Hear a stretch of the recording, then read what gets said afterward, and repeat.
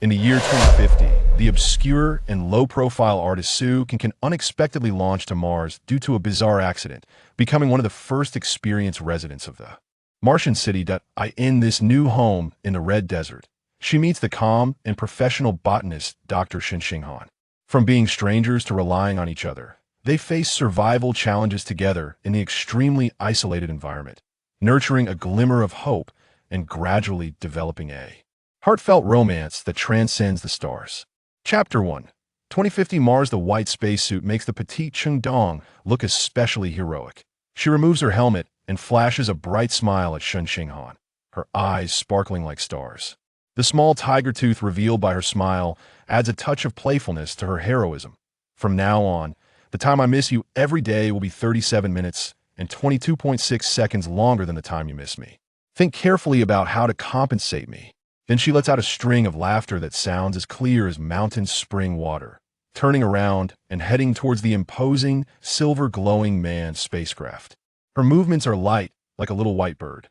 Shen Xinghan can feel Chung Dong's excitement and joy at this moment, and his lips curve into a smile as well.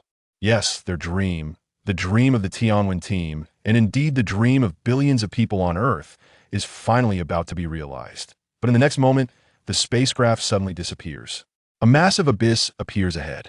Black mist swirls at the edge of the chasm, speeding up to quickly form a dark vortex, like a huge mouth ready to swallow everything.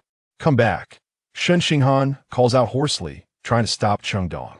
But that white bird has already been swept away by the black mist, vanishing into the dark vortex in an instant. Dong, don't go. Shen Xinghan suddenly wakes up from his bed, realizing that cold sweat has drenched his shirt.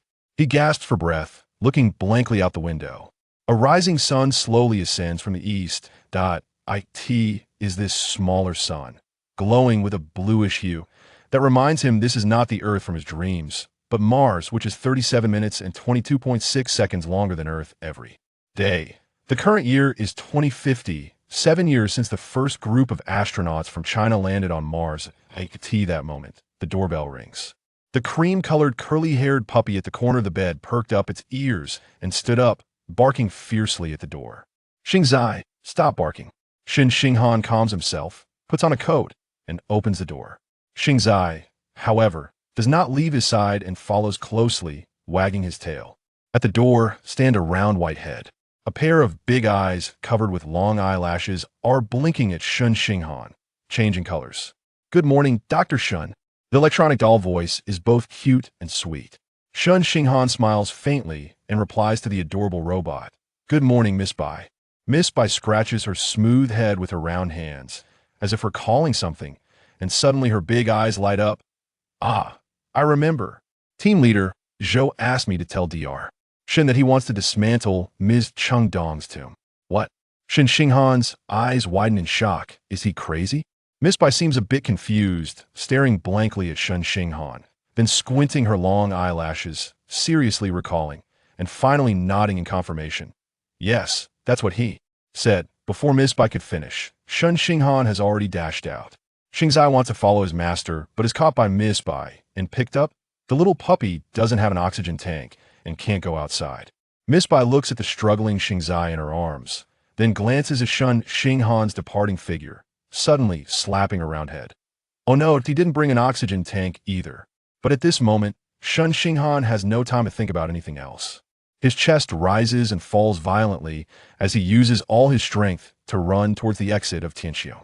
Chung Dong's voice echoes in his ears again. Xinghan, here is my favorite place on Mars. Because, on clear nights, standing here, you can see, Earth, the blue Earth. So beautiful. 7 years ago, Chung Dong lay pale as paper on her sickbed. She trembled, pointing at the photo of herself in a spacesuit on the bedside, and said in a weak voice, I probably won't be able to go to Mars again.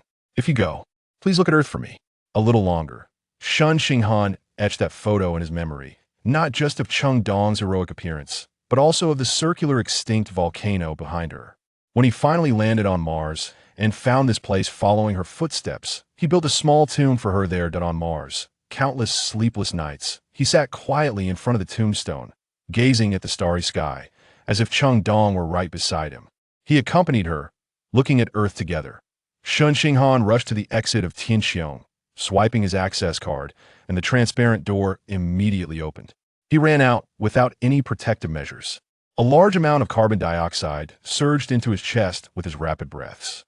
Shen Xinghan felt a wave of suffocation. His fair and handsome face turned red, and his starry, deep eyes were filled with red blood vessels. But at this moment, he had only one thought.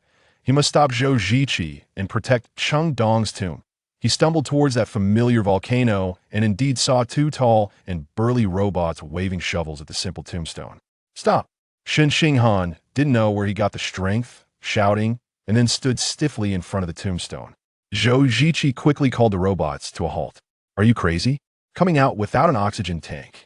Zhou Ziqi rushed forward, supporting the swaying Shen Xinghan, then took off his oxygen mask and quickly placed it over Shen Xinghan's face. Shen Xinghan took 2 deep breaths of oxygen and forcefully pushed Zhou Ziqi away. The oxygen mask fell off. No one is allowed to touch her tomb, he shouted hoarsely, his eyes frighteningly red. If you want to move it, step over my dead body. In a state of oxygen deprivation, this roar exhausted all his strength. The next moment, Shen Xinghan fell heavily to the ground, unconscious. Chapter 2. Roses should be grown in the greenhouse, Dr. Shen. Your oxygen tank. Miss Bai's electronic doll voice came from not far away. Zhou Ziqi quickly picked up Shen Xinghan and ran towards Miss Bai. But when they put the oxygen mask on Shen Xinghan's face together, he still did not wake up. Oh no, the brain has been deprived of oxygen for too long and has entered a state of coma. Miss Bai blinked her long eyelashes, shaking her head and sighing at Shen Xinghan. Zhou Ziqi calculated, saying, fortunately, it's very close to the Tianxiong exit. He should have been out for less than 8 minutes. Otherwise, the damage to his brain would be irreversible. Let's hurry back. Xiaobai, how did you tell Dr. Shen? On the way back, Zhou Ziqi recalled Shen Xinghan's reaction and felt something was off. Why do I feel like he misunderstood? Did you not show him the information on the trial residence?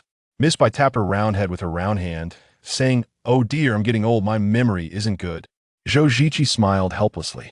He understood that Miss Bai's old chip must have malfunctioned again. It turns out that this chubby middle-aged man is the latest leader of the Tianwen team and also an artificial intelligence engineer. All the heavy lifting in constructing this Martian city has been accomplished by him and the AI robots. This Miss Bai is the first artificial intelligence robot he personally developed. The chip has aged and the program cannot be upgraded, so it occasionally malfunctions. Its state resembles human aging, with sluggish movements and a decline in memory. Originally, she was supposed to be disassembled for parts and recycled. However, Zhou Ziqi is nostalgic and insists on keeping her by his side. Although she can't do any work, she can still accompany him like an old friend. When Shen Xinghan woke up, he found himself in the newly built hospital of Zhurong home. The ECG monitor by his bedside showed that his vital signs had stabilized. Don't touch her tomb of clothes and crowns. Cough, cough, cough. He sat up and coughed a few times. A flush appeared on his fair face. Zhou Ziqi pointed at Miss Bai and said helplessly, Xinghan, you misunderstood. It's Miss Bai's forgetfulness acting up again. She didn't explain clearly. Miss Bai then handed a tablet to Shen Xinghan, tilting her head adorably and sincerely saying in a robotic voice, I'm sorry, Dr. Shen. Team leader, Zhou asked me to show you this. I forgot because I'm old. Shen Xinghan took the tablet, furrowing his brows slightly. Mars test residence? I'm not interested in this. Zhou Ziqi knew very well that aside from his experimental field and that little dog, Dr. Shen was indifferent to anything else. However, there was one exception. Look, who is this? Zhou Ziqi swiped on screen. As a pair of elderly couple with gray hair appeared, Shen Xinghan's eyes widened instantly. This is them. That's right, Professor Cheng Yi and Professor Su Fufang are among this group of test residents. Zhou Ziqi continued to explain. The elderly wished to bury the ashes of MS. Cheng Dong on Mars. Because she was one of the first astronauts to land on Mars and made outstanding contributions to the space industry. The country has authorized it. Shen Xinghan's gaze shifted from the photo to Zhou Ziqi's face. So, you want to disassemble her tomb of clothes and crowns to bury the ashes. What else? Zhou Ziqi spread his hands. Am I crazy? Who doesn't know how important you regard that place? Why would I disassemble it for no reason? Besides, although I haven't worked with Cheng Dong, She is a hero in the hearts of all us space people. How could I do something disrespectful to her? I'm sorry, Team Leader Zhou. I was too impulsive. Shen Xinghan lowered his head. Hey, it's okay. It was all a misunderstanding. But next time you can't go out into the sky dome without an oxygen tank. That's too dangerous.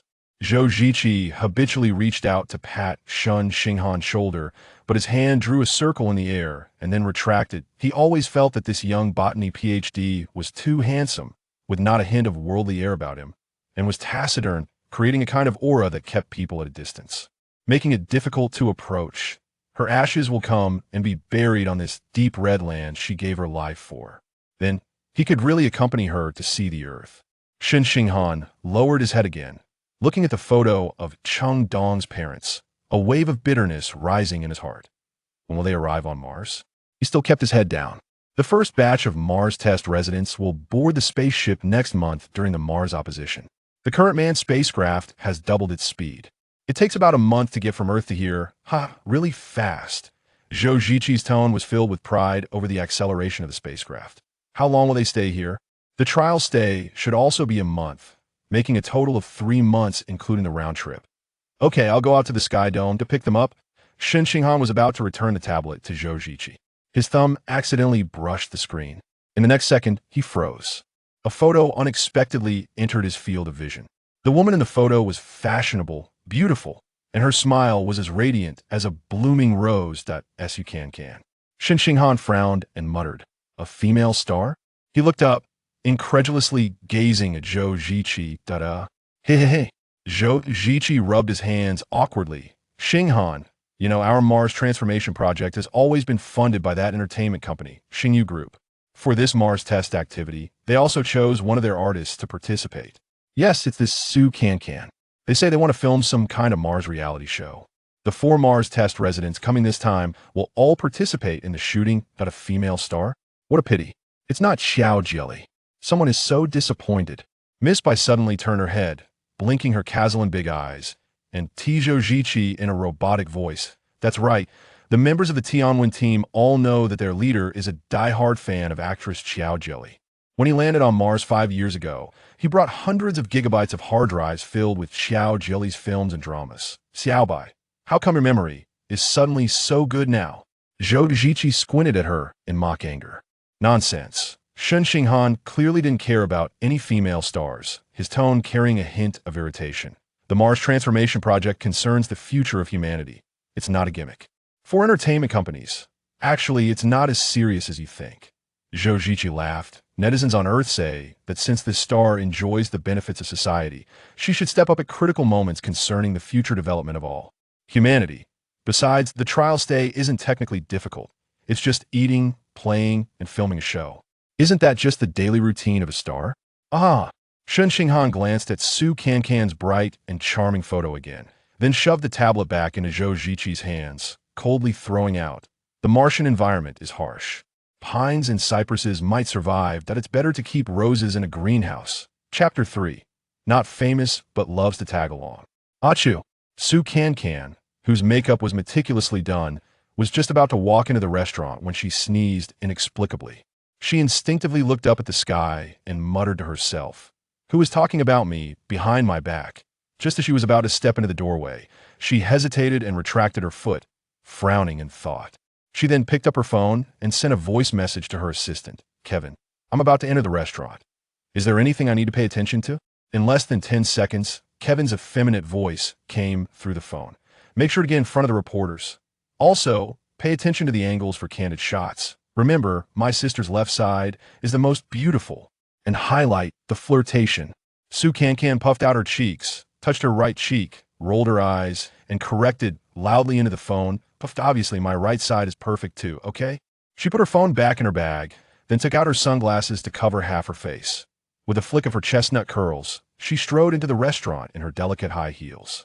That's right, she was having a candlelit dinner with the movie King Xiaoyuchen. Even though she was just an 18-line little artist, she had to exude a 2-meter-8 aura. Led by the waiter, Cancan walked through the transparent glass corridor to the west booth by the terrace that Kevin had reserved for them, a spot with an excellent view. She sat down, took off her sunglasses, and scanned the area. instantly understanding Kevin's thoughtful arrangement. The space was private, yet the visual effect was transparent. If other guests walked through the glass corridor, they would just happen to see their dating scene.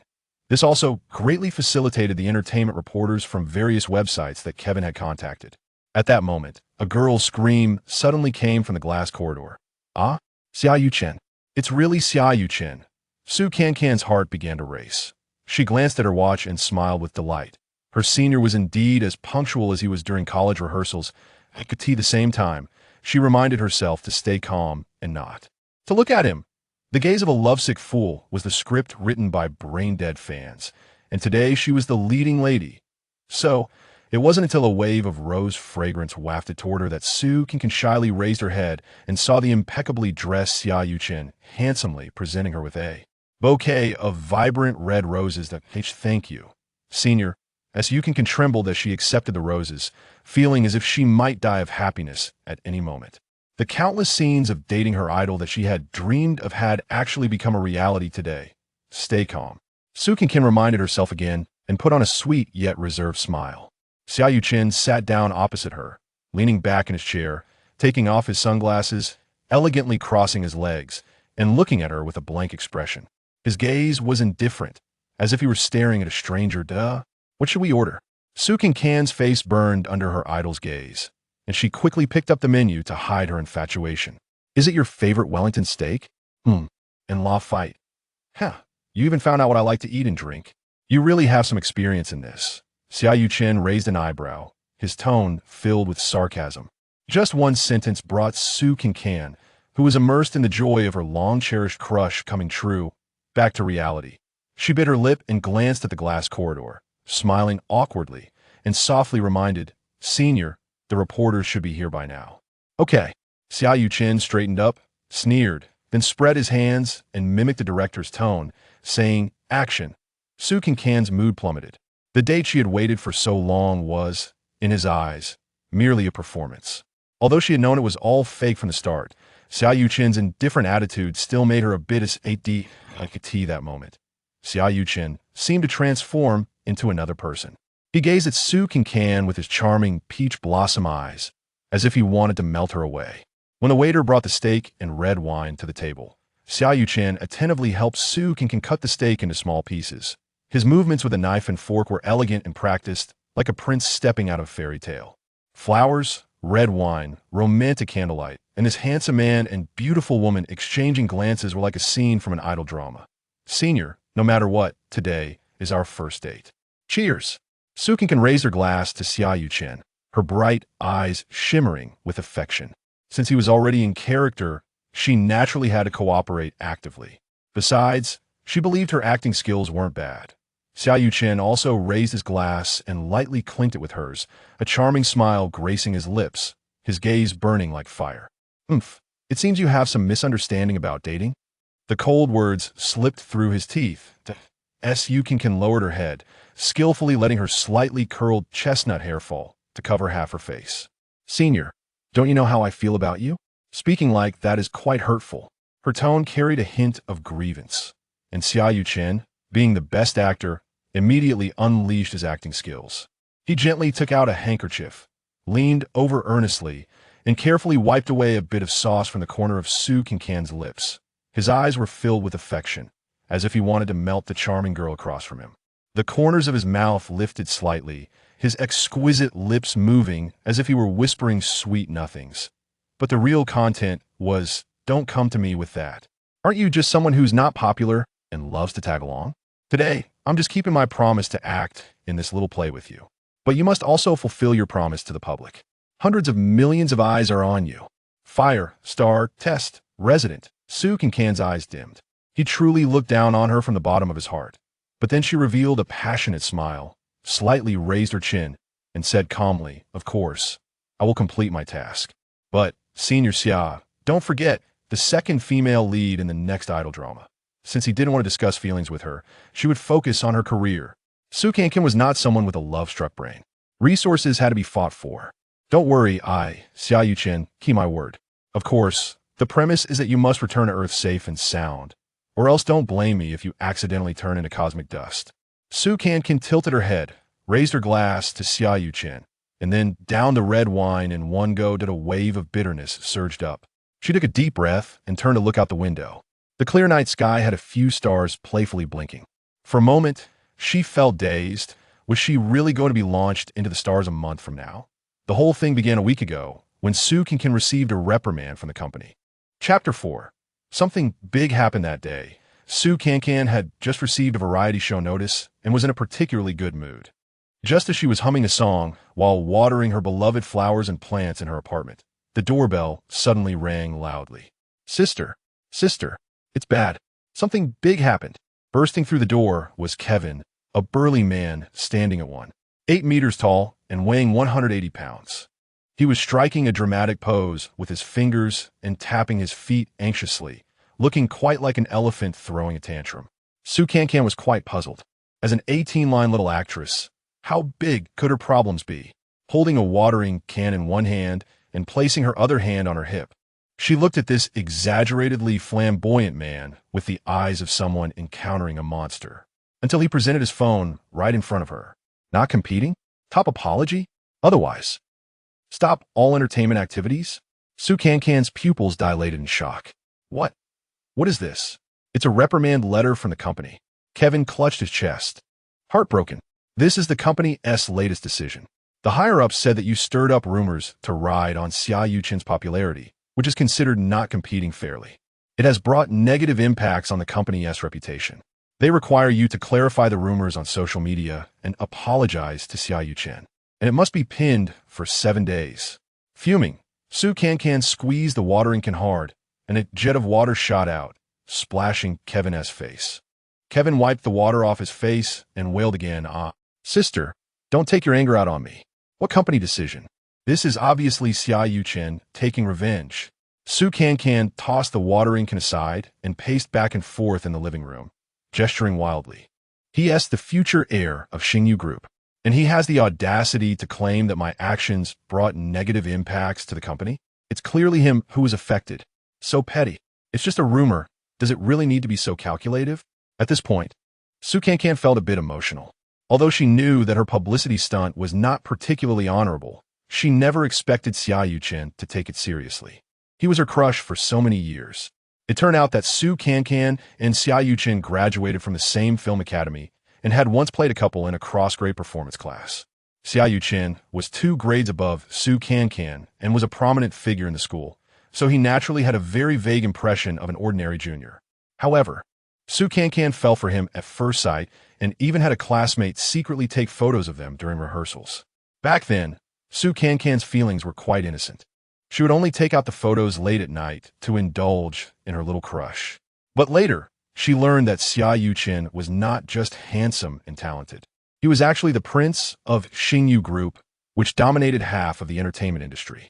After graduating, he continuously received resources and won numerous awards, quickly rising to become the hottest movie star. In contrast, Su Cancan, with no background, no connections, and often speaking without thinking, found her path in the entertainment industry quite bleak. Although she had signed with a management company under Xingyu Group, she had never achieved any real fame. As she was nearing 25, her youthful opportunities were dwindling, and both she and her team were anxious. Thus, her assistant Kevin came up with a not-so-glamorous plan to stir up rumors. So, who to stir up rumors with? Those old photos had to come in handy. Then, one day, major media outlets broke the news that the movie star Xia Yuchen's first love was actually a junior from the film academy. Those old photos served as the most authentic evidence. Netizens speculated that the star had never had any dating rumors since his debut. Could it be that he had been secretly dating his first love junior? This rumor brought unprecedented attention to Su Cancan, allowing her to receive several variety show offers and even land a small role in an online drama. Initially, Xia Yuchen hadn't made any statements, and Su Cancan secretly delighted in this. She even fantasized that maybe her idol had liked her back in school, which is why he didn't deny it. However, a reprimand letter shattered her pink dreams into dust. Sister, now is not the time to complain. We need to think of a solution quickly. Kevin plopped down on the sofa. Thinking of a solution calmed Su Cancan down. She sat beside Kevin and raised her chin. Go ahead, think. I think. Su Cancan widened her eyes. Aren't you my assistant? Isn't solving problems part of your job? Besides, the idea of stirring up rumors was yours. You dug this pit yourself. You have to fill it up with tears. Who else would think of it? Ugh. Kevin covered his face. Sister, you're going to drive me to death. Sighing, Cancan picked up her phone again to glance at the reprimand letter, frowning. How about just apologize and pin it? After all, stirring up rumors wasn't my original intention. I came to the film academy because I love acting. What I want to be is an actress, not a star. I should just focus on acting, not on publicity. Actually, I'm quite averse to it myself. Kevin rolled his eyes. Here we go again. Focus on acting, but you need to have roles to act in. I'm telling you. The result of a pinned apology will get you mercilessly criticized by netizens, and your chances of making a comeback will be almost zero. You might as well announce your retirement. But if I don't apologize, I'll be shelved by the company. Isn't that the same as retiring? Cancan lowered her head, sighing again. She really couldn't understand why her senior was so angry. He was a movie star, the future big boss of Xingyu. What was he competing with an 18-line little actress for? Kevin suddenly clapped his hands, his little eyes sparkling. Sister, that's it. The key to this matter lies with Xiaoyu Chen. You should sincerely apologize to him. Guarantee that you won't stir up rumors in the future. And let this matter pass quietly. Isn't that good? Cancan blinked and then nodded right. He is just angry right now. If I sincerely apologize, he should be fine afterwards.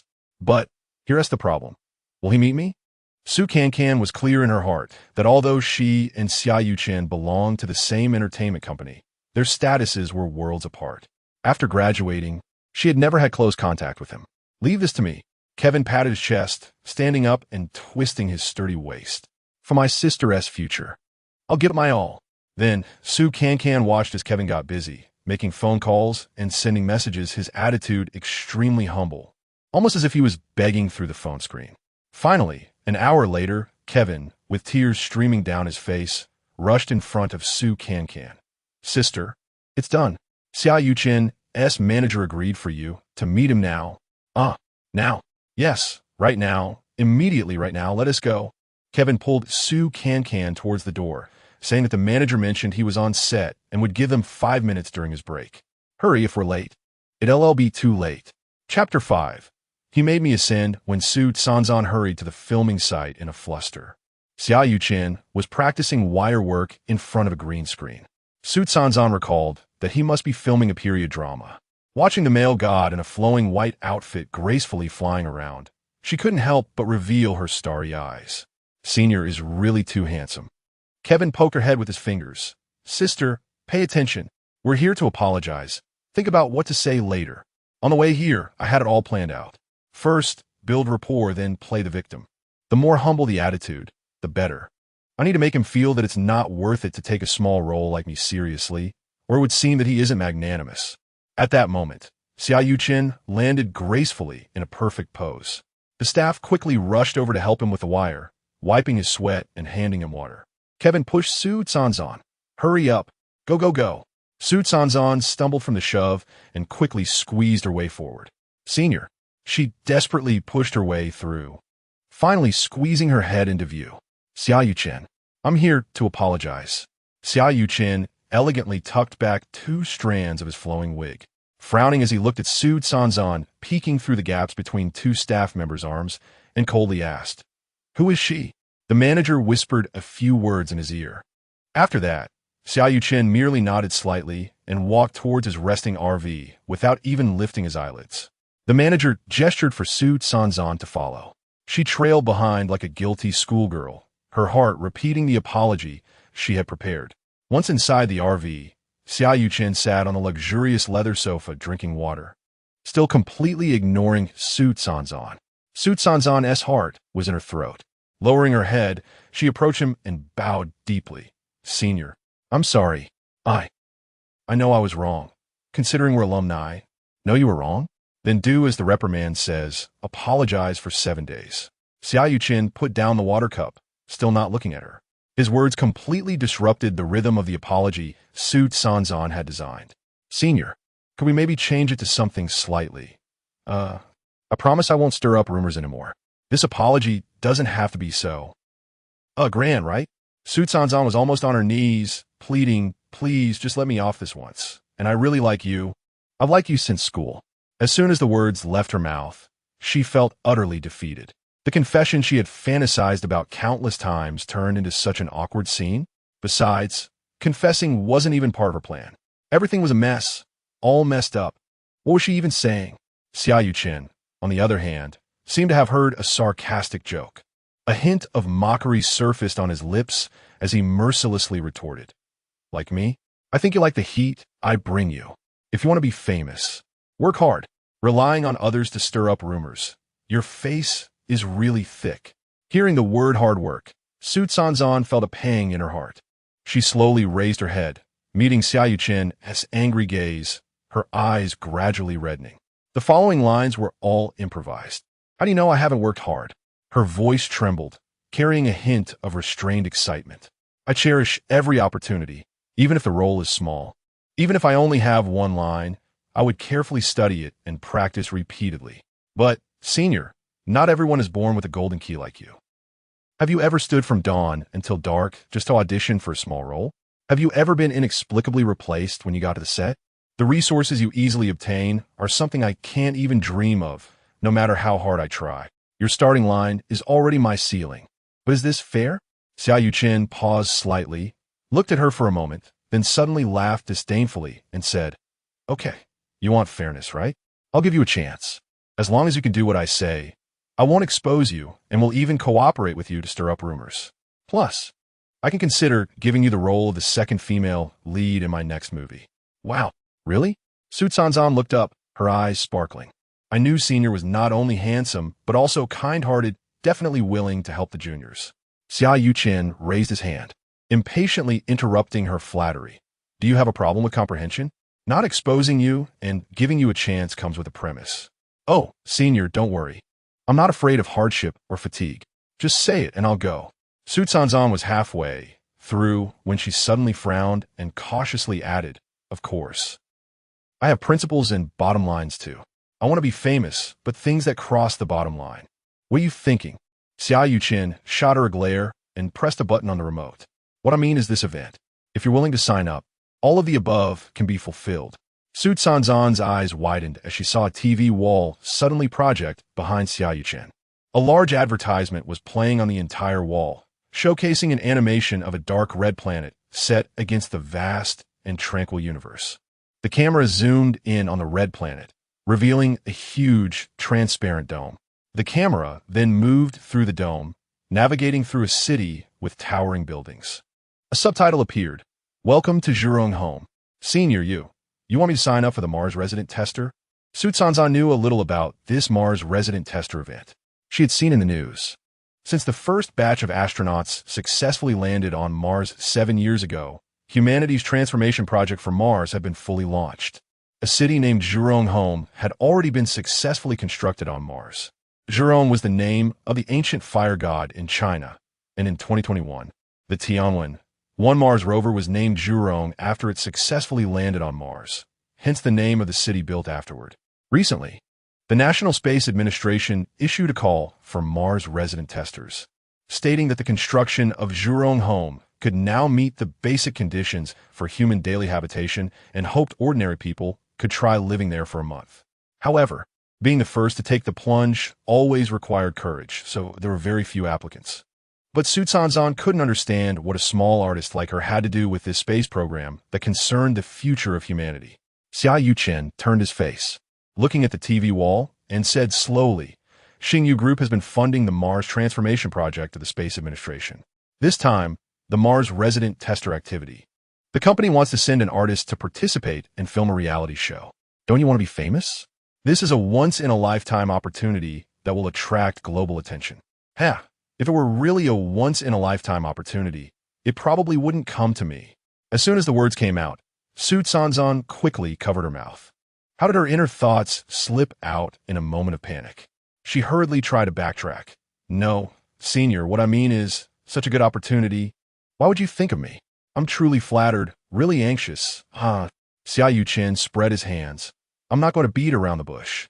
It's indeed because other artists are unwilling to go. The reason is simple. First, there has never been an ordinary person on Mars. Everyone has concerns about safety. Second, this trip will take about 3 months round trip. For rising artists, being off the public stage for 3 months is terrifying. So, even though everyone knows this is a good opportunity to gain attention, no one dares to take the risk. But you are different. How am I different? Xia Yuchen curved his lips into a smile, looking extremely cunning. Because you have no choice. Cancan was taken aback. And only then did she realize that this had been a trap set by Xia Yuchen all along. As the boss of Xingyu Future, he naturally wanted to seize this globally anticipated opportunity. However, the event announcement stated that participation was voluntary, and the company couldn't force its artists to sign up if they didn't want to. Coincidentally, her scandal at this moment was like walking into a gunfire. So, he took advantage of the situation, issued a reprimand, and left her in a difficult position. The current situation was that if she didn't sign up, it would mean the complete end of her acting career. This was too ruthless.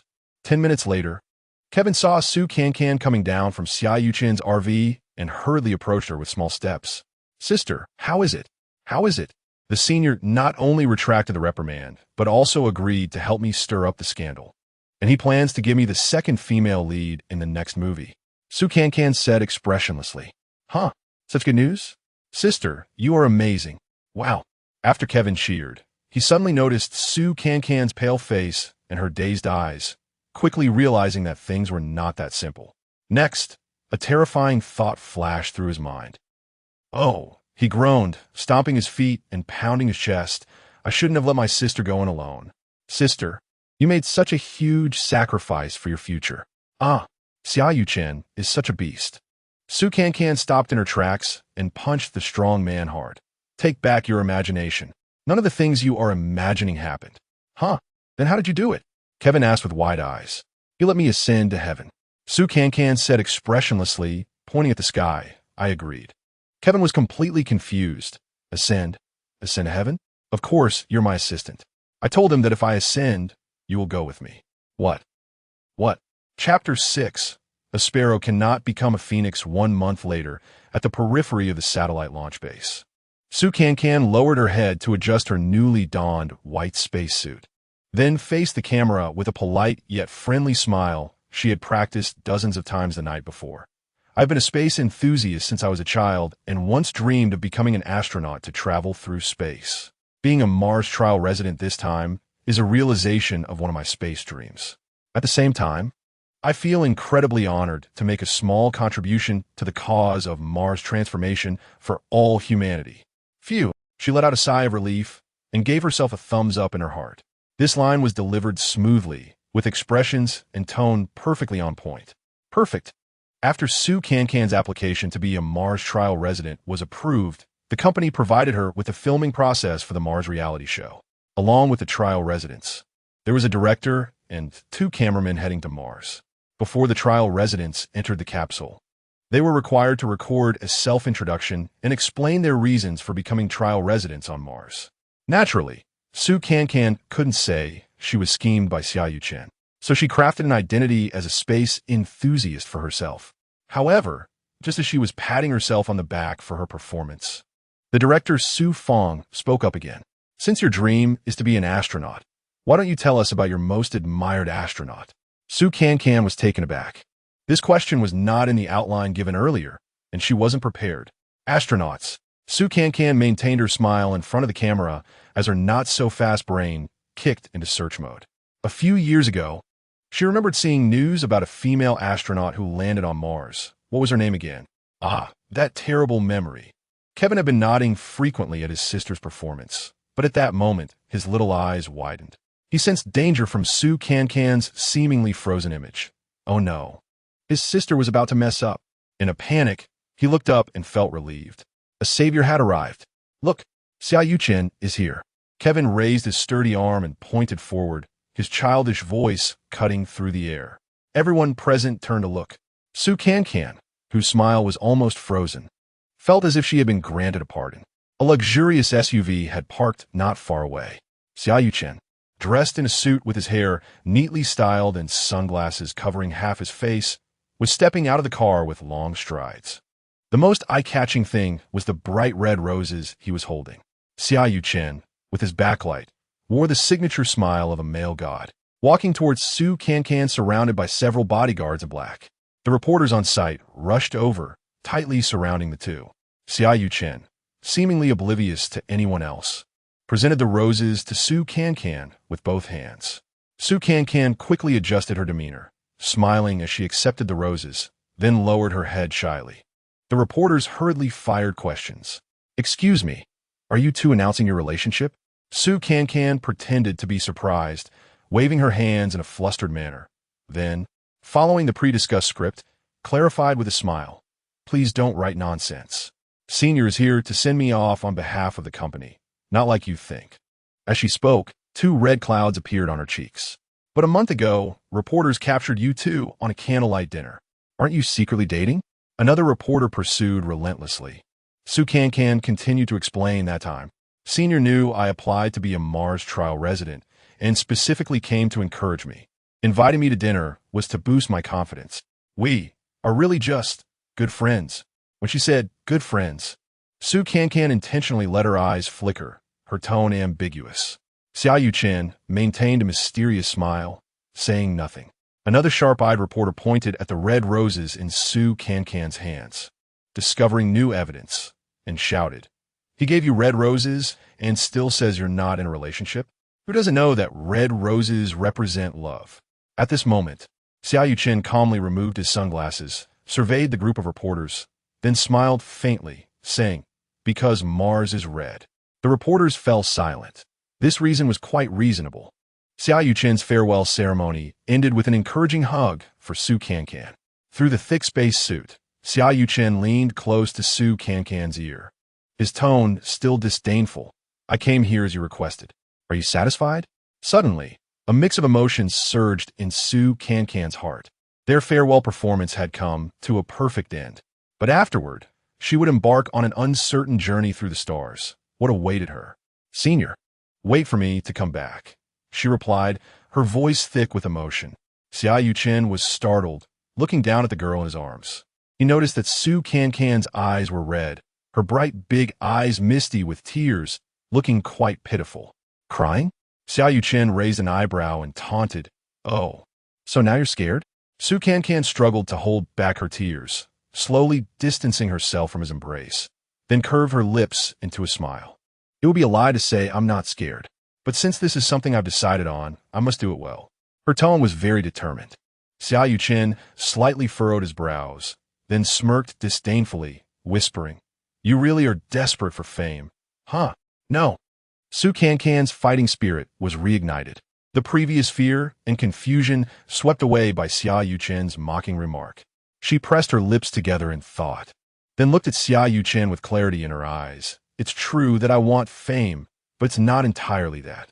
Actually, I want to know if I can be as excellent as you if given the same opportunities. So, Senior, when I come back, I hope you can keep your promise." Xiaoyu Chen laughed disdainfully. "I've already retracted the reprimand, and I'm cooperating with you to stir up rumors. Isn't that keeping my promise?" And the female second lead in the movie, Su Cancan reminded, "You won't back out of this, right?" "Oh, that one? You'll have to wait until you get the Mars Trial Resident Graduation Certificate before it can be fulfilled." "Graduation certificate? What is that?" Su Cancan looked at him, her mind racing with thoughts about her cunning senior and what new tricks he was up to.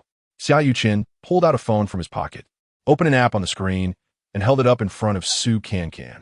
Su Cancan frowned, seeing a cartoon character in a fluffy dress that looked quite similar to her. Surrounding this cartoon character were 5 other cartoon avatars. "What is this?" Su Cancan asked, confused. Xiaoyu Chen pointed at the screen and explained, "This phone is for your communication on Mars. This app is specially designed for the 4 Mars trial residents. The character in the middle is you, and the 5 avatars are the other 3 trial residents and 2 members of the Tianwen team. Every day, you trial residents need to score each other, and the 2 Tianwen team members will score you as well. If everyone lights up a little red heart for you, you'll earn a star for that day. The reality show filming lasts 30 days. If you earn 60%, that's 18 stars, and you'll pass. You will then receive the Mars Trial Resident Graduation Certificate." Su Cancan took the phone, pouted. "So complicated. What are these people doing? Scientists. Xia Yuchen's answer was very concise. Oh, it seems not too difficult. Su Cancan lifted her face, revealing a bright smile. Since they were all academics, why would they make things difficult for a little star like her? Senior, I will definitely complete the task and return safely. After saying this, she waved at Xia Yuchen and turned to walk towards the gate of the launch base. At this moment, the assistant leaned in curiously and asked Xia Yuchen, if she really completes the task, are we really going to give such an important role to this nobody? Xia Yuchen came back to his senses, squinted his eyes, and coldly laughed. Complete the task? It's not that easy. However, even if she does manage to succeed by chance, I will still consider fulfilling my promise. Because at that time, Su Cancan will be receiving global attention and love. So how could she still be a nobody? Our drama won't even need promotion. It will generate its own buzz. The assistant suddenly understood and gave a thumbs up. Right, Brother Chun is always one step ahead. Of course. Xia Yuchen returned to his disdainful expression. I will also make her thoroughly understand that a sparrow is just a sparrow, no matter how many opportunities you give her. She won't turn into a phoenix. After saying this, he turned around, shook his head vigorously as if trying to shake off a trace of inexplicable irritation, then strode into the car and drove away, kicking up dust. Chapter 7. Launching the starlet Om-Om. I don't want to go. Don't want to go. I'm only 22. I've never been in a relationship. After entering the launch base, Sukin can only watch coldly as her fierce sisters embrace their mothers who have come to send them off, crying like rain-soaked pear blossoms. Going to Mars ISN, like going to a funeral. So why the fuss? Sukin rolled her eyes at them, muttering impatiently. Then, she looked around and saw other trial residents performing emotional farewells with their friends and family, feeling like she was the only one left alone. Sukin smiled indifferently, but mixed in with the smile was a hint of desolation and mockery. Clearly, her farewell ceremony was the most grand and the most attention-grabbing, yet it was also the most insincere. Was there really no one who came to see her off in the heart? A familiar yet strange figure floated in her mind, and Su Can's complex gaze swept through the crowd of farewell givers once more. That gaze contained a hint of restrained hope and a touch of deliberate disdain. No need to look. She definitely wouldn't come. In the end, she gave up, lowered her head, and felt a pang of sadness in her nose. In fact, after deciding to go to Mars, she had called her mom. On the phone, her mom's attitude was still as indifferent as before, only reminding her to pay attention to safety. Sukin had wanted to ask if she could come to see her off, but the words got stuck in her throat, and she couldn't bring herself to say them. Finally, amid an awkward silence, she heard the busy tone, signaling the call had ended. So it's not like I can't come back. Why make it sound like a farewell? Sukin began to habitually comfort herself. And besides, even if she didn't go to Mars, how often could they see each other throughout the year? Suddenly, a sweet strawberry aroma wafted over. Sukin looked up and saw a slender old woman with graying hair standing in front of her, smiling gently. Her crow's feet filled with kindness. She was holding an open box of strawberry gummies. Sukin was a bit surprised. This fruit gummy was her favorite when she was a child. Whenever she cried, her mom would give her one. She remembered that at that time, her younger brother hadn't been born yet, and her parents hadn't divorced. She was still the little treasure held in her parents' hands. Little girl, don't be afraid. Have a candy and relax a bit, Su Fufang said lovingly as she looked at Su Can, speaking slowly. Sukin looked at the kind, old woman, feeling a warm current rise in her heart. She reached out, picked up a candy, and carefully placed it in her mouth. The sweet taste of strawberry instantly filled her taste buds, and her earlier unhappiness dissipated. Su Fufang continued to comfort her.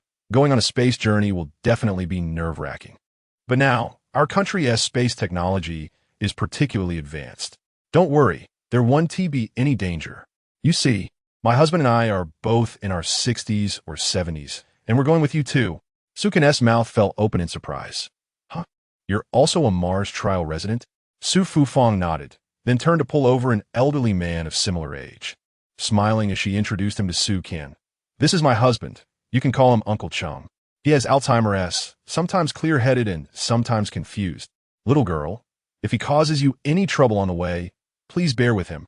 Sukin looked at Chung-yi and found that although this old man's face was covered with wrinkles and his hair was gray from the elements, There seemed to be a childlike innocence still sparkling in his eyes. He held tightly to his wife's hand, as if he couldn't let go for even a moment. "When are we going to Mars?" Cheng-Yi asked, becoming anxious like a child. "To see our daughter. Dong Dong is waiting for us." Instantly, Su Fufang's aged eyes misted over. She politely nodded to Su Can and said, "You see, he has started to get confused again. I'm sorry." Then she turned to Cheng-Yi, gently coaxing him like a child. "Don't worry. We'll be boarding the spaceship soon. Soon we can see our daughter?" "Yes." Su Fufang choked up, then turned back to Su Can to comfort her a few more times before leading Cheng-Yi toward the spaceship. "Their daughter is on Mars?" Su Can casually grabbed someone nearby to ask. It was a middle-aged man with dark skin. His hair was thick and stubbornly curly, and even his sideburns had a lively growth. The man widened his eyes. "You don't even know who they are?" "That is Professor Cheng-Yi and Professor Su Fufang." Su Can returned him a confused face. The middle-aged man had to explain further. "Their daughter is Cheng Dong, the first female astronaut to land on Mars." Only then did Su Can realize, thinking to herself that it was good she hadn't remembered the name Cheng Dong during her introduction. Otherwise, being with their parents would surely lead to embarrassment. "Oh, so that is why they just said their daughter is on Mars." The middle-aged man sighed helplessly. "It seems you really don't care about space travel at all." Su Can quickly looked around, relieved that everyone was caught up in emotional farewells and no one noticed her facade being shattered. "No, I'm actually a space enthusiast. It's just that my memory isn't great." She still tried to salvage her dignity. "A space enthusiast? I don't know if Cheng Dong has been gone for many years." The man said coldly. "Huh?" Su Can's eyes widened, and she quickly slapped her forehead. Right. Look at my memory. Yes, she passed away. What a pity."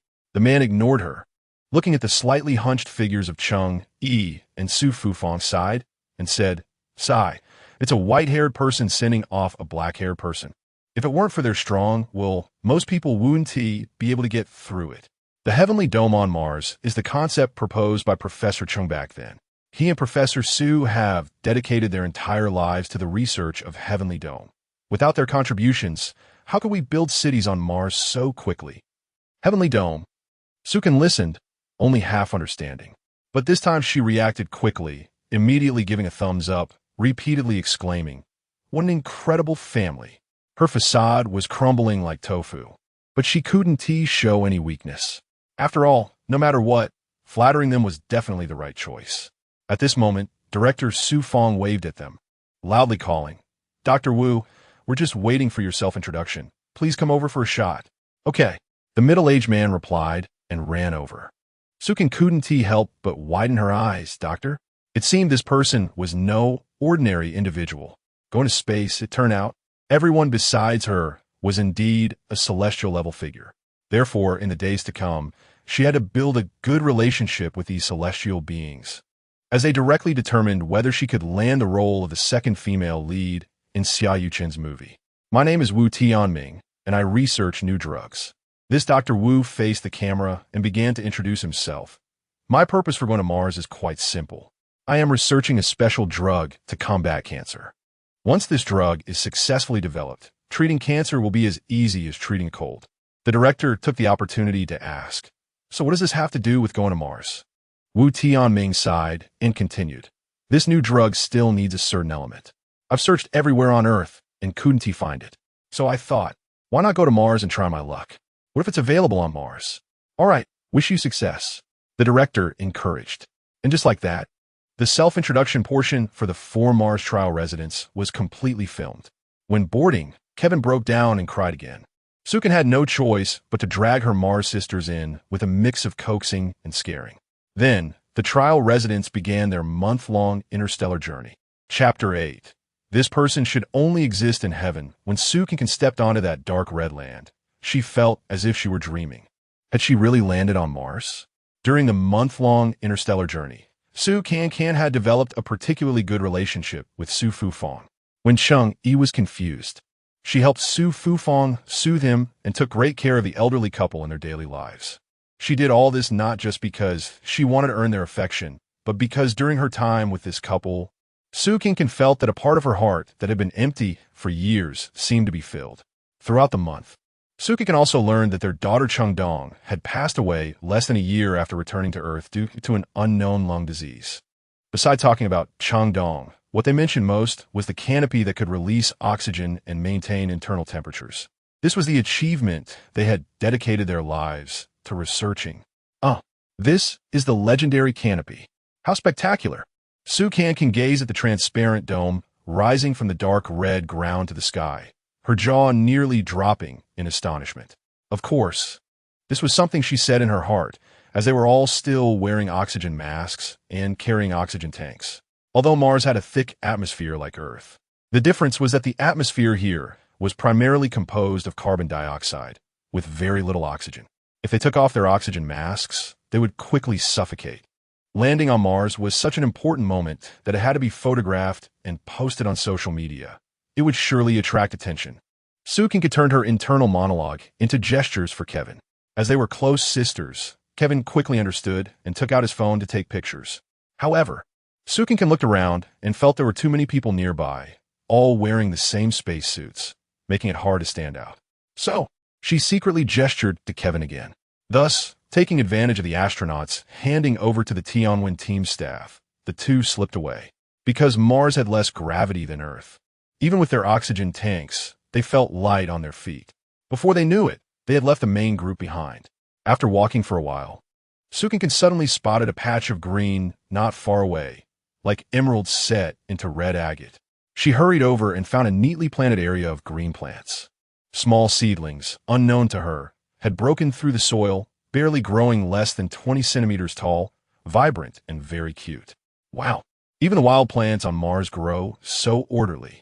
Cancan couldn't help but marvel at the miraculous power of nature.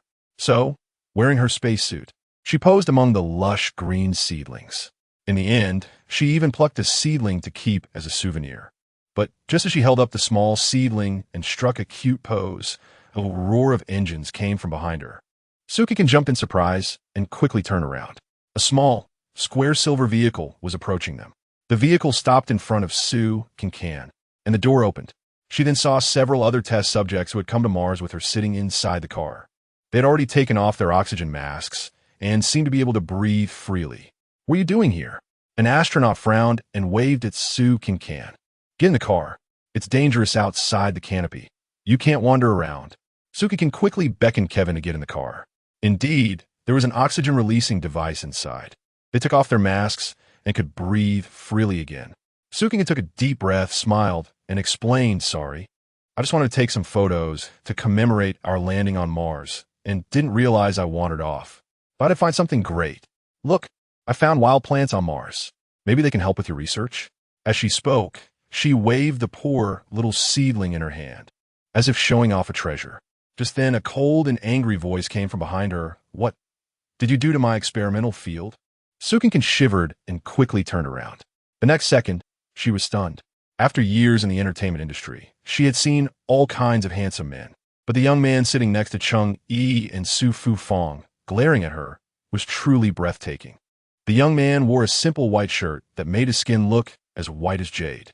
Every line of his handsome face seemed to have been meticulously carved by God. His exquisite features were perfectly proportioned, especially those deep, profound eyes, as if they held the entire starry sky within them. His aloof demeanor only added to the impression that this person should only exist in heaven. Indeed, in a sense, this person was truly from the heavens. At this moment, Shen Xinghan, furious, walked up to Cancan's seat and snatched the small seedling from her hand. He looked at the wilted leaves, and a hint of pain appeared on his handsome, pale face. Then, he lifted his gaze to shoot a cold glare at Cancan. Cancan shivered again and realized that those lush little seedlings weren't wild plants on Mars at all, but rather those grown by this cold, handsome young man. "Sorry." Cancan switched to a cute tone, pouting her rosy lips. "I didn't know that was an experimental field. I thought it was wild plants." Shen Xinghan gritted his teeth and glared at Cancan, coldly saying, "Does a single-celled organism not have a brain? If you don't understand anything, don't wander around." Cancan stood up abruptly. This person was too sharp-tongued. She was not someone whose values followed her looks.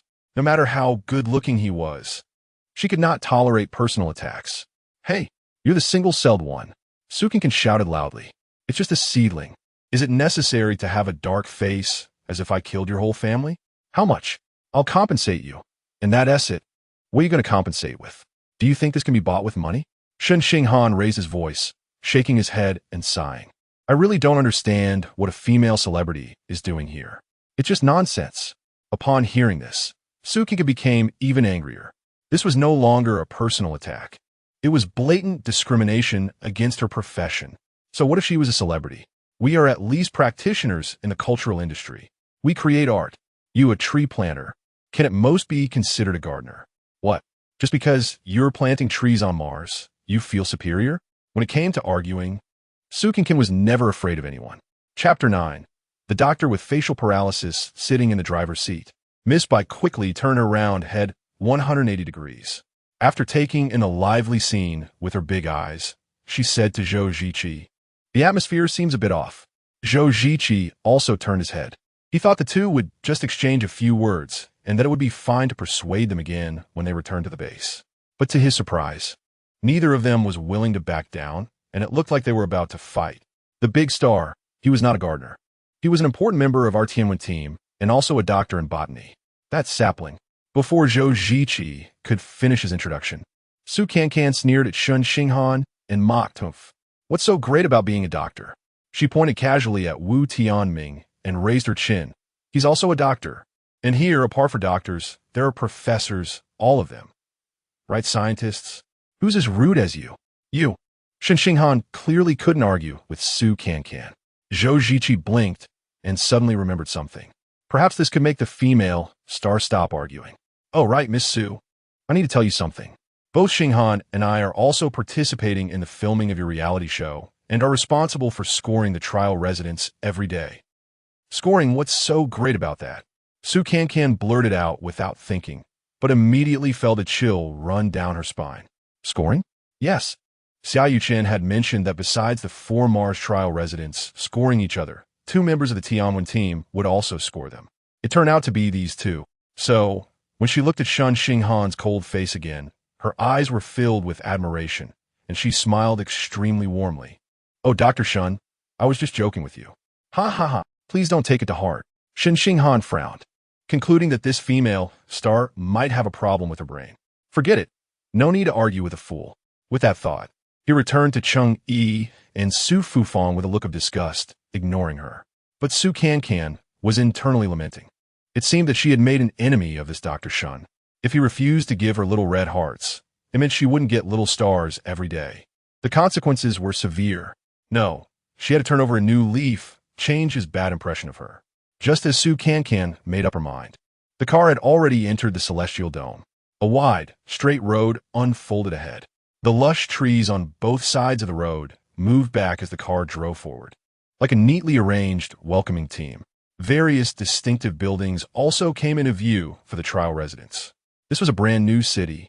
Apart from the various shaped robots walking on the streets, there were no visible residents, and everything else was no different from cities on Earth. The trial residents had only seen the virtual Zhu Rong home on TV before, but now they found themselves in it, feeling emotional. Especially Cheng Yi. He had seen his proposed ideas turn into reality, and he was so excited that tears streamed down his face. Su Fufang's aged eyes were also filled with tears. She held Cheng Yi's hand and said excitedly, "Old Cheng, this is the Zhu Rong home we've envisioned for more than half our lives. I never thought we would really see it." Cheng Yi wiped his tears, and after a long while could only choke out 2 words. What a pity. Su Fufang also fell silent, lowering her head and slowly raising her hand to touch her chest. Su Cancan noticed everything and understood Su Fufang's reaction. During their interstellar travels, Su Fufang had once told her that she kept her daughter Cheng Dong's ashes in a small porcelain vase. That vase was sewn into her clothes-fitting underwear, right next to her heart. Cheng Yi's what a pity was likely referring to Cheng Dong not seeing the Zhu Rong home. Su Fufang understood it too, which is why she touched Cheng Dong's ashes. At this moment, Shen Xinghan beside them spoke up. "She can see it. I can feel that she has always been by my side." It was clear he was suppressing his emotions. A layer of sadness colored his calm face. Su Cancan glanced at Shen Xinghan from the corner of her eye, wondering about the unusual relationship he had with Cheng Dong. Otherwise, he wouldn't always stay by Uncle Cheng and Aunt Cheng's side. Su Fufang held Shen Xinghan's hand, smiling reassuringly. Xinghan, and he knows about your feelings for Dong Dong. But it's been so many years, you should let go. After all, you're still young. Su Cancan's eyes lit up. So they were once a couple. Well, this doctor with facial paralysis may speak harshly, but he seemed quite sentimental. He must have had a hard time forgetting Cheng Dong, right? Then why not use this as a breakthrough to break the ice with Dr. Shen? Sigh, I still need to maintain the persona of Cheng Dong's fan. You need to cooperate with me later, okay? Su Cancan gently nudged Kevin with her elbow and whispered. But unexpectedly, it felt like she had bumped into a stone wall, as Kevin showed no reaction at all. Confused, Su Cancan looked up and suddenly got goosebumps. She saw the muscular Kevin staring at Shen Xinghan with infatuation in his eyes, as if he were about to fly out little hearts. What kind of enchantment has this tough guy fallen under? Hey, what's wrong with you? Su Cancan pushed him harder this time. Kevin's gaze remained fixed on Shen Xinghan. He curved his thick lips into an intriguing smile. Sister, he's so handsome. He's simply my dream lover. Official announcement. I'm in love. Su Cancan facepalmed. Please, don't make things worse for me. But Kevin didn't hear her at all, still looking love-struck. Sister, do you know how to attract a botany doctoress' attention? Simple. Su Cancan glanced at Shen Xinghan. Then at Kevin, gritting her teeth. I'll turn you into a plant person. The car drove into a spacious courtyard. 2 rows of white small buildings stood in the courtyard. More than 20 members of the Tianwen team lined up in front of the buildings, holding a red banner. The banner read, Welcome Mars Trial Residents in big golden letters. Wow, this welcoming method feels so retro. Su Cancan looked out the car window with a hint of sarcasm in her tone. At this moment, Director Su Fang instructed, For the welcome ceremony, I want to shoot more angles. Everyone get ready. With a command, 2 cameramen jumped out of the car first and found their positions. Su Cancan quickly took out a small mirror, fixed her hairstyle, and adjusted to a friendly and sweet smile. She had to maintain her best state in front of the camera. Finally, she gave herself a thumbs up in the mirror. However, the mirror's angle just happened to reflect Shen Xinghan behind her. He seemed to glance her way. His gaze was still disdainful. Oh my God, this doctor with facial paralysis is too annoying. Su Cancan silently shouted in her heart, always looking down on everyone. Does he really think he is a deity? Chapter 10. The late girlfriend's fan, Su Cancan, got out of the car, smiling brightly as she shook hands and greeted everyone who came to welcome her, maintaining a particularly friendly demeanor. She was also very attentive, making sure to present her best angle whenever the camera swept over her. However, the members of the Tianwen group seemed to show less enthusiasm for this female star compared to Cheng Yi and Su Fufang. The 2 elderly men were almost treated like they were the center of attention as they were ushered into the small building. Zhou Ziqi continued to play the role of a tour guide, introducing the trial residents. This is the base of the Tianwen group. This building is where everyone will be staying. The other building is the laboratory where the research takes place. He pointed to the elevator. For tonight, we'll make do here. Rooms have already been arranged for everyone upstairs. Once the trial stay event officially starts tomorrow, you can move to the designated trial apartments. Su Cancan saw that the camera was off, stretched lazily, and finally revealed her true self, ready to relax. This month-long journey had been exhausting. I need to take a hot shower, enjoy a nice spa, and unwind. Zhou Ziqi looked troubled. The robot assistant, Miss Bai, shook her round head and said to Su Cancan, taking a shower is not a problem. The public bath is open from 8 to 9 p.m. However, when you mentioned the spa, I believe you meant the soothing and stress-relieving experience created by a combination of professional beauty therapy, water, lighting, essential oils, and music, which can help achieve wellness for the body, mind, and spirit. Hee, we don't even have body wash here. You can only use soap for bathing. Fortunately, robots don't need to bathe. What? Su Cancan's face instantly turned pale. A public bath? Only soap? What kind of place is this? Her comment about the kind of place caught the attention of the Tianwen group members. Zhou Ziqi quickly explained, Big Star, our Mars city has just been built, so the living conditions are naturally not as good as on Earth. Moreover, this is a base, not an ordinary residential area. Please bear with us for now. The residential area over there will be better. All right then, I'll do the spa tomorrow, Su Cancan muttered dejectedly, but I am definitely not going to the public bath. Bathing with so many people is just a nightmare. Did you think coming to Mars was a vacation? A cold voice came from behind Su Cancan. Should we also book a 5-star hotel for the big star? Su Cancan didn't turn around, but recognized the tone. It was definitely that stoic doctor. This guy is really petty, just a little sapling, and he is already clashing with her. Forget it. I still expect his daily little hearts. Endure. Aha. Su Cancan turned around, half bent over, covering her mouth, and laughed so hard that she shook. Dr. Shen, I was just joking. The role I was playing just now was that of a pretentious and difficult celebrity. How did I do? My acting skills are pretty good, right? Hell. Shen Xinghan looked at Su Cancan with a caring yet foolish gaze and whispered, so you do know you are being pretentious and difficult. Su Cancan clenched her fists, took a deep breath, and repeated endure. In her heart again.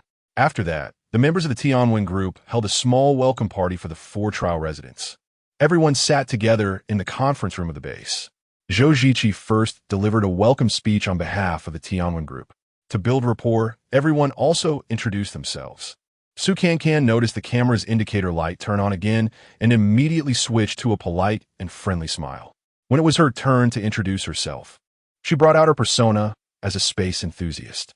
However, on that basis, she added some content that she thought would win over the stoic doctor. I've had an idol since I was young. She has always been the guiding light on my path. Su Cancan sneaked a glance at Shen Xinghan. Not even looking at me. I'll make you take notice of me in the next second. My idol's name is Chengdong. Su Cancan drew out the name dramatically, then looked at Shen Xinghan with satisfaction. She saw him suddenly lift his head and stare at her in shock. Shocked, right? Su Cancan divide da verli noticeable smagismide. The members of the Tianwen group were also momentarily stunned before they began whispering among themselves. Zhou Ziqi awkwardly cleared his throat and then led the applause. When everyone saw their leader applauding, they naturally joined in. As Su Cancan received the enthusiastic applause, she became more and more excited, adding a few impromptu lines. She waved her hands passionately, saying, as one of the first female astronauts to land on Mars, Chengdong's achievements have inspired generations. I am one of them. Today, following in my idol's footsteps, I have also landed on Mars, and I am incredibly excited. Although I am not an astronaut, although I am just an insignificant trial resident, but being able to contribute even a little to humanity's space endeavors fills me with immense pride. Sister, you're overdoing it a bit. Kevin secretly tugged at Su Cancan's sleeve, whispering a reminder. Su Cancan quickly took the hint, smiled and nodded at everyone, then sat down. She glanced at Shen Xinghan again, only to find that his seat was empty. Hey, where did your dream man go? Su Cancan nudged Kevin and pointed to Shen Xinghan's spot with her chin. Kevin was also taken aback. Dr. Shen was just here. How did he disappear in the blink of an eye? However, judging by his reaction, he must have been quite shocked. After all, I'm a fan of his late girlfriend. That should earn me some respect, right? Su Cancan said happily. Kevin squinted at Shen Xinghan's empty seat, his expression filled with infatuation. He's so handsome and so sentimental. God, such a perfect man can only be in the heavens. Su Cancan rolled her eyes, hitting the nail on the head. But he likes girls. Kevin blinked his eyes and suddenly said sorrowfully, in the face of love, there are no sisters. If my sister uses her gender advantage to steal Dr. Shen from me, then I'll have to draw my sword. Please, I like Senior Xia. You can keep the stoic doctor for yourself. After the welcome party ended, Cheng Yi, Su Fufang, and Wu Tianming were personally taken to their rooms on the second floor by Zhou Ziqi. Miss Bai took Su Cancan, Kevin, the director, and 2 cameramen to the 3rd floor. Su Cancan sat on the hard wooden bed, looking at the old-fashioned furniture that looked like it came from a period drama, with a face full of despair. Are there no other rooms here? She touched the blue and white striped sheets and looked at Miss Bai as if seeking help. Miss Bai blinked her long eyelashes and replied in her robotic voice, there are a few empty rooms on the top floor, but they haven't been cleaned. Will the conditions be better than this room? The innermost room on the top floor is very cozy, and there are many flowers. Flowers? Su Cancan's eyes widened in surprise. Oh, you don't know I love flowers the most. I have many flowers and plants at home. Miss Robot, please help me switch to that room. Miss Bai blinked again and scratched her round head with her round hands, as if trying to remember. That room. What was the situation? It seems like others aren't allowed to go in. But what was it? Oh dear, I'm getting old, my memory is failing. Time doesn't spare robots either. Chapter 11. Mistaken entry. Miss Bai, who was suffering from amnesia, walked out of Su Cancan's room while patting her head and lamenting how time flies like a white horse passing through a gap. However, Su Cancan didn't take Miss Bai's unclear concerns to heart. Upon hearing about a room filled with flowers, she became eager. Well, flowers should be paired with beauty. If I don't move in, wouldn't that be a waste? Su Cancan happily pulled her suitcase, pushed the door, and got on the elevator, pressing the button for the top floor. But when she stepped out of the elevator, she felt lost. Where's the room that the robot lady mentioned? As Su Cancan dragged her suitcase, looking around the hallway, she suddenly felt a wet sensation on her calf, as if something had just licked her. Ah, what the heck? She exclaimed, looking down to find a cream-colored curly-haired puppy. It was quietly squatting by her feet, tilting its head and gazing at her with a pair of round, black eyes. Su Cancan's heart melted instantly at this adorable head-tilting act. Wow, what a cute puppy. She squatted down, reaching out to hug it. Come here to sister. But the puppy just wagged its tail at her and then turned to run away. Su Cancan hurriedly dragged her suitcase to follow. Where are you going, little puppy? The cream-colored little figure ran all the way to the end of the hallway and stopped at the door of the innermost room. Su Cancan stood at the door, tilting her head to look at it. She noticed that this door was different from the others. It seemed to be made of special metal, with no keyhole and no visible place for fingerprint or facial recognition. Little puppy, do you want to go in? She looked down at the puppy and shook her head with a smile, but I don't know how to open it. Just as she finished speaking, the little puppy stretched out its paw and gently tapped the door. The next second, the door actually opened. Wow, no way. Su Cancan was stunned by this scene. Is this considered fingerprint recognition? But do dogs have fingerprints? The puppy glanced back at Su Cancan. She seemed to read in its wet eyes a message that said, Look at you, you've never seen anything like this. After entering the room, the door closed automatically behind her. Su Cancan was first greeted by a refreshing floral scent. She casually turned on the light and saw a floor-to-ceiling window with numerous flower pots of various sizes arranged neatly below. Each pot contained different types of plants. The colorful flowers looked like beautiful women competing for beauty. Some were shy and timid, some were languid and charming, and some were bright and eye-catching. Su Cancan joyfully ran to the floor-to-ceiling window and looked outside. The bright night view of Mars City was in full view. Haha, little puppy, how did you know I was looking for this room? You really are in tune with me. She turned around and found that the little puppy had already crawled into a pink-blue doghouse in the corner, curling up and yawning relaxedly. It seemed like it was going to sleep. Could it be this is your room? Su Cancan squatted in front of the doghouse and reached out to touch the puppy's soft head. The puppy affectionately licked her hand. No, this is clearly a room for people. She stood up and looked around. Although this room wasn't large, it was warmly and elegantly decorated. A simple single bed, with a painting of a vast and brilliant starry sky hanging on the wall above the headboard. In the corner next to the bed was a wooden writing desk, with a neatly arranged row of rare physical books on the shelf above, and below it was an old-fashioned laptop. Beside the laptop was a small potted plant. Su Cancan walked over, leaned down, and sniffed the green plant, a refreshing scent lingering at her nose. It should be mint. This environment is just right for me to live in. Su Cancan plopped down on the bed, ran her hand across the clean and dust-free desktop, but it didn't seem like no one had lived here. Moreover, judging by the decoration style, it should belong to a girl. However, the robot lady said no one lived here. Hey, little puppy, where's your owner? Is she coming back tonight? She spoke to the puppy again. The puppy naturally didn't respond. Su Cancan slyly smiled and then deliberately said to the dog, Then, can I stay here tonight? The puppy licked its paw, curled up, and closed its eyes. Hee. If you don't say anything, it's a silent agreement. Su Cancan felt quite proud of her cleverness. After making up her mind, she opened her suitcase, took out her bedding, and spread it on the bed. Then, humming a tune, she changed into a sexy silk nightgown, turned off the lights, and crawled into bed to meet the Sandman. But just in that half-dream, half-awake state, Su Cancan vaguely heard a man's voice, seemingly calling out Xingzi in the hallway. This voice sounded somewhat familiar. It seems like that poker-faced doctor. Whatever. He can't come in. Cancan mumbled in her mouth, but couldn't resist the waves of sleepiness, turned over, and continued to sleep. The little puppy, however, suddenly popped out and barked a few times toward the door, as if responding to the voice coming from the hallway. Chill. Be quiet, good boy. Cancan, with her eyes closed, mumbled soothingly to the puppy.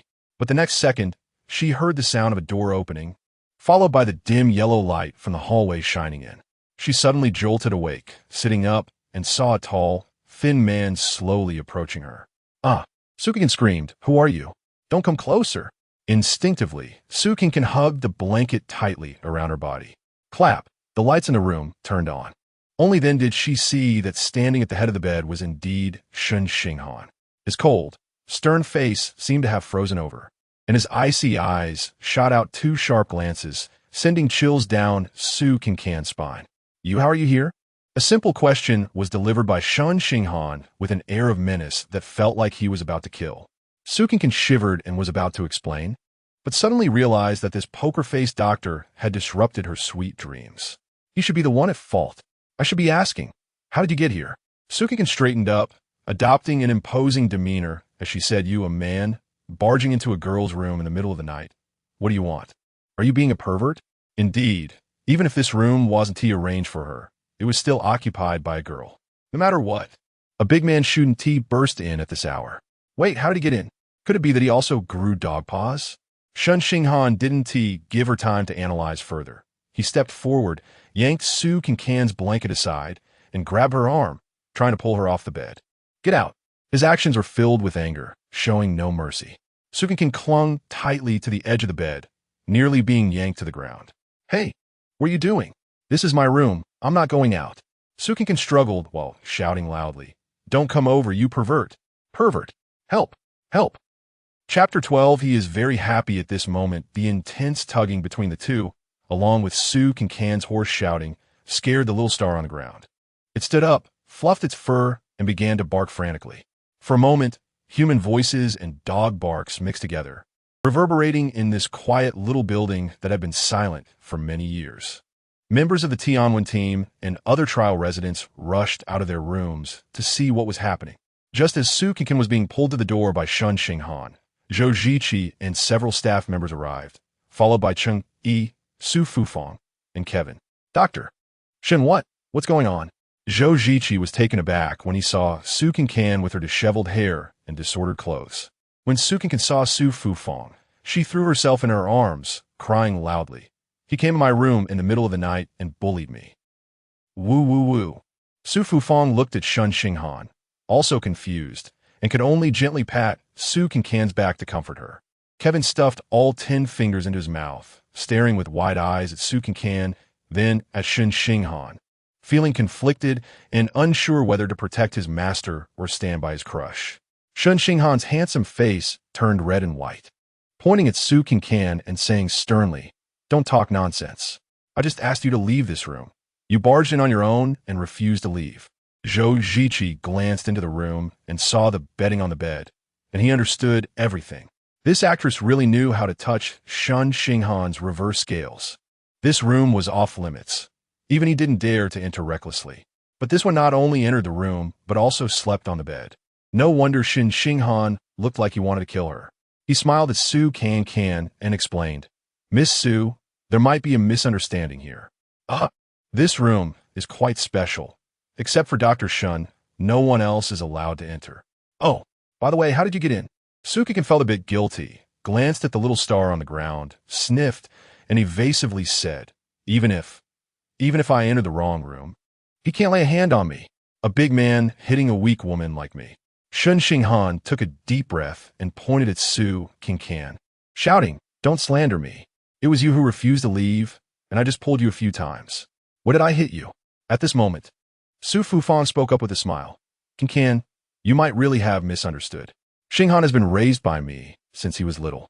He just doesn't talk much and isn't good at expressing himself. But I can guarantee that he would never do such a thing."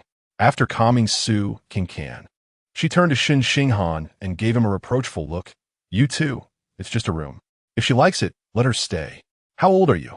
Still nitpicking with the girl. After saying that, she pulled Su Cancan into the room. But the next second, her eyes widened, her whole body trembled, and she suddenly released Su Cancan's hand. Xinghan, you this. Su Fufang turned to look at Shen Xinghan, her lips moving continuously. Shen Xinghan lowered his head, remaining silent. Su Cancan was also stunned by this scene, thinking to herself that this room was indeed peculiar. How could even Aunt Cheng become abnormal upon seeing it?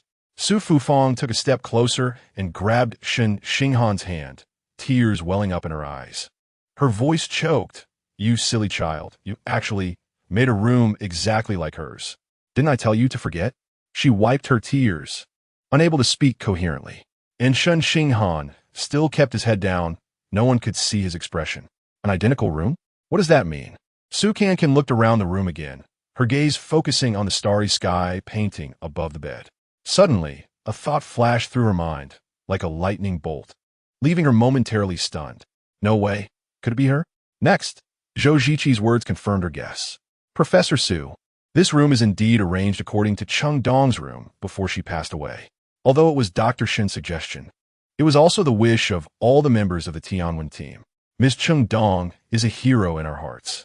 Now that Mars City has been built, we should leave a place for her to see. You are so thoughtful. Su Fufang covered her chest where the porcelain bottle was sewn into her clothes again. Thank you all. On behalf of Dong Dong. Dong Dong. Dong Dong. Suddenly, an elderly yet loving voice sounded from behind Su Fufang. When everyone turned to look, Cheng Yi had already stepped into the room. His eyes were somewhat vacant, but a smile was on his lips. He walked around the room, then looked at Su Fufang, his tone anxious. Dong Dong. Why hasn't she come home yet? Didn't she say the space agency gave her time off? Why hasn't she returned? It's really making me anxious.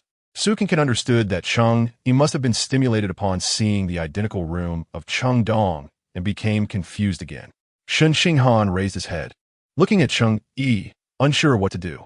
Su Fufang, clearly used to this, stepped forward and linked her arm with Cheng Yi's, soothing him like a child, softly saying, "Don't worry, she'll be back. She'll be back." Cheng Yi suddenly looked up and saw Su Cancan standing at the door, his cloudy eyes instantly sparkling. Dong Dong. He rushed forward a few steps, grabbing Su Cancan's hand. Dong Dong is back. Coming quickly.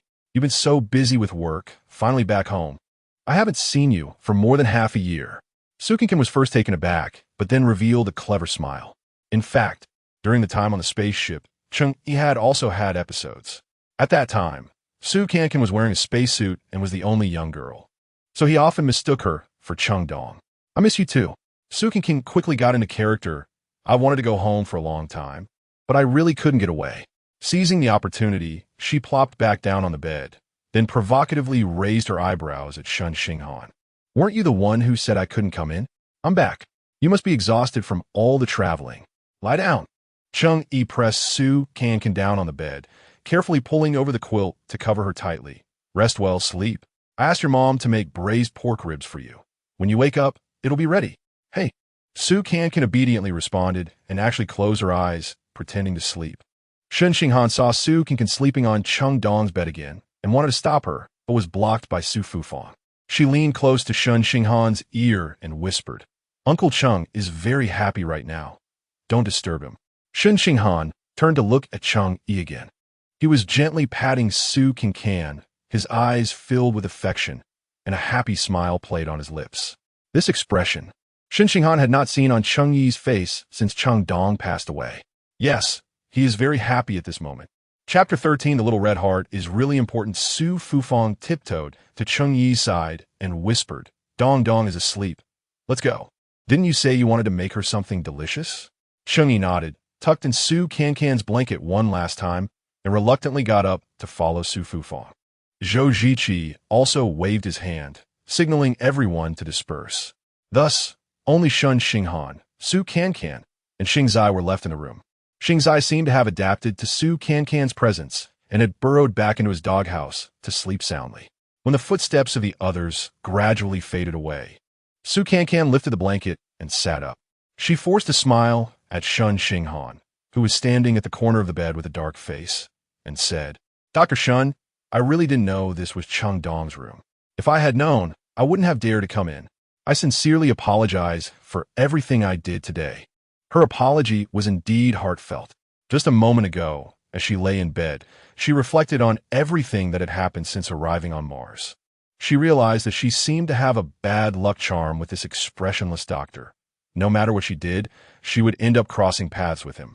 Even though it was unintentional, whether it was uprooting the saplings in his experimental field or accidentally barging into the room of his deceased girlfriend, she felt quite guilty. She thought she should properly apologize to him. Of course, for the sake of the little red heart, she also didn't want to offend Dr. Shen too much. Shen Xinghan didn't even lift his eyelids, only coldly uttering one word: leave. I'm leaving. You don't need to chase me away. I'll leave on my own. Cancan mumbled as she got out of bed. Actually, if you had just said something when I came in, I would have left right away. But you didn't say anything and just pulled me, which scared me to death. Oh, you scholars really don't understand communication. Communication is actually very important. Shen Xinghan furrowed his brow impatiently and asked, how did you get in? Cancan walked up to him, grinned, and pointed at Xingzai. The little dog brought me in. It's quite magical. I didn't quite understand how it happened. It put its paw on the door, and the door just opened by itself. What is the principle behind that? Does the little dog have fingerprint recognition? Shen Xinghan couldn't be bothered to say another word to her, and waved his hand, signaling her to hurry up and leave. As Cancan reached the door, she suddenly remembered something, turned back, and bent down to show him a friendly smile. Dr. Shen, actually, even though it was a misunderstanding, I still feel quite honored, because Ms. Cheng Dong is my idol. Even though it was an accident, being able to stay in her room for a while, I really feel very honored. That's right, for the little red heart. She still had to uphold the persona of a fan of the deceased girlfriend. But Shen Xinghan did not react as she had expected. Instead, he showed an even more disgusted expression. He bit his teeth and growled, "Don't let me hear her name from your mouth again." Cancan was truly angry this time. "No, Dr. Shen, you're discriminating against me. Why can't I say Cheng Dong? I admire her. Is that a crime?" "Enough." Shen Xinghan interrupted her sharply. If Cheng Dong were alive, she would be 32 years old this year. "May I ask how old you are?" "Huh?" Cancan was momentarily taken aback. Why did this expressionless doctor suddenly start questioning age? Shen Xinghan continued coldly. "She landed on Mars 7 years ago. May I ask, how old were you then?" "No." "What are you trying to express?" Cancan was still confused. Was this a math test? Shen Xinghan sighed helplessly. "You said at the welcome meeting that you've admired her since childhood, but she only became known to the public 7 years ago. And you certainly don't look like a minor. Are you growing up too fast, or is your mind still stuck in childhood?" This. Cancan felt like she was being struck by lightning. She recalled her earlier speech at the welcome meeting. She had indeed gotten carried away and overlooked the details about age. No wonder. She hadn't even finished speaking when this expressionless doctor vacated his seat. If the roles were reversed and someone else was building a persona around her idol, she would probably have stormed out in anger too. Sigh. She really seemed to be making mistakes today. It appeared that Mars and she were just not meant to be. I'm really sorry. Cancan lowered her head, her tone particularly sincere. "I actually just wanted to apologize because of the sapling incident and saw you were angry. So I came up with this silly idea. Just wanted to bridge the gap between us. I didn't expect it to backfire." Anyway, I'm really sorry. Cancan felt that she had established a bad relationship with Dr. Shen. He clearly detested her, and simply apologizing wouldn't suffice. However, she did realize her mistake and should show the right attitude. After considering it, she added, "I know you must really dislike me right now. I don't expect you to forgive me. I'll go back to my room now and won't disturb you." After saying that, she packed her suitcase, turned around, and walked out with her head down. But just as she took a step, she heard Shen Xinghan speak again. "Purpose?" Two cold words still icy. What purpose?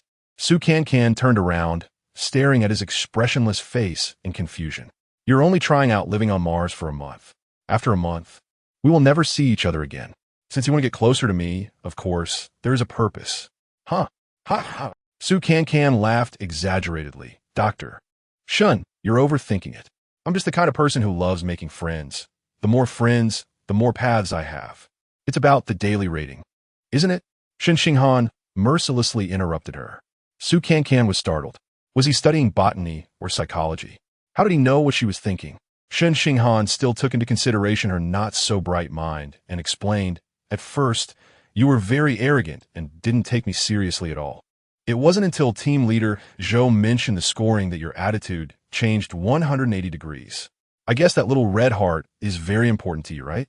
Truly worthy of being a doctor." His logical analysis abilities were impressive. Nothing escaped his eyes. Su Cancan decided that it was better to be honest with a smart person. So, she nodded and candidly said, "Yes, the little red heart is very important to me. I can say that it is my mission for coming to Mars. However, it seems my mission is unlikely to be accomplished. That's a different matter. My evaluation of the residents will not be influenced by personal feelings. So, please stop doing those inexplicable things that create trouble for others. Now leave." Chapter 14. The dispute over a cup of coffee as the miniature sun emitted a faint blue glow in the eastern sky. Su Cancan was still tossing and turning in bed. Ever since she was young, she had been attached to her bed, and it was hard for her to fall asleep in a different place. Moreover, the facilities in the base's room were too rudimentary. Even though she had laid her own bedding, the wooden plank bed still made her body ache all over. Ding dong, ding dong. Sister, sister, wake up and put on your makeup. Director Su said we need to gather at the base entrance in an hour. The doorbell rang along with Kevin's whiny voice. Su Cancan had no choice but to float like a ghost to the door. When Kevin saw his sister with disheveled hair and panda eyes, he couldn't help but cover his mouth and scream, "Oh my God. Sister, you can't be like this. We're filming a reality show today, not a horror movie." Su Cancan glared at him. "I haven't slept a wink all night. I know how bad I look. Hurry up and do my makeup, and put on extra layers of foundation." Kevin, being a makeup artist, had no trouble dealing with dark circles. Half an hour later, a fresh, rosy little face appeared in the mirror, showing no signs of weariness. However, when Su Cancan lifted her eyelids, she let out a big yawn in front of the mirror. In an instant, her tired look returned. "Sister, the makeup looks fine, but your state is still not good. When we start filming, you can't yawn in front of the camera, right?" Su Cancan was also anxious. As a dedicated actress, she wanted to present her best self in front of the camera at all times. But right now, she was just lacking sleep. "I need a cup of black coffee. Strong American coffee, preferably iced, something that can wake up all the cells in my body." Su Cancan stretched lazily and closed her eyes. The unsweetened, non-dairy iced Americano was her lifeline. It could not only reduce water retention, but also bring her back to life quickly. So, whenever she and T rested well and had tasks to do, she would treat herself to a cup. Kevin dragged her from the chair, pushing her towards the door as he said, "The cafeteria is on the first floor. Everyone has breakfast there. You go ahead, and I'll take care of the coffee." Thus, Su Cancan floated along with Kevin to the base's cafeteria. She lifted her eyelids and found that it looked almost like a university cafeteria from the last century. A few small square tables for four were set up in the middle of the cafeteria, and to the north was the food serving window. Two robots were busy inside, while the base staff quietly and orderly lined up at the window to get their meals. Cheng Yi, Su Fufang, and Wu Tianming had already come down. Shen Xinghan had prepared breakfast for them and sat down at the same table. Zhou Ziqi was responsible for taking care of the program crew members. Su Cancan yawned and found an empty table, resting her whole body on it, as if she had no bones. Kevin turned around, but only brought back a cup of soy milk. Su Cancan sat up and weakly said, "I wanted coffee, not soy milk." Sister, I asked around, and there's no coffee here." Kevin spread his hands innocently. "What?" Su Cancan perked up and sat up straight, looking around and loudly exclaimed, "What kind of place is this? Didn't they say we could come here to try living only after basic living conditions were met? Please tell me, where are the conditions?" Her shout made the originally quiet breakfast crowd look up. Zhou Ziqi immediately walked over with a smile. "Miss Su, what's wrong? Is there something lacking?"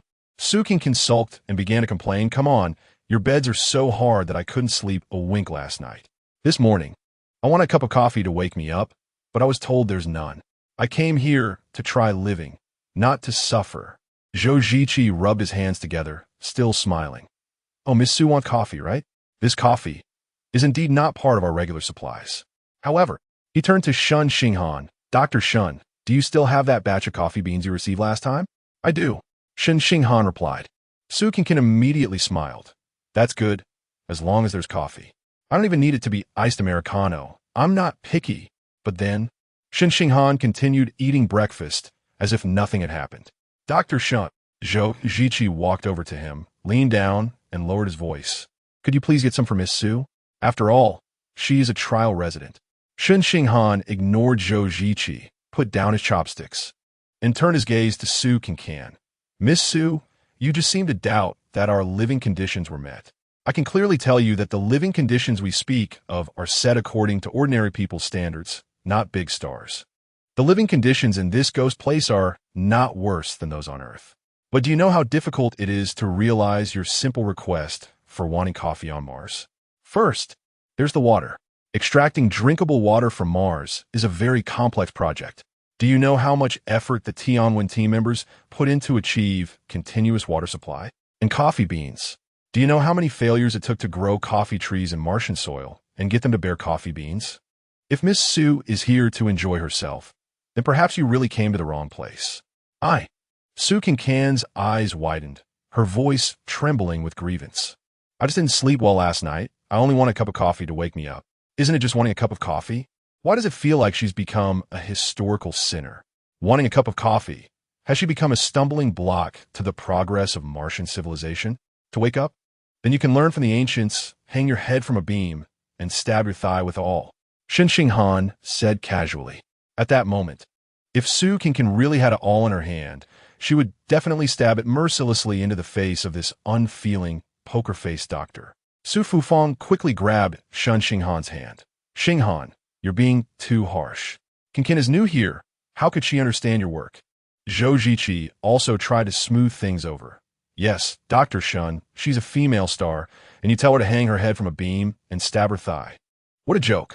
Shen Xinghan frowned and impatiently said, I have coffee beans, but they are for my experiments, not to serve big stars. Fine, I won't drink it. Su Cancan finally couldn't hold back and stood up abruptly. Dr. Shen, did I pull out your seedlings? Or did I accidentally walk into the room of your late girlfriend? But I've already apologized to you. You said you could distinguish, but you still keep making things difficult for me. But I also told you not to cause trouble for others. Shen Xinghan stood up as well, coldly staring at Su Cancan. All right, I will live humbly from now on, and I won't make any demands anymore. Is that enough? Su Cancan angrily ran out. Sister. Kevin hurriedly followed her out. Su Cancan stood in the yard, so angry she felt like she could explode on the spot. That poker-faced doctor. What kind of major illness does he have? If he didn't want to give it to me, he could just say there isn't any. Why did he have to lecture me? Oh dear, sister, people who do academic research generally have low emotional intelligence. For my sake, please don't hold it against our Han. Su Cancan almost choked on her soy milk. Chapter 15. A day tour of Mars City after breakfast. Director Su Fang assigned today's filming tasks to the testers at the base entrance. They would take a sightseeing vehicle for a day tour of the Zhu Rong home. The purpose of this content was to showcase the construction achievements of this Martian city to the audience on Earth, and of course, to give the testers a general understanding of it first. After having a fight with Shen Xinghan, Su Cancan can feel her spirits lift. She sat in the back row of the sightseeing vehicle, glaring at the back of Shen Xinghan's head, gritting her teeth. Meanwhile, Shen Xinghan seemed unfazed, quietly chatting with Cheng Yi and Su Fufang. Miss Bai distributed bottled water to everyone in the vehicle. After receiving her bottle, Su Cancan rolled her eyes dramatically at Shen Xinghan's head and deliberately said loudly, how much hardship the Tianwen team has endured to achieve our current freedom of drinking water. How can I dare to drink? I'm not worthy. After speaking, she continued to glare at Shen Xinghan. However, he calmly unscrewed his bottle and took a sip, completely ignoring her sarcastic remarks.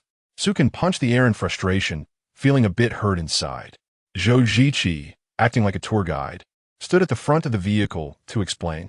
Our first destination today is the Mars Museum. There, you can learn about the entire process from a Mars rover landing on Mars in 2021 to the completion of the Martian city construction. The museum has a lot of precious pictures and many samples that you can't see on Earth. Wu Tianming's eyes lit up at the mention of samples. Are there Martian soil samples? Zhou Ziqi smiled and replied, Dr. Wu, we all understand your purpose for coming to Mars. The samples in the museum are for the testers to observe. If you want to study soil samples, I've already informed Dr. Shen. Later, he will take you to his experimental field. Wu Tianming turned back and nodded at Shen Xinghan with a smile. Then I'll trouble Dr. Shen. Shen Xinghan replied lightly, It won't be a trouble. We are all working for the future of humanity. TCH. Sukan rolled her eyes again and muttered under her breath, Always talking about humanity. Are you Superman or Ultraman? Kevin quickly nudged her, lowering his voice to remind her, Sister, the camera is on. Mind your expression. Sukan instantly switched to a friendly and polite smile like a switch had been flipped. The Mars Museum is located on the east side of the city center square, a small two-story building in dark red. The color of the building is similar to that of Martian soil, which is quite symbolic. The group followed Zhou Ziqi into the museum. A short, chubby silver robot greeted them at the entrance of the hall. Sukan stared at the robot and suddenly asked in a low voice, Why are all the robots on Mars so short and chubby? Miss Bai turned her round head and sighed helplessly. Sigh, group leader, Zhou probably designed it according to his own figure. I also want long legs and a slim waist. Ha ha ha. Sukan laughed heartily. Hello, everyone. I am today's guide, Xiaobo. The chubby robot waved its arms, warmly greeting everyone and welcoming the first batch of visitors to the Mars Museum. Next, I will take you to learn about the construction history of this Martian city. Everyone greeted the robot, Xiaobo, warmly. Sukan saw the camera pointing at her and even gave Xiaobo a big hug. Xiaobo scratched its head with its small chubby hand, and unexpectedly, a layer of red light flickered across its silver face as it shyly said in an electronic voice, The pretty sister is too enthusiastic. Xiaobo is a boy. Everyone burst into laughter. The experienced camera quickly captured this amusing moment. Next, the shy boy Xiaobo led the group on a tour. Although Cheng Yi and Su Fufang had been dedicated to the Mars Transformation Project, they had not personally experienced it, and seeing those precious pictures still stirred their emotions. This is Dong Dong? Cheng Yi suddenly pointed at a photo, excitedly pulling Shen Xinghan's arm. Sukan also curiously leaned in. She saw that it was a picture of several astronauts in front of a volcano. They were all wearing space suits and helmets, making it impossible to distinguish their faces. However, the person Cheng Yi pointed at was slightly shorter than the others. Su Fufang also stared at the photo. That S right, it's Dong Dong, that S her. Shen Xinghan took a deep breath and nodded. Yes. This is a group photo taken by the first batch of astronauts after landing on Mars. I put it here. Cheng Yi and Su Fufang silently looked at the photo, tears glistening in their eyes. At this moment, Xiaobo began to explain. Like telling a story, he introduced the situation of the first group of astronauts landing to everyone. Su Can clearly was not interested in this, only paying attention to whether the camera captured her, maintaining her fairy-like smile. Without them, there would be no Martian city you see now. They are truly heroes in the history of human spaceflight. Xiaobo's concluding remarks received applause from everyone. Sukan also clapped enthusiastically, as if inspired by the spirit of heroes, although she hadn't absorbed any of the information. Afterward, Xiaobo took the group to the screening room to watch a documentary about the construction of Zhurong home. With a snap, the lights came on. Everyone's emotions were still immersed in the documentary, moved to tears. Meanwhile, Xiaobo was already standing in front of the screen. He waved a tablet in his hand and said in an electronic voice, The tour is over, and the documentary has been watched. I believe everyone now has a certain understanding of Mars and Zhurong home, right? Next, we will enter the testing phase. Testing? Testing what? Sukan was the first to raise her hand and ask. Xiaobo looked at her, his face turning red again, and then explained, Actually, it's very simple. I will ask a few questions about Mars knowledge for everyone to answer. The person who answers the most correctly can receive a Mars commemorative booklet and also gain a small red heart. Huh? Why didn't you say so earlier? Sukan was a bit dumbfounded. She had been distracted all along and hadn't listened carefully to Xiaobo's explanations. However, the small red heart was very important to her. If she got that reward, even if Shen Xinghan didn't give her one, she could still her star.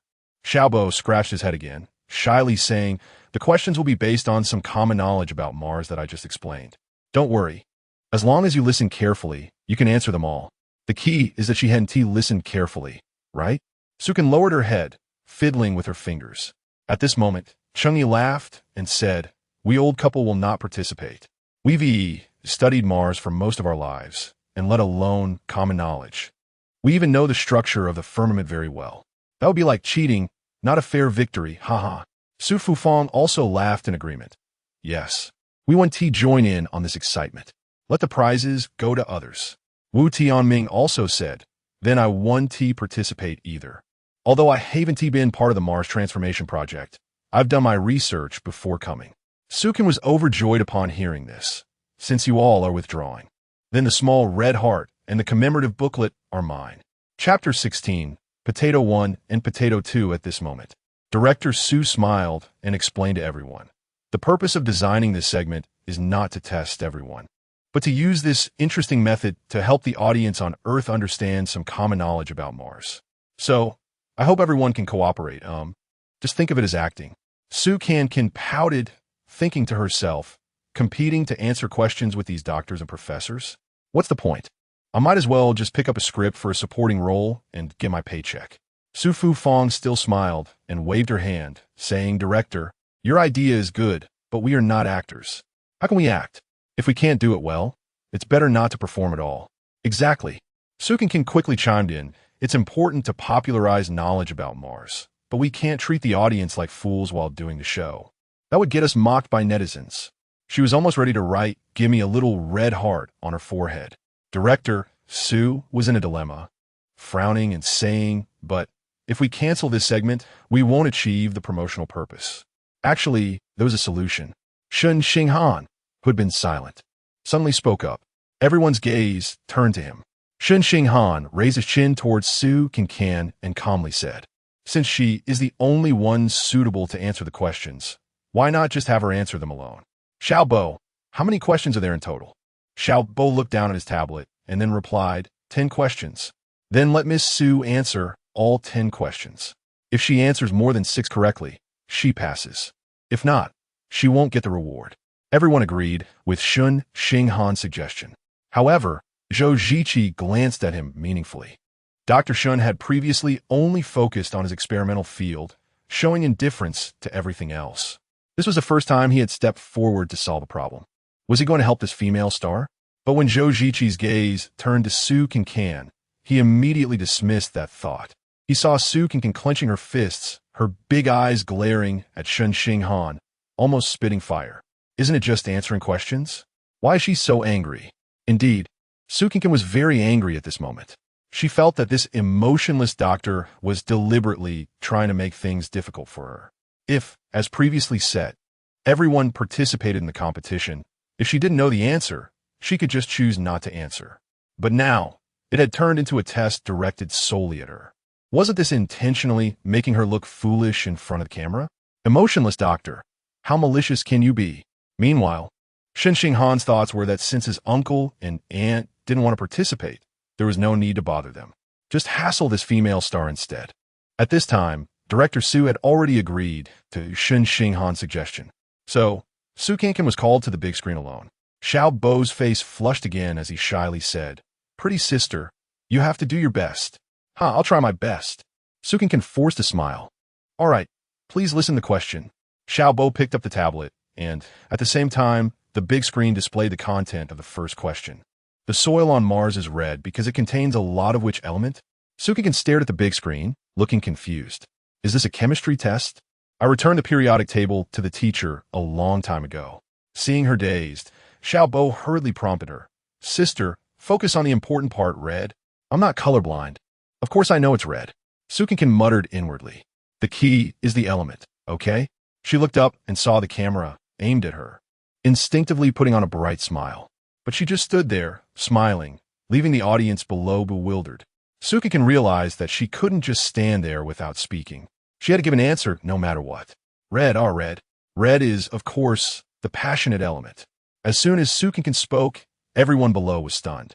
Shen Xinghan widened his eyes, as if seeing a fool. Zhou Ziqi couldn't hold back and burst out laughing, covering his mouth. Xiao Bo, on the other hand, was left speechless, probably because the program settings didn't account for such a magical answer. But Su Cancan narrowed her eyes, crossed her arms over her shoulders. and pretended to be self-satisfied.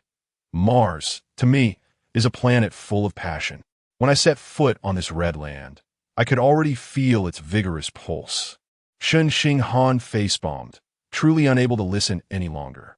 Zhou Ziqi buried his head in his arms, struggling to suppress his laughter, almost injuring himself in the process. Xiao Bo scratched his head, the electronic voice clearly showing his embarrassment. Sister, that answer is wrong. It should be iron. Let's move on to the next question. This question is quite simple. Suki had a look at the big screen again. What are the names of Mars's 2 moons? Kevin saw the familiar confusion on his sister's face and couldn't help but clutch his chest. Her memory was truly terrible. Just now, when they visited, she had laughed at Phobos for looking like a potato. How could she forget so quickly? Kevin decided to give her a hint. He cupped his hands around his mouth and softly called out, "Potato." Cancan's ears were quite sharp and immediately caught that familiar voice. The next second, she revealed a confident smile and directly gave the answer. "I know this, Potato 1 and Potato 2. Kevin ran into the wall. Shen Xinghan frowned and muttered, "Is she here to be funny?" Zhou Ziqi directly answered that question with his actions. He buried his head, his shoulders shaking uncontrollably. Next, Xiao Bo's questions became noticeably more difficult, such as Mars's orbital and rotational periods, the main components of Mars's atmosphere, and so on. Sukinkin couldn't answer any of them. In the end, she gave up her desperate struggle. "Director, can we skip this segment?" She barely turned around, her face showing a sense of despair. Director Su sighed, signaling the camera to stop filming for now. "Sukinkan, what's wrong with you? Didn't you hear anything Xiao Bo just said? Did you forget your brain when you left home today? Please, this time you're representing the company's image on Mars. If this gets aired, not only will you be criticized, but the company will be implicated because of you." Sukinkan realized the seriousness of the problem. As a reality show actor, she indeed hadn't engaged in the theme of the filming and had dragged the production team down. This was truly unprofessional. "I'm sorry." She bowed her head in self-reproach towards Su Fufang. "I didn't sleep well last night, and my mind is all jumbled." Seeing this, Su Fufang quickly defended her. At first, it was supposed to be a competition to answer questions, suddenly changing it to her answering alone, of course. Would make her nervous. "Director, please don't blame Cancan. How about, let's go back to the competition format." Director Su thought for a moment and said, "The popular science segment can't be omitted. The competition format does seem too forced. How about this? We'll accommodate her and give her an advantage. Xiao Bo, show her the answers once, and then ask the question again." Chapter 17. The creature known as a female star, Su Cancan, snatched the tablet and exclaimed exaggeratedly, "You should have given me an outline first. I'm an actress. I can only thrive with a script. Come on, we're filming a reality show. If we give you a script to act from, how can we highlight the authenticity?" Su Fang corrected her misconception. Su Cancan stuck out her tongue dismissively and began to seriously memorize her lines. This recording went smoothly.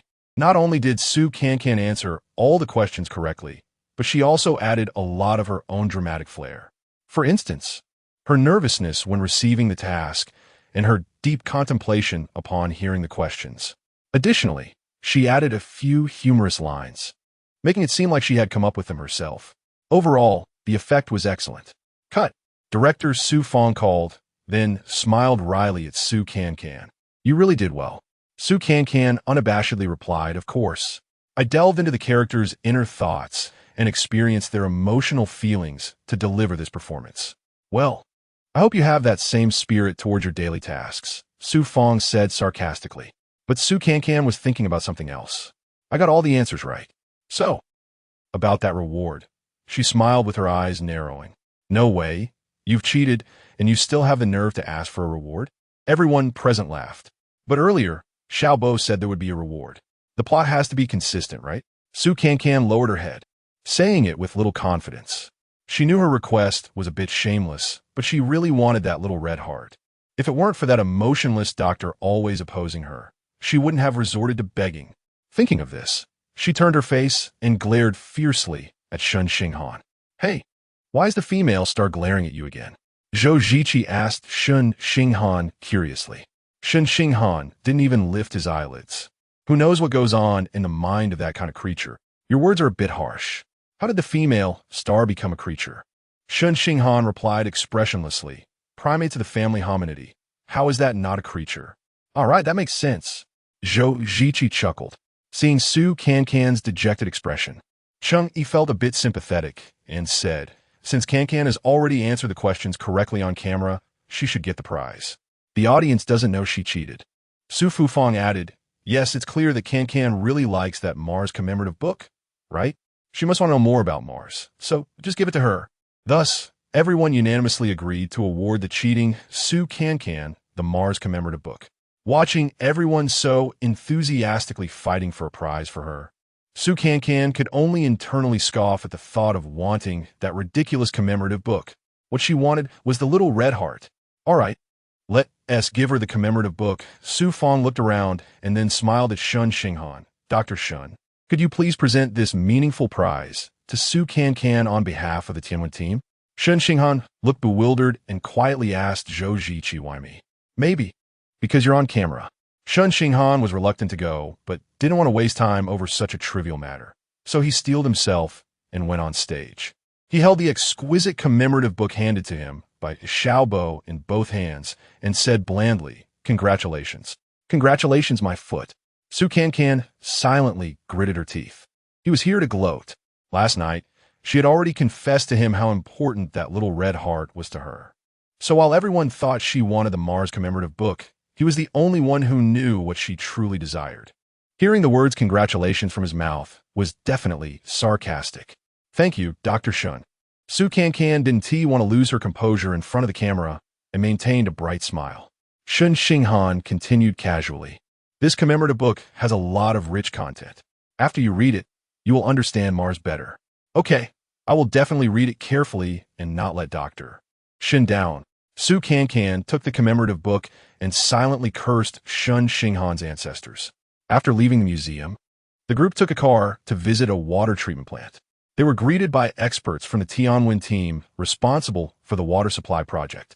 Here, Su Cancan listened to the expert explain the process of extracting liquid water from the underground ice layers of Mars and how it was refined into drinking water, as well as toured the entire equipment operation process. Although she only understood it partially, she could still feel the complexity and difficulty of the process. Reflecting on what Shen Xinghan said about drinking coffee in the morning, she seemed to understand a bit more. Turning her head, she secretly glanced at Shen Xinghan and found that he still had that aloof, otherworldly expression, making her mutter internally, still so annoying. In the evening, under the blue glow of the sunset, the car carrying the trial residents stopped in front of several rows of apartments. Surrounding the apartments was an open park. With vibrant flowers and greenery, the shimmering artificial lake reflected the shy silhouette of the weeping willows, creating a very elegant scene. Lakeview Apartments. With such a great environment, what is the daily rent? Su Cancan joked loudly. Free stay, no charge. Miss Bai answered her question. Zhou Ziqi smiled and introduced. This is the residential area of Giron Garden. It's also the place where everyone will actually live during this month of trial. He then led everyone into the apartment lobby. In this apartment, we have already arranged rooms for everyone. The first floor has 2 units. One is a 3-bedroom living room unit 101, and the other is a 2-bedroom living room unit 102. I have also communicated with Director Su about this. For the convenience of filming, everyone will form their own groups. Su Cancan tugged at Kevin. I'll naturally be living in one unit with my assistant. Any room is fine. You guys choose first. However, the director was not moved by her noble gesture, but rather said helplessly, Group Leader Zhou was referring to the participants in the filming. We are filming you 4 trial residents along with Group Leader Zhou and Dr. Shen. Naturally, this does not include assistants. Your assistant will be staying with us program staff on the 2nd floor. Su Cancan then realized there were 2 units with a total of 5 rooms. Cheng Yi and Su Fufang would naturally stay in 1 unit. The remaining 4 rooms were assigned to Wu Tianming, Zhou Ziqi, Shen Xinghan, and herself. Everyone suggested giving the largest room to Cheng Yi and Su Fufang, so they chose the biggest room, 101. Shen Xinghan wanted to take care of the 2 older ladies, also chose another room in 101. That meant Su Cancan would either be staying in 101 with them or sharing 102 with either Zhou Ziqi or Wu Tianming. Miss Su, It's better to stay with Professor Su, Wu Tianming said with a hint of awkwardness, considering they were both women and could look out for each other. In fact, Zhou Ziqi felt the same awkwardness. Although he and Wu Tianming were older than Su Cancan, having a man and a woman sharing a room was still quite inconvenient. Su Cancan was very willing to live with Cheng, Yi, and Su Fufang, but the thought of that Shen Xinghan made her uncomfortable. However, she had already performed poorly today. If she caused more trouble during the room assignments, she might offend people again. So for the sake of the little red heart, she decided to endure. Emotionless doctor, just treat him as air. Chapter 18. The Man's Mouth. The liar. Although the environment of Facility 101 is not as good as on Earth, Su Cancan is basically satisfied, especially since there are 2 bathrooms. Su Fufang, in order to conveniently take care of Cheng, Yi, naturally wants the couple to share one. Shen Xinghan, to avoid awkwardness, also shares with them. This way, Su Cancan has the right to use a separate bathroom. Thinking about it, yesterday she was still in a public bath, and today she has her own bathroom. Su Cancan feels that happiness has come a bit suddenly. After settling her luggage, Director Su gathered everyone in the living room of 101. Today's shooting only has one last segment left. The 4 trial residents need to score each other. Group leader Zhou and Dr. Shen will also score the 4 trial residents. Scoring is simple. If you think this person performed well today, light up a small red heart for them. If you think they did poorly, don't light it up. Finally, it's the segment that Su Cancan cares about the most. She quickly took out the phone that Xia Yuchen had given her and opened the app. The screen first displayed the avatars of Su Fufang, Cheng Yi, and Wu Tianming, each with a hollow small red heart behind them. Su Cancan thought that Cheng Yi and Su Fufang had always treated her well, so she naturally had to light up their hearts. As for Wu Tianming, he had also gotten along well with her along the way, and he and T made things difficult for her, so it's better to add a little bit of kindness than to kick someone when they're down. So, she lit up the small red hearts for all 3 of them. The app automatically switched to the next interface. In the center of the screen was her avatar, surrounded by 5 hollow, small red hearts, perfectly forming a pentagram. Su Cancan nervously glanced at the other 5 people, took a deep breath, and turned her gaze back to the phone screen, silently pleading, "Please, the mountains remain unchanged. The waters flow long. Leave a line for future encounters. Please be kind." Then, she joyfully watched as those 5 small red hearts lit up one after another. But when it came to the one in the lower right corner, it stopped. Su Cancan lifted her gaze, looking pleadingly at Shen Xinghan, begging him to just move his finger and give her a small red heart. It wouldn't cost him anything. At that moment, Shen Xinghan put down his phone, sitting there expressionless, as if everything around him had nothing to do with him. The phone screen displayed a 5-second countdown. Su Cancan was completely desperate. After 5 seconds, Su Fufang smiled and asked Cheng Yi, "My stars have formed. How about you?" Cheng Yi also nodded with a smile. They formed. Haha. Thank you, everyone. Wu Tianming also held up his phone and said, "Mine formed too. Thank you." So, only Su Cancan did not get the stars. She stood up, biting her lip, angrily looking at Shen Xinghan, and suddenly shouted, "Did you forget your promise from last night? Liar." Yes, he clearly said it was a different matter. He clearly said he could distinguish. Although Su Cancan had always worried, she still held onto a glimmer of hope regarding his promise from last night. But in the end, it turned out to be the worst result, and her shout left everyone present dumbfounded. Everyone's gaze turned to Shen Xinghan. The confused Miss Bai seemed to be a bit out of sorts, muttering to herself, "Sigh, a man's mouth a liar. If men can be trusted, pigs can climb trees." But with her embellishment, everyone's gaze towards Shen Xinghan became more complex. "Dr. Shen, what did you promise that girl last night?" Zhou Ziqi asked with a sly smile. "Did you lie to her?" It was all so baffling. Shen Xinghan couldn't be bothered to explain. He stood up and returned to his room. Seeing that Su Cancan had made the atmosphere a bit awkward, Su Fufang had to explain. No one could see who lit up the small red hearts. This design is also to avoid awkwardness between the trial residents. So it doesn't necessarily mean that Dr. Shen didn't give you one. Su Cancan sneered towards Shen Xinghan's door. If it's not him, then who else could it be? I got along particularly well with everyone else. Only he has been against me since I logged on Mars. All right. Su Fufang pulled Su Cancan over to sit beside her, saying kindly, "It's just a small red heart, really. It's just a game, Cancan. Why do you care so much?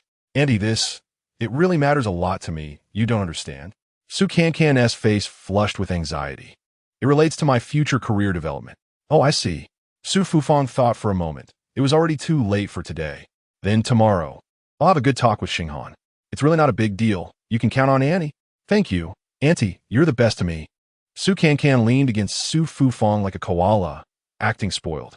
Su Fufang affectionately patted her back. At that moment, Su Cancan smelled the fresh soap scent on Su Fufang and felt the warmth of the hand gently stroking her back.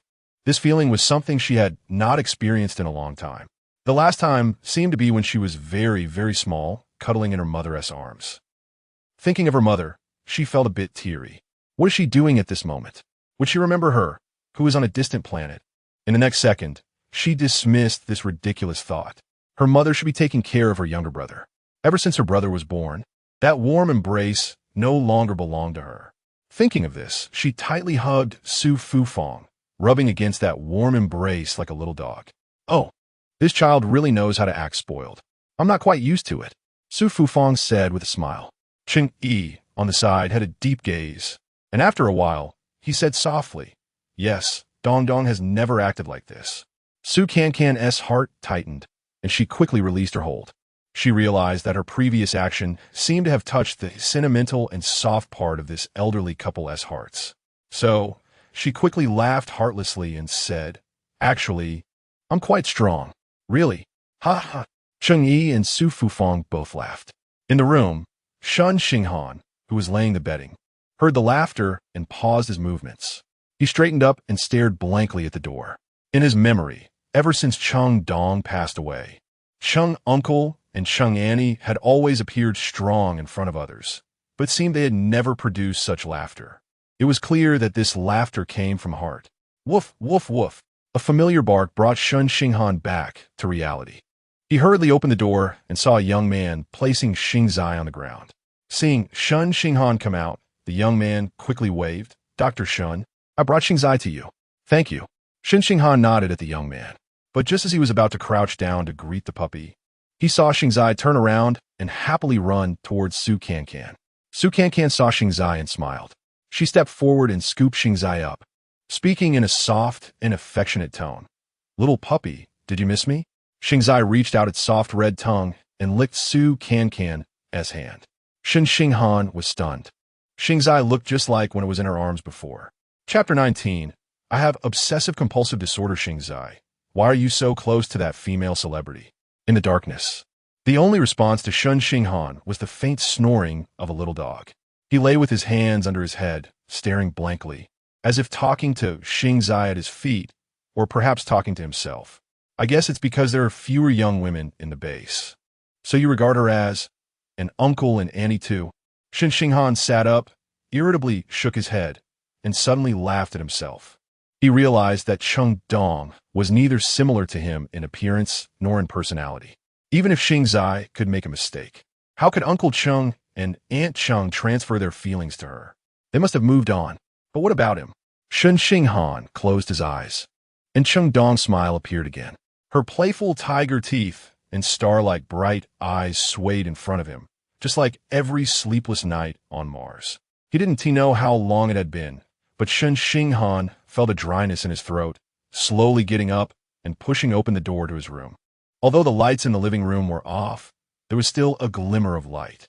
Due to Mars' two small moons, Phobos and Deimos, which are only 1% the diameter of the moon and often fail to reflect sunlight to the Martian surface, they could not create the visual effect of seeing the moon from Earth.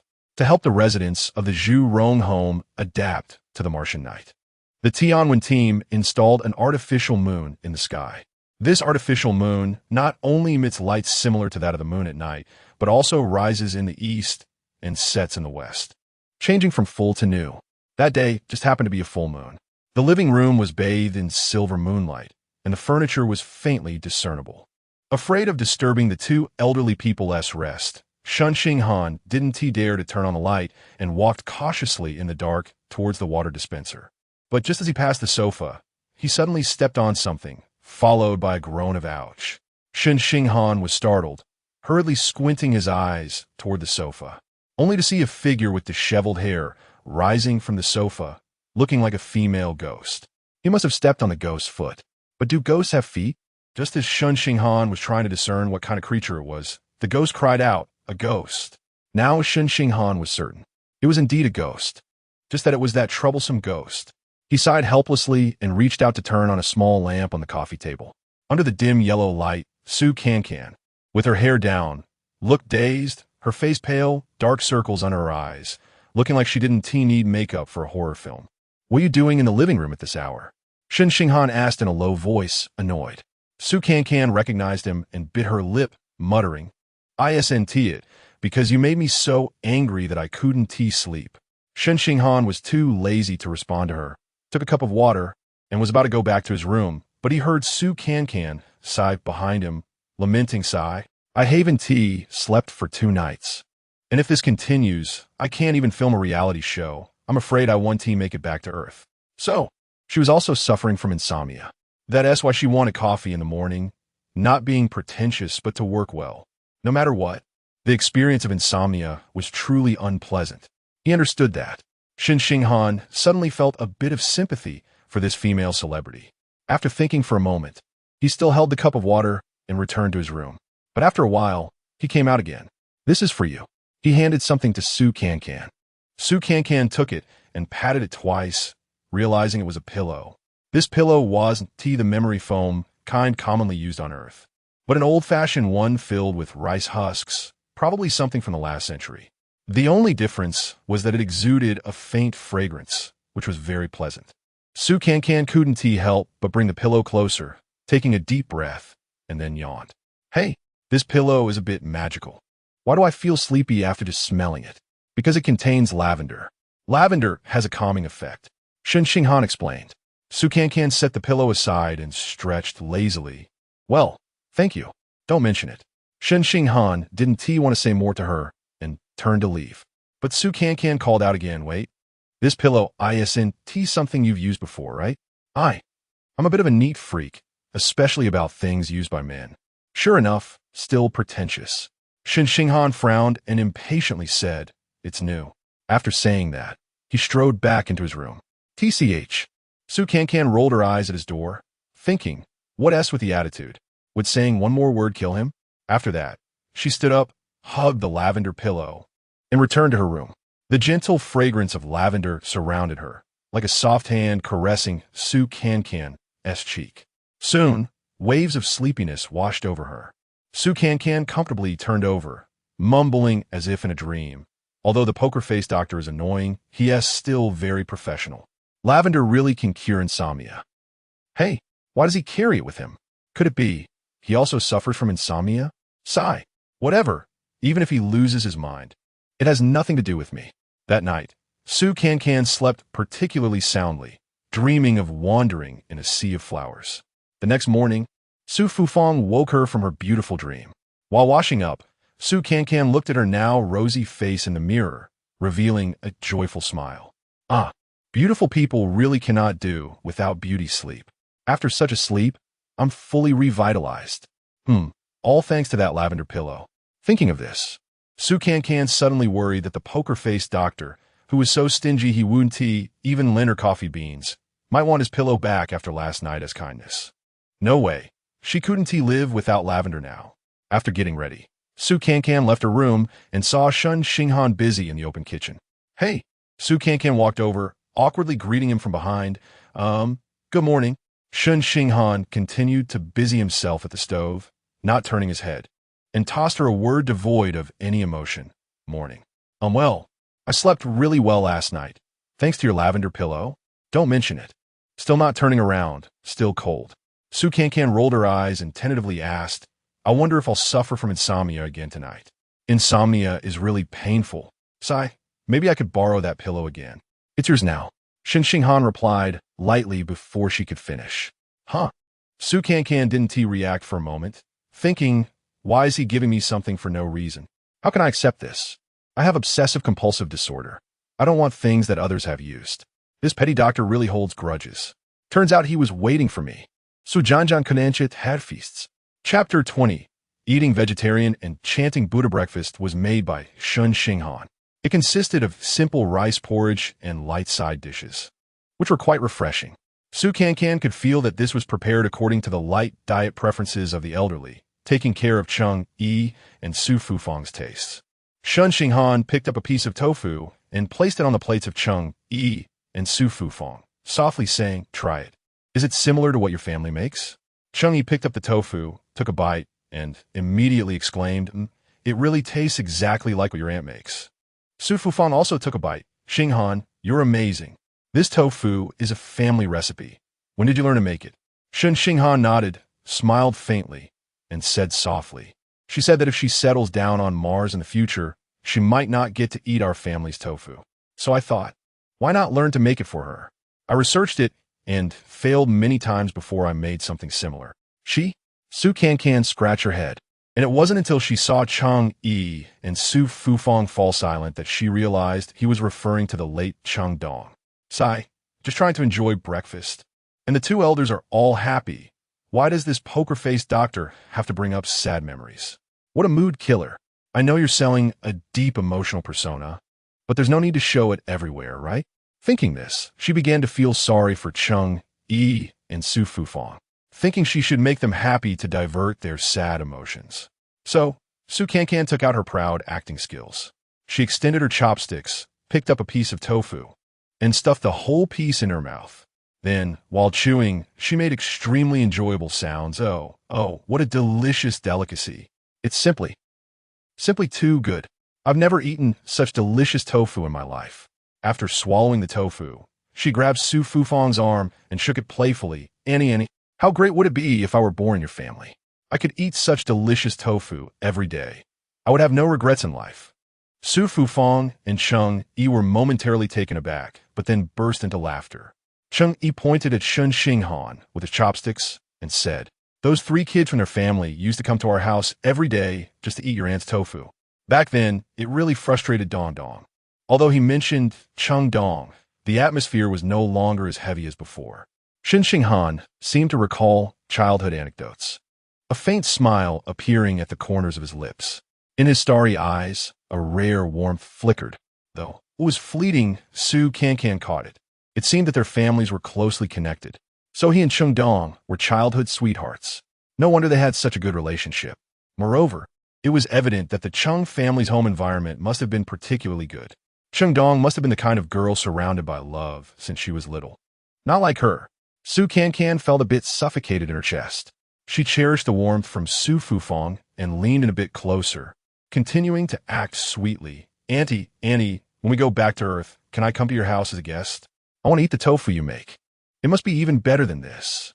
Su Fufang lovingly stroked Su Cancan's hair. "Of course, I welcome you. If you have time, stay a few more days. Your Uncle Cheng and I are retired and have nothing much to do. Having another person around makes it lively. Then it's settled. Let's make a pinky promise." Su Cancan, like a child, wrapped one arm around Su Fufang's arm while extending her pinky toward her. This child really knows how to act cute. I can't do anything about her. Su Fufang laughed, her eye wrinkles deepening, and indeed made a pinky promise with Su Cancan. Shen Xinghan stared blankly at the scene before him, his mouth half open, and he was speechless for a while.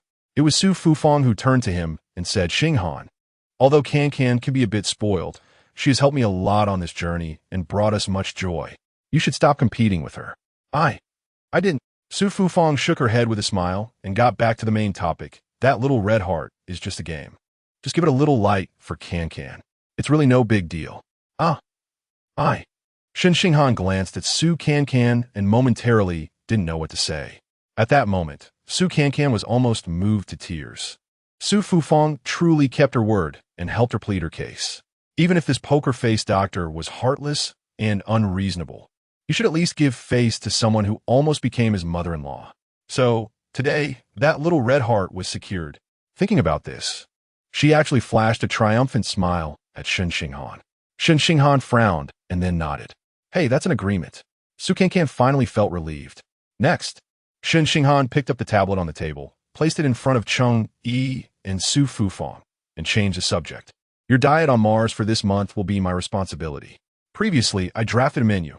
Please take a look and see if there's anything you want to change. Su Fufang glanced at it briefly and smiled. Your Uncle Cheng and I are not picky about what we eat, but having you cook every day is too much trouble. You still have your own work to do. Why don't I help you? No, this is also my job, Shen Xinghan said seriously. Originally, I wasn't supposed to be involved in this trial resident activity. I only volunteered because I heard you were coming, worried that others wouldn't take good care of you. Cheng Yi patted Shen Xinghan's shoulder and said, we all know your good intentions. We're all family. When it comes to cooking, whoever has time should do it. There's no need to be so strict about it. Shen Xinghan smiled faintly and nodded. He also missed the feeling of being part of family. However, it seemed there was one person who was somewhat redundant. At that moment, the redundant person picked up the menu and started studying it carefully. Su Cancan looked at it and muttered, what kind of menu is this? Even if it's for the elderly and a light diet, it can't be completely devoid of meat, right? Are we here to eat vegetarian and chant Buddha? Dr. Shun, I have some opinions on this menu. Su Cancan said without holding back. That's right. She was also a trial resident and one of his service targets, so she naturally had the right to express her opinions. Shen Xinghan frowned impatiently, but didn't respond. Su Cancan continued to voice her opinions. This menu is obviously unbalanced in nutrition. I'm young, so I'm fine. But Cheng Uncle and Cheng Annie are of such age. Not having any protein is really bad for their health. Shen Xinghan thought to himself that it was clearly because she was greedy for meat, yet she dragged others into this. He thought for a moment, pointed at the puppy at his feet, and said, Misu might not know that currently there are no livestock raised in Jerome home. To put it simply, besides us humans, the only mammal here is Xingzai. Xingzai perked up, immediately stood up, and whimpered a couple of times. Su Cancan chuckled and bent down to pat it reassuringly. Don't be nervous. I never eat dog meat. Cheng Yi immediately said, it's fine. Eating vegetarian is good. We're old and don't like too greasy food. But Su Cancan was inwardly lamenting, am I really here to be a monk, or rather a nun? Chapter 21, It Shouldn't Be You. The filming content for the next day was still a visit to the Zhurong home. Zhuojiqi led everyone to visit the newly built hospital and school. Su Cancan, having had a good night's sleep, was full of energy. Moreover, the lesson learned from a museum yesterday made her more actively participate in the theme of the visit. After returning to the apartment, Director Su specifically praised her. Su Cancan happily sat on the sofa and whispered to Kevin, I performed quite well today. I should be able to get a little star, hee. Kevin gazed at Shen Xinghan with affectionate eyes and then made a worried expression towards Su Cancan. Sister, will Dr. Shun give you a little red heart? Don't worry. Su Cancan winked at him confidently and said, I've already got him under control. Just then, Director Su asked everyone to proceed to the last segment of the day, which was to light up each other's little red hearts. Su Cancan proudly took out her phone and opened the app. Look, 5 little red hearts, one after another, were being lit up. What a beautiful scene. Her words got stuck in her throat. Huh, why hasn't this one lit up yet? Kevin pointed to the little red heart in the bottom right corner, blinking his little eyes. Su Cancan hurriedly looked up at Shen Xinghan and lowered her voice to urge, Hey, move faster. Time is running out. Director Su quickly stopped her. Su Cancan, it's voluntary. You can't force your teammates. But Su Cancan had no choice but to swallow her words. Shen Xinghan, however, looked up, still expressionless, as if he didn't know what was happening at all. When Su Cancan looked at her phone again, it had already started a 5-second countdown. Her hopes were extinguished second by second, and the little red heart in the bottom right corner still hadn't been lit up. Looking back at Shen Xinghan, Su Cancan felt all the blood rush to her head. How outrageous! How outrageous! In the morning, he had clearly nodded. Moreover, it was Su Fufang who asked him to do it. How could he go back on his word? Besides, what kind of deep-seated grudge did he have against her? Why did he have to make things so difficult for her?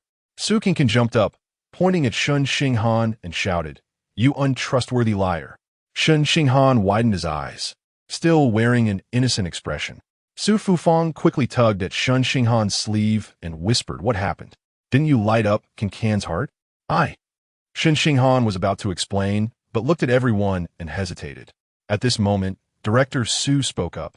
Cancan, can you stop acting like this? This is supposed to be an evaluation based on your performance. Why do you always have to shout at people? If I were to film you right now, you'd be scolded to death by the netizens. But I performed really well today. Cancan complained, feeling wronged. Didn't you just praise me? She angrily pointed at Shen Xinghan. This person is abusing his power. Just because I pulled out his sapling and entered his memorial room for Chengdong. He has been making things hard for me. Cancan began to regret it. If she had known that this emotionless doctor was such a vengeful person, she shouldn't have told him how important the little red heart was. Now it was clear he had a hold over her. One could imagine that she had no hope for the little red hearts this month. Shen Xinghan frowned, looking helpless. It's not like you think. You are two-faced. Cancan was completely ready to tear off the mask now. Before, she had clearly said that this was a different matter and that he could distinguish between them. But now he was still holding a grudge over the coffee incident. Shen Xinghan took a deep breath, his tone becoming more serious. That's because you said your own home is a ghost place. The members of our Tuchinwan teams have put in so much effort, even at the cost of their lives, to build this Mars city. Even if it's not perfect, you can't just say it's a ghost place. His righteous words left Cancan speechless. Yes, for this Mars city, the person he loved most had given their life. But she had said it was a ghost place, which was indeed very excessive. Kevin timely put his arm around Cancan's shoulder and sweetly said in her ear, "Sister, I'm sorry. This time I'm siding with Shen Xinghan." Cancan bit her lip, feeling unconfident, but still trying to be strong. I used the wrong words, but it was unintentional. If you had pointed it out yesterday, I will have apologized. But this has nothing to do with my performance in the reality show. You can't just not give me a little red heart because I said one wrong thing. I didn't. Shen Xinghan furrowed his brows, looking at everyone, and finally gritted his teeth. Forget it. I'm too lazy to explain. After saying that, he turned around and went back to his room. Cancan was scolded a few more times by Su Fufang and felt wronged, tears welling up in her eyes. Su Fufang exchanged glances with Chang'e. After everyone dispersed, Shen Xinghan still came out to make dinner. However, Cancan didn't come out to eat. Cancan, being angry is one thing, but you still need to eat. Don't starve yourself. Su Fufang knocked on the door while coaxing Cancan. Cancan was venting her anger on the lavender pillow, gritting her teeth and muttering, "I can't dare eat the food made by Dr. Shen. I'm afraid I'll bleed from all 7 orifices." At this moment, Chang'e's voice came from outside. "Cancan, don't be hard on your body. Come out to eat first. And for the other matters, Uncle Chung will help you." Cancan really had no appetite. But she couldn't vent her anger on the elderly couple, so she weakly shouted towards the door, "I'm tired. I'm going to sleep." Su Fufang helplessly smiled and shook her head, saying no more, only reminding Shen Xinghan to leave some food for Cancan. After dinner, Su Fufang went to Shen Xinghan's room. She knew that the conflict had to be resolved from the root. "Xinghan, if I'm not mistaken, the person who didn't light up Cancan's little red heart shouldn't be you, right?" Shen Xinghan was taken aback for a moment, then smiled lightly. "I was afraid Andy would blame me for not listening to you. So you guessed it." Sighing, having watched you grow up, "I know what kind of temperament you have. You are such a closed-off person. If it wasn't you, then explain." Now, Cancan's misunderstanding of you is getting deeper and deeper. How will you get along in the future? "Auntie, I wanted to explain, but I analyzed it. And you and Uncle definitely wouldn't make things difficult for her. Team leader Zhou wouldn't either. So, there was only one person left." Shen Xinghan looked at Su Fufang, his gaze clear. Chapter 22. She's here. Where else can I go? Do you think it's Dr. Wu? But Su Fufang Thou Wen. Shen Xinghan nodded. By process of elimination, he's the only one left. Although I can't figure out why he would do this. Perhaps there are reasons we don't know about. After all, that actress is indeed quite troublesome. Su Fufang smiled. Cancan is actually just different from the girls you've interacted with before. She has her cute sides. Forget it. Let's not talk about her. You're not explaining because you're afraid of causing trouble for Dr. Wu? Shen Xinghan nodded again. Dr. Wu came to Mars to research anti-cancer drugs. Our goals are aligned. We're both working for the future of humanity. If I explain, that actress will definitely treat Dr. Wu the same way she treats me. I don't want this small matter to affect Dr. Wu's research. Since she's already misunderstood me, let me take the heat. But that's too unfair to you. Shen Xinghan smiled. What does this small matter count for? Besides, she'll leave in a month. One of us is on Mars, and the other on Earth. There won't be any intersections. It won't affect me at all. Sigh. You haven't changed at all, carrying everything by yourself. Su Fufang shook her head in lament, but suddenly looked up with wide eyes at Shen Xinghan. Xinghan, what you just said. Does it mean that you won't return to Earth anymore? No. Aunt, you must have misunderstood. Shen Xinghan pressed his lips together, then nodded firmly. Yes. Aunt, I've long decided to spend the rest of my life on Mars. Settling in a Martian city is Dong's dream. Dong's dream, as a mother, I naturally understand. You two even talked about having a wedding on Mars, settling down there, making the transformation of Mars your lifelong goal. We understand all of this. Su Fufang was a bit excited, but the premise is, you two are together, and now, Dong is no longer here. Xinghan, you need to live your own life. She's here. Shen Xinghan held Su Fufang's hand and unexpectedly smiled. Aunt, you believe me, she's always here. At night, I look at Earth with her, and I can feel her by my side. Xinghan, Su Fufang interrupted Shen Xinghan with a tremble in her voice. You're wrong. She's here. After saying that, Su Fufang used her trembling hands to unbutton her shirt and pulled out a small porcelain bottle, warm to the touch, from her chest, holding it out in front of Shen Xinghan. Shen Xinghan's eyes widened, and his eyes gradually turned red. His lips moved, and his breathing became heavy. He trembled as he reached out to touch the porcelain bottle, but his hand hovered in the air and then withdrew. Finally, it was Su Fufang who grabbed Shen Xinghan's hand and placed the porcelain bottle in his palm. Shen Xinghan held the porcelain bottle in both hands, carefully placing it over his heart, then closed his eyes. A single tear slipped from the corner of his trembling eye. Su Fufang's voice, choked with emotion, rang in his ear. Your uncle and I knew about Dong's wish, so we applied to bring her remains here, thinking to bury her in the place she gave her life for. So, I can't leave Mars anymore. Shen Xinghan opened his eyes, and the mist in his eyes unexpectedly revealed a smile. She's here. Where else can I go? We want to be together forever. It's not like that, Xinghan. Su Fufang interrupted him again. This time, the burial of Dong's ashes is a concluding ceremony. Your uncle and I both understand that the living must face reality, especially since he has that illness. He can't always be immersed in sadness. Dong wouldn't want to see us always grieving.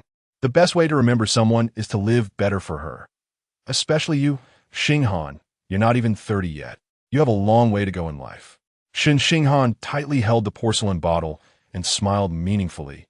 Aunt, you also know that she is not only my lover, but also the guiding light that led me to pursue a career in aerospace. Moreover, many scientists remain unmarried for the sake of their careers in aerospace. I believe that having a higher goal in life is more important than romantic relationships. But Dong wouldn't want to see you live a lonely life. Shen Xinghan smiled and shook his head. Not lonely at all. Really, this is my choice. Not just for her, but also for our shared dream. Sigh. Su Fufang let out a long sigh. What about your parents? Shen Xinghan frowned, but then smiled with relief. I chose this path, they understand. Plus, we have a big family. My brother and sister are around to take care of me. So I'm very reassured. Gurgle. Late at night, Sukin can't sleep, listening to her own internal symphony, tossing and turning. This time, it's not something that a lavender pillow can solve. Hungry. Really hungry. Oh, this damn place. There's not even a place to order takeout. She looked despairingly at the ceiling, missing the days when she could just place an order and a robot would deliver delicious food right to her door. It was simply heaven. She swallowed her saliva and forced herself to close her eyes. Sleep. Sleep. There's everything in dreams. 1 sheep, 2 sheep, 3 sheep, happy sheep, beautiful sheep, lazy sheep, boiling sheep, little fat sheep, haidaleo, sesame sauce, little seasoning, enoki mushroom, shrimp paste, wide noodles, kel bean sprouts. See conch, crown daisy, spinach. Ah! Sukin sat up in despair again, clenching her fists, gritting her teeth. Hell is empty, and the hungry ghosts are on Mars. I want to eat people. She calmed down a bit and dialed Kevin's number using the communication device on Mars. A deep voice came through the phone. Sister, I was just dreaming about going on a date with Han Han, watching the stars. We were about to take the next step, and you interrupted me. Sukin was somewhat relieved that she was starving. if she were full. Imagining that scene would probably make her throw up. Hey, I'm starving. Do you have any food? She asked weakly.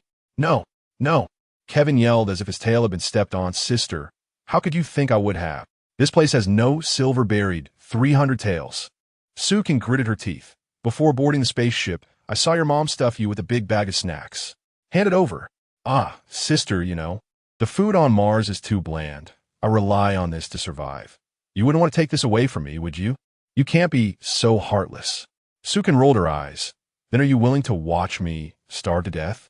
I didn't eat dinner. Huh? Our Han didn't cook for you? What he made? I won't eat. Kevin said earnestly. Oh, sister, why must you do this? Less nonsense. You have 5 minutes to show up, or I'll eat Shen Xinghan. Show mercy. I'll be there right away. Chapter 23. Greeting with a smile. Catering to his preferences, Kevin reluctantly handed over several bags of beef jerky and nuts to Cancan. Is that all? Cancan raised an eyebrow, wondering how much he was still hiding. Kevin lamented. Sister, there's really nothing left. You know how poor our food is. For the past couple of days, I've been surviving on the snacks Mom gave me. Sigh, there's nothing better than a mom. After saying this, he suddenly realized that this statement might provoke his sister and quickly closed his mouth. Cancan was too hungry to care about her feelings. She tore open a bag of beef jerky and stuffed her mouth full. Oh, the best flavor in the world is meat. Kevin, however, looked up at the ceiling and sighed. Sister, we need to think of a solution to this problem. Cancan paused, her mouth full as she asked. What do we do about the food situation? We can't eat Xingzi. Sister, stop thinking about food. What I mean is, you need to improve your relationship with Han. I don't want to have anything to do with that emotionless doctor. Kevin squinted at Cancan. So you don't want his little red heart anymore? You don't want the second female lead role in the movie with the summer movie emperor? Cough, cough, cough. Cancan choked a bit and said while coughing. I want it, of course. Otherwise, why would I go to Mars? To cultivate? So, for the brilliant path ahead, you need to be flexible. Just like how you're arguing with the person who holds your future every day, isn't that self-sabotage? You need to think of a way. Cancan stopped chewing and widened her eyes at Kevin. I've thought of all the ways I could. I've already apologized for offending him before. He accepted it verbally. Even Aunt Chung pleaded for me. But that petty doctor is so stubborn, he won't budge. What else can I do? Oh dear sister, how is your brain straighter than a laser beam? Kevin had a look of pity mixed with frustration. If you want to get what you want from someone, you need to know how to please them. You have to cater to their preferences. You need to try everything to make him happy. As long as he's happy, your goal will be achieved. After years in the entertainment industry, you don't understand this basic common sense? If you don't mess it up, who will? Then what do you suggest we do? Cancan was left without a temper by his words and grabbed a handful of cream almonds to continue eating. Kevin continued to reason with her. Before I went to bed, I went over the events of the past few days in my mind and analyzed Han's character. When it came to character analysis, Cancan perked up. What did you analyze? Tell me. Our Han is actually an exterior cold, interior warm type. In other words, he looks like an iceberg on the outside, but inside he hides a fiery little furnace. So essentially, he's still a big warm man. Cancan almost burst out laughing. A little furnace? Where is it? I don't see it. That's because you haven't entered his heart. Think about it. He was so affectionate towards his deceased girlfriend, and for so many years, he hasn't forgotten her. He cares for her parents meticulously. What else could that be but a war man? Cancan scratched her head. It seems somewhat reasonable. But that's the treatment he gave his girlfriend. How could he give that to me? Sister, you don't need him to fall in love with you. You just need to achieve your goal. So, you don't need to deeply enter his heart. Just take a small step over the threshold and slightly circle around, and that's enough. As Kevin spoke, he mimicked 2 legs with his index and middle fingers, spinning them in front of Cancan. Cancan slapped Kevin's hand away. Say something specific. All right, let's formulate a plan to make Han happy. Kevin rolled his little eyes, thinking seriously. First, sister, you need to correct your attitude. You can't give him a cold shoulder anymore. You need to greet him with a smile. I don't want to put my warm face against his cold backside. Do you want to keep your face, or do you want to be the second female lead? Kevin hit the nail on the head. All right, I could temporarily let go of my pride. Cancan lost her temper again. Kevin continued. Secondly, sister, You need to understand how to cater to his preferences and win Han Hong's favor. Su Cancan puffed her cheeks, looking disheartened. How do I know what he likes? So, sister, you need to learn to observe. Pay more attention to the details of life, and you will discover things. I have to follow around a person I dislike every day and observe him. I might as well kill me. Seeing her reaching for the last bag of beef jerky, Kevin snatched it away, wanting to keep the remaining taste of home for himself.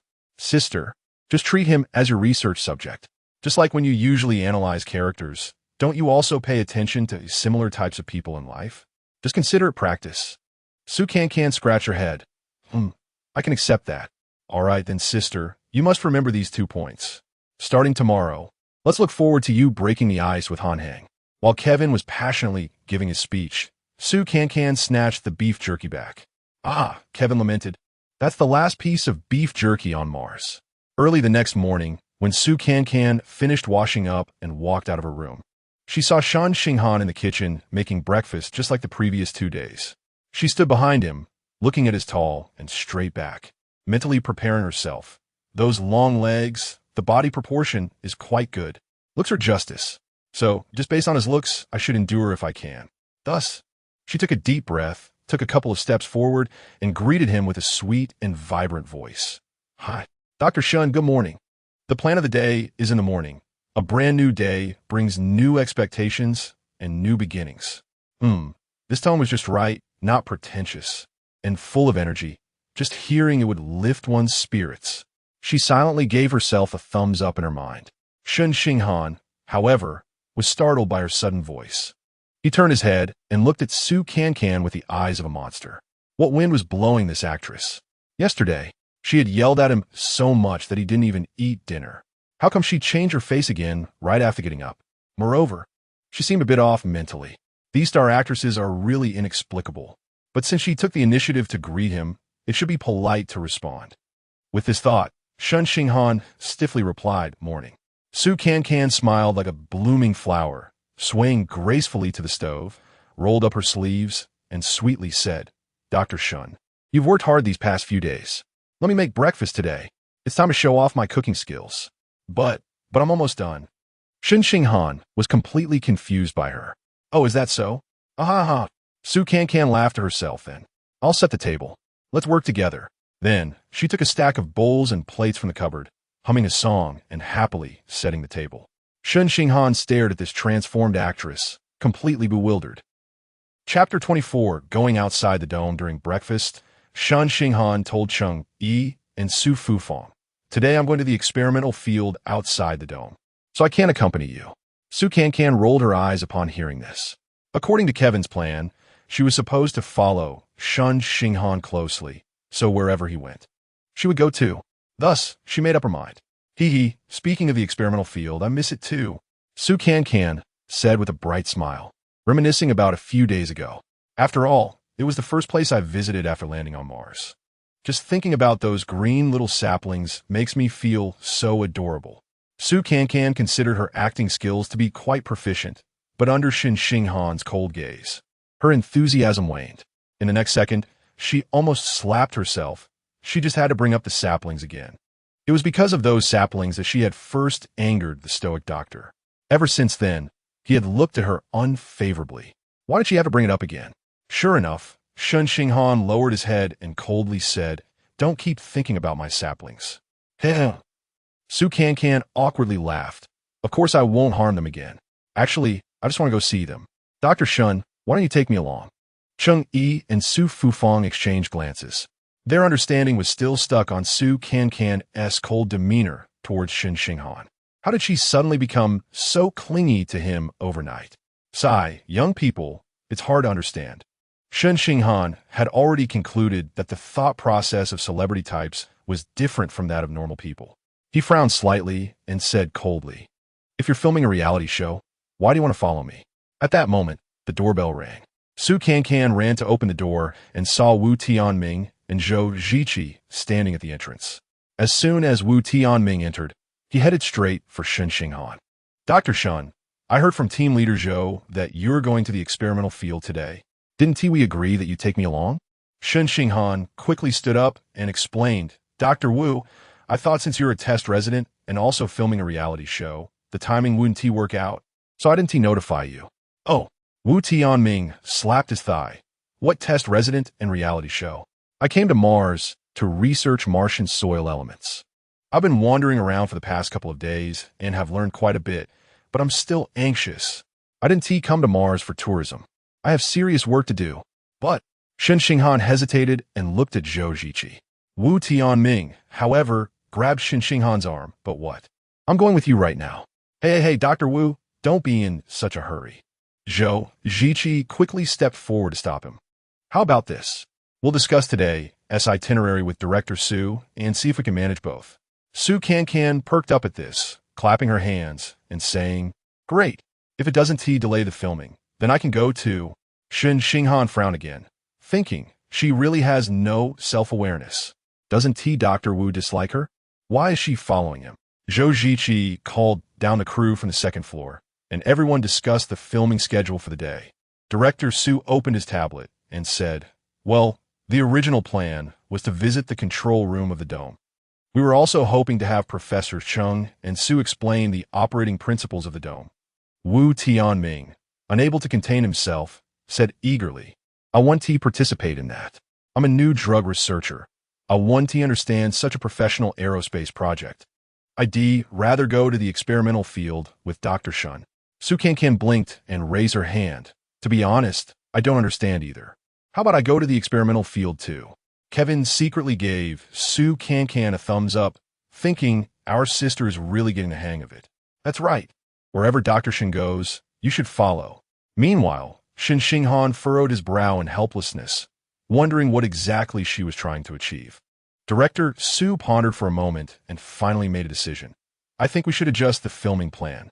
I believe the audience on Earth would also like to see what the real Martian surface environment outside the dome is like. If conditions permit, let us all go outside to film the reality show today. Awesome. That's great. Su Cancan cheered. Director Su then turned to Zhou Ziqi, team leader Zhou. Will there be any difficulties in implementing this? Since there isn't enough oxygen outside the dome, there may also be some unknown dangers. As the director of the program, Su had to consider everything. Zhou Ziqi thought for a moment and said, if we're going to the experimental field, it shouldn't be a problem. The surface temperature of Mars during the day is similar to that of Earth. Plus, it's south quite close to the entrance of the dome. As long as everyone carries an oxygen tank and wears helmets, we should be fine. However, he looked at Professors Chung and Su, since they are older. I'm worried. Su Fufang immediately waved her hand. We want to go. We've been out and about for the past couple of days and are a bit tired. I'll just rest with old Chung. Yes. With these old arms and legs, we can't walk much outside. We want to go, Chung echoed. The elderly couple had supported each other for most of their lives and understood each other without needing to communicate with their eyes. Su Fufang wasn't really tired. She was worried about Chung Yi's health. She feared that if he went outside the dome in an uncomfortable environment, he might fall ill and cause trouble for everyone. Director Su communicated with Zhou Ziqi again and ultimately decided to adjust the filming content for the day to visiting the Martian surface outside the dome and the experimental field. The participants in the filming would be Wu Tianming and Su Cancan, with Zhou Ziqi and Shen Xinghan accompanying them. Su Cancan finally achieved her wish to be Shen Xinghan's shadow. The staff distributed oxygen tanks and helmets, repeatedly reminding everyone, be sure to watch the display data on the oxygen tanks. If there's a leak or if they weren't filled properly beforehand, it could be life-threatening. Su Cancan quickly glanced at the LCD display on her oxygen tank. It showed a bottle-shaped icon, clearly indicating it was full. The number next to it also displayed 100. The staff member wasn't reassured and checked everyone's equipment again, reminding them the masks will also display real-time oxygen levels. If there are any abnormalities, call for help immediately.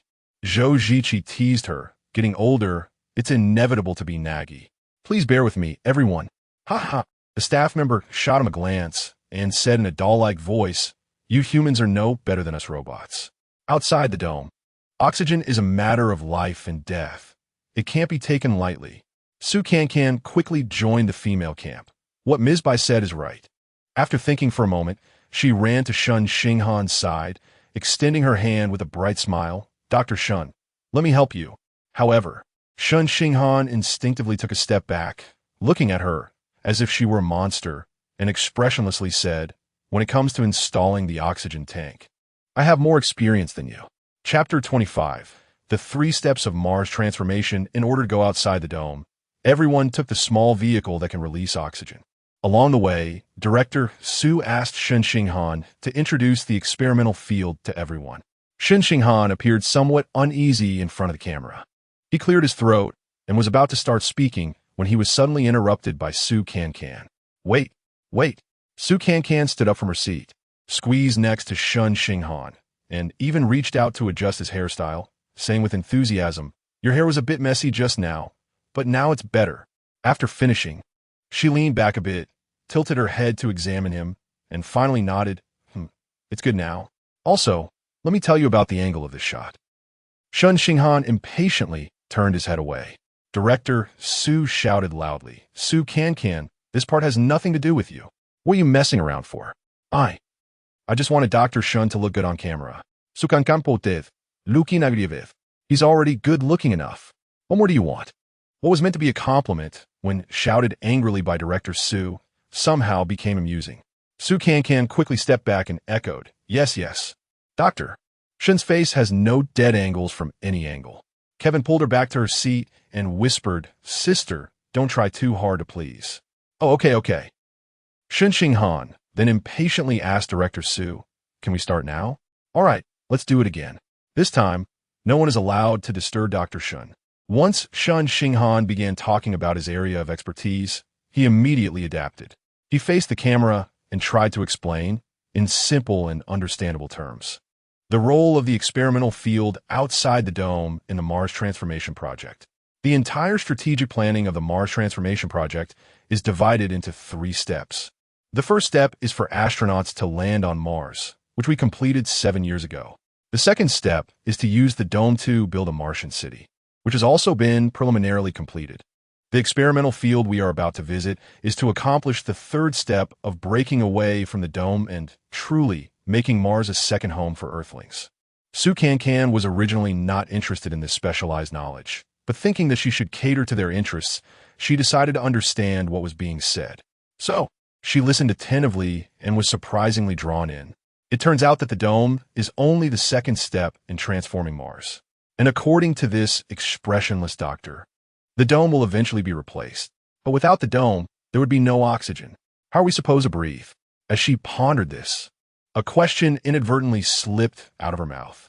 Shen Xinghan glanced at her, surprised that she was actually paying attention, and thinking, yes, that's the question I will explain next. Shen Xinghan continued in response to Su Cancan's question, stating that if humanity wants to fully achieve Mars colonization, we cannot live forever inside the dome, but need to transform Mars's atmosphere to raise the oxygen content to a level that can sustain human life, just like Earth's atmosphere. Su Cancan's eyes widened, and her mouth unconsciously dropped open. To change Mars's atmosphere? That's amazing. This time, she was completely captivated.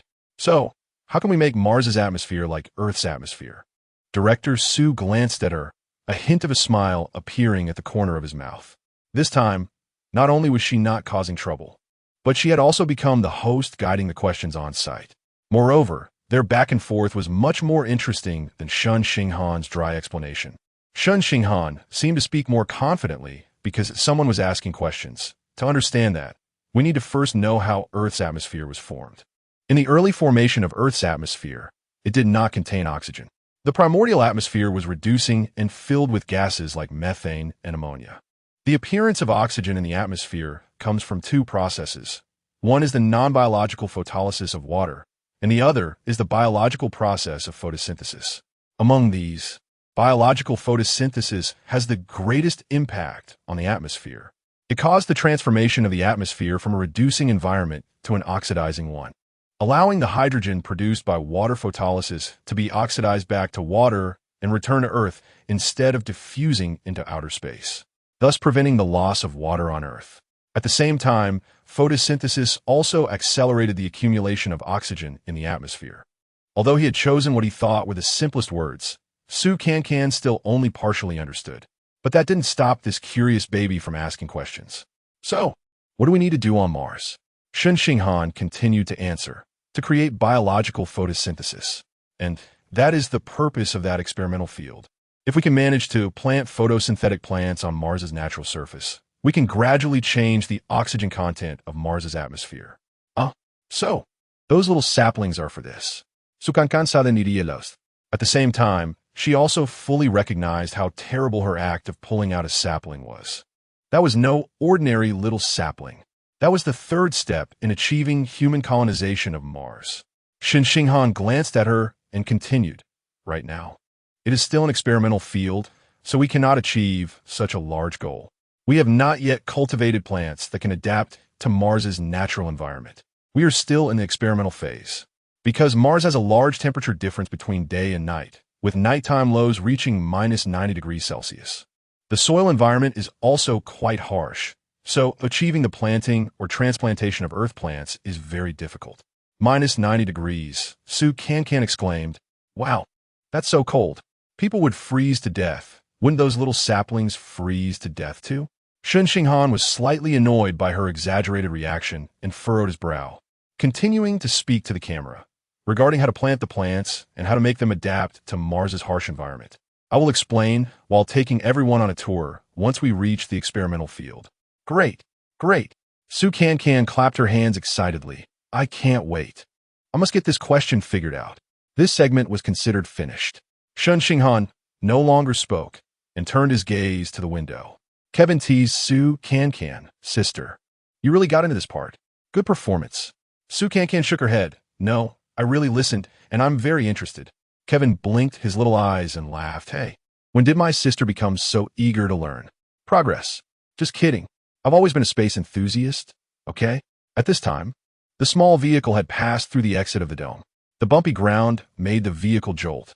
The dark red Martian surface ahead unfolded before everyone's eyes, like a primitive, ancient, and mysterious scroll.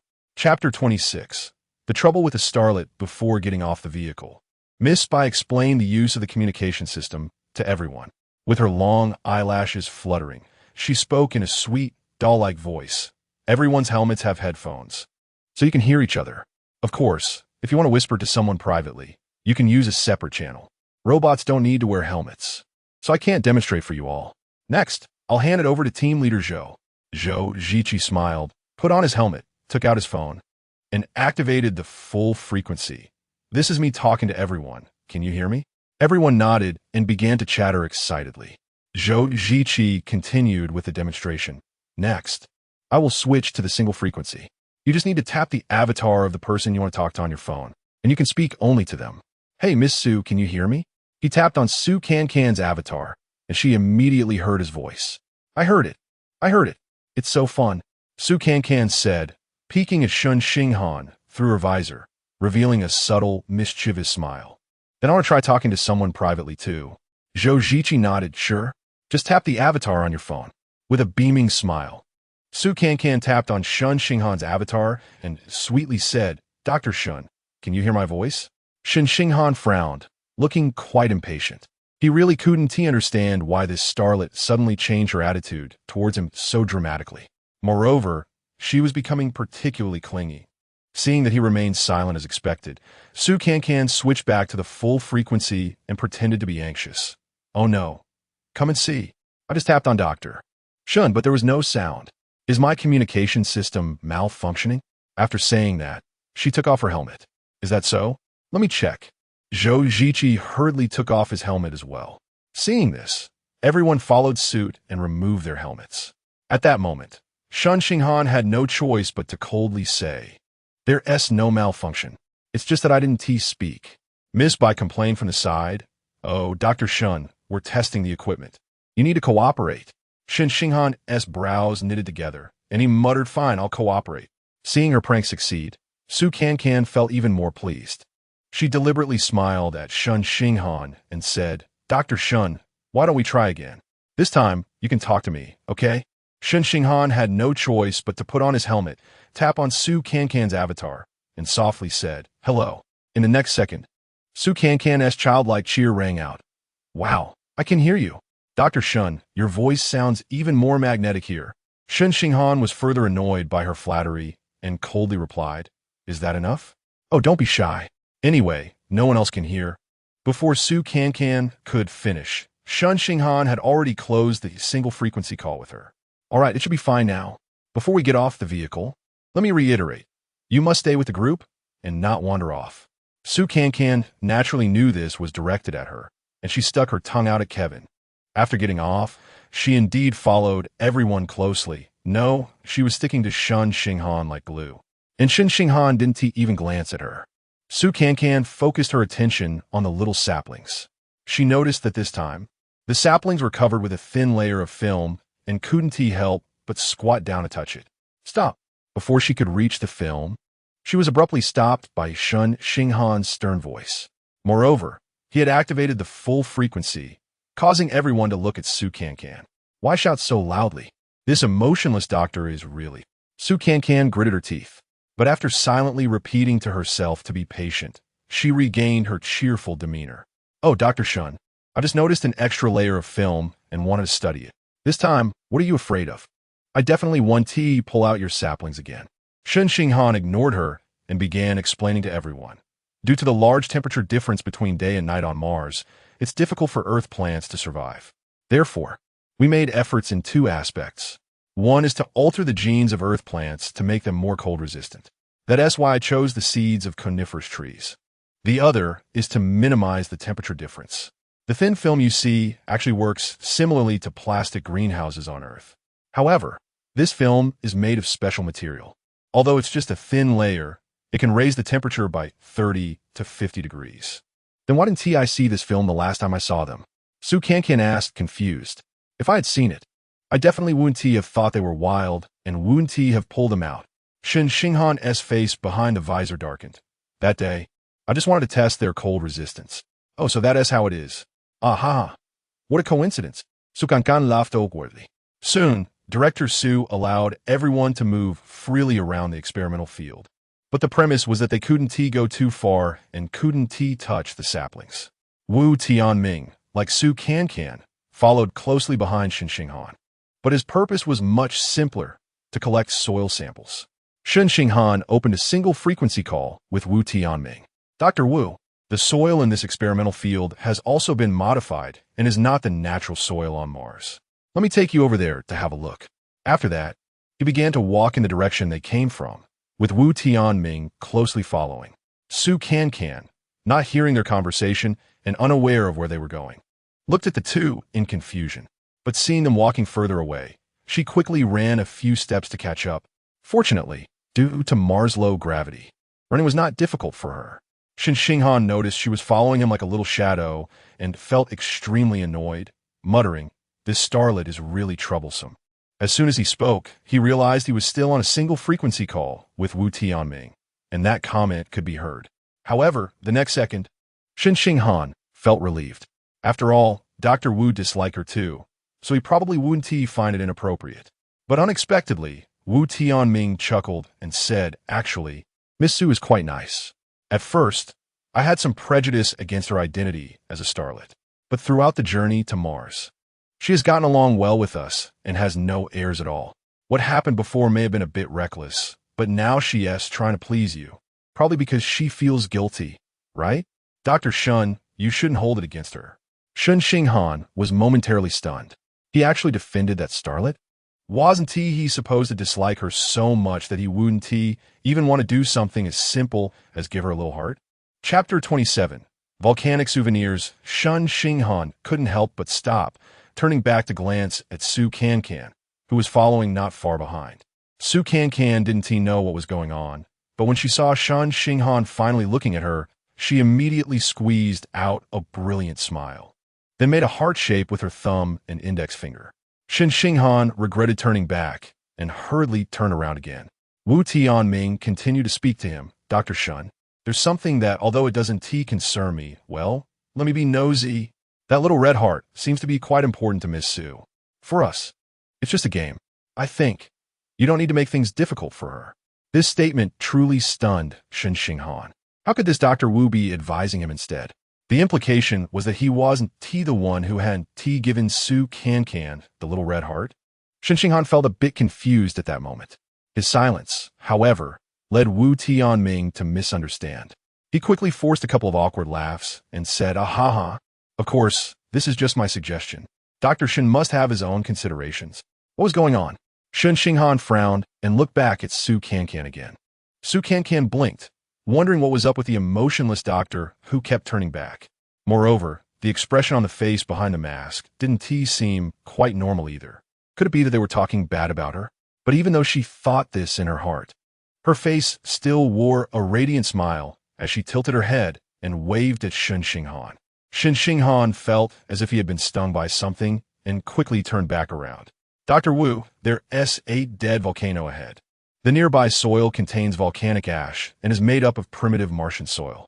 We can go there to collect samples." Shen Xinghan decided to temporarily set aside the unresolved issue with the star and focus on serious work first. Wu Tianming nodded eagerly. Okay, let us go now." Su Cancan saw the two of them starting to move again and followed closely. Shen Xinghan had to turn back once more and opened a single-channel communication with Su Cancan. "Dr. Wu and I are going to collect sample from the volcano. You should stay with team leader Zhou and the others. Don't follow us." Immediately, Su Cancan's overly sweet and exaggerated voice came through the earpiece. "Wow, a volcano. Is it like Mount Fuji? How romantic. I've never seen what a Martian volcano looks like. I want to see it too." Shen Xinghan sighed and finally relented. "Then keep up. Don't get lost again." "Don't worry, I'll stick to you like glue." Shen Xinghan ignored her and continued walking towards the volcano with Wu Tianming. After walking for about a quarter of an hour, a volcano indeed appeared before them. Su Cancan squinted her eyes, feeling like she had seen this place somewhere before. "Ah, this is the photo from the museum," she exclaimed. It was then that Shen Xinghan realized that the single-channel communication with Su Cancan didn't matter. He was also quite surprised. Su Cancan hadn't really listened to the explanation at the museum that day, to the point where she couldn't answer a single question. Yet, she actually remembered the photo taken by the first group of astronauts next to this volcano. Su Cancan seemed to sense Shen Xinghan's surprise and cheerfully said, "The prize you gave me that day, I looked at it several times when I couldn't sleep at night. So it was that Mars commemorative booklet." Shen Xinghan understood. Seizing the opportunity, Su Cancan jogged a few steps to squeeze between Shen Xinghan and Wu Tianming, then pointed at the circular volcano and asked with a hint of disdain in her tone, "Dr. Shen, I saw in a commemorative booklet that the volcanoes on Mars are particularly tall, much larger than those on Earth. But this one doesn't seem that impressive. What you're seeing should be the volcanoes on the Tharsis Plateau. We are currently on the Utopia Planitia." Su Cancan clearly couldn't remember these names and could only give Shen Xinghan a mysterious smile through her mask. Meanwhile, Wu Tianming had already opened a small box, taken out a glass bottle, and started collecting soil samples. Shen Xinghan stood there, staring at the volcano depicted in the photo in a daze. Su Cancan, not one to hold back, leaned closer and said, "Dr. Shen, since this is the place where the first astronauts took their commemorative photo, how about you help me take one too? Hee. This photo can be posted on social media with the caption on Mars, 'Walking through the footsteps of heroes.' It definitely gained followers." However, Su Cancan's wishful thinking was met with Shen Xinghan as refusal. He impatiently said, "Dr. Wu and I have serious business. You can take a selfie, but I can't take a photo of the volcano myself." Su Cancan pointed at the busy Wu Tianming, and besides, he was busy himself. "You're just standing here in a daze, not doing anything." As she spoke, she took a few steps back and posed gracefully. "Oh, Dr. Shen, just help me out a bit. I think this place is very meaningful." At that moment, Shen Xinghan was struck by the realization that Su Cancan's position happened to be where Cheng Dong had stood for that solo photo. It should be from this angle, right? Next, he inexplicably picked up his phone, placed Su Cancan in the frame, and even found the angle from which Cheng Dong had taken a photo, then gently pressed the button. Seeing that Shen Xinghan was willing to take a photo for her, Su Cancan was overjoyed. This should mean that their relationship had eased up a bit, right? It seemed that flattering him was indeed quite effective. "Haha, thank you, Dr. Shen." Su Cancan skipped over to Shen Xinghan, took his phone, and examined it. "Oh no, the mask is a bit reflective, and my face isn't very clear. How about I take off my helmet and take another one?" "Nonsense," Shen Xinghan blurted out. "If you take it off, There won't be any oxygen. After saying this, Shen Xinghan suddenly widened his eyes. The photo of Cheng Dong's bedside sprang back to his mind. She hadn't worn a helmet in that one. Yes, Cheng Dong wore a helmet when posing with the other astronauts, but this solo shot of herself didn't have one. Oh, it's okay. I've learned to swim. I can hold my breath. Cancan's noisy voice pulled Shen Xinghan out of his memories. Shen Xinghan felt a wave of irritation and no longer paid attention to her, walking towards Wu Tianming instead. But Cancan continued to pursue him relentlessly. Shen, even if we don't take it, can you send me the photo from earlier? Shen Xinghan strode forward, still ignoring her. Hey, if you hide my photo on your phone, it'll give people the wrong idea. Cancan shouted at his back. But Shen Xinghan still didn't respond. Suddenly, she realized that he must have turned off their single-channel communication and couldn't help but mutter to herself. What's this? Hoarding my photo? Having a crush on me? Or trying to be my die-hard fan? You're overthinking it. Shen Xinghan's cold voice suddenly came through the earpiece. There's no network outside the sky vault. Chapter 28. The truth is only one only. Then did Su Sanzan remember that when they lived in the Sky Dome, there was a network signal. At this moment, their communication should be realized through some communication device in the helmet rather than the network. And photo transmission certainly couldn't be achieved without a network. Okay, I'm on a hurry. Just send it to me when you get back. Sorry to trouble you, Dr. Shun. Su Sanzan found an excuse for herself. Shen Xinghan ignored her and went to help Wu Tianming collect soil samples. Su Sanzan wanted to go over as well, but was afraid that she wouldn't understand anything and would just cause trouble, so she leisurely wandered around the volcano. Suddenly, she saw a large pit on the ground not far ahead and hurried over. As Su Sanzan got closer, she could see that there were stone slabs installed on both sides of a large pit, which seemed to fit together. I think I've seen this before. Suddenly, an idea flashed in her mind. Isn't this a common entrance to ancient tombs in tomb raiding movies? Then, she simultaneously clicked on the avatars of Shen Xinghan and Wu Tianming and shouted loudly, "Come quick! Major discovery! I found an alien tomb." Shen Xinghan and Wu Tianming exchanged glances. Shen Xinghan quickly realized what was going on, gritted his teeth, and ran towards Su Sanzan. Wu Tianming, looking puzzled, followed him.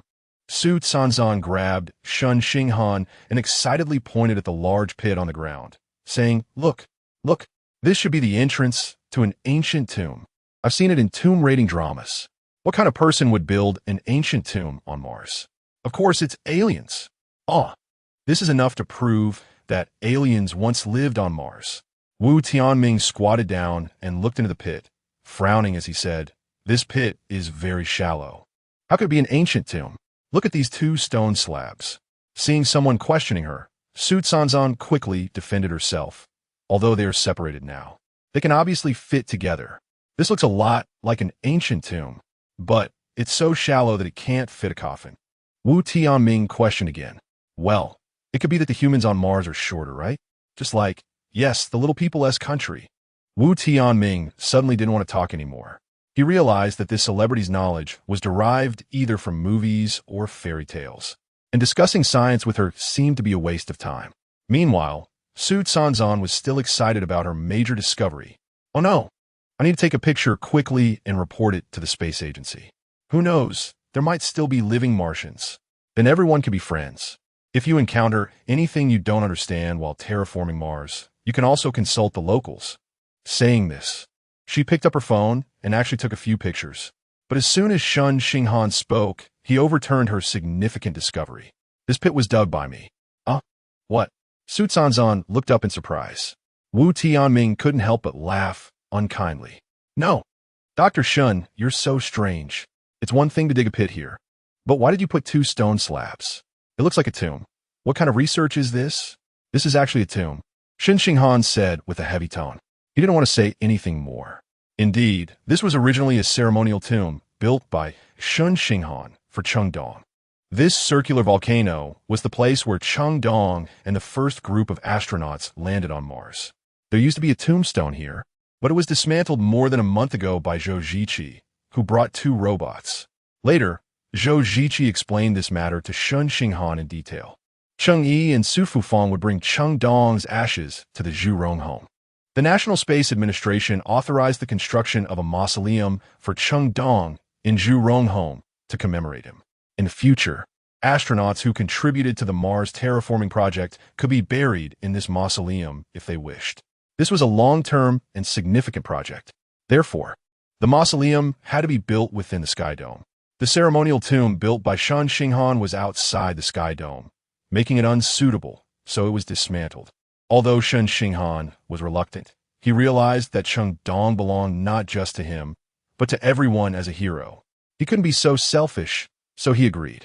But who would have thought that Su Cancan would discover the site of Cheng Dong's ceremonial tomb and make a big joke out of it? In the evening, everyone returned to the apartment and completed the final heart lighting in the living room of room 101. Su Cancan stole glances at Shen Xinghan, thinking that her interaction with him today was relatively harmonious. He even took a picture of her, so he should go easy on her. Meanwhile, Shen Xinghan intentionally sat close to Wu Tianming, wanting to figure out whether he had lied or if there was another reason behind it. After all, he had been carrying the blame for several days, and he wanted to know who he was carrying it for. Then, he clearly saw Wu Tianming unhesitatingly light up all the hearts, looking particularly natural. Sure enough, it wasn't him. At this moment, Su Cancan again disappointedly shouted, "Ah, Dr. Shen, you're not giving me." Shen Xinghan frowned. He didn't know whether he should explain. But then, Su Cancan quickly calmed down again. She stood up and sincerely said to Shen Xinghan, "It's okay, Dr. Shen. Maybe my performance today wasn't good enough and didn't meet your standards, but I will work harder." And her inner monologue was, "The word endure is like a knife on my heart. All right, keep enduring. I don't believe I can't move this stoic doctor." Shen Xinghan was not used to not receiving the usual storm of complaints from her and didn't know what to say. Su Fufang, who didn't participate in the reality show today, prepared dinner in advance. At the dining table, Su Cancan was still very attentive, serving food to Shen Xinghan, which made him feel a bit embarrassed. It wasn't Wu Tianming, and it couldn't be Cheng Yi or Su Fufang. So, there was only one person left, Zhou Ziqi. Logically, he had no reason to make things difficult for Su Cancan. He was the leader of the Tianwen team and responsible for receiving this batch of Mars trial residents. His task should be to take good care of these trial residents and ensure they have a safe and pleasant month on Mars. Intensifying conflicts was completely contrary to his job. So why would he do that? Shen Xinghan thought about this issue while eating. But by the time he finished his meal, he still hadn't figured it out. Initially, he thought it was none of his business and didn't want to meddle. But lifting his head and meeting Su Cancan's radiant smile, he felt a wave of inexplicable irritation. There's only one truth. Forget it. I'll just ask clearly in person. Shen Xinghan put down his chopsticks and silently made a decision. Chapter 29. The Demands of Daddy Investor. Good evening, Dr. Shen. Miss Bai opened the door and fluttered her long eyelashes at Shen Xinghan, saying, "If I'm not mistaken, you're here to see Team Leader Zhou." Shen Xinghan nodded. "That's right. I have something to discuss with him." "Is he available now?" Miss Bai's big eyes changed colors. "If I say he's available, then he's not. Our team leader Zhou is currently watching Xiao Jili's sad drama and is crying his eyes out." Shen Xinghan headed straight for Zhou Ziqi's room. Miss Bai then unkindly shouted in a doll-like electronic voice, "Team leader Zhou, Dr. Shen is here to see you. Hurry up and clean up all the tissues from crying." Zhou Ziqi opened the door, and indeed his eyes were red. He awkwardly smiled at Shen Xinghan, looking a bit ridiculous. "Come in, Dr. Shen. What can I do for you?" As Shen Xinghan walked into Zhou Ziqi's room, he saw a man and a woman on the television screen embracing and crying. The sad music made the atmosphere even more tear-jerking. Yes, the tissues on the table were indeed cleaned up. However, he noticed a full trash bin in the corner of the table. It seemed like things had been done quite quickly. Shen Xinghan chuckled to himself. "Dr. Shen, come. Sit here. I'll get you a glass of water." Zhou Ziqi warmly invited him, pausing the television screen. But Shen Xinghan waved his hand and said, "No need to bother. I just have something I'm a bit confused about and want to confirm with Team Leader Zhou." "Okay, go ahead. These past few days, the person who didn't light up the little red hearts for the female star was you, right?" Shen Xinghan asked straightforwardly. Zhou Ziqi lowered his head and smiled awkwardly. eventually nodding, then sigh. I knew you would come to ask me sooner or later. I feel quite bad for letting you take the blame and be scolded by the female star. I didn't expect so many things to happen that made her misunderstand you and cause you so much trouble. Taking the blame isn't a big deal. I just don't understand what your reasoning is. Shen Xinghan stared into Zhou Ziqi's eyes. As the leader of the Tianwen team, your goal should be to help the residents live harmoniously in your own garden. Why stir up conflict? Zhou Ziqi frowned and smiled bitterly. Dr. Shen, do you think I want this? I'm also quite helpless. Could it be someone is threatening you? Shen Xinghan's eyes widened. Zhou Ziqi shook his head with a bitter smile. It's not exactly a threat. It's just the intention of the Xingyu group, which sponsors our Tianwen team. Although I don't understand why they would make things difficult for their own artists. But, our Mars transformation project is very expensive, and they're private enterprises sponsoring us with so much funding for research. They are, after all, our financial backers. Since it's such a small request, I naturally complied. Shen Xinghan suddenly recalled what Su Cancan had said the night she mistakenly entered Cheng Dong's room. The little red heart is very important to me. You could say, that is my mission for coming to Mars. Her expression at that time was very serious. He could feel that the little red heart was indeed very important to her, possibly a task assigned by the company. But on the other hand, her company required Zhou Ziqi to obstruct her from completing the task. There must be some hidden circumstances. It seems that the female star's life in the entertainment industry is also quite difficult, not as glamorous as he had imagined. Thinking of this, a trace of irritation swept through Shen Xinghan's mind. What does the female star's life have to do with him? Now that the truth is clear, what he needs to do next is to avoid being entangled by her. Shen Xinghan stood up, expressionless, and said to Zhou Ziqi, since it's like this, I should let her know the truth. Wait. Zhou Ziqi also stood up. Dr. Shen, since you didn't clarify before, why not just be a good person to the end?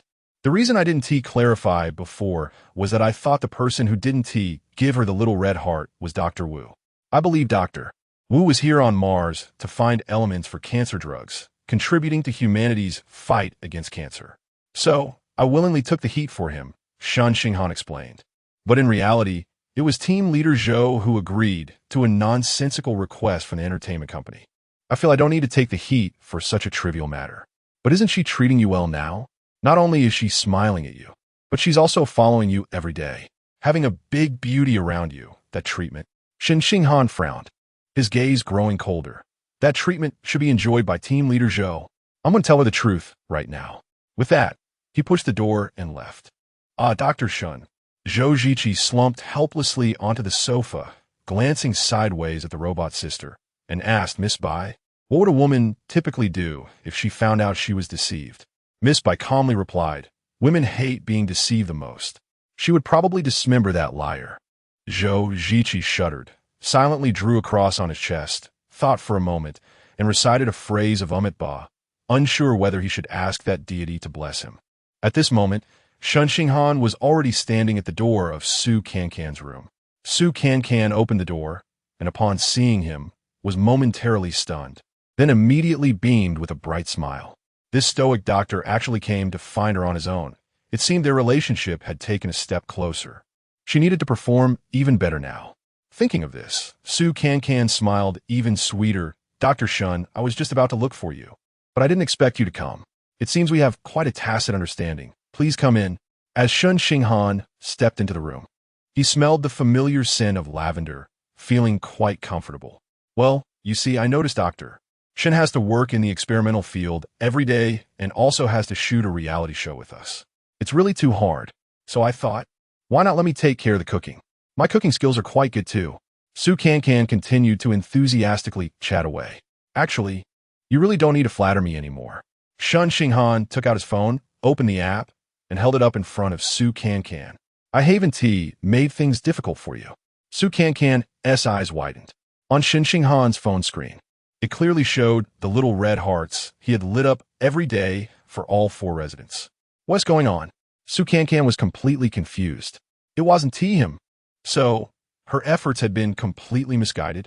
Shen Xinghan continued calmly. At first, I thought it was Dr. Wu, but today when I had a private call with him, he pleaded for you, which made me question this matter. Just now, I confirmed it with team leader Zhou. He admitted it. The person who didn't light up your little red heart is him. What? Su Cancan felt like her worldview was shattering. It was actually team leader Zhou. Chapter 30. Hell is empty. The devils are on Mars. Su Cancan felt an overwhelming sense of dread. She had never offended Zhou Ziqi, and that chubby team leader had always been kind to her. Truly, one can know a person's face, but not their heart. The hidden boss's acting skills were too remarkable. Hell is empty, and the devils are on Mars. Su Cancan suddenly clenched her fists and exploded. I wondered why everything went wrong as soon as I arrived on Mars. It turns out your leader is against me, but I never offended him. This person was simply a wolf in sheep's clothing. He looked friendly but had a venomous heart. In fact, the devil is still on Earth. Shen Xinghan followed her words and added. Su Cancan blinked. What do you mean? Then, Shen Xinghan recounted to her exactly what Zhou Ziqi had just told him. Finally, he added, I think it must be that you offended someone in the company yourself. Team leader Zhou is also quite helpless. This matter has nothing to do with our Tianwen team. Su Cancan heard his implication that she had poor relationships and was being targeted by people in her own company. With grievances, they're always the right people to settle them. Please don't add trouble for us busy people who bear the great mission of changing humanity's fate. She plopped down on the edge of the bed, her eyes glazed over. She understood everything now.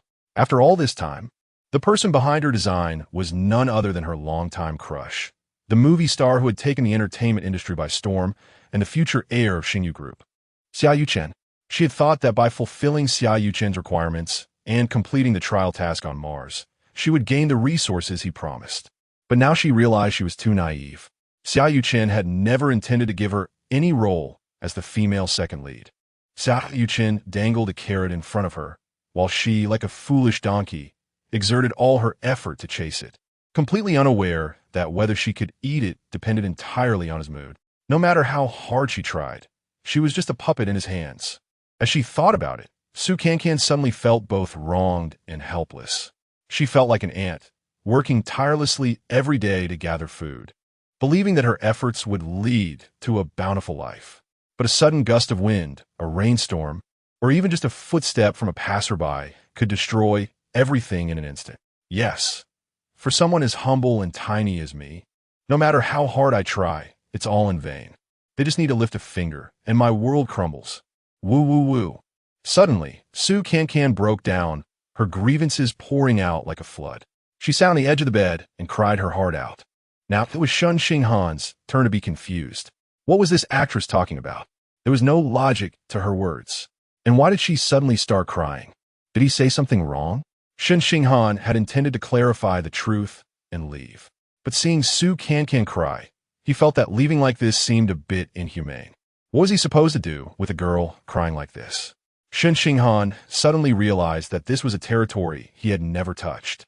In his 29 years of life, it was the first time a girl cried so heartbreakingly in front of him. Among the two girls he had close contact with, Cheng Dong was a particularly strong girl who never shed a tear even in the face of illness. While his little sister Shen Xinghan was the apple of the family's eye, even if she cried occasionally, it was never his job as the second brother to comfort her. So, Shen Xinghan had no idea how to respond to this sobbing actress. He stood there, completely at a loss, not knowing whether to leave or stay. Why is my life so bitter? I just want a little sweetness, just a little. Is that too much to ask? Woo woo woo. Su Cancan looked up at the ceiling and continued to cry. Bitter? Want sweetness? Shen Xinghan blinked, as if he had found a solution. He quietly left Su Cancan's room, went into his own, and returned with a white ceramic jar in hand. This is for you. Shen Xinghan opened the lid of the ceramic jar and held it out in front of Su Cancan. Su Cancan rubbed her swollen eyes and looked at the small white crystals in the jar with confusion, hoarsely asking, What is this? Sugar. Shen Xinghan saw her still staring with wide, watery eyes, seemingly not understanding, and further explained, This is white sugar extracted from beets, but it's processed rather coarsely, so the crystals are larger. But this is quite an achievement. You have to know that we first had to solve the problem of transplanting beets to Mars. Even though we are in the Tianxiong, we encountered many difficulties at the beginning. What does this emotionless doctor mean? Su Cancan raised her eyes, puzzled, staring at him. The familiar formula and taste were just like what he had scolded her about regarding coffee that day. It's not easy to achieve water supply on Mars. It's not easy to grow coffee trees. And now he is telling her how difficult it is to plant beets and extract white sugar. She knew he was a PhD, a scientist, a prodigy destined to change humanity's fate. But there was no need for him to always show off in front of her. A humble little person. Was it to contrast how insignificant she was? Thinking of this, Cancan's resentment escalated, and she aimed it directly at the person in front of her. Yes, you're a PhD. You're a scientist. You are a superhero who changes the world and creates the future. You are Superman. You are Ultraman. And I am just an insignificant actress with no role to play. But I abide by the law. I am hardworking and kind. I treat everyone around me well, including small animals. I have never harmed anyone. You don't need to showcase your superiority here and mock me. While sobbing, she stood up and pushed Shen Xinghan forcefully towards the door. And our superhero who changes the world and creates the future was completely dumbfounded. Wasn't she just saying she was bitter? Why was he giving her sugar, causing this reaction? Besides, what did he show superiority? How did he mock her? He truly did not understand this actress's logic. The commotion attracted Cheng Yi and Su Fufang. As they stepped out of their room, they saw Cancan crying and shouting as she pushed Shen Xinghan out the door, then slammed it shut. What's going on here? Su Fufang hurriedly approached Shen Xinghan. Xinghan, please clarify the misunderstanding. Don't let Cancan cry anymore. Why is she crying so hard this time? Cheng Yi also said, oh, you quiet blockhead. You've always been like this, bullied by your brother and sister, bullied by Dong Dong. Yet you never say a word. But you've grown up. How can you still be like this? Shen Xinghan could only explain, I've already explained it to her. She knows it's not me. Then why is she still making a fuss? Su Fufang was confused too. I don't know either. Shen Xinghan listened to Su Cancan's heart-wrenching cries from inside the room, looking bewildered. I really don't understand what she is thinking. I think I should find her assistant to come and take a look. Chapter 31, we have allies. Kevin was so excited to see Shen Xinghan come to find him that he became incoherent, leaning against the door frame with his trembling orchid fingers, awkwardly posing. Shen Xinghan inwardly sighed that people in the entertainment industry seemed a bit abnormal. After briefly explaining his purpose, he saw the bashful, muscular man form his lips into an exaggerated O shape. Oh my God, is my sister crying hysterically?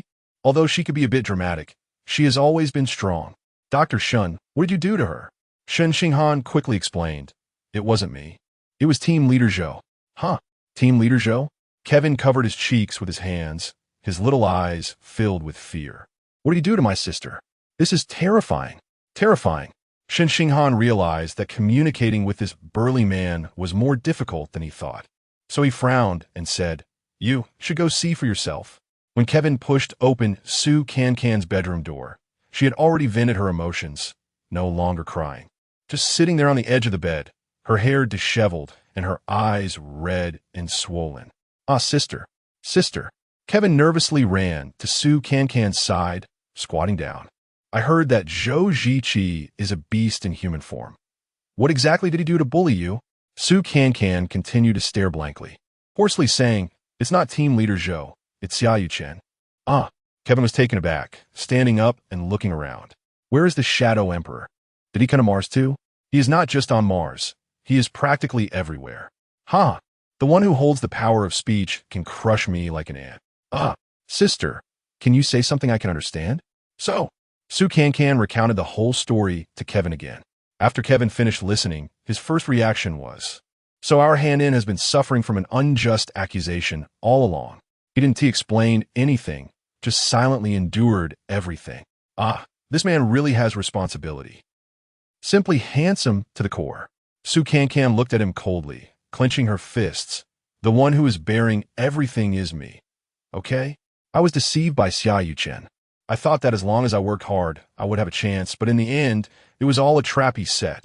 At this moment, Kevin finally understood the reason for Su Cancan's breakdown. That's right. In the face of power, they are just puppets at the mercy of others. If Shen Xinghan hadn't revealed the truth, their sister would still be making futile efforts, ultimately turning from full of hope to complete despair. Moreover, the most crucial point is that this ungrateful sister still harbors the sweet and sour feelings of a first love for that person. Xiaoyu Chen, this time you've really gone too far. Anger ignited in Kevin's little eyes. No, sister, we can't let him succeed. What do we do? Cancan Said the I can't just hold knife to team leader Zhou's neck and force him to give me a little red heart, can I? Although that chubby team leader doesn't seem like someone who can't be intimidated. Kevin squinted his eyes and suddenly clapped his hands. Right? The breakthrough is still on team leader Zhou. Sister, think about it. Although the Xingyu group sponsored the Mars transformation project, secretly tripping up the trial residents certainly isn't within the normal scope of work.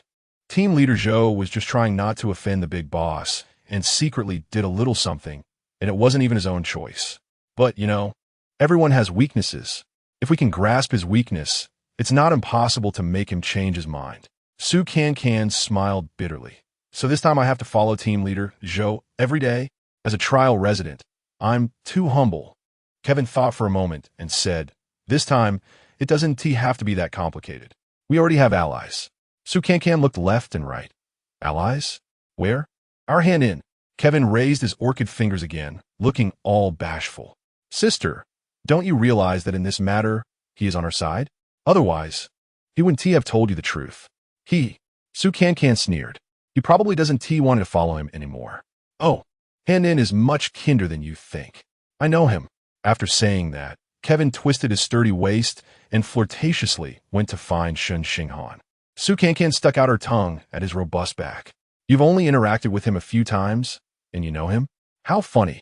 A few minutes later, Shen Xinghan re-entered Cancan's room. Kevin eagerly moved a chair for him. Shen Xinghan, on the other hand, had a face full of question marks. Kevin had already prepared his speech and smiled. Actually, we invited Dr. Shen over this time mainly because our sister wants to thank you. If you hadn't told her the truth, she would still be in the dark. When he said this, Cancan realized she should thank Shen Xinghan. No matter his motives, he ultimately helped her, and she had just yelled at him and pushed him out the door, which was really excessive. Thinking of this, Cancan blushed and said to Shen Xinghan, yes, Dr. Shen, thank you. Also, I'm sorry for my outburst earlier. Shen Xinghan numbly nodded. Oh, it's fine, as long as you're not crying anymore. Cancan could tell that her earlier breakdown must have scared him quite a bit. Kevin rubbed his hands and cautiously said to Shen Xinghan, also, Dr. Shen, our sister has really had a hard time these years. She wholeheartedly wants to be a good actress, trying to be a white lotus that emerges from the mud in the complicated entertainment industry. Cancan furrowed her brows at Kevin's ridiculous lines. Who wants to be a white lotus? And why suddenly bring up her emotional journey? Isn't this transition too abrupt? But Kevin was fully in character, sniffling and saying sadly, she really works hard. Unfortunately, we are powerless and have to maintain our integrity. Shen Xinghan was getting more and more confused as he listened. How hard is it for this female star? What does it have to do with him? Do you need me to do something? Shen Xinghan timely interrupted the artistic discussion. Upon seeing that he had taken the bait, Kevin quickly added fuel to the fire. Dr. Shen, everyone has dreams. And this time as a Mars trial resident is the closest our sister has ever been to her dream. Can you just watch as an actor's dream goes bang and shatters right in front of you? Can you bear it? When he said bang, he even gestured with his hands in front of Shen Xinghan. Shen Xinghan was startled by this sudden gesture. Cancan watched the passionate Kevin almost laugh out loud. This guy is really good at flattering and moral kidnapping. This stoic doctor has probably never encountered such a scene before, right? Shen Xinghan was indeed more confused. What exactly do you want me to do? Actually, I just want to get that little red heart from team leader Zhou. Cancan couldn't hold back any longer and directly stated their purpose. Chapter 32. One of us Shen Xinghan showed a look of difficulty. If you want me to persuade team leader Zhou, I'm afraid. No. There's no need to persuade. Kevin quickly said, Dr. Shen has already helped my sister a lot. How could we trouble you again? Actually, we just want to know some things about team leader Zhou so that we can, cater to his preferences. Cater to his preferences? Shen Xinghan still had a puzzled expression. How can I put this? Kevin raised his delicate fingers, guiding the conversation. For example, what does he like to eat? Or what does he like to collect? Does he have any special hobbies? Shen Xinghan seemed to understand. The female celebrity wanted to please Zhou Ziqi in order to win his affection. He frowned in thought, and suddenly, the image of handsome men and beautiful women embracing tearfully on the television screen flashed through his mind. Right, team leader Zhou likes another female celebrity. It seems that Miss Bai mentioned he brought many movies and TV shows to Mars. He seems to love watching those tear-jerking romance films. He likes a female star named something like Li. Shen Xinghan tapped his head. What was it? I can't remember. Su Cancan and Kevin exchanged glances, then widened their eyes and said in unison, Xiao Jelly. That's right, the queen of melodramas, Xiao Jelly, is also a goddess in the hearts of a generation. Although she is somewhat past her prime now, considering Zhou Ziqi's age, she was very popular when he was young. It turns out that this chubby team leader Zhou also has a soft heart. Shen Xinghan recalled again and nodded. That should be the name. Sorry, I don't really pay attention to these things. But according to Miss Bai, this female celebrity should be quite famous. Team leader Zhou is her die-hard fan. Su Cancan laughed, not expecting that Dr. Shen even knew the term die-hard fan. Yes, hearing this term from this expressionless doctor was quite amusing. Shen Xinghan also felt a bit awkward and lowered his head, saying, It's what Miss Bai said. At this moment, Kevin clapped his hands and revealed a confident smile. Oh, I didn't expect to hit the nail on the head. Sister, put your mind at ease. I know what to use to exchange for team leader Zhou's little red heart. Just wait. After saying that, he twisted his strong body and pushed the door open to leave. Only Su Cancan and Shen Xinghan remained in the room. Shen Xinghan felt the air was filled with awkwardness, not knowing what to say, and even less sure if he needed to stay for the next part. Su Cancan also felt that this was the time to chat with the expressionless doctor. But what should she say? You. I.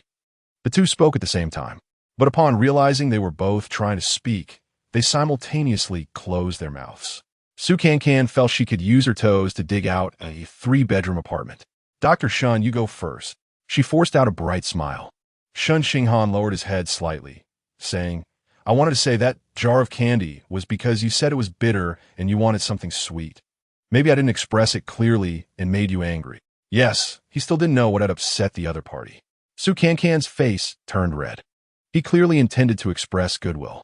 Although this goodwill was expressed a bit strangely, his intentions were good. She not only scolded him, but also pushed him out the door. The more she thought about it, the more she felt guilty. Ah, I'm sorry. It's my problem. Dr. Shen, I was a bit mentally disoriented just now. Please don't take me as a normal person. Su Cancan spoke incoherently. Well, I agree with that. Shen Xinghan accidentally revealed his true thoughts. But after saying it, he immediately regretted it. Oh no, this must have hit a nerve. The female celebrity wouldn't explode again, right? He cautiously glanced at Su Cancan, preparing to make a run for it before a volcanic eruption occurred. But Su Cancan found his little action amusing. This expressionless doctor was sometimes quite cute. Ha ha. Dr. Shen, I didn't expect you to make jokes. Ha ha. Shen Xinghan sighed in relief inwardly. Thank goodness. She took it as a joke. But after that, they both found themselves at a loss for words again. The air was once again filled with awkwardness. Where the hell did that damn Kevin run off to? Why is he taking so long? If he doesn't come back soon, I might really turn you into a vegetable and send you to this botany PhD for research. Kevin seemed to have heard this malicious curse for the next moment. He pushed the door open and came in. He was seen carrying a large folder under his arm. Ha, sister, I really have something. Kevin presented the folder to Su Cancan like a treasure. Su Cancan couldn't help but frown. This brown folder looked a bit old, and it wasn't to her taste.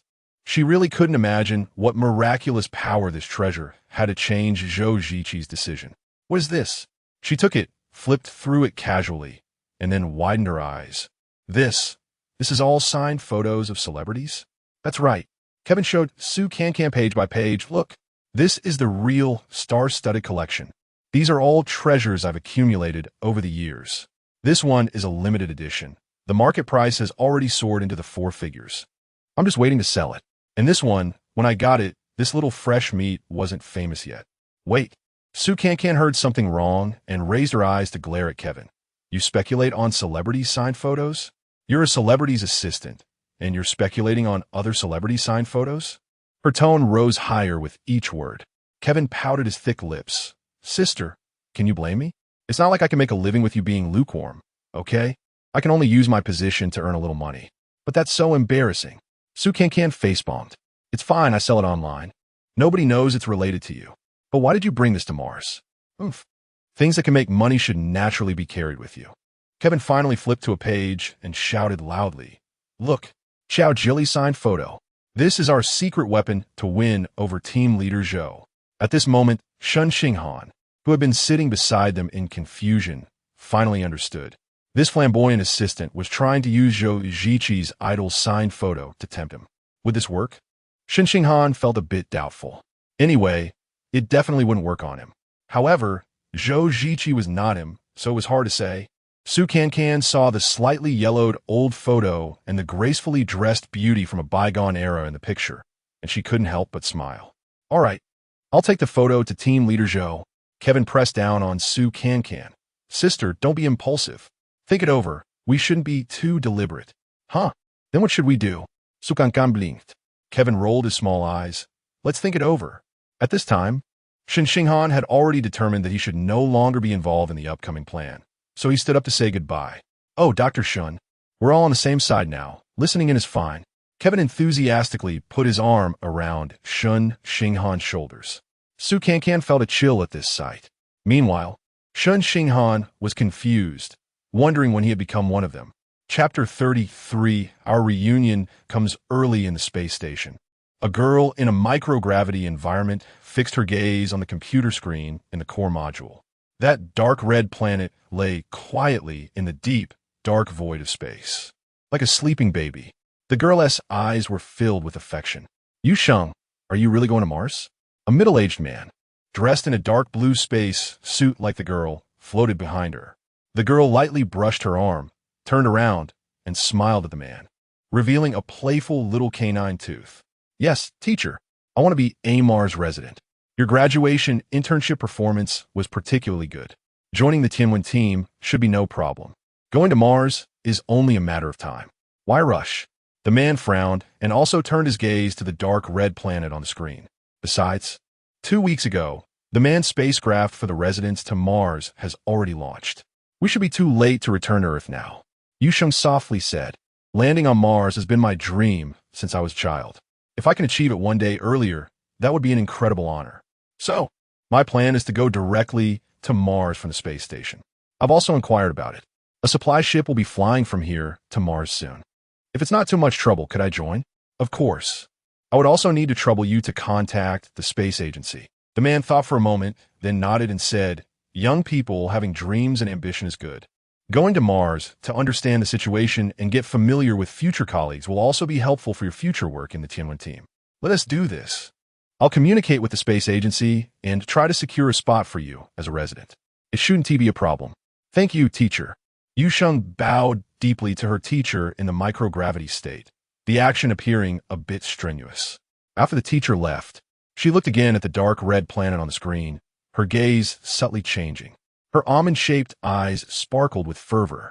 That look, filled with a sense of conquest and determination, formed a stark contrast with her pure and serene face. It seems our reunion is going to come early.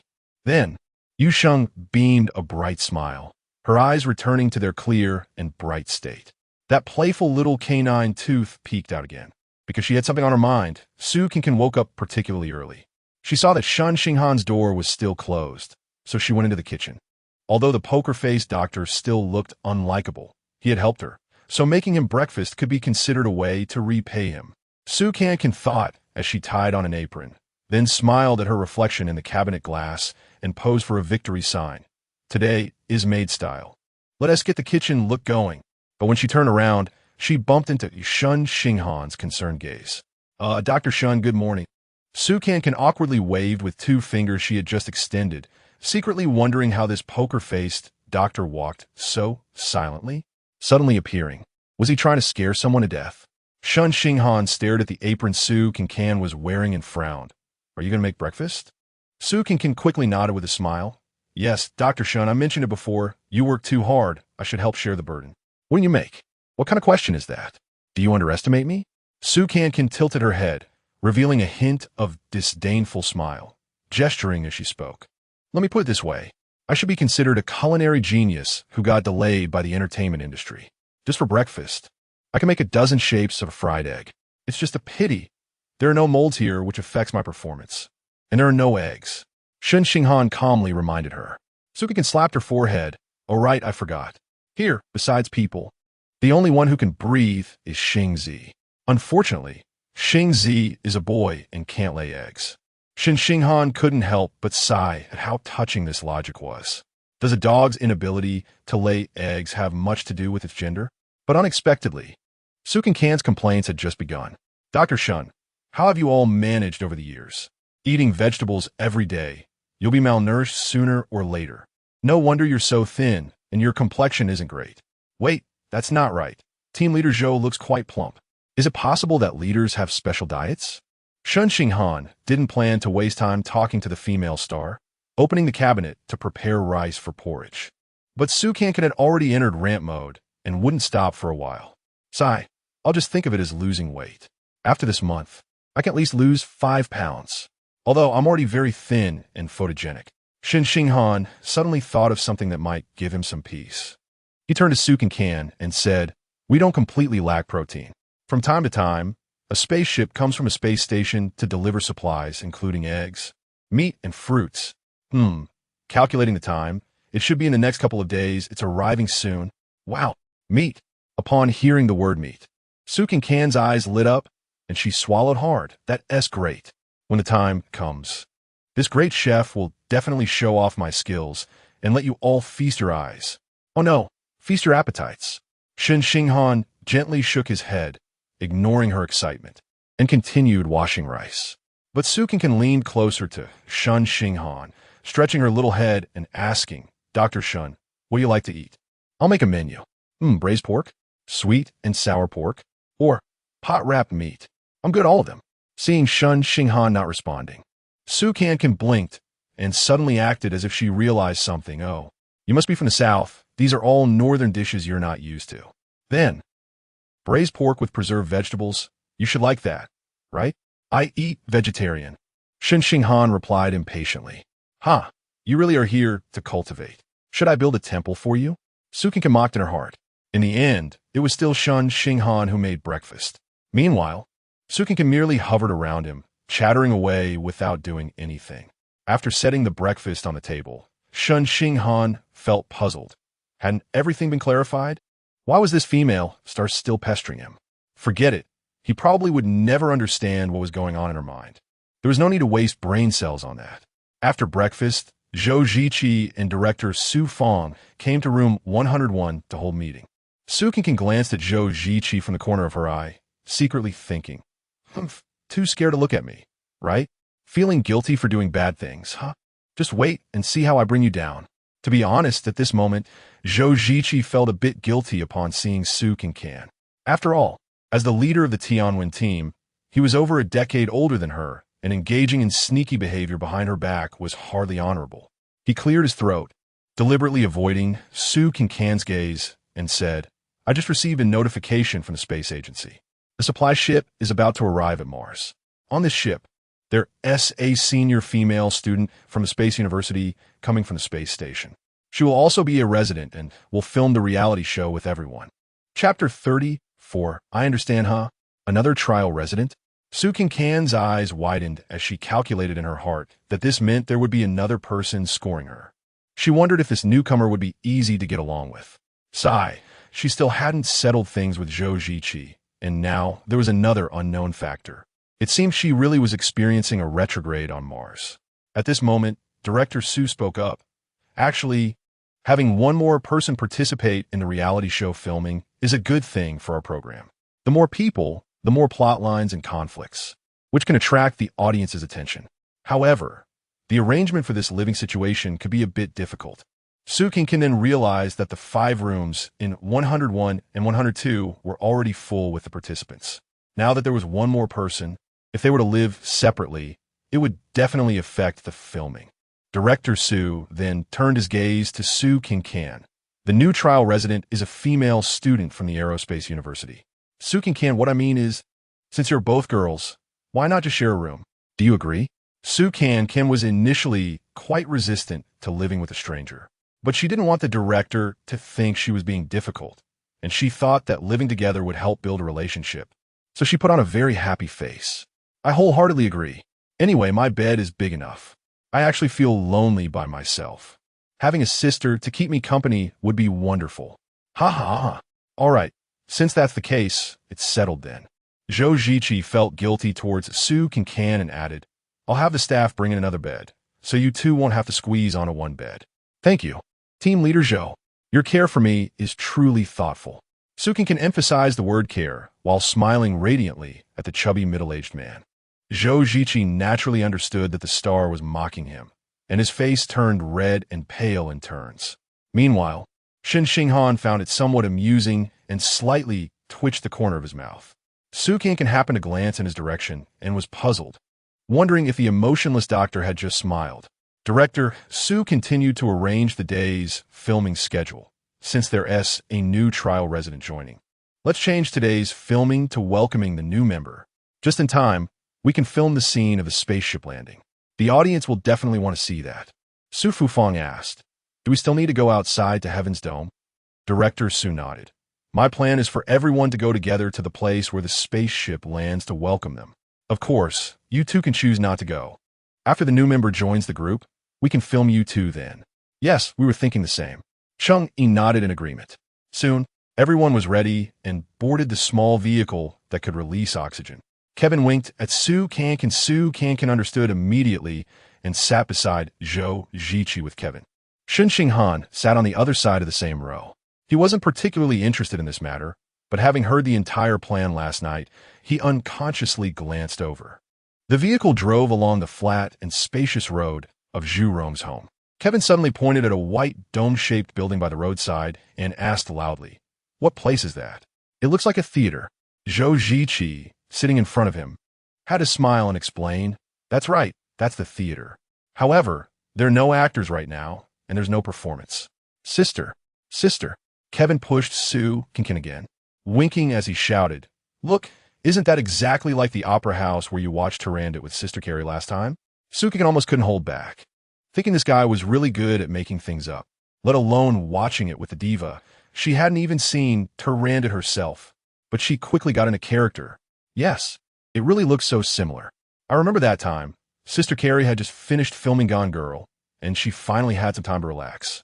Then we want to eat her favorite spicy hot pot. It feels like 5 or 6 years ago, so I really miss it. Cancan was afraid Zhou Ziqi wouldn't understand who Sister Carrie was, so she specifically mentioned a famous drama of Xiao Jelly. As for the spicy hot pot, she vaguely remembered that Xiao Jelly was from Chongqing. But surprisingly, the first to react was not Zhou Ziqi, but Miss Bai. She shook her round head and, in a doll-like voice, said to Zhou Ziqi, Gone Girl, huh? It sounds like they're talking about your goddess, Xiao Jelly. At that moment, Zhou Ziqi was struggling internally. He heard Cancan mention his idol and seemed to be quite familiar with her.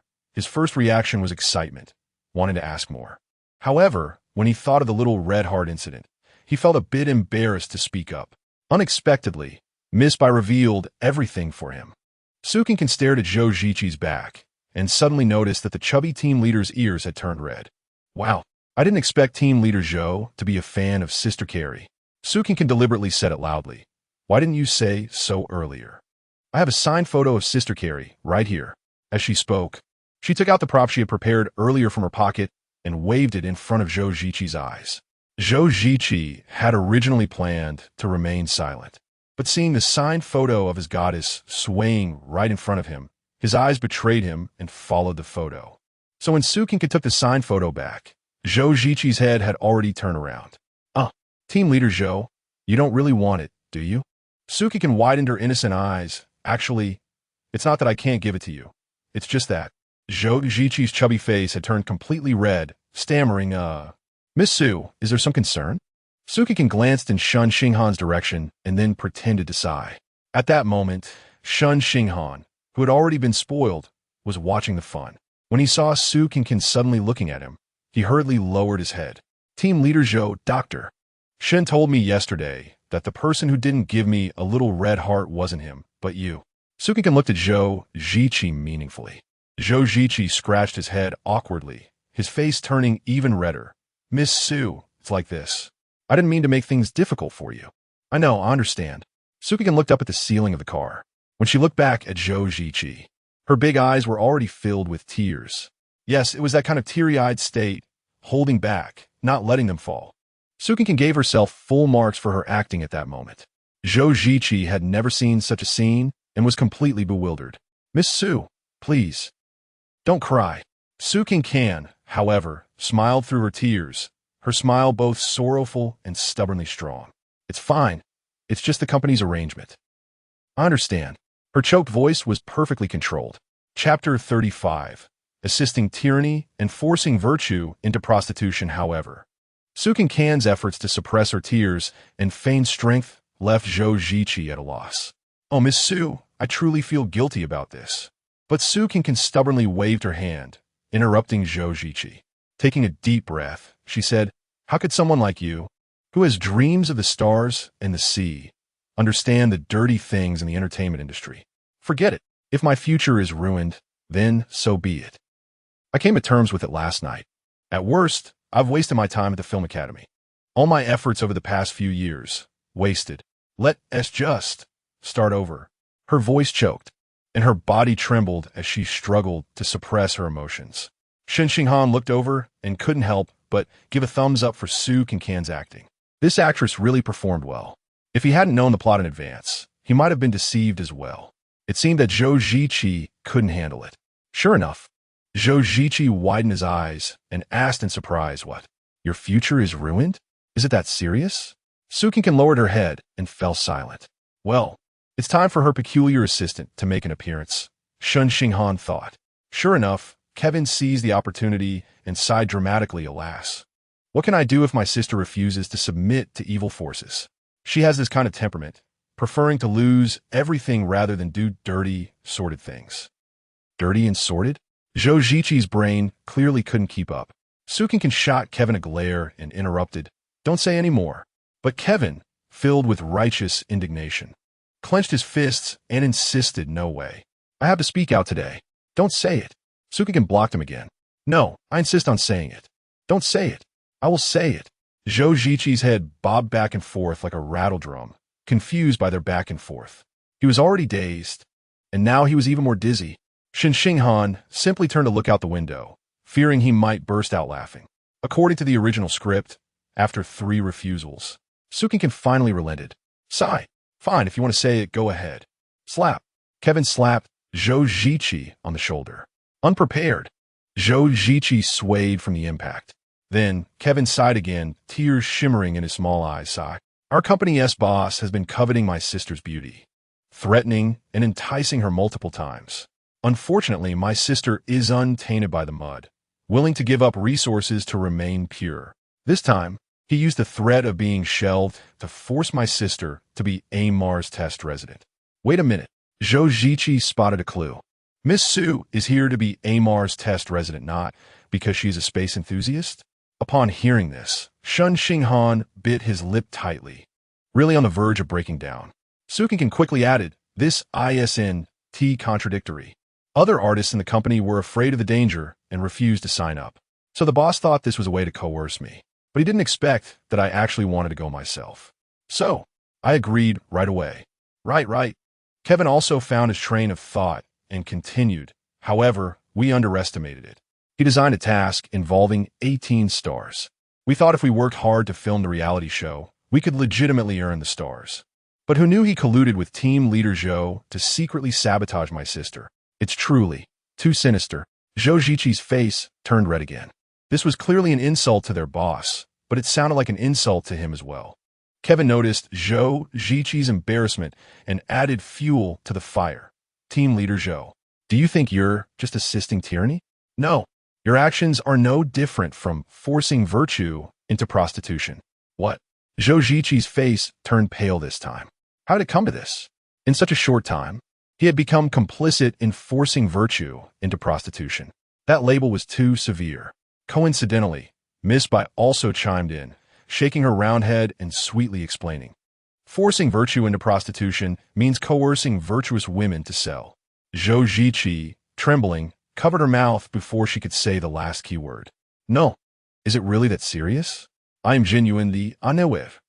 It's okay, Team Leader Zhou. Cancan wiped her tears and reverently held up Xiao Jelly's signed photo, revealing a generous smile. Sister Jelly told me that when she first entered the industry, she encountered such situations. However, she never submitted to evil forces. Perhaps I'm not as lucky as Sister Jelly, but I want to be like her. With integrity unbending, wealth cannot corrupt, power cannot bend. Well said. Kevin clapped vigorously.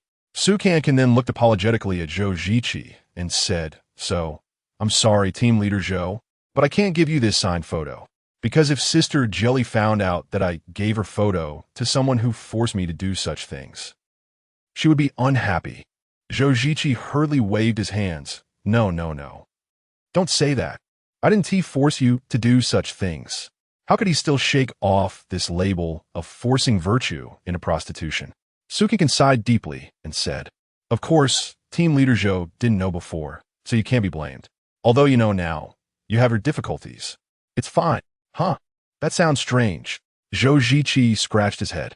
He didn't blame the ignorant before, but now he knew everything. If he continued to make things difficult for Cancan, that would truly be forcing virtue into prostitution. Thinking of this, he broke out in a cold sweat. Are we really that afraid of offending the Xingyu group? Suddenly, a cold voice came from his side. Everyone turned to look at Shen Xinghan, who had been silent. Cancan's eyes widened. Was the emotionless doctor going to help her? It really was a rare occurrence. Zhou Ziqi looked at Shen Xinghan as if he were an alien. Shen Xinghan continued to look ahead, calmly stating, The entertainment company is funding our Mars transformation project. But this matter is clearly outside the scope of our cooperation. Team Leader Zhou, why must you drive an innocent person to the wall just to avoid offending someone? Hearing this, Cancan almost cried. She didn't expect that this enemy she had despised for several days was actually on her side. Shen Xinghan's explanation to himself was that no matter how much truth there was in the actress's words, helping the entertainment company with such matters was not honorable. This was not what the Tianwen team, which had always fought for the future of humanity, should do. All right. Zhou Ziqi raised his hands in surrender. I truly didn't know this matter was so serious. Since I now know, I absolutely cannot make things difficult for Miss Su anymore. Don't worry from now on. I will give you a little red heart every day. Yay! Cancan and Kevin high-fived and cheered. Zhou Ziqi, finally obtaining the signed photo, let out a long sigh of relief while looking at the smiling goddess in the photo. Chapter 36, similar after settling things with Zhou Ziqi. Su Cancan slowly moved to Shen Xinghan's side and quietly thanked him. Thank you, Dr. Shen. I really didn't expect you to help me. Shen Xinghan turned his face toward the car window. You think too much. I'm not helping you. I just can't stand it. Oh, no matter the motive. The end result is that you helped me. Haha, Dr. Shen, let's clear the slate on our past grievances and misunderstandings. From now on, we are friends. Shen Xinghan frowned slightly, ignoring Su Cancan's unilateral declaration. Seeing his expression return to its usual blank state, Su Cancan couldn't help but mutter in her heart. Here we go again. Does it kill to say a few more words? He clearly has a kind heart, but insists on wearing a long face every day. Who is he trying to impress? The domineering CEO trope is so outdated. Meanwhile, Shen Xinghan found this female celebrity quite strange. Wasn't her trouble resolved? Why was she still making noise next to him? At that moment, the car had stopped near the landing point for the spaceship outside the sky. Zhou Ziqi and Miss Bai helped Su Fong and the two cameramen put on their oxygen gear, preparing to go down to film the spaceship landing. The others, for safety's sake, remained in the car. After a while, Zhou Ziqi pointed to a bright spot in the sky and said, Look, the spaceship is coming. Su Cancan was still sitting next to Shen Xinghan, leaning toward the car window. Due to the narrow space, she ended up squeezing right in front of Shen Xinghan. A wavy strand of chestnut hair slipped from her temple, brushing against Shen Xinghan's cheek. The sensation felt like a feather lightly sweeping across his heart. Gentle, ticklish, making him inexplicably irritable. Shen Xinghan suddenly realized that he had never been this close to any woman other than Chengdong. This thought struck him like lightning, illuminating his consciousness in an instant. Immediately, he recoiled as if electrocuted. Su Sanzan, unaware of the turmoil in the stoic Dr. S. heart, thought he wanted to give her more space. So, she pushed forward again. Shen Xinghan gritted his teeth and said impatiently in a low voice, "Get up. I'll give you the seat." Su Sanzan didn't realize she was driving this indifferent doctor crazy and cheerfully said, "Thanks." She stood up and stepped back. Shen Xinghan quickly stood up, squeezing out of his seat like he was escaping. Just as he was about to move to the back, a soft little hand grabbed his arm. "Hey, is there meat on the spaceship? I remember you mentioned it this morning." Su Sanzan's eyes were still fixed outside the window, nonchalantly holding onto Shen Xinghan's arm. She noticed he didn't move or speak, so she turned to look at him again. "Oh, sit down. Come on, tell me, what else is on the spaceship?" Su Sanzan enthusiastically pushed Shen Xinghan back into her original seat, still holding onto his arm. Shen Xinghan felt extremely awkward, wanted to shake off her hand, but also feeling it would be rude. Su Sanzan, completely oblivious to the stoic doctor's embarrassment, continued to gaze at the spaceship's outline outside and said, "To me, this spaceship looks like a giant him flying towards me." The following scene was Su Sanzan watching the spaceship get closer, chattering away while tugging at Shen Xinghan. "God, what is this female celebrity?" Shen Xinghan, amidst the shoving and pushing, grew increasingly desperate, once again pondering this unsolvable topic. After the spaceship landed, a large vehicle for transporting supplies drove over. Su Sanzan looked out the car window, watching the staff load white boxes of unknown material onto the truck. "Hey, are those boxes filled with food? Guaranteed not to spoil?" The curious baby continued to hold onto the stoic doctor's arm, asking nonstop.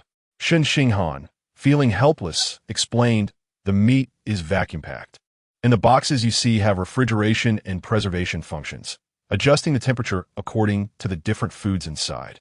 "I understand. Once I bought crabs from the seaside, and I think they also used this kind of box. For 3 days, none of the crabs died, and they were still bubbling.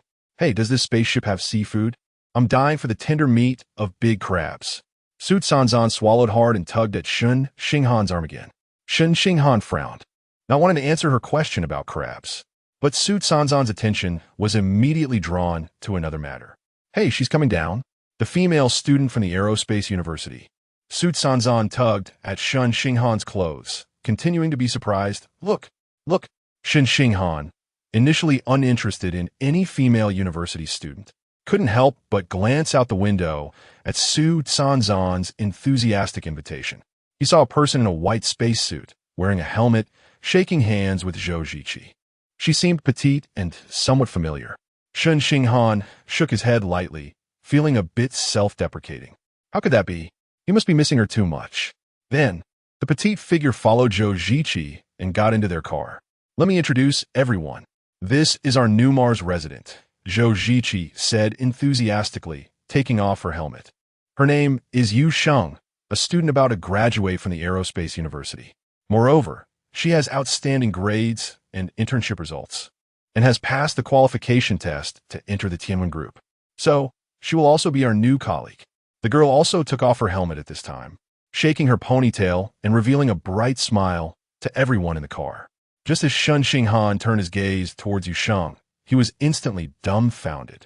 The girl at the front of the car had a fair, oval face with almond-shaped eyes that sparkled like stars, and her little tiger tooth peeking out with her smile added a touch of playfulness to her heroic demeanor.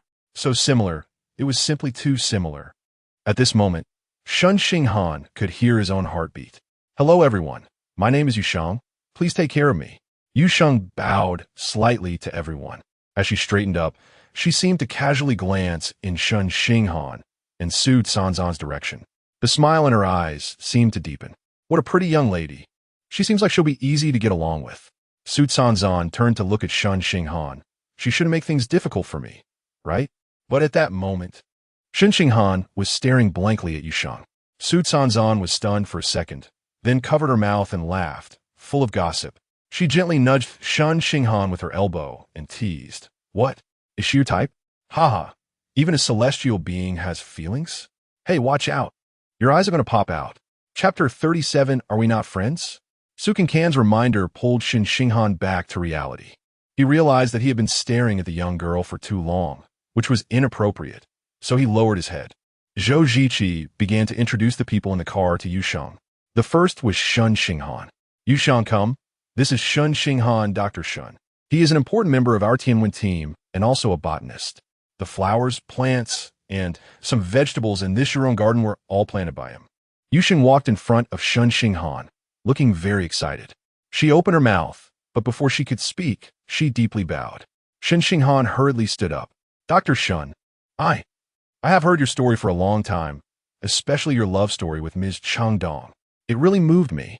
By the way, Cheng Dong is my idol.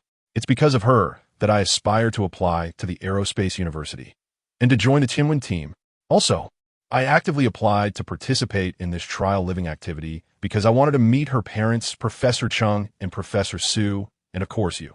Shen Xinghan's lips moved slightly as he watched the somewhat incoherent girl, unsure of what to say. The turmoil inside him was actually far greater than Yu Sheng's excitement at that moment. How could there be such a similar person in this world? Not only did they look alike, but even their demeanor was exactly the same. For a moment, Shen Xinghan even felt as if Cheng Dong had returned. Meanwhile, Su Cancan's eyes widened. This Cheng Dong fan persona was something she had established first. How could someone else take it? No. The next moment, she denied her thoughts. The girl was a genuine student from Aerospace University and seemed familiar with people close to Cheng Dong. It seemed this was a true fan. Oh no! Li Yi met Li Kui. The persona was going to crash. However, no matter who she was a fan of, she was the one who lit up her own little red heart, which meant she had control over her own future and destiny. She had to build a good relationship. Thinking of this, Su Cancan grabbed Yu Sheng's hand and showed a standard friendly smile. Hello. Hello.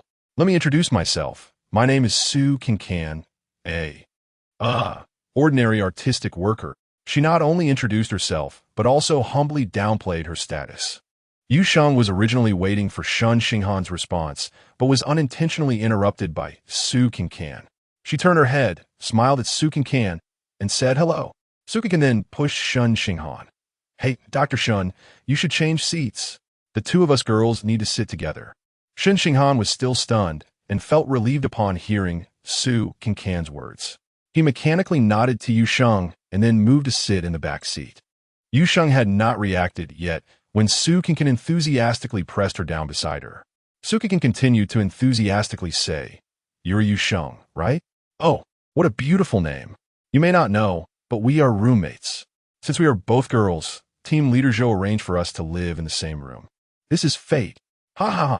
Don't worry, sister will take good care of you. If you need anything, just let me know. Yu Sheng initially found Su Cancan's enthusiasm a bit inexplicable, but now she seemed to understand. It seemed this beautiful sister had been cooped up on Mars for too long. This was probably the first time she had met someone of a similar age. She did indeed need a companion. Sister Cancan, then I'll trouble you. You are so beautiful. Are you a star? This is the first time I've seen a star. Yu Sheng also chatted warmly with Su Cancan. Oh, what star? In front of you aerospace people. We are simply insignificant. Then, Su Cancan took the initiative to take over Zhou Ziqi's work and introduced every person in the car to Yu Sheng. In the end, she also explained, Professor Cheng and Professor Su are older now. They didn't come out this time. However, we live under the same roof, so we will see them every day in the future. That's so honorable. Yu Sheng's eyes sparkled. Su Cancan pointed to the back and smiled. You are also lucky. Dr. Shen lives with us, and he cooks for us every day. Yu Sheng turned her face and showed Shen Xinghan a bright smile again. At this moment, Shen Xinghan had already awakened from the shock and slowly regained his composure. Cheng Dong had passed away 7 years ago when she was 25. Because she was petite, she looked like she was only in her early 20s, so she was very similar to the girl in front of him. But if Cheng Dong were still alive, she would be 32 years old now. How could she still look like a university student? However, what would Cheng Yi and Su Fufang think if they saw Yu Sheng? He was a bit afraid to imagine, especially since Cheng Yi's illness might be triggered. Shen Xinghan made a decision to not let Yu Sheng suddenly appear in front of the two elders. So, after everyone got out of the car in front of the apartment, Shen Xinghan took the initiative to call Su Cancan aside. Su, could you do me a favor? Shen Xinghan said very politely.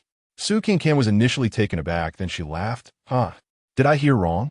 Doctor, She needs my help. This sentence, because of the ice-breaking relationship, she swallowed back. Ah!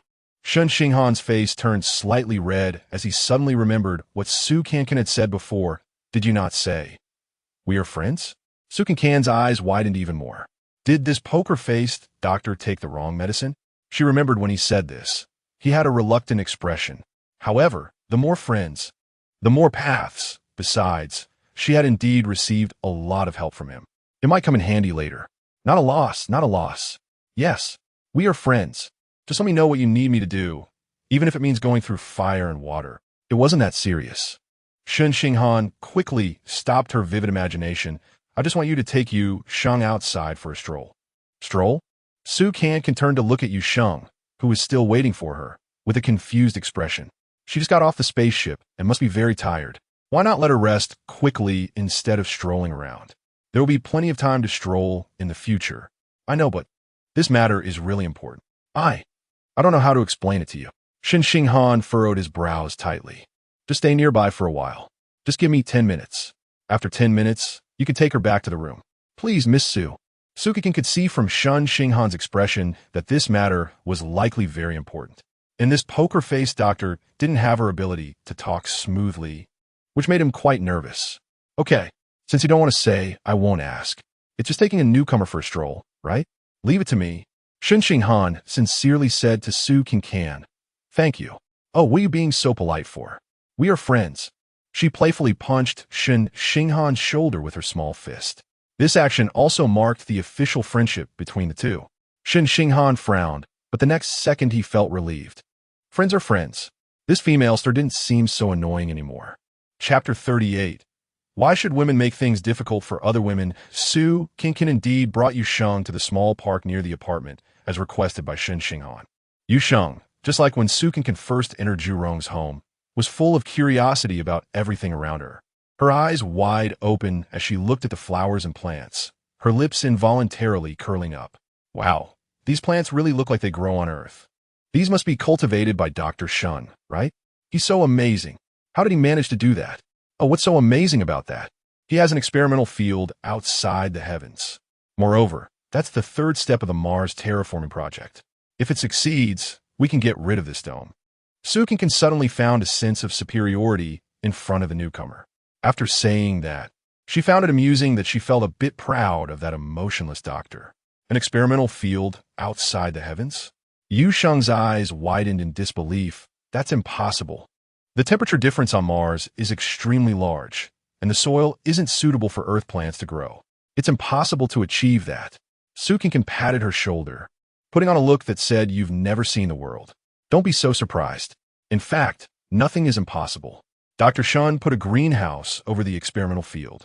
Those little saplings are basking in the sunlight and growing strong. She naturally couldn't remember all the professional knowledge Shen Xinghan mentioned and could only explain it in her own understanding. What? A greenhouse? Yu Sheng realized that this beautiful young lady's language seemed to be from a different system than hers. Oh, those things don't matter to us trial residents. Su Cancan, afraid of exposing her ignorance, quickly changed the subject. What's important is this. Saying this, she took out the phone from her pocket. This was the first idea that flashed in her mind after accepting Shen Xinghan's task. 10 minutes can accomplish a lot. Since the emotionless doctor has created conditions for her, why not seize the time to win over this girl? Moreover, she looked very innocent and should be easy to conquer. Yu Sheng stared blankly at the phone in Su Cancan's hand, a face full of question marks. When you came here, did anyone give you such a phone? Su Cancan said as she opened the app that lit up a little red heart, further indicating that it's available with this app. Yu Sheng looked up at her, confused, and shook her head. What? Su Cancan raised her voice. Aren't you also a trial resident? Why don't you have one? Yu Sheng spread her hands. I don't know. No one gave me a phone. I also don't know what app. Su Cancan frowned and analyzed. Oh, maybe they haven't had the chance to give you one yet. Let me tell you about it first. This is very important. Then, Su Cancan roughly explained the importance of the little red heart and little star and how to obtain them to Yu Sheng. After reasoning with her, she moved on to emotions. As the ancients said, why should women make things difficult for other women? We sisters should unite, help each other, and move forward together. Oh, no problem, Sister Cancan. I will definitely light up the little red heart for you. Yu Sheng reacted quickly, agreeing before Su Cancan could finish her emotional appeal. Su Cancan was so moved that tears welled up in her eyes, deeply hugging Yu Sheng. On Mars. I will take care of you. From now on, we are like sisters, Mars sisters. Just like that, she unilaterally abandoned the previous Mars sister, the muscular Kevin. At the same time, while Su Cancan and Yu Sheng reached a united front, Shen Xinghan had already finished explaining the arrival of a girl who looked similar to Cheng Dong, to Cheng Yi, and Su Fufang. After listening, Su Fufang was somewhat skeptical. She frowned, then smiled and shook her head. Dong Dong isn't exactly a stunning beauty. Her looks are quite ordinary. It's not surprising that someone resembles her. Cheng Yi also said, Xinghan, I think you just miss her too much. No. Shen Xinghan shook his head, his gaze firm. Uncle, aunt, you will understand my feelings when you see her. It's really too similar, not just in appearance, but even in her every smile and gesture. At this point, he took a deep breath, as if trying to calm his emotions. Cheng Yi and Su Fufang exchanged glances, then fell silent. This time, they believed Shen Xinghan's words and felt a surge of emotions. I specifically came to tell you this because I wanted you to be mentally prepared. Don't be like me. I almost lost my composure today. Shen Xinghan lowered his head. After a while, Cheng Yi sighed softly, then nodded, understood. Child, don't worry. I'm not that fragile. He certainly knew that Shen Xinghan was worried about him being stimulated. Su Fufang, however, pretended to be relaxed and smiled lightly, saying, Right, let us not be overly surprised. We don't want to scare the child. Oh, by the way, that girl said Dong is her idol. She also knows you all are here, and said she really wants to meet you. Su Fufang smiled. That means that girl must know she resembles Dong Dong. It sounds like she intentionally came to scare us. With this said, Shen Xinghan also became somewhat puzzled. Yes, if she really regards Cheng Dong as her idol, she should know how much her appearance would impact Cheng Dong's family. Cheng Yi finally waved his hand. Regardless, let us try our best not to lose our composure. Let us not scare her, nor let her scare us. That's all. Yes, maintain a calm mindset. After all, even if she resembles her, she is not Cheng Dong. Yes, after all, even if she resembles her, she is not. Shen Xinghan silently repeated this in his heart. Just then, the doorbell rang. They should be back. Shen Xinghan stood up to open the door. Cheng Yi and Su Fufang exchanged glances, supporting each other as they followed behind.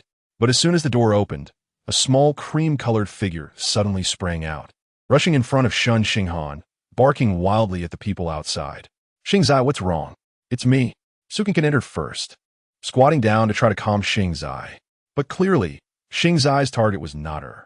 It bypassed Su Cancan, its round eyes staring straight at Yu Sheng behind her, emitting a terrifying growl from its chest, as if it would pounce on her and bite her at any moment. Shen Xinghan was taken aback. Xingzai was already 9 years old and very intelligent. It had never barked like this at strangers before. What was most confusing was that Xingzai's previous owner was Cheng Dong. Why would it be so hostile towards a girl who resembles its former owner? Su Cancan didn't think that much. At that moment, she only thought that Yu Sheng was her newly allied sister and must be protected from being bullied by the fierce dog. So she stood up, positioning herself in front of Yu Sheng, while loudly calling out to Shen Xinghan. Dr. Shen, what are you waiting for? Hurry up and get Xingzai away. Oh. Shen Xinghan snapped back to reality and quickly bent down to pick up the angry Xingzai. Meanwhile, the small cream-colored body was still wriggling in Shen Xinghan's arms, still growling. Xingzai didn't know what went wrong. Even after Shen Xinghan had locked it in the room, they could still hear its angry barks and the sounds of it scratching at the door. Chapter 39. No longer similar suit Sanzan pulled Yu Sheng into the door and nervously asked, Did I scare you? Xingzai has been very well behaved, but I don't know what's wrong with it today. But don't worry, it won't bite. Yu Sheng, however, remained very calm. She smiled, waved her hand, and softly said, It's okay, I might just have bad dog karma. Su Sanzan was amused by her. Meanwhile, the elderly couple at the door remained silent. In fact, the moment they saw the girl, Cheng Yi and Su Fufang both felt a slight tremor in each other's hands. She looked so much like her, just as Shen Xinghan had described. Not only were their facial features similar, but even their expressions were alike. The scene of Yu Sheng standing at the door gave them a familiar feeling, as if Cheng Dong was returning home from school.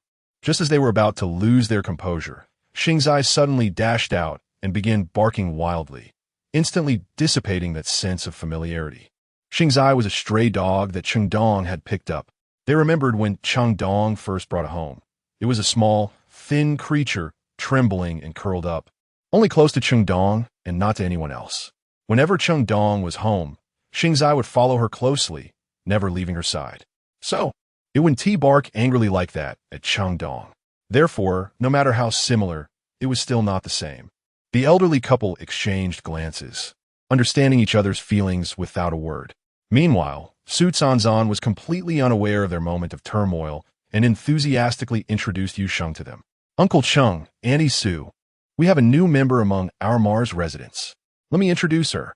Her name is Yu Sheng, Professor Cheng. Professor Su, hello. Yu Sheng didn't wait for Su Cancan to finish the introduction. She walked up to the couple confidently, naturally bowed, and introduced herself. I'm Yu Sheng, a senior student at the Aerospace University. I was originally doing my graduation internship at the space station. When I heard about this Mars resident activity, I couldn't resist and came to participate. However, I missed your spaceship, so I came directly from the space station. Su Fufan smiled lightly, her tone warm yet slightly distant. Hello, welcome aboard. We'll be living under the same roof, so I'm afraid I'll trouble you. Ha ha to everyone as surprise. Before Yu Sheng could respond, Su Cancan laughed. She leaned closer to Su Fufang and playfully said, Annie, why does this sound just like when we first met? You always say you're worried about troubling us, but in reality, it's you taking care of me. Su Fufang looked at Su Cancan with a loving smile in her eyes. She gently tapped Su Cancan's forehead with her finger and laughed. Who told you to be so adorable and make people want to take care of you? Ha ha ha, Su Cancan laughed heartily. Cheng Yi also wore a kind smile. At that moment, Shen Xinghan, who had just settled the little dog, walked back into the living room and was momentarily stunned by the scene before him. Su Cancan and the elderly couple seemed like a family of three, while the girl who resembled Chengdong stood there, looking like an outsider. She seemed a bit lost. Su Cancan, sharp-eyed, noticed Shen Xinghan secretly glancing at Yu Sheng and couldn't help but chuckle internally. This poker-faced doctor really seemed to have developed feelings, always staring at the young girl. Sigh, the idea of not being able to forget his deceased girlfriend seems to have its day of reckoning. Thinking of this, she inexplicably felt that this poker-faced doctor was a bit more human. Xingzai seemed to have tired itself out from barking and finally quieted down. The group sat down on the living room sofa. Cheng Yi casually asked Yu Sheng some questions about the Aerospace University. Yu Sheng answered politely while also expressing her admiration for Chengdong and her honor in meeting the elderly couple.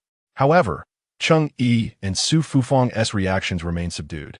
At this moment, Su Cancan felt somewhat annoyed. She thought it was inappropriate to keep bringing up someone else's painful memories in front of the elderly couple. I remember you mentioned wanting to join our Tianwen team after graduation. Suddenly, the previously silent Shen Xinghan interjected. Su Cancan shot a sideways glance at Shen Xinghan, noticing his somewhat unnatural expression. Yu Sheng quickly nodded, excitedly saying, yes, I've already passed the test, and after I get my graduation certificate, I can officially join the Tianwen team. I should be one of the third batch members. After that, I will also work at your own home. Dr. Shen, please take care of me. As she said the last sentence, Yu Sheng shyly lowered her head. Su Cancan rolled her eyes internally. From now on, they would be colleagues. That could very well lead to further development. However, is it really appropriate to be so brazen in front of someone who is almost your father-in-law? At that moment, she felt sorry for Cheng Yi and Su Fufang. Not only did they have to repeatedly reopen their old wounds, but they also had to witness their son-in-law's change of heart. No, I can't watch this any longer. Hey, Dr. Shen, didn't you say there would be meat to eat today? Where's the meat? Su Cancan suddenly interrupted the two. Of course, eating meat was also a top priority for her. Yu Sheng had intended to use this topic to get closer to Shen Xinghan, but was abruptly cut off by Su Cancan's demand for meat, feeling a flicker of displeasure. However, Shen Xinghan understood her intentions from Su Cancan's hostile gaze. Right? What is he just saying? Uncle and Auntie hadn't even paid attention to this girl, so why should he? No matter how similar, it was still not the same, he silently repeated in his heart. At the same time, He felt a bit grateful to Su Cancan. Regardless of her motives, she had reminded him in time. Thinking of this, Shen Xinghan couldn't help but slightly lift the corners of his mouth, revealing a faint smile. Yes, there's vacuum-packed pork, chicken, and beef, along with canned food, all in the fridge. What do you want to eat? I'll go prepare it. His tone unexpectedly carried a hint of warmth, especially the last sentence, which had a kind of gentle sweetness, as if he were coaxing a child. Su Cancan was taken aback by his sudden warmth, staring wide-eyed and unsure of what to say. Shen Xinghan smiled again and said, "Is it time for you? The chef whose career was delayed by acting to show off your skills? Oh my god, the poker-faced doctor is actually joking with her? Huh, since you say so, then I'll cook dinner today." Su Cancan rolled up her sleeves, ready to show everyone the prowess of Chef Su. "Why don't we do it together?" Shen Xinghan unexpectedly invited her. "I'm afraid you might set the kitchen on fire."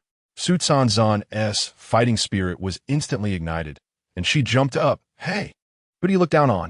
Just wait for me to slap your face." The two of them bickered back and forth as they headed into the kitchen.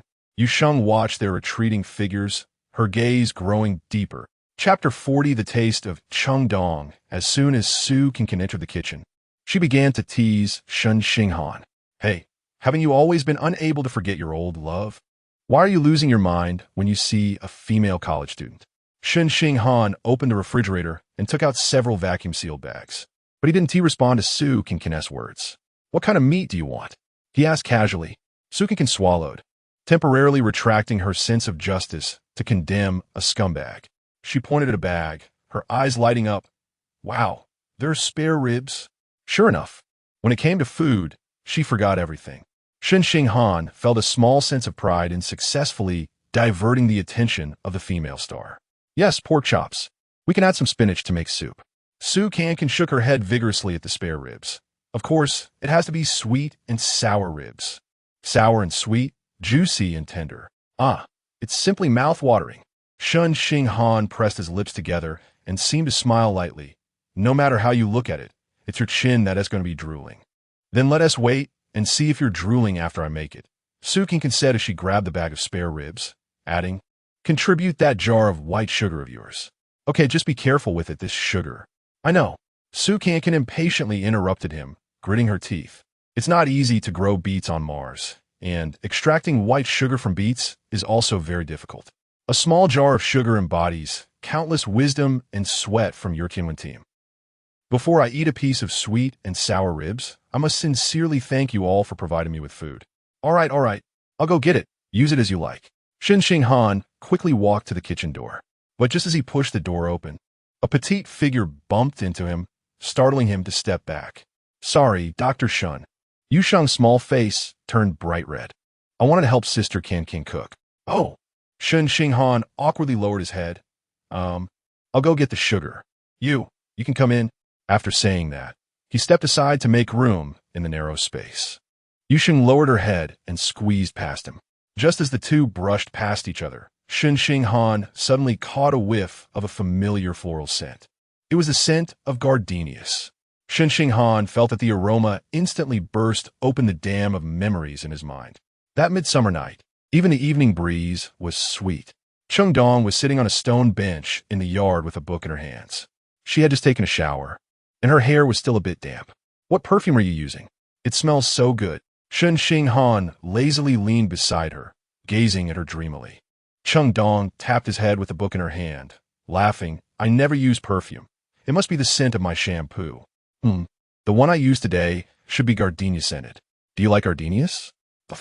"Because of the buy one get one free deal on gardenia scent, silly boy." Chengdong put down the book and pinched Shen Xinghan's cheek. "But I see you seem to like it quite a bit." Shen Xinghan nodded seriously. "Okay, from now on, I'll use this scent of shampoo." Since that midsummer night, Chengdong had become synonymous with the scent of gardenias in Shen Xinghan's mind. "Ah, my spare ribs are waiting to go in the pot. But where's the sugar?" Su Cancan's sarcastic voice was like a merciless hand, pulling Shen Xinghan out of his sweet memories. He stared blankly at Su Cancan and indeed saw that her face was filled with mischief. Meanwhile, Yu Sheng beside her was blushing furiously. I'll go get it." Shen Xinghan turned around and stepped out quickly. "Ha!" Su Cancan sneered at his retreating figure, then turned back to Yu Sheng and whispered, "Girls need to learn to protect themselves out here." Huh? Yu Sheng was taken aback. "Sister Cancan, what do you mean by that?" "Silly girl, it's so obvious, can't you see? That poker-faced doctor can't take his eyes off you. And it's not just once." Yu Sheng's face turned even redder. "Sister Cancan, are you joking?" "Doctor." Shen has always loved Chengdong. Their love story is so touching. Su Cancan put on a knowing expression, patted Yu Sheng's shoulder, and said earnestly, "Let me tell you, men are all fickle. What they call deep love for a deceased girlfriend is just a setup to deceive innocent girls like you." Yu Sheng shook her head. "No way. Dr. Shen doesn't seem like a bad person. I didn't say he was a bad person. I just find his character setup off-putting. Besides, even if he wants to start a new romantic life, he shouldn't be so blatant in front of Chengdong's parents. Right? Isn't that just provoking them?" Yu Sheng wanted to argue, but Shen Xinghan had already come back holding a white porcelain jar. He placed the jar in front of Su Cancan and rolled up his sleeves to continue cooking dinner. But Su Cancan issued an eviction order. "Dr. Shen, it's just me and Yu Sheng here. The kitchen is small, and having 3 people crammed in here is just too much." Shen Xinghan looked confused. "Not enough oxygen? That's impossible. We're in Tianxiong. How could we lack oxygen? If we weren't lacking oxygen, why do I feel tight in my chest?" Su Cancan replied sarcastically. Shen Xinghan still didn't understand the implication behind the female star's words and asked blankly, "Tight in your chest. When did that start? Is it serious? How about we go to the hospital for a checkup?" Su Cancan stepped forward, raised her chin, and stared into Shen Xinghan's eyes. "It started from the moment you saw that female college student, and your eyes went blank. Dr. Shen, I'd like to take you to the hospital to see an eye doctor." Shen Xinghan's face turned red, and he nervously glanced at Yu Sheng, then frowned and said, "I don't understand what you're saying." "All right, just be careful when you light the fire." After saying that, he opened the door and fled. "TCH, feeling guilty, huh?" Su Cancan stuck her tongue out at Shen Xinghan's back, making a face. Then she turned to Yu Sheng. "Did you see that? Yes, feeling guilty. You need to be careful too. Don't be fooled by his appearance. The more handsome a man is, the higher the danger level. The main thing is, you can't provoke Cheng Bo and Cheng Bo Mu." Yu Sheng understood. Su Cancan had been worried about Cheng Yi and Su Fu Feng all along. It seemed that their relationship was really good. However, her relationship with Shen Xinghan seemed quite delicate. At that moment, the doorbell rang. Su Cancan jumped and quickly grabbed Yu Sheng's hand. "It should be Director Su. Next, it's time for everyone to light up their little red hearts. Yu Sheng, don't forget, we are the Mars sister flowers." "Oh, okay, don't worry." Chapter 41. Simply give up on love. Sure enough, Director Su entered with Zhou Ziqi and Wu Tianming. As usual, everyone sat around the sofa, ready for the final segment of the daily reality show. Su Cancan pointed at Yu Sheng and said, "Director, she doesn't have a phone. Should we get her one?" Director Su explained, "Because Yu Sheng joined later, we didn't prepare for her when we set up this system earlier. So she will just be a guest and won't participate in this segment." "What? She's not here." Su Cancan suddenly felt a bit disappointed, recalling all the effort she had put in to win Yu Sheng's little red heart. Yu Sheng noticed her mood and quickly smiled, saying, "Sorry, Cancan, I can't help you." Hearing this, Su Cancan felt a bit embarrassed. She laughed, patted Yu Sheng on the shoulder, and said, "Oh, it's no big deal. This won't affect our Martian sister's bond." Kevin, hearing this, widened his eyes at his sister. When did they become Martian sisters? What about me? Am I just a plastic sister? Women's friendships are indeed unreliable. After comforting Yu Sheng, Su Cancan turned her gaze meaningfully toward Zhou Ziqi, her expression turning sad. "Group leader Zhou, don't forget your promise." "Right, the forcing into prostitution thing," Kevin added, raising his pinky finger in reminder. Zhou Ziqi looked helpless. "Don't say such things. It can easily be misunderstood." "All right, let me light it up for you." Su Cancan opened the app and saw that the little red heart in the bottom right corner, which had not lit up before, was the first to glow. Then, the other 4 little red hearts were lit one after another. Just as the last little red heart lit up, all 5 little red hearts began to spin, increasing in speed. Seconds later, a bright, sparkling little star appeared on the screen. Accompanied by the birth of the star, the phone emitted a cheerful sound effect. "Ah, I finally have a little star." Su Cancan cheered, holding up her phone, so happy that tears almost fell. Kevin jumped up excitedly. Sister finally succeeded. Today is our 8th day on Mars, and we could get a total of 23 little stars, exceeding our task. Yes. I can already see the big movie waving at me. The future superstar of the film industry is rising. After that, the two embraced and cried in the eyes of everyone watching like monsters. Miss Bai shook her round head and mocked her master, Group Leader Zhou. Look at what you've done to the female star. She's not even sane anymore. Go away, stop talking nonsense. Didn't force her. Zhou Ziqi felt like she had a bit of PTSD regarding the term forcing into prostitution. Meanwhile, Shen Xinghan felt a stir in his heart as he looked at the seemingly crazy female star. He recalled the night Su Cancan had cried in despair at that moment. She was as joyful as she was desperate. It seemed that everyone had their struggles, and even stars had their pains behind the glory. Surprisingly, he actually understood her. After the scoring segment, Director Su outlined the shooting content for the next day. He turned to Cheng Yi and Su Fufang, politely saying, Professor Cheng, Professor Su. Tomorrow I plan to make up for the part we missed about visiting the dome control room. I hope both of you can explain the design principles of the dome in front of the camera. Is that okay? Cheng Yi nodded and smiled. No problem. We've been prepared for a long time. Su Fufang also smiled and said, The dome, we've studied it for most of our lives. Explaining the principles is definitely no problem. I'm just afraid we might not do well in front of the camera. Also, we don't know how to make it more lively. I'm worried it might turn into a lecture as soon as we start talking. Yes, old Su and I've been worried about this. After all, we two old folks lack that. Yes, variety sense. Everyone burst into laughter. Su Cancan, with no care in the world, said, Uncle Cheng, you're amazing. You even know about variety sense.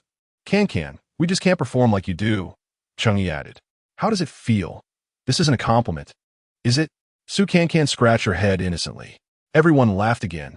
Director Su thought for a moment and said, Actually, I've considered this issue too.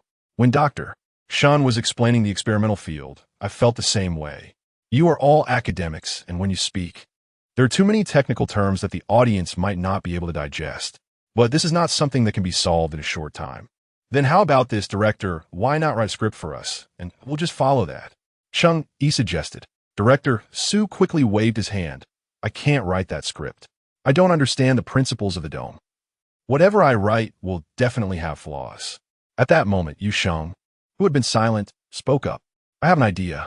Although I haven't been exposed to the core theories of the dome, I studied aerospace after all. If the director doesn't mind, I could try to translate the two professors' theories into easy-to-understand language. If you have that ability, that would be great. Director Su's eyes lit up. Then we don't need to write a script. You can interact with the two professors and explain to the audience in a conversational manner. If they use any difficult terms, you can explain them on the spot.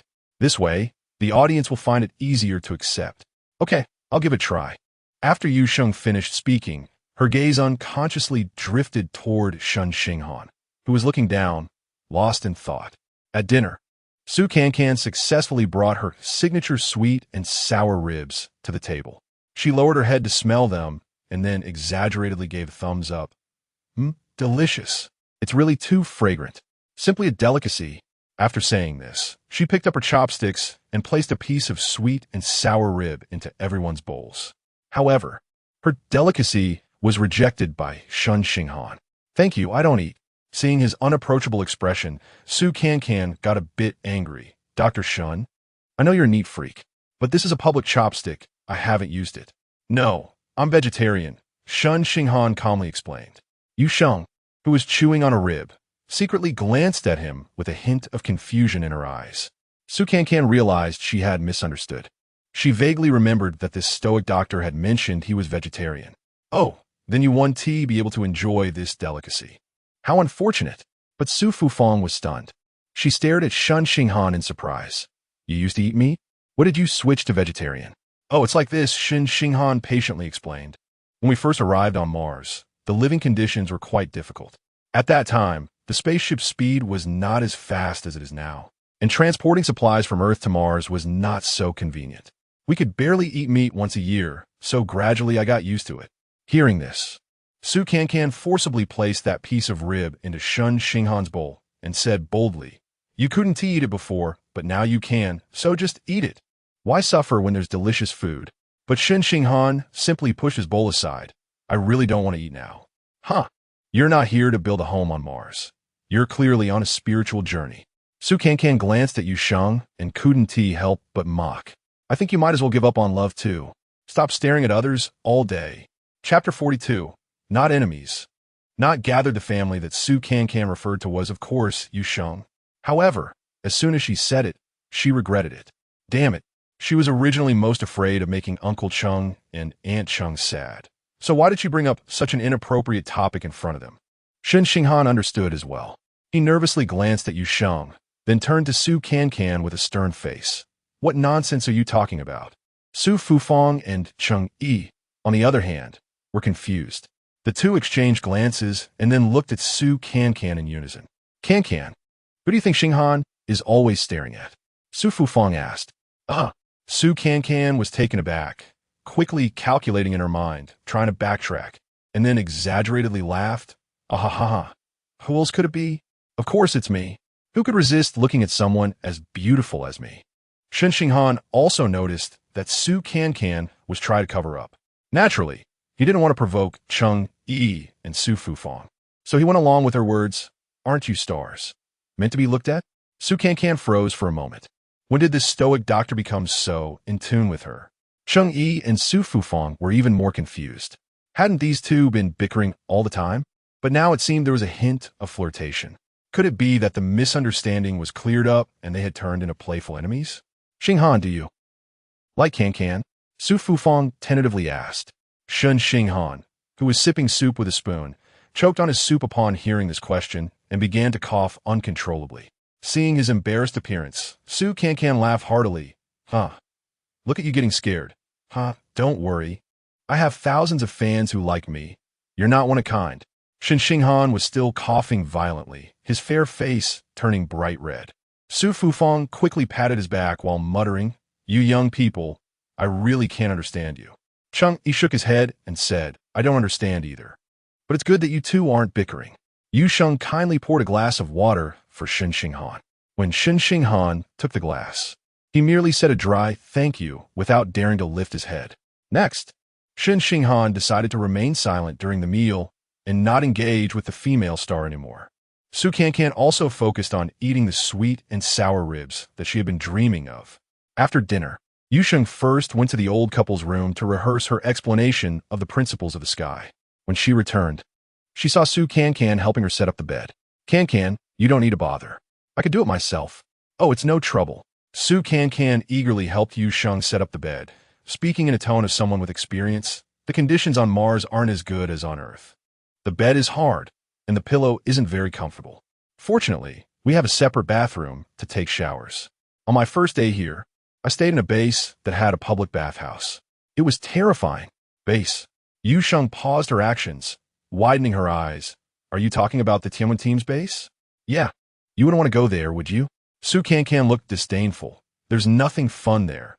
It's just like a dormitory from the last century." But Yu Sheng smiled and said, "But that's where I'll be working after graduation. Of course, I want to see it in advance." Su Cancan suddenly looked at Yu Sheng with sympathetic eyes and sighed. "Alas, that's really too pitiful." Yu Sheng blinked. "What's pitiful about that?" "Joining the Tianwen team to work on the Mars transformation project is my dream. I mean, the conditions of the place you dream of are too poor, even worse than here." Yu Sheng shook her head with a smile. "It's okay. I'm not afraid of hardship. As long as I can become a member of the Tianwen team and contribute to humanity's future, I can overcome any difficult conditions." As she spoke, a hint of sweet smile appeared at the corners of her lips, as if she was preparing to go to that harsh base to experience a romance. Su Cancan shook her head and sighed. "Alas, I can see now that you, like that stoic doctor, are the same kind of person, always talking about the future of humanity. I, as an ordinary artistic worker, will never reach your spiritual realm in this lifetime." Yu Sheng looked at Su Cancan and smiled, revealing her small canine tooth. "My idol is Chengdong. When she landed on Mars, there wasn't even a Zhurong home. The difficulties she overcame and the dangers she faced were far more than ours. If my idol isn't afraid, then neither am I. Su Cancan suddenly widened her eyes, lowering her voice and saying mysteriously, I'll tell you a secret. In the base, there's a room that Dr. Shen specially set up to commemorate Cheng Dong. Everything inside is said to be exactly like Cheng Dong's room at home. Really? Cancan, how do you know this? Hee hee, I've been in there. Su Cancan became proud again. I even slept in Cheng Dong's bed. What? You slept in Cheng Dong's bed? But that's Dr. Shen's room to remember Cheng Dong. He actually let you sleep in Cheng Dong's bed? Su Cancan heard the implication in Yu Sheng's words and quickly waved her hand. It's not what you think. I stumbled in by accident and made him very angry. Let's not talk about those depressing things. But when Su Cancan finished making the bed and looked at Yu Sheng again, she found her sitting there lost in thought. Hey, what are you thinking about? Yu Sheng smiled shyly and lowered her head. I was thinking, what would my idol's room be like? Oh, let me describe it to you. There must be a lot of flowers by the floor-to-ceiling window, definitely taken care of by Dr. Shen, and their S8 painting by the bedside. But before Su Cancan could finish her description, Yu Sheng sighed and said sadly, I wish I could go in and see it. You want to go in? Su Cancan frowned. That's a bit difficult. I know where it is, but I can't dare to take you there. Last time I accidentally barged in, Shen Xinghan nearly killed me. I can't provoke him again. Recalling that night, when Shen Xinghan roughly pulled her off the bed, his eyes were truly murderous, and Su Cancan couldn't help but shiver. But I see that Cancan and Dr. Shen have a pretty good relationship. Su Cancan forced a smile, slightly sarcastically saying, sure, it's great. Just like the saying goes, no pain, no gain, not enemies, not gathered.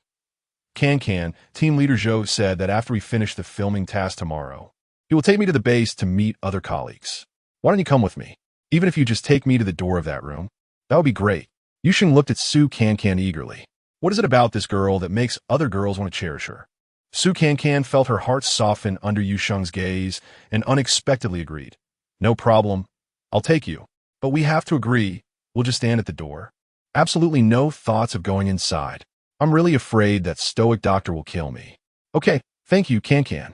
Yu Sheng smiled sweetly, her eyes curved, and her small canine tooth peeked out. Chapter 43, The Canopy Cracked. The control room of the Canopy is on the top floor of the base's experimental building. A whole wall is divided into multiple sections by screens, each displaying real-time scenes and various parameters of the Canopy's operation. As soon as she entered, Su Cancan was dazzled by the electronic wall and various instruments. Yu Sheng, however, widened her eyes, approached the electronic wall, and exclaimed excitedly, Oh my God, this is so spectacular. I never thought I would get to see the inner workings of the Canopy with my own eyes one day. Su Cancan rubbed her eyes, wanting to chime in, but fearing she might say something wrong and embarrass herself, she ultimately decided that silence was golden.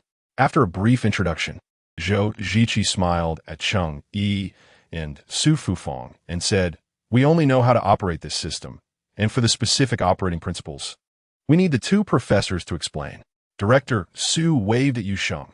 Come on, based on the plan we researched yesterday, you'll be the one to ask questions.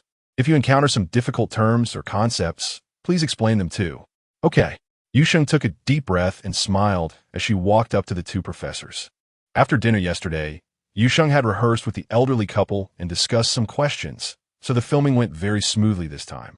For some difficult terms, Yu Sheng could also find some vivid and easy-to-understand examples to illustrate them. This made the explanations lively and engaging. After calling cut, Director Su gave Yu Sheng a thumbs up. Young lady, you did really well. After your explanation, even a layperson like me understood at least 80 or 90% of it. Su Cancan also exclaimed excitedly from the side. Yeah, Yu Sheng, your explanations were so great that even I understood. Director Su shot her a sidelong glance. That's indeed not easy. Everyone laughed. Su Cancan felt a bit stifled by the director's teasing, turned away, and began to wander around the control room. In one corner of the room, she discovered a glass door, behind which was an independently operating device with a screen. However, the images on this screen were not real scenes, but looked more like animations. Su Cancan's curiosity was piqued again. She gently pushed open the door and squeezed inside. Why is the canopy cracked? Su Cancan tilted her head, looking at the screen, which showed a cover with a crack appearing in the middle. The crack then branched out, gradually spreading around more quickly and densely, resembling a tightening spider web. Finally, the entire cover shattered and collapsed. Ah! Su Cancan gasped. In the next moment, she felt a strong hand grab her collar from behind and pull her out of the glass door. At the same time, she heard a cold voice with a hint of anger. Don't move. When Su Cancan came to her senses, she realized she had been pulled in front of Shen Xinghan. She lost her balance and leaned back, her head bumping against his shoulder. Is this guy made of iron? Why is he so hard? Su Cancan rubbed the back of her head and turned to glare at the stoic doctor. Why did you pull me? Shen Xinghan glared back. Haven't I told you before? Don't touch everything randomly. Su Cancan raised her hands innocently. Which of your eyes saw me touching anything? I didn't even reach out. If it weren't for me stopping you in time, you would have. How would you know what I wanted to do? Are you a worm in my stomach? Su Cancan became spirited, saying, to convict someone, you need to establish the facts first. By the time you have established facts, we would all be dead. Shen Xinghan's face darkened. Seeing this, Zhou Ziqi quickly walked over and advised, Miss Su, I'm sorry, but the device inside that door really cannot be touched. After speaking, he shouted at a staff member, why was this door opened? The young man scratched his head, looking flustered. Didn't you say we were going to visit? So I opened it all. Oh dear, I really can't say one less word. This area is not for visiting. Quickly lock it. Zhou Ziqi sighed. The young man hurriedly closed the glass door.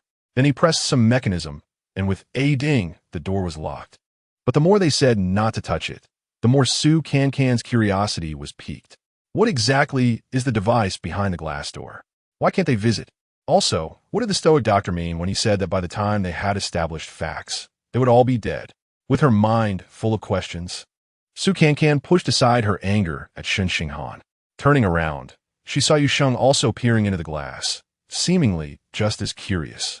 As they left the control room, Su Cancan deliberately squeezed beside Yusheng and whispered, what do you think that device behind the glass door is for? They were so nervous. Yusheng smiled faintly, shook her head, and said, I didn't see clearly, so I can't guess. I saw clearly. Let me tell you. Su Cancan linked her arm with Yusheng and whispered in her ear. The canopy on that screen actually cracked, and then it shattered completely. Yusheng blinked. Deep in thought, could it be a self-destruct mechanism for the canopy? But as soon as she finished speaking, she shook her head, denying her own idea. That can't be.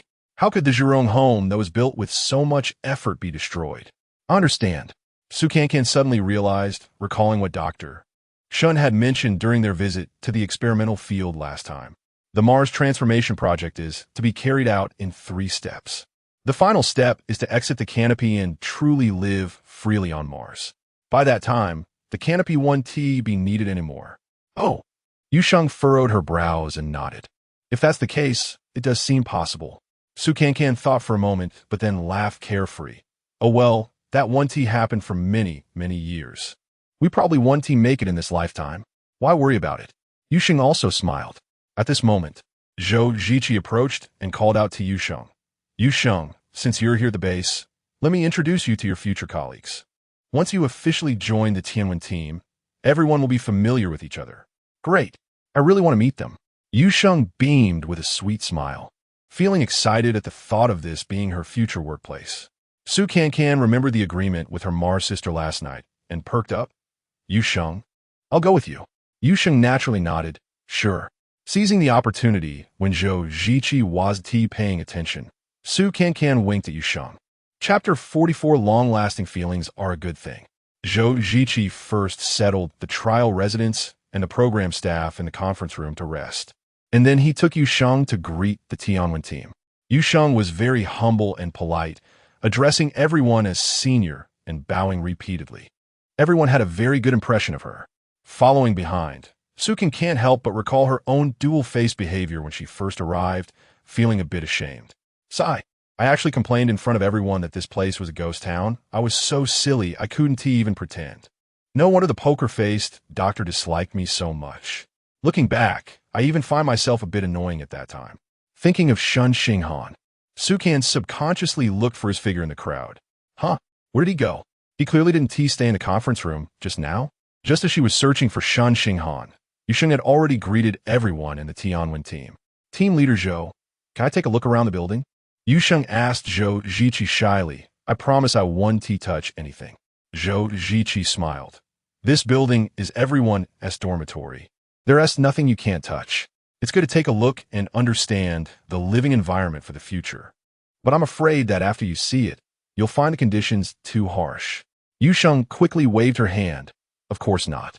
This is the place where I can realize my dream. No matter how tough or tiring it is, I'm not afraid. Zhou Ziqi smiled with satisfaction and turned back to find Miss Bai. Xiao Bai, why don't you take Yusheng around?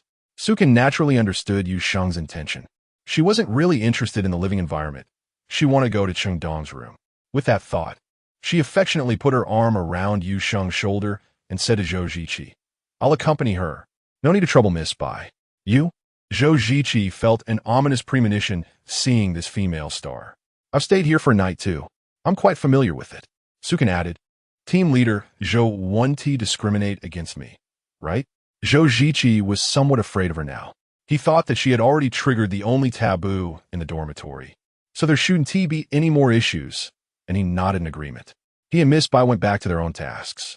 Then, Sukin continued to hold Yusheng's shoulder and walk towards the elevator.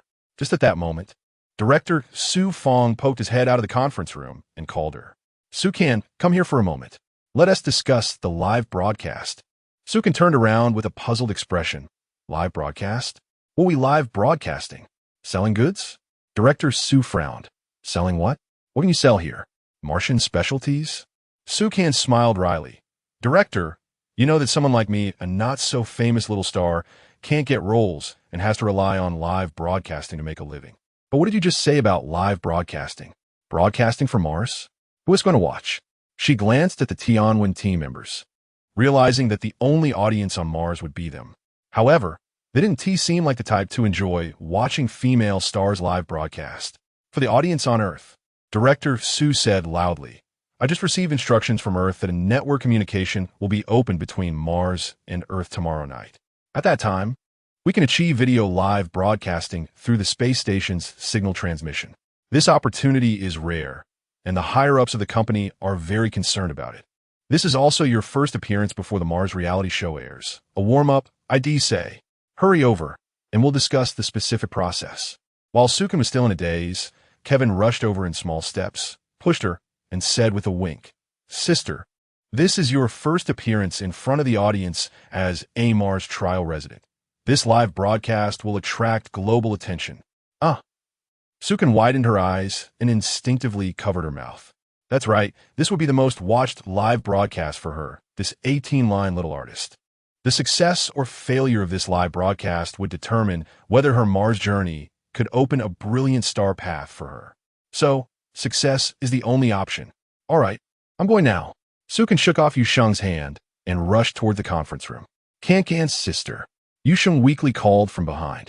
Only then did Sukin remember that she hadn't completed the promise to her Mars sister flowers. After thinking for a moment, she turned her head, leaned close to Yusheng's ear, and whispered, Take the elevator to the top floor, turn right, and the room at the end of the corridor. Okay, you go ahead. I can go by myself. Yusheng nodded in understanding. Sukin secretly gave her a gesture of encouragement. Just like that, Yusheng took the elevator alone and quickly arrived at the top floor. She found this floor empty, seemingly devoid of people. Following Sukin's guidance, she walked to the door at the end of the right corridor, only to be surprised to find the door was ajar. Please don't go in. The poker-faced doctor will really kill me. Sukin's warning echoed in Yusheng's ears. But a strange smile appeared on her face. Shen Xinghan might kill you. But I'm different, and this door is wide open for me. Isn't that fate? Yusheng raised her head, stepping into this special room with a proud expression. She looked around and found the room very clean and tidy, clearly well-maintained. There were even a few old clothes on the bed. She walked over, casually picked up a denim jacket, and put it on, fitting just like she imagined. A strange smile reappeared on Yusheng's face. Then, wearing the jacket, she walked to the floor-to-ceiling window, looking down at the pots of flourishing flowers and plants, and coldly laughed at Shen Xinghan. You really are long-lasting. After all these years, you still can't forget Chengdong. Of course, given the current situation, being long-lasting is a good thing. Yu Sheng lifted her head, and the window reflected a face strikingly similar to Changdong. Bang! After an unknown amount of time, Yu Sheng suddenly heard something drop behind her. She turned around and saw Shen Xinghan standing at the door in a daze, with a spray bottle rolling at his feet. Yu Sheng remained silent, staring straight at the statue-like person at the door. Dong! Shen Xinghan's voice trembled violently, his body slightly shaking. The deep starry eyes gradually misted over, and the rims of his eyes turned red. Dong! Is that you? Yu Sheng still didn't answer, nor did she deny it. She smiled, unblinking. Looking at Shen Xinghan, her brows and eyes curved, revealing that small tiger tooth. Chapter 45. The beast in human clothing. Shen Xinghan's breath was unsteady as he walked over step by step, then suddenly pulled Yu Sheng tightly into his arms. His arms were incredibly strong, as if he wanted to embed the girl into his own body. The familiar scent of gardenia shampoo lingered at the tip of his nose. Shen Xinghan closed his eyes in a daze, and Yu Sheng did not struggle.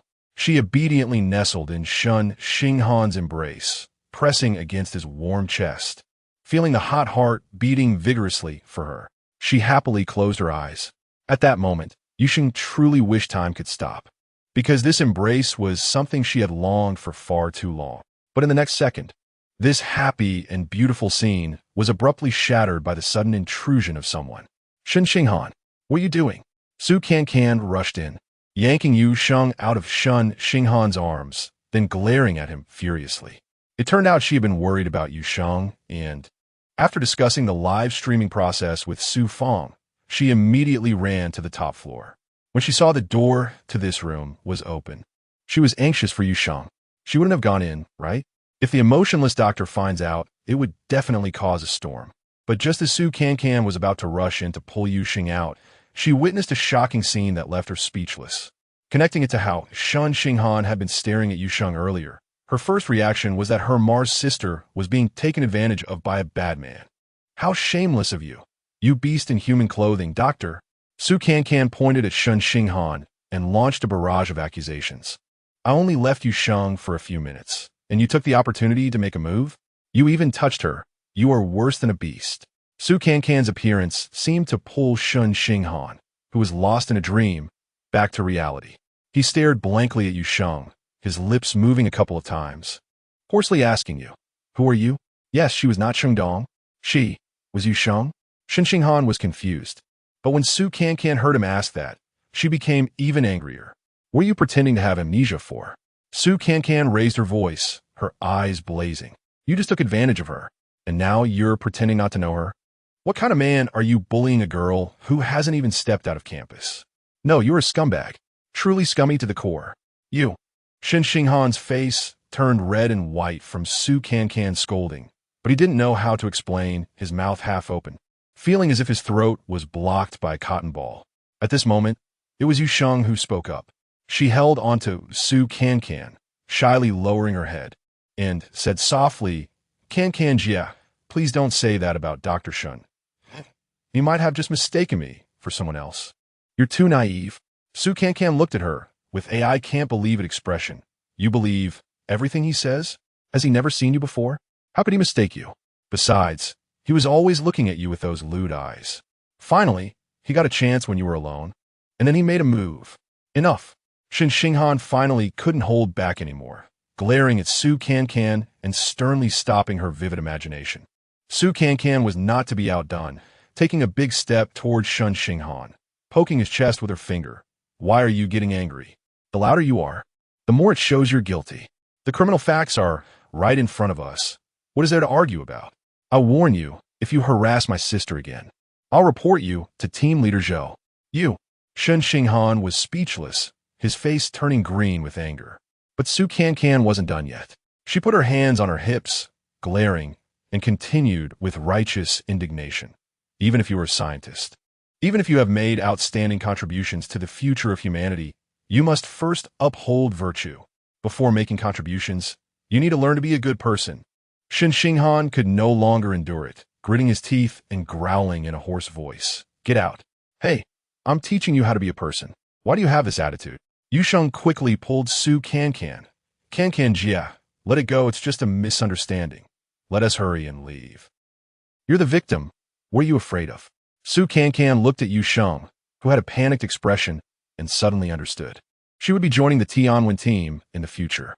In other words, this emotionless doctor might become her boss. So, even if this little girl was bullied, she wouldn't dare to raise her voice, only able to swallow her grievances. Thinking of this, she felt even more pity for Yu Sheng. Relating it to her own experiences of being wronged in the entertainment industry, she felt a deep empathy, almost bringing her to tears. Okay, I understand. Su Cancan patted Yu Sheng's shoulder with deep emotion, letting out a long sigh. I've experienced workplace bullying too.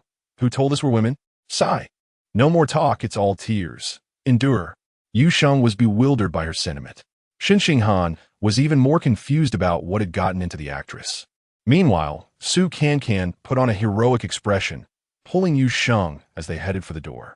But just after taking a few steps, they heard Shen Xinghan say, "Wait, take off your clothes." Su Cancan quickly turned around, glaring at Shen Xinghan with eyes that seemed to shoot fire. Beast, who are you asking to take off their clothes? So blatantly being a rogue. Is it no law on Mars? Are you just going to act recklessly, this beast in human clothing? Shen Xinghan's face turned green. Meanwhile, Yu Sheng looked down at her denim jacket and hurriedly grabbed Su Cancan. Cancan, yeah, you misunderstood. Dr. Shen wants me to take off this jacket. Saying that, she quickly took off the denim jacket in a few moves and tremblingly handed it to Shen Xinghan. Shen Xinghan took the jacket, gently shook it, then carefully folded it and placed it on the bed. Only then did Su Cancan realize that Yu Sheng must have been wearing Cheng Dong's clothes. She guessed that Yu Sheng had seen her idol's clothes and couldn't help but try them on. That was quite understandable. However, this time she had truly misunderstood the emotionless doctor. And adhering to the principle of not losing momentum, Su Cancan added, well, wearing your deceased girlfriend's clothes was her mistake. But you just hugged her and took advantage of her. You were also in the wrong. So, it's even. After saying that, she pulled Yu Sheng and ran out. Once they got in the elevator, Su Cancan panted and asked Yu Sheng what exactly happened. Did that beast in human clothing drag you into the room? Yu Sheng quickly waved her hands. No, when I went in, there was no one in the room, but the door was open. I'm sorry, Cancan Jia, even though you repeatedly warned me not to go in. I just couldn't help it. You couldn't help it and wore Cheng Dong's clothes? Su Cancan raised an eyebrow.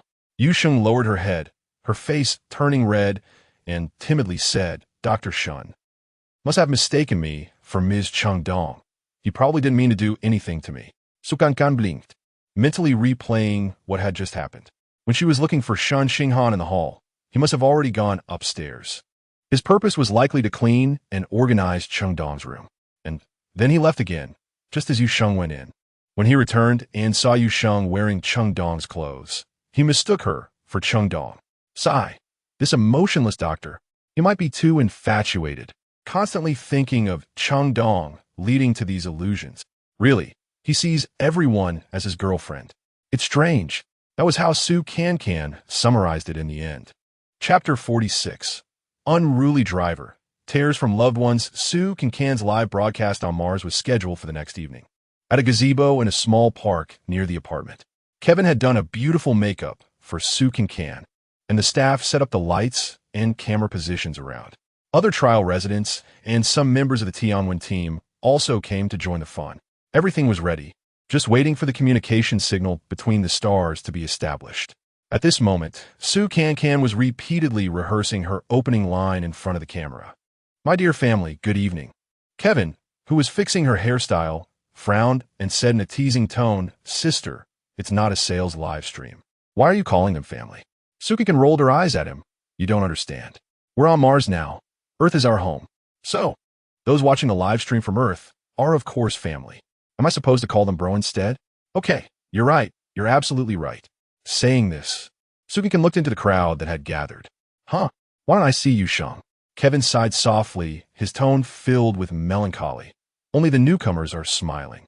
We're the old ones crying. Upon hearing this, Su Cancan laughed. Hey, are you still jealous of that Mars sister flower? I didn't realize you cared about me so much. Sister, don't get carried away. I'm upset with our Han Han.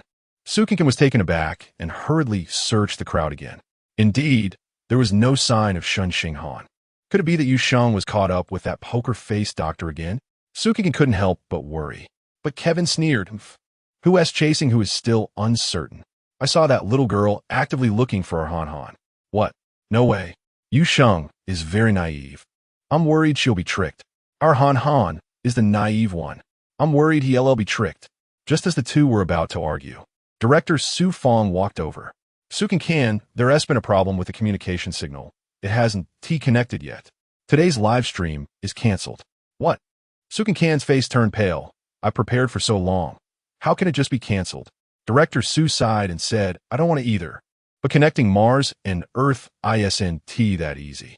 Unexpected situations happen. It's inevitable. We'll talk again when we can connect. Su Cancan thought about it and agreed. After all, this was interstellar communication. It was something unimaginable decades ago. It was understandable that the signal was unstable. All right, I'm always ready. After saying this, she showed her well-trained, friendly smile. Director Su smiled back, saying, It's been a lot of work for you. Go rest early. Director, you've worked hard too. Good night. Since the live stream was canceled, Su Cancan packed her things and headed back to the apartment. Just as she reached the entrance, she suddenly saw a small car slowly driving out. Behind the wheel was Shen Xinghan, and Yu Sheng was sitting in the passenger seat. Oh my, this poker-faced doctor really is relentless. I even made excuses for him before, and now he is trying to hit on Yu Sheng while I'm not around. No way. I can't let my sister fall into the tiger's den. Thinking this, Su Cancan didn't hesitate for a second, darting in front of the car, arms wide open to block it. Shen Xinghan was startled by the sudden appearance of someone and quickly slammed on the brakes, then leaned out to sea. What are you doing? Are you trying to get yourself killed? When he recognized it was Su Cancan in the moonlight, he felt even more irritated. What was this troublesome celebrity up to now? Did she think he was with Yu Sheng and start imagining things again? But this time, he really was innocent. Taking advantage of the car stopping, Su Cancan rushed over in a few quick steps, opened the back door, and jumped in. Where are you guys going? Su Cancan put on a fake smile. Oh, I just wanted to go out for a stroll. Why not go together? Yu Sheng turned her head, looking a bit awkward. Cancan, weren't you supposed to be live streaming? Oh, there's no signal. It's canceled, Su Cancan replied casually. Then brought the topic back. Where are you going? Since I'm free, I might as well join you. It'll be more lively with more people. While speaking, she kept giving Yu Sheng meaningful glances. What she wanted to express was, isn't this beast in human clothing trying to entangle you again. Don't be afraid. I'm here. Let us see who dares to bully you. Dr. Shen is going to the experimental field tonight. I'm quite curious, so I asked him to take me with him. Su Cancan glanced suspiciously at Shen Xinghan and then lowered her voice to ask Yu Sheng, Did he force you to go? Yu Sheng quickly shook her head. No. I really want to go myself. Oh. Su Cancan thought for a moment, still not at ease with Yu Sheng being alone with Shen Xinghan. After a while, she exaggeratedly smiled. Oh, speaking of the experimental field, I really miss those cute little saplings. Dr. Shen, have they grown taller? Since I'm already here, let us just go together. Shen Xinghan didn't look back, staring straight ahead, coldly saying, I only brought 2 spacesuits. It's okay. I'll go get another one, Su Cancan said. Shen Xinghan frowned and glanced at the time on the dashboard. It's already late. We can't waste any more time. That's right. If it weren't for Yu Sheng insisting on coming along, he would have left half an hour ago. But to Su Cancan's ears, this sounded like Shen Xinghan was making excuses. Hey, you just don't want to take me, right? You just want to be alone with Yu Sheng, right? I can't just watch my sister fall into danger again. What nonsense are you talking about? Shen Xinghan's face turned white with anger. Seeing this scene, Yu Sheng also realized that it was impossible for her to go out alone with Shen Xinghan. She thought for a moment, then turned to Su Cancan with a smile. Cancan, I'm actually a bit tired. Since you want to go out, you go ahead. I'll go back to sleep. This.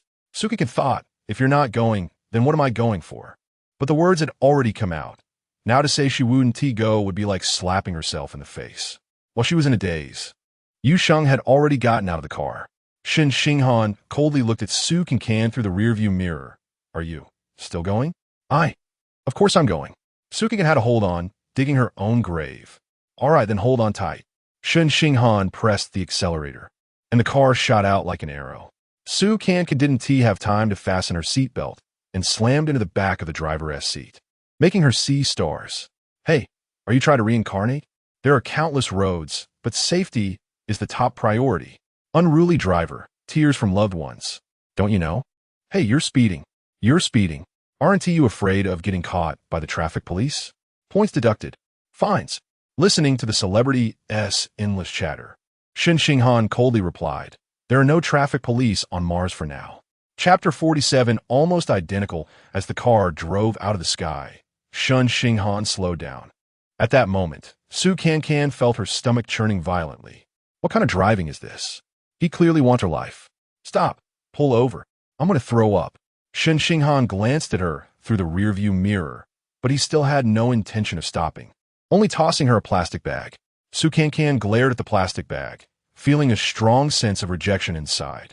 After all, she was a star. Even if she was going to vomit, it should be in a place where no one could see her, right? Did she want to lose her dignity by throwing up in front of others? So, she covered her mouth and requested again, I want to get out of the car. There is a lack of oxygen outside. Shen Xinghan responded expressionlessly. Just deal with it in the car. Su Cancan hated him in her heart. What else with the attitude? If it weren't for you driving like a roller coaster, would I be in such a mess? Just then, the car jolted. Su Cancan's stomach lurched along with it. Wow. She could no longer care about her image as a star. Throwing her idle baggage to the winds, she began to vomit violently into the plastic bag. At the same time, she cursed this poker-faced doctor's ancestors in her heart. At this moment, Shen Xinghan had already pulled over. He turned a glance at Su Cancan, then tossed her a pack of tissues and a bottle of water. Since you feel unwell, just stay in the car. Su Cancan gritted her teeth, glaring at Shen Xinghan. Who made me feel unwell? Why are you acting like nothing happened? Well, at the very least, you should apologize, right? But Shen Xinghan only frowned and said, I reminded you. Didn't I tell you to sit tight? Isn't that a bit too much of defense? Su Cancan hated that she couldn't spit fire at that moment. Otherwise, she would burn his poker face to ashes.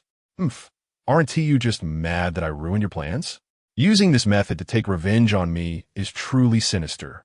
Su Cancan narrowed her eyes, but I'm making this clear today. Yu Sheng is my sister, and I'll protect her on Mars. No one is allowed to have their eyes on her. As soon as she mentioned the name Yu Sheng, Shen Xinghan felt a wave of irritation wash over him. He frowned and retracted his hand that was about to grab the spacesuit. Originally, he didn't want to waste time talking to this female star. But recalling her various behaviors since arriving on Mars, he felt that if he didn't clarify things, she would cling to him like a firecracker. Not only unable to shake off, but also ready to explode at any moment. Forget it, I'll explain it. This matter is not what you think. Shen Xinghan turned back, only leaving Su Cancan with his back. I have no inappropriate thoughts about Yu Sheng. You've already hugged her, and you still refuse to admit it? Su Cancan exploded before he could finish. Shen Xinghan frowned helplessly and continued to explain, that day I did misjudge, because she looks too much like Chengdong. As he spoke, Shen Xinghan's voice trembled slightly. Su Cancan was stunned at first, but then she burst into exaggerated laughter. Oh my god, doctor, that trick is outdated. Shen Xinghan shot her a sideways glance. What do you mean? Oh, it's a well-worn tactic in flirting to say someone looks like your ex-girlfriend. Come on, that trick doesn't even work on little girls anymore. Don't try to fool me.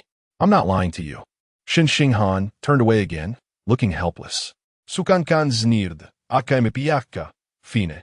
You still want to be stubborn, huh? Don't blame me for exposing you.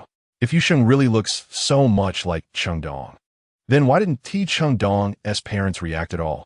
When Uncle Cheng and Aunt Cheng saw Yu Sheng that day, they were completely calm, okay? That's because I warned them in advance. I was afraid Uncle Cheng would see Yu Sheng and be triggered, so I asked you to keep Yu Sheng outside for a while. Su Cancan recalled what happened that day, and it really was as Shen Xinghan said. Well, that doesn't make sense. Su Cancan made a thinking gesture with her fingers at her chin. The other members of your Tianwen team didn't seem surprised at all when they saw Yu Sheng. Bruce, I haven't heard anyone mention she looks like Chengdong these days. Shen Xinghan took a deep breath, maintaining his patience. That's because Chengdong was one of the first members of the Tianwen team. Their mission was to successfully land on Mars. The ones you see now, including me, are all second batch members. Besides me, no one else has worked with Chengdong. They've only seen Chengdong on TV. So, even if they think she looks familiar, no one would be as shocked as I am. As for why no one mentioned it in front of you, it's probably because they're not the kind of people who like to gossip behind others' backs. Cancan blinked, feeling that the last sentence was a subtle jab at her. Even if it makes sense, I still don't believe it. There's no evidence. Cancan remained stubborn. Shen Xinghan stared at her for a moment, then finally reached into his clothing's inner pocket. You can see for yourself. Cancan took the old-fashioned wallet that still had Shen Xinghan's warmth and immediately opened it. The wallet was empty, with only an old photo placed in the transparent slot. In Zhu Rong's home, currency wasn't needed. Clearly, this wallet wasn't for holding money. It was just convenient for carrying this photo. Cancan held the photo up to her eyes. In the dim light of the car, she saw a sweet couple snuggling together. In the photo, Shen Xinghan looked a bit youthful, with a slightly silly smile. But his gaze was gentle and warm, like the sun on a winter day, completely different from his current cold and lonely demeanor. The girl in his arm had a fair, oval face and almond-shaped eyes with slightly raised corners. Her confident smile, with a small tooth exposed casually, made her look playful. Cancan was stunned, opening her mouth several times without saying anything. If this girl wasn't snuggling up to Shen Xinghan, she would definitely think it was Yusheng. They looked almost identical. She recalled the scene when Yusheng barged into Chengdong's room that day. Such a girl, who closely resembled Chengdong, wearing Chengdong's clothes and standing in Chengdong's room. It was easy to imagine how shocking it would be for Shen Xinghan. So, his loss of composure that day was completely understandable. Do they look alike? Shen Xinghan coldly interrupted Cancan's thoughts, simultaneously snatching the wallet back. Can't say they look alike. It's almost identical. The more Cancan spoke, the less confident she became. Finally lowering her head to admit her mistake, I'm sorry. I seem to have misunderstood you again. Why say again? Shen Xinghan let out a long breath, carefully putting the wallet away, and stopped saying anything more. Cancan saw him starting to put on the spacesuit and shouted, Hey, are you getting out of the car? I want to go too. Chapter 48. The insect flies. Shen Xinghan frowned again. Aren't you feeling unwell? You could just stay in the car. Cancan rubbed her stomach. I'm fine now. You got in the car because you were afraid I would do something to Yusheng, right? It's all clear now. Why are you still following me? Cancan pouted, lowered her head, and her voice was as soft as a mosquito's hum. I'm scared. Indeed, it was pitch black, and they were outside in the sky. Who knew what could happen? Who would want to stay alone in the car? This response actually surprised Shen Xinghan. Looking at Cancan like this, he couldn't help but feel a tremor in his heart. This female star had always been loud and fearless since he met her. But he forgot that she was just a girl in her 20s. Leaving her alone in the dark outside, of course, she would be scared. Fine. You can follow me. Shen Xinghan's tone softened. Just don't run around. Cancan raised her head, returning to her cheerful demeanor, although there was a hint of a heart-wrenching eagerness in her smile. I promise I won't run around, but you have to walk slowly. After all, it's too dark, and I'm afraid I'll fall behind and get lost. She looked at Shen Xinghan with her sparkling eyes, like a little deer, her tone soft and a bit obedient. Shen Xinghan was momentarily dazed by her gaze and tone. It seemed as if this strange creature, the female star, relied on him. He had never felt this sense of being depended on before. Chengdong was older than him and had always acted like an older sister. Although Chengdong looked petite, she was a strong woman at heart. His sister, although spoiled, preferred to cling to her elder brother. So, this was truly the first time a girl had shown her vulnerable side in front of him, making him feel needed. Okay. Shen Xinghan's tone unconsciously softened. After both of them put on their spacesuits, Shen Xinghan took out a belt-like device, fastening one into his waist and the other to Cancan's waist. Hey, what's this for? Cancan stared at the strap and asked, Aren't you afraid of getting lost? This is a device astronauts use to prevent losing their companions during missions. This makes us like conjoined twins. Cancan thought for a moment and then asked, How will I talk to you once we go out? Should we still use the single frequency like last time? For just the two of us, there's no need to be that complicated. You could just speak. No one else can hear us. All right then, let's go. After getting out of the car, Shen Xinghan walked ahead with a toolbox, followed closely by Su Cancan. Just as Su Cancan felt it was very dark, a light lit up above Shen Xinghan's head. Hey, why is your head shining? Su Cancan exclaimed. Shen Xinghan stopped. But Su Cancan, not expecting him to stop, bumped into his back. Can't you give a heads up? Don't forget, we are conjoined twins now. It's easy to rear end.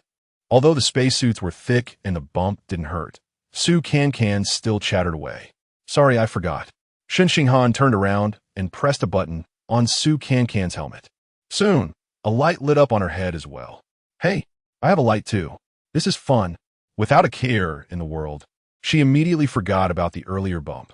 The two continued to walk forward, one in front and the other behind. Hey, if we were viewed from above, wouldn't we look like two fireflies? Su Cancan began to let her imagination run wild. Shen Xinghan ignored her, but Su Cancan quickly denied her own idea. No, we shine from the top, while fireflies shine from their butts. It's still quite different. Shen Xinghan wanted to laugh, but held it back. Hey, I suddenly remembered a song about fireflies that my mom used to sing to me when I was little to help me sleep. Should I sing it for you? Shen Xinghan continued to walk, still ignoring her. Su Cancan, used to talking to the air, began singing to herself. The dark sky droops low, bright stars accompany. Insects fly. Insect fly, who do you miss? The stars in the sky shed tears. The roses on the ground wither. The cold wind blows, the cold wind blows. As long as you are with me. Su Cancan's voice was sweet and crisp, echoing in the pitch-black night, like a clear spring flowing through a mountain stream. Shen Xinghan, walking in front, couldn't help but look up, gazing at the night sky through his visor. A few scattered stars flickered in the dark night, appearing very lonely. How many times had Shen Xinghan looked up at the starry sky when he was alone at night? He would feel like a speck of dust from another planet on the vast surface of Mars, both insignificant and lonely. But today was different. A sweet voice echoed in his ears, asking him, "Who do you miss?" and telling him, "As long as you are with me." This feeling was both strange and wonderful. I need to stop, arriving at the experimental field, to avoid a second rear-end collision. Shen Xinghan called out to Su Cancan. Okay, I'm ready. Su Cancan replied obediently. Shen Xinghan stood still, then turned around to unfasten the strap connecting their waists. Hey, what are you doing? Don't leave me. Su Cancan became anxious and grabbed his arm. Shen Xinghan's heart tightened, and his tone softened. Don't be afraid. I'm just going to work nearby. I won't go far. No. Su Cancan shook her head, gripping his hand tighter, her expression like that of a child. Shen Xinghan patiently said, I need to work. It's inconvenient to take you with me. You can sit on that big rock over there and wait for me. I promise not to leave your sight. Su Cancan glanced in the direction he pointed and indeed saw a large rock over 2 meters long. But after thinking for a moment, she shook her head at Shen Xinghan. No, I'll just stay behind you. I promise not to interfere with your work or disturb your little saplings.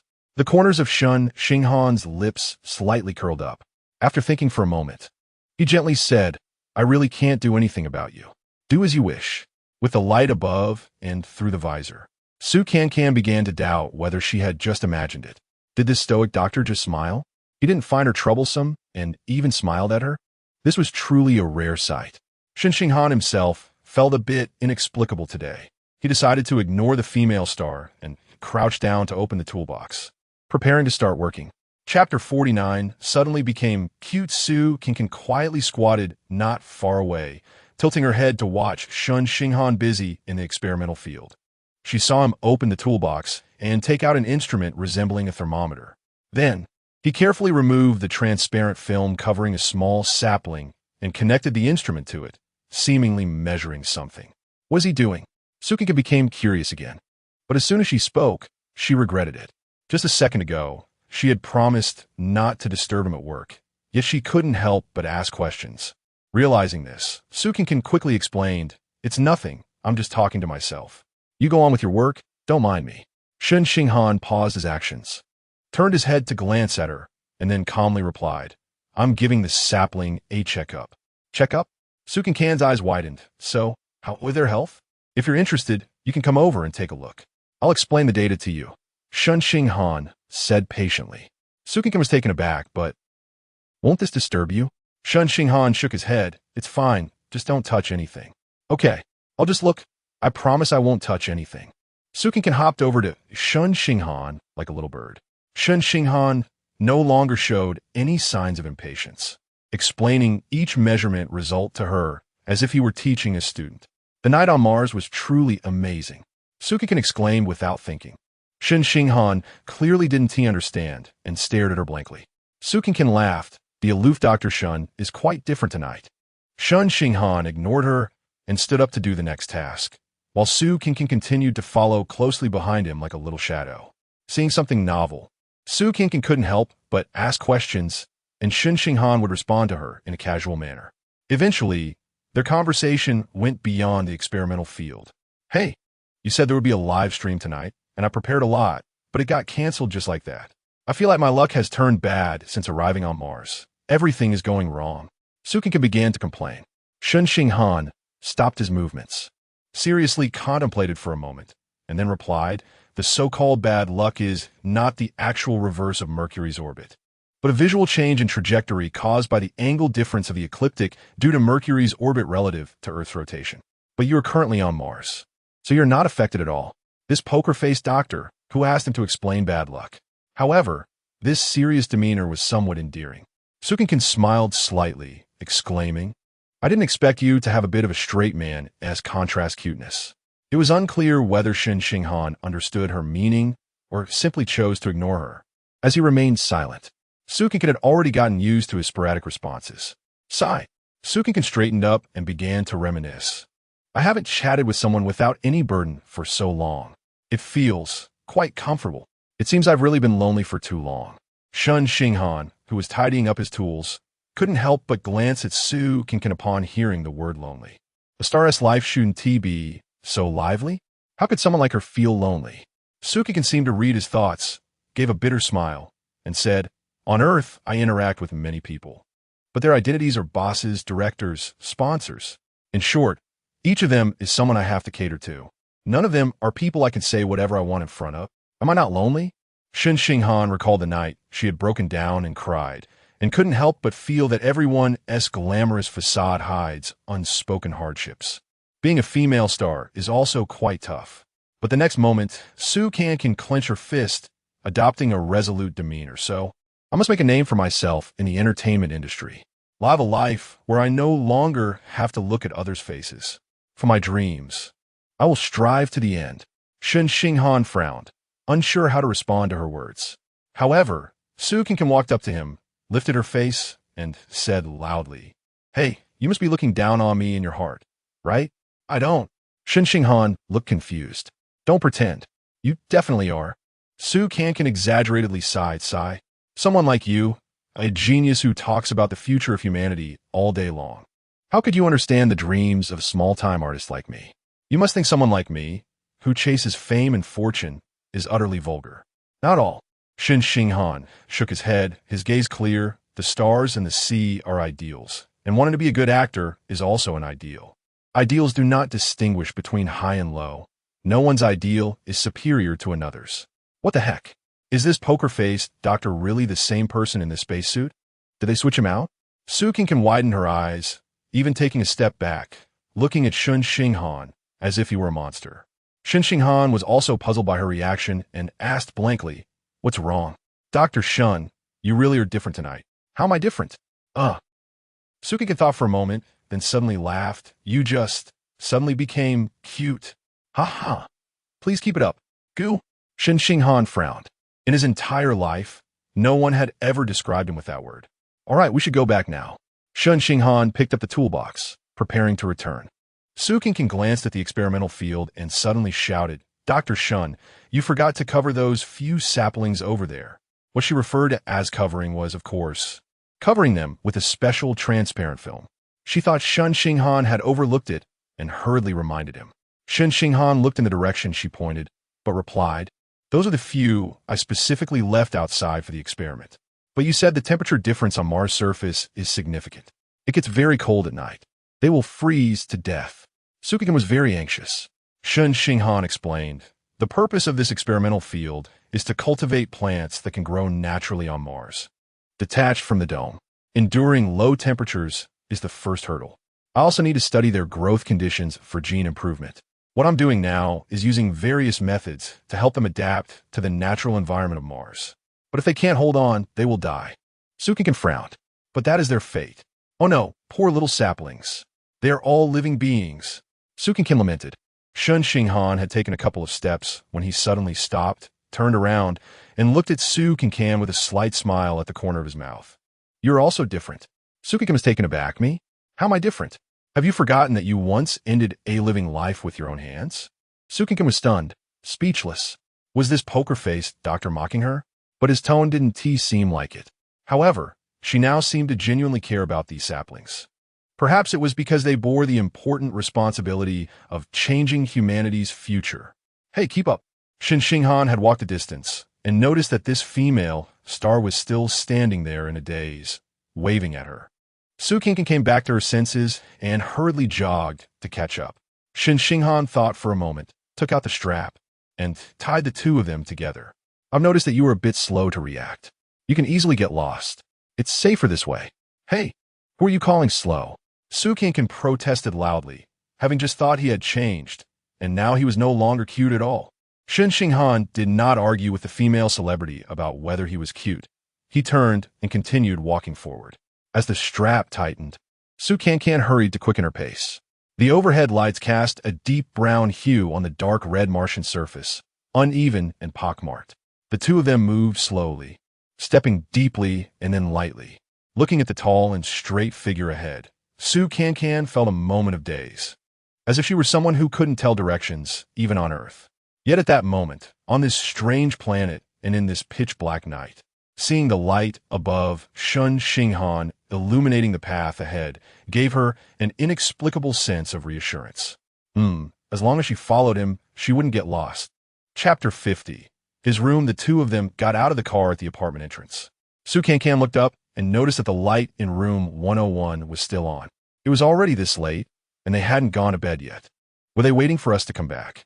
Su Cancan turned to ask Shen Xinghan. Shen Xinghan found it strange as well and quickened his pace. Cheng Yi and Su Fufang were older and had a regular routine.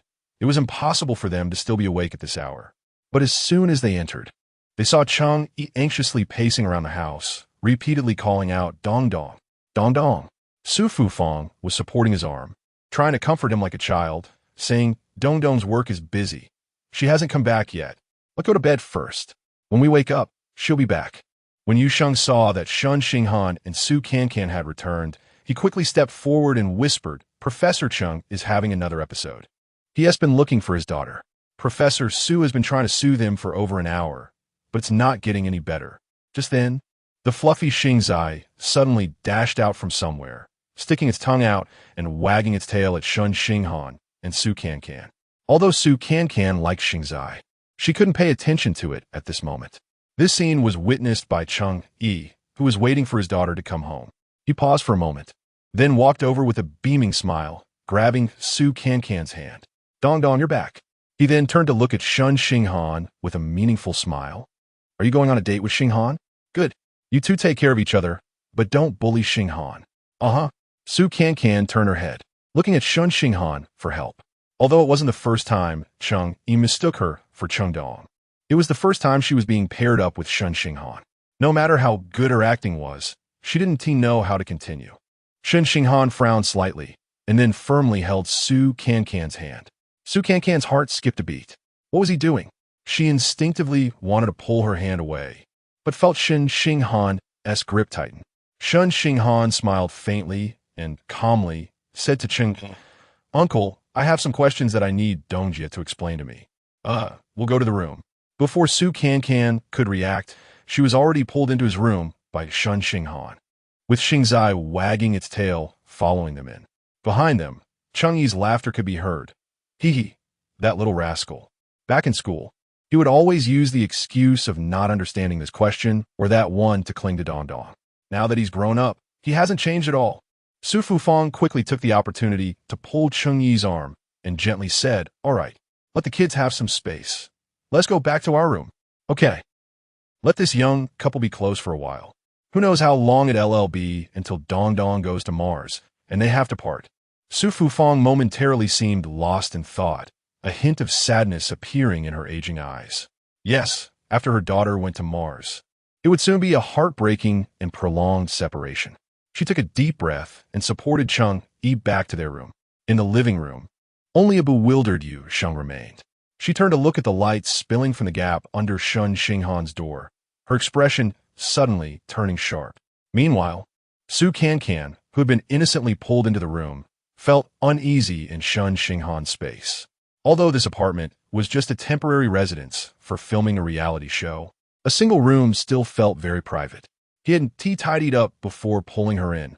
What if there was something inappropriate? After a discreet glance around, she realized her worries were completely unnecessary. The room was so simple that there wasn't a single extra item. It was also very tidy, almost as if no one had lived there. Indeed, the room was just like the person himself, lacking warmth, was Su Cancan's final conclusion. Shen Xinghan moved a chair for Su Cancan to sit on, then sat on the edge of the bed himself. The two of them stared at each other, the air thick with awkwardness. I'm sorry.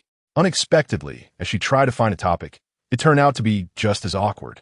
Su Cancan smiled and gestured, "You go ahead." Shen Xinghan lowered his head. "I want to say, I'm sorry, because Uncle mistook you for her. I had no choice but to go along with it." "Oh, it's fine. It's all for Uncle Chang, right? I understand." Su Cancan laughed awkwardly a couple of times. "Well, then it's a bit of trouble for you to sit here for a while. Wait until Uncle falls asleep. Then we can go back to the room." "Okay, no problem." After Su Cancan agreed, Shen Xinghan didn't know what else to say. Su Cancan also discovered that in the dark experimental field, they seemed to communicate more easily.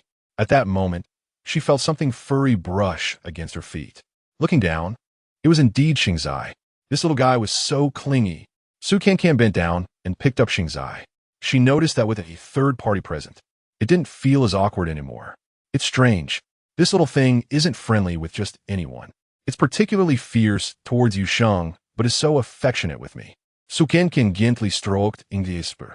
Xingzai then nestled into Su Cancan's arms, closing its eyes in contentment.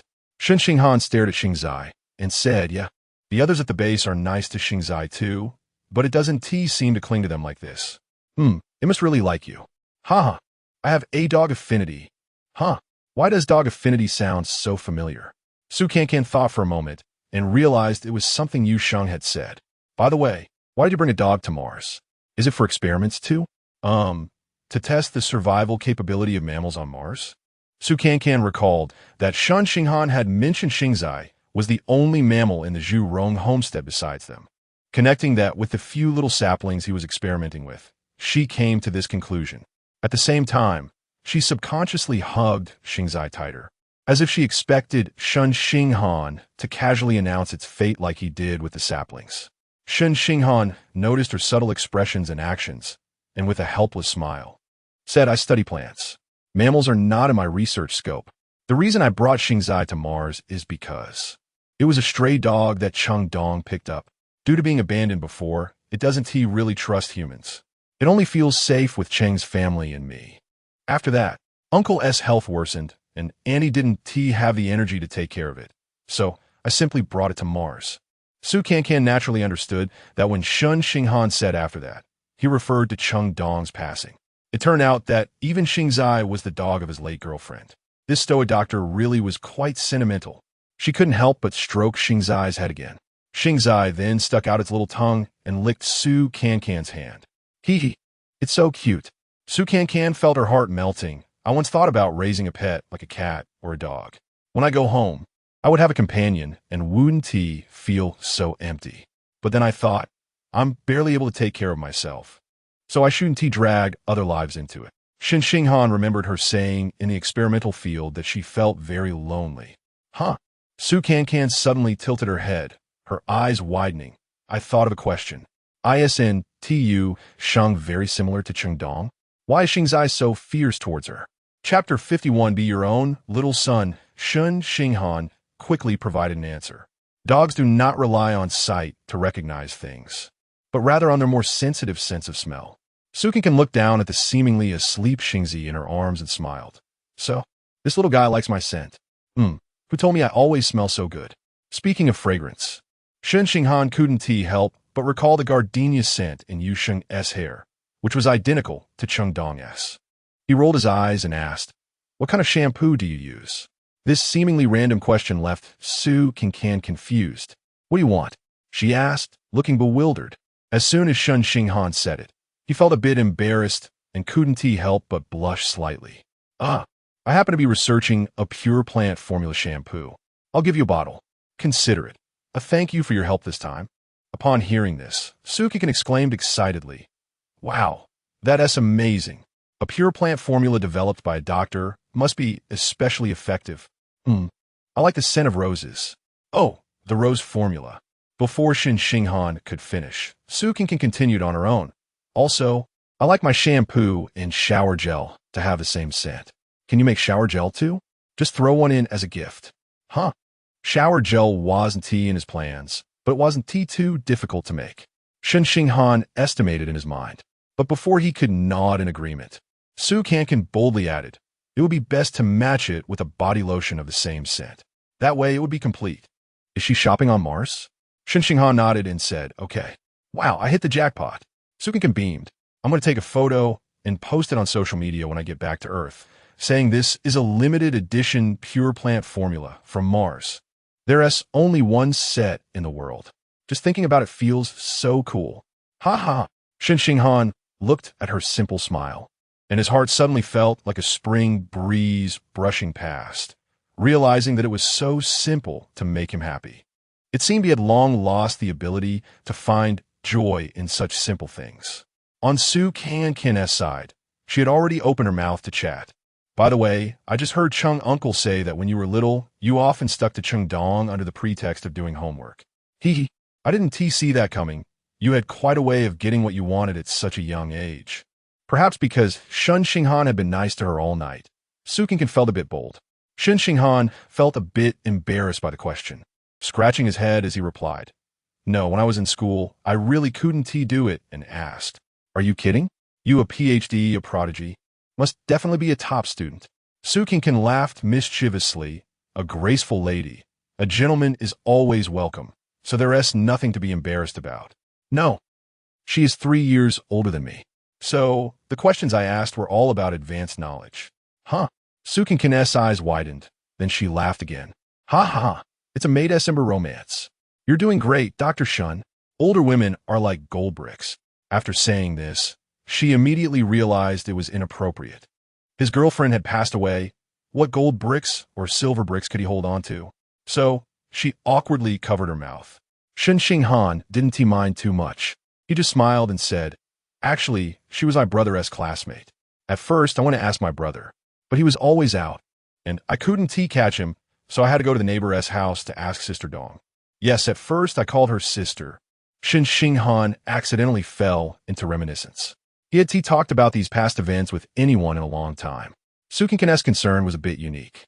"You have an older brother? That's great. Your parents must love you a lot." Parents usually love the younger ones more.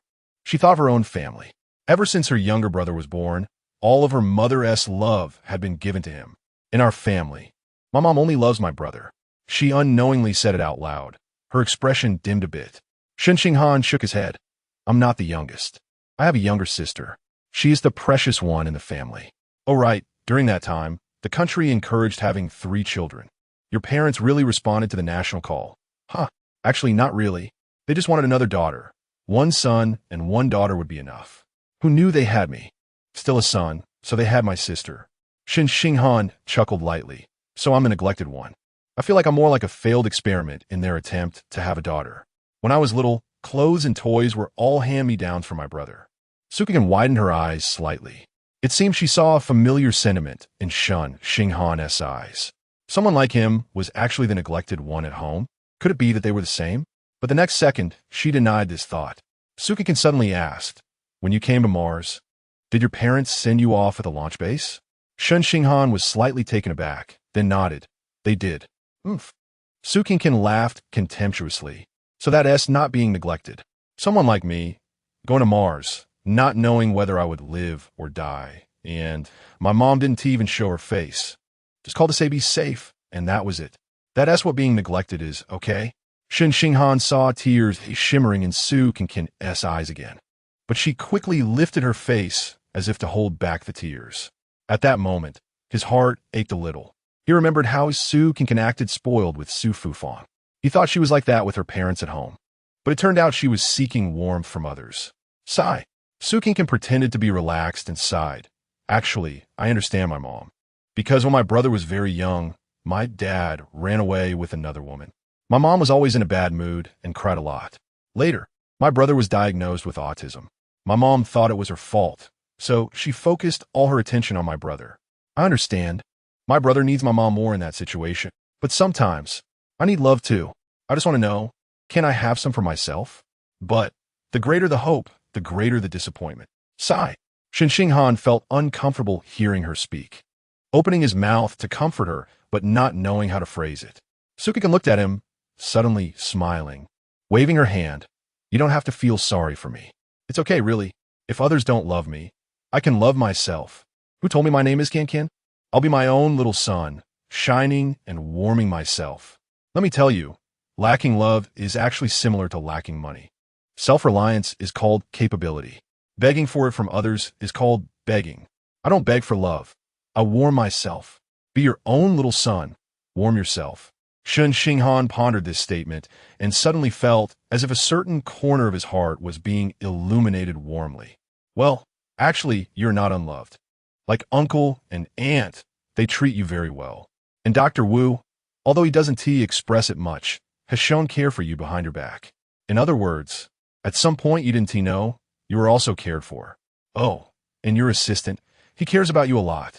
He tried hard to prove to Su Cancan that there is true affection in the world. But when Su Cancan heard the last part, she burst out laughing. Are you talking about Kevin? No, he loves you. Ha ha. What? Shen Xinghan looked confused. Su Cancan struggled to hold back her laughter, saying, You don't know, he has a niche orientation and fell in love with you at first sight. Shen Xinghan took a second to react, recalling Kevin's shy demeanor when talking to him, and couldn't help but feel a chill. Chapter 52. Time and space distortion. At that moment, there was a polite knock on the door 3 times. Come in. Shen Xinghan quickly stood up. Yu Sheng peeked her head in from outside, smiled at Shen Xinghan, and revealed her little tiger teeth. Sorry to interrupt. I wanted to ask Sister Cancan, when will she come back to sleep? Su Cancan then realized that she had been in Shen Xinghan's room for a long time. She had originally planned to go back once Cheng Yi fell asleep, but she ended up chatting with this expressionless doctor and lost track of time. Oh no, it's already quite late. Uncle Cheng must have gone to bed too, right? I should head back. Su Cancan quickly stood up, said good night to Shen Xinghan, and went out. But Shen Xinghan walked to the door and called out to Yu Sheng. Yu Sheng, do you know why Professor Cheng had an episode today? Huh? Yu Sheng was taken aback, blinked her eyes, and said, I'm not too sure. He seemed fine at dinner. It was quite sudden. Oh, then it's nothing. Good night. Shen Xinghan expressionlessly closed the door. After returning to her room, Yu Sheng spread her bedding while chatting casually with Su Cancan, who was washing up in the bathroom. Sister Cancan, you seem to be quite familiar with Dr. Shen. I heard you 2 laughing happily from outside the door. Su Cancan poked her head out of the bathroom, toothbrush in mouth, and mumbled, not really, I should say, we just got a bit more familiar tonight. Oh, tonight? Did something special happen? Yu Sheng asked again. Su Cancan, with the toothbrush still in her mouth, thought for a moment and then smiled. Not much. Just a misunderstanding cleared up. Right? I initially thought he had ulterior motives towards you. I only found out today that it's because you look too much like Cheng Dong. Yu Sheng's body stiffened. Then she feigned calmness and asked, Is that so? Huh? Wait a minute. Cheng Dong is your idol, right? You should know what she looks like. Didn't you ever think you look a lot like her? Su Cancan innocently voiced her confusion. Yu Sheng turned her back to Su Cancan, continuing to make her bed. Oh, others have said I look like her before. I thought so too while watching TV. But, after all, I've never seen her in person. I'm not too sure. Su Cancan finished rinsing her mouth, and her speech became clearer. I can confirm it. You look so much alike. It's simply the same. How can you be so sure? Shen Xinghan, show me a photo of Cheng Dong. Yu Sheng's brows furrowed slightly, but she didn't say anything.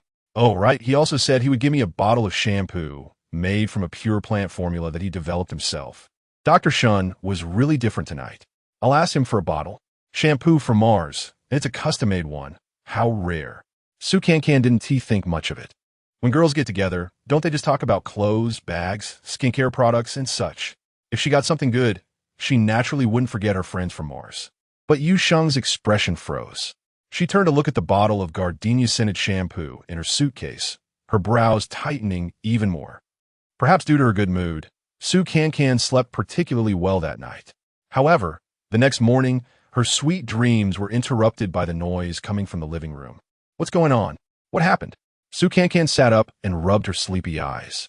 Yu Sheng also got up, listened toward the door, and said, "It seems like Professor Cheng is throwing a tantrum. Oh no, he must be looking for his daughter again. This substitute, need to hurry out?" Cancan was already used to playing the role of Cheng Dong and quickly got into character. She pushed the door open and went to the living room.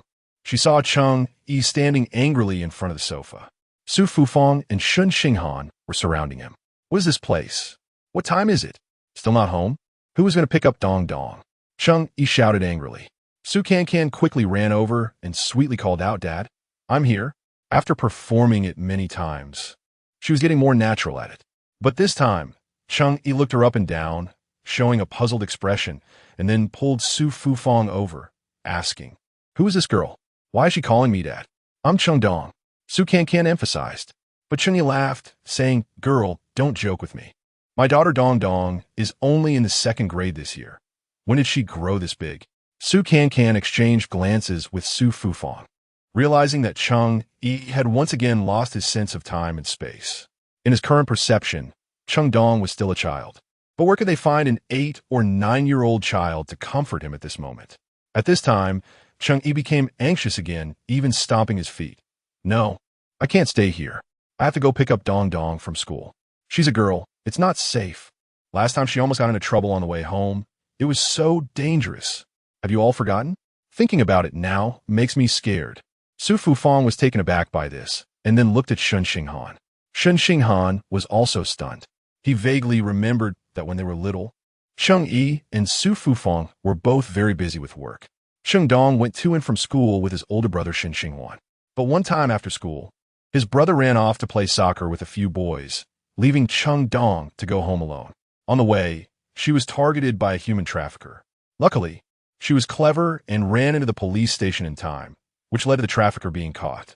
Afterward, both Cheng Yi and Su Fufang were scared out of their wits, and his mischievous older brother was given a good beating by their parents. Shen Xinghan didn't expect that after all these years, Cheng Yi could still recall this incident during his moments of confusion. Su Fufang's eyes were already red. She quietly said to Shen Xinghan, "Your uncle always feels guilty towards Dong Dong. He has told me, when he is clear-headed, that he never took her to and from school. He has always felt indebted." A wave of sorrow surged in Shen Xinghan's heart. Meanwhile, Cancan, who was at a loss for what to do, looked at Shen Xinghan with a pleading expression. "Even if I have a strong sense of youth and look younger, I still can't play a 2nd-grade elementary school girl. I can't do it. You figure something out?" Su Fufang sighed, saying, usually when he has an episode, he just needs to sleep it off to get better. But this time, why is he getting more confused? It seems the condition has worsened. Maybe we shouldn't have come to Mars. When she said this, she glanced at the silent Yu Sheng. Shen Xinghan noticed this and felt a chill in his heart. At that moment, the doorbell rang. Shen Xinghan glanced at the clock on the wall and said, "It should be team leader Zhou and director Su coming over." Yu Sheng walked over to open the door, and indeed, it was Zhou Ziqi, Wu Tianming, and the crew members. Su Fufang looked at Cheng Yi, who was still throwing a tantrum, and apologetically said to Su Fang, "Director Su, I'm really sorry. Our old Cheng has had another episode. I'm afraid we won't be able to shoot today. To avoid delaying everyone's schedule, we want to participate in today's filming." Zhou Ziqi, seeing the situation, was also very anxious. "Director Su, then please adjust today's filming plan." Chapter 53, She is not before Director Su could speak. Cheng Yi had already started to make a scene. "I don't want to stay here. I want to go home. I want to find Dong Dong. Home. Home. Oh dear. What should we do?" Su Fufang hurried over to support him, and turned to Director Su, saying, "I'm really sorry. With his condition, he really can't continue filming." Director Su didn't seem too concerned about the impact on the filming. Instead, he was more worried about Changyi's health. "We can make adjustments here. But what about Professor Cheng? We need to comfort him." Before he finished speaking, Changyi had already sat down on the sofa and started to cry. He covered his eyes with his bony hands, sobbing, "I want to go home. Home. I want to go home." Su Fufang was at a loss. Zhou Ziqi frowned and said, "Going back to Earth, but we don't have a spaceship right now. And even if we took off immediately, it would take a month to get back.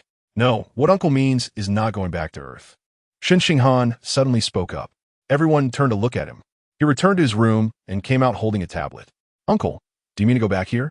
Shen Xinghan held the tablet in front of Changyi. Sukin can't help but peek at the screen. It showed an old-fashioned building with gray-white walls that were somewhat worn. There was a lush, big locust tree in front of the building. 3 children were playing under the tree. One boy, the tallest, was robust and had a mischievous look.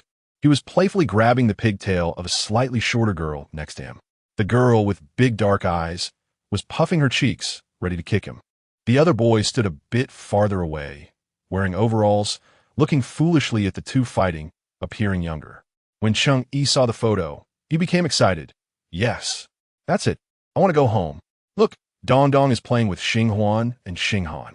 Xinghuan is too naughty, always bullying Dongdong. Oh, Xinghan just learned to walk. He can't walk steadily yet. Dongdong is dressed too lightly. I need to hurry back to get her a cotton coat. It's going to snow." Su Fufang's tears began to flow, and she said in a choked voice, "This is the apartment building we used to live in at the Aerospace University. Now, it has long been demolished. Even if we go back to Earth, we want to be able to find this place." And Changyi was still shouting excitedly, "Go home. Hurry home. Sigh." Zhou Ziqi sighed. "What should we do? There are no neurosurgeons in our hospital right now." The members of the Tianwen team were all elite individuals in their prime. The medical team assigned to them could only treat injuries and some simple ailments like colds and fevers. Changyi's Alzheimer's required a brain specialist. At that moment, Sukin suddenly spoke up. "I remember in the commemorative album that the museum gave me, it recorded that the robots at Zhurong Home have very high work efficiency and can build a large building in just a few days. Why don't we build a staff building for Uncle Cheng?" Su Fufang's eyes widened as she looked at Zhou Ziqi. Is that possible?" But before Zhou Ziqi could respond, Miss Bai spoke first. In a sweet, doll-like voice, she proudly said, "Our artificial intelligence robots can go anywhere and do anything. They don't need to sleep, eat, or use the restroom." The tallest building in Zhurong Home was completed in less than a week. A small building like this would take, at most, 2 days. "Wow, that's impressive," Sukin exclaimed softly. Zhou Ziqi smiled and said, "There's really no need to be surprised. 30 years ago, yes, you weren't even born then, our country built a hospital in Wuhan in just 10 days. I was just starting elementary school, and during winter break, I sat in front of the computer watching the live broadcast of the hospital being built. It was truly spectacular. Now, 30 years later, technology has advanced even more, and with the use of intelligent robots, it's naturally faster without needing manual labor." Sukan's eyes lit up. "Can I watch the live broadcast this time? Please come to the site." Su Fufang hesitated a bit, but would that cause you trouble? After all, every building in Zhurong Home is planned. Zhou Ziqi thought for a moment and said, "If it can really help Professor Cheng, building a small building shouldn't be a problem. There's a piece of land empty in the southeast of Zhurong Home. We can build there. Plus, it will be useful in the future." With the team leader of the Tianwen group speaking up, the matter was settled. Su Fufang grasped Zhou Ziqi's hand, thanking him profusely. Shen Xinghan was comforting Changyi, saying they would go home in 3 days. At that moment, Director Su suddenly had an inspiration. "I want to change the filming plan. The theme for the next few days will be helping Professor Cheng find his old home. This way, both Professor Cheng and Professor Su can participate.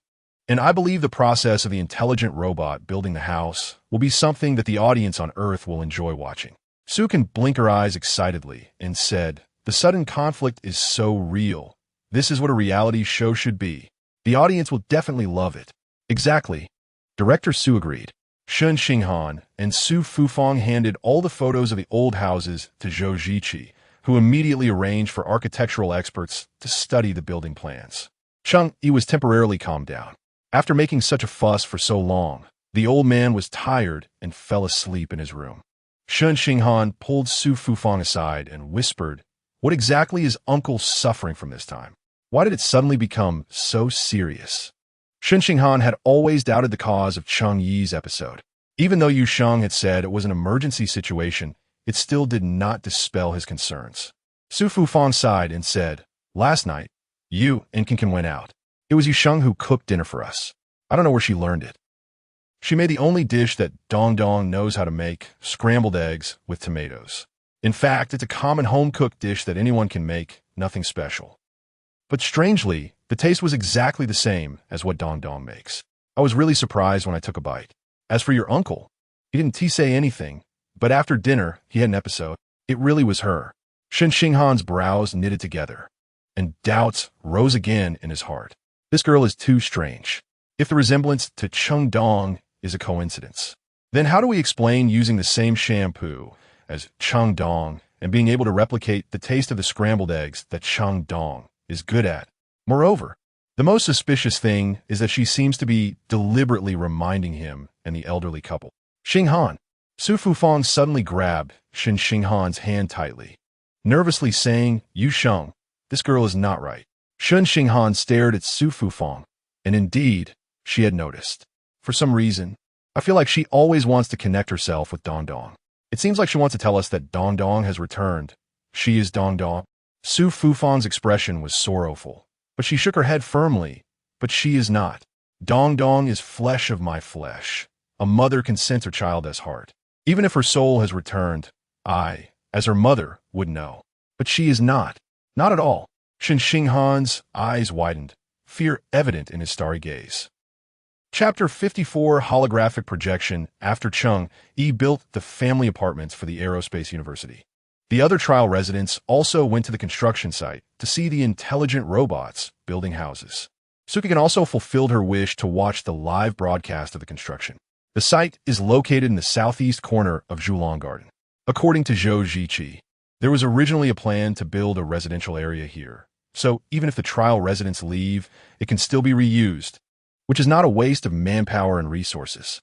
Sukigan sat on the sightseeing car, excitedly watching the bustling labor scene at the construction site through a telescope, occasionally exclaiming in amazement, "Wow, so many robots, and they can transform.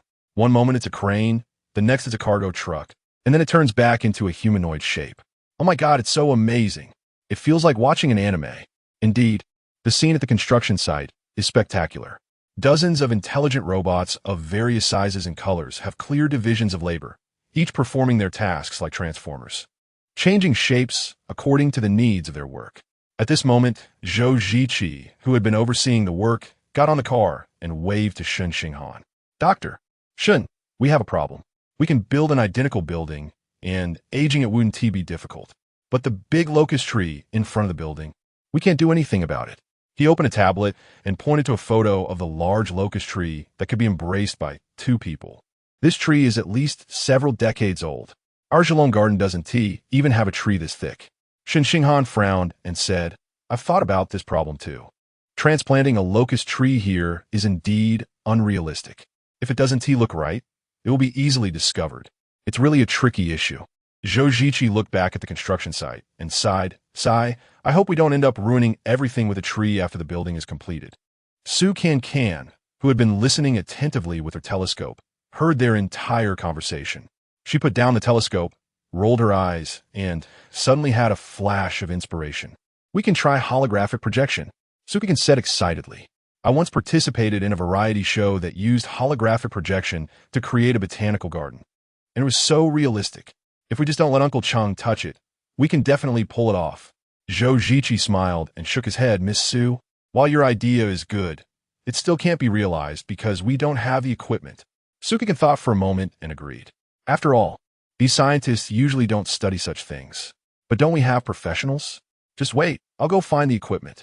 As she spoke, Sukigan jumped off the car like a happy little rabbit. Zhou Ziqi looked at her energetic figure and smiled. This female star really has a lot of vitality. Her presence adds a lot of fun to us serious academic types. Shen Xinghan also looked at Su Cancan's back, his lips slightly moving. It certainly adds a lot of trouble. Though it was a complaint, his tone was somewhat subtle, carrying a touch of reproach and a hint of indulgence. No longer as cold as before. Yu Sheng, who had been silent all this time, couldn't help but glance at Shen Xinghan. At this moment, his gaze was still fixed on Su Cancan, and the corners of his lips were even more upturned. Yu Sheng's expression froze. The next second, she also looked towards Su Cancan. She saw her animatedly gesturing and talking to Director Su, looking very spirited. Humph, she really knows how to put on an act. Yu Sheng sneered inwardly, her eyes revealing a trace of disdain. But this expression lasted less than half a second before she quickly put on an innocent smile and turned to Shen Xinghan. Sister Cancan is just so lively and cute. She is beautiful and enthusiastic. It really makes people want to get close to her. Huh, she really is a little son. Shen Xinghan blurted out. Zhou Ziqi was taken aback, looking at Shen Xinghan as if he were a monster. What is wrong with Dr. Shen today? He is actually praising a female star? It's a bit baffling. Yu Sheng's deep eyes widened slightly. She took a deep breath and then smiled innocently. I heard that my idol, teacher Chengdong, has a great personality too. Everyone wants to be friends with her. Doctor Shen, is that true? Shen Xinghan's body shook slightly. He withdrew his gaze and turned to look at the smiling, innocent college student, his eyes deepening. She brought up Chengdong again. What exactly is her motive? Yu Sheng didn't wait for Shen Xinghan's answer because Su Cancan had already jumped back into the car, followed by Director Su. Resolved. Resolved. She appeared, and the atmosphere around her became lively. Zhou Ziqi hurriedly asked, how did you resolve it? Thanks to our director Su's foresight. He brought a projector. Su Fang explained, I thought about it before we set off. What if we need some virtual scenes while filming the reality show on Mars? So I brought the projector. It's portable and doesn't take up much space. I didn't expect it would really come in handy. It's just sitting in my suitcase. That's great. Zhou Ziqi shook Su Fang's hand. You've really helped us a lot. Thank you. Hey, no need to be polite. Filming this part for the reality show will also be very interesting. Su Fang thought for a moment and said, however, my projector is portable and has a simple structure. It works well at night, but during the day, it might show some flaws. Then we'll take Professor Cheng home tonight. Shen Xinghan said. Su Cancan also chimed in, right? Once he goes in, we'll find a way to keep him from coming out. All right then. Tonight we'll test the effect here. As night fell, Su Fang took his projector and got into the car with Zhou Ziqi, Shen Xinghan, Su Cancan, and Yu Sheng, preparing to head back to the construction site. Just as the car door was about to close, Xingzai suddenly jumped up. It wagged its tail and ran towards Su Cancan. Shen Xinghan frowned and reprimanded in a low voice, Xingzai, don't run around, go back. But Su Cancan had already picked up the puppy and turned to Shen Xinghan. If Xingzai wants to come along, let it come. It's so sensible and won't cause us any trouble. Before she finished speaking, Xingzai suddenly saw Yu Sheng sitting next to Su Cancan and went wild, barking at her nonstop. Su Cancan facepalmed. Xingzai, I just said you were sensible. Can you not contradict me so quickly? Yu Sheng showed a look of panic and moved to sit in the back.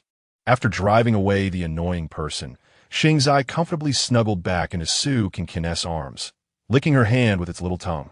Seeing that it was no longer causing trouble, Shen Xinghan didn't force it to go back. After all, it wouldn't get lost in Zhulong Garden. Chapter 55. Startsy endanger everyone. Using the gentle light of the artificial moon, found the corresponding location of the big locust tree in the photo. Director Su projected the image that had been set according to the photo. The crowd stepped back a few paces. A big locust tree began to grow right before their eyes, gradually becoming lush and lifelike. Shen Xinghan crossed his arms over his chest, watching the realistic illusion with mixed emotions. Many beautiful memories from his childhood with Chengdong were cherished under this locust tree. However, the childhood home was now a bustling commercial area, and the big locust tree had long since vanished. He never expected that years later, it would reappear on Mars in this way. Hey, what are you daydreaming about? Su Cancan had somehow moved to his side, smiling mischievously. Are you reminiscing about the days you wore split-crotch pants? Ha ha! Having witnessed Shen Xinghan's good temper last night, Su Cancan became increasingly unrestrained. She realized that the seemingly expressionless doctor was not as cold as he appeared. He must have sealed off his heart. Occasionally, she would linger at the door, testing the waters, and wouldn't tea provoke him. Shen Xinghan indeed wasn't he angry. He just smiled lightly and retorted, "It's not like you didn't tea wear them when you were a kid." Cancan's face flushed. After all, she was also a star. The thought of wearing split-crotch pants conjured an unflattering image. As soon as Shen Xinghan spoke, he realized his mistake. Regardless, she was still a girl, and teasing her like that was quite impolite. With that thought, a faint blush appeared on his fair face as well. Yusheng saw the two of them almost leaning against each other, laughing and blushing ambiguously, and a sense of hatred ignited in her eyes. She gritted her teeth and stepped back a few paces. But as she lifted her foot, she accidentally stepped on Startsy, who was squatting behind her. Startsy immediately stood up on all fours, glaring at Yusheng and letting out a low growl. "Dead dog, you have a good memory." Yusheng gritted her teeth, squatting down to glare at the furious Startsy, and squeezed out a curse that only she could hear. Suddenly, she noticed that a manhole cover next to Startsy had shifted, revealing half of the opening. Yusheng glanced at Startsy, then at the opening, a ruthless glint flashing in her eyes. The next second, taking advantage of everyone's attention being on the projection of the big locust tree, she suddenly grabbed Startsy and quickly threw it into the well. "Go meet your owner, beast." Yusheng's eyes glinted with malice as she whispered. Startsy let out a mournful cry and then fell into the manhole. Upon hearing this, everyone turned around to look at Yusheng, who was squatting on the ground. Yusheng immediately switched to a terrified expression, pointing at the well opening and shouting, "Oh no." Startsy accidentally fell into the well. I tried to grab it, but I was too late. "Startsy." Shen Xinghan's heart sank, and he yelled, rushing to the well opening, straining to move the manhole cover. Cancan hurried over, leaning by the well opening and calling out loudly, "Startsy! Startsy!" However, there was no response from inside. The two exchanged a glance, both revealing a look of fear. No response. Could it have died from the fall?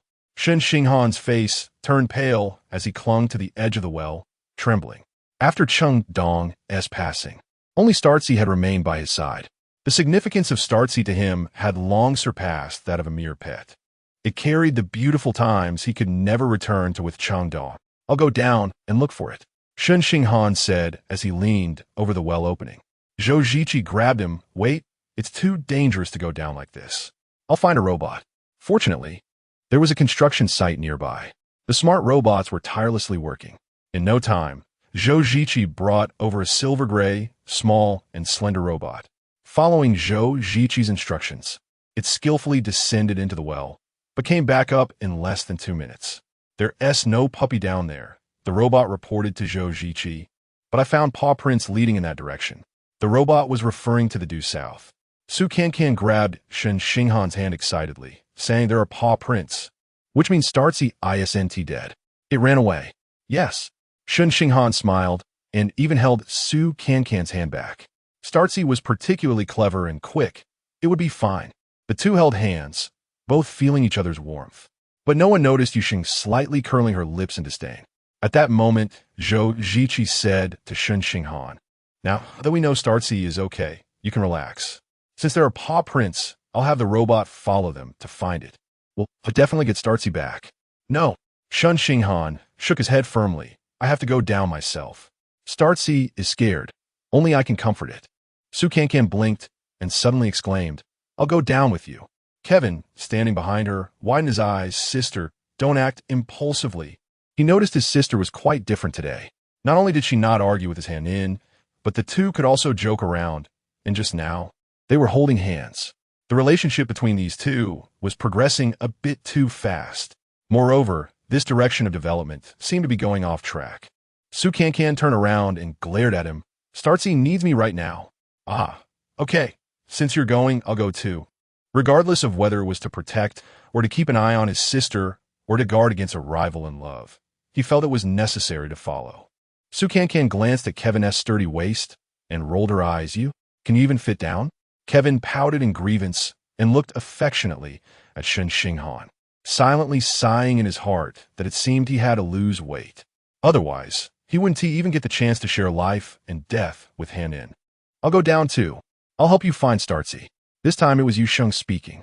She looked concerned at the bottom of the well, her face filled with worry. We don't need you. Shen Xinghan immediately rejected her, his tone unfriendly. Su Cancan couldn't help but be taken aback. ISNT, it said, that more people means more strength? Why did the expressionless doctor reject Yu Sheng outright? Yu Sheng, after being rejected, also showed an awkward expression. Okay, anyway, Startzy doesn't really like me. I'll just not make things worse. Be careful. I'll wait for you to come back here. Yu Sheng found a way to back down for herself. In the end, Shen Xinghan, Su Cancan, and Zhou Ziqi descended to search for Startzy, while the robot accompanied them as well. The robot went down first, then extended its arm, one by one, smoothly bringing the three of them down to the bottom of the well. Chapter 56. Another canopy. This was a well leading down to the drainage pipes of Zhu Rong's home. The robot turned on the light above, illuminating the area for everyone. With the light, Su Cancan could see the structure below clearly. In the middle was a drainage ditch, and on both sides were passages made of Martian rocks. Perhaps because not many people lived here yet, the smell was not unbearable.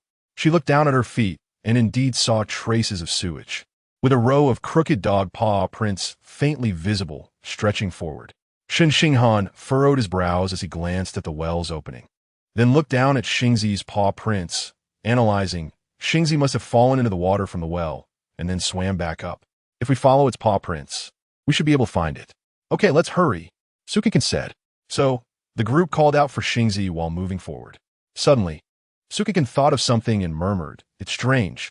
Xingzi is so smart. Why doesn't it just wait for us to rescue it? Why did it run away?" Zhou Ziqi thought for a moment and said, "Maybe it got scared?" But Shen Xinghan insisted no. Xingzi is very alert. It must feel that staying in one place is dangerous, which is why it chose to escape. Danger? What kind of danger could there be? Su Cancan asked, her big eyes filled with confusion. It had fallen in by itself, and no one was harming it. Shen Xinghan did not answer this time. He narrowed his eyes, and in his mind, he pictured Yu Sheng's face, which resembled Cheng Dong's, along with her seemingly innocent expression. After about half an hour of walking, they suddenly found the path ahead blocked. Only the sluice gate in the drainage ditch was open, but it was far too small for a person to pass through. Su Cancan stared with puzzled eyes and asked, "Xingzi must have crawled through here. Then, where do we get through?" But when she turned to look at Zhou Ziqi, she found his expression had changed. Shen Xinghan also turned to Zhou Ziqi and softly asked, "Could it be that has gone out?" Zhou Ziqi frowned tightly, his expression serious. "It definitely has gone out." Su Cancan was bewildered and quickly pressed, "Gone out? Where did it go?" The construction site is located at the southeast corner of the canopy. If we keep going in this direction, we should reach the end, Shen Xinghan said. End? Su Cancan's eyes widened, and she suddenly raised her voice. The end of the canopy? Huh? Did Xingzi go out of the canopy? Then won't it run out of oxygen? It will die. Su Cancan's face turned pale with fear. She imagined Xingzi's small body struggling on the primitive Martian surface, suffocating and collapsing, and her heartbeat nearly stopped. Then she glared at Zhou Ziqi and shouted, "No, how is your drainage system designed? Why is there a sluice gate that is open and connects to the outside? What a huge safety hazard." Zhou Ziqi quickly explained, "Miss Su, please don't get agitated. This sluice gate is not connected to the outside, but how should I put it? To another canopy. Yes, you should be able to understand that." Another canopy? Su Cancan was even more confused. What? Is there another canopy on Mars? Of course, it doesn't have the name canopy, but its structure is similar to our canopy, just much smaller. Zhou Ziqi searched for the simplest words to explain to the starlet. To put it simply, our country's aerospace technology is currently ranked first in the world. We are also the first country to build a city on Mars, following the concept of a community with a shared future for mankind. We also shared the technology of the canopy with the United Nations. But the more he tried to simplify, the more complicated it seemed, leaving the starlet more baffled. Su Cancan stared at Zhou Ziqi, utterly confused. "Team leader Zhou, I don't care about the shared future right now.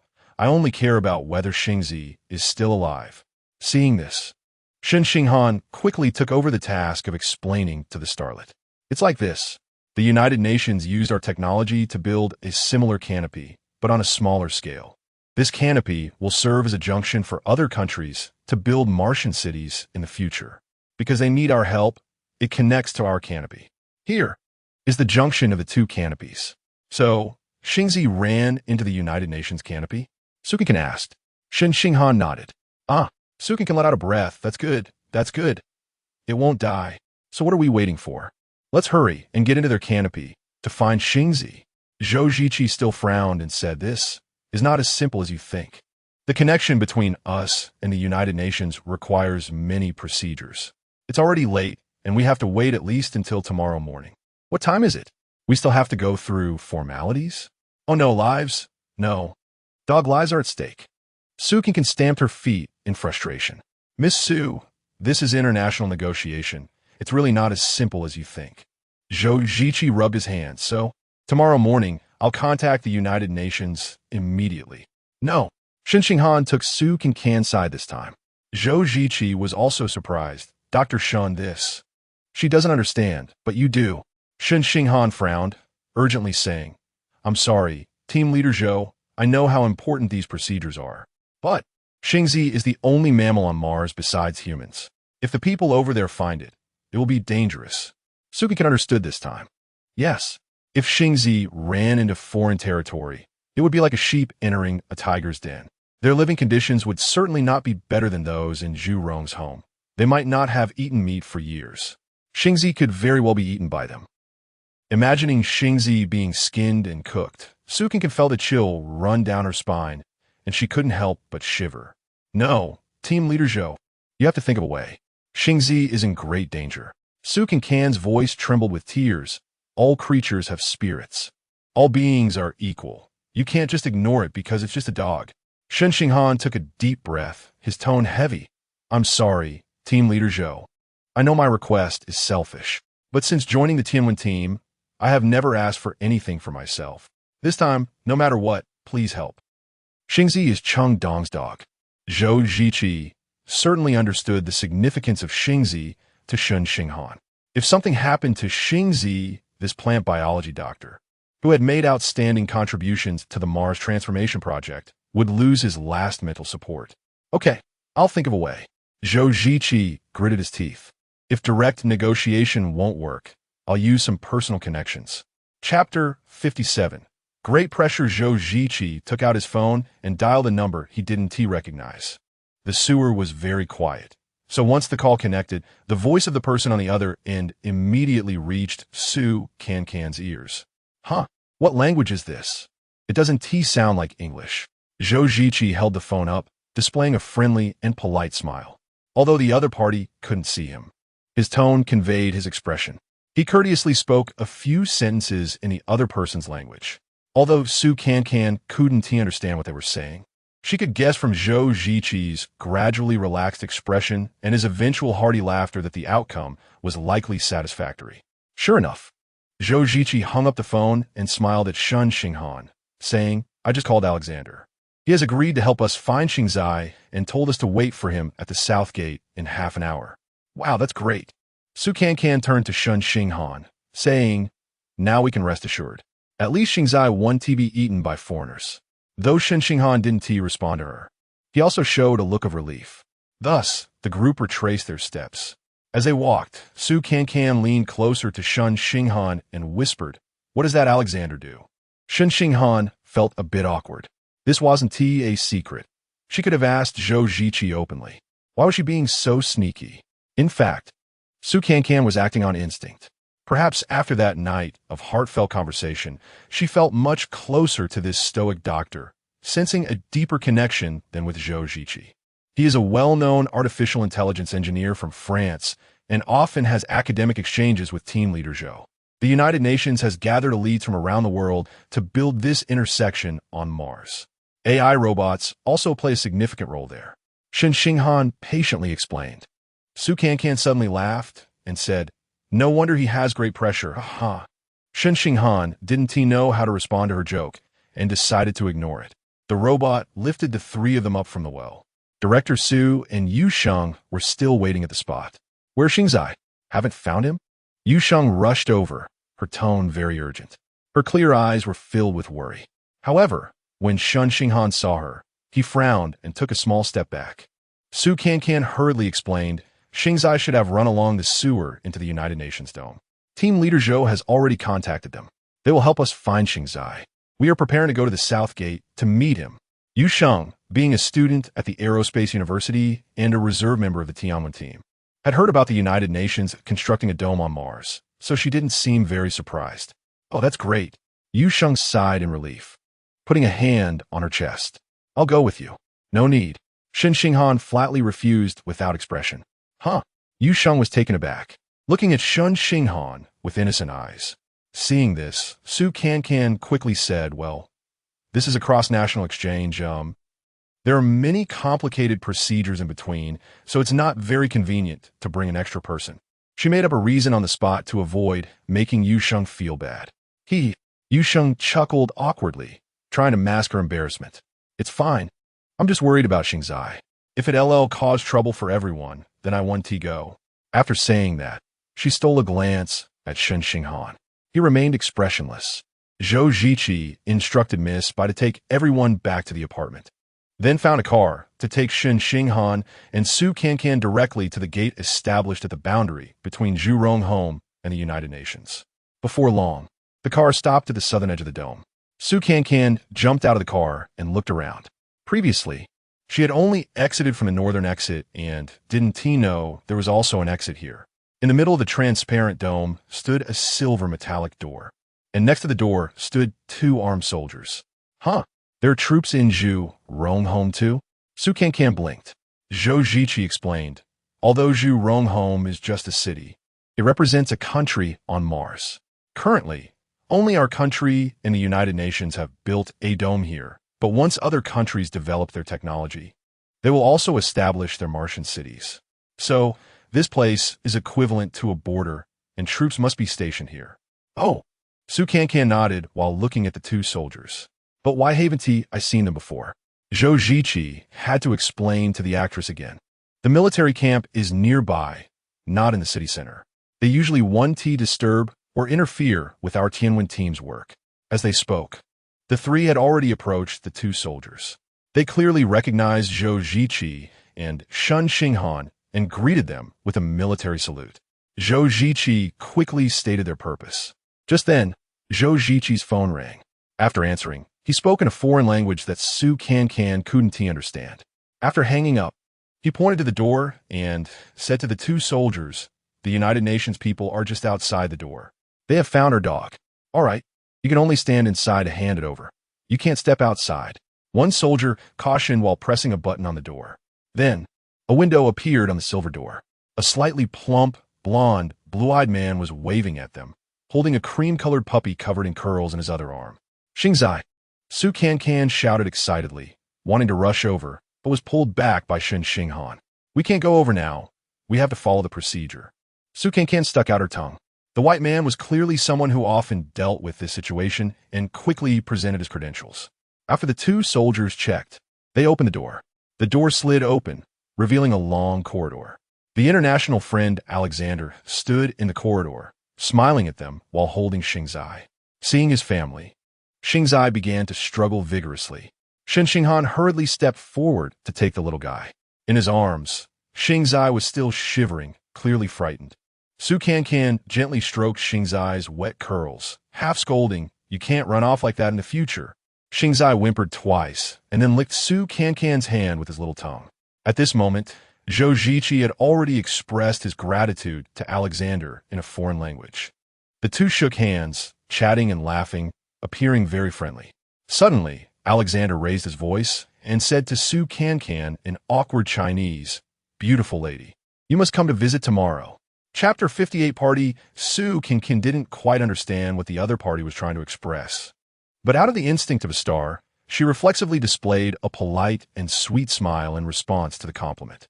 Then, she saw Alexander hand an envelope to Zhou Ziqi, and after waving goodbye to them, he turned and left. Following that, the door closed. According to the rules, Zhou Ziqi handed the envelope to 2 soldiers for inspection. One of them couldn't help but laugh after reading the contents. Foreigners sure know how to have fun.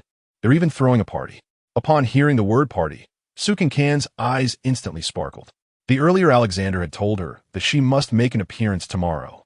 Could it be that he was inviting her to their party? The next second, it was Shen Xinghan who voiced the question in her heart. What party? Zhou Ziqi took back the envelope, shaking his head with a smile. Alexander said they're hosting a party tomorrow night to celebrate the initial establishment of the Mars City and would like to invite the two of us. He also specifically invited Miss Su after seeing her. Wow. Su Cancan cheered, spinning around in place. A party? I can't believe I can attend a party on Mars. Great. Great. I'm going. Oh, what should I wear? Zhou Ziqi looked at Su Cancan and smiled, then turned to Shen Xinghan. I have too much to do here, so I won't be going. This way, you can take Miss Su and let her relax a bit. It's clear she's been cooped up. Also, bring some food and daily necessities. They helped find the dog, so we should express our gratitude. Compared to Su Cancan's excitement, Shen Xinghan's reaction was much colder. He frowned slightly and said, I still have to go to the experimental field, so I won't participate. Don't. Before Zhou Ziqi could respond, Su Cancan stepped in front of Shen Xinghan, stating earnestly, whose dog is Xing Zai? He's so busy and under so much pressure. Yet he still takes time to help you find the dog. Dr. Shen, out of common sense and courtesy, you should personally bring a gift to express your thanks. That was reasonable, but what Su Cancan was really thinking was that if team leader Zhou wasn't going, then if Shen Xinghan didn't go either, wouldn't that ruin everything? Zhou Ziqi also said, what Miss Su said makes sense. Besides, it's a rare opportunity to relax. Just think of it as accompanying Miss Su. Go. Su Cancan pouted, grabbing Shen Xinghan's arm and acting cute. You've worked so hard. You deserve a break. Shen Xinghan felt uneasy being shaken around, but seeing the girl's hopeful eyes seemed to touch a soft spot in his heart. So, he nodded and unexpectedly agreed. After returning to the apartment, Su Cancan began rummaging through her things to find suitable clothes for the party. Yu Sheng lay sideways on the bed, her expression somewhat strange. Sister Cancan, who are you going to the party with tomorrow? She asked, looking at Su Cancan's busy figure, while holding up a peach-pink dress in front of the mirror. Su Cancan happily replied, originally, that pressure mountain invited team leader Zhou, Dr. Shen, and me, but team leader Zhou said he is too busy and won't go. So, it's just you and Dr. Shen going? A hint of imperceptible gloom flashed in Yu Sheng's eyes. Yeah, Su Cancan replied carefreely. Suddenly, she noticed in the mirror that Yu Sheng's expression seemed off, and her heart skipped a beat. Since they were both young girls, Yu Sheng should also want to attend the party, right? It seemed a bit inappropriate to flaunt it in front of her.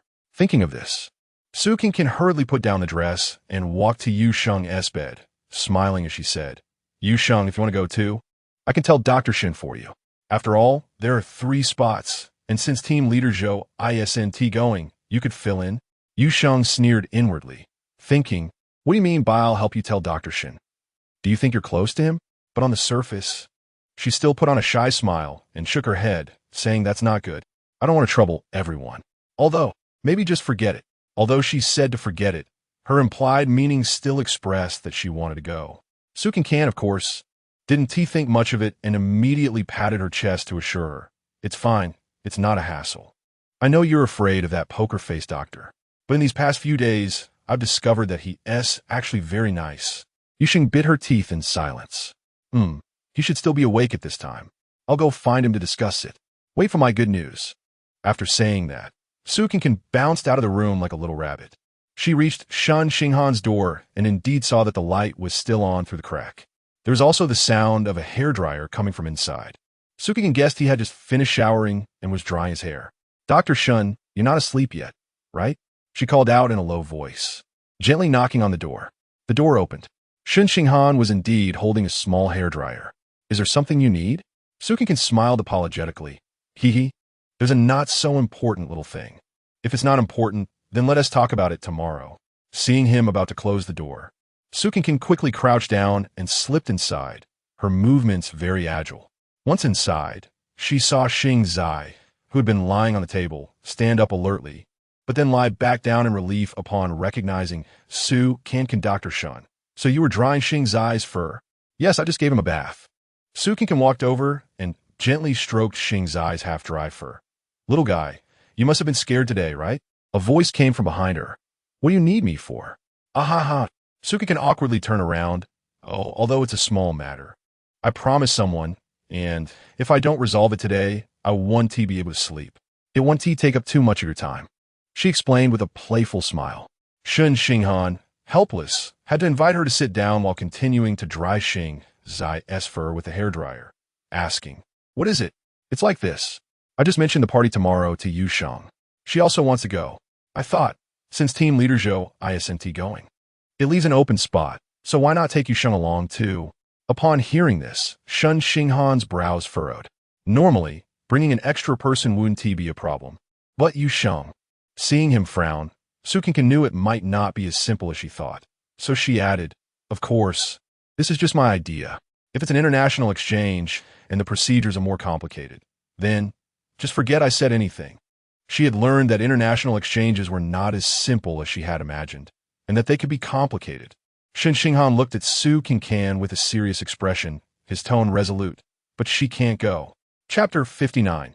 It's best to keep your distance from him, huh? Su Cancan was taken aback, blinking her big eyes as she asked, "Yu Shang, why not? Aren't we all trial residents?" Shen Xinghan frowned, putting the already dried Xingzai back into the doghouse. After pondering for a moment, he said in a deep voice, "Miss Su, as a friend, I feel it's necessary to remind you that Yu Shang is not as simple as you think. It's better for you to be cautious from now on." Su Cancan's eyes widened immediately, and she was speechless for a while. "What do you mean? Is Yu Shang a bad person? But she doesn't seem like one at all." Shen Xinghan pressed his lips together and said slowly, "Xingzai, it shouldn't have fallen into the well by itself. Are you suspecting that Yu Shang pushed Xingzai into the well?" Su Cancan's mouth opened wide in shock. She glanced at the already asleep Xingzai and quickly shook her head. "No way. Although Xingzai has been a bit fierce to me, she wouldn't want to kill it. I'm just a simple college student. If Xingzai fell in accidentally, it should have stayed put waiting for us to rescue it, instead of fleeing in panic. It must be afraid of something." And at that time, only Yu Shang was by the well, Shen Xinghan calmly analyzed. Su Cancan thought for a moment, but still shook her head. "That doesn't prove it was Yu Shang who did it. Why would she do that? What's her motive?" She was channeling her inner detective. Shen Xinghan's brows knitted together. He didn't know how to explain his suspicions to Su Cancan, especially since he didn't have concrete evidence. "Of course, this is just my speculation. If you don't believe me, then forget it." He felt that he had already given her a warning, and it was enough. After all, Yu Shang's intentions should be directed towards people related to Chengdong, and this female celebrity clearly wasn't in that category, so there shouldn't be any danger. But Su Cancan, now fully embodying her detective persona, blinked her eyes and found a new point of suspicion. She tilted her head and stared at Shen Xinghan. "That's not right. Yu Xing looks so much like Chengdong. You should have a good impression of her. But why are you starting to suspect her?" Shen Xinghan took a deep breath, his tone becoming serious.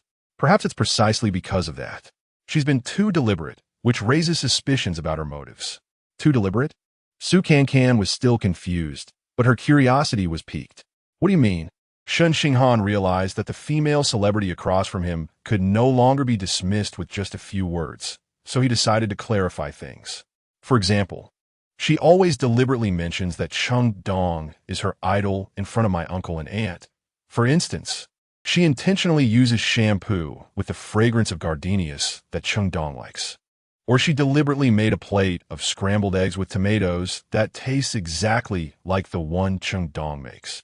The more Shen Xinghan spoke, the more he felt a sense of suffocation in his chest. If it weren't for that plate of scrambled eggs, his uncle wouldn't have fallen ill. Everything she did seemed to be trying to tell us that Chengdong was back, or that she was Chengdong. But she isn't. No matter how similar she isn't. By the end, Shen Xinghan's voice trembled slightly. Su Cancan stared at Shen Xinghan in a daze, suddenly recalling something that made her spine chill. Last time, when she went into that room, she was wearing Chengdong's clothes. Was that also intentional? Shen Xinghan lowered his head and took a long time to slowly say, "That day, when I saw Yu Shang's back, I really felt that she had returned." Su Cancan recalled the scene from that day, and her heart ached. Yu Shang's back, to someone who had long been immersed in longing, was such a huge shock. And the greater the shock, the greater the despair that followed when one wakes up to reality. If Yu Shang did it on purpose, then she truly is too cruel. Or perhaps it was just a coincidence. Su Cancan couldn't help but think positively about her friend. Don't you think there are too many coincidences? Shen Xinghan said coldly. Su Cancan was left speechless. All right, it's getting late. You should go back and rest, Shen Xinghan said, glancing at the clock on the wall. Just tell Yu Shang that her name isn't on the invitation from the United Nations, and she can't just replace it at will. Okay, I got it. Good night. Su Cancan walked to the door, but was called back by Shen Xinghan. Wait a minute. Su Cancan turned around and saw a strange expression on Shen Xinghan's face. What now? You won't tell Yu Shang about our conversation, will you? Shen Xinghan directly voiced his concern. Yeah, although the female celebrity said they were friends, it's obvious she's been getting closer to Yu Shang these days. Plus, with her intellect being somewhat questionable, she might spill everything with just a few words from someone with ulterior motives. Su Cancan smiled. Dr. Shen, you've been so open with me and given me friendly reminders. How could I be so heartless? Besides, we are friends. I'm someone who values loyalty, okay? Shen Xinghan smiled awkwardly and explained, I just see that you're quite straightforward. I'm afraid you might accidentally let something slip. Oh, you're overthinking it. My mouth is tightly sealed. After saying that, Su Cancan exaggeratedly made a gesture in front of her mouth, indicating that she had sealed it shut. Shen Xinghan was amused by her antics. It wasn't until Su Cancan left the room that he touched his face, discovering that the corners of his mouth were still turned up. Back at her room, Su Cancan pretended to be very dejected and recounted Shen Xinghan's remarks to Yu Shang. Yu Shang showed a nonchalant expression, smiled, and said, It's okay. I don't want to cause any trouble for everyone. Sister Cancan, just have fun with Dr. Shen. If anything interesting happens, don't forget to come back and share it. Looking into Yu Shang's clear eyes and natural smile, Su Cancan felt a pang of guilt. She thought to herself, how could this girl seem like someone with deep schemes? If she really was as Shen Xinghan suspected, then one could only say her acting skills were too good. Sister Cancan, you stayed in Dr. Shen's room for so long. You must have talked about more than just this, right? Yu Shang asked casually as she burrowed under the blankets. Huh? Su Cancan was taken aback and flustered. She replied, Was it that long? I don't think so. You were almost there for half an hour. Yu Shang yawned. I was almost falling asleep. Really stayed that long? Su Cancan was startled herself. She realized that she seemed to be talking more and more with that poker-faced doctor. Oh, I was playing with Xingzai for a while, so I might have lost track of time. Su Cancan laughed awkwardly, trying to brush it off, and then reached out to turn off the light. In the pitch darkness, she couldn't see that Yu Shang was gripping the corner of the blanket tightly, her eyes revealing a fierce look. Su Cancan, it's best for you to keep your distance from him. Chapter 60. You go up the next evening. Su Cancan, dressed in a light orange-pink tulle dress, fluttered out of the apartment like a jubilant little bird and headed straight to Shen Xinghan's car. She even twirled around in front of Shen Xinghan, then exaggeratedly tossed her well-styled chestnut long hair and said proudly, How about it?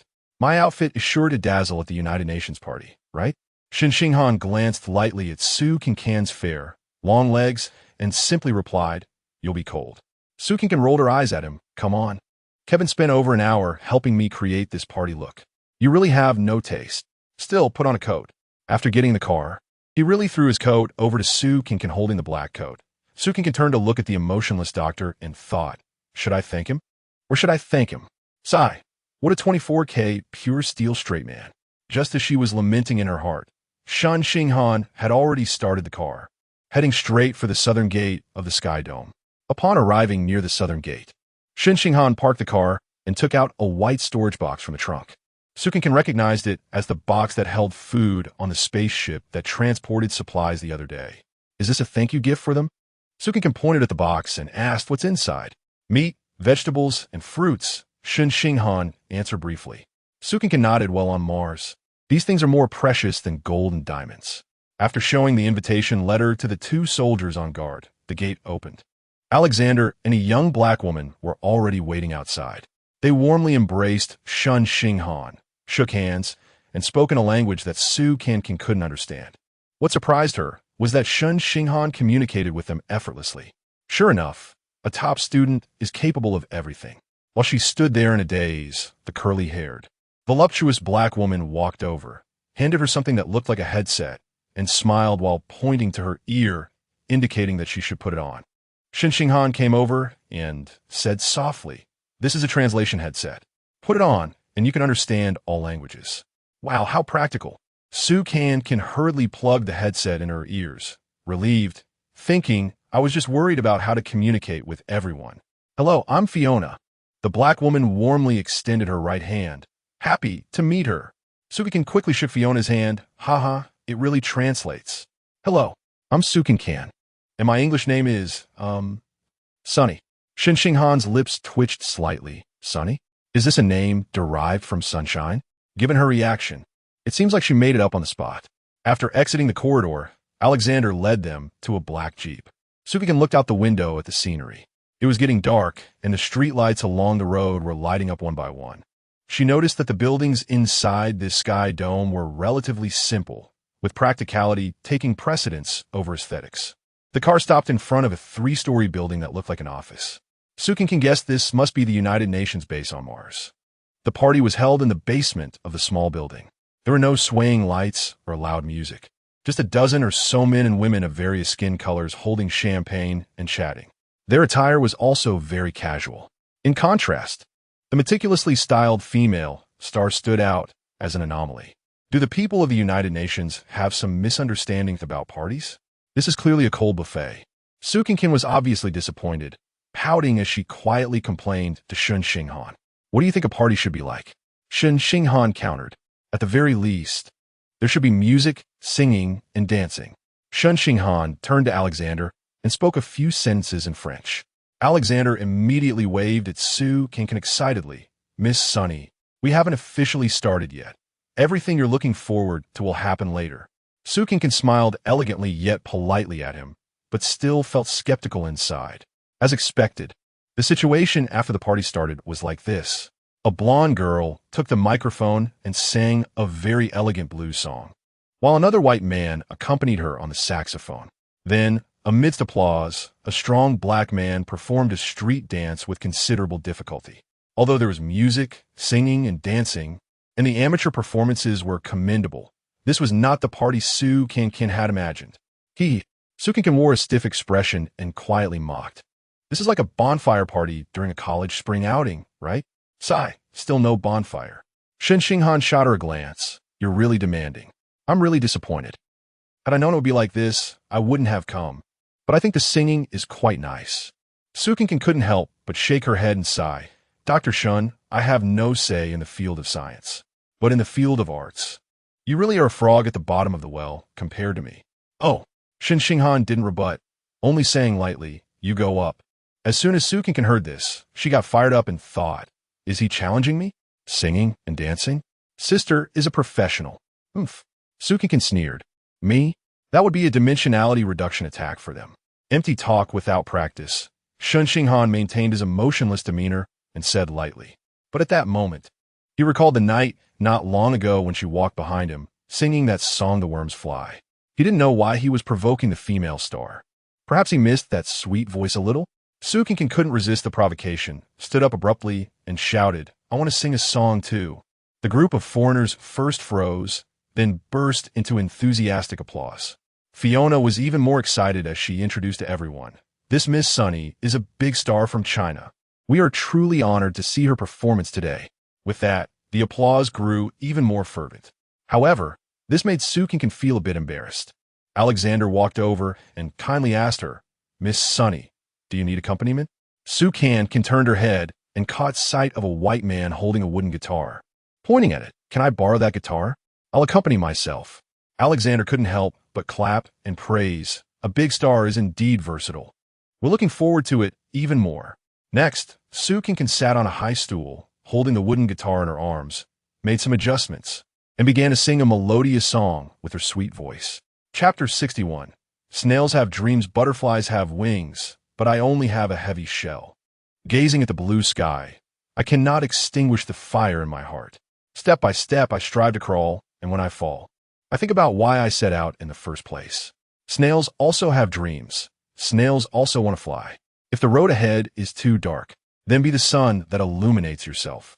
Cancan skillfully plucked the strings of her instrument, closing her eyes and completely immersing herself in her own singing. Naturally, she did not see Shen Xinghan below, his eyes wide open, mouth half agape, as if he were a statue. The performance of a star was flawless, effortlessly delivering a dimensional strike.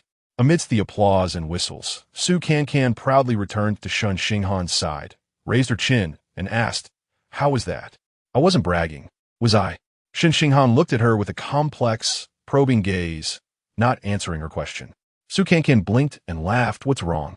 Did I sing too well that it left you speechless? You really haven't seen much of the world. What's the name of that song? Where did you learn it?" Shen Xinghan suddenly asked two unrelated questions. "Ha!" Su Cancan laughed as if she had heard the greatest joke. "Learned? This song Snails Have Dreams is my original work. Okay? The lyrics and melody are all written by me. Can't you tell? I'm quite talented." "Then when was this song released?" Shen Xinghan pressed on. This time, Su Cancan's laughter became a bit awkward. Sorry, when I wrote this song, I was even more obscure than now. No one would release my album. I sang it just for my own amusement. That's not right. I've clearly heard it before." Shen Xinghan furrowed his brows, looking puzzled. "You've heard it? How is that possible? When? Where?"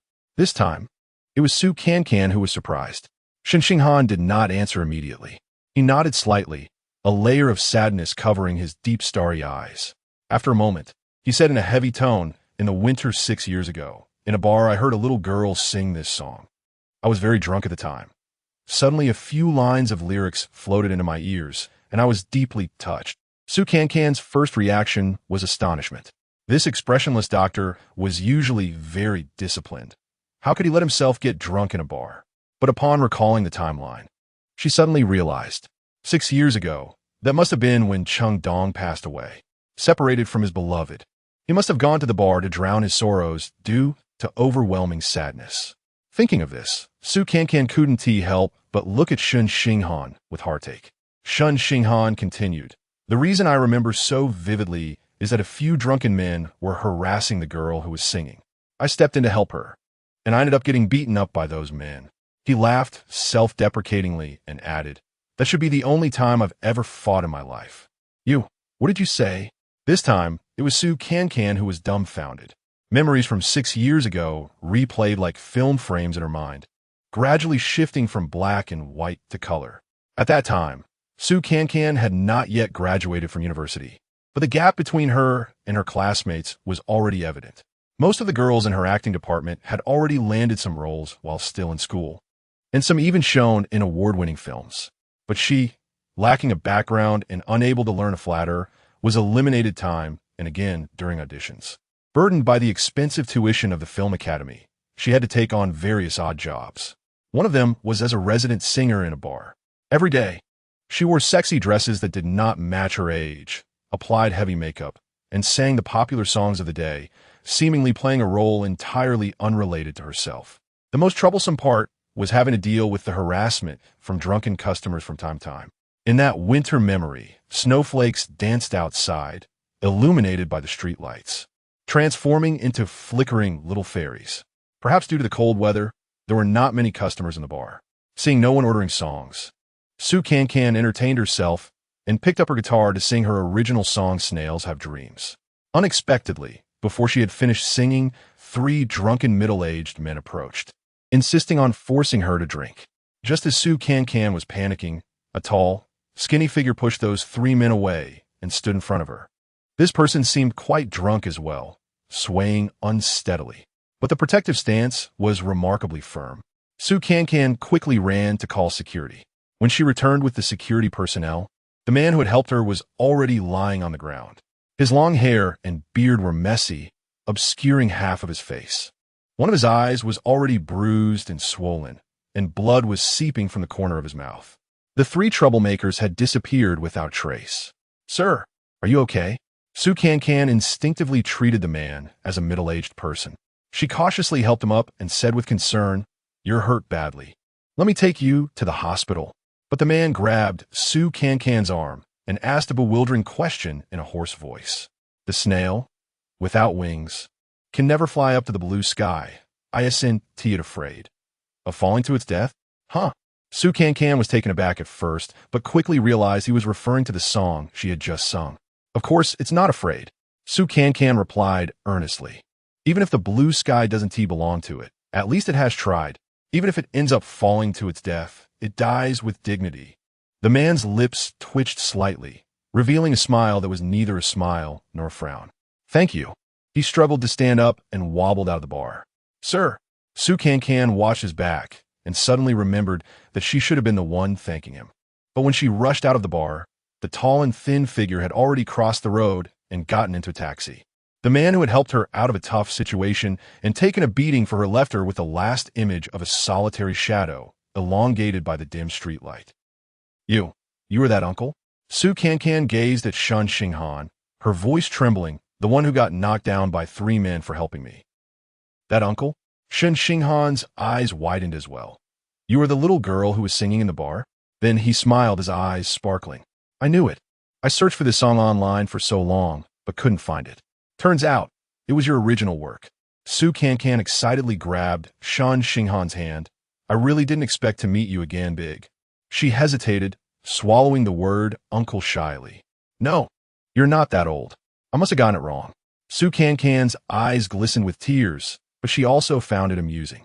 Shen Xinghan smiled as well, shaking his head in amazement. You wouldn't recognize me back then with how disheveled I looked. And I was drunk at the time, so I didn't see your face clearly either. Chapter 62. Under the Flowers and Moon. We actually met 6 years ago, and you even saved me. Dr. Shun, is this a script? It's too magical. On the way back, Su Cancan sat in the passenger seat, chattering away with emotion. Shen Xinghan didn't say anything, but a faint smile lingered at the corners of his lips. Su Cancan continued to express her feelings. Meeting an old friend in a foreign land is a great blessing in life. We should find a place to have a few drinks and celebrate. You want a drink? Didn't we just drink? Oh, there were so many people just now. I meant, just the 2 of us celebrating. Su Cancan squinted her eyes and imagined, preferably in a quiet place, under the flowers and moon, having a small drink. Not too comfortable, but as soon as the words left her mouth, she felt it was inappropriate. What flowers and moon? Was she hinting at something? Thinking of this, Su Cancan's cheeks began to heat up. Fortunately, Shen Xinghan was relatively dull in this regard. He didn't notice anything, just simply thought about how to satisfy the female star's request. Flowers and the moon. It's simple, we can just go to the small park next to the apartment. The artificial moon tonight should be very round and bright. He furrowed his brows slightly, but the wine was a bit troublesome. Although the spaceship carrying supplies this time brought a few boxes of wine, the storage room at the base had already closed this late. Su Cancan laughed mysteriously. After a rustling sound, she surprisingly pulled out 2 bottles of champagne from the oversized coat of Shen Xinghan that she was wearing. Look, what is this? She proudly waved the wine bottles in front of Shen Xinghan. Shen Xinghan almost couldn't hold the steering wheel. When did you take these? He recalled the scene when they left the party. He clearly didn't see her take the wine. Su Cancan proudly said, when I took the first sip, I felt so nostalgic. Ever since coming to Mars, I haven't had any sparkling drinks, let alone champagne. I thought the United Nations people wouldn't mind losing 2 bottles. So I secretly tucked them into your coat pocket. Luckily, the bottles are small, and your pocket is big enough. 3 black lines appeared on Shen Xinghan's forehead. Isn't this stealing? How is this stealing? Su Cancan retorted confidently. We sent them a whole box of food. I also contributed a wonderful performance. Is it too much to exchange for 2 bottles of wine? Clearly, they benefited. Shen Xinghan smiled helplessly. I really can't do anything about you. His tone even carried a hint of indulgence. Perhaps because he knew Su Cancan was the little girl who sang back then, he felt a bit more tolerance towards her. After returning to the apartment, Shen Xinghan parked the car and took Su Cancan to the pavilion in the park. Su Cancan handed Shen Xinghan a bottle of champagne, and then she held another bottle and twirled around in the pavilion. There are flowers, there's the moon, and there is wine. Life is really wonderful. Shen Xinghan placed the champagne on the stone table and then poured a bucket of cold water. There's no corkscrew. Su Cancan froze, slowly raising the wine bottle to her eyes, a sad little face forming. No way. After all the trouble to get the wine, and we can't drink it. This is as tragic as eating instant noodles without seasoning. Shen Xinghan looked at her pouting lips, and the corners of his mouth lifted again. Do we have to drink now? Can't wait until tomorrow? Su Cancan turned to look at him, wrinkling her little face and nodding vigorously.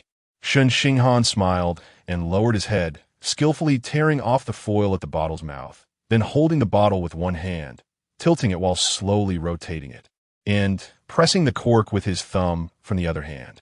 Then, Cancan saw him open the bottle with a pop like magic.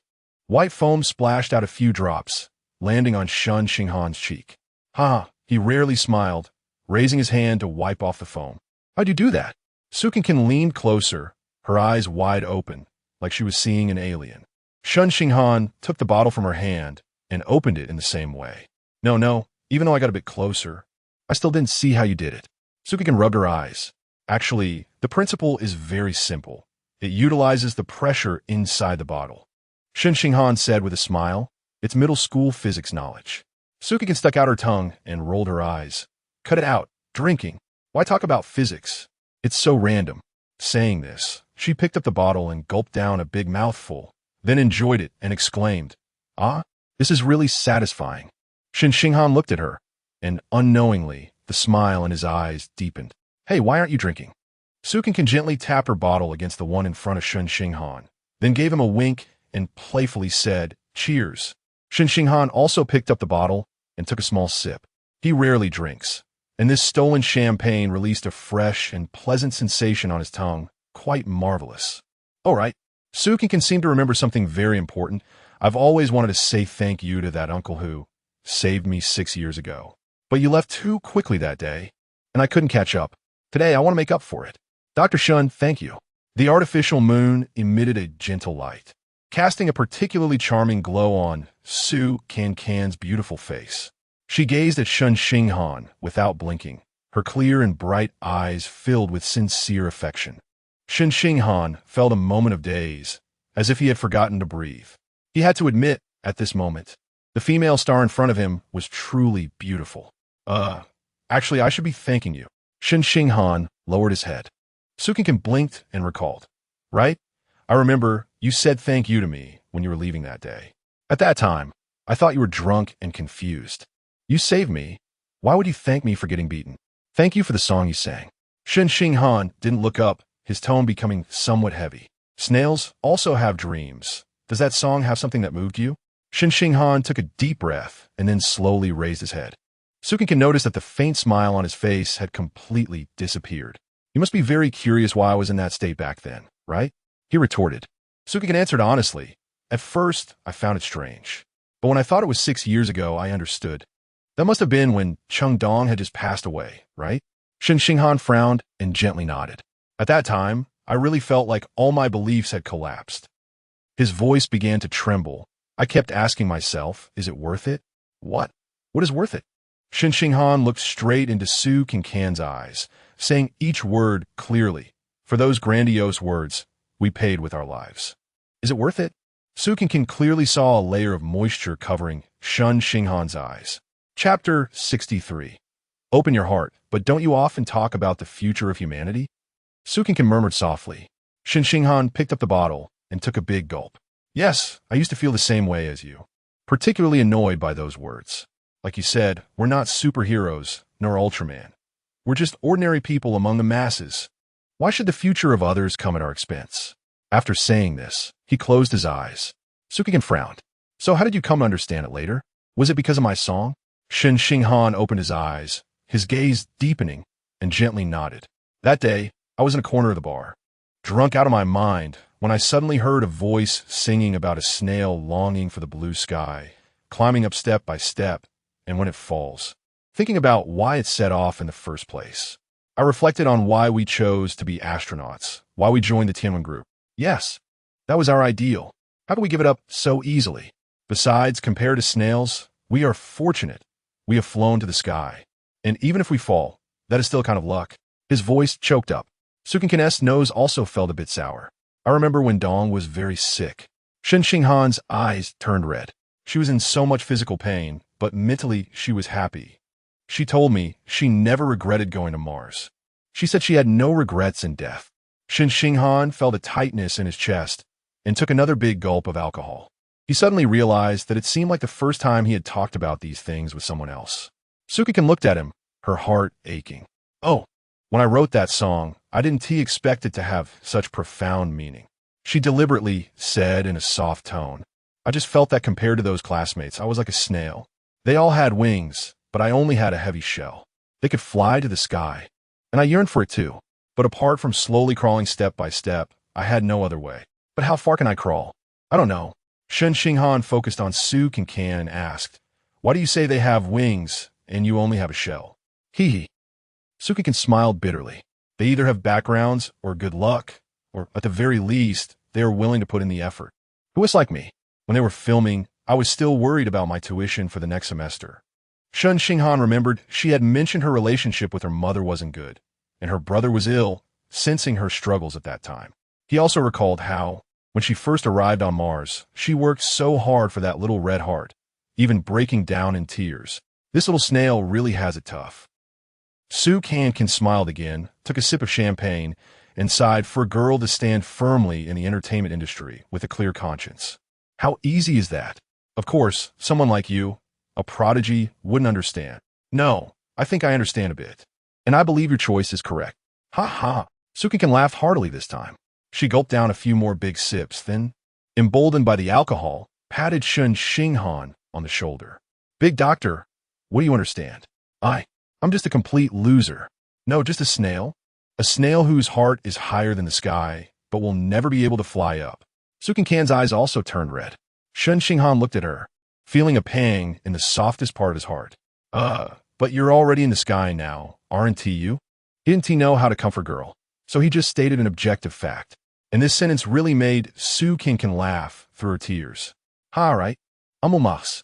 She picked up the bottle and clinked it hard against Shen Xinghan's bottle. Let me tell you, when I return to Earth this time, what awaits me is a bright and splendid future. Ha ha ha. Who am I? The first female actress to land on Mars. I will be the center of attention from the whole world. Movie offers will come pouring in like snowflakes. Not just any international director. I want to even collaborate with them. As she spoke, Su Cancan jumped up and stood on the stone bench, pointing at a certain angle of the sky and shouting, Earth, get ready to welcome the victorious return of an international superstar. Xiao Chen, you wait for me. Today you thought of me as an ant to crush, but when I go back, you want to be able to reach me. Ha ha ha. Shen Xinghan also laughed and stood up. He didn't think about who that female star was that she mentioned, just feeling the alcohol. He turned Su Cancan's body 90 degrees and corrected her. Earth is in that direction. Unexpectedly, as soon as he let go, Su Cancan swayed a bit and lost her balance, falling towards Shen Xinghan with a gasp. Careful. Shen Xinghan instinctively caught her. The fragrance of roses and the soft touch in his arms made him instantly sober, apart from Chengdong. It was the first time he tightly embraced a girl like this. I'm sorry. Shen Xinghan let go and stepped back in a fluster. Su Cancan also became sober, realizing she had just fallen into his arms, and blushed deeply. It's getting late, we should head back. Shen Xinghan said awkwardly, lowering his head. Su Cancan hurriedly nodded, yes. Yes, Yu Sheng should be asleep now. Let's go back to sleep. The two walked back to the apartment, one in front and the other behind, but they no longer spoke. Shen Xinghan walked in front, feeling guilty about what had happened tonight. It seemed like he was not himself. Meanwhile, Su Cancan, following behind, occasionally stole glances at Shen Xinghan's back. Why does my feeling toward him change a bit after knowing he is that uncle? Oh no, why is my face hot again? Oh no, my heart seems to be racing. I must have drunk too much. It must be the alcohol. When Su Cancan returned to her room, she found that although Yu Sheng had lain down, the light was still on. She is so considerate, leaving the light on for me. This girl really doesn't seem like a bad person. Reflecting on Shen Xinghan's suspicions about Yu Sheng, Su Cancan felt a bit confused. Cancan, you're back. Yu Sheng sat up from the bed, still drowsy. Oh, I'm sorry for waking you up. Su Cancan said apologetically, you even left the light on for me. You must not have slept well, right? I'm really sorry. Yu Sheng smiled wearily, just about to say it was okay, but her gaze fell on the coat Su Cancan was wearing and couldn't look away. Su Cancan looked down and quickly explained, oh, I didn't wear enough today. Dr. Shen lent me his coat. Oh no, I just forgot to return it to him. Yu Sheng lowered her head, hiding the anger in her eyes, pretending to smile and asked, was the party fun? Did you have a good time today? Sai, what party? It was just one performance after another, like a school gathering. Let me tell you, it was good that you didn't go. Though she intended to comfort Yusheng, what she said was indeed her true feelings. However, she didn't mention the unexpected gain from the party. Oh, that really sounds boring. Yusheng followed her words. Cancan, hurry and wash up and go to bed. We have a lot to do tomorrow. Is there a new task tomorrow? Team leader Zhou said that Professor Cheng and Professor Su's previous residence will be almost finished tomorrow. We'll have to accompany Professor Cheng in acting. Wow, that's fast. Really speedy. Chapter 64. The scent of roses. A gray, old building stood with its walls already modeled. The large locust tree in front of the building gently swayed its branches in the wind, occasionally dropping yellowing leaves. Although he knew that everything before him was false, Shen Xinghan couldn't help but feel a surge of emotions. The family building of the Aerospace Academy held the carefree childhood memories of him and Cheng Dong. While Shen Xinghan was lost in thought, Director Su had already organized everyone to begin filming the reality show. Next, we will enter the old house where the Cheng family lived. Everyone, according to Dr. Shen's memories, will restore the furnishings in the room. Our cameraman will be recording this scene from the side. Do you all understand? Director Su said loudly. Got it. Su Cancan responded veramente. Responding quickly to the director's instructions was a good habit she had developed while playing minor roles in the crew. Dr. Shen, you should remember, right? Director Su turned to Shen Xinghan again. Shen Xinghan had just been pulled out of his memories by Su Cancan's loud response. He nodded at Director Su and said, Of course, even though many years have passed, childhood memories are still etched in my mind. All right, then let's go in now. Shen Xinghan pushed open the door and stepped inside, feeling a wave of disorientation again. Previously, he and Su Fufang had given some old photos of the house to Zhou Jiqi. While one batch of robots was building the house, another batch was creating furniture based on the contents in the photos. Therefore, when Shen Xinghan walked in and saw the scene inside, it felt as if time had flowed backward. Wow, this is the place where my idol lived as a child? A crisp voice sounded from behind, and Shen Xinghan couldn't help but frown. Indeed, it was Yusheng. Every time Yusheng mentioned Cheng Dong, Shen Xinghan felt a strong aversion. Especially after the incident when Xingzi fell into the sewer, his aversion intensified. But Yusheng was naturally unaware. She followed Shen Xinghan into the room, then ran to the center of the living room and spun around. Her silver bell-like laughter echoed in this room, filled with a sense of nostalgia. The tone of her laughter was identical to Cheng Dong's. Shen Xinghan turned his face away, not wanting to look at her. He knew that this deep-thinking girl was trying to create an illusion of Cheng Dong's return. Imagine it. A girl who resembled Cheng Dong standing in Cheng Dong's childhood home. What a significant visual impact it would have on those close to Cheng Dong. Unfortunately, after using such tricks a few times, it had backfired. Su Cancan observed Shen Xinghan's reaction from the side. She glanced at the still enchanted Yusheng and suddenly felt that her act was a bit excessive. Since this is a restoration based on everyone's memories from the photos, there are definitely some details that can't be completely accurate. Dr. Shen, hurry and take a look. Don't let some small details ruin everything. Su Cancan said while pulling Shen Xinghan's arm, leading him to the old brown sofa, leaving the self-absorbed Yusheng behind. The corners of Shen Xinghan's lips twitched slightly, and his gaze towards Su Cancan carried a hint of warmth. You're right. Uncle is very sensitive now. Even the taste of food can trigger his episodes. We need to examine everything carefully. No small detail can be overlooked. Shen Xinghan's remark was naturally a jab at Yusheng. Su Cancan recalled that Shen Xinghan had told her about how Yusheng made tomato scrambled eggs that tasted like Cheng Dong's, which worsened Cheng Yi's condition, and understood his intention. Hearing Shen Xinghan's words, Yusheng's heart trembled, but she carefully concealed it, not revealing any unnatural expression. Then, Shen Xinghan and Su Cancan began to check each room. He pointed out some areas that needed modification, and Su Cancan noted them down in her little notebook. The two worked together harmoniously, occasionally chatting and laughing, creating a pleasant atmosphere. Yusheng watched the two of them coldly, clenching her fists in secret. After a long day of work, the old house finally passed inspection. Everyone decided to invite Cheng Yi and Su Fufang to move in that night. However, when it was time to return to the apartment, Shen Xinghan did not get into the car with everyone, but went to the base alone. Sister Cancan, why did Dr. Shen go back to the base? After getting in the car, Yusheng casually asked Su Cancan. How would I know? He didn't tell me. Su Cancan replied with a smile. Oh, I thought you two have been inseparable these days. I just assumed. Yusheng clearly had ulterior motives. Where's the inseparable part? Su Cancan quickly denied. Except for attending the UN party, weren't we all just a few trial residents together? Even if you say that, it's obvious you two are getting along quite well, Yusheng said. Su Cancan shot her a sideways glance and asked, what do you mean by that? Yusheng quickly laughed and waved her hand no. No particular meaning. I just thought it was nice to see you two handsome and beautiful people together. Yes, in your entertainment circle, it's very CP-like. Su Cancan smiled knowingly. Dr. Shen has always loved Chengdong. They're the real CP, okay? You and Chengdong look so alike. It should be you two who have the CP vibe. Yusheng lowered her head and fell silent. Indeed, Su Cancan's words struck her sore spot.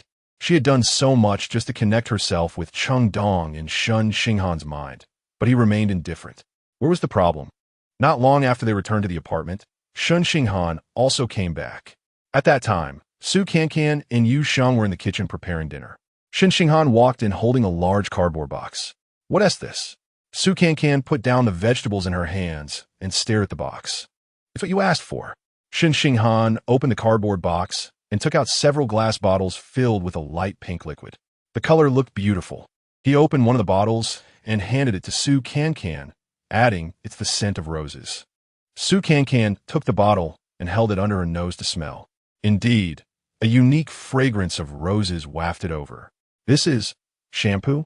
Su Cancan widened her eyes as she looked at Shen Xinghan. She remembered he had mentioned wanting to give her shampoo before. Shen Xinghan nodded and pointed to the other two bottles. There's also body wash and lotion, all rose-scented. He emphasized the rose scent. Wow, Dr. Shen, you're so efficient. You made this in just a few days. I used to make it for the staff at the base, so the materials were all ready. I just needed to add some rose-extracted elements, Shen Xinghan explained. Su Cancan was beaming like a flower and took out her phone. Saying, I need to take a picture. Shen Xinghan ignored Su Cancan's excitement over taking pictures and turned to Yusheng beside her. Yusheng, I also made a set for you. It's a gift, and it's rose-scented too. I hope you like it. He deliberately emphasized the rose scent again. Chapter 65. The wedding. Yusheng's eyes lit up with surprise at first. But before her smile could reach her lips, it froze.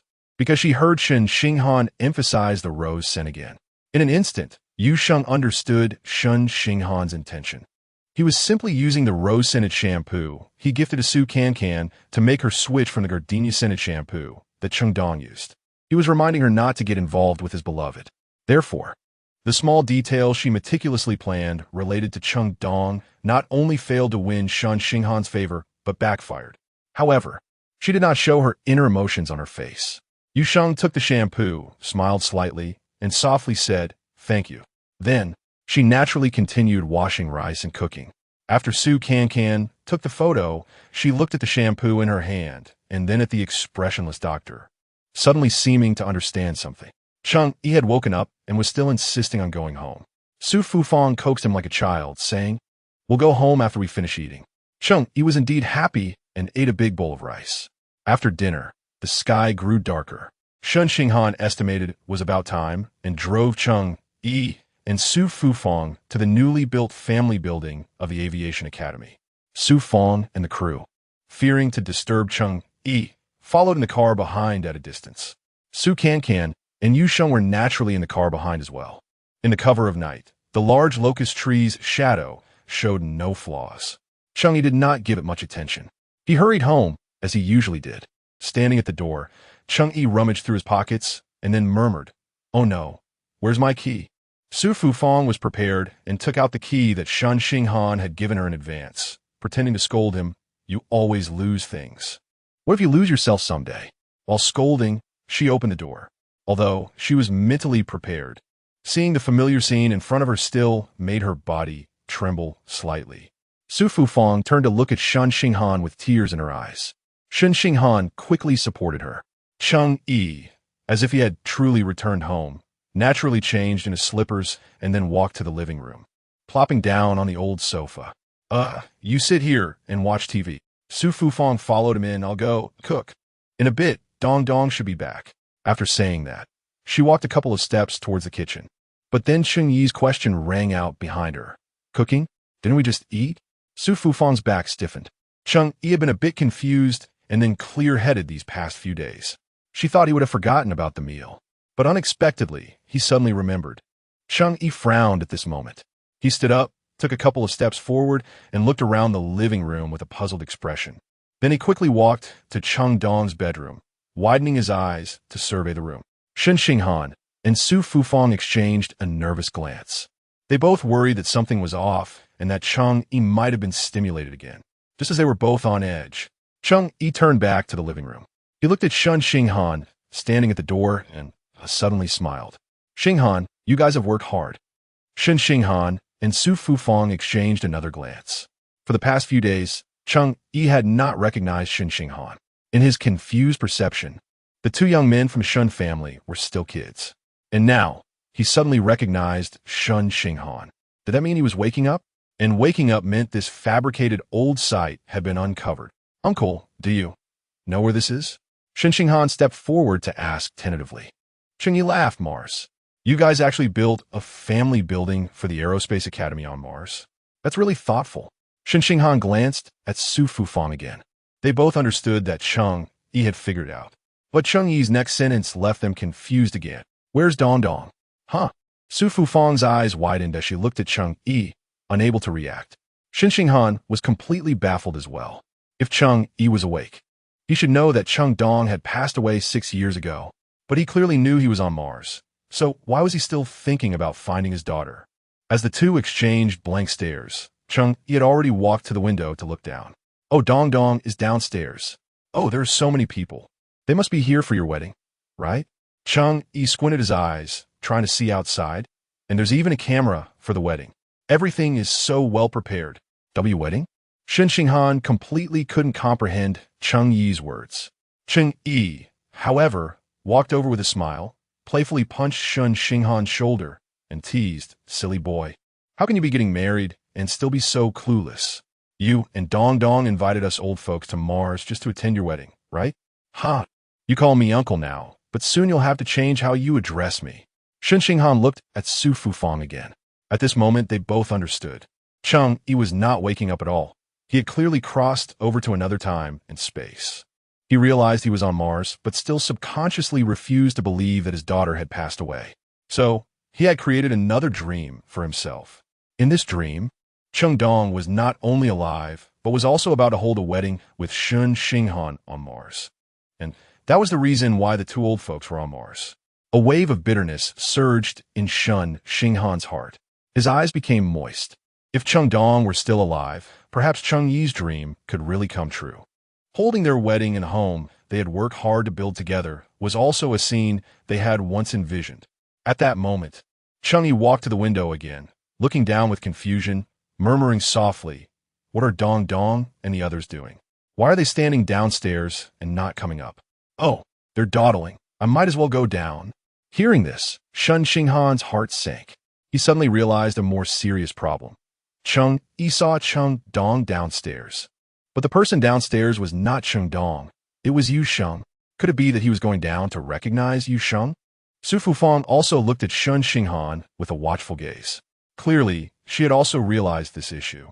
The next second, she stepped forward and grabbed Cheng Yi's arm, saying, "Oh, the kids naturally have their own matters. You shouldn't interfere." After saying that, she turned to Shen Xinghan. "Xinghan, you should go down and take a look. Call them all up for some water." Shen Xinghan immediately understood. This was to let him go down and greet the people downstairs first to cooperate with their act. "Oh, okay, I'll go down right away." Chapter 66. The female lead is temporarily replaced. Shen Xinghan walked out of the building and saw Su Cancan, Yu Sheng, and a group of production staff standing near the makeshift big pagoda tree. He quickly walked over. "How's it going? Uncle Cheng didn't he find any flaws, right?" Su Cancan hurriedly approached him with a concerned look. Shen Xinghan frowned and said, "Now, the situation has changed."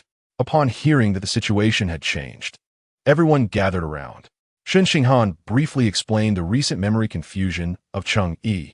Uncle Ching actually thinks he came to Mars for his daughter's wedding? Su Cancan showed an incredulous expression, but where are we going to find Chang Dong? Shen Xinghan's serious gaze landed on Yu Sheng. Yu Sheng was slightly stunned. Su Cancan also looked at Yu Sheng, blinking her big eyes, and exclaimed, "That's right. We have Yu Sheng. Doesn't she look a lot like Cheng Dong? Let her pretend to be Cheng Dong and have Dr. Shun pretend to hold a wedding. Wouldn't that work?" Yu Sheng's face turned bright red. Do we really have to do it this way? Her shyness was genuine, and so was her inner joy. It seemed the original plan could still proceed smoothly. Are you willing to cooperate? Shen Xinghan lowered his head, not looking at her, his tone icy. If you're unwilling. Am willing, Yu Sheng quickly replied. But as soon as she spoke, her face turned even redder. The crowd burst into laughter because her tone sounded too much like a wedding vow. Meanwhile, Su Cancan noticed Shen Xinghan's inner resistance.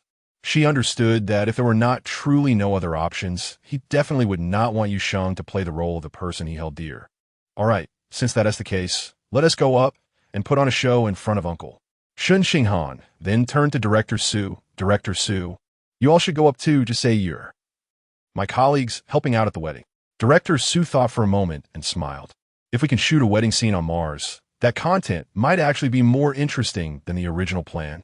Shen Xinghan frowned slightly. Let us observe the situation a bit more, perhaps after sleep. He might forget about this matter by tomorrow. How he wished that could really happen.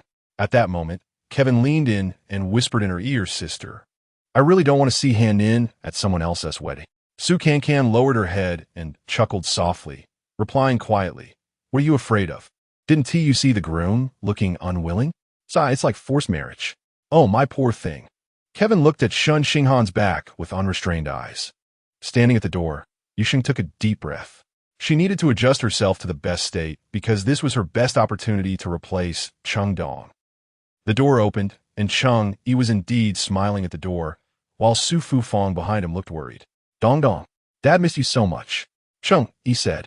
Tears mixed with laughter as he stepped forward with open arms. Yu Sheng was ready to welcome this fatherly hug. The word dad that had been brewing for a long time was already on the tip of her tongue.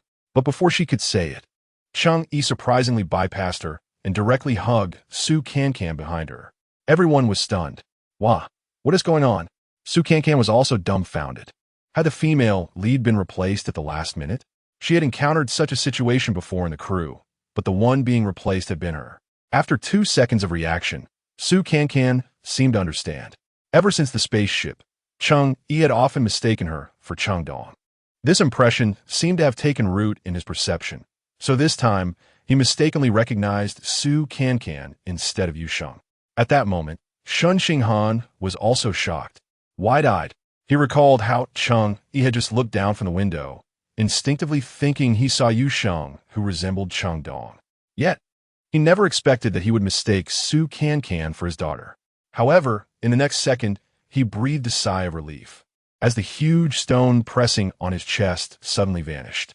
If it were her, then even if it was a fake wedding, it might not be so difficult to accept. Shen Xinghan looked at Su Cancan. His gaze softened considerably. Dad! Su Cancan had completely entered the role now, tightly hugging Cheng, and said in a spoiled tone, "I miss you so much. I dream about you." Shen Xinghan and Su Fufang exchanged glances, both smiling at her exaggerated performance. Cheng Dong would never act this spoiled, but Cheng Yi did not notice this flaw. He held Su Cancan's hand and entered the house, while also calling the others in. "Dong Dong, these are all your colleagues, right? Come on, hurry inside." Cheng Yi smiled and ushered everyone in. Su Cancan had a flash of inspiration and began to improvise. She grabbed Kevin and introduced, "Dad, Mom, this is the wedding host." Then, she formally introduced Zhou Ziqi. "This is our leader and also the efficient team leader Zhou. At the wedding, he will represent the Tianwen team to give a speech."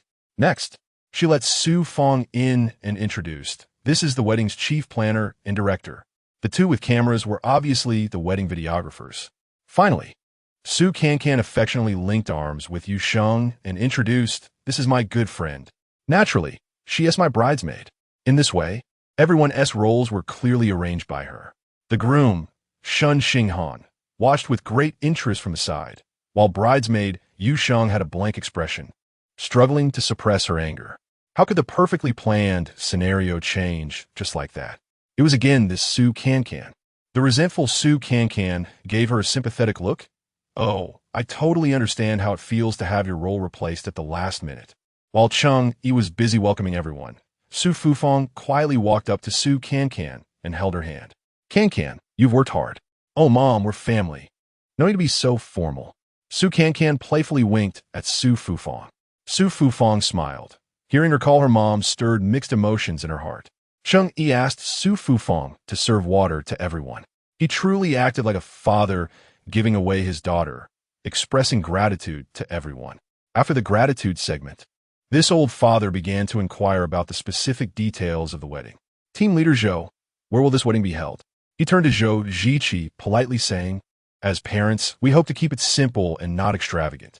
We can't cause trouble for the Tianwen team.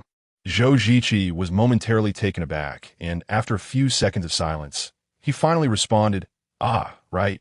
They also told us before to keep it simple. Keep it simple. So, the wedding venue is... It's at the base. Shen Xinghan quickly interjected, the ceremony will be in the courtyard of the base, and the banquet will be in the cafeteria. Su Cancan almost lost her balance. It truly was all kept simple. Cheng Yi nodded in satisfaction. Yes, resources on Mars are scarce. We shouldn't waste them just because of a wedding. You all are still as considerate as before. Chapter 67. Not enemies, not gathering that night. Cheng Yi and Su Fufang stayed in the newly built family dormitory of the Aviation Academy. Su Cancan, having played the role of Cheng Dong, naturally stayed to accompany her parents. Shen Xinghan originally planned to leave, but was kept by Cheng Yi to catch up. However, this created a problem for accommodation. The newly built apartment had an old-fashioned layout of 2 bedrooms and a living room. The elderly couple occupied one bedroom, while Cheng Dong had the other. Where could Shen Xinghan stay? In her chaotic thoughts, Cheng Yi felt this was not a problem. Since her daughter was about to marry her son-in-law, it was only natural for them to share a room. But the 3 people who were awake knew how awkward that would be. I can sleep on the sofa, Shen Xinghan said in a low voice when Cheng Yi went to the balcony. Su Fufang shook her head. No, your uncle will get suspicious. But Shen Xinghan glanced at Su Cancan, his handsome face slightly flushed. Su Cancan's face also turned red, and she pouted. Don't you dare take my bed. This is my home now. She was really into the act. Shen Xinghan thought for a moment and said, how about this? I'll say I'm going to the experimental field. By the time I come back, your uncle will probably be asleep. I can sneak back to the apartment. Su Fufang and Su Cancan both thought this plan was feasible. But when Shen Xinghan brought it up to Cheng Yi pointed at Su Cancan and said, Dong Dong, you go with Xinghan. Ah, what? Su Cancan was a bit confused when Cheng Yi deviated from the script. I haven't seen Dad and Mom for so many years. I need to stay with you. Cheng Yi, however, frowned and said, we're not leaving tomorrow. It would be hard for Xinghan to go out alone at night. You can accompany him, and you can look out for each other. Ah, but... Su Cancan sought help from Shen Xinghan with her eyes. Shen Xinghan hurriedly said, no need, uncle. I used to go alone. Hearing this, Cheng Yi's expression darkened, and he reproached Su Cancan. Dong Dong, this is where you were wrong. Back in the day, no matter what job I did, your mother was always by my side. Many projects were completed together. Soon you will be someone's wife. You need to understand how to be considerate and take care of your husband. But if I go, no one will take care of you. Su Cancan made a final struggle. Cheng Yi waved his hand. We'll be going to sleep soon. What do you need to take care of us for? All right. Stop talking and quickly accompany Xinghan to the experimental field. And so it was decided in a domineering manner. The two left together. Shen Xinghan was still worried and secretly had Zhou Ziqi send 2 people to keep an eye on the opposite apartment. Once the door was closed, a satisfied smile appeared on Cheng Yi's face. He returned to the living room, sat on the sofa, and slowly said, young people should be given more opportunities to be alone together. That's how feelings can develop. Su Fufang smiled faintly and said, Dong Dong and Xinghan grew up together. What feelings do they need to develop? Yes. Cheng Yi squinted, his tone suddenly heavy. It was precisely because their feelings were too deep that even after Dong Dong's passing for so many years, Xinghan still couldn't move on. Therefore, we need to help him. so he can develop well with Cancan. Su Fufang's hand suddenly trembled, nearly dropping her cup. She looked up, her eyes wide as she stared at her husband, as if she had never recognized this person before. You just said Dong Dong passed away? Old Cheng, are you back to understanding? You know that S Cancan, not Dong Dong?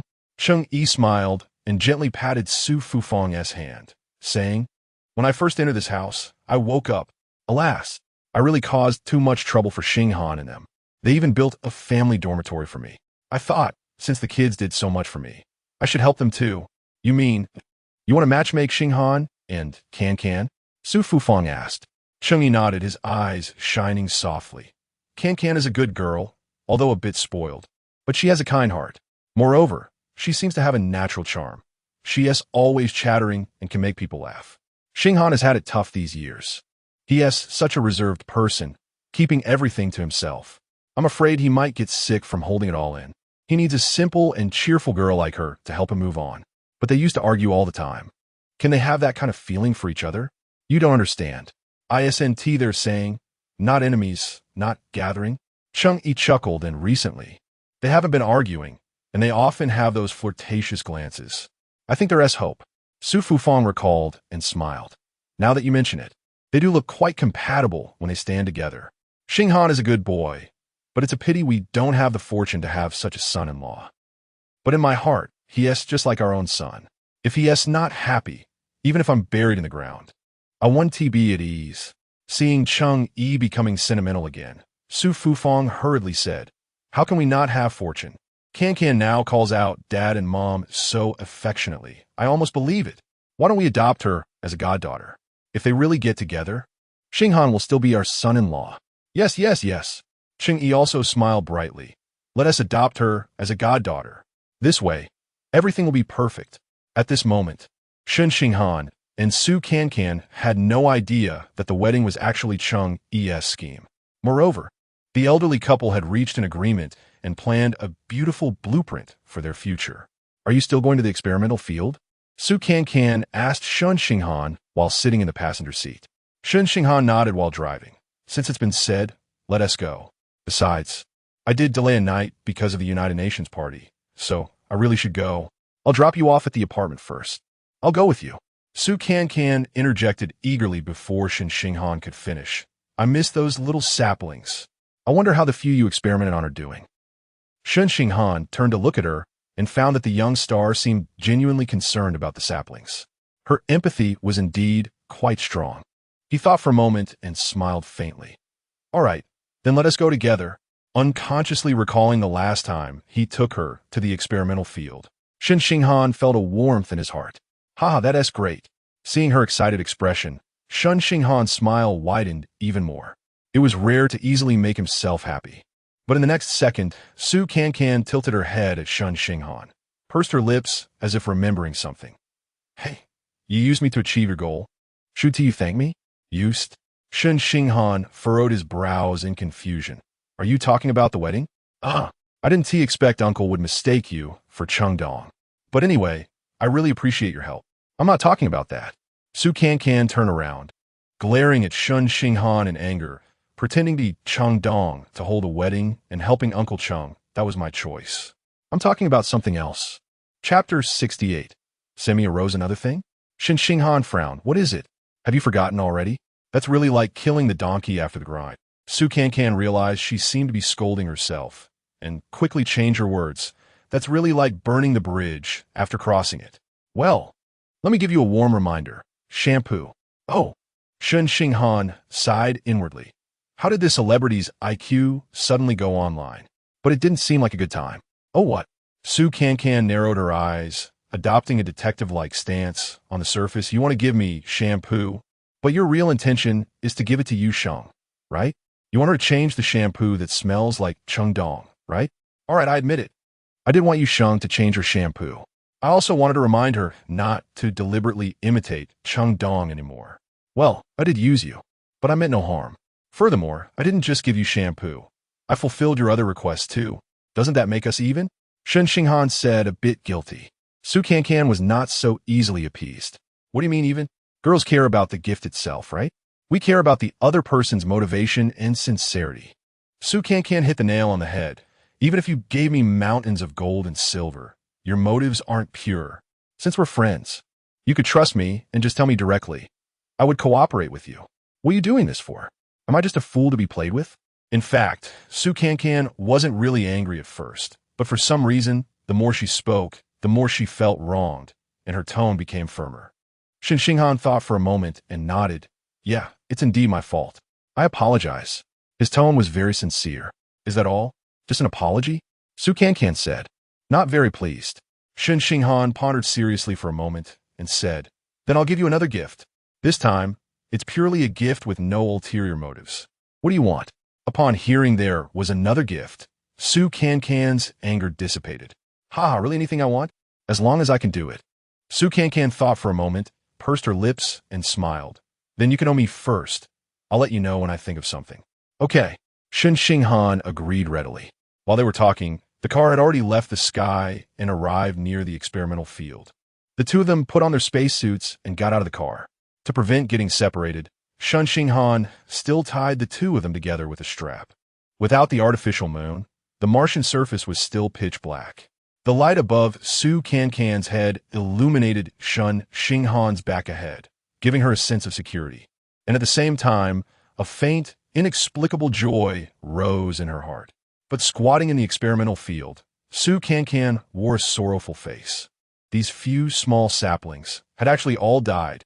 She reached out to touch the lifeless, withered plants, feeling very sad. Shen Xinghan looked at the dead saplings and sighed, but still comforted her. Don't be sad. It's actually very normal. The temperature difference on Mars is too great. It's not easy for Earth plants to grow here. But when will that third step be realized? Su Cancan turned her head to look at Shen Xinghan. With the light from the lamp, Shen Xinghan saw the anxious look on Su Cancan's face inside her helmet and suddenly smiled. She really looked like a pure child. Are you talking about the third step of the Mars terraforming project? Shen Xinghan explained patiently with a smile. This is the most critical and also the longest step. We might not see it in our lifetime, but I believe that as long as we don't give up, someday it will be realized. Think about it. 50 years ago, who would have thought humans could land on Mars, let alone build cities on Mars? But haven't we achieved that? So, we still need to have confidence. Su Cancan looked at Shen Xinghan through her helmet and suddenly realized how gentle this stoic doctor looked when he smiled and spoke. Just as she was daydreaming, Shen Xinghan had already dug out a few dead saplings and opened his special toolbox, carefully placing them inside. Are you taking these back for research? Su Cancan asked curiously. Yes, Shen Xinghan explained, while doing some simple processing. Even though it failed, we still need to find out the reasons and continue to improve the genetics. Oh. Su Cancan then shifted her gaze to the pits, asking, Are we going to continue planting saplings here? Shen Xinghan shook his head. I want to try a different variety. Saying this, he opened the bottom layer of the toolbox. There are various plant seeds here. Su Cancan curiously leaned over and indeed saw various small bottles neatly arranged inside, each labeled, Hey, this is rose seed. She pointed to a bottle labeled rose. Shen Xinghan picked up the bottle, looked at it, and said, Yes, this is cold-resistant rose, which is more tolerant to cold and drought. Su Cancan's eyes suddenly lit up, and she playfully shook Shen Xinghan's arm. Dr. Shen, let's plant this rose. How romantic it would be to grow roses on Mars. At that moment, she had already imagined a sea of fiery red Martian roses. Shen Xinghan glanced at her, the corners of his lips once again curling up into a subtle smile. This rose seed, although genetically modified, probably won't work. Why won't it work? Shen Xinghan had to patiently explain to the celebrity. Roses, although cold-resistant, need plenty of sunlight, and the soil for planting must be relatively loose. These natural conditions on the Martian surface do not meet the requirements. But hasn't it been genetically modified? The impatient Su Cancan interjected before Shen Xinghan could finish. Even though it has been modified, the inherent properties of the plant will not change. How can I explain this to you? Shen Xinghan racked his brains to find a metaphor that the celebrity could understand. For instance, a pampered celebrity like you wouldn't be able to survive in the harsh environment of Mars, right? Before he could finish his sentence, he already realized from Su Cancan's gradually sinking face that his metaphor had offended her. No, Miss Su. What I mean is, hey, How am I pampered? Why can't I live on Mars? Have I died after so many days? Am I not doing just fine? Su Cancan fired off a barrage of protests. Shen Xinghan got a bit flustered. I'm sorry. My metaphor was unfortunate. Let me change it. But the celebrity was already angry. I don't care. I want you to plant this rose. Su Cancan rolled her eyes. Aren't you in debt to me for a gift? Just plant one rose and give it to me. I can give you a rose, but we have your own home. I don't want the one in the dome. I want it planted in the experimental field. I want the one that is not pampered. Su Cancan seemed to want to use the rose to prove that she wasn't as fragile as Shen Xinghan said. But it might not even grow. Shen Xinghan was helpless. If it dies, it's my fault. Chapter 69. The great love knowing it wouldn't work, why still waste a seed? Su Cancan argued. If you don't try, how do you know it won't work? Just because the rose is beautiful, does it deserve to be labeled delicate? That's unfair. For the brainless metaphor that just slipped out earlier, Shen Xinghan truly regretted it. Fine, let us plant a seed and give it a try. He ultimately chose to surrender. Su Cancan was delighted this time, watching Shen Xinghan bury the seed while encouraging it. Little rose, you must strive. Grow quickly. Bloom the most beautiful flowers. As she said this, she shot Shen Xinghan a teasing glance and continued. And then, slap those who look down on you right in the face. Shen Xinghan initially wanted to explain the growth cycle of roses to her. But hearing the last sentence made him laugh. He knew there was no need. After all, a female star must stand her ground. Let her be. In any case, in half a month, she would be leaving Mars and returning to Earth. Whether the seed lived or died, she wouldn't see it. Moreover, by then, she would likely have forgotten about it. After planting the rose seed, Shen Xinghan proceeded to plant other types of plants according to his plan. Then, he checked the remaining seedlings' conditions. Today's task was complete. Turning around, he saw Su Cancan sitting on a large stone beside the experimental field, gazing up at the sky. He walked over with his toolbox. What is she looking at? Shen Xinghan sat down beside her, following her gaze and tilting his head back. Earth. Su Cancan's tone was a bit melancholic. Having been away from Earth for so long, she was starting to miss it. Shen Xinghan laughed, pointing in the direction behind her head, correcting her. Earth is over there. Oh. Su Cancan quickly turned around and fixed her gaze in the direction Shen Xinghan pointed. Why can't I see it? Is it too far away? Shen Xinghan patiently explained. Because the weather isn't very good today. Actually, on clear days you can see it. But this isn't the best place to observe Earth. There, S.A. At this point, he suddenly stopped. Cheng Dong's weak voice echoed in his ears again. Xinghan, this is my favorite place on Mars, because, on clear nights, standing here, you can see, Earth. The blue Earth, so beautiful. Shen Xinghan felt a dull pain in his heart, closed his eyes, and fell silent. But Su Cancan wouldn't give up just because she didn't get an answer. Where? Why did you stop halfway? She began to dig deeper. It's the location of the volcano you saw when Dr. Wu collected soil elements last time. Shen Xinghan opened his eyes and spoke the answer. Su Cancan recalled and suddenly took out her phone, tapped a few times, and held it up to Shen Xinghan, asking, Is it here? Shen Xinghan glanced at it, and his heart trembled again. The photo on her phone was indeed Cheng Dong's tomb. He remembered that when Su Cancan came here last time, she mistakenly thought it was an alien grave and even took a few photos. He didn't expect she still had them. Shen Xinghan nodded without speaking. Su Cancan put her phone away, carefully examining the photo for a moment before suddenly looking up and asking, Right, I remember you said this is a tomb, and you built it. Is it Cheng Dong's? Shen Xinghan sighed and nodded. Yes, it was a tomb I built for her. Later, because we needed to build a cemetery in Jian Garden to bury her ashes. Team leader Zhou had to dismantle the tomb. You built the tomb there, so she could see Earth? Shen Xinghan nodded again, his tone somewhat heavy. Yes, she said she liked it there. Sometimes, when I leave the experimental field, I go sit there and look at Earth. Sometimes I might sit there until dawn. Su Cancan looked at Shen Xinghan through her visor. Although the helmet blocked her view of his profile, she could still imagine his sorrowful expression at that moment. Childhood sweethearts. Sigh, you must have loved her very much, and you must be very sad. Shen Xinghan turned his face and chuckled lightly with a sense of relief. You've seen me at my saddest. That's all in the past. Now, my heart is quite calm. Even though she is not by my side, I'm still doing what we agreed upon. I believe she can see it. Cancan recalled the despondent uncle at the bar, knowing he was referring to that period. What did you agree upon? Shen Xinghan looked toward the night sky again, his tone becoming cheerful. I originally wanted to be an astronaut and land on Mars with her. But she said the Mars terraforming project is a long-term plan. As one of the first members of the Tianwen team, she would complete the first step. I was to be in the second group, completing the second step and preparing for the third. Oh, the second step is establishing a Martian city. And the third step is the meaning of the experimental field. Cancan understood quite thoroughly. Exactly. That is why I chose botany. Shen Xinghan frowned slightly. I was very regretful when she passed away. I felt that I should be by her side during the dangerous landing on Mars. Perhaps if I was there, she wouldn't. But later, as Yin Garden was gradually built, I understood she was right. Compared to personal safety, she cared more about whether the entire Mars terraforming project could be implemented as planned.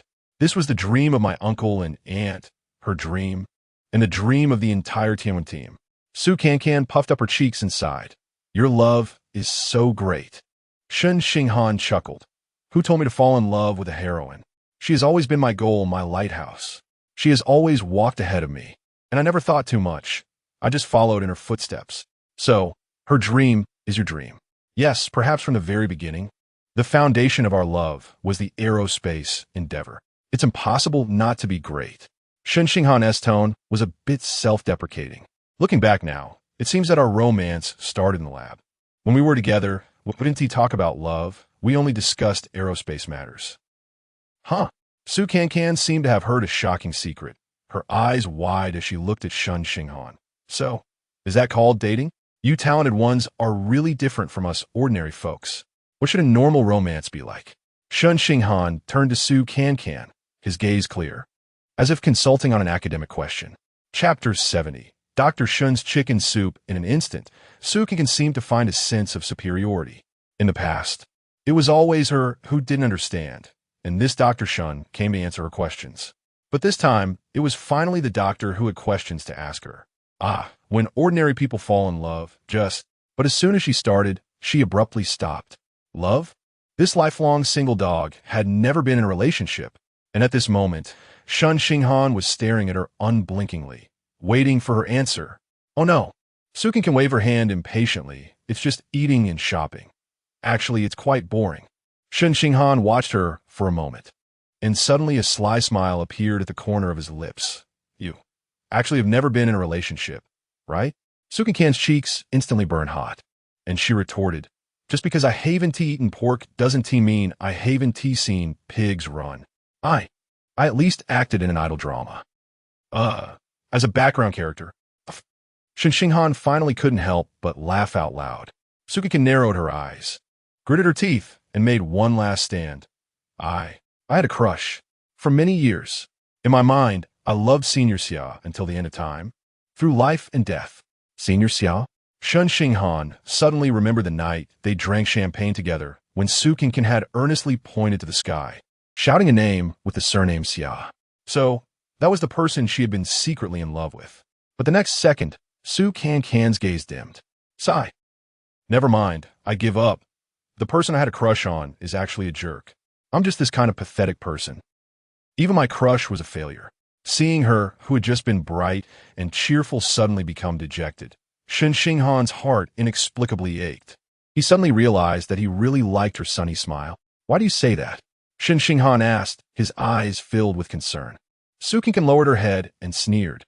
Humph. The Senior Xia I imagined was gentle and considerate, the best man in the world. But what about the real him? After squeezing out all my value, he wants to finish me off. He's just a ruthless capitalist.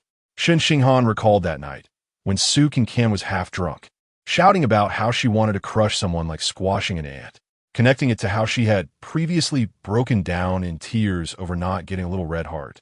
He seemed to understand everything. The senior you had a crush on is the one who made team leader. Zhou will make things difficult for you, right? Shen Xinghan asked tentatively. Cancan nodded vigorously, gritting her teeth. Yes, the heir of Xingyu Group, the hotshot actor in the entertainment industry, Xia Yuchen. I was forced to Mars by him. He. Su Cancan turned to glare at Shen Xinghan. What are you laughing at? Shen Xinghan pressed his lips together. It's nothing. Just remembered someone saying they were a space enthusiast. Oh no. Su Cancan's face flushed. Wasn't he that persona already a disaster? Don't mock me. Then, Su Cancan briefly recounted to Shen Xinghan how she was forced to Mars by Xia Yuchen. Tell me, isn't he a jerk? I was really blind to have liked someone like him for so many years. Su Cancan lamented through gritted teeth. After listening, Shen Xinghan felt a wave of emotion. He knew nothing about the entertainment industry. However, he truly understood that this female star's life on Earth was genuinely not easy. It seemed that the label he had initially placed on her was completely wrong. So you shouldn't like him anymore, right? Shen Xinghan asked. Su Cancan decisively shook her head. I don't like him anymore. Not at all. I've seriously thought about this issue. In the past, I liked only the perfect senior Xia, I imagined, not the real him. Now that I've seen the real him and have been hurt like this, if I still like him, that would really be Stockholm Syndrome. Su Cancan tilted her head to look at Shen Xinghan, then gazed at the sky, and smiled dejectedly. You see, even though the person you love dearly is gone, you're still much happier than someone like me. At least, you've met someone who truly loved you, and even the memories are happy. Unlike me, thinking about the person I liked, I feel nothing but disgust. She originally wanted to comfort Shen Xinghan, but as she spoke, it turned into a self-deprecating rant. Shen Xinghan noticed that this girl, who appeared cheerful on the surface, actually had a vulnerable side within. Reality was like a boxer, hitting her hard, and just when she staggered to her feet, it knocked her down again. Yet deep down, she had a tenacious spirit. Even when she fell and bled, she still struggled to get back up. So her state was quite conflicted, sometimes as if she was on a high, shouting for the storms to come stronger, and sometimes feeling despondent as if life had no glimmer of hope. But her final choice was to be her own little sun, illuminating herself in the dark. Such a strong girl, it's heart-wrenching. Perhaps she is the one who needs comforting. Don't be discouraged. You just haven't met someone who truly knows how to cherish you yet. Shen Xinghan clumsily organized his words. You're so beautiful, so, cute. There must be many people who like you.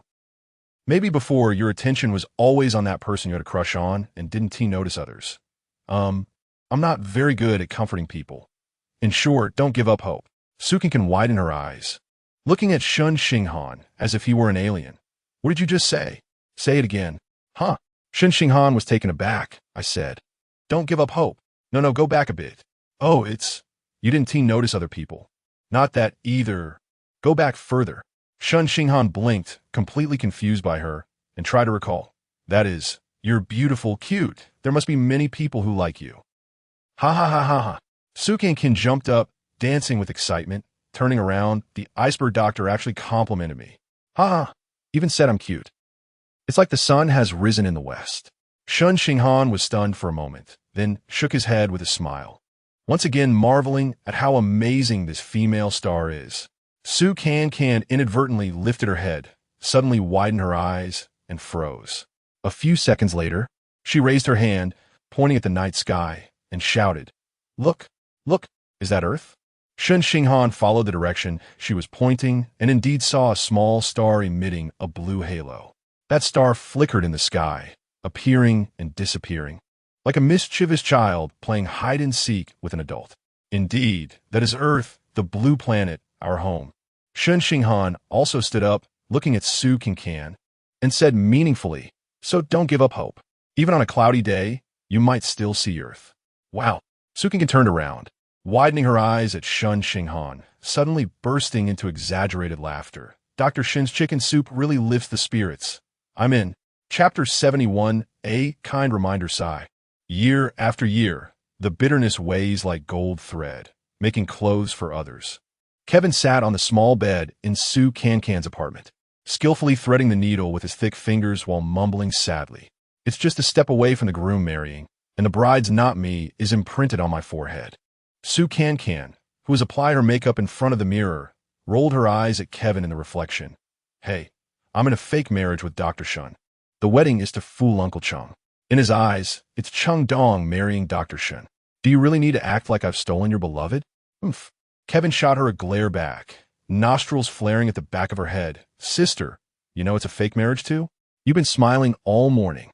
Cancan was taken aback and saw in the mirror that her lips were indeed upturned. Her eyes were affectionate, and her face was flushed. But she still argued. What do you mean I'm smiling? Did your one eye see me smile? Nonsense. Whether she was happy or not, she knew in her heart. Humph. Kevin pouted his thick lips and continued to sew the wedding dress for Cancan. Cancan was really angry this time. She stood up abruptly, walked over to Kevin, and said loudly, What do you mean? How could I possibly like Dr. Shen? He is not my type at all. Kevin put down the wedding dress and looked straight at Cancan. His small eyes seemed to be X-rays, as if they wanted to see in her heart. After years of tacit understanding, Cancan naturally understood what Kevin's gaze meant. I'll say it again, I do not like the emotionless doctor. Not at all. Not even a tiny bit. Cancan was almost swearing to the heavens. Kevin sighed, lowered his head, and continued sewing the wedding dress, saying earnestly, Sister, whether you do or not, I think it's better to get a precautionary shot. What precautionary shot? Kevin continued leisurely. I'm reminding you, as a good sister, you and Dr. Shen are from completely different worlds. No, it should be said, you are from two different planets. In a few days, you will return to Earth. And he will spend his life on Mars. From then on, there will be no intersection between you. So, you can't get carried away. If you really fall in love, what awaits you will be endless suffering. Cancan understood that Kevin's words were all reasonable, but a sense of annoyance inexplicably surged in her heart. How could I possibly like the emotionless doctor? I don't like him. Not at all. After giving herself a psychological hint, she glared at Kevin and said, What about you? The one getting carried away is you. Always calling him Han so sweetly. Is it me? Kevin rolled his eyes. I'm just indulging in a whim. I knew from the beginning it was impossible. Between me and Han, it's not just a simple issue of two planets. The gender gap is an insurmountable chasm. Right, the main point is, he is a straight man and doesn't care about you at all. Cancan felt like she was avenging herself, stabbing a knife mercilessly into Kevin's heart. But Kevin raised his head, and his expression became unusually serious. So, the one who needs reminding is you. Cancan couldn't help but frown. What does that mean? Could it be that the emotionless doctor has feelings for her? Suddenly, Shen Xinghan's warm smile from last night floated into her mind. Cancan suddenly realized that this emotionless doctor had never smiled at her before. Her cheeks flushed again. Can I come in? Just as Cancan was in a daze, the door suddenly opened, and Yusheng poked her head in, smiling as she asked. Cancan felt like she had found a savior and hurriedly opened the door. What do you mean by convenient? This is our room. Yusheng still smiled harmlessly and entered the room, her gaze immediately locking onto the wedding dress in Kevin's hands. Wow, this wedding dress is beautiful. Cancan, you must look stunning in it. Kevin, on the other hand, had a long face and said, Due to limited conditions, I pieced together two of sister's dresses. Didn't you notice that the colors of the veil are different? Yusheng waved her hand with a smile, saying, It's okay, that makes it even more special. Anyway, Cancan is beautiful, so anything she wears looks good. Cancan looked at Yusheng's t-shirt and jeans and couldn't help but frown. Yusheng, you're the bridesmaid. How can you wear something so casual? Huh? Yusheng scratched her head, looking troubled, but I only brought clothes like this. You should at least wear a skirt. Cancan said. Yusheng thought for a moment, and then her eyes lit up. I have a skirt. I remember I brought a denim skirt. No way. Kevin covered his face. What the heck is a denim skirt? Don't you have something with tulle? Or silk? Something that looks ethereal and more feminine? Yusheng shook her head in confusion. I've never bought that kind of skirt. Kevin sighed regretfully. What a pity. You have such good foundations. Why don't you know how to dress up? Oh, come on. Yusheng is into aerospace, not the entertainment industry. Have you seen anyone in their Tianwen group all dressed up? Cancan took Yusheng's hand and comforted her. Don't mind him. Later, we'll do a beautiful makeup. Wearing a denim skirt will still look pretty. Yusheng's smile added a bit of awkwardness. But, Cancan, I can't do makeup either. It's okay, he can. Cancan pointed at Kevin. This sister of mine used to be a stylist. Her makeup skills are top-notch. Kevin first helped Cancan get ready. A dazzling beauty lit up the room. Then he began to do Yusheng's makeup. Yusheng was very cooperative, sitting quietly in front of the mirror, letting Kevin apply makeup on her face. But after finishing the foundation, Kevin looked at the face in the mirror with a puzzled expression. Then he lowered his head and stared directly at Yusheng's nose, frowning tightly. Wah, what is wrong? Yusheng felt uneasy under his gaze, awkwardly chuckling. Is it that my base is too poor to paint well? Kevin shook his head and suddenly covered his mouth, mysteriously laughing. His small eyes were full of teasing. But when he smiled like that, Yusheng felt a chill run down her spine. Su Cancan was also puzzled by his laughter. What is wrong with you? Su Cancan said irritably. Kevin pursed his thick lips and lowered his voice to tease Yusheng. Yusheng, you're not the kind of girl who doesn't care about appearance. You can fool others, but you can't fool me. My eyes are sharp. What do you mean? Yusheng's face turned pale, and a hint of vigilance flashed in her eyes. But Kevin continued to be smug. I've done makeup for many celebrities. No matter how skilled they are, they can't escape my keen eyes. Su Cancan instantly understood. Kevin had seen that Yusheng had undergone cosmetic procedures, and in the next moment, a terrifying thought flashed through her mind, chilling her spine. Chapter 72. The purpose of plastic surgery previously. Shen Xinghan's doubts about Yusheng flashed through Su Cancan's mind, making her feel a chill all over. If Yusheng had indeed undergone plastic surgery, then her face, which closely resembled Cheng Dong's, would not be a coincidence, but a deliberate creation, coupled with her previous attempts to imitate Cheng Dong in various ways. It was enough to prove that Shen Xinghan's suspicions were not unfounded. Perhaps she intended to create an illusion for those familiar with Cheng Dong, making them think that Cheng Dong had returned. Therefore, her coming as a Mars trial resident also had a certain purpose. No, I must remind Shen Xinghan. With this thought, Su Cancan's heart raced. But the next second, she noticed that Yusheng's expression was off and quickly put on an act. Su Cancan stood up, walked over to Yusheng with a smile, deliberately leaned close to Yusheng's face to scrutinize her, then shoved Kevin hard and said, Where has she had work done? I see she's clearly all natural. Yusheng, he just loves to joke around, don't mind him. Kevin was about to argue when he suddenly saw Su Cancan giving him a signal. He blinked his small eyes twice and quickly changed his tune. I was just making a little joke to lighten the mood. Kevin didn't know Su Cancan's inner thoughts.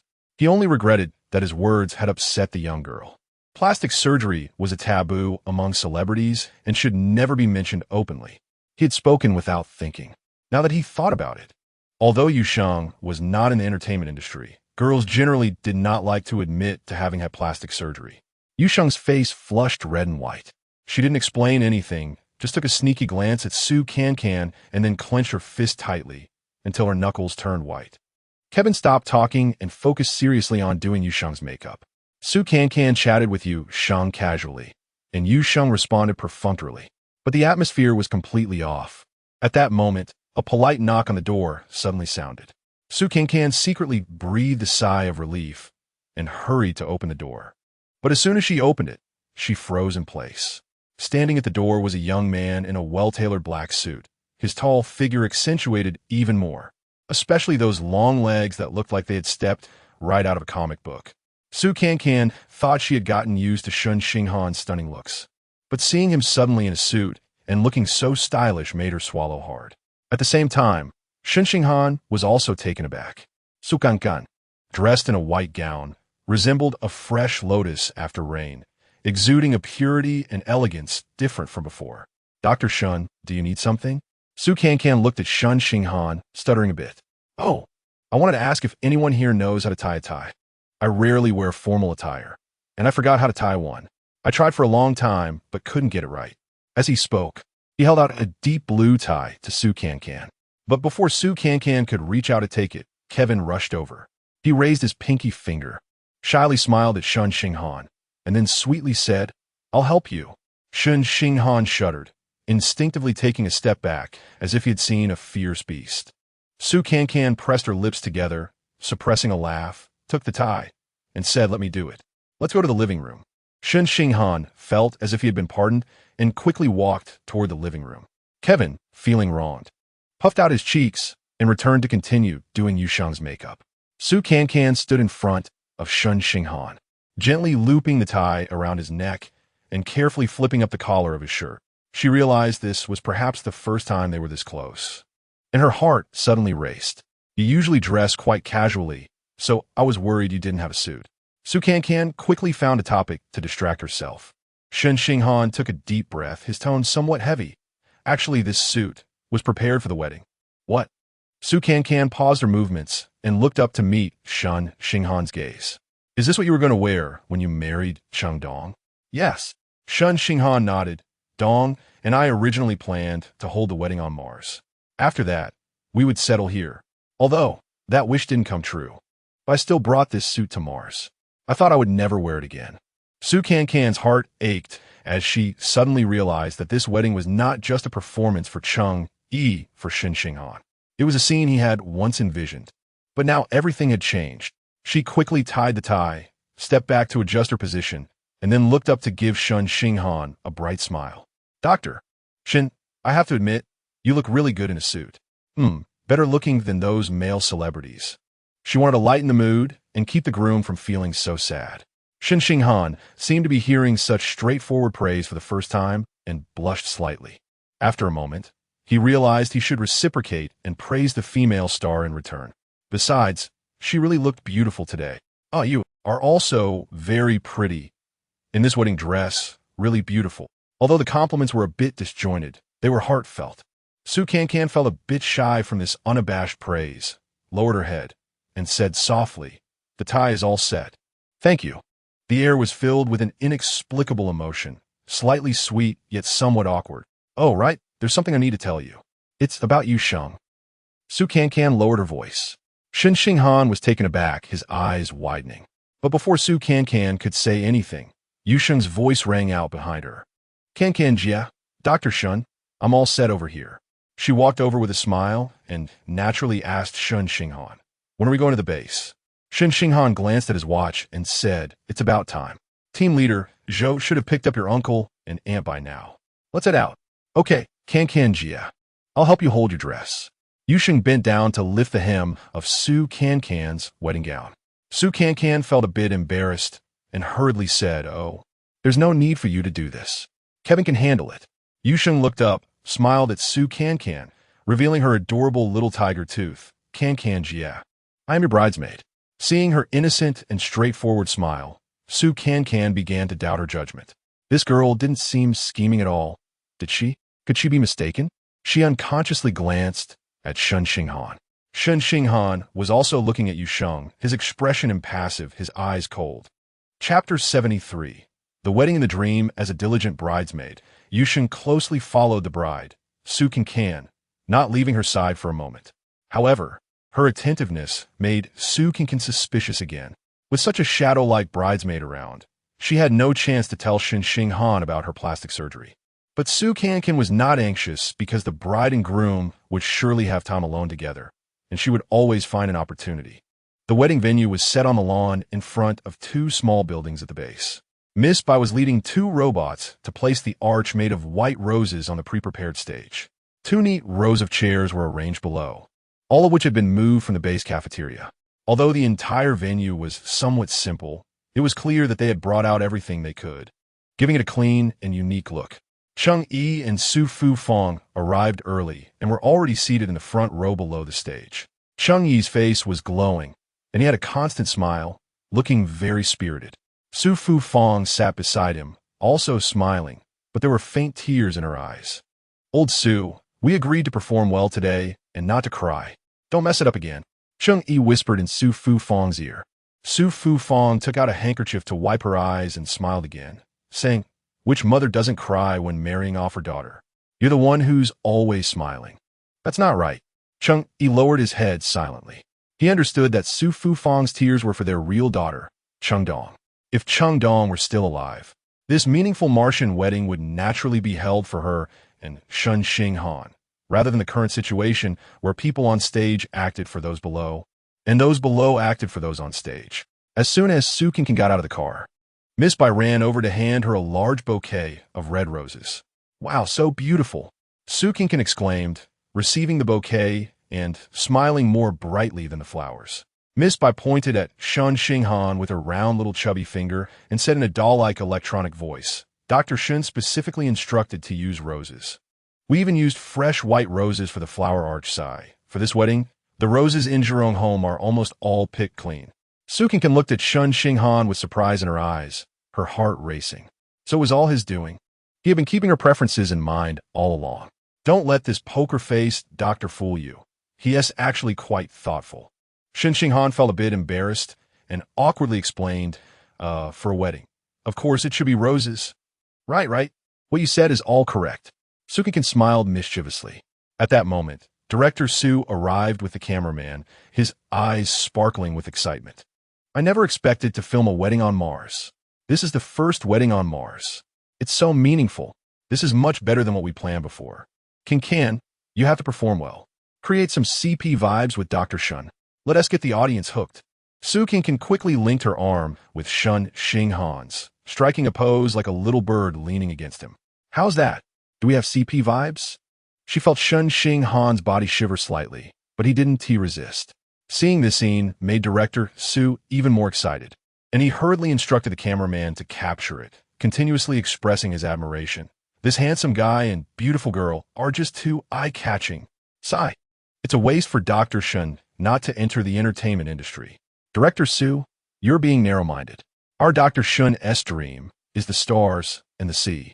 The entertainment industry would be beneath him. Su Cancan said, tightening her grip. Her proud tone made it seem like he was truly her groom.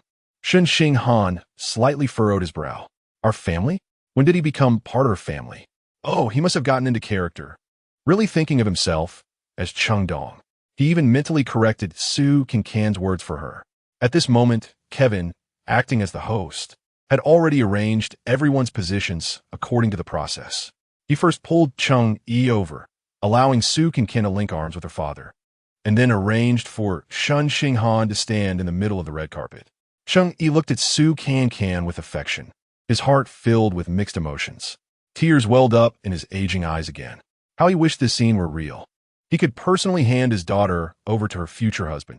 With Kevin's command, the robot responsible for music began to play a beautiful and moving piano piece. Cheng Yi held Su Cancan's hand as they slowly walked toward the waiting Shen Xinghan. Yushen quietly followed behind, holding up the wedding dresses train. Shen Xinghan gazed at the father-daughter duo approaching him, momentarily lost in thought. The faces of Cheng Dong and Su Cancan alternated before his eyes, making it hard for him to distinguish between reality and dreams. Indeed, he had dreamt of such a wedding countless times. However, he never imagined that one day another girl would replace Cheng Dong and become his bride. Although everything was fake, it was still poignant. In a moment, Su Cancan had linked arms with Cheng Yi and reached in front of Shen Xinghan. Dong Dong. Cheng Yi suddenly called out softly. Su Cancan quickly turned her face and responded, Dad. Cheng Yi's voice choked. Dong Dong. You are your father and mother's pride. You are the pride of the aerospace community. But, compared to being a female hero, your father and mother hope you have happiness. That kind of simple, enduring happiness. Tears welled up in Su Cancan's eyes. She knew this old man must have rehearsed many times the words to say at his daughter's wedding, just like Shen Xinghan. So today, let her, the fake daughter, the fake bride, make up for all their regrets. Dad, Dong Dong will definitely be happy. No, she's already very happy. Su Cancan changed her pronoun and expressed her true feelings. Yes, she envied Cheng Dong. Although she had left this world, she was still the focus of so many people's attention, so many people's memories, and had a lover who still thought of her. How lucky. Cheng Yi solemnly placed Su Cancan's hand into Shen Xinghan's hand, and with tears in his eyes, he said to Shen Xinghan, Xinghan, take good care of my daughter. I will. Shen Xinghan's voice also choked. You can rest assured, I will make her the happiest woman in the world. These were also lines he had prepared many years ago. At this moment, Su Cancan was already in tears. She even wished she were Cheng Dong, so they wouldn't be sad, and she too would be loved. Then, the solemn wedding march began to play. Su Cancan linked arms with Shen Xinghan as they walked together toward the stage. Yusheng still silently followed behind Su Cancan. She kept her head down, trying hard to control her emotions. Her hand, gripping the train of the wedding dress, turned pale. She didn't dare to look up. She was afraid to see the man who should have belonged to her holding a wedding with another woman intimately, even though she knew it was fake. It would still lead her to do something uncontrollable. Chapter 74. The kiss, a newlywed couple stood under a rose arch, completing all the wedding procedures as directed by the officiant. Just when Kevin was about to announce the ceremony complete, someone in the audience shouted, "Kiss!" Suki had almost lost her balance, glaring at the heckler and thinking, "Who are you?" Knowing full well the wedding is fake, why shout nonsense? Acting as an extra and adding lines for yourself. What a scene stealer. The shout came from a young man. Realizing he had made a fool of himself under the questioning gazes of those around him, he quickly closed his mouth. Kevin sighed in relief, pretending he hadn't heard. But just as he was about to speak, Chang Yi chimed in again. "Young man, why are you being shy? Just kiss." Xinghan, the man should take the initiative.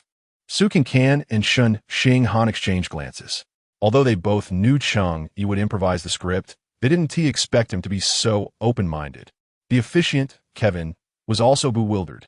He certainly didn't want this fake couple to get too intimate, but now that the father-in-law had spoken, who would dare oppose? Moreover, this fake wedding was meant to make him happy. As everyone was at a loss, Kevin's Bluetooth earpiece transmitted director Su's voice. "Let them kiss. The atmosphere is great. It should have a good effect for the show."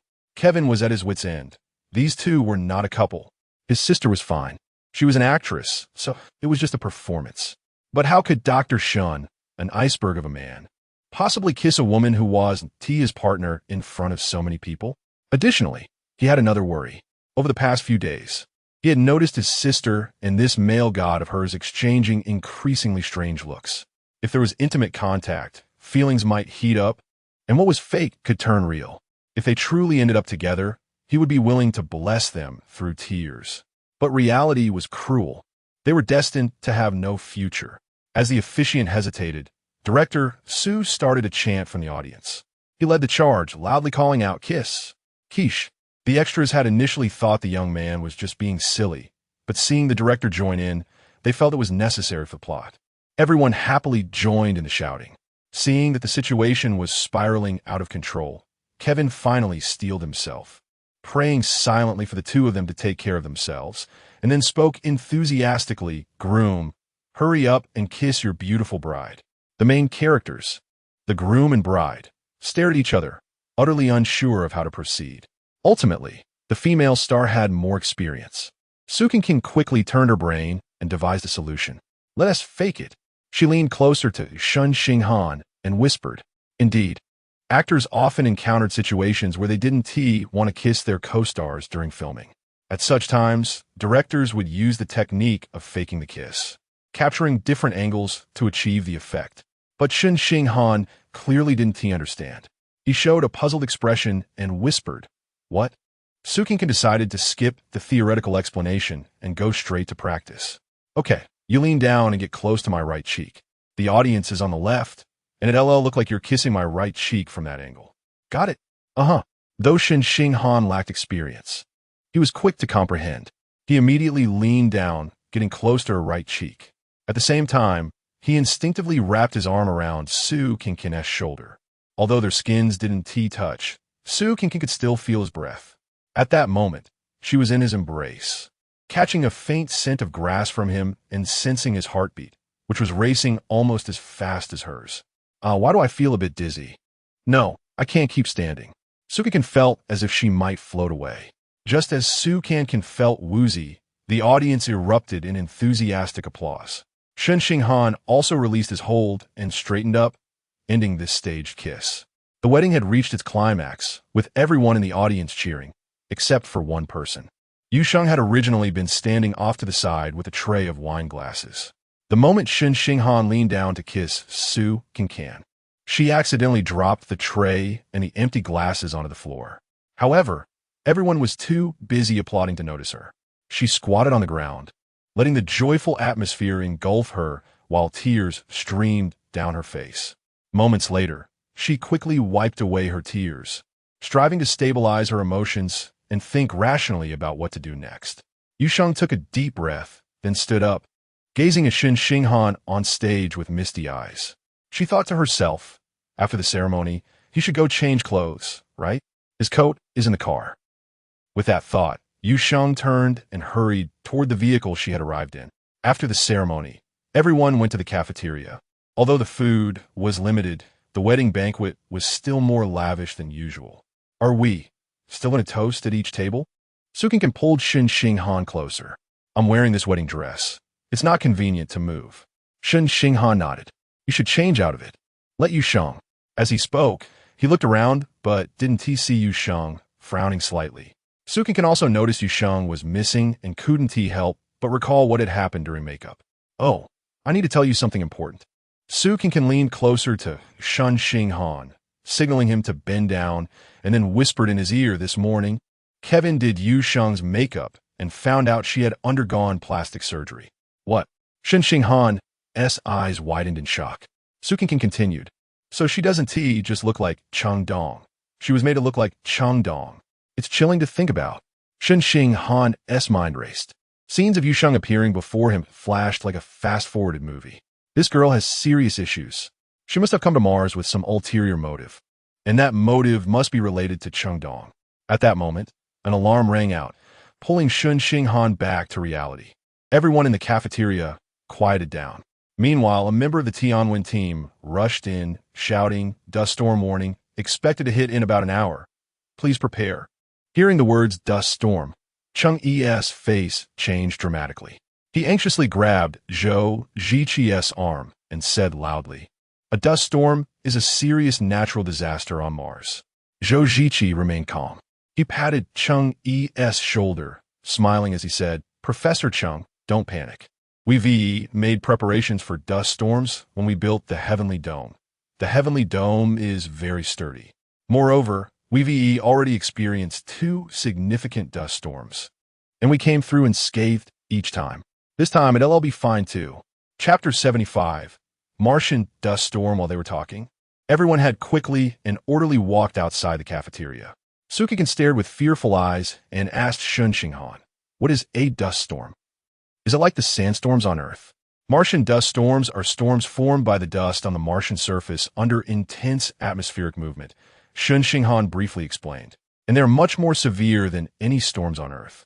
Seeing Su Cancan's tense expression, Shen Xinghan immediately comforted her. Don't be afraid. Team leader Zhou just said that it's very safe inside the dome, but he didn't expect that Su Cancan was not worried about her own safety. If it's safe inside the dome, then it's not safe outside. Su Cancan said anxiously, what about your experimental field? What will happen to those little saplings? Am I roses? Shen Xinghan looked at Su Cancan in surprise. He naturally understood that a Martian dust storm would mean the destruction of his experimental field. But this was unavoidable. No matter how heartbroken he was, he could only face this harsh reality. However, he didn't expect that Su Cancan would feel just as heartbroken as he did. There's nothing we can do. It's the power of nature, and none of us can stop it. Shen Xinghan comforted Su Cancan, don't be sad. This is also the fate of those little saplings. As for your roses, the hope of them growing was already slim. But that was your hard work and also the 3rd step of the Mars terraforming project. Shen Xinghan sighed and shook his head. It's okay. We can start over. It's just that the time is too short. And it's a bit regrettable that we couldn't save some saplings to use as a basis for reconstructing the experimental field. But safety is important, so let's forget about it.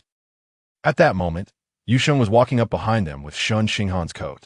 She already knew that the Martian dust storm would hit in an hour. When she heard the two talking about the experimental field, she couldn't help but be moved. She knew that even though Shen Xinghan spoke lightly about it, he must be bleeding inside. The experimental field was truly his entire effort. If the experimental field was destroyed, it would mean starting from scratch. It was easy to say, but would be extremely difficult to do. When she heard Shen Xinghan express regret about not being able to save a few saplings, Yu Sheng's eyes brightened. If she could recover something for him at this moment, it would surely change his impression of her. This was an opportunity. Although dangerous, it could reverse the entire situation. Yu Sheng bit her lip, her eyes revealing a hint of determination. She silently made a decision in her heart. Then, she stealthily reached into Shen Xinghan's coat pocket, pulled out his access card, and turned to run outside. While everyone was too busy to pay attention to anything else, she got back into that vehicle and headed straight for the exit of the dome. After arranging the members of the Tianwen team, Zhou Ziqi grabbed Shen Xinghan and said, our Tianwen team members have all undergone training to deal with dust storms. They each have their roles. I'm not worried. The main concern now is these trial residents and the program crew. They haven't experienced it before and will inevitably panic. Dr. Shen, let's just be responsible for looking after them. Shen Xinghan nodded, helped Cheng Yi and Su Fufang up, and said to Su Cancan, for safety's sake, let's all stay in the base's rooms for now. Everyone agreed. So, under the guidance of Shen Xinghan and Zhou Ziqi, they all moved to the hall on the first floor. Zhou Ziqi counted the number of people and suddenly realized one was missing. Hey, where's Yu Sheng? Su Cancan was the first to notice that Yu Sheng was not there. Kevin recalled she was a bridesmaid. When we entered the cafeteria, she was helping her sister hold the dress. After that, I didn't pay attention to her. Shen Xinghan frowned. Although the dome is relatively safe, it's still not the time to run around. We need to find her quickly. Su Cancan picked up her phone and dialed Yu Sheng's number. But the other party couldn't answer, clearly out of the service area. What did she run off to? There's no signal at all. Su Cancan wondered. This is the first time I've encountered no signal since entering the Zhurong habitat. Miss Bai, who had been following Zhou Ziqi, scratched her round head with her plump hands and said, our communication signal covers the entire dome. As long as it's within the dome, no matter where, there will be a signal. Unless she went outside. Outside? That's very dangerous. Wu Tianming stomped his foot. This kid usually seems quite obedient. Why did she run off at such a critical moment? Everyone's hearts sank. Zhou Ziqi shook his head and said, no, she can't get out without an access card. Just as he finished speaking, Zhou Ziqi's phone rang. He picked it up and immediately changed color, then stared wide-eyed at Shen Xinghan. What happened? Is there an emergency? Shen Xinghan hurriedly asked. Zhou Ziqi put down the phone and looked at Shen Xinghan, saying, the robot guarding the entrance just reported that before the lockdown. There was a record of you leaving the dome, and there was no record of you returning. Moreover, it was in the same vehicle you arrived in. Shen Xinghan was stunned, instinctively reaching into his pocket and realizing that his access card was in the pocket of his original coat. My access card is in the pocket of my coat, and the coat is in that vehicle. Shen Xinghan frowned and analyzed. Yushin must have used my access card to drive that vehicle out of the dome. Su Cancan exclaimed, what is she doing outside the dome at a time like this? Going out alone? Doesn't she fear danger? Has she lost her mind? No matter what, we have to go out and find her, Zhou Ziqi said seriously. She's a Mars trial resident. We cannot afford any accidents. Shen Xinghan also realized the seriousness of the situation. Regardless of Yu Sheng's intentions, her current identity represented the vast majority of ordinary Earth people. She was here to trial living in the Martian city. If anything happened to a trial resident, it would prove that Mars might not be suitable for human habitation, inevitably causing panic among Earth people. Just think, if a trial resident died on Mars, who would be willing to come to Mars next? I'll take a few robots to find her, Shen Xinghan said, and contact the military. They can act faster than us. Zhou Ziqi said without hesitation, let me go. I am the leader of the Tianwen team. It's my responsibility. But the leader is needed to oversee the situation here. Let me go.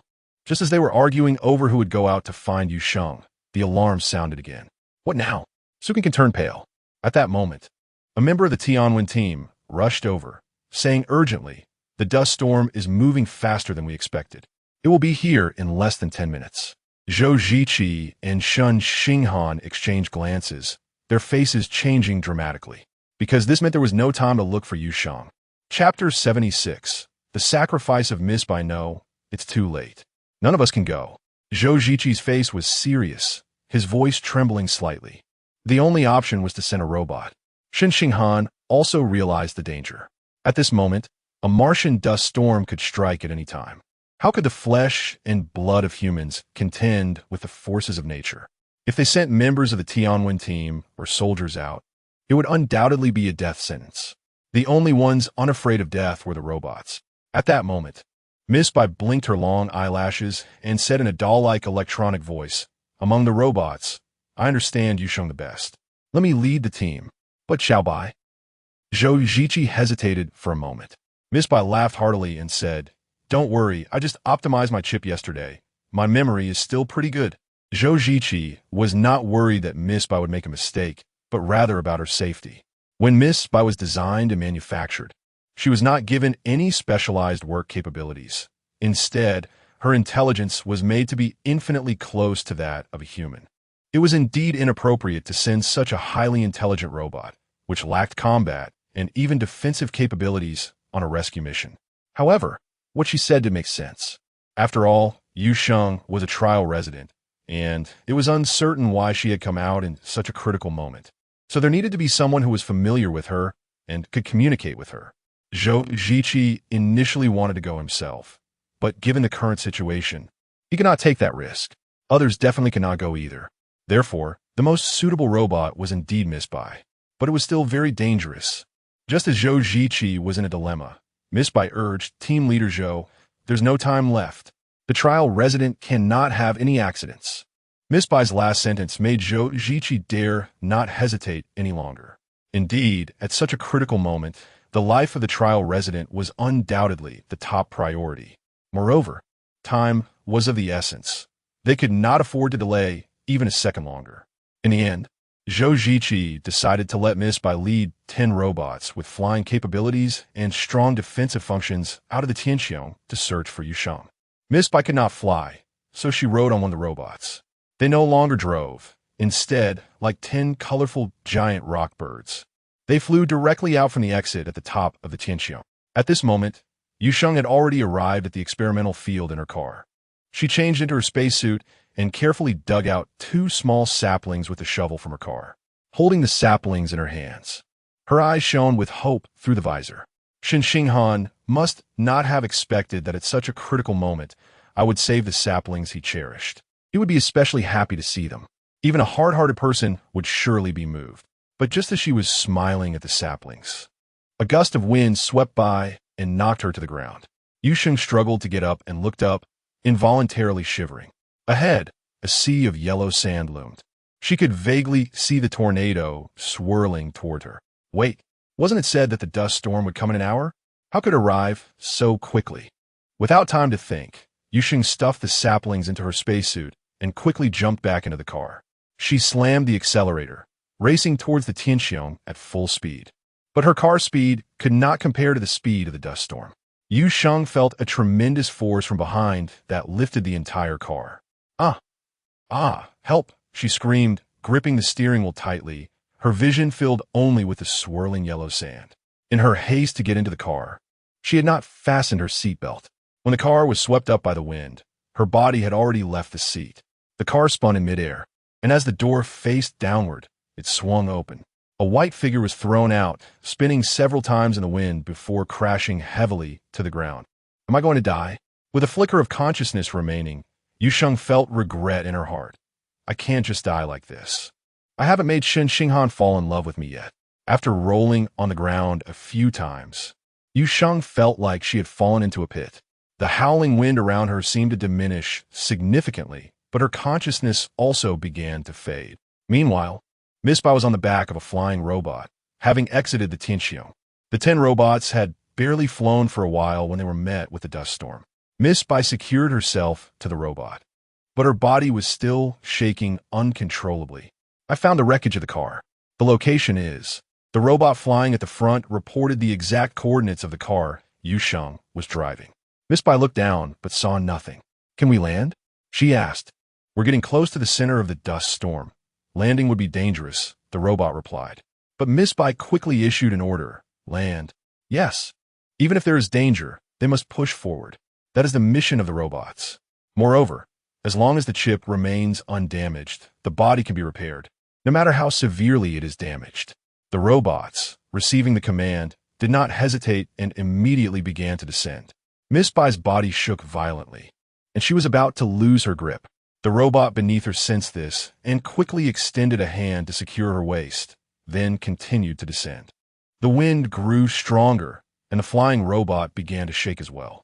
Miss Bai on it swayed significantly. Then, the round head suddenly fell off from her neck. Oh no, this is bad. I become dismembered. Miss Bai naturally felt no pain.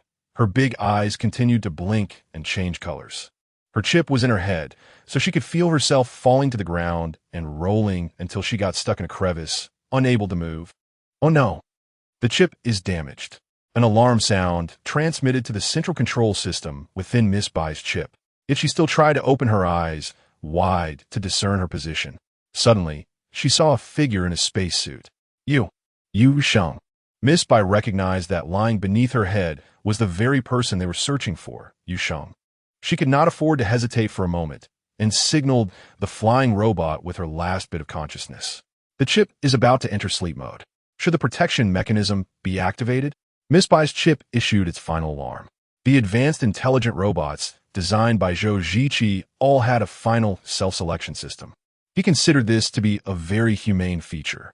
When a robot's chip is severely damaged, it automatically enters sleep mode and then asks whether to activate the protection mechanism. If the protection mechanism is activated, the chip will self-protect until someone comes to repair it. Once repaired, the robot effectively receives a second life. However, if the robot chooses not to activate the protection mechanism, it effectively decides to end its own life, and the chip will automatically destroy itself, resulting in the robot's death. Zhou Ziqi believed that since humans have the right to choose whether to end their lives, robots should also enjoy the same right, hence the setting of this humane program. After receiving the last command, Miss Bai blinked her eyes as if she were contemplating. But soon, she revealed a meaningful smile and softly uttered one word: no. Chapter 77. A tragic scene. 10 flying robots returned, but only 3 remained. 2 of them were carrying the unconscious Yu Sheng, while the other held the head of Bai Xiaobai. As they stumbled down from the entrance at the top of the dome and landed in the courtyard of the base, many people's eyes were filled with tears. At this moment, a dust storm had engulfed the entire dome, completely obscuring the sun. The inside of the dome was a dim yellow.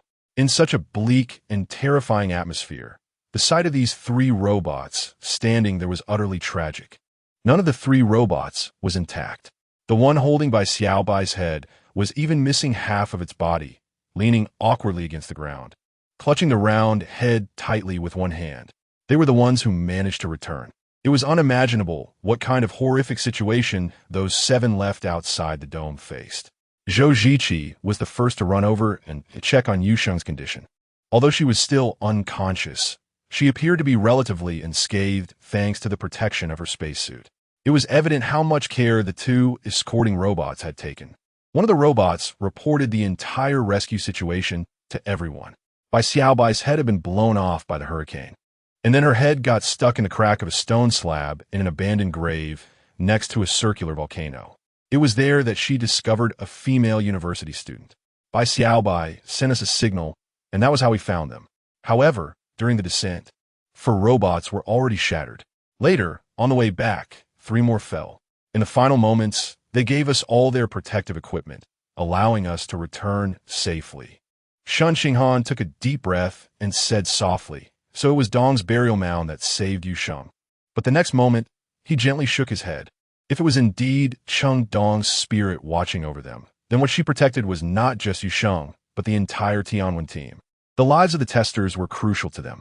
Cancan also recalled the circular volcano she had visited earlier with Shen Xinghan and Wu Tianming. She had initially thought she discovered an alien grave, but it turned out to be the burial mound built by Shen Xinghan in memory of Cheng Dong.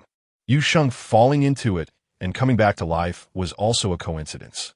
Zhou Ziqi arranged for someone to take Yu Sheng to the hospital before receiving Bai Xiaobai's head from another robot. "Oh, Bai, how did you end up like this?" Zhou Ziqi's tone was still lighthearted. "Come on, let me see how to give you a new body. What kind do you like?" But when he opened Bai Xiaobai's head, his expression changed. "What happened?" Zhou Ziqi naturally thought that Bai Xiaobai's chip would be damaged to some extent. However, he still had confidence in his ability to repair it. What he did not expect was that she ultimately chose to reject entering the protection mechanism, essentially giving up on being reborn.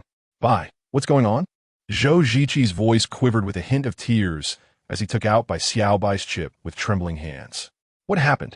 Cancan noticed Zhou Ziqi's unusual emotions and hurriedly asked, "Is Bai Xiaobai's chip difficult to repair?" Zhou Ziqi took a deep breath, trying to remain calm. "It's okay. After the dust storm passes, I will do my best to repair it. Everyone, let's hurry back inside." He was the leader of the entire Tianwen team and could not let other emotions interfere at this moment. Cancan could tell that Zhou Ziqi wasn't being truthful, but it was not the right time to press further, so she followed everyone back to the hall. In the following time, Zhou Ziqi was busy contacting every observation point in the dome to understand the situation and arrange countermeasures. To others, it seemed like he had forgotten about Bai Xiao Bai. But one of his hands remained in his pocket, tightly clutching that chip. The dust storm lasted nearly 12 hours. By the time it ended, the sky was completely dark. The artificial moon rose above the dome, casting a silvery glow and calming everyone's hearts. Cancan suddenly remembered a question and quietly asked Shen Xinghan beside her. You mentioned that the third step of the Mars terraforming project is to step out of the dome and allow humans to truly survive on Mars. But if there are dust storms like this every so often, not only will humans be unable to live, but plants won't be able to survive either. Shen Xinghan patiently explained, the reason for the dust storms is actually because Mars is at perihelion, with increased solar radiation causing significant temperature differences between day and night on the surface. Our goal in planting plants on Mars is to change this harsh environment. By utilizing photosynthesis, once we form a true atmosphere on Mars, the temperature differences on the surface will decrease, and dust storms will not be so rampant. This is similar to our advocacy on Earth to avoid damaging vegetation and maintain ecological balance. Oh, Cancan understood and nodded. So, the experimental fields are really important. It's a pity. It's okay. Every endeavor will encounter difficulties. However, we will not be defeated by challenges. I will work hard to rebuild the experimental fields. Shen Xinghan's gaze was resolute. Go for it. Cancan clenched her fist and gave Shen Xinghan a gesture of encouragement. Shen Xinghan smiled slightly. Stop smiling. It's against the rules. Cancan hurriedly lowered her head to avoid letting Shen Xinghan see her flushed cheeks. Damn it. Is this the after effect of the wedding? Get out of character. Hurry up and get out of character. At this moment, Zhou Ziqi's phone rang again. After answering, he told the testers. The hospital just called and said Yu Sheng has woken up. Do you want to go see her? Cheng Yi and Su Fufang exchanged glances and nodded. Wu Tianming also said, let's go take a look. No matter what, a young girl who has been through such a big ordeal must be terrified. Plus, I'm curious about why she ran out of the dome in the first place. Cancan instinctively leaned closer to Shen Xinghan. For some reason, she suddenly felt an inexplicable fear towards Yu Sheng. Zhou Ziqi finally said to Shen Xinghan, Dr. Shen, you should also go. The doctor said that after waking up, the first name Yu Sheng called out was yours. Shen Xinghan frowned, but eventually nodded. Thus, Shen Xinghan drove a few testers to the hospital. For safety's sake, he also brought along 2 robots. Cancan understood that he was also on guard against Yu Sheng. Before entering the ward, a young female doctor briefly introduced Yu Sheng's condition to Shen Xinghan. Thanks to the protection of the spacesuit, her injuries were not too severe. She had a mild fracture in her left ankle and some minor concussion symptoms. She had already woken up and should be fine. Su Fufang softly said, That's good to hear. Shen Xinghan naturally breathed a sigh of relief. The health and safety of the testers were more important than anything. Then, the female doctor picked up a basket of items. Inside, besides Shen Xinghan's access card, there were 2 small saplings quietly lying. Although their leaves were curled, they were still vibrant green. Dr. Shen, she specifically asked me to hand these 2 things to you. Shen Xinghan stared at the 2 familiar saplings, his mouth slightly agape. Completely stunned. Chapter 78. Is your heart made of stone? So, Yu Sheng went out of Tianxiong just to save the little saplings? Cancan also stared at the 2 little saplings in amazement. Shen Xinghan pressed his lips together, his brow furrowing even tighter. After thinking for a moment, he suddenly said in a low voice to everyone, You all wait outside for a bit. I have something to say to Yu Sheng alone. After saying that, he pushed open the ward door and strode inside. Cancan watched Shen Xinghan's back, suddenly feeling nervous. Although he appeared calm on the surface, she could sense that he was filled with anger. Indeed, he should be very angry right now. Inside the ward, the incandescent light cast a paler glow on the girl's face leaning against the head of the bed. Yu Sheng's hair was disheveled over her shoulders, her left leg in a cast, hanging in midair. She looked exhausted, but her gaze became more eager as Shen Xinghan approached. Dr. Shen, I saved 2 little saplings. Did you see them? Yu Sheng struggled to sit up, her eyes shining with longing as she eagerly said, Now you can rest assured that the experimental field hasn't been in vain. These two little saplings can still help you with your research. What is your purpose? Shen Xinghan coldly interrupted Yu Sheng, his gaze serious and sharp, like a sword aiming to pierce the heart of the person opposite him, seeking the truth. Yu Sheng gasped, her whole body frozen. Shen Xinghan did not give her time to think and pressed on with his questions, aggressive. Transforming yourself to look like Cheng Dong. Using the shampoo Cheng Dong used, cooking the dishes Cheng Dong made, going to such lengths to approach me and Cheng Dong's parents. What exactly is your purpose? Yu Sheng looked at Shen Xinghan in shock, tears suddenly filling her clear eyes. Then, large drops of tears slid down her pale cheeks, soaking her collar. I risked my life to help you save the saplings. And this is what I get in return, your suspicion? How can you treat me like this? Yu Sheng's bloodless lips trembled, her frail body shaking. Her tearful eyes were filled with sorrow. Shen Xinghan remained expressionless, yet his gaze became even sharper. What do you expect my reaction to be?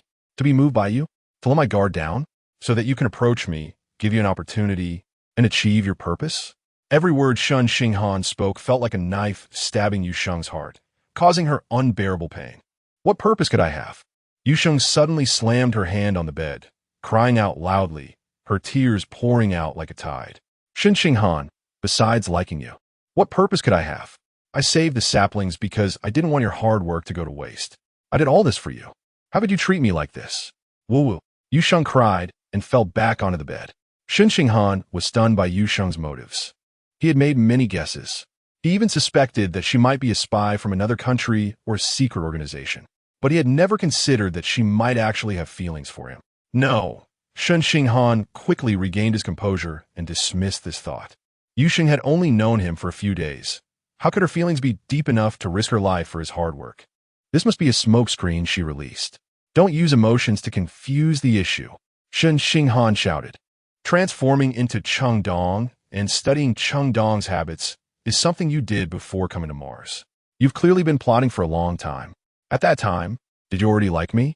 What nonsense. Yu Sheng opened her mouth, wanting to say something, but hesitating. Then, she suddenly glanced at the door and shouted, Who said I had plastic surgery? Was it Cancan? Can't she lie to you? Why do you believe her and not me? Through the door, Yu Sheng's voice was high. Her words were clearly heard by Cancan and the others outside. Cancan stared at the ward door in shock. She didn't expect Yu Sheng to deny having plastic surgery, nor that she would say it was her who lied. No, she had to go in and confront her. Otherwise, she would never be able to clear her name. But just as Cancan's hand reached for the doorknob, Shen Xinghan's voice came from inside, firm and resolute. Miss Su is not that kind of person. Cancan felt a warmth in her heart. He still believed in her. But Shen Xinghan's words completely enraged Yu Sheng. Her hands clutched the sheets tightly, her eyes blazing with anger. Shen Xinghan, you clearly have feelings for Cancan. Yu Sheng shouted hysterically, You say I'm a liar? You are. You keep saying you can't forget Cheng Dong, but the moment you see a celebrity, you forget Cheng Dong. You two went out to Tianxiong together late at night, and then hid in the room without coming out. What are you doing? Don't you think I don't know? You were all lovey-dovey at the wedding, and everyone saw it. Don't use Cheng Dong as a shield. You've clearly moved on and forgotten Cheng Dong. I feel sorry for Cheng Dong. You, stop talking nonsense. Shen Xinghan was also completely enraged, shouting loudly. Outside, Cancan could no longer stay put and pushed the door open to walk in. Yu Sheng, don't you understand why Dr. Shen is so angry even now? Cancan walked straight to the bedside, looking Yu Sheng in the eye, unwavering. The experimental field is indeed his hard work. He cares about those little saplings more than anyone else. But at such a critical moment, human life is far more important than saplings. You think you're helping him by risking your life to save 2 saplings. But do you know how much everyone has sacrificed to save you? As a test subject, if you died on Mars, would ordinary people on Earth still be willing to come to Mars? You almost ruined the results of generations of astronauts' efforts and the achievements that your idol Cheng Dong sacrificed for. Cancan's words left Yu Sheng speechless, completely at a loss for how to refute. And Shen Xinghan was also stunned. He turned his head, staring wide-eyed at Cancan, thinking, is this the same celebrity who just arrived on Mars a few days ago? Knowing nothing and causing trouble? This girl actually spoke such profound and principled words. She had truly transformed. Indeed, what she said was exactly the reason for his anger. Because he was so guarded against Yu Sheng, he had missed the point upon entering. Shen Xinghan stood up, looking down at Yu Sheng from a height, his tone calming.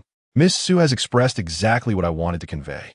Regardless of whether you had plastic surgery or what your purpose for coming to Mars is, I hope that any of your future actions will prioritize the bigger picture and not bring trouble to our Tianwen team again. Please take care of yourself. We're leaving. After saying that, he pulled Su Cancan and headed outside. Shen Xinghan, is your heart made of stone? Yu Sheng's desperate cry came from behind. Shen Xinghan's body jolted. This phrase, this mournful tone, felt strangely familiar. Others outside had also caught the gist of the conversation. Given the awkward atmosphere, it was no longer suitable to visit. So, the group got back into the vehicle and returned to the base. Chapter 79. Team leader Zhou's defense was broken after returning to the base. Shen Xinghan did not see Zhou Ziqi, thinking that he must be exhausted after a whole day. He didn't disturb him and directly arranged for the trial residents to stay in the room they occupied on the first night. However, Su Cancan kept following Shen Xinghan and did not return to her own room. Miss Su, everyone else has gone back to their rooms. Why aren't you going back to yours? Shen Xinghan asked Su Cancan in the corridor. Are you still unsatisfied with that room's conditions? No. Su Cancan quickly waved her hand.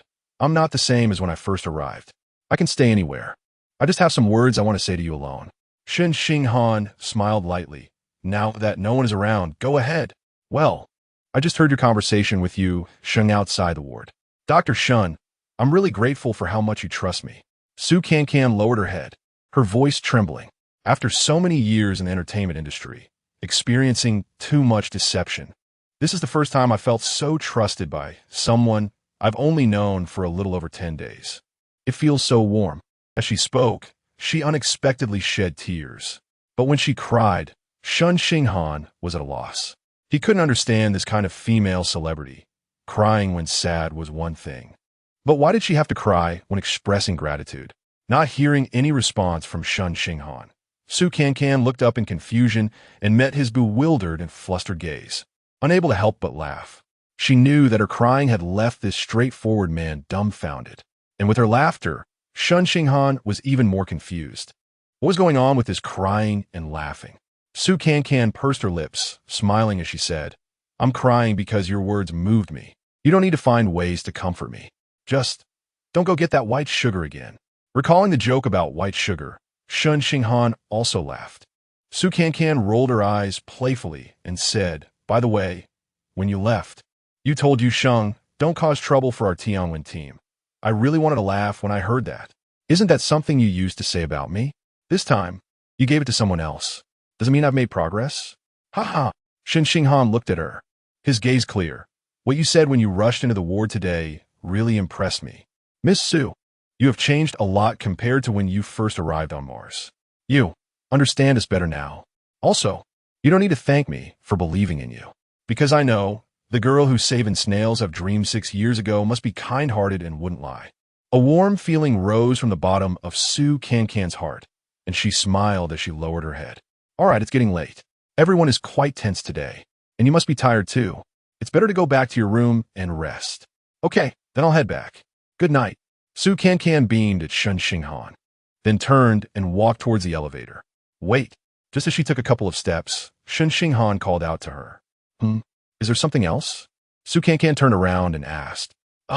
Shen Xinghan appeared a bit awkward, rubbing his hands together. I remember you have insomnia when you change environments. I have a lavender pillow in my room. Let's go get it. Oh my God, this stoic doctor is surprisingly thoughtful, remembering her insomnia. Isn't he supposed to be an ice mountain? When did he become a warm guy? Su Cancan's surprise made Shen Xinghan misunderstand. He quickly added, it's new. I haven't used it. Huh? Su Cancan was momentarily stunned, then quickly realized. Previously, she had been sulking and mentioned her cleanliness obsession, not expecting he would remember that detail. Ha ha! Su Cancan laughed as she walked over, casually saying, Oh, I was just teasing you before. It doesn't matter if you've used it. We're good friends, right? We share everything. Yes, good friends. Shen Xinghan lowered his head, feeling a bit shy. So, The two walked towards the elevator one after the other. But as they passed by a room, they heard a low, sobbing sound from inside. It was a man's voice, suppressed and restrained, yet filled with deep sorrow. Su Cancan stopped and quietly asked Shen Xinghan, who was crying. Shen Xinghan looked at the door and frowned. This is Team Leader Zhou's room. Huh? Team Leader Zhou? Su Cancan's eyes widened in disbelief. Zhou Ziqi had always given her the impression of a jovial leader. He was not only easygoing, but also had a calming presence. During today's dust storm, she felt less scared with him around. But how could such an emotionally intelligent and responsible middle-aged man be secretly crying in his room? Was he watching some tragic drama about Xiao Jili again? No. The sound of his crying seemed to indicate he was truly heartbroken. Should we go in and take a look? Su Cancan visperto Shen Xinghan. Shen Xinghan hesitated. He rarely interacted with colleagues, and Zhou Ziqi was one of the few he had engaged with. However, he was genuinely not good at comforting others and didn't know if they should disturb him in this situation. But just as he hesitated, Zhou Ziqi's voice, laced with tears, called out from inside, "Xiao Bai." Shen Xinghan and Su Cancan exchanged glances, seemingly understanding what had happened. Xiao Bai's chip repair might have encountered difficulties. "Dr. Shen, I think we need to help him. I don't want to lose Xiao Bai," Su Cancan said earnestly to Shen Xinghan. Shen Xinghan nodded, then knocked on Zhou Ziqi's door. "Team Leader Zhou, what happened? Open the door, and we can figure it out together." There was a moment of silence inside. Then the door opened. Zhou Ziqi stood at the door with red eyes, his gaze vacant, as if he had aged several years in an instant. "Team Leader Zhou, what exactly happened? Is it about Xiao Bai?" Su Cancan asked anxiously. Zhou Ziqi stepped aside, signaling for them to come in. Su Cancan entered first and immediately saw Xiao Bai's round head on the table. The back of her head was opened, but her face still wore a sweet smile from before. Those large eyes with long eyelashes seemed like they could change colors at any moment and speak to them in that sweet electronic doll voice. But all of this was just Su Cancan's imagination. That round head lay quietly there, unmoving and silent. Shen Xinghan also walked in and cautiously asked Zhou Ziqi, "Is Xiao Bai's chip severely damaged?" Zhou Ziqi looked at the round head with tears in his eyes, choked up as he said, "Even if it's severely damaged, I have ways to repair it. But, she has given up on herself. I can't save her." After saying that, he covered his face, his body shaking continuously. "Huh? What do you mean she gave up on herself?"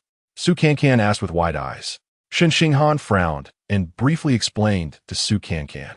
After hearing this, Su Cancan became even more puzzled. She looked at Xiao Bai and asked, "Why did she choose to give up? Doesn't she want to stay with everyone? What is the reason?" Chapter 80. The past of team leader Zhou Ziqi hesitated for a moment, then sighed heavily and placed Miss Bai's chip back into her head. "Xiao Bai left me a message at the end. I haven't heard it yet." Zhou Ziqi wiped away a tear and said, "Let's listen together." He then pressed a mechanism and closed Miss Bai's head again. A few seconds later, Miss Bai's big eyes lit up and her long eyelashes fluttered twice, as if she had come back to life. However, Zhou Ziqi's eyes became blurry again, because he knew this would be the last time Miss Bai spoke to him. "Team Leader Zhou, it's time to say goodbye." It was still the familiar electronic doll voice, still filled with vitality.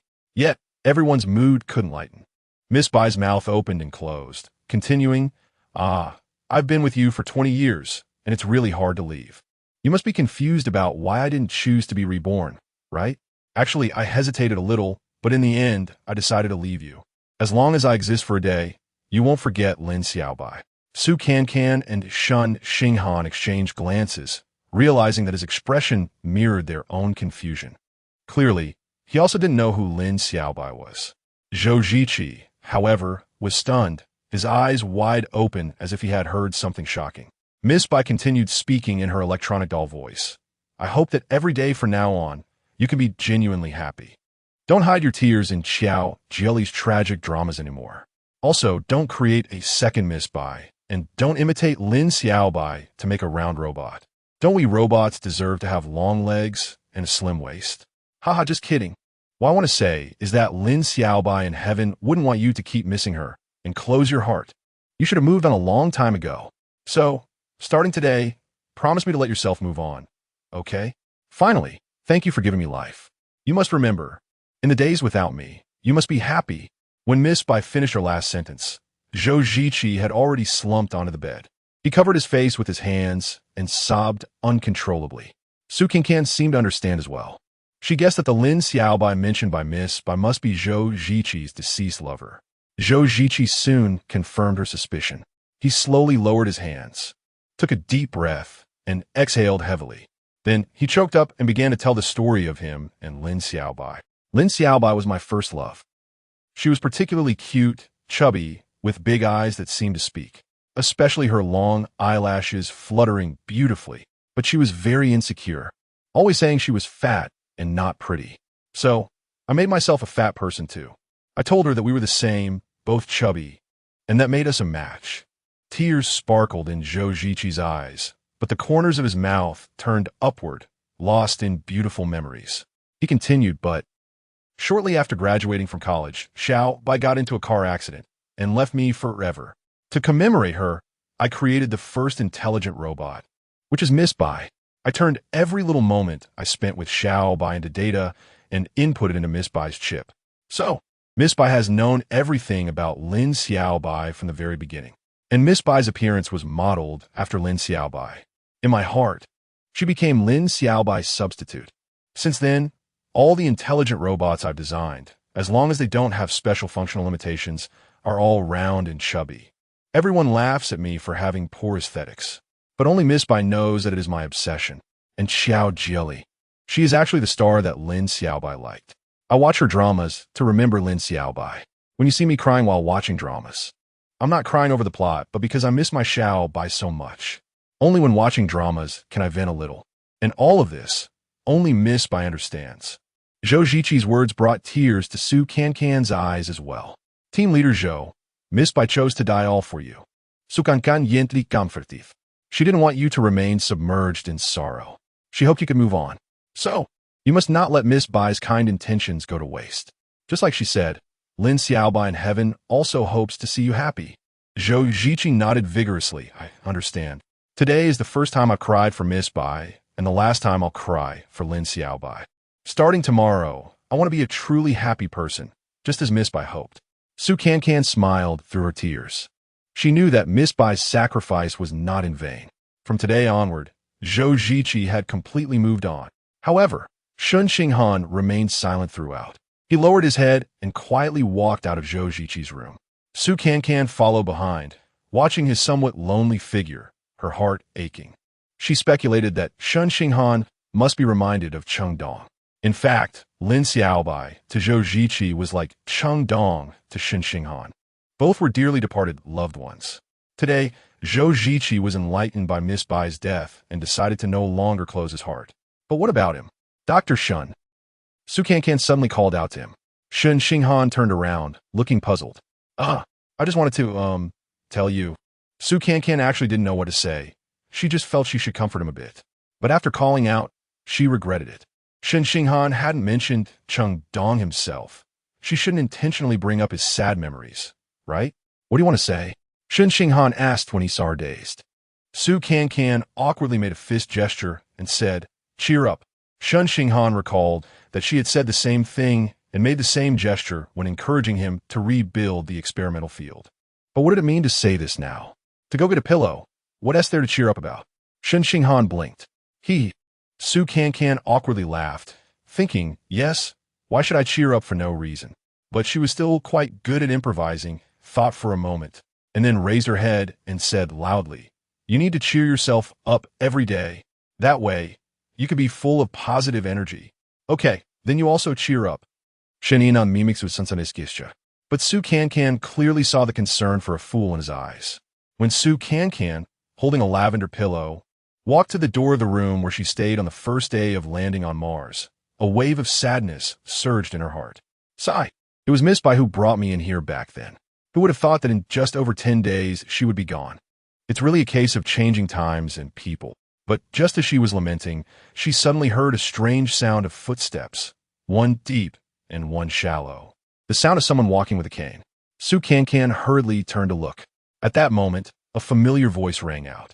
"Sister Cancan, it's me." Chapter 81. The rebirth of Cheng Dongyu. Yu Sheng? Aren't you supposed to be in the hospital? Sukin turned around and saw Yu Sheng's somewhat pale face. One of her feet was in a cast, and she was awkwardly using a crutch instead. Sukin instinctively took a step back. She now felt that this girl was not as simple as she had previously thought. She even seemed a bit terrifying. However, Yu Sheng took a difficult step forward, grabbed Cancan's hand with her other hand, and tearfully said, "I'm sorry, Cancan. I wasn't clear-headed when I was in the hospital, and I spoke thoughtlessly. How could I say that you deceived Dr. Shen? After you left, I thought about what I said and realized I went too far. So, I told the doctor that I had to come and apologize to you no matter what."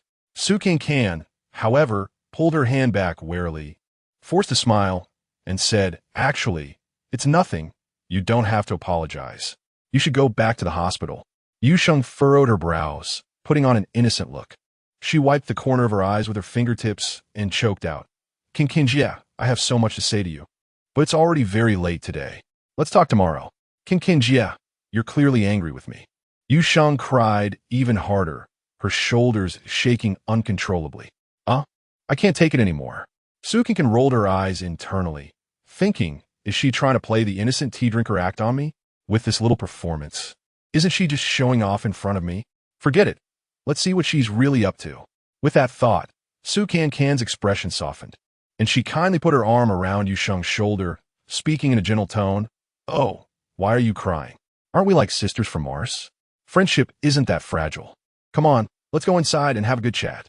Yu Sheng smiled through her tears. Cancan opened the door and helped Yu Sheng into the room. The room was still as simple as before. Cancan moved a chair for Yu Sheng to sit down while she casually sat on the edge of the bed. "Cancan, I'm really sorry. I'm so sorry." Yu Sheng sat down and began to sob again. Cancan felt quite impatient inside, but maintained the appearance of a sympathetic big sister on the outside. "All right, I already said you don't need to apologize. I know you were just waking up and weren't clear-headed. It's also my fault for speaking out of turn. It's all in the past now. No. I'm apologizing this time for hiding too much from you." Yu Sheng shook her head while crying. "Cancan, I shouldn't have kept things from you as a good sister. So, I want to confess everything to you." Upon hearing this, Cancan's eyes lit up. "So, you're here to confess to me? I need to hear this. What exactly have you been hiding?" Yu Sheng wiped her tears and continued, "I have indeed had plastic surgery. Moreover, I had it done to look like Cheng Dong." "Wow, you're even admitting to this. That's quite frank." Cancan pretended to be surprised. "I thought I misunderstood. While I was in the hospital, I regretted it. It was just a careless remark, but it made Dr. Shen so concerned. That was my fault for not considering your feelings." No, it's my problem. I should have been honest with you from the start." Yu Sheng sniffled. "Then why did you want to look like Cheng Dong?" Cancan smoothly asked this crucial question. "Come on, get to the point. I'm dying of curiosity." Yu Sheng lowered her head, taking on a shy demeanor.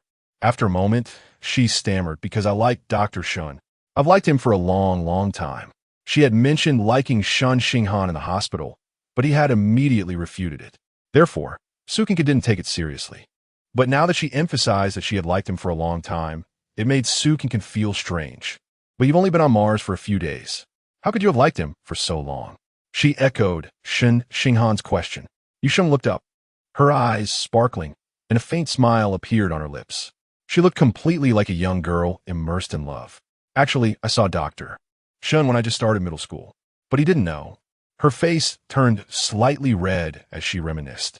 "I attended the affiliated middle school of the Aviation University. At that time, it was when the first batch of the Tianwen team successfully returned from Mars, and the whole country was celebrating. The school invited Cheng Dong to give a speech to the students.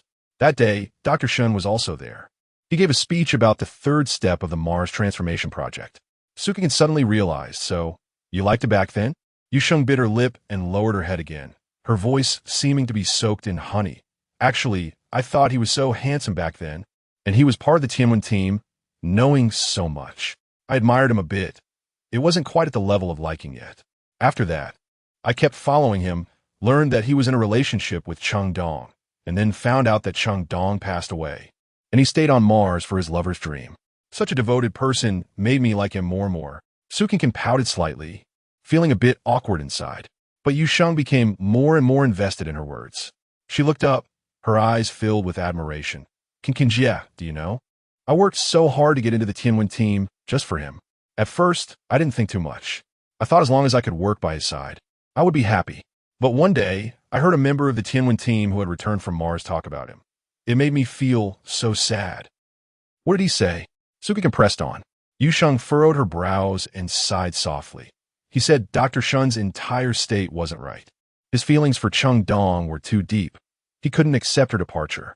He didn't want to interact with others at all, completely shutting himself off. Suki sighed as well, nodding. What he said is true. At that time, a bold idea suddenly popped into my head. Yusheng's eyes widened. Almost enchanted, I wanted to become the second Cheng Dong. The second Cheng Dong? Sukin stared at her incredulously. You want to be Cheng Dong's substitute? Exactly. Yusheng's tone was firm. I know this idea is too crazy. But once it took root, it became uncontrollable. Only then did I realize I had fallen madly in love with Shen Xinghan. I didn't mind being seen as someone else's substitute. I just wanted him to be happy, even if it meant the original me would completely disappear. So, you made yourself look like Cheng Dong? Yusheng nodded, not just plastic surgery. I also collected all her information, mimicked her tone of speech, walking posture, habitual expressions. Gradually, I even became accustomed to it. Sometimes I even felt like I was the rebirth of Cheng Dong. Chapter 82.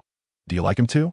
Originally, my plan was to smoothly join the Tianwen team as a third batch member after graduating from university and land on Mars. That way, I could be by his side every day. But when I heard about the Mars resident event, I couldn't wait any longer. I was eager to meet him in advance. Yusheng continued excitedly. So, you imitated Cheng Dong in front of Dr. Shen, hoping he would mistake you for Cheng Dong? Sukin asked. Yusheng's previously passionate gaze suddenly dimmed. She sighed gently and said, I thought he would be happy to see someone who looked almost exactly like Cheng Dong. He would transfer his feelings for Cheng Dong onto me. I hope he could see me as Cheng Dong. That way, I could be with the person I've long admired. And he wouldn't be gloomy all day anymore. But you didn't expect that the result was exactly the opposite. Sukin preemptively expressed Yusheng's regret. Yusheng furrowed her brows and nodded, her tone disheartened. Yes, the reality is just the opposite of what I imagined. He not only didn't like me, but seemed to hate me even more. After saying that, tears of grievance welled up in Yusheng's eyes again. She was completely in the state of a lovesick little girl. Sukin looked at her steadily and suddenly felt a bit pity for her. Wanted to offer her some guidance. Many years ago, I liked strawberries, but strawberry juice, strawberry cake, and strawberry jam were all unacceptable. Because what I liked was just strawberries. Sukin stared into Yusheng's eyes and said slowly, you know, Cheng Dong is Shen Xinghan's beloved. Even after her death, he finds it hard to forget her. And for Shen Xinghan, the only person he loves is Cheng Dong. No matter how much someone else resembles Cheng Dong, even if they are identical. If they're not Cheng Dong, they're not the person he loves. Don't you understand this principle? Yusheng stopped crying and looked at Su Cancan with wide, misty eyes. Su Cancan continued to analyze. Your sudden appearance might initially surprise him, even confuse him. Like when you wear Cheng Dong's clothes and stand in Cheng Dong's room. It might lead him to think Cheng Dong has come back for a moment. But that would only be temporary. Dr. Shen is a rational person. He wouldn't believe in the rebirth of Cheng Dong, and your deliberate imitation. Once he comes to his senses, will only increase his dislike for you. Yusheng pouted and shed a few more tears, then nodded. Yes, Sister Cancan, you're right. What should I do now? I really like him. This question stumped Su Cancan, judging by Shen Xinghan's demeanor. He should be thoroughly disgusted with Yusheng. Besides, he is so infatuated that it's impossible for him to transfer his feelings to someone else. For some reason, thinking about this made Su Cancan's mood less than pleasant. But Yusheng seemed to have grasped the lifeline and had no intention of letting go. Sister Cancan, please help me. Yusheng started to sob again. Even if he couldn't possibly like me, I don't want him to hate me. Please help me. What should I do? Su Cancan secretly rolled her eyes, thinking, you show up every day with Cheng Dong's face, and he knows you did it intentionally. How could he not dislike you? At that moment, Yusheng suddenly wobbled to her feet, then lunged forward and fell at Su Cancan's feet, tightly grabbing her hand. Sister Cancan, please, help me, okay? I beg you. Yusheng cried. Su Cancan was truly startled this time and hurriedly supported her. Slow down, your foot. Oh, sit down and talk slowly. Don't get too excited. I want to help you too, but I don't know what to do. Sister Cancan, can you help me explain to him? Okay, I beg you. I can see that he treats you well. He listens to what you say. Yu Sheng even knelt on one leg on the ground, pleading desperately. Huh? I'm just an ordinary friend of Dr. Shen. Sukikin weakly explained. He hardly interacts with anyone from the Tianwen team. You being able to become his friend is already extraordinary. Yu Sheng cried, still not letting go of her hand. Sukikin blinked and suddenly realized that what Yu Sheng said made logical sense. She found herself unable to refute it. How about this? I'll try to help you explain things to Dr. Shen. However, I can't guarantee that he will listen to me. Sukikin decided to buy some time. Yu Sheng finally let go of her hand and broke into a smile. Sister Cancan, thank you so much. Ha! Sukikin awkwardly laughed a couple of times, rubbed her hand that was hurt from being grabbed, and emphasized again, I can only try, so don't get your hopes up too high. Yu Sheng raised her face and suddenly said meaningfully, what Sister Cancan says should carry weight with Dr. Shen. Oh, you really think highly of me. Sukikin self-deprecatingly said, you came late and didn't see how much he annoyed me at first. Then Sister Cancan is truly impressive to change Dr. Shen's attitude so much in such a short time. Hearing her say this, Sukikin couldn't help but frown. Why does that sound so sarcastic? Is she implying that she used some kind of trick? But before Sukikin could figure it out, Yu Sheng unleashed a big move. She looked at Su Cancan with a smile and suddenly asked, Sister Cancan, do you also like him? Su Cancan was taken aback, her head snapping up to look at Yu Sheng, then shaking her head like a rattle drum. What are you talking about? How can I like that big iceberg of his? He is really not my type. After saying that, Su Cancan herself felt that her acting was too exaggerated. Really don't like him? Yu Sheng's eyes were innocent, but seemed to have a penetrating quality that made Su Cancan feel nervous and guilty. Oh, I don't like him. Su Cancan feigned a light laugh and waved her hand. Although he is good-looking, what do I do? There are plenty of handsome male celebrities in the entertainment industry. I'm used to seeing good-looking guys every day. All right, then it's settled. Yu Sheng smiled sweetly and revealed her little tiger tooth. Su Cancan was confused, blinking and asking, What is settled? We agreed that you cannot compete with me for Shen Xinghan. Yu Sheng said word by word, as if announcing a rule. If you steal him. The next scene will be just like Cheng Dong. Su Cancan was completely stunned. Looking at the seemingly innocent girl in front of her, her back chilled. Is she cursing her? What? Are you scared? Yu Sheng struggled to support herself with her hands, her gaze suddenly becoming aggressive. Su Cancan couldn't help but shiver and shrank back a bit. But since the conversation had reached this point, she had to swear, I absolutely cannot like Shen Xinghan. If I compete with you, I would meet a bad end. All right? Ha. Yu Sheng leaned forward and gave Su Cancan a warm hug. Sister Cancan, I was just joking with you. Su Cancan gritted her teeth, thinking that if it weren't for her injured foot, she would definitely push her away with force. Chapter 83. The gift from my goddaughter that night. Yu Sheng returned to the hospital under the escort of the doctor. Meanwhile, Su Cancan lay on her lavender pillow, tossing and turning over the oath she made in a moment of impulse. Why did I agree to her? Why did I have to make such a vow? Su Cancan flipped over, frowning and muttering. I really got scared by her, even cursing myself. Then, she flipped back like a pancake and comforted herself. It's fine. Anyway, I won't fall for the emotionless doctor. That vow was just made out of loneliness. However, the emotionless doctor hasn't been so annoying lately. He's actually quite gentle and considerate. Su Cancan suddenly sat up with a start, shaking her head vigorously. No, just like Kevin said, there's absolutely no outcome between us. I can't like him. Absolutely not. Thus that night, Su Cancan was destined to be unable to sleep. The dust storm had caused several minor leaks in the sky dome, so the next day, Zhou Ziqi took the members of the Tianwen team and the robots to fix them one by one. As a result, the reality show filming was also forced to be interrupted. Director Su gave everyone a day off for free activities. Su Cancan had breakfast with Cheng Yi and Su Fufang in the base cafeteria. She noticed that Cheng Yi seemed to have awakened after experiencing the dust storm. While Su Fufang stirred the porridge for Cheng Yi, she said with a teasing tone, he really got awakened by this dust storm. When everyone was in a panic, he suddenly understood everything and even started to educate everyone on the knowledge of Martian dust storms. He suddenly seemed just like a normal person. Cheng Yi was just pretending, taking advantage of the dust storm to quickly return to normal. Speaking of this, Su Fufang blew on the porridge again and then placed it in front of Cheng Yi. Cheng Yi was in great spirits, smiling at Su Cancan and said, Cancan, you don't know, when your aunt and I were designing the Sky Dome, we specifically did a lot of research on Martian dust storms. Yesterday, seeing our Sky Dome safe and sound in such a huge dust storm, I was really relieved. This shows that our research results can withstand the test.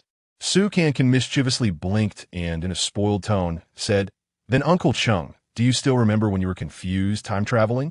Cheng Yi laughed meaningfully and glanced at Su Fufang, saying, I vaguely remember Dong Dong and Xinghan got married. I thought it was just a dream. Last night, your aunt told me, and I found out that it was actually you and Xinghan who got married, haha. Just as he was saying this, Shen Xinghan happened to walk over with soy milk and fried dough sticks. Su Cancan glanced at him, and her face turned red instantly. Uncle Cheng, you need to clarify. Su Cancan hurriedly corrected, I only played the role of Cheng Dong. That wedding was fake. Who married him? The last sentence. Her voice got lower and lower, and she even lowered her head. Clearly, she was embarrassed. Shen Xinghan had already sat down, hearing Su Cancan talking about marriage. He also realized they were discussing the wedding and felt a bit awkward. However, Su Fufang smiled and put her arm around Shen Xinghan's shoulder, teasing Su Cancan on purpose. Cancan, what's wrong with our Xinghan? How come he doesn't measure up to you? Su Cancan had just taken a sip of soy milk and almost spat it out. What were they trying to do? Randomly pairing them up? Forcing a CP? Cough, cough, cough. The soy milk got stuck in her throat, and Su Cancan bent over, coughing nonstop. Seeing this, Shen Xinghan hurriedly said, Uncle, Aunt, please stop joking around. All right, let us not be too old-fashioned. Cheng Yi gently patted Su Fufang's hand, saying, The matter we discussed last night. Shouldn't we tell Cancan? Su Fufang looked around. Such an important matter. Are we talking about it in the cafeteria? Cheng Yi smiled. This is the cafeteria of the Tianwen team base, a cafeteria on Mars. Isn't that enough level? Besides, just in time Xinghan is here. Su Cancan and Shen Xinghan were both confused, not knowing what these two were hinting at. Su Fufang affectionately took Su Cancan's hand, smiling at her. Cancan, although your wedding with Xinghan was fake, we watched it with tears and laughter. It really felt like we were marrying off a daughter ourselves. Reflecting back on it, from Earth to Mars, our interactions over this past month have been very harmonious. When people see eye to eye, that's fate. Last night, your Uncle Cheng kept saying, if only we had a daughter like you. I said, why don't we two old folks be a bit thick-skinned and take you as our goddaughter? I wonder if you would be willing? Su Cancan was first taken aback, then smiled and nodded, eagerly saying, I'm willing. 120% willing. Oh, actually, I've already considered you as my parents in my heart. You know, I've never had a dad and my mom. Oh, let's not talk about it. Anyway, you are even better to me than my biological parents. If I can recognize you as my godparents, it would be my blessing. Cheng Yi then turned to Shen Xinghan, smilingly asking, Xinghan, what is your opinion? Shen Xinghan was stunned. Logically speaking, the matter of Cheng Yi and Su Fufang taking Su Cancan as their goddaughter had nothing to do with him. Cheng Yi asking for his opinion should be because he was almost their true son-in-law, so they were being considerate. But the current situation was that both parties were very willing, and he couldn't say a word against it. Moreover, during these days of interaction, he had also gotten to know Su Cancan and thought she was a kind-hearted girl. He felt at ease with such a person being close to Cheng Yi and his wife. So, Shen Xinghan smiled faintly and said, I have no objections, Congratulations. Cheng Yi smiled at Su Fufang and said, Since everyone has no objections, let us quickly give our goddaughter her gift. Su Cancan's eyes widened. There's a gift? Of course, there is no way to take a goddaughter for free. We need to have a sense of ceremony. Su Fufang said, taking out a small box made of big red velvet from her pocket. She opened the box and took out a crystal-clear jade bracelet. And before Su Cancan could react, she slipped it onto her wrist. Just the right size. It's destined to be yours. Su Fufang gently stroked Su Cancan's hand, smiling with her eyes squinted. But Shen Xinghan, on the side, was staring at the bracelet, his eyes wide in shock. This bracelet. He pointed at Su Cancan's hand, looking at Su Fufang. wanted to say something but hesitating. Su Cancan, however, blinked her eyes, then covered the bracelet with her hand, puffing up her cheeks at Shen Xinghan. What's wrong? This is a gift from my godparents, You're not allowed to have any objections. Ha ha. Cheng Yi and Su Fufang were both amused by her adorable little appearance. Meanwhile, Shen Xinghan looked at them with a face full of astonishment and confusion. Cheng Yi smiled and nodded at him, meaningfully saying, That's right, that's exactly what we mean. Chapter 84. A brief warmth, Shen Xinghan glanced at Su Cancan's wrist again, then lowered his head to continue eating. From that moment on, until he finished his breakfast, he wore a heavy expression, not saying another word.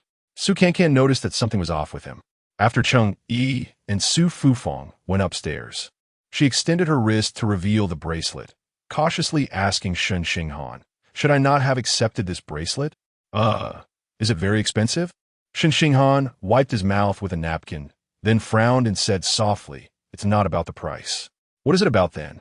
Su Cancan asked, her eyes wide with curiosity. Actually, it's nothing much. You're making me anxious. Su Cancan raised her voice, naturally reaching out to push him, but halfway through, she withdrew her hand. Shen Xinghan's icy demeanor still made her somewhat apprehensive.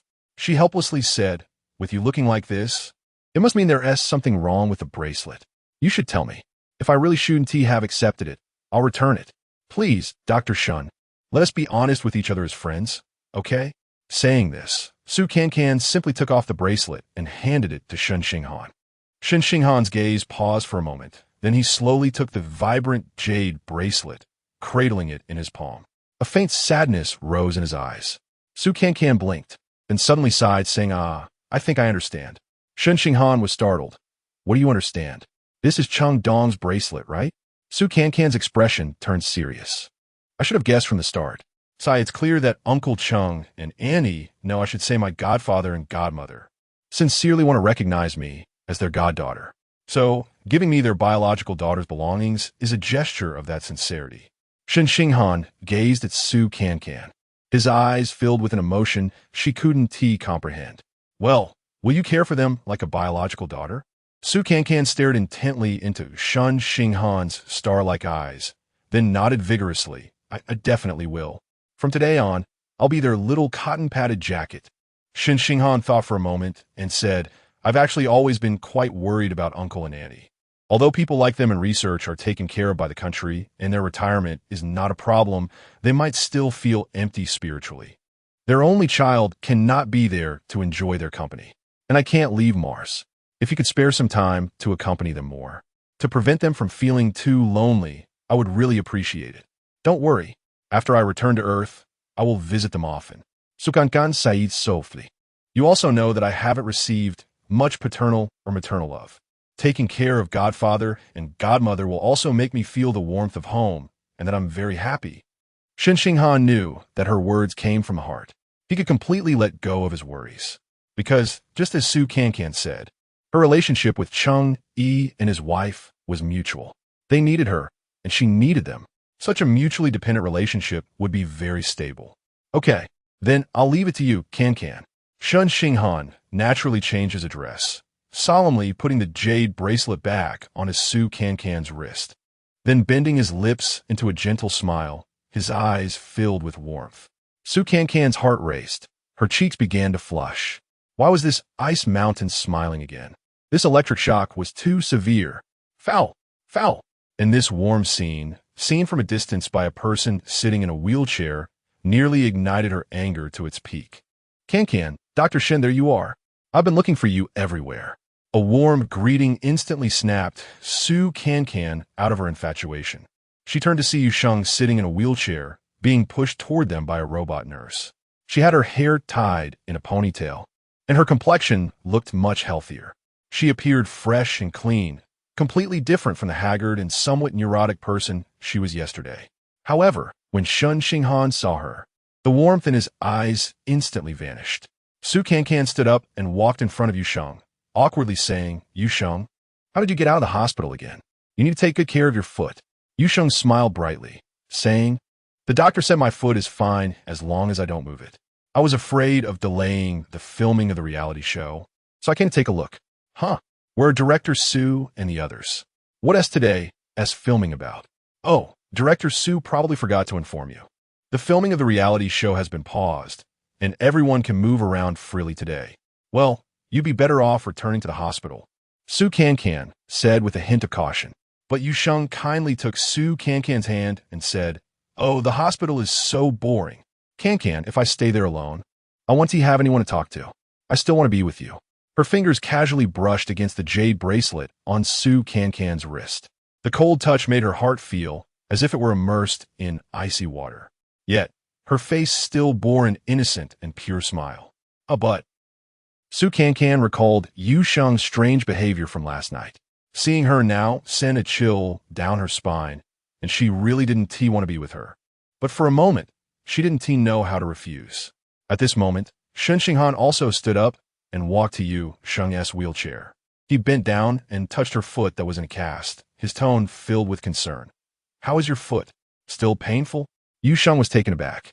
A wave of sourness surged in her heart. Was he really concerned about her? This feeling was so warm. But why was that? He was so angry last night. She looked up at Sue Cancan, and it seemed she found the answer. It must be that Sue Cancan had told him what she said last night.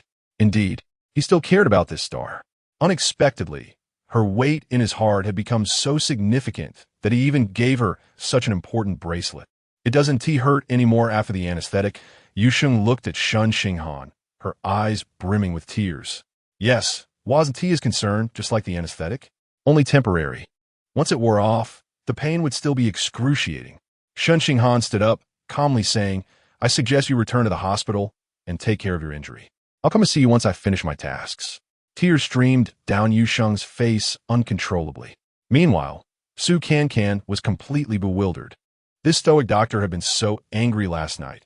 Why had his attitude towards Yusheng changed so much today? Oh, by the way, those 2 saplings you helped me save are still quite valuable. Thank you, Shen Xinghan continued. Yusheng looked up at him, her tear-filled eyes gazing at Shen Xinghan. Really? You're not angry with me anymore? My attitude yesterday wasn't good, so I apologize, Shen Xinghan said calmly. Don't overthink it. Be good and return to the hospital to take care of your injury. Yusheng nodded through her tears. Indeed, once the anesthetic wore off, it might hurt even more. But this moment of warmth was something she was very reluctant to let go of. Thus, Yusheng returned to the hospital with the assistance of the robot nurse. Sue Cancan looked at Shen Xinghan and suddenly realized that his gaze toward Yusheng's departing figure had turned cold again. Chapter 85, When You Were the Younger Sister After Yusheng Left. Sue Cancan couldn't hold back her curiosity any longer and asked Shen Xinghan, "Oh, when did you start caring about Yusheng so much? You even went to visit her. How did your attitude change so quickly overnight?" Shen Xinghan looked at Sue Cancan, his expression suddenly becoming serious. "Cancan, listen to me. Keep her distant from her during this time. Don't provoke her. And don't alert the snake by hitting the grass." Alert the snake by hitting the grass? Sue Cancan's eyes widened. Do you know something about Yusheng? Shen Xinghan shook his head. I'm just guessing. But we should know the result in a few days. So, you must be careful when interacting with her during this time. Oh, okay. Sue Cancan suddenly widened her eyes, looking at Shen Xinghan with a smile. Did you just call me Cancan? Why aren't you calling me Miss Sue anymore? Shen Xinghan's fair face flushed slightly, and he lowered his head, awkwardly saying, I just thought, now that you're wearing this bracelet, you're different.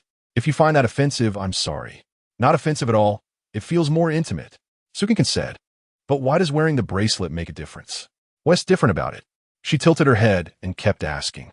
Shen Xinghan raised his head, looking straight at Sue Cancan, took a deep breath as if he had made a significant decision in his heart. Wearing this bracelet means you are the goddaughter of my uncle and aunt. To me, they're almost like my biological parents. So, in my heart, I've already regarded you as my godsister. Godsister? Sue Cancan frowned, feeling inexplicably uncomfortable. Who wants to be a younger sister? Moreover, his logic is obviously wrong. He is clearly the son-in-law of the Chung family. She is their goddaughter, so by this reasoning, she should be. Thinking of this, Sue Cancan's face turned redder. She couldn't help but scold herself for thinking too much. It's already a miracle that this big iceberg, this stoic doctor, would voluntarily acknowledge her as a sister. Seeing her expression change, Shen Xinghan grew a little nervous as she didn't respond to him. If you think my thinking is too abrupt. No, no. Su Cancan quickly waved her hand. Having more brothers is great. I only have a younger brother and have never experienced what it's like to have an older brother.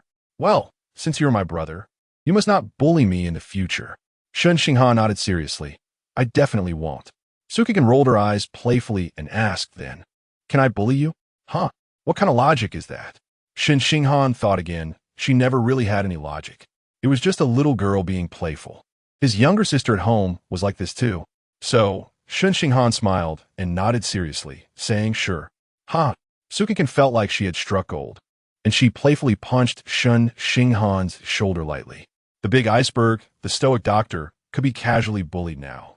Shen Xinghan widened his eyes, completely not understanding what just happened. Why did he suddenly get punched for no reason? After Su Cancan withdrew her fist, she saw Shen Xinghan looking confused and felt a bit embarrassed. I just wanted to try. She weakly shook her fist and awkwardly scratched the floor with her toes. Oh. Shen Xinghan didn't know what else to say. Thinking it was better to leave, I'm going to the laboratory now. Okay, then I won't disturb you.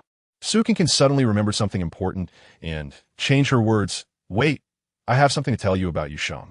Yes, after talking so much nonsense. She almost forgot the main point. Then, come with me to the laboratory. There's no one else there, so it'll be more convenient to talk. Sure. It was Su Cancan's first time entering the laboratory building. She saw that each electronic door of the rooms had a nameplate with one or more names on it. Shen Xinghan led her to the door of the laboratory with only his name on it, pressed a button, and the door opened automatically. Su Cancan walked in and saw 2 small saplings in a container at first glance. Are you researching these 2 saplings? Su Cancan asked, pointing at the container. Shen Xinghan nodded and said, although Yu Sheng's way of doing things is not commendable, I have to admit she has helped me a lot.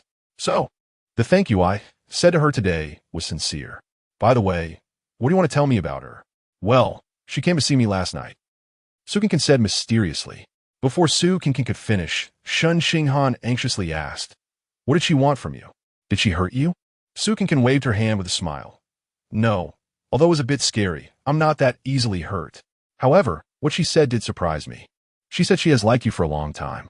Also, she admitted to having undergone plastic surgery, saying she wanted to look like Cheng Dong because she likes you so much and wants to replace Cheng Dong to stay by your side. Then, Su Cancan recounted everything Yu Sheng said last night to Shen Xinghan in detail. After listening, Shen Xinghan frowned, thinking for a moment before shaking his head and saying, she still hasn't told the truth. But her words tied everything together from before. There doesn't seem to be any loopholes. There are still loopholes. Shen Xinghan's eyes turned cold. If what she said is true, that she likes me, then how could she harm Xingzai? I didn't think of that.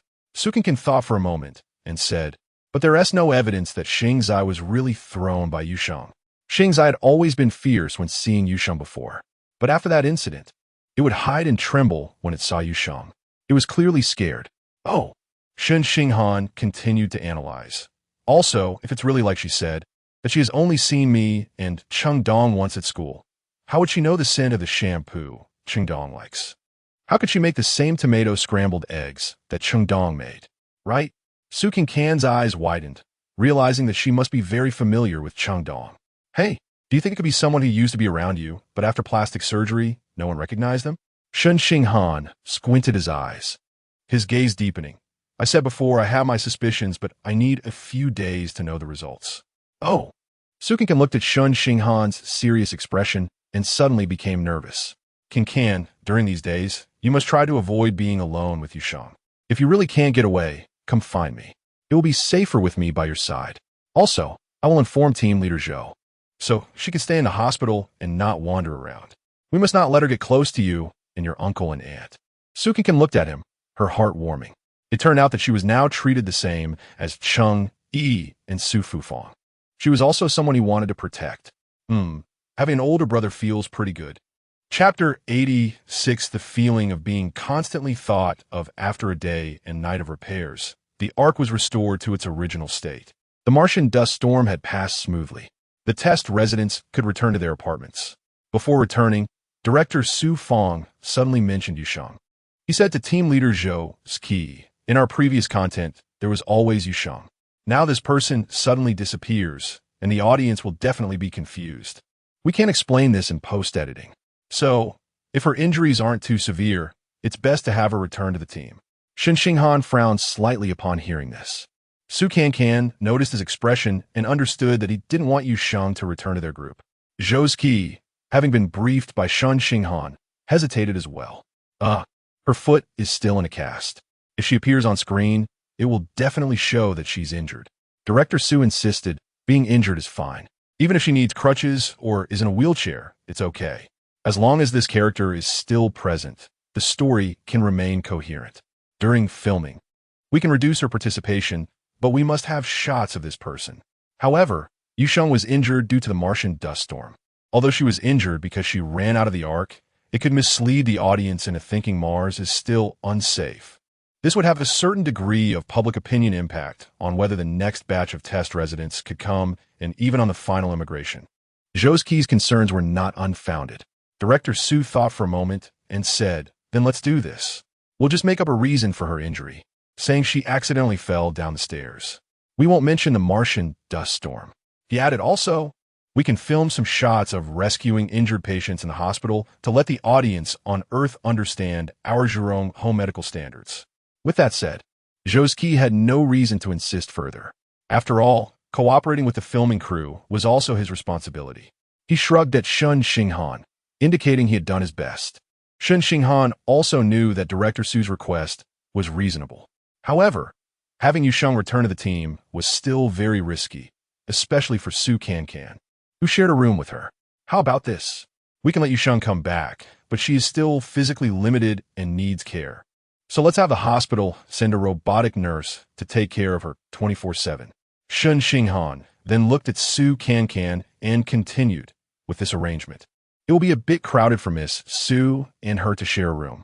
Instead, I can give my room to Miss Su, and I'll sleep on the floor in my uncle and aunt's room." Su Cancan looked at Shen Xinghan, feeling warm in her heart. She knew he was protecting her. Director Su naturally had no objections to these accommodation details. Soon, they reached an agreement. Finally, he suggested everyone take a car to the hospital to film some shots of taking Yusheng into the hospital and then filming her discharge. Before getting into the car, Shen Xinghan stood behind Su Cancan and quietly leaned in to whisper, "Stay close to me." Su Cancan turned around to meet his concerned gaze, feeling the flutter of a small deer in her heart again. The feeling of being thought of and cared for was so wonderful. She softly responded, slightly leaning her body closer to him. "Yes, it really feels safe." Yusheng was very happy to learn that she wouldn't have to stay in the hospital any longer and was more than willing to cooperate with Director Su's filming requests. However, every time she saw Su Cancan and Shen Xinghan inseparable, she felt unhappy, especially the jade bracelet on Su Cancan's wrist, which felt like a knife stabbing her heart. After the filming ended, the robotic nurse pushed Yusheng, who was in a wheelchair, onto the car. Shen Xinghan drove, and Su Cancan naturally sat in the passenger seat. Yusheng, sitting behind them, looked at their backs, not showing any outward signs, but her heart was bleeding. When the car stopped at the apartment entrance, everyone got out one after another. Wu Tianming wanted to help Yusheng, but was politely declined by her with a smile. "Thank you, Dr. Wu, but let the nurse handle it. She knows what to do." Wu Tianming thought about it and agreed. After all, the robotic nurse was professional, and he didn't want to cause any trouble. So he also got out of the car. Yusheng was the last to get out and lingered for a few minutes, but no one paid much attention. After all, it was understandable that she was slow getting out due to her limited mobility. However, just as the robotic nurse pushed Yusheng through the building door, she suddenly furrowed her brow, biting her lip tightly. Her little face turned pale as paper, and fine beads of sweat appeared on her forehead. Finally, she couldn't help but let out a groan. Zhou Ski heard this and hurried over, asking with concern, "Yusheng, what's wrong?" "It's nothing." Yusheng forced a smile, but it was very painful. The robotic nurse explained, "It should be the effects of the anesthetic. Since the anesthetic can affect wound healing, we try to reduce the dosage a little every day." She has been very strong and never complained of pain. Shen Xinghan and Su Cancan exchanged glances. remaining silent because they couldn't tell which of Yu Sheng's conditions were real and which were feigned. Unaware of anything, Wu Tianming stepped forward and said, I brought some painkillers I developed myself. This medicine works quickly and has no side effects. I thought, in case of injuries on Mars, it could be used as an emergency measure. Let me go back to my room and get it for you. Saying that, he quickly walked into his room. Yu Sheng, under everyone's care, returned to her original room. Su Cancan briefly explained to her the reason for moving to Shen Xinghan's room. Yu Sheng realized that Su Cancan had become wary of her and didn't ask any further questions. The two former Martian sisters silently understood each other. Wu Tianming brought the medicine, gave Yu Sheng 2 pills, and advised her to rest well. Yu Sheng cooperatively lay down. Just as everyone was about to go back to their respective rooms, Wu Tianming suddenly asked Zhou's key, team leader Zhou, do you have any plans to go out of the Ark recently? I want to collect some soil elements from the area that the dust storm passed over. There might be new findings. Before Zhou's key could answer, Shen Xinghan spoke up. I plan to check the experimental fields tonight. You can come with me. Great. It's settled then. Shen Xinghan helped Su Cancan move her luggage to his room and couldn't help but remind her, if Yu Sheng comes to ask you for help again, to say you don't know anything about medical knowledge and let the robotic nurse handle everything. Okay? If you really can't refuse, come find me. In short, try to avoid being alone with her. Su Cancan smiled and nodded, got it. Big doctor, you've reminded me many times already. When did you become so talkative? Shen Xinghan frowned. I might be too nervous. I always feel like she might do something extreme. Well, since you're so worried about me, take me with you to the experimental fields. You can protect me yourself. Su Cancan teased, winking at him. Shen Xinghan hesitated for a moment and said, That's not impossible, but then it would only leave her with my uncle and aunt in this room. I'm worried. Su Cancan thought for a moment and said, I can ask Kevin to come over and chat with my uncle and aunt. A person who can't stand upright definitely can't outmatch my strong sister. As she spoke, she even mimicked a fighting gesture. Shen Xinghan was amused by her exaggerated performance and softly said, Okay. Chapter 87 Don't be afraid. I'm here as night fell. The brightly lit sky above the dark Martian surface resembled a music box with a glass sphere hiding enchanting scenery. However, Shen Xinghan's car was getting farther away from this beautiful glass sphere. The car stopped near the experimental field. Just as the three of them were changing into their spacesuits and preparing to get out, the communication system inside the car suddenly rang. This meant that someone inside the sky needed to contact them. Shen Xinghan quickly answered. The voice coming from the car was Zhou Ziqi's, sounding very anxious. Dr. Shen, you need to bring Dr. Wu back quickly. Yu Sheng took his medication and is now experiencing headaches and nausea. She just fainted again. We sent her back to the hospital. What? Wu Tianming's eyes widened, his naturally curly hair seeming to stand on end. How is that possible? I have conducted countless experiments with that medication, and there are absolutely no side effects. Hearing his voice, Zhou Ziqi hurriedly replied, It might be that everyone's constitution is different. Dr. Wu, you need to come back quickly. Our doctors are unsure about the components of your medication and are reluctant to treat her easily. Okay. I'll return immediately. Wu Tianming knew that now was not the time to argue about whether his medication had side effects, but rather to quickly return and assist the doctors in formulating a treatment plan for Yu Sheng. Shen Xinghan understood this as well and said to Wu Tianming, In that case, I'll take you back first, and then I'll go to the experimental field. His tone was calm, unlike Wu Tianming's nervousness. Suki can sense that he is skeptical about everything concerning Yu Sheng right now. Wu Tianming furrowed his thick brows and said, Dr. Shen, I could drive too. How about you lend me the access card? I'll go back myself and arrange for someone else to pick you up. This way, it won't delay anything. Shen Xinghan found this approach feasible. So, he nodded, handed the access card to Wu Tianming, and reminded him to send someone to pick them up in 2 hours. Shen Xinghan and Su can get out of the car and watch Wu Tianming return. Then, Shen Xinghan tied the two of them together at the waist to prevent Su Cancan from getting lost. Su Cancan closely followed behind Shen Xinghan, admiring his tall and straight back, feeling delighted and unconsciously smiling. Do you think Yu Sheng really has something going on? Or is she just trying to pull some tricks again? Su Cancan could try to make conversation. Shen Xinghan's answer was simple. It doesn't matter. Su Cancan didn't understand. Even if she is causing trouble, it wouldn't be directed at Dr. Wu. And since we are far away from her, nothing will happen. Haha, that's true. I don't care about her at all. I only care about those little saplings in the experimental field. Huh, aren't we there yet? Shen Xinghan suddenly stopped, causing Su Cancan to bump into him due to his abrupt halt. Wow, why did you? Su Cancan was about to complain when she suddenly noticed that Shen Xinghan was staring straight ahead, motionless. Seeing the familiar large rock not far ahead and the empty Martian surface around it, Su Cancan suddenly realized this was the original experimental field. It seemed that those little saplings had been ruthlessly uprooted by the Martian dust storm, with none surviving. Su Cancan recalled those vibrant, green lives and couldn't help but feel a pang of heartbreak. Well, we can start over. Although those little saplings are a pity, that's their fate.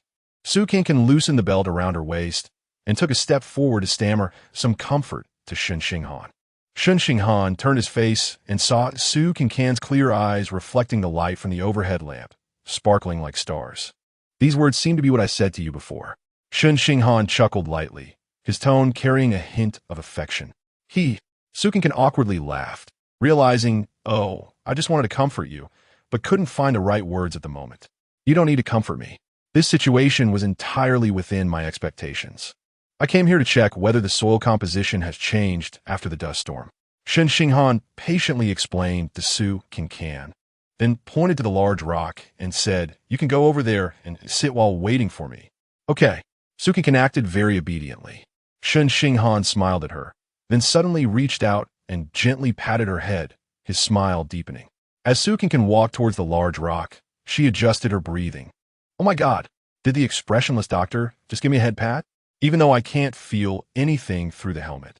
Just that action and that smile are so powerful. Is he trying to take my life? She took 3 deep breaths, but still felt dizzy. Am I really this pathetic? After all these years in the entertainment industry, what kind of handsome guys haven't I seen? Why am I losing my resistance to this expressionless doctor?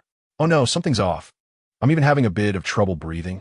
Damn, why am I being so infatuated? The next moment, Su Cancan's eyes widened, her heart suddenly racing. She indeed felt difficulty in breathing, and this wasn't just a psychological effect from her infatuation with Shen Xinghan, but a real physiological response. Just then, she suddenly heard a beeping sound in her ears. A line of red text appeared on her visor.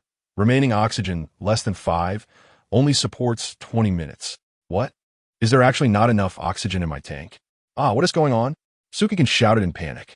Shen Xinghan, who was checking the soil with instruments, was startled and quickly asked, what is wrong, Cancan? At the same time, he ran towards Su Cancan.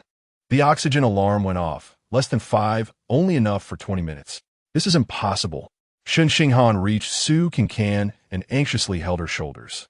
This had never happened before. That's right. Although the suits we are wearing aren't the kind for long-term spacewalks with recyclable oxygen, the oxygen tank on our backs should provide at least 6 hours of oxygen for adults. So, it was more than enough for him to tell Wu Tianming to send someone to pick them up in 2 hours. Moreover, these spacesuits are made with advanced technology, and the chance of malfunction is only 1 in 10,000.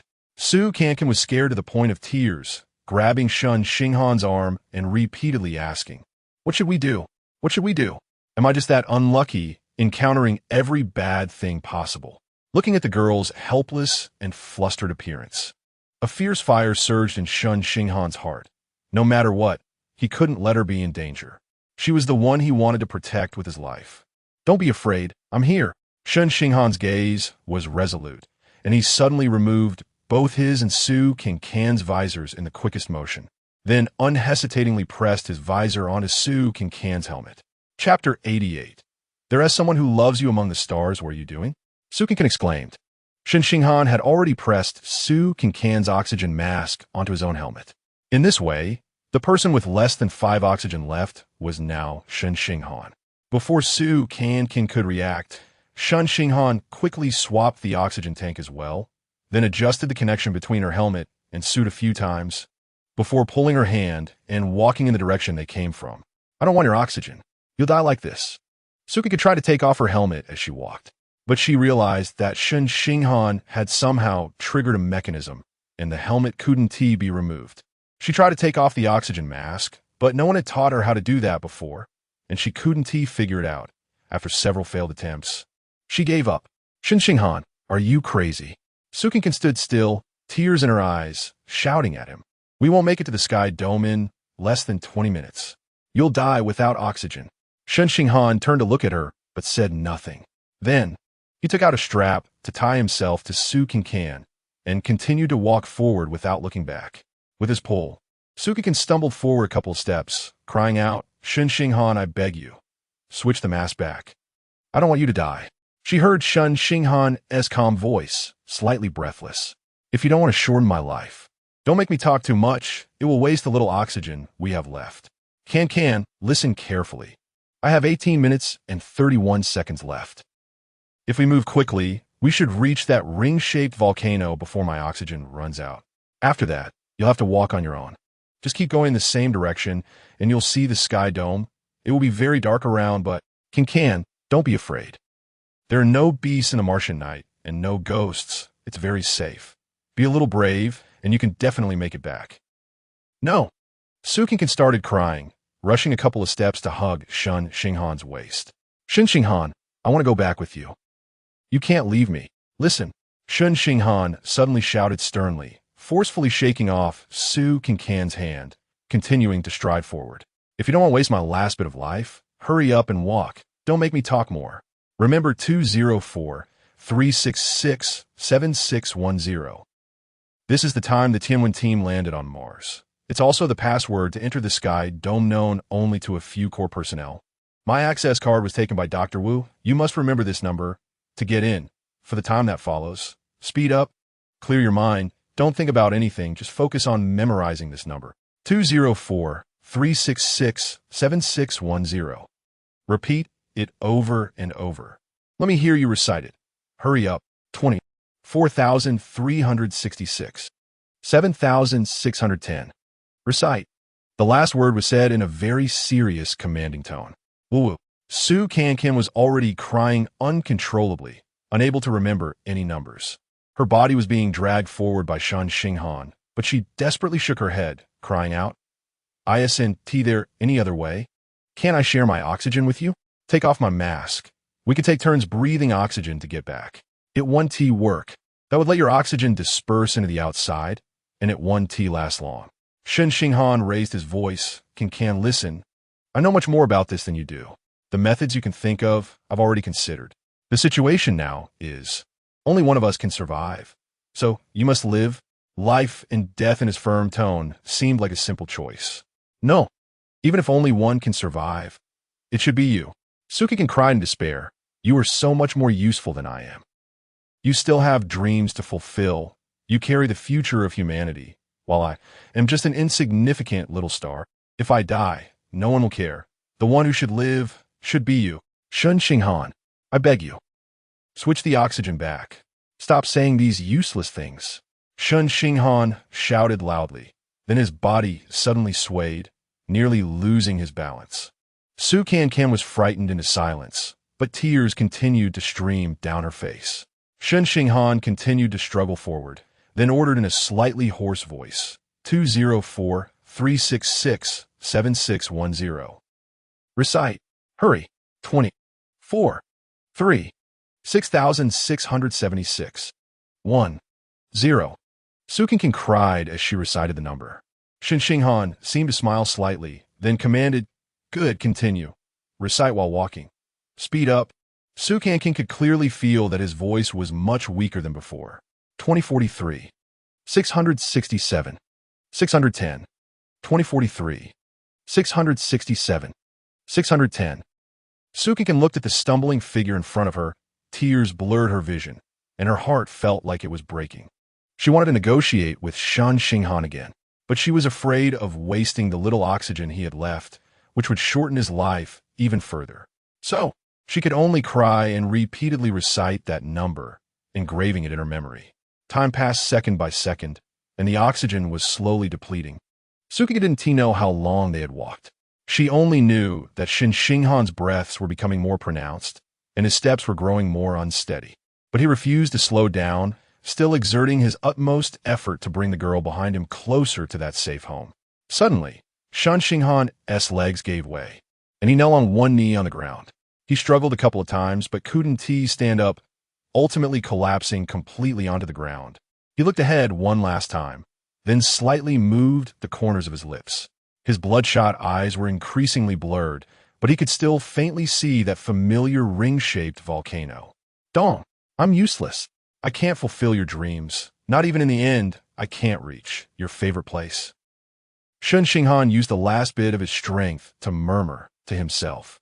But perhaps these words were only spoken in his heart, for at this moment, he had begun to lose consciousness. Suddenly, a desperate cry jolted his fading awareness back. Shen Xinghan, wake up. You can't die. Let me die, okay? I'm just someone unloved and unwanted. If I die, no one will be sad. But you are different. You are the pride of heaven. You still have so much to do. So many people love you. Tell me. How to take off the mask, okay? Let me give you my oxygen. Shen Xinghan struggled to open his eyes. Seeing Cancan kneeling beside him, crying and frantically grabbing at her own oxygen mask. Cancan.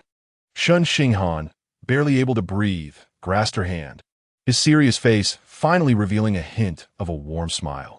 Don't forget that snails have dreams too. Return Earth and start your brilliant star path. You will definitely become that big star that the whole world watches. And also, don't say you are unloved.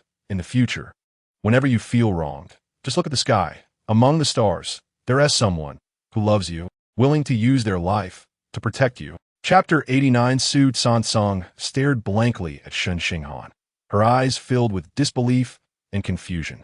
The surroundings were pitch black, and the warm yellow light from the illumination lamp cast a golden hue on Shen Xinghan's face behind the mask. He wore a smile, and his eyes reflected the light. He seemed to radiate a serene, pure, and holy glow, like an angel waiting to be called back by God. On the stars, someone loves me? Su Sansong softly repeated his words. Suddenly, a wave of heat surged from the bottom of her heart. No, Shen Xinghan cannot die. He is the only person in this world who has protected her with his life, and the only one who has openly admitted to loving her. He cannot be so cruel to let her taste the feeling of being loved and then leave her. Shen Xinghan, I want you to live. You must live. Su Sansong cried out hoarsely, frantically trying to move her oxygen mask. In her chaotic actions, she accidentally triggered a mechanism. She really managed to take off her oxygen mask. The skin came into direct contact with the extremely cold air outside, sending a shiver through her. The cheeks that had just been washed by tears felt like they were being cut by knives. But compared to the cold, what was even more unbearable was that in an instant, a large amount of carbon dioxide rushed into her respiratory system, causing her to feel suffocated. But this near-death sensation made Su Sansong ecstatic. She could finally go to save the only person who loves her. She removed Shen Xinghan's mask in the same way, then pressed her own mask onto his helmet without hesitation. Haha, if only one of us can live, then let it be me who dies, because, at this moment, cough cough, I am truly happy to die. This is the most beautiful ending. Su Sansong displayed the perfect smile she had practiced countless times in front of the mirror to Shen Xinghan. Just as Shen Xinghan was about to enter a state of shock, he suddenly inhaled oxygen, bringing back his fading consciousness. He widened his eyes and saw Su Sansong's smile exposed to the air, his mind filled with only one thought. She will die. With the last bit of willpower he had left, Shen Xinghan took a deep breath of oxygen, then lifted his hand to remove the oxygen mask that Su Sansong had just placed on him. No! Su Sansong bent down to try to stop him, but he suddenly got up and tightly embraced her. Before she could react to what was happening, she felt her numb lips suddenly covered by warmth. What's going on? Su Sansong's brain couldn't process it. Shen Xinghan actually kissed her, and this was her first kiss. But Shen Xinghan's kiss was not brief. He firmly parted Su Sansong's lips, then transferred the oxygen into her. Su Sansong instinctively inhaled the oxygen, her mind going blank. Shen Xinghan finally moved his lips away, but pressed his forehead against hers. His bloodshot eyes stared straight at her from just inches away. Live, he said in a hoarse, weak voice, struggling to say, "Don't make me spend the rest of my life missing someone. It's too painful." The next second, Su Sansong felt a warm drop fall onto her cheek, which quickly cooled in the air. It was a tear, but not hers. Su Sansong widened her eyes in shock. What did he mean by that? Was she already as important to him as Cheng Dong? Did that mean if she died, he would miss her just like he missed Cheng Dong? What do you mean? But Su Sansong did not wait for Shen Xinghan's answer. After saying that, he loosened his grip, his head tilting as it rested on her shoulder, falling into unconsciousness. A single tear from Shen Xinghan seemed to unlock Su Sansong's sealed mind. She was no longer dazed, but quickly pressed the oxygen mask back onto Shen Xinghan's face. She knew what to do. You know very well that missing someone is too painful, yet you still want me to live. Are you trying to make me bear all the pain alone? Shen Xinghan, you selfish jerk. I won tea, let you have your way, she told herself. Su Sansong gritted her teeth and unsteadily stood up, using all her strength to drape the unconscious Shen Xinghan over her shoulder. A wave of dizziness hit her, and she had to remove Shen Xinghan's mask to take 2 breaths of oxygen, then quickly put it back on. If we are to live, we should live together. If we are to die, we should die together. That would be fair. A frail woman, in a life-and-death moment, suddenly displayed astonishing strength. She carried the person she wanted to share her life and death with, moving forward step by step. Only when she felt it was hard to breathe did she remove Shen Xinghan's oxygen mask to take a couple of breaths, then put it back on him, continuing to move forward. However, as Shen Xinghan had said before, this method could not last long, due to the constant swapping of masks. A large amount of oxygen dissipated into the air, and soon Su Sansong heard that deathly alarm again. Beep, beep, beep, beep, beep, beep. Su Sansong gasped and glanced at the mask. Sure enough, it indicated only 20 minutes of remaining time, and those 20 minutes referred to the time it could last in a closed environment. With their current method of swapping, it would be significantly reduced. Su Sansong raised her gaze to the distant bright sky. Then, she turned her head to look at the unconscious Shen Xinghan, gritted her teeth, and continued to move forward with difficulty. No matter if we can make it back, the final road will be walked together. Even in death, we must die together, Su Sansong silently chanted in her heart. But after walking for a while, she felt her legs go numb, and her vision began to spin. The beeping of the oxygen alarm, like a summons from the Grim Reaper, became increasingly urgent. She looked again at the display on the mask. It was already at 0.5. Looking at the bright glass ball, it was actually not very far away. Su Sansong estimated that if there was enough oxygen, she could reach it in about 15 minutes. But fate is cruel. The place that seems within reach might forever be an unreachable shore. Su Sansong lost focus for a moment, tripped, and fell to the ground along with the unconscious Shen Xinghan. Get up quickly, she commanded herself in her mind, but her body no longer obeyed. Turning her head to take a look, in her blurred vision, she saw the tomb she had once mistaken for an alien-esque grave. And beside it was the circular volcano. Shen Xinghan. Su Sansong raised her hand to touch Shen Xinghan's mask, suddenly laughing. Ha! I sent you to Cheng Dong's grave. I guess this fulfills you. Su Sansong's thoughts began to blur, and she recalled Shen Xinghan once saying that this was the best place to view the Earth. Earth, our blue home. Can you see it? Su Sansong slowly raised her head to look at the sky.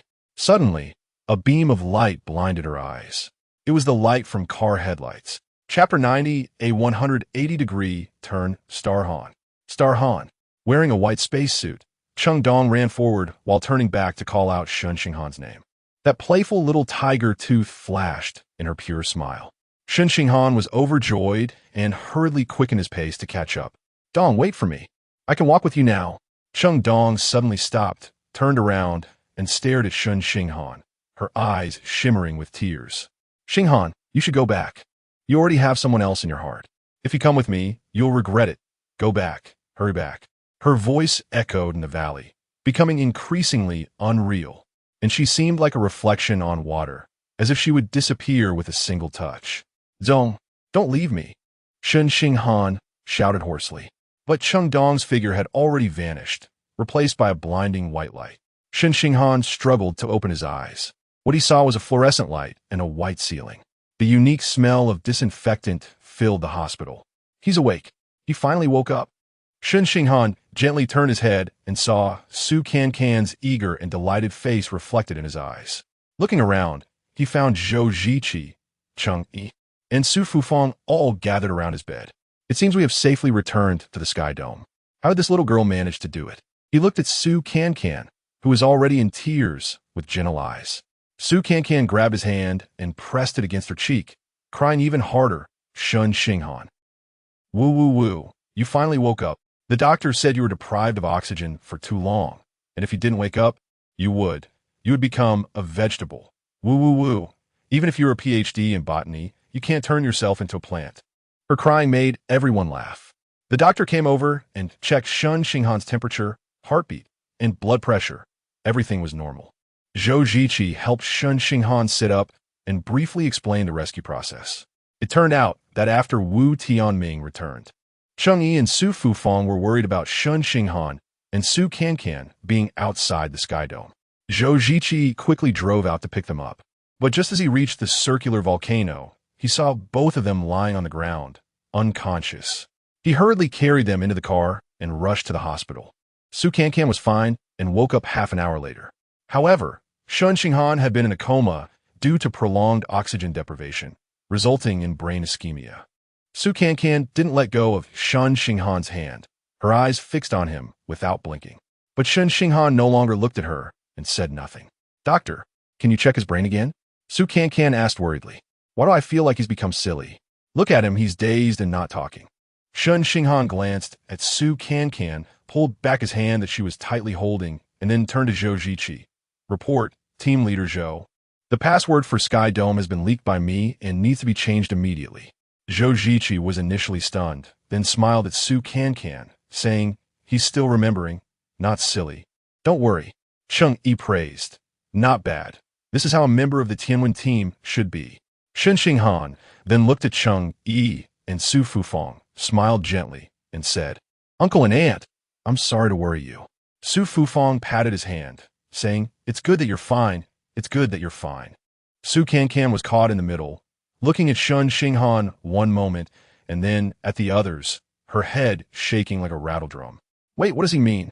Just a few hours ago, he confessed to her so deeply, but now that he wakes up, he treats her like air? Shen Xinghan, Su Cancan shouted angrily. I was the one who brought you to the volcano. Without me, you would have died long ago. I was so worried about you. Don't you have anything to say to me? Finally, Shen Xinghan shifted his gaze to Su Cancan, but it was devoid of warmth. I saved you first. We owe each other nothing. The words he gently uttered were also devoid of any emotion. Su Cancan felt as if a bucket of cold water had been poured over her head, instantly extinguishing the small flame of love that had been burning fiercely. She opened her mouth, but didn't know what to say. After all, in front of so many people, she felt embarrassed to bring up his confession and that kiss. But why had this person's attitude changed 180 degrees? What on earth was going on? Meanwhile, Shen Xinghan calmly continued talking to Zhou Ziqi. Team Leader Zhou, the oxygen device wouldn't malfunction for no reason. I suspect someone tampered with it. This is serious. I hope you investigate thoroughly. Zhou Ziqi frowned and nodded. I also find this matter strange. I've already asked colleagues responsible for the spacesuits to study Miss Su's device. We'll wait for the results. At that moment, the door to the ward was pushed open.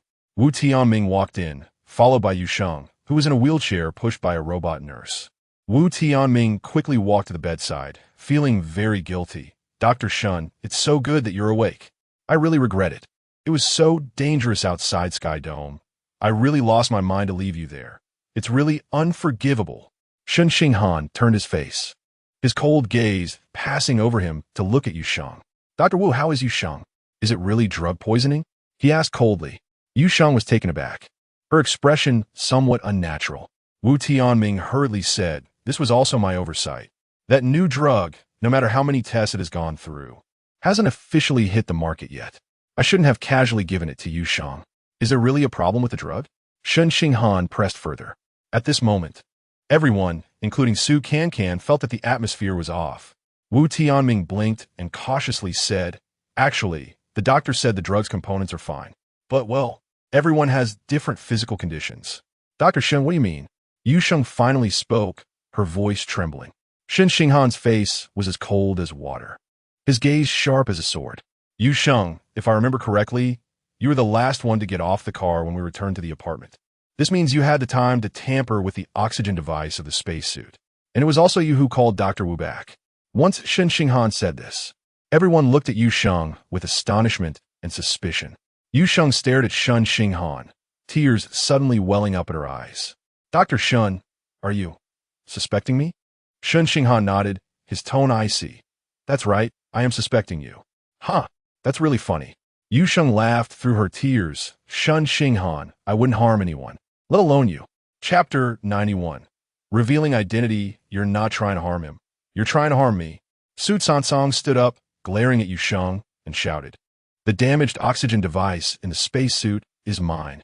Your motive is quite simple. You like Shen Xinghan, and you warned me before not to let myself like him. So, you see me as a rival, and you even said that if I compete with you, I should die. Yu Sheng turned her gaze to Su Cancang, sneering, and said, Su Cancang, the story you concocted is too cliché, don't you think? Do you think you're in an idol drama? That car has a spacesuit under each seat. May I ask how I could possibly know which seat you would sit in or which spacesuit you would wear? I was always in the passenger seat when Shen Xinghan was driving. Su Cancan got a youth. Heh. Yu Sheng scoffed disdainfully. Her gaze shifted back to Shen Xinghan, filled with bitterness. How would I know that you two are so close, with your own exclusive seats? This statement left Su Cancang speechless. Yu Sheng continued. Also, it was me who called Dr. Wu back. But how could I know he would give me medicine before I got out of the car? How would I know he could drive back by himself and leave you behind? I'm not a fortune teller, able to predict the future. Shen Xinghan stared coldly at her, saying, although you can't foresee what will happen, your actions of tampering with the spacesuit and then calling Dr. Wu back would increase the likelihood of an accident. You are also taking a gamble. Yu Sheng wiped away a tear with her hand, looking at Shen Xinghan with a complex expression. Fine. You've already convicted me in your heart. It doesn't matter what I say. But, Dr. Shen, my time alone in the car didn't exceed 5 minutes. The oxygen device in the spacesuit is so complex. I'm just a student. How could I possibly have the ability to sabotage a spacesuit in such a short time without leaving any traces? Upon hearing this, everyone felt that Shen Xinghan's judgment seemed overly simplistic. Wu Tianming spoke up. Dr. Shen, you might really be mistaken.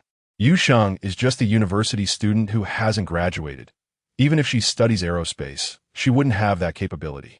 Shen Xinghan lowered his head and fell silent. Yes, the female university student Yu Sheng doesn't have that ability, but the person he has been suspecting all along does have significant skills. At that moment, the hospital director entered with a middle-aged man who looked like an officer. Zhou Ziqi saw the officer and quickly approached him. Colonel, what brings you here? The officer handed a document bag to Shen Xinghan, then saluted Zhou Ziqi, saying, Team Leader Zhou, this is the information Dr. Shen entrusted us to investigate. Because the content is too important, I came personally. He turned his gaze to Yu Sheng, who was sitting in a wheelchair with a complex expression. Shen Xinghan took the document bag and quickly flipped through the materials inside. After reading a few pages, he raised his head to look at Yu Sheng again, his gaze piercing. Indeed, the female university student Yu Sheng does not have the ability to sabotage the spacesuit, but for Bai Ruoxi, the heiress of the Tiangong group, who lived with the first batch of Tianwen team members for more than a year and personally helped them develop lightweight spacesuits suitable for short-distance walking on the Martian surface. It must be a piece of cake, right? Bai Ruoxi? Everyone was stunned. For a moment, they couldn't react to who Bai Ruoxi was. Su Cancang's brain was spinning rapidly, digesting what Shen Xinghan had just said. She had previously suspected that Yu Sheng was actually someone by Chengdong's side, which is why she was so familiar with everything about Chengdong. Shen Xinghan just mentioned that this Bai Ruoxi had lived with the first batch of Tianwen team members for more than a year, fitting that condition. She also worked on spacesuits, and even the spacesuit she wore was developed by her company, so it wouldn't be difficult to tamper with a spacesuit in a few minutes. With this thought, Yu Sheng's true identity became that of Bai Ruoxi. But why had she undergone plastic surgery to look like Chengdong and come to Mars? What was her purpose? Seeing that Yu Sheng wasn't speaking, Shen Xinghan shook the document bag in his hand again, saying, Don't think I'm trying to trick you. I have long been suspicious of you. I secretly commissioned the military to investigate. Here is the living trajectory of Bai Ruoxi after she left the Tianwen team, including when she had plastic surgery and when she occupied Yu Sheng's identity.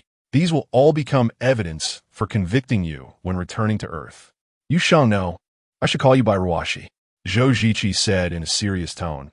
You must know that forging an identity to attempt to infiltrate the Tianwen team is illegal. I will ask you one more time, what is your purpose? Shen Xinghan questioned sternly. At this moment, Yu Sheng calmed down. She fixed her gaze on Shen Xinghan and suddenly smiled, curling her lips. Shen Xinghan, how many times do you want me to say it? What other purpose could I have besides loving you? I liked you from the first moment I saw you. But at that time, you were with Chengdong. I watched you. All your heart and eyes were on her, and I knew I came too late. I decided to forever bury my love for you in my heart. But who knew? Chengdong later died. I thought this was fate. The heavens were fulfilling me. So, I confessed my feelings to you. But you rejected me so heartlessly. Shen Xinghan remembered that cold winter day. He was drunk every day, and Bai Ruoxi brought him home from the roadside. He vomited all over her, but she didn't mind at all and took care of him all night. That must have been the first time this heiress cared for someone so meticulously, right? But after he sobered up and heard her confess her buried feelings, he still left without looking back. He heard her crying behind him. Shen Xinghan, is your heart made of stone? He smiled bitterly, a particularly desolate smile. Chengdong was gone, and his heart had died with her. How could this walking corpse dare to delay another wonderful girl? Since then, Bai Ruoxi had disappeared. Everyone speculated that a rich girl like her was just out for fun and would surely return home. Shen Xinghan regained his spirit and followed Chengdong's footsteps to Mars. And Bai Ruoxi had been completely forgotten by him. Bai Ruoxi's gaze suddenly turned to Su Tsansong, her eyes filled with resentment. Shen Xinghan, didn't you say you couldn't forget Chengdong? Didn't you repeatedly say that you would never love anyone else in this lifetime besides Chengdong? But after I appeared in front of you with Chengdong's face, why did you turn around and fall for this female star? Ha ha! She raised her head, one hand slapping the armrest of the wheelchair, laughing somewhat crazily. I'm really foolish. For you, I turned myself into another person. I planned to be Chengdong's substitute for the rest of my life. But, you actually fell in love with her. What happened to your deep, unwavering love for Chengdong? Was it all a joke? Bai Ruoxi, stop talking nonsense. Shen Xinghan sternly interrupted her. Bai Ruoxi suddenly pointed at Su Tsansong's wrist, shouting at the top of her lungs. You even gave her the betrothal gift from the Shun family for their daughter-in-law. You still won't admit it. Chapter 92. Watching the one you care about die before your eyes, what? This bracelet is actually the engagement gift from the Shun family to their daughter-in-law.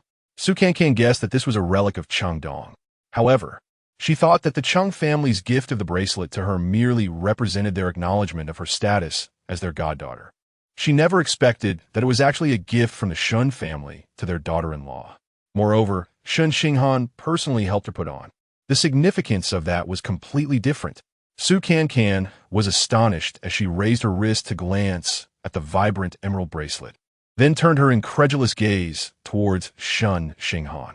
Shen Xinghan lowered his head, remaining silent. At that moment, Su Cancan felt as if she had been enlightened, instantly understanding everything. No wonder, after putting the bracelet on her, Shen Xinghan changed how he addressed her and placed her on the same level of importance as Cheng Yi and Su Fufang. He had already expressed his feelings for her. That's why he would risk his life to protect her. That's why he admitted he loved her. That's why there was that kiss. Su Cancan's face turned as red as a tomato. She was eager to tell Shen Xinghan that she had liked him for a long time. But the current situation was not the time for them to confess their feelings. Zhou Ziqi noticed Shen Xinghan's embarrassment and interrupted Bai Ruoxi, saying, regardless of your motives, forging an identity is illegal. I can no longer allow you to stay here as a resident. After saying that, he looked at the officer. The colonel frowned and sternly told Bai Ruoxi, you need to come back to the military base with me. I have already contacted the space agency. When the next spaceship arrives on Mars, it will take you back to Earth and transfer you to the judicial authorities. Enough with the delays. There are already military personnel waiting outside. The director also instructed the robot nurse pushing the wheelchair to take Bai Ruoxi outside. but the robot nurse stood there motionless. The director was somewhat surprised and issued the command again. The robot nurse still did not respond. Zhou Ziqi widened his eyes at the robot nurse, a wave of ominous premonition washing over him. At that moment, Bairuashi looked at Shen Xinghan, a strange smile appearing on her face. In a sinister tone, she suddenly said, "Shen Xinghan, you only remember me as the daughter of the Tiangong group. Have you forgotten my major?" Shen Xinghan was startled, a chill running down his spine. Bairuashi had initially represented the Tiangong group in helping the Tianwen team develop spacesuits, but her major in college was not that. It was artificial intelligence.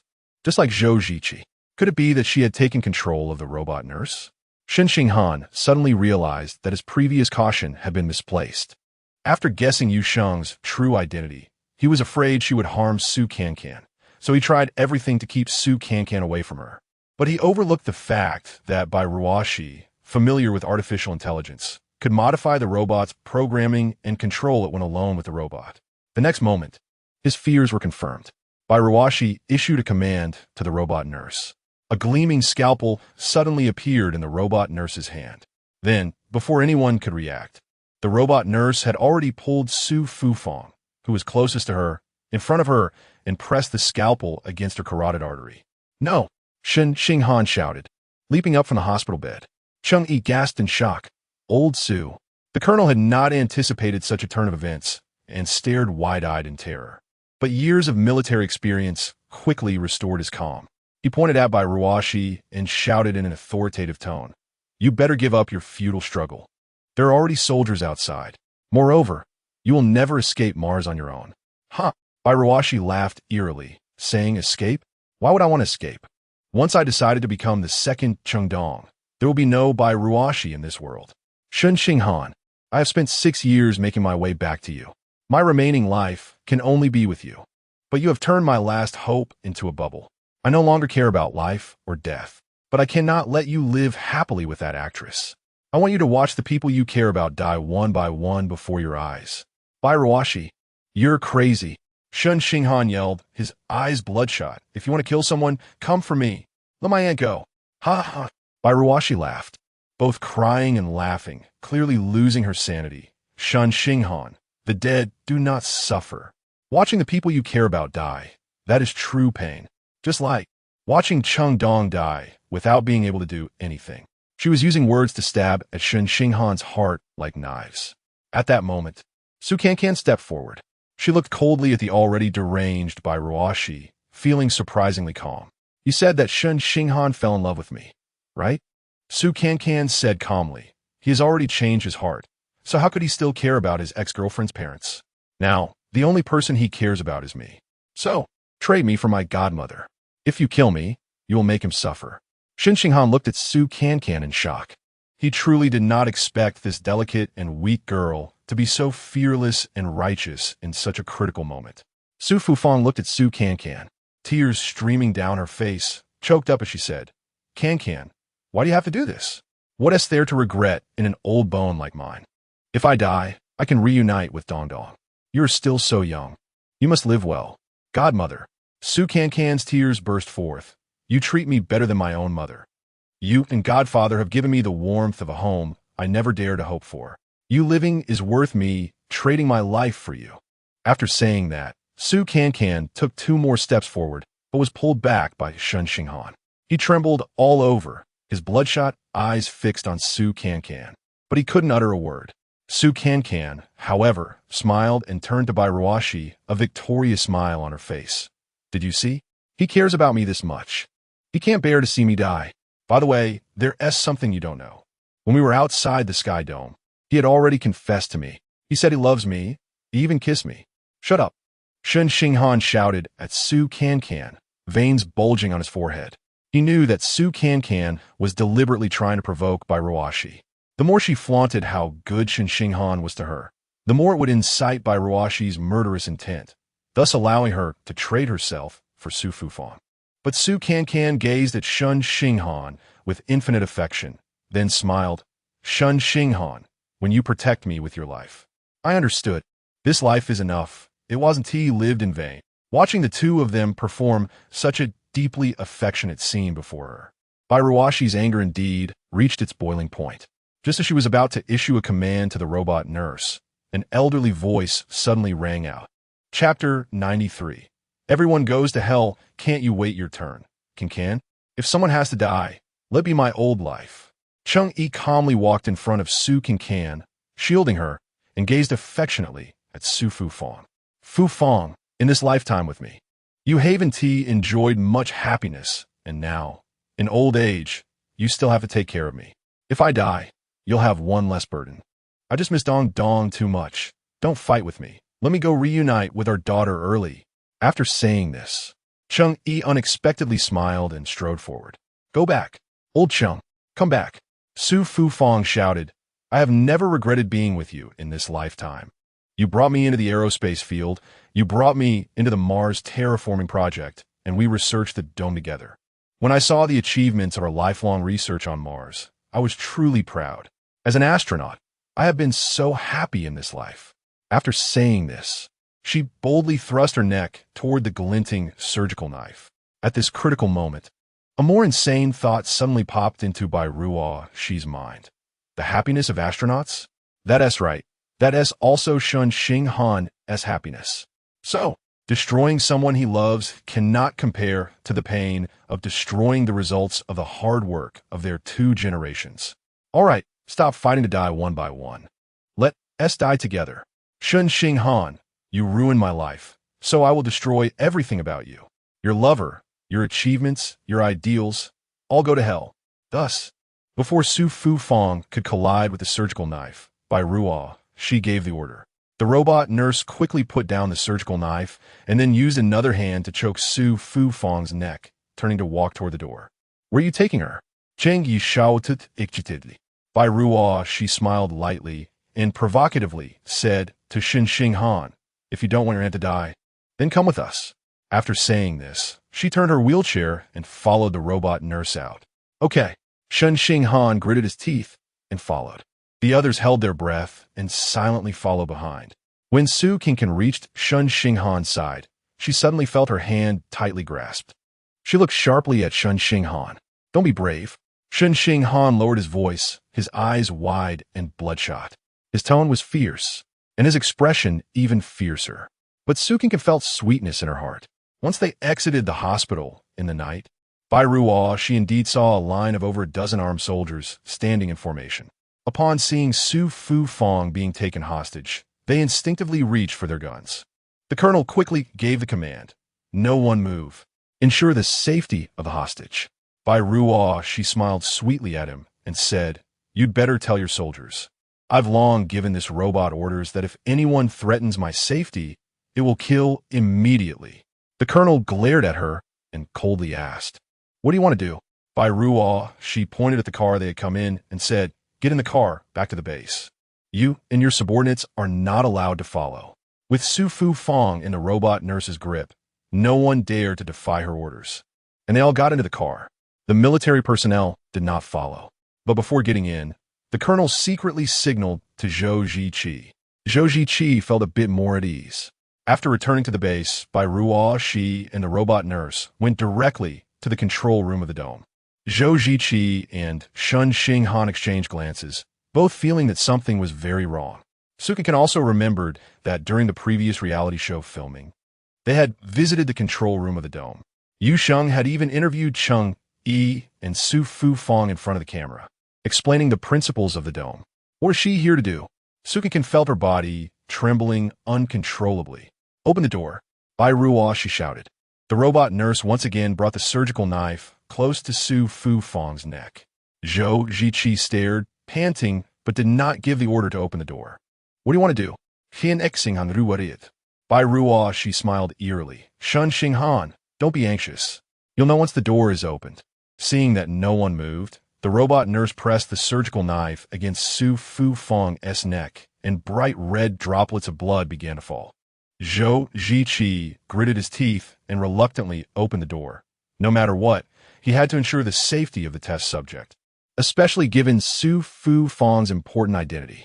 Inside the control room, there were 2 staff members. Seeing Su Fufang being taken hostage, they were all stunned. By Ruah, she didn't waste time talking to them and headed straight for the glass door. The large screen inside the glass door was still playing an animated video of the dome's self-destruction. Open this door. By Ruah, she commanded again. Sukikin's eyes widened, her face pale. She recalled the situation from their last visit. She had personally described to Yu Sheng what she saw. Then, Yu Sheng guessed that it was the dome's self-destruction system. Could it be? Shen Xinghan, Zhou Ziqi, and the control room staff were all like statues. They all knew the consequences of opening this door. Zhou Ziqi slowly stepped forward, trying to stay calm. By Ruah, what do you want to do? Don't forget, you're inside the dome too. If something happens to the dome, you won't survive either. Zhou Ziqi reminded as he walked. Ha ha. By Ruah, she laughed maniacally. I no longer care about my life.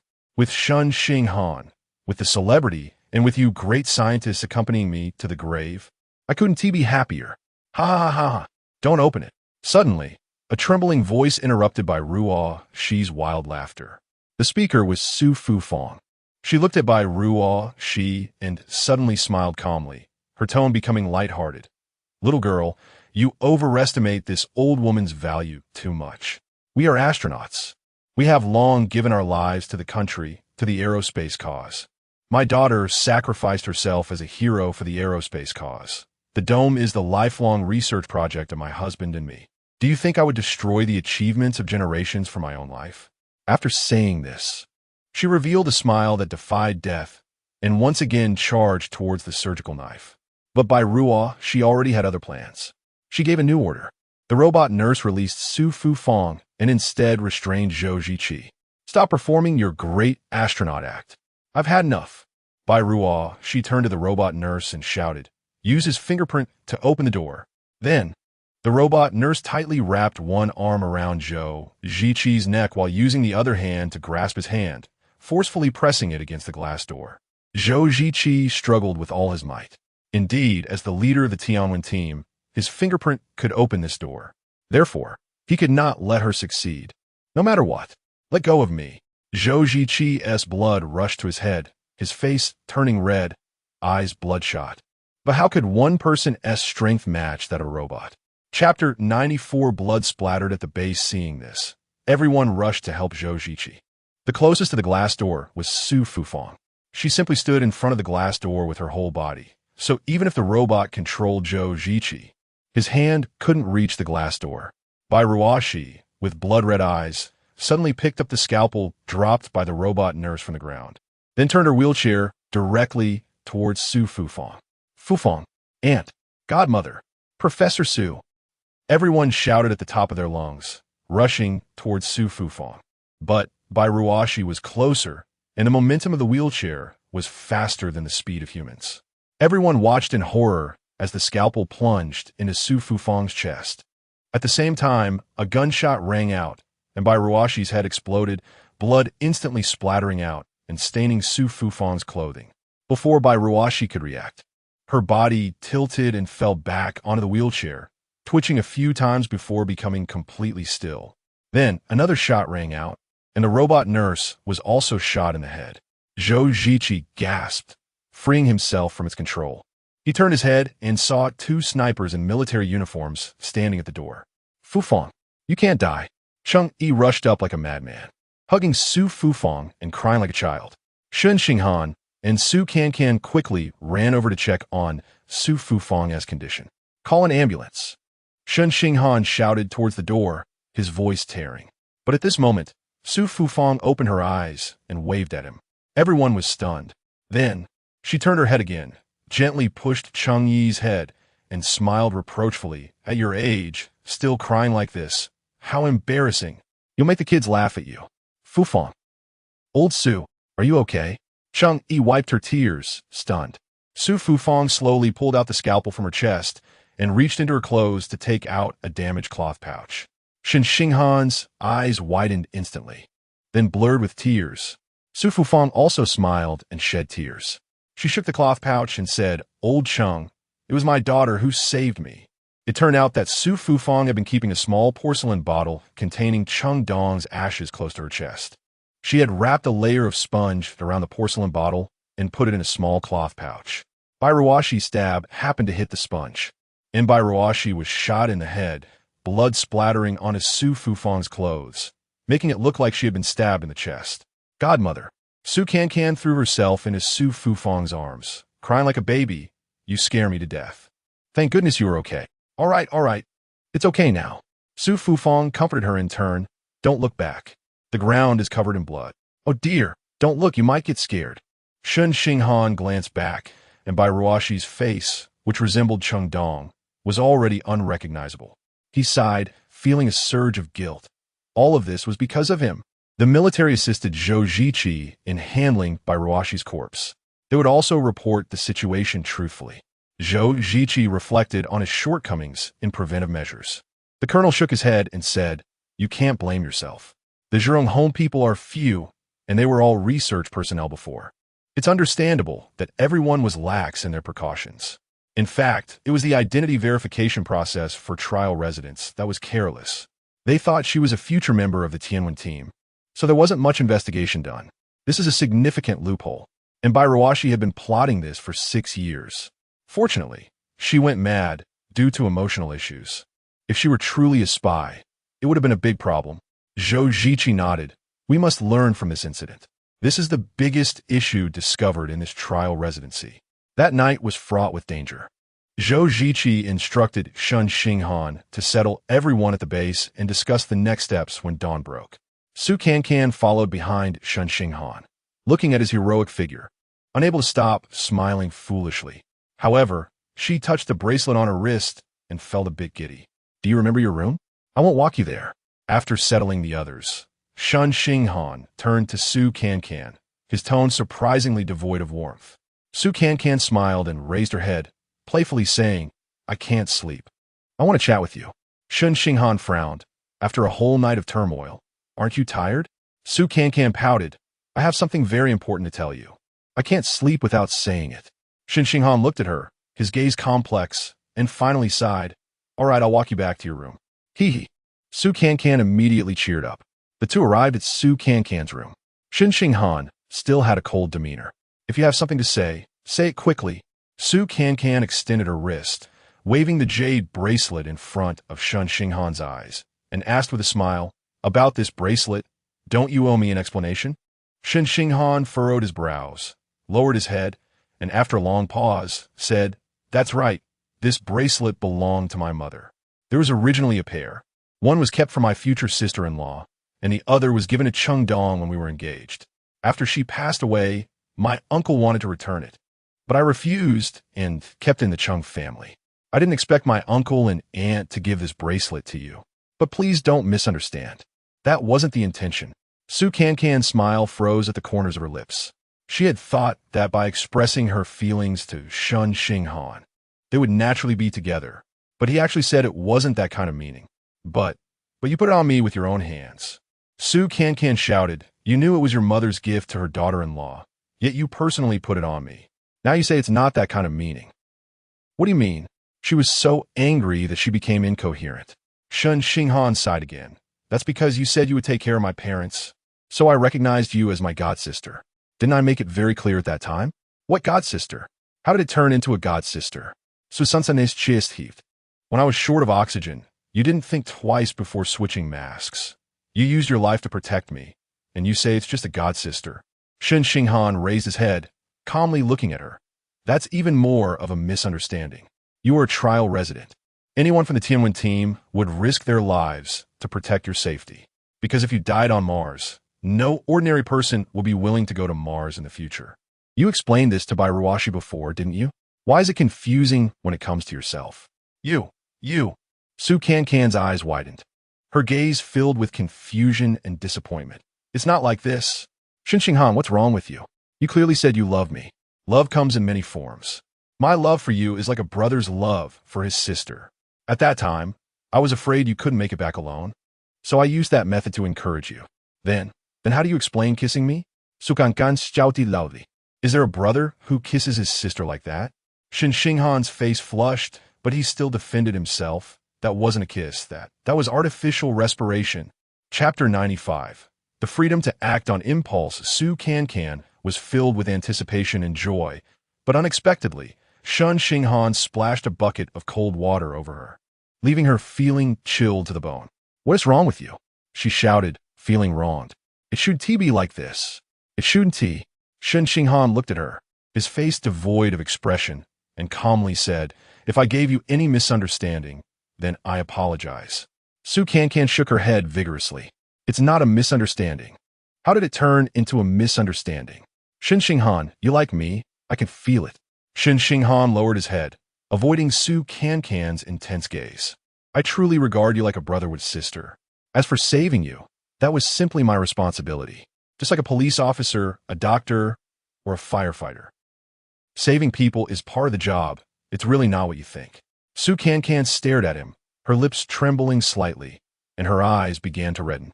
Suddenly, without warning, she burst into tears.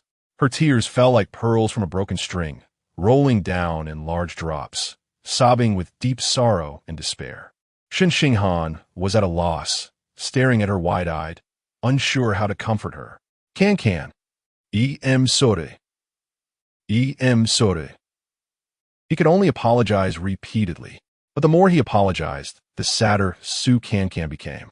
She sat on the edge of the bed, covering her face, and sobbed, "Shen Xinghan, do you know how cruel you are?" Shen Xinghan stared blankly, completely not understanding. Cancan continued crying, "You gave me so much hope. You made me feel loved. You made me feel like my world could be filled with sunshine, and I wouldn't have to light myself anymore. But in the blink of an eye, you tell me it's all fake. You personally destroyed all of this. My world is still desolate. You are too cruel. You might as well not have given me hope." "Woo-woo, I don't understand what you're saying." Cancan raised her head, glaring at the innocent-looking Shen Xinghan, and suddenly anger surged within her. She jumped up and pushed him hard, shouting, "I said you tease me and then deny it. You flirt and then run away. You have no morals. You're being unreasonable. You scumbag. You disgrace. Do you understand?" While crying, she punched and kicked Shen Xinghan. He dodged left and right, and seeing that she wouldn't stop, he simply stopped avoiding her. "Fine. If beating me will make you feel better, then go ahead." Shen Xinghan stood there, ready to take the hits. Just as Cancan raised her fist, she found her opponent had voluntarily surrendered. Looking closely, she noticed Shen Xinghan's face was pale, and his lips had no color.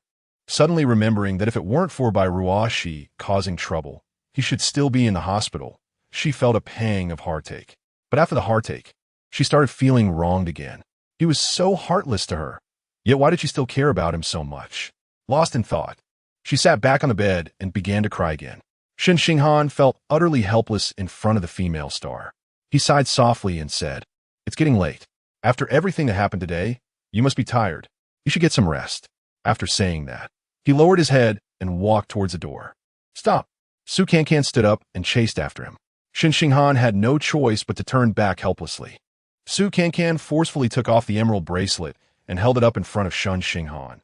Choking back tears, "Shen Xinghan, listen carefully. If you want to take me as your sister, my feelings for you are not sibling-like. I like you in a romantic way. This bracelet is meant for daughters-in-law from your family, not for goddaughters. If you don't have that intention towards me, please take it back." Looking at the crystal-clear bracelet, a bitter feeling surged in Shen Xinghan's heart. He understood that Cancan was just this straightforward. She liked him and would openly admit it.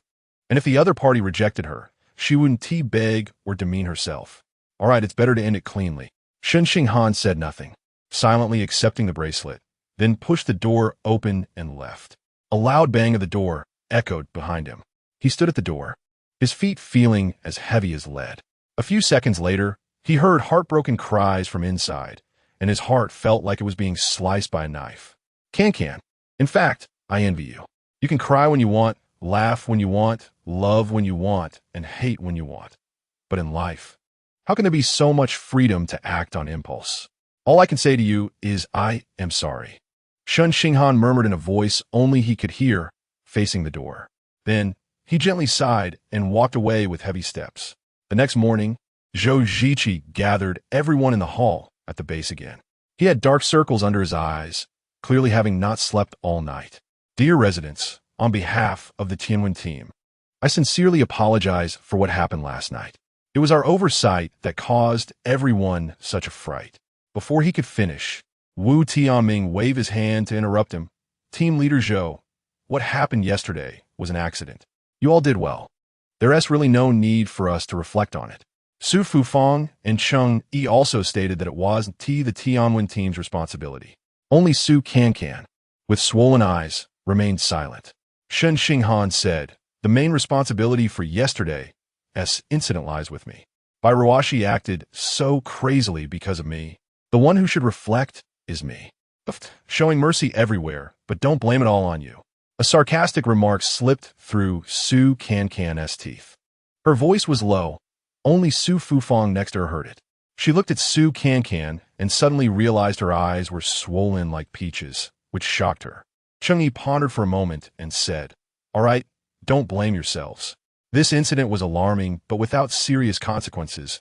It's already in the past. Fortunately, the program team is not here. However, we need to think of a way to prevent it from escalating. We still need to pay attention to public opinion. Zhou Ziqi gave Cheng Yi a thumbs up in his heart. As expected of an experienced aerospace person, he was thinking along the same lines. The reason he had gathered everyone was to address this matter. Yes, just as Professor Cheng said, this is the first incident in Zhurong home. If this gets out, the public opinion will be very detrimental, even causing ordinary people on Earth to fear our Martian city. So what I mean is, I kindly ask everyone to keep it confidential. After he finished speaking, several people's gazes unconsciously fell on Su Cancan. Su Cancan was taken aback at first, then grinned. Are you worried I'll spill the beans?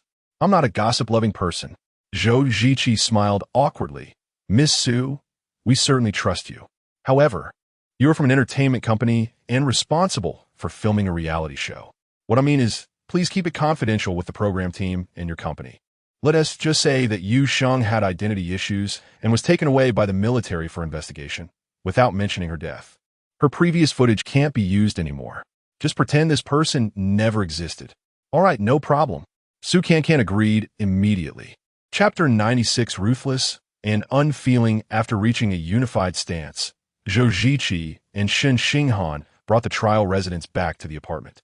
Zhou Ziqi briefly explained Yu Sheng's situation to director Su Fang, deliberately speaking in vague terms. Upon hearing that Yu Sheng had been taken away by the military, Director Su didn't press further and had to readjust the filming plan. He held a short meeting in the living room of Unit 101. Filming had been paused due to some unexpected events in recent days. Counting today, we only have 3 days left on Mars. The remaining content must include some substantial footage. As soon as Director Su finished speaking, Su Cancan shivered and unconsciously shifted her gaze to Shen Xinghan. 3 days? How did time pass so quickly? This meant that in 3 days she would return to Earth, possibly never to see Shen Xinghan again in this lifetime.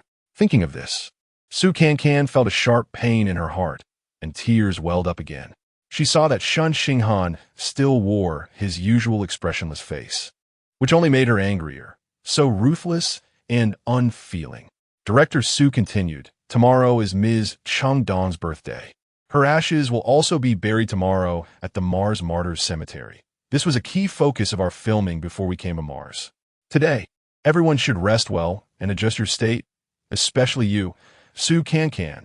Suddenly being called out by the director, Su Cancan was startled. Me? What's wrong? I'm feeling great. Go look in the mirror. Your eyes are all puffy. No more idle burden? Ah, what? Su Cancan only then realized that after crying all night, she must look a bit scary. After assigning the tasks, everyone returned to their rooms to rest. Kevin, however, did not leave. Sister, what's wrong with you? You faced life and death outside the heavens and still look great. But after last night, how did you become so haggard? Kevin sat down beside Su Cancan with concern. Su Cancan shot a resentful glance at Shen Xinghan, remaining silent. Cheng Yi and Su Fufang exchanged glances, both understanding that this pair of little feuders had probably quarreled again. Xinghan, did you bully Cancan again? Cheng Yi pretended to be angry as he asked Shen Xinghan. I didn't. Shen Xinghan lowered his head, stuttering. He didn't know how to explain what had happened last night to the two elders. Meanwhile, Su Cancan stood up from the sofa and pointed at Shen Xinghan, saying with righteous indignation, yes, he bullied me. He first said he loved me, then kissed me, taking my first kiss away, and then he didn't admit it. Kevin almost lost his balance. I just slept for a night. How is there so much information? I didn't deny it. Shen Xinghan tried to defend himself, but realized he had messed up the key point of explanation, making it worse for himself. Sure enough, Cancan stepped closer, pressing him harder. So you admit you did all those things? Then what was your refusal of my confession last night? Irresponsible. Scumbag. What? Kevin's little eyes were about to pop out. My sister even confessed? Oh, didn't we make it very clear yesterday? Shen Xinghan frowned, looking helpless. He really wasn't good at arguing. Cancan then turned to Cheng Yi and Su Fufang, saying pitifully, by the way, godfather, godmother, I also returned the bracelet you gave me. Upon hearing this, Su Fufang frowned. Xinghan, that bracelet was a gift for Cancan. How could you take it back? I thought you understood our meaning. It turned out she thought their argument was about the bracelet. No, it wasn't me who wanted it back. I wanted to give it to her. She didn't want it herself. Shen Xinghan explained with difficulty. Cancan pouted and said, I get it. That bracelet was meant for the daughter-in-law of the Shen family. You don't want to marry me. So what does it mean for me to wear that bracelet? Shen Xinghan felt a wave of annoyance rising in his heart. He stood up, nodded to Cheng Yi and Su Fufang, saying, Uncle, Aunt, you rest well. I have something to attend to, so I'll leave first. After saying that, he pushed the door open and left. Behind him, Cancan's tearful voice came, Look, he ran away again. A big man. All he does is avoid responsibility. Shen Xinghan felt a twinge of pain in his heart. He lowered his head and quickened his pace. Yes, there were only 3 days left. He also wanted to spend quality time with her, to preserve this beautiful moment in his memory. Later, when he was alone, he could take it out and reminisce. It would surely be sweet. But she just had to make a fuss. She was really a child. After Shen Xinghan left, Cheng Yi solemnly asked Cancan, do you really love Xinghan?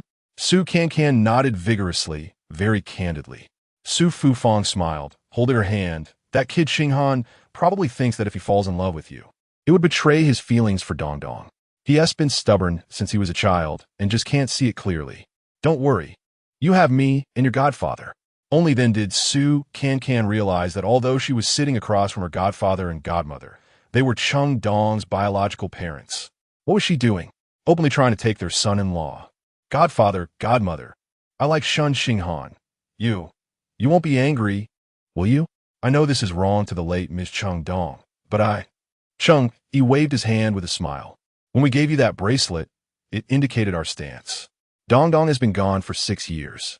While we miss her, we also hope that those who are alive can move on. Xinghan is like our own son. We want him to be happy. Su Fufang added, Cancan, you Haven Tea met Dong Dong. She was a girl with a big heart. Up there, she would definitely hope for Xinghan's happiness. So, your godfather, and I support you. Godmother. Godfather, you're too good to me. Cancan threw herself into Su Fufang's arms, turning back into a little girl seeking affection. With the support of the two elders, Cancan was filled with hope for her love. However, Kevin, standing aside, watched this scene with cold eyes. After the elderly couple returned to their room to rest, Kevin grabbed Cancan's arm and whispered, Sister, do you know what you're doing? Dating. Cancan declared with righteousness. Sigh. Kevin sighed. Did you forget what I reminded you before? You two are from different worlds. You have no future. In 3 days, you'll be going back to Earth. Cancan frowned but still firmly said, I don't care. Anyway, I love Shen Xinghan. Sister, be realistic. Cancan's gaze shifted, and she stared intently into Kevin's little eyes, stating each word clearly. If someone were to protect you with their life, and in their final moments, they still encouraged you, igniting the hope in your heart, could you restrain yourself from loving them? Chapter 97. What more can I give her? The sky drizzled with fine rain. The pines and cypresses in the Martyrs Cemetery appeared even more verdant. The Tianwen Team's researchers and military personnel formed 2 square formations. Cheng Yi, Su Fufang, and Shen Xinghan stood before the gravestone, while Cancan and Wu Tianming stood behind them. Su Fufang took out a porcelain urn containing Cheng Dong's ashes from her bosom. With tears in their eyes, she and Cheng Yi stepped forward to carefully place the urn into the grave. After the stone slab was closed, Shen Xinghan solemnly presented the bouquet he was holding at the gravestone. He gazed at Cheng Dong's flower-like smile on the stone tablet, feeling a mix of emotions. Behind him, Su Cancan stared at his back without blinking, as if she understood something. Indeed, his feelings for Cheng Dong were so profound that even if he had feelings for himself, how could he easily admit it? That would mean disloyalty to his emotions. Out in the expanse of the sky, he thought he was going to die, which was why he dared to speak the words hidden in his heart, also as a motivation for her to live well. But after all the danger had passed, what could he do besides evade? Su Cancan began to feel guilty. She thought she had been too impatient and hadn't given Shen Xinghan a buffer. Reflecting on her crying and making a fuss over the past 2 days, what kind of person had she been? She even blamed him for being heartless, when it was clearly her own unreasonable behavior. Su Cancan looked up at Cheng Dong's gravestone, and Su Fufang's words echoed in her ears. Dong Dong has always been a girl with great aspirations. She felt even more guilty. Compared to Cheng Dong, she was just a petty person, crying and complaining at every turn. How could she be worthy of standing beside Shen Xinghan? Thinking this, she made a decision in her heart. After the burial ceremony, she would sincerely apologize to Shen Xinghan. Then, she would tell him that he could continue to hold Cheng Dong in his heart, and that would not hinder their developing relationship, as long as he left a small space for her in his heart. To the aerospace hero Cheng Dong, salute. A loud command pulled Su Cancan out of thoughts. She turned her head and was surprised to see the military formation uniformly raising their right hands in a salute. The researchers' formation also respectfully performed a salute. Su Cancan felt even more ashamed. The people present all had aspiration for the stars and the sea, just like Shen Xinghan, dedicating themselves to the future of the country and even all of humanity. She didn't have the ability to become like them, but at the very least, she had to elevate her ideological realm. She concluded that she had to work hard to become a person worthy of Shen Xinghan. On the way back, Zhou Ziqi, Shen Xinghan, and the trial residents took the same vehicle. Zhou Ziqi turned around and said to Cheng Yi, Professor Cheng, I have a question I'd like to ask you regarding the self-destruct system of Tianqiang. Thinking back on that incident, I still break into a cold sweat. If this self-destruct system falls into the hands of ill-intentioned people, it could really ruin all our achievements. You're the main designer of Tianqiang. Can you think of a way to strengthen the safety measures? Cheng Yi nodded and said, To be honest, I've been considering this issue since that incident. But this is a large project. It can't be completed in a day or two. We need a plan for the long term. Zhou Ziqi sighed and said disappointedly, But you're going back to Earth the day after tomorrow. At this moment, Su Fufang placed her hand on Cheng Yi's arm, her wrinkled eyes sparkling with meaningful smiles. Old Cheng, she called softly, and the other party already understood her meaning. Cheng Yi took a deep breath, turned to look out the car window at the beautiful scenery of the Zhurong home, and sighed, This Martian city is really beautiful. Perhaps it wouldn't be bad for us old folks to spend our old age here. What? Zhou Ziqi's eyes widened. Shen Xinghan and Su Cancan in the backseat were also greatly surprised. Uncle, do you mean you want to stay? Shen Xinghan leaned forward and asked. Cheng Yi smiled and said, Just now at the martyr cemetery, we saw Dong Dong's ashes buried here, and suddenly the thought came to me, since our daughter is here, why should we old folks go back? Su Fufang continued, but then we thought, you're doing so well now, and we old bones can't help much. Staying here would waste resources and add trouble for you. So we dismissed that thought. But just now, it seemed like Team Leader Zhou's suggestion indicated that we are not useless and can still be of some help. Useful. If the two of you are willing to stay, we will welcome you with open arms. Zhou Ziqi said with a smile. Shen Xinghan also smiled and said, If Uncle and Aunt stay, I will be the happiest. From now on, I will take care of your meals and daily needs. All right, then it's decided. Cheng Yi patted Su Fufang's hand. Su Fufang also nodded with a smile. It's settled. Being with our daughter counts as family. Su Cancan watched this scene, feeling a bit dazed. Godfather and godmother, are you really staying? Does that mean I want to see you again in the future? Since you all are staying, how about I also? Su Cancan leaned forward, her eyes wide as she looked at the elderly couple. You also what? Su Fufang playfully patted her cheek and teased. You want to be part of the family too? Aye. Su Cancan glanced at Shen Xinghan and blushed. Shen Xinghan's expression was also somewhat unnatural. Ching Yi, however, smiled and said, Cancan, don't worry. Your matter is on Godfather. Zhou Ziqi didn't understand their cryptic conversation and stood awkwardly on the side, smiling. After returning to the apartment, the rain had stopped. Cheng Yi got out of the car, breathed in the fresh air after the rain, and smiled as he pulled Shen Xinghan's arm, saying, Come on, walk with me in the park. Shen Xinghan understood that he wanted to talk to him about Su Cancan. He also felt he needed to give the elderly couple an explanation, so he silently accompanied him. The two walked to a small pavilion and sat down at the stone table. Xinghan, today is Dong Dong's birthday. If you lie today, she will be unhappy. Cheng Yi first cut off Shen Xinghan's retreat. Shen Xinghan naturally understood his meaning, nodded, and said, What I told Uncle is all true. Good. So, do you like Cancan? The kind of liking between a man and a woman. Cheng Yi got straight to the point.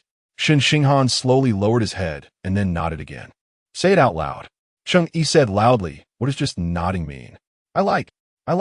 Shen Xinghan suddenly found that after speaking out, admitting this matter didn't seem so difficult anymore. Then why refuse her? Why mention being a godsister? Shen Xinghan frowned, suddenly unsure how to answer. Are you afraid that by doing so, you would betray the feelings between you and Dong Dong? Are you afraid Dong Dong would be unhappy in heaven? Cheng Yi continued to ask, Are you worried about Dong Dong being upset? Shen Xinghan's brows furrowed, even tighter. Cheng Yi gazed at him without blinking and said, If you really think that way, then you are underestimating my daughter. She is not that narrow-minded. I know. Shen Xinghan suddenly raised his eyes, tears sparkling in them. Dong won't be angry. On the contrary, she would bless me from above. Because if it were me, I would also hope that the one who survived could find happiness. Since you understand, what are you still entangled about? Cancan is a good girl. I know she is good. Shen Xinghan interrupted Cheng Yi again, his voice beginning to tremble, but just because she is such a wonderful girl. What more can I give her? Chapter 98, I choose for her. Cheng Yi was taken aback. He didn't expect that Shen Xinghan's considerations were more far-reaching than he had thought, and that he was completely thinking from Su Cancan's perspective. Xinghan, why don't you tell Cancan your true feelings? Shen Xinghan shook his head and said, She's going back to Earth tomorrow. We will be living apart, and perhaps we will never see each other again. At this time, giving her hope would only add to her pain, wouldn't it? It's better to let her be angry with me, hate me, and then turn around and forget me. The last sentence was delivered with a clear sense of loss in his tone. No, Cheng Yi said emphatically, Xinghan, your thinking is flawed. Love is a matter between two people. Since you both have feelings for each other, you should be honest with each other and explore a future that suits both of you, rather than making a one-sided decision. That wouldn't be fair to Cancan. Shen Xinghan suddenly smiled, his tone carrying a hint of indulgence. Explore what? Uncle, Cancan is not Dong Dong. How could she rationally discuss the future with me? She would just cry, and once she cries, my heart is all in disarray. How could we discuss anything then? Hearing this, Cheng Yi couldn't help but laugh helplessly. That's true. This child Cancan. That's what makes her the most lovable, but also the most troublesome. However, if she is deeply in love with you, she might choose to stay. No. Shen Xinghan retracted his smile and said firmly, I don't want her to stay. Why? Cheng Yi asked in confusion. Shen Xinghan pointed to the sky and said, Earlier, in this pavilion, she pointed to the direction of Earth and vowed that after returning, she would achieve great things. She wants to be a good actress. She wants to become a big star. And all of this can be realized once she goes back to Earth. The sky that she could never reach through hard work is now just a step away for her. I can't be so selfish as to keep her by my side and make her give up her dreams. Cheng Yi completely understood Shen Xinghan's inner turmoil. He himself would never give up the shared dream with Cheng Dong to leave Mars and accompany Su Cancan back to Earth. And he didn't want Su Cancan to give up her dreams for him either. This truly was a dilemma. Cheng Yi sighed, furrowing his brows as he thought, Xinghan, nothing is absolute. Perhaps we can think of a way to have the best of both worlds. Now that travel between Earth and Mars has opened up, it should become more frequent in the future, and you will eventually have a time to retire. Perhaps Cancan would be willing to wait. Wait how long? Shen Xinghan interrupted Cheng Yi. 10 years? 20 years? A girl's youth is so short. How can it be wasted on waiting? Besides, this is not a long-distance relationship. It's 2 planets apart, and it takes 2 months for a round trip.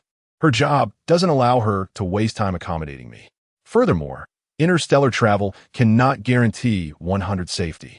I can't let her take risks time and again just to reunite with me. We astronauts have dedicated ourselves to our country and space exploration.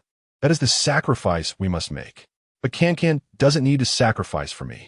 She can find someone on Earth who loves her wholeheartedly and can take care of her by her side. That's how her life will be happy. Choosing me is too painful. Cheng Yi sighed heavily again, but still insisted, your reasons are valid. But I still believe that the choice should be hers, not a unilateral decision made by you. If Cancan were as mature and rational as Dong, I would give her the choice. But she isn't. I'm afraid that a decision made in a moment of impulse will lead to future regrets. Shen Xinghan smiled bitterly and glanced at the flowers and grass in the distance, saying, roses should bloom in a suitable environment. They shouldn't have to accompany pines and cypresses to slowly wither in a harsh land. Cheng Yi lowered his head, lost in thought. After a moment, he shook his head and sighed. I'm an unqualified godfather. I treat you like my own son, only thinking of you. If Cancan were my biological daughter, I would also be unwilling to let her marry you. It's really too painful. So I'm not her match. Why should she know my feelings? Let her hate me. Once she returns to Earth, to her bustling life, she will quickly forget me. Shen Xinghan chuckled self-deprecatingly. And you? Cheng Yi countered sharply. Can you forget her? Shen Xinghan fell silent. After a long time, he raised his gaze toward Earth again and softly uttered a few words. I am not important. Cheng Yi returned to 101 alone. As soon as he opened the door, Su Cancan rushed over. Godfather, where's Shen Xinghan? She asked eagerly, looking past Cheng Yi. Oh, he said he had work and went back to the lab. Cheng Yi pulled Su Cancan over and said gently, come, let's sit down and talk slowly. Sitting on the sofa, Su Fufang teased with a smile. Talk slowly? This girl is about to die from anxiety. What does Xinghan really mean? Did you clarify with him? After Cheng Yi sat down, he fixed his gaze on Su Cancan, his tone somewhat heavy. Cancan, I mentioned at your wedding with Xinghan that as a father, I actually don't wish for Dong Dong to become a space hero. I would prefer her to be an ordinary person, living a stable and happy life. Su Cancan looked confused, not understanding why Cheng Yi suddenly brought up Cheng Dong. Su Fufang also frowned slightly and reproached, Old Cheng, why are you bringing this up? Aren't we talking about Xinghan and Cancan? Are you confused again? I'm not confused. I'm very clear. Cheng Yi waved his hand at Su Fufang, then looked earnestly at Su Cancan and said, Cancan, being a hero is not easy, and marrying a hero is equally challenging. At first, it's all sweet and loving, and the sweetness of love can temporarily overshadow the bitterness of life. But after the passion, you still have to face reality. We astronauts dedicate our entire lives to the aerospace cause. And if you really choose to be with Xinghan, you will inevitably have to make sacrifices for him. Have you thought about how difficult such a life would be? Su Cancan blinked, not fully comprehending. Cheng Yi gently patted Su Cancan's hand and continued. You're different from Dong Dong. They have a common ideal foundation. They can support and achieve each other both in work and life.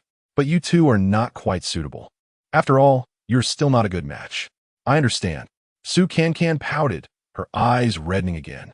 He thinks I'm useless and that I will hold him back. Hey, how did you come to that conclusion? Cheng Yi chuckled bitterly.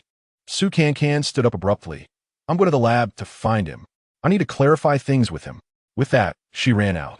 Su Fufang, who had been silent for a long time, took Cheng Yi's hand and sighed softly. Cancan didn't understand, but I did. Cheng Yi sighed as well. That kid Xinghan. What can I say about him? He's too hard on himself. Su Fufang concluded. Chapter 99. No miracles on Mars. After receiving permission from Shen Xinghan, a robot led Su Cancan into his laboratory. Seeing the tall figure in a white cleanroom suit, Su Cancan's heart raced again. It was over. She had completely fallen into the abyss of love. Shen Xinghan turned around, took off his mask, and politely nodded at her. Just in time, I have something to give you. I was going to take it back to the apartment tonight, but coincidentally, you came, he said, handing her a glass bottle filled with a rosy liquid. Clearly, This was the result of his recent work in the lab. What is this? Su Cancan took it, unscrewed the cap, and sniffed. A faint scent of roses lingered at her nose, making her feel refreshed. Shen Xinghan replied lightly, "Rose essential oil. You seem to really like the shampoo I gave you before. I want to make more to bring back for you, but unfortunately, there wasn't enough time. You can add this essential oil to any skincare products. Also, it's extracted from pure plants, so you can add it to drinks and food as well." Su Cancan looked up, her eyes sparkling with affection, and said in a slightly spoiled tone, "You thought of me liking rose-scented shampoo, and even prepared a gift for me. Yet you say you don't like me. That's a lie." Shen Xinghan's expression changed, and he instinctively took a step back, lowering his head as he said, "Cancan, you really misunderstood. I told you before, I have a sister named Shen Xinghan. She's just like you, loves to be spoiled, loves to cry. I might have not seen her for too long, so I unconsciously treat you like her. Really, my feelings for you are just like a brother's feelings for his sister." Su Cancan felt a sharp pain in her heart. She took a deep breath and said seriously to Shen Xinghan, "Then let me clarify again. I like you, and it's not the same as a sister liking her brother. I know you love Changdong deeply. I also know I don't have the ability to replace Changdong in your heart. Compared to her, I'm far too lacking. I'm not as strong as she is, not as brave, and I can never become a heroine like her. But, Shen Xinghan, I am willing to work hard for you. As long as you tell me you have a little, even just a tiny bit of liking for me, I will try my best. I would take 99 steps towards you if you just take one step towards me. Okay?" As she spoke, tears were already welling up in her eyes. Looking at the girl in front of him with tearful eyes and sincere expression, Shen Xinghan felt a mix of emotions. If he were just an ordinary person, without the mission on his shoulders, he would have taken those 100 steps towards her long ago. But reality stood before him, and this feeling, he could only let it go. "I don't understand what you mean by effort." Shen Xinghan calmly looked at Su Cancan, his tone cold. "If you want to become someone like Changdong, that's impossible. Moreover, you are you. Why do you want to be someone else? Do you want to become the second Bai Ruoshi?" Hearing the name Bai Ruoshi, Su Cancan couldn't help but shiver. She knew how much Shen Xinghan hated the person who wanted to be Changdong's substitute. How could she want to become a second version of her? No, no, no.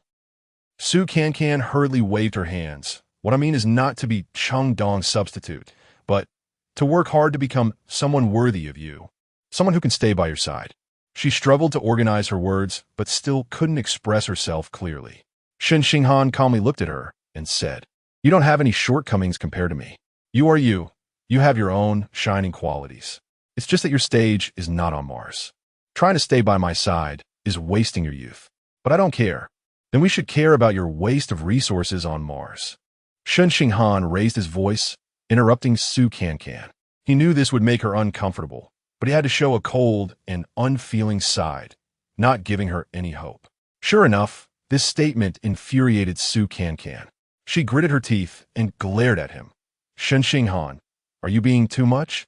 Am I really that worthless in your eyes?" Shen Xinghan looked at her coldly, his expression and tone devoid of warmth.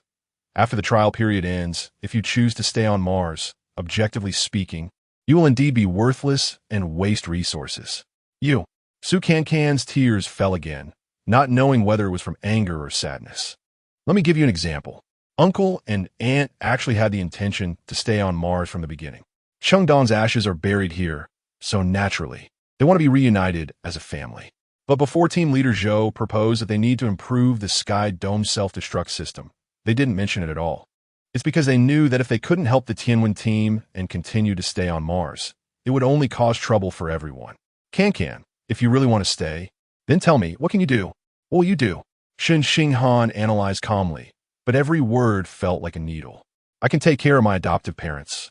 And I can take care of you. Su Cancan está mered, lacking confidence. I can take care of them, and I can completely take care of myself. You've seen it. We still have nursing robots, so we don't need you at all. Then, can I immigrate in advance? I want to be the first official resident of Mars. Immigration must be implemented according to the national plan. It's not something you can just decide." Then, Su Cancan could no longer think of reasons to stay. She bit her lip and slowly lowered her head. Although she was unwilling, she had to admit that every counterargument Shen Xinghan made was reasonable. "Cancan, Looking at the heartbroken girl, Shen Xinghan's tone softened. When you return to Earth, you will definitely meet someone suitable for you. Listen, forget about me. No. Cancan started to cry. There will never be someone who would rather give up their life to let me live. Shen Xinghan furrowed his brows and said again in a resolute tone, I'll say it one more time. Saving you is the responsibility of a Tianwen team member. If it were team leader Zhou or someone else, they would save you just the same. Do you expect to owe your life to them? That's not it. It's different. I can feel it. Cancan, I need to remind you. Shen Xinghan's tone became serious. Just because I saved you, you think you fell in love with me. That's completely an illusion. Gratitude does not equal love. True love must be based on shared ideals and the possibility of building a future together, just like how Chengdong and I were before. But you and I have nothing. Shen Xinghan. Cancan raised her head, stubbornly glaring at him, tears streaming down her face. Even if you don't love me, you can't deny my love for you. How can you say it isn't love? I insist it is. I love you. Shen Xinghan took a deep breath, turned around, and no longer looked at her. All right, I don't want to discuss this any further. Whether you love me or not means nothing to me. I've said everything I needed to say. You can leave now. It means nothing. Cancan looked at his back, trembling as she repeated his heartless words, feeling her heart shatter piece by piece. Yeah, I was never loved. I always have been. I naively thought there would be miracles on Mars. What a joke. Cancan wiped her tears, muttering to herself, and then turned to walk toward the door. Every word she said pierced Shen Xinghan's heart like a knife. The last thing he wanted to see was this unloved girl losing hope in everything, and her despair was something he had personally delivered. No, he couldn't let her return to Earth like this, heartbroken. Wait, Shen Xinghan called out urgently, stopping Cancan. Cancan paused, turning back with a confused look at him. There is something that Aunt has been struggling with, not knowing whether to tell you. But I think you should know. What is it? Shen Xinghan pressed his lips together and said, It's about the box of fruit gummies she gave you before you went on the spaceship. You should ask her. Chapter 100 Farewell Gift in the living room of the apartment. Cancan grabbed Su Fufang's hand, eager to know the answer. But what Su Fufang talked about had nothing to do with Shen Xinghan. Cancan, I hadn't decided whether to tell you or not. After all, I promised not to say anything. But since Xinghan thinks it's necessary to tell you, I will. Su Fufang sighed lightly, her aging eyes shimmering with a bright light. Before we boarded the spacecraft, I met a mother in tears outside the launch base. She said her daughter was also going to Mars. She was very worried and didn't want her to take that risk. But she also said that her daughter has always been very determined and has her own aspirations. As a mother, she couldn't help her daughter, but also didn't want to hold her back. That was my mom? Cancan stared wide-eyed in disbelief. Su Fufang nodded and continued. I asked her, why don't you go in and say goodbye to your daughter? She cried and said that she wasn't a qualified mother, afraid that if they met, she might say the wrong thing and ruin her daughter's future. It's better not to meet at all. My mom actually thinks this way. Cancan's mouth fell open, completely stunned. In the end, she gave me a box of fruit gummies and said it was your favorite. When you encountered something upsetting as a child, a candy would make you smile. She also said if you're scared in space, just eat one. How could it be like this? Cancan's tears began to flow. My mom never cared about me. She only cares about my brother. She doesn't love me. Silly child. Su Fufang hugged Cancan tightly, gently stroking her hair. All mothers in the world are the same. How can there be a mother who doesn't love her own child? At that moment, Cheng Yi, who had been pondering nearby, spoke up. Child, you're still young. You don't understand that some people's love is hidden too deeply. They hope for your well-being, even if it means letting you misunderstand them. Su Fufang looked at Cheng Yi meaningfully. She understood that he was actually talking about Shen Xinghan. She patted Cancan's back again and said earnestly, Child, after returning to Earth, go see your mother. You two should have a good heart-to-heart talk and resolve your misunderstandings. Remember, no matter how good your godfather and godmother are, they can't compare to your own mother, godmother. Cancan hugged Su Fufang tightly, crying uncontrollably. As she cried, she suddenly realized something. Shen Xinghan wanted her to ask Su Fufang about this before leaving Mars, simply to let her understand that she is loved. This damn thing clearly wanted to be good to her, yet always acting distant. Perhaps in the last moments, she should do something for him. Su Cancan rushed upstairs and knocked urgently on Kevin's door. Quick, help me put on the wedding dress and then do my makeup beautifully. Kevin looked at Su Cancan's swollen red eyes with his small bean-like eyes, appearing unconvinced.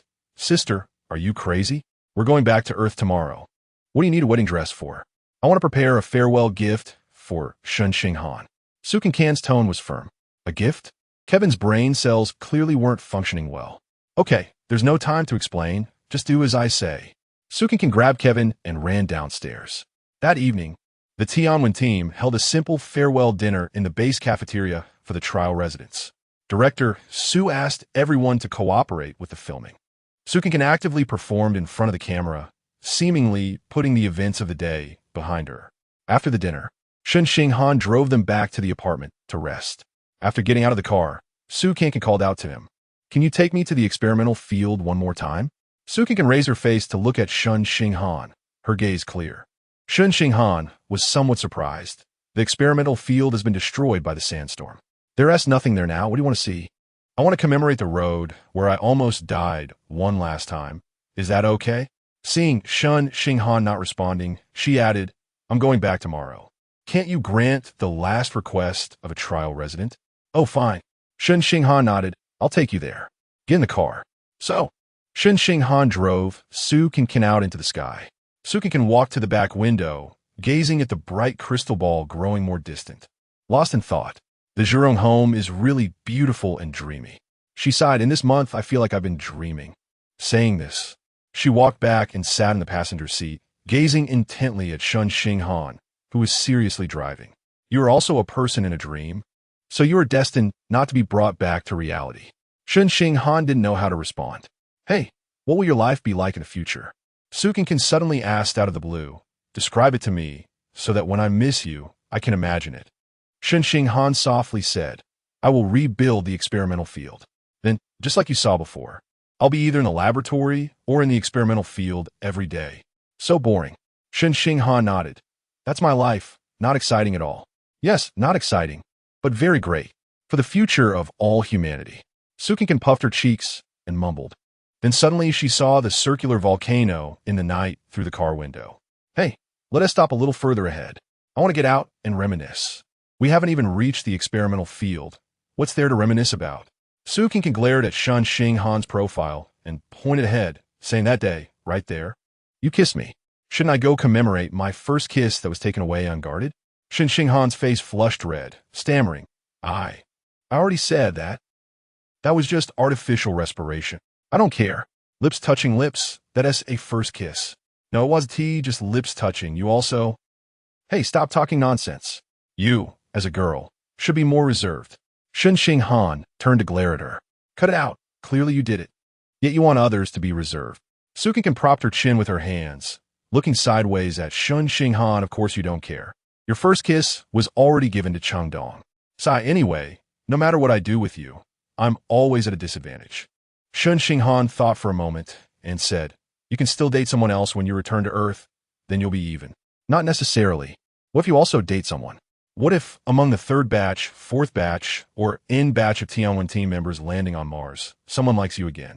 You're so popular with girls, who knows, you might fall for someone too. You both. Shen Xinghan suddenly slammed on the brakes, interrupting Su Cancan's daydreaming. Is this the place? Get out. Chapter 101. The farewell kiss. The two of them put on their spacesuits, got out of the vehicle, and stood silently in place, lost in thought. The scene of their shared brush with death flashed back in their minds. In fact, at that moment, Shen Xinghan was already on the verge of fainting, and many of his actions were instinctive. But he remembered that kiss, and very clearly. His motivation was simple. He just wanted to give Su Cancan a breath of oxygen. But when he felt her soft lips, Shen Xinghan had to admit that he was greedy in his heart. He tasted a sweetness he hadn't experienced in a long time. It felt like sneaking candy as a child, a little guilty, yet unable to resist the sweet temptation, as he barely clung to consciousness. He even felt grateful that at the end of his life, such a kiss was enough for him to close his eyes with a sense of satisfied happiness. They say the first kiss is very beautiful, but the one you gave me, thinking back on it, feels so suffocating and painful, not beautiful at all. Su Cancan's complaint pulled Shen Xinghan back from his memories. He had to emphasize again. That was artificial respiration. It doesn't count. Hey, then how did it feel? Su Cancan teased, winking at Shen Xinghan. No feeling. Shen Xinghan turned his head away, impatiently replying, I don't want to indulge in this nonsense with you. Let us get in the car already. All right, I won't tease you anymore. Let us get to the point. This is for you. Su Cancan suddenly opened her hands and held something up in front of Shen Xinghan. A small button-like object lay quietly in the center of her white-gloved hands, shimmering with a silver metallic luster under the overhead lights. A data storage device? Shen Xinghan carefully took it, his eyes filled with confusion. At this moment, Su Cancan felt a bit embarrassed. She lowered her head to avoid Shen Xinghan's gaze and said, I recorded a short video and put it in here. Consider it a farewell gift. Oh. Shen Xinghan stared blankly at the storage device in his hands, responding dully. He thought Su Cancan would return to Earth harboring resentment towards him, so he didn't expect her to prepare a gift. A warm current surged through his heart. Su Cancan thought for a moment and added with feigned pride, You'd better wait until I'm on the spaceship to watch the video. Otherwise, I'm afraid you'll be so moved that you'll cry and beg me not to leave, and that would be troublesome. Oh, that shouldn't happen.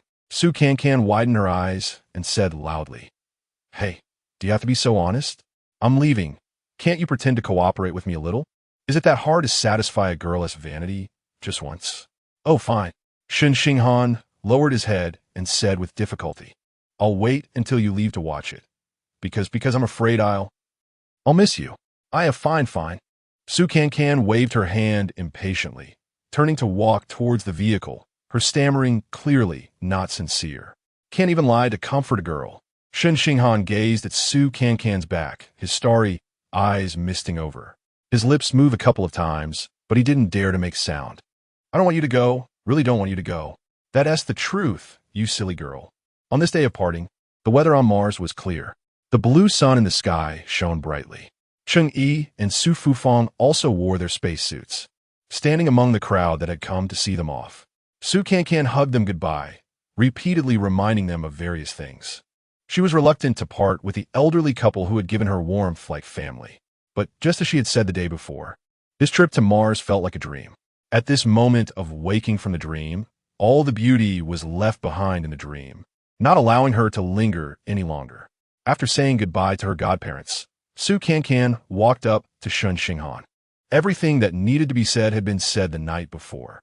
At this moment, she silently looked at him, turning all the twists and turns in her heart into a warm smile. Take care. Shen Xinghan was the first to break the silence with difficulty. You too. Su Cancan opened her mouth but choked up, quickly lowering her head. In these final moments, she didn't want her beloved to see her tears. She only wanted to give him her most beautiful smile. Shen Xinghan also lowered his head, feeling a dull pain in his heart. Then goodbye. He continued to speak with difficulty. Goodbye. Su Cancan's nose suddenly felt sour. Would they really meet again? Probably not. She raised her head again and couldn't help but let the tears flow, gazing at the face behind the visor that haunted her dreams. Thinking that they might never meet again in this lifetime, Su Cancan heard the sound of her own heart breaking. Let us hug one more time. Su Cancan bit her lip, her voice trembling severely. Okay.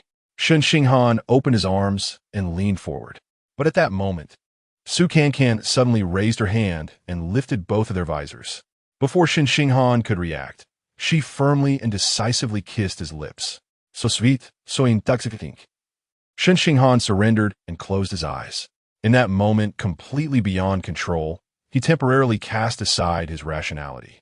He tightly embraced Su Cancan, responding to this bold and desperate kiss until they were breathless. Director Su Fong was directing the cameraman to capture the farewell scenes when he saw this moment. First stunned for a second, then quickly instructed the cameraman to capture it. Meanwhile, Kevin beside them was shocked, his eyes wide open. His sister was truly in love.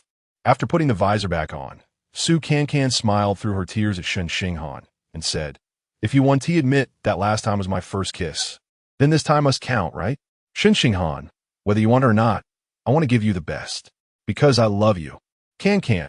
Shen Xinghan's voice trembled, his eyes shimmering with tears. Don't speak. Su Cancan interrupted him loudly. At this moment, I don't want to hear a single line from you. Because if you deny it, I'll be very sad. If you admit it, I want T1 to let go. In short, whatever you say will make me sad. Why not just say nothing? Just smile at me. That's enough. Just smile.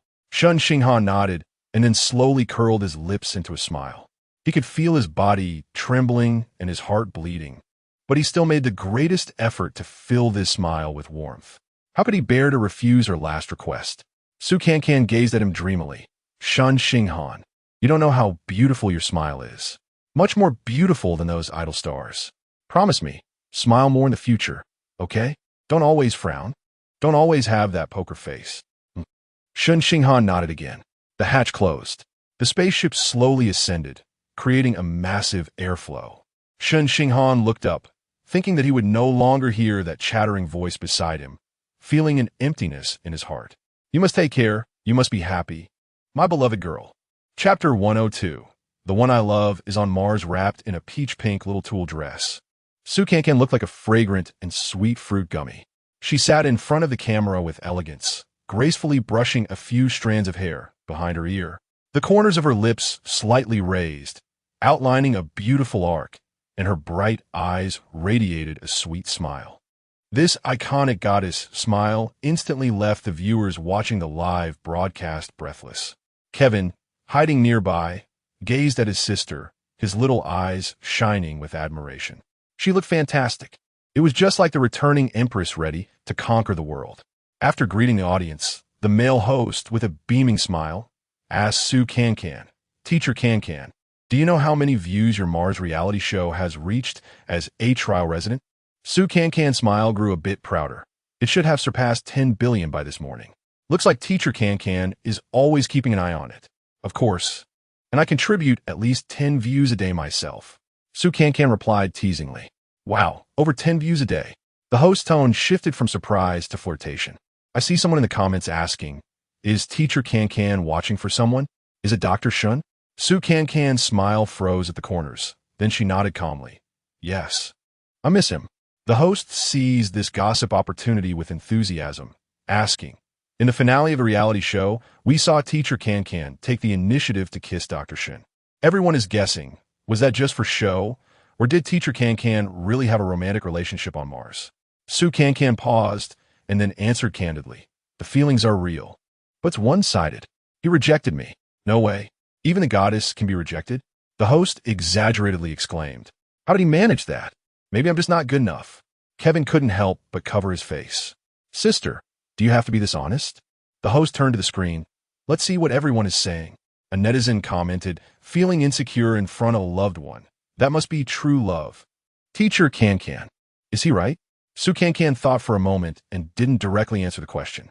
During my month on Mars, I witnessed astronauts like Shen Xinghan, who burn and dedicate themselves for the love of space exploration, for our country and the future of all humanity.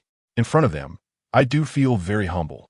But it's because of this experience, having loved such an excellent person, that I will work twice as hard to make myself better. Kevin couldn't help but give her a thumbs up. His sister really got it. This speech could probably go viral. The host applauded. Wow, Teacher Cancan, that was wonderfully said.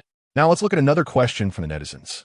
This user said, I remember Teacher Cancan is Xia Yuchen's first love. As she moved on, Kevin broke into a cold sweat, nervously looking at Cancan, cursing in his heart. What level is this host at? My sister has elevated the conversation to humanity, and he pulls it back to gossip. Block him. No more interviews. Cancan, however, calmly replied, it's like this. Xia Yuchen is just my senior from university. The photos circulating online were just stills from a play we did in school. I am not Xia Yuchen's first love. Well, the person I love is on Mars.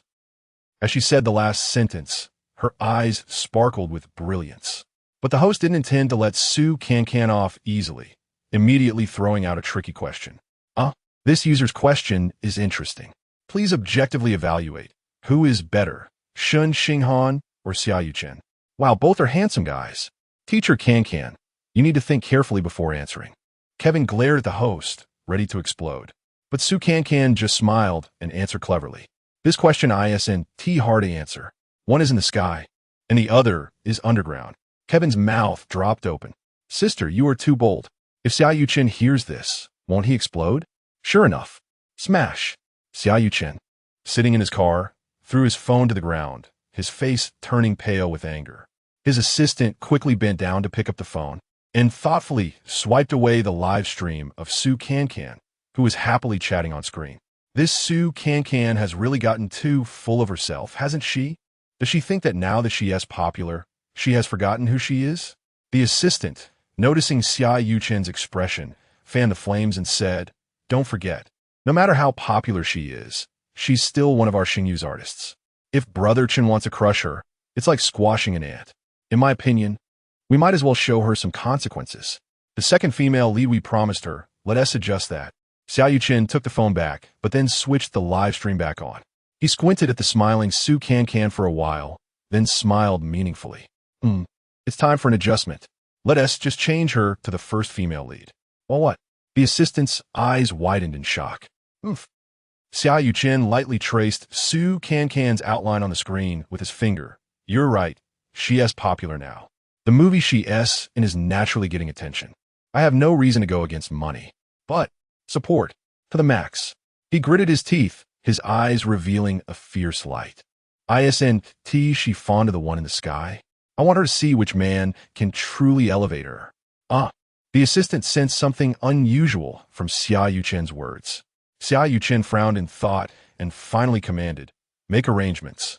Tonight, I want to have dinner with Su Cancan. At the same restaurant as last time, same spot." "Oh, okay." The assistant nodded, confirming his thoughts once again. As soon as Su Cancan finished her live broadcast, Kevin ran over with his phone, skipping excitedly. Sister, Xia Yuchen is calling." Su Cancan didn't even lift her eyelids, directly taking the phone and casually saying, "Hello." Upon understanding that the other party wanted to invite her to dinner, she refused without a second thought. "Sorry, it's the weekend, and I promised my mom to go home for dinner." A few seconds later, Xia Yuchen's roar came from the phone. "Su Cancan, do you think eating with your family is more important than eating with me?" Su Cancan frowned and innocently retorted, "I senti it," implying, "Who do you think you are?" Xia Yuchen nearly spat out a mouthful of blood. "My car is right outside the door where you did your live stream. Be smart and come out immediately." After giving the final ultimatum, Xia Yuchen smashed the phone again. The assistant couldn't help but shake his head and sigh. If this Su Cancan is playing hard to get, she might just succeed. Chapter 103. Don't compare yourself to him, putting down the phone. Su Cancan pulled Kevin over and whispered, "Is there a back door here? Xia Yuchen is blocking me at the entrance. We better sneak out through the back." "Why are you afraid of him, sister?" Kevin raised his delicate finger, confused. Su Cancan rolled her eyes helplessly. "I'm not afraid of him. I just find him disgusting." Kevin shook his head and sighed. "Women are really changeable. A few months ago, you were calling him Senior Xia, treating him like a god. After a trip to Mars and meeting Shen Xinghan, you find Senior Xia disgusting. Please, how Xia Yuchen plotted against me. Have you forgotten? Even without Shen Xinghan, I would still find him disgusting. Back then, I was blind. But no matter how much you find him disgusting, you're going to have to face him sooner or later. Don't forget, he's the heir of Xingyu Group, your boss. Don't you plan to stay in the entertainment industry?" Su Cancan sighed softly, looking up at the sky. "Let me tell you, this trip to Mars has really transformed me. I used to dream of becoming a big star, but now I feel like fame and fortune are all just clouds. Not important at all. Sigh, falling in love with someone like Shen Xinghan has elevated my entire spiritual realm. Sister, I don't know if you've elevated or not. All I know is, if you offend Xia Yuchen, you can disappear from the entertainment industry." Kevin reminded through clenched teeth. Su Cancan sighed again. "Forget it. My current realm is something you won't understand." Kevin stared at her for a while with his little bean eyes, then said slowly, "Sister, after coming back from Mars, your popularity has skyrocketed, but you haven't signed on for a single role, and all the promotional appearances have been unpaid. I wonder where the rent and utilities for this month will come from. Will they just fall from the sky? Dr. Shen has the country supporting him. What about you? Planning to offend Xia Yuchen and then survive on the northwest wind?" "Huh." Su Cancan looked bewildered. I didn't think that much." Kevin pulled her up and walked out quickly. "It's not too late to think now. Hurry up and go see your ex-boyfriend. But I just repair my relationship with my mom and promise to have dinner at home today. I'll help you call Annie to explain. Hurry." At the Western restaurant, at the booth by the terrace, Su Cancan faced the steak, red wine, and the well-dressed film emperor across from her, and inappropriately let out a huge yawn. Xiao Yuchen gritted his teeth secretly, then smiled contemptuously, saying in a mocking tone, "Good thing I didn't arrange for reporters otherwise. With your current state, you'd be photographed and your goddess image would be ruined. What's wrong after a trip to Mars? You don't even care about your idol image anymore." Su Cancan impatiently replied, "Boss Xia, someone of your esteemed status wouldn't easily invite a little person like me to dinner. What is it really about? Can we get straight to the point?" Xiao Yuchen gently shook his head, smiling as he said, "You're no longer a little person. A big star just back from Mars. The whole world is paying attention to you. Su Cancan, you're now the hottest artist under Xingyu. Shouldn't you thank me?" "Huh." Su Cancan laughed as if she had heard the funniest joke in the world. "Thank you? I thank you for using despicable means to force me to go to Mars.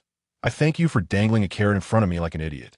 I thank you for secretly sabotaging me, trying to make all my efforts go to waste. I'm really grateful to you. Thank you and your whole family." Su Cancan had already stopped caring about these matters, but bringing them up again made her grit her teeth. Xiao Yuchen looked at her for a while, then carefully pondered her words and couldn't help but laugh. This time, his smile was genuinely satisfying. "Su Cancan, are you sulking with me?" Xiao Yuchen squinted his eyes, his tone teasing. What? Su Cancan was momentarily taken aback. Xiao Yuchen lowered his head, pursing his lips, smiling even more proudly. "All right, Cancan, I know you're feeling wronged, but you can see this is my test for you, and you've performed very well. Everything is in the past. Don't bring up that shun whatever to annoy me." His tone became gentler, and he changed how he addressed her. Su Cancan finally understood. It turned out that this narcissistic film emperor thought she was angry about the previous matter and was deliberately mentioning her relationship with Shen Xinghan to provoke him. Ha ha ha ha. Su Cancan pounded the table, tears of laughter streaming down her face. "Oh my God. This is really the funniest joke I've heard this year." Ha ha ha ha. Xiao Yuchen widened his eyes. "What are you laughing at?" Su Cancan picked up a tissue to wipe her eyes, took a couple of breaths, and said, "Boss Xia, I admit I had a crush on you before. But that was because I was young and my aesthetic sense was not mature. Plus, I didn't know you well. A lot of it was my own fantasy. But after spending a month with Shen Xinghan on Mars, I really fell in love with him. He has so many merits that I can't even count them. So please don't compare yourself to him. Okay? There's no comparison. Just like I said in the live stream. One is in the sky, the other. Su Cancan." Xiao Yuchen was completely enraged this time, slamming the table loudly. "Don't test my bottom line." But Su Cancan was fearless. She blinked at Xiao Yuchen innocently and asked, "Who is testing your bottom line? Your bottom line has nothing to do with me. Boss Xia, if you came to find me for such a boring matter today, then I'm leaving." After saying that, she stood up and was about to leave. Xiao Yuchen, anger rising in his chest, finally gritted his teeth and said, "Sit down, let's talk business. TCH, why didn't you do this earlier? Wasting time." Su Cancan muttered and sat back down. Xiao Yuchen took out a tablet from his bag, swiped a few times, and handed it to Su Cancan. "Remember the movie I promised you before going to Mars?" Su Cancan took the tablet and saw the script on the screen. "I remember. You promised me that if I got the required number of little stars, I could play the second female lead. I should have completed the task. So this second female lead." "No, it's not the second female lead anymore. The company has decided that you will play the female lead." "What?" Su Cancan's eyes widened in surprise. "The female lead? I've only ever played minor roles, and now I'm going straight to the female lead?" Seeing her astonished expression, Xiao Yuchen couldn't help but sneer inwardly. Just now she was pretending, but when it came to benefits, she was the same as anyone else. Yes, the female lead. This film is a key project that Xingyu is investing in this year. You are now the artist that the company is heavily promoting. Chapter 104. How are you on Mars? Who is the male lead acting opposite me? Su Cancan asked casually while swiping on her tablet. "Of course it's me." "Huh?" Su Cancan looked up at him, then shook her head like a rattle drum, saying, "Forget it. I'll just play the second female lead." "Su Cancan, you really don't know who you are?" Xiao Yuchen slammed the table again, pointing at his own nose and shouted, "A best actor like me is not worthy to act with you? No, it's not about status." Su Cancan pointed at the computer screen. "I saw that the male and female leads have a lot of kissing scenes, and I don't want to." Su Cancan. Xiao Yuchen was so furious that his eyes seemed to be on fire. Su can remember Kevin's advice and thought it was better not to make her boss angry. So, she gave Xiao Yuchen a carefree smile and said, I'm not rejecting you. It's just that you also saw on the Mars reality show that I gave my first kiss to Shen Xinghan. Well, let us just say it was sealed by him. I can't kiss other men anymore. The scene of Su can actively kissing Shen Xinghan before parting flashed in Xiao Yuchen's mind, igniting a fire in his heart. You are being very unprofessional, Xiao Yuchen said, suppressing his anger. A good actor would never confuse their personal feelings with their role. Su can reacted quickly and immediately said, Right, so I need to avoid these things before getting into character. Xiao Yuchen felt like he was going to be internally injured by her, but he still restrained himself and squeezed out a sentence through clenched teeth. Details could be negotiated. Oh, right, we can borrow the angle. Su can clapped her hands and then smiled as she recalled. During the wedding scene, we shot on Mars. I also borrowed the angle to film a kissing scene with Shen Xinghan. Please do not mention the name Shen Xinghan in front of me. Xiao Yuchen finally couldn't hold back anymore. We are discussing serious matters. Please focus. Okay. Su can continued swiping the computer screen, and suddenly her eyes lit up. Special appearance, inviting Xiao Jelly? Yes, is it the tragic drama Queen Xiao Jelly? Xiao Yuchen couldn't tell if she was happy or not, and said with narrowed eyes, Yes. A veteran actor is lifting the sedan chair for you. What is there to be dissatisfied about? At this moment, Su Cancan's thoughts drifted back to Mars. She remembered the films and dramas of Xiao Jelly that Zhou Ziqi had collected, and suddenly came up with a thrilling idea. If this movie also has Xiao Jelly in it, maybe it could be sent to Mars. Then perhaps Shen Xinghan would be able to see it. This idea made Su Cancan instantly excited, as if she had been injected with adrenaline. All right, it's settled then. I must devote myself wholeheartedly, contribute my utmost effort, and ensure I perform this role well. Xiao Yuchen was startled by her sudden enthusiasm. However, since it was progressing according to his plan, he breathed a sigh of relief. All right, come to the company tomorrow to sign a contract. Xiao Yuchen thought for a moment and added, the pay will be at the level of a top-tier star.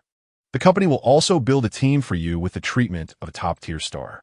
Additionally, there will be monthly allowances for costumes and such. Wait, Su can manage to force a flattering smile again about the payment. What? You're not satisfied with the treatment of a top-tier star? Su can, are you trying to be greedy? Don't be ungrateful. Xiao Yuchen raised his voice. Su can quickly waved her hand, her face showing embarrassment, saying, No. It's not about how much money there is. The problem is, when will it be credited? Or can I get a little advance, a little bit? After saying that, she lowered her head and fiddled with her fingers under the table. At that moment, she actually felt very uncomfortable, because the person sitting opposite her was someone she truly looked down upon. But in the face of financial pressure, she had no choice but to bow her head to someone she despised. Xiao Yuchen was stunned for a moment. Then he smiled proudly. Yes, this Su can, no matter how she struts, is still the little ant he can control at will. What? Short on money? Xiao Yuchen's lips curled into a mocking smile. Of course. Su can retorted unhappily. Going to Mars means 3 months without income. Filming that reality show was voluntary. I'm about to eat dirt. Xiao Yuchen laughed even more proudly. I personally could. No. Before he could finish, Su can made a gesture to indicate stopping. Fine. I'll just go back to eating dirt. Let us pretend I didn't say anything. After saying that, she stood up and was about to leave. That's right. Even though poverty can stifle ambition, Su can also has her bottom line. An advance on her pay is still her hard-earned income. But taking Xiao Yuchen's personal money would complicate things. Xiao Yuchen watched Su Cancan's back with a strange feeling in his eyes, and couldn't help but reflect. She is really different from the girl who used to be so submissive to him. What on Mars could transform a person so completely? Shen Xinghan. Thinking of this name, a wave of inexplicable irritation surged in Xiao Yuchen's heart. Hey, he suddenly shouted at Su Cancan's back. The pay can be prepaid by 20. It will be credited tomorrow after the contract is signed. Thanks. Su Cancan didn't turn back, just waved her hand behind her.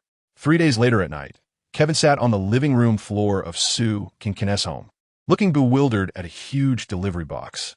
Come on, help me record an unboxing video. I want to post it on social media.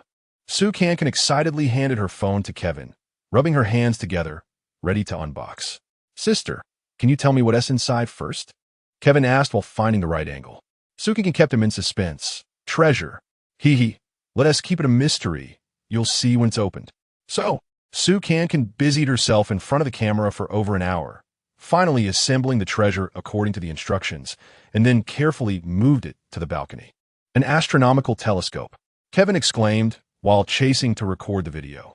Sue Cancan showed a proud smile to the camera. With this, I can see Mars. Kevin put down his phone and looked at his sister with infinite emotion. Sister, you asked the company to advance your pay just to buy this? Yes. You know, it's so expensive. Sue Cancan squinted one eye, adjusting the camera, but just thinking about being able to see Mars clearly made her so happy. You want to see the people on Mars, right? Sue Cancan frowned slightly and sighed. Sigh. If only I could see people, that would be great. Shen Xinghan. Oh, Shen Xinghan, how are you? What are you doing at this moment? In the lab or in the experimental field?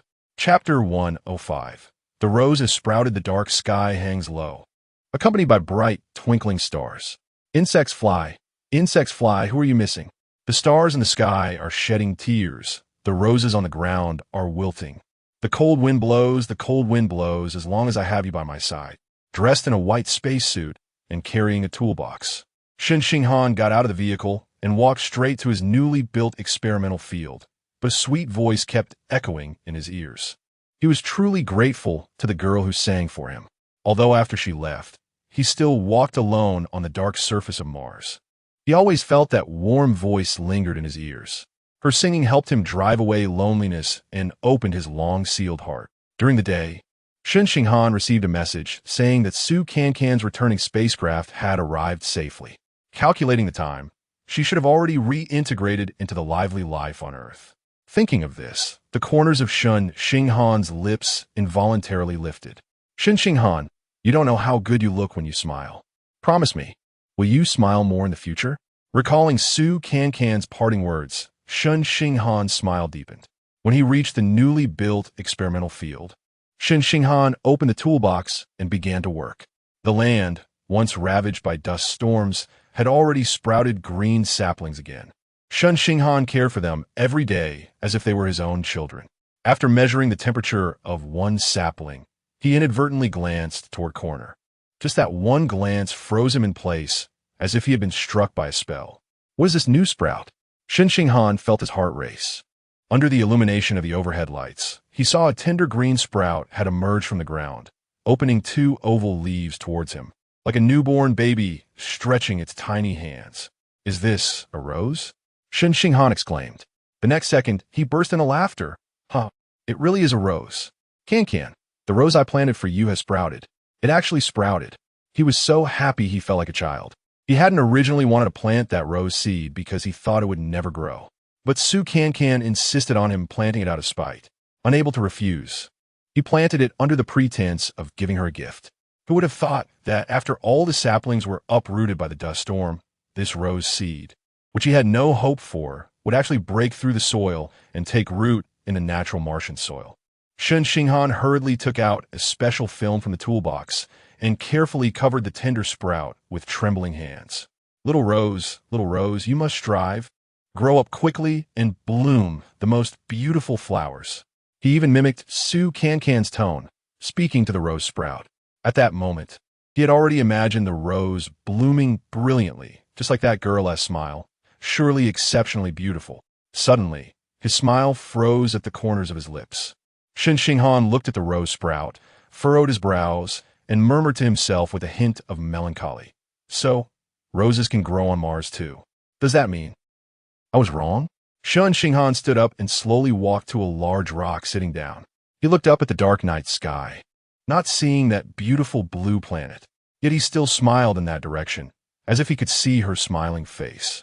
Then, he reached into his spacesuit and took out a small silver button. This farewell gift from Sue Cancan he had never opened. It felt like the last bite of a delicious cake. He could imagine its taste countless times in his mind, but just couldn't bear to eat it. After being shaken by the newly sprouted rose, Shen Xinghan decided to open this gift. After connecting the data storage device to his phone, the next second, A video of Su Cancan in a wedding dress appeared on the screen. Butterflies have wings, but I only have a heavy shell. Looking up at the blue sky, I can't extinguish the fire in my heart. Step by step, I climb with effort. When I fall, I think about why I set out. Snails also have dreams. Snails also want to fly. If the road ahead is too dark, be your own sun. The long-lost sweet voice echoed in the headphones. The beautifully dressed Su Cancan was holding a guitar, singing passionately. At the end of the song, she waved to the camera. Her bright smile was so beautiful it made one forget to breathe. Shen Xinghan, the last time I wore this wedding dress, I was playing Chengdong. But today, I'm wearing it for myself. In my past life, I couldn't save the universe, so I wasn't honored enough to be your bride. So when we part, let me wear a wedding dress and imagine for a moment. You were right. I can't help you much by staying on Mars, and I would become a burden. But then I thought, I'm not entirely useless. At least this song, Snails Also Have Dreams, has given you strength when you were down and confused. So, I'll sing this song for you again. If you encounter unhappy things in the future, just listen to the songs I sing. Shen Xinghan trembled as he touched the phone screen, choking up as he murmured, "Silly girl, I never thought you were a burden. It's me who isn't good enough. I don't have the honor to put the wedding dress on you." On the screen, Su Cancan tilted her head in thought and continued. "Also, I know you've locked your heart away because of Chengdong. Although this deep emotional persona is very charming, I can feel that you are suffering too much inside. Shen Xinghan, promise me, will you open your heart? I'm not good enough, but you will definitely meet girls in the future who share common ideals with you and the possibility of building a future together. You must not miss it. You must grasp happiness. But I have a small request. If you really meet true love, it's best to keep it low-key. Don't let everyone know. At least don't let me know. I'm not as magnanimous as Chengdong. I have a small heart. If I find out that you married another girl, I will definitely curse you fiercely. I will curse you for a happy marriage. Curse you for many descendants. Curse you to be happy in this life and still happy in the next." As she spoke, tears shimmered in the girl's eyes on the screen. Then, she boldly wiped her tears and picked up the guitar again. "All right, lastly, let me sing you one more song. Do you remember the song Insects Fly that I sang for you when we went to the experimental field together? Let me sing it for you again. In the future, when you walk alone in the dark night, just listen to the song I sing. And you won't be afraid. The dark sky hangs low, accompanied by bright, twinkling stars. Insects fly. Insects fly. Who are you missing? The stars in the sky are shedding tears. The roses on the ground are wilting. The cold wind blows. The cold wind blows. As long as I have you by my side." Su Cancan's sweet and warm voice echoed in the headphones once again. At this moment, Shen Xinghan was already in tears. "Cancan." He touched Su Cancan's face on the screen. "I miss you so much." Chapter 106. "I want to be a good actor, Sister Can. Your coffee. No sugar. Please check the temperature." "Sister Can, is the air conditioning temperature okay for you? Also, the humidifier has been turned on to ensure your skin won't dry out." "Sister Can, is this angle of your cushion comfortable?" "Sister Can, I've set up the script for you. You could just lean back and read it." In the van, Su Cancan was being pampered like a queen by the stars around her. Yet, she sat there in a daze, feeling completely uncomfortable. I want to get out for some fresh air." But as she picked up the script and stood up, two bodyguards wearing sunglasses followed her closely. You don't need to follow me. The filming site is very safe." Su Cancan frowned and gave Kevin a look. Kevin immediately understood, clapped his hands, and said, "Sister wants to go out to find some inspiration. I'll just follow her." After saying that, he twisted his sturdy waist and got out of the car behind Su Cancan. "Oh my gosh." After getting out of the car, Su Cancan began to complain. "Why do I feel like being served is more tiring than serving others? Sister Can, it's driving me crazy." Kevin, however, was unbothered, raising his hand theatrically and said, "Sister, this is the kind of treatment that many people dream of as a first-line star. Forget it. I'm just a background actor. I don't deserve this." Su Cancan pointed to a small grove in front of her and said, "It's quiet over there. I'm going to practice my lines. Call me if you need anything." After saying that, she took the script and quickly ran into the grove, looking as if she was trying to evade an enemy. The glaring afternoon sun filtered through the leaves, leaving only mottled shadows. Su Cancan took a deep breath of the air, mixed with the scent of dirt and grass. And her restless heart finally calmed down. This kind of environment is just right to focus on my lines, she murmured as she opened the script. Since there was no one around, she began to read her lines aloud while gesturing as if performing. She was busy, switching between her lines and those of her co-stars, completely engrossed in her own world. "Miss, please sit here, let me slowly tell you." Just as Cancan was fully immersed in her lines, suddenly, a gentle, magnetic female voice rang out from behind her. "Little girl, the emphasis in this sentence isn't on sit, but on here." "Huh?" Cancan exclaimed in surprise and hurriedly turned around. She saw a woman in a turquoise cheapao stepping out from behind a large tree. She had a graceful figure, her hair simply styled in a bun, and her face was without makeup, yet she exuded an indescribable charm. Especially her pair of big eyes that seemed to smile and speak at the same time, with clear black and white. "Ciao, ciao, Jilly." In her fluster, Cancan accidentally called out the woman's full name. As soon as the words left her mouth, she realized how rude it sounded and quickly corrected herself. "Teacher Chiao. What are you doing here?" At the moment Cancan turned around, Chiao Jilly was also taken aback. "You, aren't you the one playing the little maid? You're that big star Cancan who just returned from Mars?" Cancan then understood that it was because she had just spoken the lines of the little maid that Chiao Jilly had mistaken her for a minor character. "Yes. Teacher Chiao, hello. I'm Cancan. Please give me your guidance." Cancan stepped forward and politely extended her right hand. Chiao Jilly hesitated for a moment, then smiled and gently shook her fingertips. "Oh, I spoke out of turn." Chiao Jilly shook her head with a smile. "But I really didn't expect that a big star like you would come to a grove to practice lines." Cancan's face flushed, and she shyly said, "Teacher Chiao, please don't say that. What kind of star am I? I was just a background actor. I'm not afraid to be laughed at. In my last drama, I only had 3 lines. Suddenly having so many this time, I really am not used to it." He. After saying that, Cancan laughed foolishly. Chiao Jilly also covered her mouth and laughed. "Then you need to get used to it quickly. Teacher Chiao, could you guide me a bit?" Cancan's eyes sparkled with sincerity. "Although I studied acting, I really haven't filmed much after graduation, let alone a big movie like this. You just pointed out my logical emphasis was wrong. I feel there must be many shortcomings. If it's not too much trouble." "Miss Sue, being a star actually doesn't need to be this hard." Chiao Jilly interrupted Cancan, calmly saying, "You have popularity now. Even if your lines aren't up to par, many fans will still be willing to go to the cinema for you." No. Cancan waved her hand, seriously saying, "Teacher Chiao, I don't want to be that kind of star who relies only on popularity. I'm a performance major. I want to be an actor." "Oh." Chiao Jilly looked at Cancan as if she wanted to get to know this girl again. Cancan eagerly said, "I know many people think I went to be a Mars tester to attract attention, to get famous, to take a gamble. The reasons behind it are quite complicated, and I can't explain them all at once. But I'm very clear about one thing. Before, I didn't have the opportunity. But now that the opportunity is right in front of me, I must seize it. This is my first leading role in a movie. I must present my best self." Chiao Jilly looked at Cancan intently, her eyes filled with approval. She nodded and softly said, "All right, then let's carefully analyze your scene today." "Thank you, Teacher Chiao. I really appreciate it. Don't be so formal, just call me sister." "Okay, thank you, Sister Jilly." Thus, Cancan learned from Chiao Jilly in the small grove.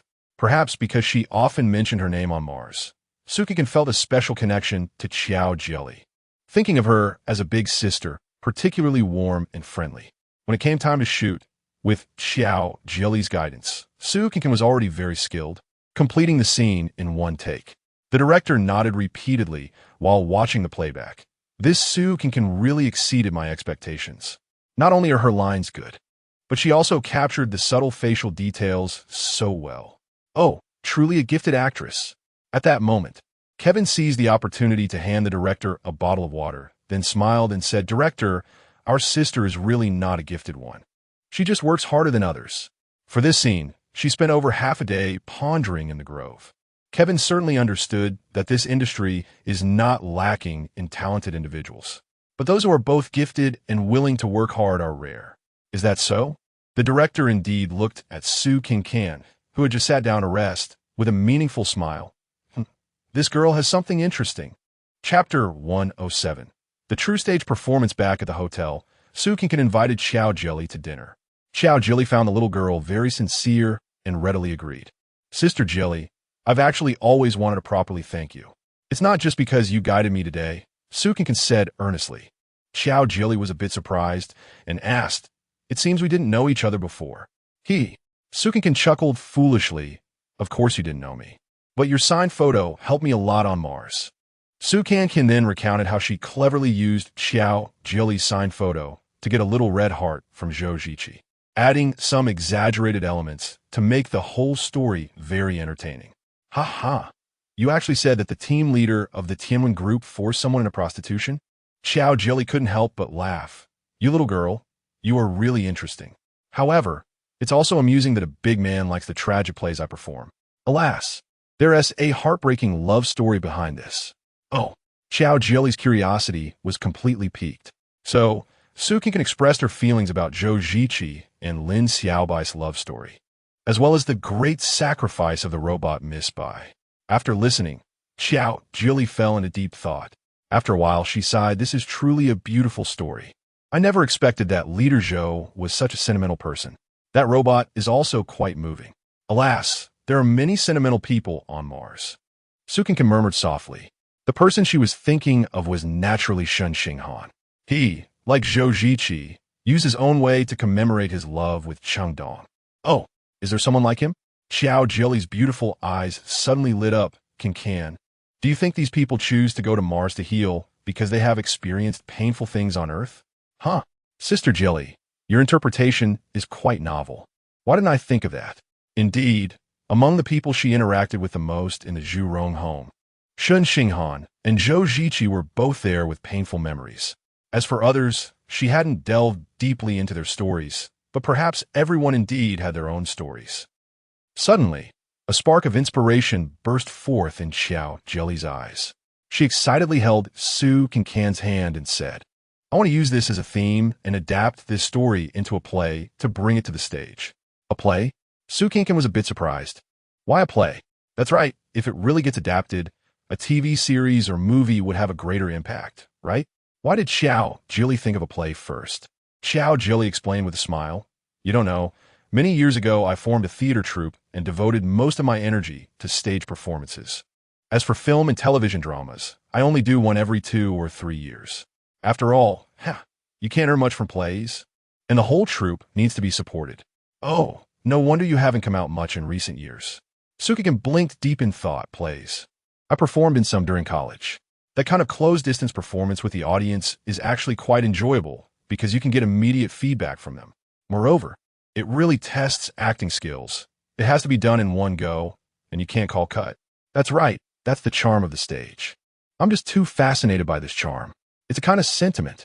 Cancan, if you're interested. Xiao Jilly started, but suddenly shook her head and laughed. No, you are currently very popular. You shouldn't be acting in something so obscure and unprofitable. You're not at the stage of paying for sentiment. No, Sister Jilly. I like it.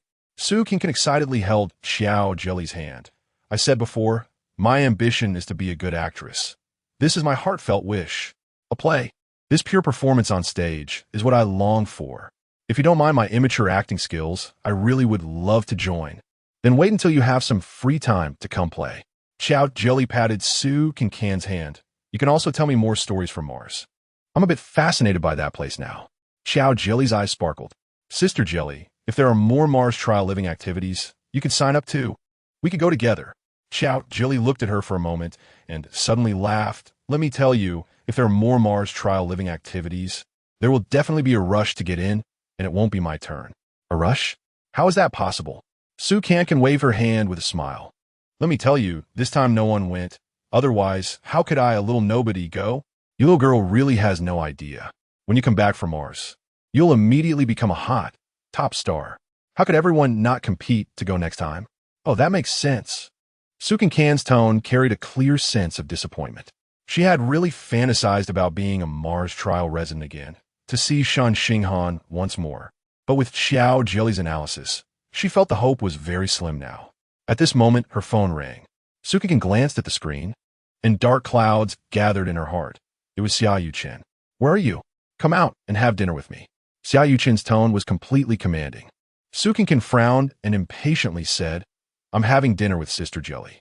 After a few seconds of silence, Xiao Yuchen's low voice came over the phone. Su Cancan, have you chosen the wrong thigh to hug? An outdated old woman isn't worth your time and energy. Su Cancan looked at Xiao Jelly, her face filled with embarrassment. She didn't know if the other party had heard Xiao Yuchen's words. Outdated old woman, that was really too harsh. Hello, 10 minutes later, I want to see you at the hotel door. Xiao Yuchen finished speaking and hung up the phone. Really inexplicable. Su Cancan angrily set down her phone. Meanwhile, Xiao Jelly still maintained her calm demeanor. She took a sip of tea, smiled faintly, and said, in the entertainment industry, most of the time, one is not in control of oneself. If you want freedom, you have to give up a lot of things. Cancan, you are still young. Your road ahead is long. Now is not the time to give up. Go ahead. I'm tired too. I'm going back to my room. After saying that, she stood up and left.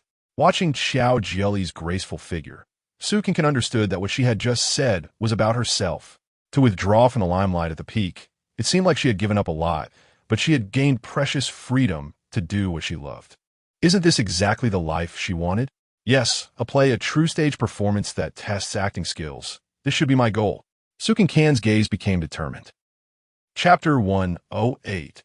Unnamed Fire. Xiao Yuchen took Su Cancan out of the film city and brought her to a high-end Western restaurant in the city center. Su Cancan had been looking disinterested and didn't initiate any conversation with him. Xiao Yuchen, on the other hand, was surprisingly gentle and considerate, even meticulously cutting the steak into small pieces for Su Cancan. This is the Kobe beef I specially ordered for you. Give it a try, he said, pouring her a glass of red wine. This wine is also specially for you. But before he could finish, Su Cancan impatiently interrupted him. Boss Xia, I really don't like Western food. If you don't even know my preferences, then don't say it was specially ordered for me. Okay? Ridiculous. Xiao Yuchen seemed to be in a good mood today. He wasn't too angry at her retort and just smiled faintly, saying, then tell me what you like to eat, and I'll take you next time. Su Cancan rolled her eyes at him and replied bluntly, I like to go home and eat the dumplings my mom makes. I like to have the staff meal with Sister Jelly. So, what you're saying is what you eat doesn't matter, but who you eat with is the key, Xiao Yuchen said with a half-smile. You're just pretending to ask. Su Cancan muttered under her breath. But I clearly remember that 3 months ago. You were catering to my tastes, begging to have dinner with me. People change. Su Cancan looked out at the night sky through the window. In any case, before going to Mars, I liked you. I didn't want to gain resources from you. Riding on your gossip is something I admit to doing. But after a month on Mars, I really changed. I no longer want to do those boring things. I just want to be a pure actress and perform every role well. Besides, after interacting with Sister Jelly today, I realized I might be more suited for stage plays. Stage plays? Xiao Yuchen's eyes widened. Su Cancan, what are you joking about? The company is sending you to Mars to make you an internationally renowned star, not to act in those money-losing plays that nobody watches. The company will plan your future well. Just listen to me. But do I not have the freedom to choose for myself? You want freedom, right? Pay the termination fee, and you'll be free immediately. Xiao Yuchen took a sip of red wine, suppressing his anger. Su Cancan suddenly understood what Xiao Jelly meant by giving up a lot to gain freedom. She couldn't afford the astronomical termination fee right now, so she had to follow the company's arrangements. Xiao Yuchen glanced at his watch and said softly, It's about time. Let us go. What does about time mean? Su Cancan didn't understand, but was too lazy to ask. She was just trying to escape from this boring dinner, and it seemed she could finally do so. When she returned to the hotel and opened her phone, she fully understood what Xiao Yuchen meant by about time. Photos of their dinner together had flooded the internet. The narrative was quickly gaining momentum, suggesting that Su Cancan and Xiao Yuchen had rekindled their romance due to filming together. Su Cancan sneered at her phone, acting during the day and still acting at night. Isn't that tiring? After a moment's thought, she posted a photo of herself from Shen Xinghan's wedding on her social media, with the caption, The person I love, on Mars. The words of the person involved immediately clarified all rumors. Some netizens asked why she had dinner with Xiao Yuchen. Su Cancan responded generously, saying it was just to discuss the script. The two people in the photo had no intimate gestures. They were merely chatting and eating.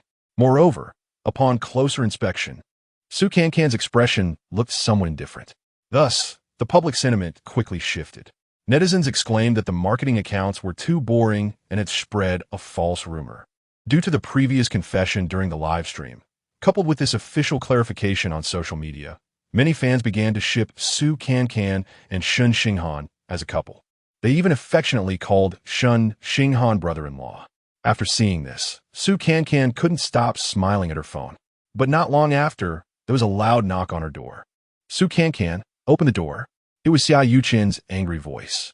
Su Cancan suddenly felt exhausted and impatiently shouted towards the door, I'm already asleep. Even if you're asleep, get up. Su Cancan realized that Xia Yuchen was used to having everything go his way and could not tolerate anyone opposing him. The more she resisted him, the more he would not give up. Fine, as a humble and weak worker in the entertainment industry, I shouldn't go against the evil capitalist. Su Cancan muttered as she reluctantly opened the door. However, upon opening the door, Xia Yuchen was taken aback. Su Cancan suddenly remembered that she had just applied a black face mask. Sorry, it's the mask. Su Cancan casually peeled off the mask, revealing a damp face. Xia Yuchen recalled how she had been exquisite just a few months ago when they had dinner together. And now she clearly didn't care about her appearance at all. Thinking of this made him even angrier. He walked into the room with a sullen face, followed by the newly assigned agent for Su Cancan, Chun Jing. Xia Yuchen sat on the sofa, glaring at Su Cancan and asked, Do you know what you're doing? Who told you to post that? Su Cancan nonchalantly replied, Someone spread rumors, so I naturally had to clarify it at the first moment. Boss Xia, weren't you the one who hated me, riding on your popularity the most? That was then, this is now. Xia Yuchen slammed his hand on the armrest of the sofa. I don't know if you're really stupid or just pretending to be stupid with me. The reporters were arranged by me. Now, they're stirring up rumors about us for movie promotion. Su Cancan spread her hands, looking innocent. No one told me. After saying that, she turned her gaze to Agent Chen Jing. Chen Jing also showed a distressed expression. She was clearly unaware of the situation. Seeing this, Su Cancan felt more confident and said loudly, Also, while the movie needs promotion, shouldn't we consider my public image too? Stirring up a CP with me. Does that affect your image? Xia Yuchen's eyes were blazing with anger. What I mean is, I just admitted in a live stream that I like Shen Xinghan. And just a few days later, you want me to stir up a CP with you. What will I become in the public's eyes? Fickle, capricious, changeable. At this moment, Chun Jing, who had been silent, finally spoke up. She glanced at Xia Yuchen with some concern and then hesitantly said, Actually, I also don't really agree with stirring up rumors for Cancan at this time. What she just said, ISNT, without reason. For movie promotion, I think it can wait until the release time. By then, if Cancan falls in love again, it would be understandable. After all, that Dr. Shun hasn't accepted her. It's normal for her to like someone else after a long time. Xia Yuchen clenched his fists, tried to calm himself down. From the perspective of nurturing talent, both Su Cancan and Chun Jing had valid points. He knew that there was no need to stir up rumors about the lead's romance at this stage, as the film had just started shooting. But there was a nameless anger in his heart that had nowhere to go. Moreover, the more he saw Su Cancan's indifferent attitude towards him, the angrier he became. Chapter 109. Seeking help from others is not as good as helping oneself. Xia Yuchen was silent for a long time, and finally squeezed out 2 words from between his teeth. Okay? Su Cancan and Chun Jing exchanged glances, both greatly relieved. But Xia Yuchen turned to Chun Jing again and said, Su Cancan is now a key artist cultivated by the company, but she seems to be unclear about what she should or shouldn't say. So, collect all her social media accounts. From now on, you will manage them, and I will monitor. Also, when she gives interviews, she must answer according to the company's wishes. You have experience, so teach her more. Okay, don't worry. Chun Jing readily agreed. But at that moment, Su Cancan felt a chill run down her spine. Handing over her social accounts meant that she would become a symbol, a persona, a product, a puppet without a soul. I disagree. Su Cancan protested, trembling. Xia Yuchen looked at her, suddenly sneering, and asked, What qualification do you have to say that? I don't want to be the company's puppet. Are you trying to take away my most basic freedom? Tears welled up in her eyes. Xia Yuchen looked at her as if admiring a painting. then stood up and casually said, "Pay the penalty for breach of contract, and you'll be free." After saying that, he turned and strode toward the door, a barely noticeable, satisfied smile curling at the corners of his lips. He wanted to see her panic, her helplessness. Her wronged expression and frightened tears excited him inexplicably. After Xia Yuchen and Chen Jing left, Su Cancan collapsed onto the sofa, still unable to stop shaking. She randomly grabbed her phone and saw the photo she posted on social media with Shen Xinghan. In the picture, the handsome man had such a clear and warm gaze, like a spring that had not been polluted at all. Wow! Su Cancan finally couldn't hold back and burst into tears. Shen Xinghan. The world is not good at all. Being a big star is not good at all. Ah, I miss you so much. The next day, Su Cancan was scheduled to shoot a scene opposite Xia Yuchen. She hadn't slept all night, and her state was particularly poor. Seeing the capitalist she hated made it even harder for her to get into character. The director, who had praised her yesterday, couldn't help but shake his head and sigh. Newcomers are just inconsistent. However, Su Cancan was no longer the small supporting role who could be ordered around. The director had to give her some face. "Cancan, did you not rest well?" The director forced a smile. "Come, take a break and find your state. We'll shoot again in an hour." Su Cancan realized that her state had delayed the shooting and felt extremely frustrated. I'm sorry. She sincerely bowed to the staff. "I will adjust as soon as possible." Meanwhile, Xia Yuchen said nothing, just watched the panicking Su Cancan with a cat-and-mouse gaze, leisurely. Su Cancan, feeling dejected, walked toward her van when suddenly she felt a gentle hand pat her shoulder. "Come with me." Su Cancan looked up and met Xiao Jili's warm gaze. The two returned to the little grove where they practiced their lines. "Your state is off today. Something must have happened, right?" Xiao Jili kindly asked. "The entertainment industry is tough. You need to have a strong heart and firm belief." Su Cancan choked up and said, "Sister Jili, I don't want to be the company's puppet." Xiao Jili was silent, looking at Su Cancan with a complex expression. "Sister Jili, is there any way to let me be free?"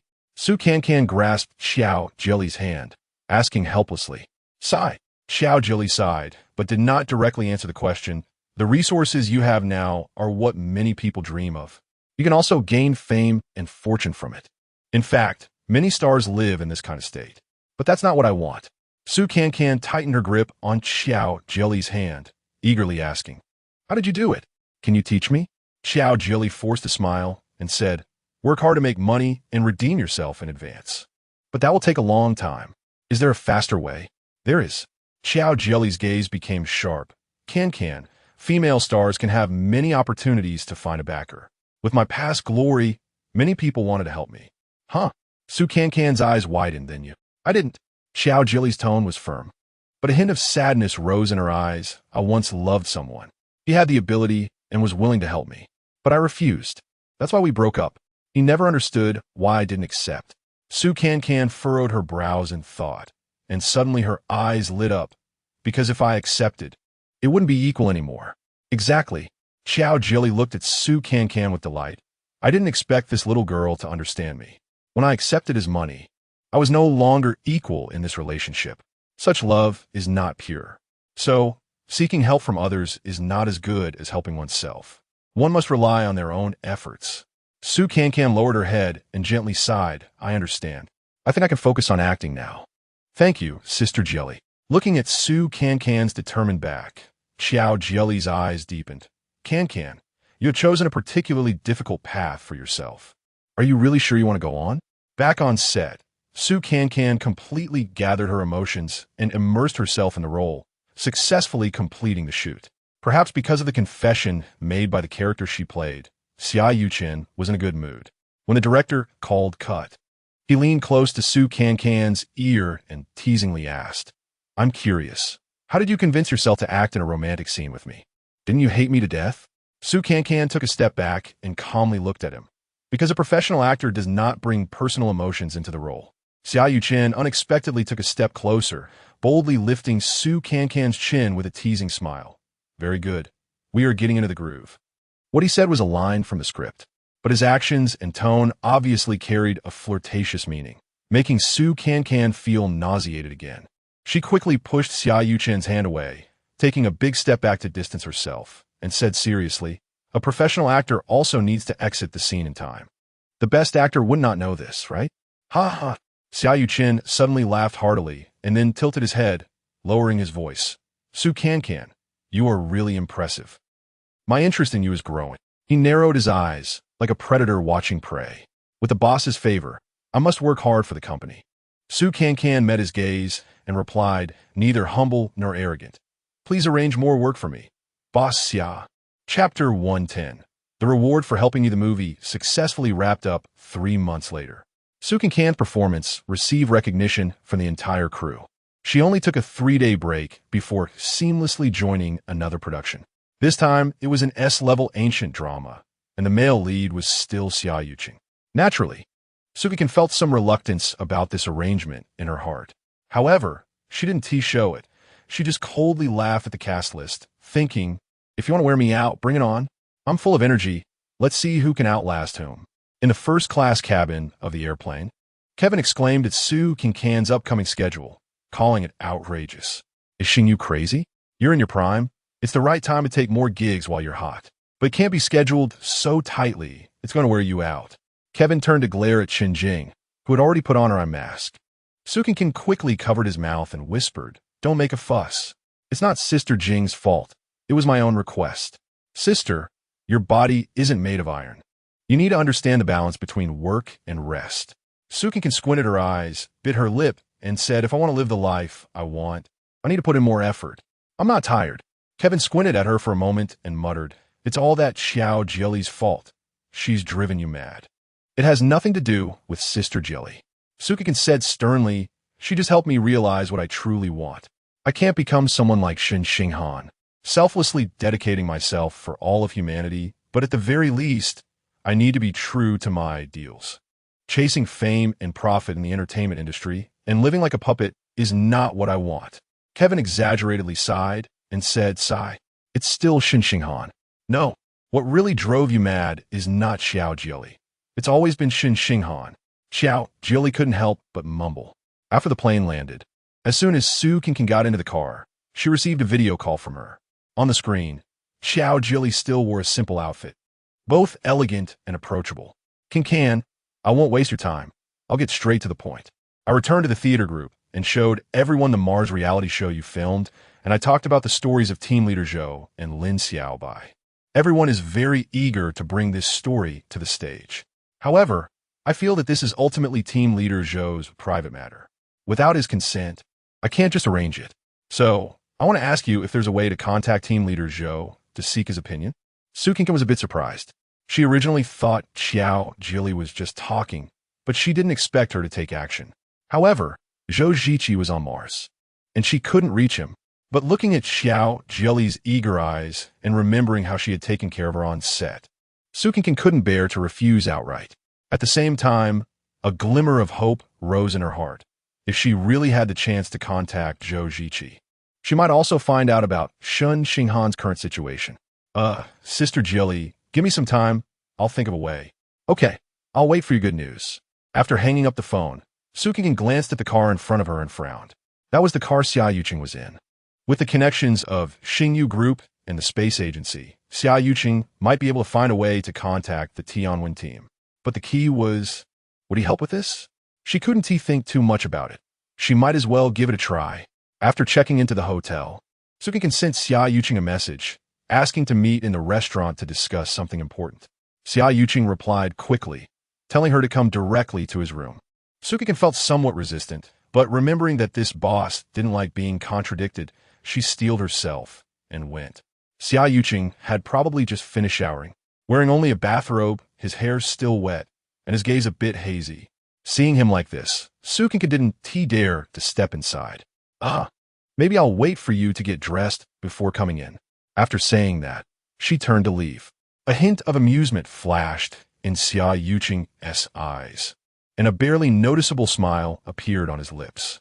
Suddenly, he reached out and pulled Su Cancan in, quickly shutting the door behind her. Before Su Cancan could react, she was pressed against the wall. He leaned in, one hand beside her face, enveloping her in a wave of dangerous energy. Xia Yuqing, what are you doing? I'm going to call for help. Su Cancan screamed, pushing him away with all her strength. Ha ha! Xia Yuqing staggered back a step, steadying himself. I was just playing around. Look how scared you are. He had just had a bit to drink and was in a slightly tipsy state. In that moment when he opened the door, his primal instincts made him want to do something to Su Cancan. After all, this tempting figure had been in front of him for too long, whetting his appetite. But when Su Cancan shouted, he regained his rationality. Who is Xia Yuqing? How many women try every trick to get him to notice them? How could he fall to the point of forcing someone? Seeing him turn away, Su Cancan finally let out a breath, saying irritably, "Is this how you play? It scared me to death. If I didn't need something from you, I'd probably be swearing at you right now." Xia Yuqing sat on the sofa, crossed his legs, and leisurely took a sip of his unfinished red wine, as if nothing had happened. "Aren't you here to talk business? Why are you just standing there?" he said, patting the sofa beside him. "Come here, have a drink with me." However, Su Cancan cautiously walked to the opposite side, still standing, and said, "Right? I wanted to ask you for a favor. Let me get straight to the point. Let's skip the drinks." Xia Yuqing sneered, "You want something from me? And now you call me senior? Weren't you calling me boss Xia before? Little girl, these two faces are too obvious, right? If you like it, I can call you senior from now on." Su Cancan lowered her head. Xia Yuqing waved his hand lightly. "Whatever, I don't care. What is it? Just say it." So, Su Cancan relayed Xiao Jili's request. As soon as Xia Yuqing heard the word Mars, he frowned impatiently. By the time Su Cancan finished speaking, his face had completely turned cold. "Su Cancan, let me ask you, is it Xiao Jili who wants to see Zhou Ziqi? Or do you want to see Shen Xinghan?" Su Cancan blinked, suddenly not wanting to beat around the bush with him. "Both," she answered straightforwardly. Xia Yuqing didn't expect Su Cancan to be so honest. Momentarily at a loss for words. "Why should I help you see Shen Xinghan?" Xia Yuqing finally asked after a long pause. "Your current task is to focus entirely on filming. Don't get distracted by other matters. Just now, it was Senior who asked me if I wanted to see Shen Xinghan. I don't want to lie to you. I do miss him. But the focus of this matter is that Sister Jilly wants to seek Team Leader Zhou's opinion. So, whether I see Shen Xinghan or not is not important. What's important is to help Sister Jilly communicate with Team Leader Zhou." Xia Yuqing narrowed his eyes again, a smile playing at the corners of his lips as he looked at Su Cancan leisurely. "Okay, then tell me, what will I get in return for helping you?" Chapter 111. I marry you return? Return what? Su Cancan's face turned pale as she recalled what had just happened when she entered the room. She stammered, "I will work harder. Help the company earn more money." "Oomph." Xia Yuqing coldly laughed. "You're working hard to get out of your contract with Xingyu, aren't you? You think your little schemes can fool me? Then, what do you want in return?" She thought for a moment and added, "Of course, it can't be excessive. I have my limits." Xia Yuqing was amused by her demeanor. He twirled the wine glass in his hand, his slightly squinted peach blossom eyes brazenly roaming over Su Cancan's figure, completely unrestrained. "Su Cancan, what exactly is so good about you? There are plenty of prettier girls in the entertainment industry. I just have to beckon, and they would rush to my door. But why am I so fixated on you?" Hearing his words, Su Cancan felt something was off and hurriedly waved her hands. "Don't get any improper ideas about me.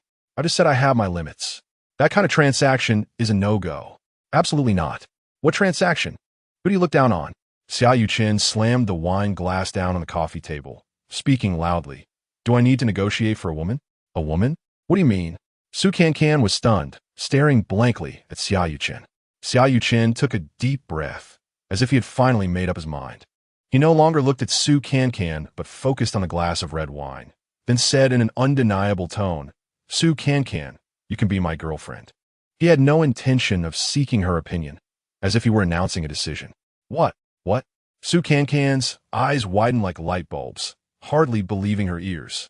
Seeing her reaction, Xia Yuqing frowned again and impatiently added, "The kind that could be made public." Satisfied? Su Cancan also glanced at the glass of red wine, ultimately concluding, "Senior, you must be drunk."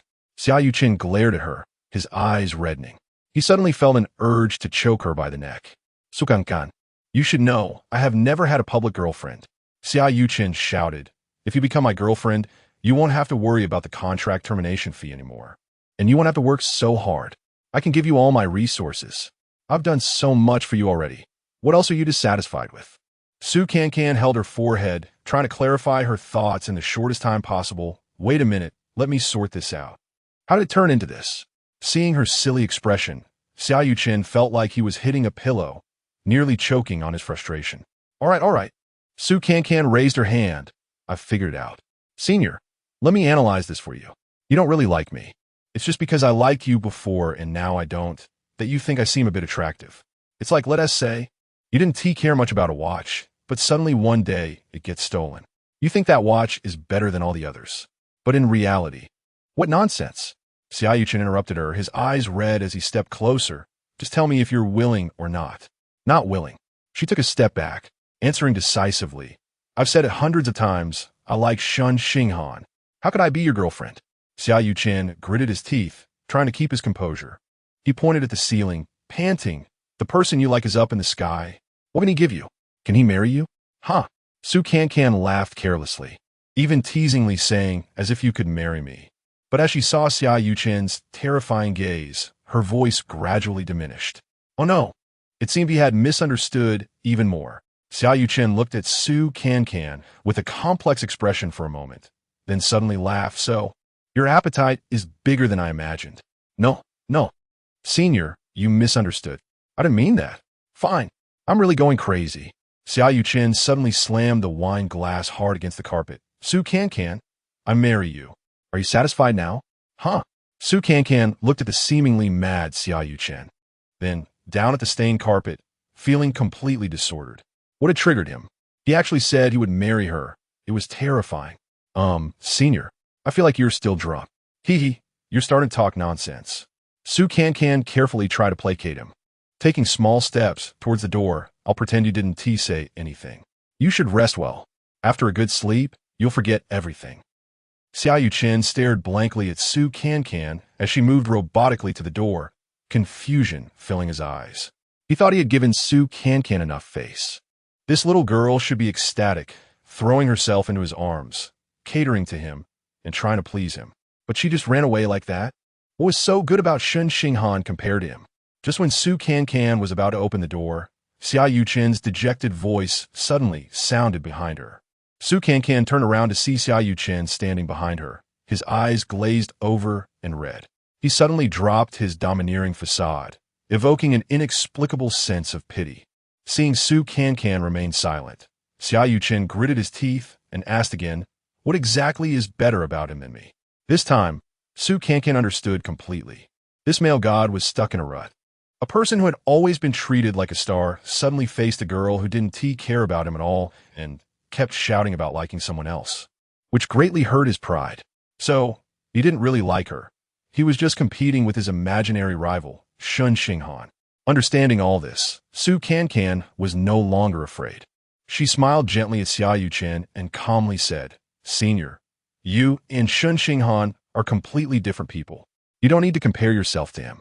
You are naturally excellent and worthy of many girls' affection. But I, since I was little, have been unloved and extremely lacking in security. I went through life and death experiences on Mars with Shen Xinghan. He would rather sacrifice his life than give up hope for my survival. He made me feel loved and protected. No one has ever given me that feeling before, and I don't think anyone will in the future. Someone loves? Protected? Xiao Yuchen frowned, looking at Su Cancan, softly repeating it as if he didn't understand. Su Cancan gave him a warm smile again and said, of course. No matter the reason, Senior, it's still a great honor that you think highly of me. But I know I'm not worthy of you. You will definitely find a girl who is 1,000 times, 10,000 times better than me. This time, she had learned her lesson, knowing that to appease him, she had to be gentle. Also, about the matter with Sister Carrie, let us pretend I never mentioned it. I won't delay your rest any longer. Good night. After saying that, Su Cancan waved at Xiao Yuchen and turned to leave, hopping away like a rabbit. Xiao Yuchen continued to gaze at the door in a daze, softly repeating, someone loves. Protected. Chapter 112. Hello, Big Star. Filming a period drama is tough. Su Cancan has to get up at dawn every day to put on makeup and then shoot until late at night. The time for sleep is pitifully short. Her originally delicate face has visibly thinned down. That early morning, She was yawning in front of the makeup mirror when she suddenly saw Xia Yuchen's assistant come in carrying a thermos. Sister Can, this is the soup that Brother Chen asked me to bring you. He said you've been working too hard and want you to nourish your body well. The assistant handed the thermos to Kevin, who was behind Su Cancan, and then left. Su Cancan turned her head and stared at the thermos as if it were a time bomb. What is going on with Xia Yuchen? He actually sent me soup? Is he trying to poison me? Before Kevin could respond, a familiar voice came from the doorway. Do you want me to taste it for you first? Su Cancan shivered and turned to see Xia Yuchen walking in with a stern face. Kevin, who was good at reading the room, felt it was time for him to disappear, so he placed the thermos on a makeup table and casually found an excuse to leave. Su Cancan immediately stood up and forced a smile, saying, Senior, I was just joking. How could you possibly poison me? Xia Yuchen pulled out a chair and sat down, pointing at the thermos in a commanding tone. Drink it. Okay, I'll drink it right away. Su Cancan hurriedly opened the thermos and took a big gulp. Instantly, a strong herbal flavor spread across her lips and teeth, making her feel nauseous. If it weren't for the fear of displeasing her boss, she would have definitely spit it out. But looking at Xia Yuchen's grim face, she steeled herself and swallowed it down. Not good. Xia Yuchen raised an eyebrow at her grimacing expression. It's good. Su Cancan was nearly in tears. Xia Yuchen glared at her for a moment, then snatched the thermos and took a sip with the spoon she had just used. Su Cancan's eyes widened. Puffed. Xia Yuchen immediately spit it out and then slammed the thermos onto the ground, shouting at the door, What is this? So disgusting. At that moment, Su Cancan found it amusing. Wasn't it you who had it sent over? Why are you asking others what it is? The assistant rushed in, trembling. Brother Chun, didn't you say you wanted to nourish Sister Can? I specifically found an old Chinese medicine doctor. All right, just clean it up and get out. Xia Yuchen waved his hand impatiently, his expression even worse. Why is it so difficult to express concern for someone? Su Cancan felt a bit sorry for his assistant and quickly explained, It must be good stuff. I just can't get used to it. Senior, please don't make it hard for him. Xia Yuchen got even angrier upon hearing this, shouting loudly, Su Cancan, do you have any heart? I sent you soup because I care about you. You didn't even say thank you, and now you're pleading for the assistant. How have I made it hard for him? Am I such an unreasonable person in your eyes? Su Cancan realized that this young master was being stubborn again. Forget it. For the safety of herself and others, she might as well go along with him. I thank you, of course, I'm flattered. No one has ever sent me soup before. After saying this, Su Cancan regretted her overly exaggerated performance, thinking it looked too fake. She might get scolded again. Unexpectedly, Xia Yuchen laughed. No need to be too touched. I'll bring a better one tomorrow. Huh? There's more tomorrow? Su Cancan was stunned. What's going on with him? Then, Xia Yuchen spoke again. He looked at the ceiling and casually said, By the way, the other day you told me that Xiao Jili wanted to meet Zhou Ziqi. I happened to talk about some business with the space agency yesterday, so I mentioned it. They connect to Mars for communication signals every once in a while and can video call, but the signal is a bit unstable. The next time will probably be in about a week. They already agreed to connect my communication device. Su Cancan looked at Xia Yuchen in joy, hardly able to believe it. She thought that after what happened before, he would never help her again. But she never expected that he would actually take action. Wait, no. He wants something in return. Thinking of this, Su Cancan blinked her eyes and cautiously asked, Thank you, Senior. What are the conditions? What conditions? Xia Yuchen seemed to have forgotten what he had said. You said before that helping me requires a repayment, right? Xia Yuchen glared at her again. Su Cancan, you don't lack a heart. You just have a bad brain. Yes, I want repayment. You owe me first. After saying that, he stood up and walked away angrily.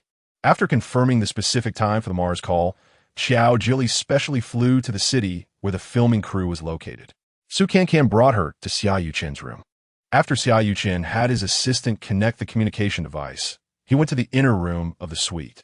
Cancan, why am I feeling a bit nervous? Xiao Jili rubbed her hands awkwardly. Is the team leader, Zhou, easy to talk to? Su Cancan smiled and put her arm around Xiao Jili's shoulder. Don't worry. P.S. your fan. The one who should be nervous is him. That's not the case. They're all space heroes, especially team leader Zhou. P.S. a scientist researching artificial intelligence. Without the robots he designed, they wouldn't have built the Zhurong home. P.S. an amazing figure. I'm just a small actor, too insignificant in front of him. As she spoke, Xiao Jili's face actually turned red. Su Cancan's eyes lit up. Oh, something's going on. At that moment, the screen of Xia Yuchen's tablet flickered, and a shadow could be faintly seen moving. Quick, it's coming. Su Cancan shouted excitedly, her heart racing. Xiao Jili quickly tidied her hair and adjusted her expression into a standard goddess smile. The image gradually became clearer. Zhou Ziqi appeared on the screen. He was obviously dressed up, wearing a black suit and a tie. His hair seemed to have been styled. Ha ha ha.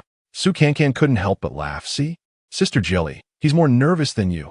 At this point, Zhou Ziqi had already waved at the screen.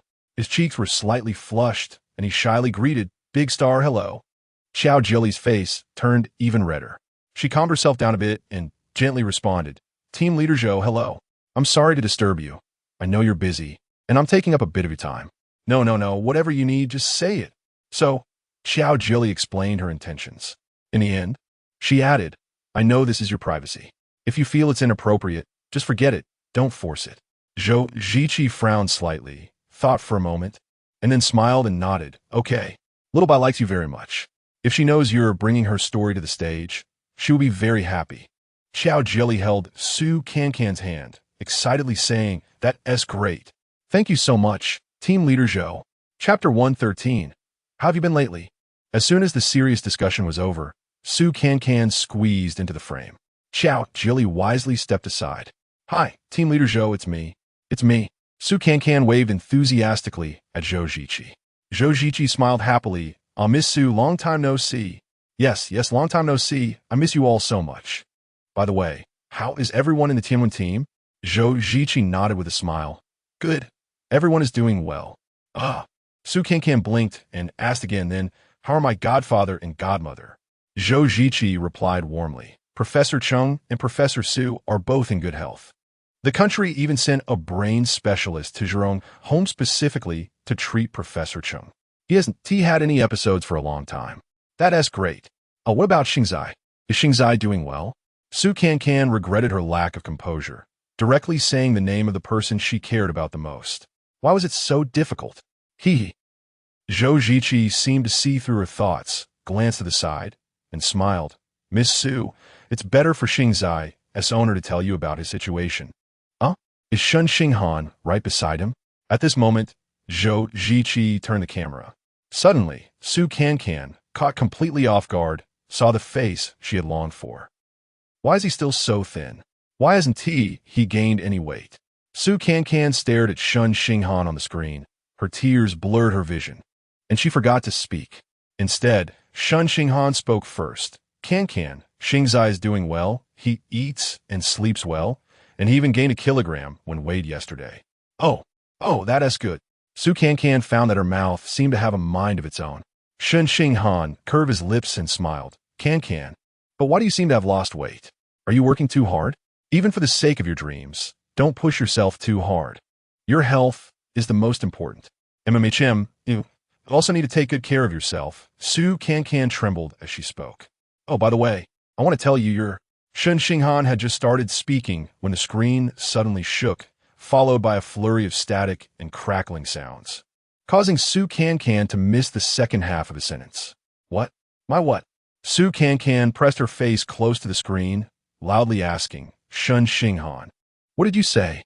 But by then, the signal had already been cut off. Su Cancan frustratedly hit her head, wondering what she had been doing wasting so much time. What was he trying to tell me? My what? What was that? Xiao Jili quickly wrapped her arm around her shoulder, softly comforting her. It's okay. There will be a next time. You will definitely have another chance to see him. Su Cancan was about to cry. Whether there would be a next time depended on the mood of our unpredictable prince. Meanwhile, in the inner room, Xia Yuchen was holding a phone that could control the computer. He raised the hand that had just pressed the video termination button, revealing a scheming smile. What do you want to tell her, Su Cancan? I'll make you a mystery for a lifetime. At the door, Su Cancan's desperate voice echoed. He said, that? What could it possibly refer to? It's so torturous. I want to tell you, your rose seed has sprouted, and it's growing very well. It will bloom soon. Shen Xinghan hadn't finished speaking when he realized the signal had been cut off. He frowned. a little disappointed, and muttered to himself, I wonder if she heard it. Zhou Ziqi patted his shoulder and comforted him. She should be able to hear it. Sigh. Shen Xinghan sighed lightly. I originally wanted to show her a picture of the rosebud. There will definitely be another chance. Zhou Ziqi glanced at the monitor again, suddenly widening his eyes. Wait, there's clearly still a communication signal. Did they mistakenly cut it off? Oh. Shen Xinghan also leaned closer to the monitor, confirming that the signal from their end had not been interrupted. He recalled Su Cancan's state just now, and his heart suddenly sank. She looked very tired, and she had lost a lot of weight. Did she not have a good time after returning to Earth? Team Leader Zhou, can I still browse Earth's websites? Shen Xinghan asked. Zhou Ziqi nodded. You should be able to. Shen Xinghan quickly took out his phone and opened Su Cancan's social media homepage. He saw that she often posted photos with uplifting captions. Sometimes she interacted with fans, and her expressions were always just right. Everything seemed normal. But because it was too normal, Shen Xinghan felt an unexplainable sense of unease. He focused on a recent photo Su Cancan had posted. The girl in the photo was beautifully made up and smiling sweetly, but her bright eyes revealed a strange emptiness, as if she were a puppet being manipulated. No, this shouldn't be the case. Shen Xinghan bit his lip, lowered his head, and walked out of Zhou Ziqi's room.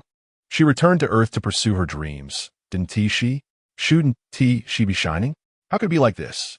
Shen Xinghan quickly registered an account for himself, and then privately sent the photo of the rosebud to Su Cancan. After thinking for a moment, he sent another message. Cancan, how have you been lately? A few minutes later, Xia Yuchen's assistant ran up to him with the phone like he had discovered a new continent. Brother Chun, quick look. Someone named Shen Xinghan sent a private message to Sister Can. Is it the Shen Xinghan from Mars? Xia Yuchen snatched the phone, saw the photo sent by Shen Xinghan, gritting his teeth and muttering, Humph. Just a gardener. How could he make her so infatuated? Then, with a dark expression, he spat out 2 words. Block him. Oh, okay. The assistant quickly took back the phone and reported, Brother Chun, he has been blocked. On Mars. Shen Xinghan waited for a long time, but did not receive a reply from Su Cancan, feeling a wave of impatience. After thinking, he sent another message. Cancan, are you there? But the next second, he was stunned to find that he had actually been blocked. No way. She would never block me. He was certain something must have happened to her. This account couldn't possibly be her, and the photos and texts on the social platform were definitely not posted by her. Thinking of this, Shen Xinghan felt a mess in his heart. Cancan, was it really a mistake to let you go back to Earth? Chapter 114. The CEO Syndrome. The last scene before the wrap-up was a big fight scene. Although Su can't perform martial arts, she usually handles the simpler moves herself. In this final scene, she needed to be suspended on wires. Just as the crew was adjusting the equipment on her, Xia Yuchen approached. I see you're not in great shape. Why not use a stunt double for this scene? Xia Yuchen's tone carried a hint of concern. Cough, cough. Su can cough twice and shook her head. I'm fine, just a slight cold. Cough, cough, cough. Before she could finish, she started coughing even more violently. Ignoring the many people around, Xia Yuchen reached out and placed his hand on Su Can's forehead, then frowned. You seem to have a fever. You should get down and not push yourself. It's just a way to get some exercise and sweat it out, Su Can insisted. All right, but be careful. Once the filming is over, you should take a good rest, Xia Yuchen replied. To his surprise, Su Can laughed and teased Boss Xia. Have you forgotten that I have to rush off to record a variety show? Looking at her pale and haggard face, an unexplainable feeling of frustration welled up in Xia Yuchen's chest. You make it sound like I'm exploiting you. You scheduled this packed itinerary yourself. With a slight frown, he softened his tone. Su Can, you really don't have to push yourself this hard. Our Xingyu is quite humane. We can negotiate whatever you want. Why rush to terminate the contract? Cool. Su Can chuckled a couple of times before coughing again. Xia Yuchen frowned and patted her back. How about we go to the hospital? Su Can took a breath and waved her hand. It's fine. I just thought what the boss said was too funny. Humane? Negotiable? Then why don't you return my social media account? Xia Yuchen was about to agree when he suddenly remembered that Shen Xinghan had sent Su Can a private message while the communication signal between Mars and Earth was connected. He shook his head. This is company policy. I can't make an exception for you, Su Can rolled her eyes at him. Then don't dangle a carrot in front of me. Okay, you, choose another one anything, but this Su can felt a bit surprised. It seemed the young master was in a good mood today and was willing to grant her a favor. She needed to seize this opportunity. I'd like to participate in Sister Jilli's play. Is that possible? Sukin asked tentatively. Is it the play about the love story of the leader of the Tianwen team? Xia Yuchen raised an eyebrow. Sukin nodded yes. Sister Jilly has already started preparations. I want to join. In fact, the thought of those people on Mars made Xia Yuchen unhappy. Based on his past temperament, even if he didn't explode in anger, he would certainly reject it outright. But today, looking at Su Can's haggard appearance, he found it hard to be harsh. Moreover, he had just denied one request. Well, it's not impossible. I'll have Qinjing arrange the schedule and see, Xia Yuchen said, pretending to be nonchalant. Su Can's eyes widened in surprise. Senior, you really agreed? Oof. Xia Yuchen scoffed, sarcastically saying, now you're calling me senior. Huh? You little girl with two faces. Before he could finish, Sukin noticed Xia Yuchen's eyes widening as he looked past her. Then he shouted nervously, watch out. Huh? Sukin didn't react in time and was tightly embraced by Xia Yuchen. He quickly spun 180 degrees to shield her. There was a loud thud as a prop column crashed onto Xia Yuchen's head. Su Can's face was pressed against Xia Yuchen's chest, and everything went black. But she could feel that his body had been hit hard by something. When she lifted her head, bright red blood was already oozing from his forehead. Senior, Sukin screamed. Look, it's not just Shen Xinghan who will protect you. Xia Yuchen whispered weakly in her ear. Senior. Sukin cupped his face, only to find he was smiling. That smile carried a hint of a victor's joy. The next moment, his eyes closed, and he fainted. Sitting on a bench in the hospital corridor, Sukin stared blankly. The scene that just unfolded was too sudden for her to process. Xia Yuchen. He actually went to the hospital to save her. This was too surreal, right? Also, what did his last words mean? Why bring up Shen Xinghan again? Cough, cough, cough, cough. Sukin coughed while tightening her coat. Sister, have some hot water. Kevin handed a thermos to Su Can.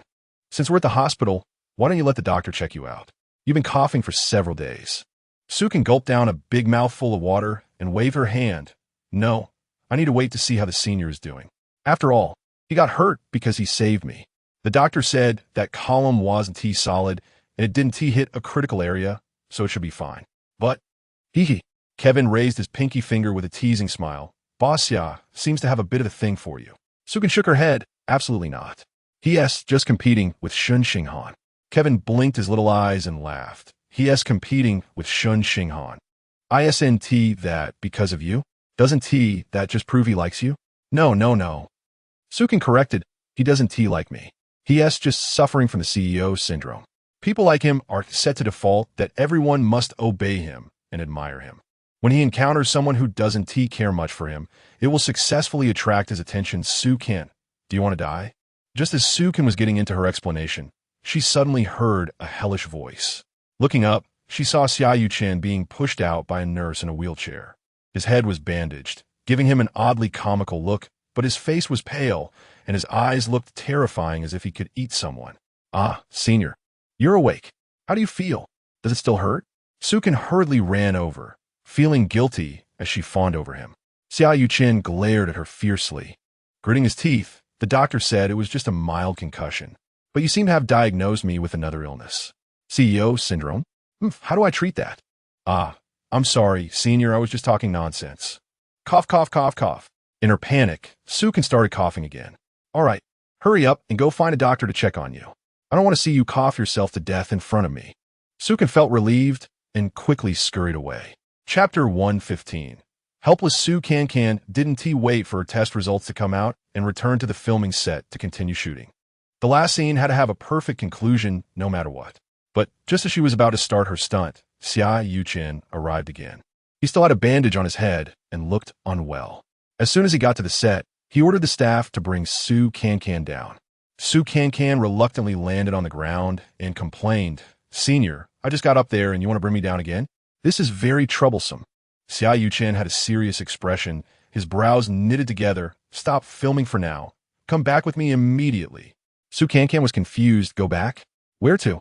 To the imperial capital. Huh? Su Cancan was stunned for a second and then exploded in anger. Boss Ya, There's only the last scene left. You actually want to replace me. Cough, cough, cough. In her excitement, she started coughing violently. The thought of being replaced was truly her lifelong nightmare. Xiao Yuchen sighed and said helplessly, "No one is replacing you.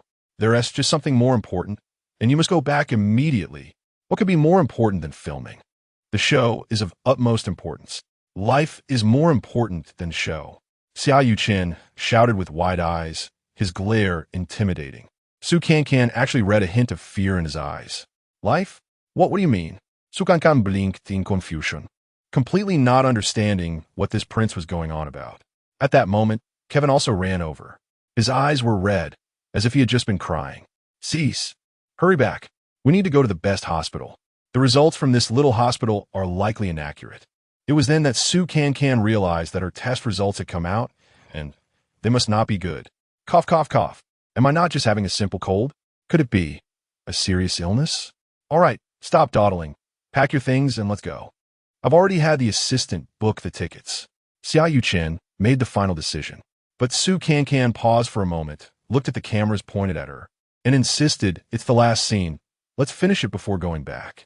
It won't make a difference if I wait one more day." "Su Cancan," Xiao Yuchen shouted again. "This is not the time to show your dedication. A scene, or even the entire show, is not as important as your life. But it's very important to me."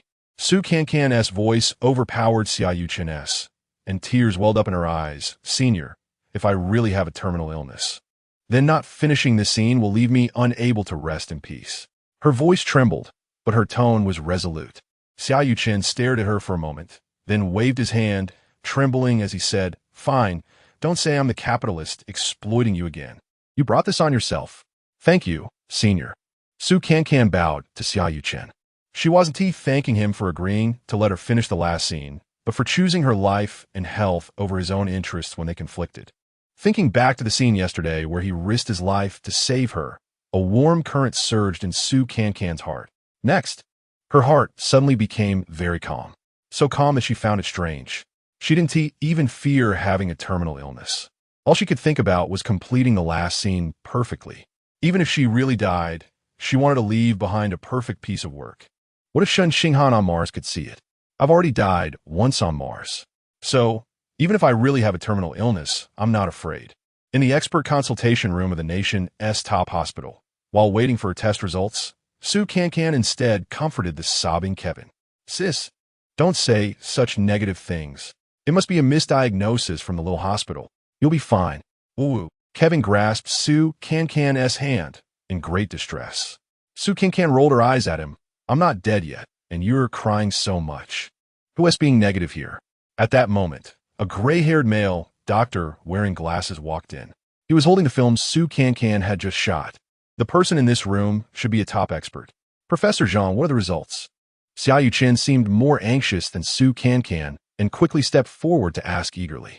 Professor Zhang sat down and looked at Su Cancan with a complex expression. Su Cancan took a deep breath, forcing out a smile. "It's okay. Even if it's the worst result, I can handle it." But when Professor Zhang spoke, it wasn't about her condition. "Miss Su, have you been to Mars?" Su Cancan was taken aback for a moment, then nodded yes. "I was among the first batch of Mars trial residents." Professor Zhang thought for a moment and asked, "You've been back for about half a year, right?" Su Cancan nodded again. "Exactly 6 months and 21 days. After parting with Shen Xinghan, she had been counting the days." Alas, Professor Zhang sighed. "The time is about right." Xiao Yuchen was getting impatient, furrowing his brows and asking, "What exactly is the illness? Is it serious?" Professor Zhang hung the x-ray of the lungs on the wall and turned on the backlight.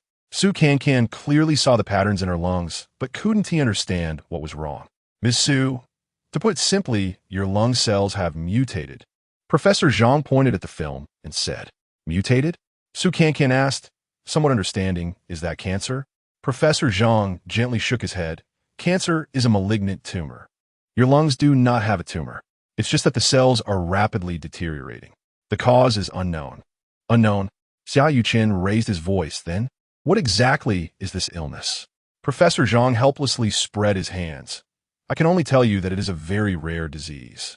Eventually, all lung cells will die. And a person will. How can it be treated?" Xiao Yuqin jumped up. Can't you doctors be a bit more straightforward? Su Cancan quickly restrained him, then politely nodded to Professor Zhang and trembled as she asked, "So, there has never been a case like this before?" Professor Zhang shook his head, then looked at Su Cancan with that complex gaze, slowly saying, "There's been one case. She, like you, also went to Mars. What happened to that person? We have no way to do anything, we could only watch her pass away." Su Cancan stared at Professor Zhang, her brain rapidly spinning. The same lung disease? Went to Mars. Already deceased? Could it be Cheng Dong? Su Cancan's lips trembled as she asked this name she had heard countless times. Professor Zhang slowly nodded. "Miss Su, I'm sorry. The situation is very special. So without your permission, our hospital has already reported your condition. I hope you can understand. Because this is no longer just a matter of your personal health, but it concerns the entire Mars terraforming project." Chapter 116. Secondary injury. Su Sansang's condition indeed attracted high attention from above. That afternoon, an expert group was secretly formed to conduct a consultation on her case. The cause of Cheng Dong's death had not been publicly announced to avoid causing fear among the public about Mars. Now, with another case identical to Cheng Dong's occurring, it certainly could not be made public. In the expert group, Su Sansang saw a familiar face, Wu Tianming. He greeted her with some helplessness as he approached her hospital bed. "Miss Su, I never expected our next meeting would be under such circumstances." He recalled when she was a chirpy, energetic girl on Mars, and now they were meeting again at her sickbed. Su Sansang noticed the sadness in his eyes and forced a smile. "Dr. Wu, hello. You must be here because you've been to Mars too, right?" Wu Tianming nodded. "After all, we spent a month together on Mars, and I'm quite familiar with various aspects of the environment there." Cough, cough, cough. Su Sansang only nodded and then began to cough violently. Her pale face flushed with a sickly hue, looking very pained. "You should talk less and rest well," Wu Tianming said as he stood up to leave, but Su Sansang grabbed the hem of his shirt. "Tell me, cough, cough, cough, how much longer?" Cough, cough, cough. "Can I live?" Wu Tianming couldn't bear to look back at her and softly comforted, "Miss Su, don't be so pessimistic. We will do everything we can." Su Sansang gasped for breath, weakly smiling. "All right, let me rephrase. Cheng Dong, how long did it take from the onset of her illness to her death?" 3 months, Wu Tianming turned back and added. "But now it's different from 6 years ago. Medicine has advanced. Our activities on Mars have increased. I've also collected soil samples. So, Miss Su, you must believe. I want to see Shen Xinghan." Su Sansang interrupted him, tears streaming down her face. "I have no other requests. Cough, cough, cough. In my final moments. Let me see him. I really miss him." When she learned of her terminal illness, Su Sansang did not cry. But the thought of having only 3 months left in her life and being completely separated from Shen Xinghan was a heart-wrenching pain. "Don't worry. The expert group has applied to the space agency for a call with Mars. We need to understand the situation further to formulate a treatment plan." "Really?" Su Sansang's tear-filled eyes widened. Cough, cough, cough. "When will it be?" "It should be in 3 days." With tears in her eyes, Su Sansang turned to Kevin and instructed, "Remember, 3 days later, give me the prettiest makeup. Also bring my little dress." Cough, cough. "I want him to remember, the most beautiful me." "Okay." Kevin wiped his tears and promised.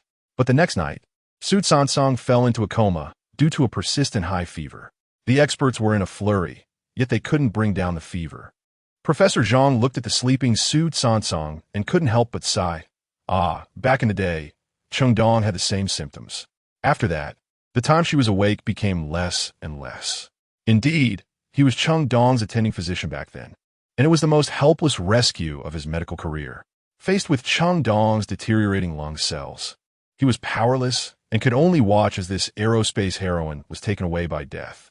Now, he had to experience it again, and someone who experienced this torment twice, suffering far more than he could imagine, was on Mars. When Wu Tianming informed Shen Xinghan of Su Sansang's condition during a video call, he froze. His mind blank. Seeing that the person on the screen was silent, Wu Tianming thought the signal had dropped and kept calling, "Dr. Shen? Dr. Shen, can you hear me?" After a long pause, Shen Xinghan finally came to his senses. "I am." His voice trembled uncontrollably, and after saying that, his eyes blurred with tears. He found it hard to accept that the two women he loved most in life were both leaving him in the same way. Dr. Shen, I know you must be shocked right now, but time is limited, and Miss Su's life is related to the entire Mars transformation project. Let's analyze the situation rationally. Okay? Wu Tianming calmly reassured Shen Xinghan. Shen Xinghan nodded, took a deep breath, and said, "All right, Dr. Wu, what do you need me to do? I will cooperate fully." Indeed, now is not the time for sentimentality. For Su Cansong, time was life, and he would not give up until the very last moment. Wu Tianming continued speaking to the screen. "Dr. Shen, you were the closest person to Miss Changdong. During Miss Su's trial residency, she spent the most time with you. Please recall if they did the same things on Mars, or stayed in the same places. Did they eat the same things?" Shen Xinghan strained to remember, but couldn't find any clues. After all, he wasn't by Changdong's side when she landed on Mars. Wu Tianming continued to prompt him. "I think it was probably outside the dome. Because when Changdong landed on Mars, the Mars city hadn't been built yet. And you and Miss Su often went to the experimental fields, right? Also, during that life and death situation you faced, think carefully. Did you inhale something? Or eat something outside the dome?" Shen Xinghan furrowed his brow. He remembered that at the critical moment, Su Cansong had taken off their oxygen masks, and they had alternately breathed in oxygen. At that time, they indeed inhaled Mars' natural air. However, common sense told him that the composition of Mars' atmosphere was mainly carbon dioxide, which should not pose a threat to the human body, so it could be in some special place. Suddenly, the photo on Changdong's bedside intruded into Shen Xinghan's mind. In that photo, she wasn't wearing a helmet. That's right. Both Changdong and Su Cansong had directly breathed Mars' natural air in the same place, which was near that circular volcano. Shen Xinghan immediately shared his speculation with Wu Tianming. Wu Tianming nodded after listening. Near the volcano, it's very likely that the air contained volcanic ash. It's very possible that some component in the volcanic ash caused this result. Shen Xinghan thought for a moment and shook his head. "No, I also took off my mask at that time. Logically, I should have inhaled the volcanic ash too. But why am I fine?" Wu Tianming pondered and said, "That's hard to say. Every individual has differences, and it may also be because they are both young women. In any case, I now have a general direction. Fortunately, I collected soil samples near that volcano. If it is due to volcanic ash, we should be able to find a way to resolve it. Wait for my news." "Okay, thank you, Dr. Wu," Shen Xinghan said, tears in his eyes, and bowed deeply to Wu Tianming. Chapter 117. Wait for me, can I see her? Shen Xinghan choked as he made this request. His pair of starry eyes instantly glazed over with tears. Wu Tianming glanced beside him. His expression grew serious, and he sighed heavily. 3 days ago, Miss Su said she wanted to see you. She even had her assistant help her get ready. But now, she has fallen into a deep coma. Shen Xinghan's heart ached like it was being cut by a knife, but he persisted. "Please, let me see her." Wu Tianming nodded and slowly turned the camera. The girl in the hospital bed had her eyes tightly closed, her face as pale as paper, her lips devoid of any color, looking weak like a withered leaf blown off by the wind. "Zanzan, Zanzan." Shen Xinghan called out with tears in his eyes. "Can you hear me? It's Shen Xinghan. Zanzan, didn't you want to see me? Open your eyes and look at me." Perhaps she heard the voice of the person she longed for. Su Zanzan's long, thick eyelashes fluttered twice, and she slowly opened her eyes. "Sister is awake." Kevin exclaimed with joy. Sister, sister, look quickly. It's Dr. Shen." Su Zanzan turned her eyes towards the screen, but struggled to cover her face with her hand. "Sister, it's Dr. Shen. Didn't you want to see him?" "No." Su Zanzan weakly shook her head, her voice hoarse. I must look terrible right now. I can't let him see me like this." Seeing this scene, Shen Xinghan felt a sharp pain in his heart. He pressed his lips together and softly said, "Zanzan, you look especially beautiful right now, really. Take your hand away and let me see you." Kevin thought for a moment and immediately echoed Shen Xinghan's words. "Yes, sister. While you were sleeping, I put on makeup for you. You look absolutely stunning." "Really, really?" Su Zanzan moved her hand away, looking at Kevin in confusion. "Of course it's true. When have I ever lied to you, sister?" Only then did Su Zanzan look back at the screen. Kevin quickly raised the head of the bed and adjusted it to the right angle. Shen Xinghan finally saw Su Zanzan clearly, and he couldn't help but let tears fall, opening his mouth but unable to make sound. It was Su Zanzan who spoke first, weakly forcing a bright smile, saying, "Shen Xinghan, are you crying?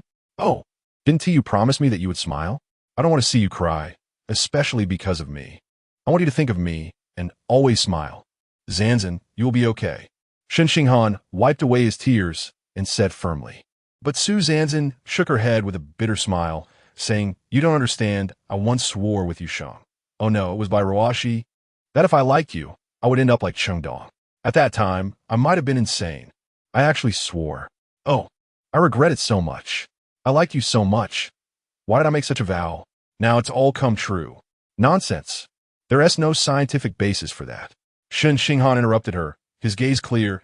"Zanzan, listen, I lied to you about something. Now I want to confess."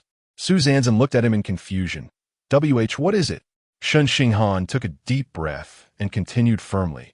"Before, when I said I only saw you as a sister, I was lying to you.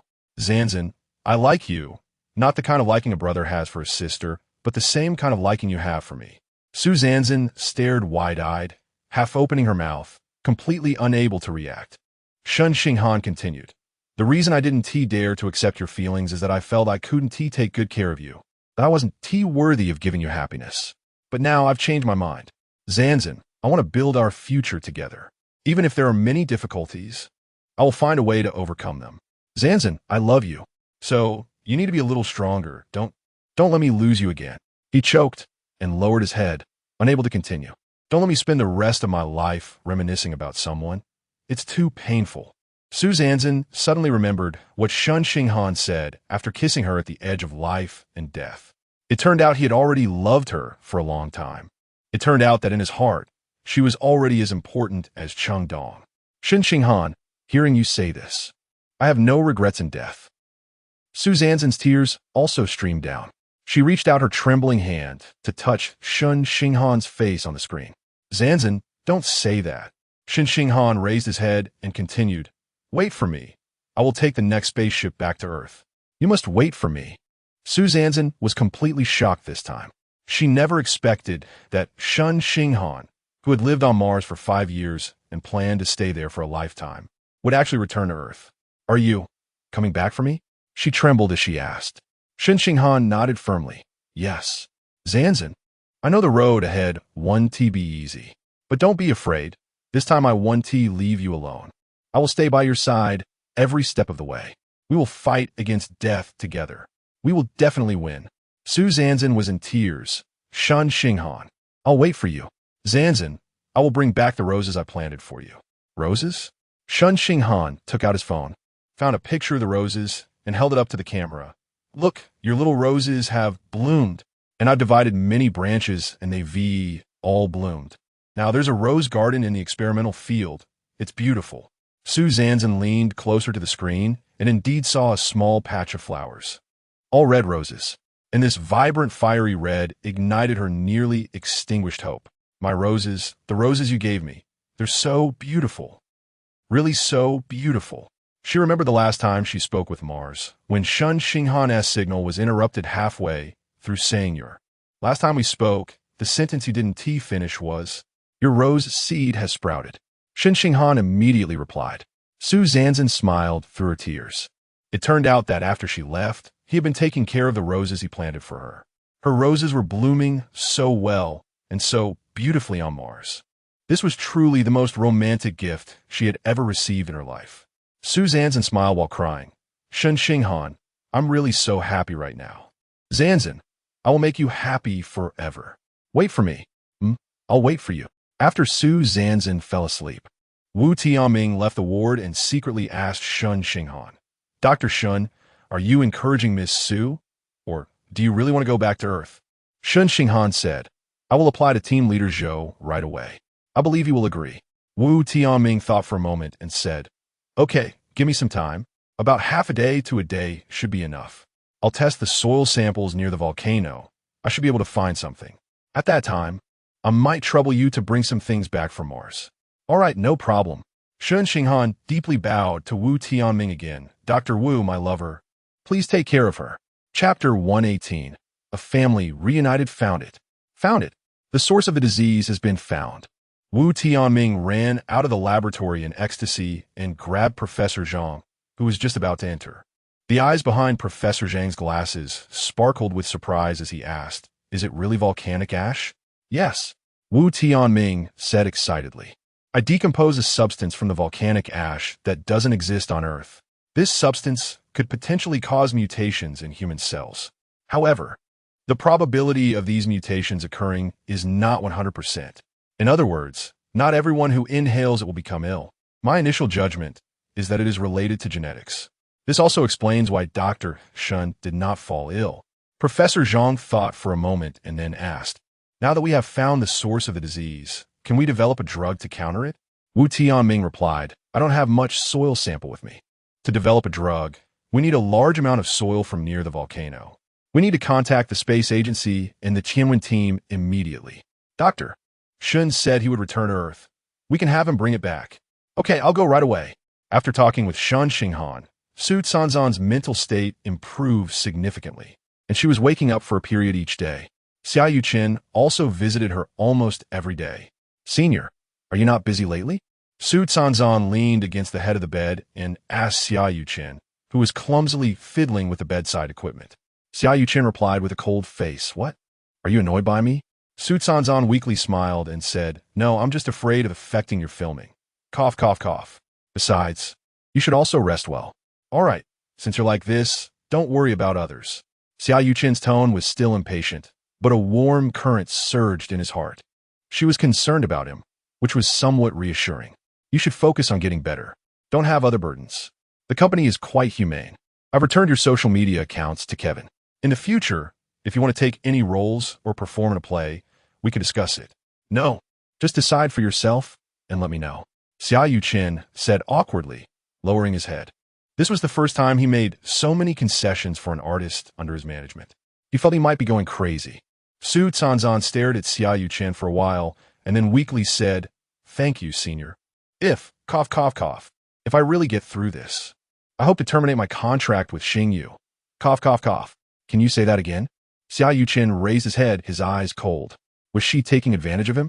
But Su Sanzan smiled faintly and said in a hoarse voice, "Senior, I'm sorry. I have confirmed my feelings with Shen Xinghan. I want to go to Mars with him and be by his side."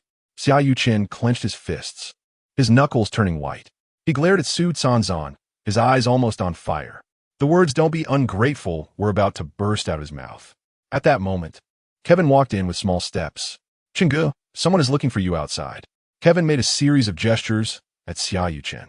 Xia Yuqin gritted his teeth, stood up, and walked out of the ward. "Chenggu, with the sister in this condition, there's no tomorrow.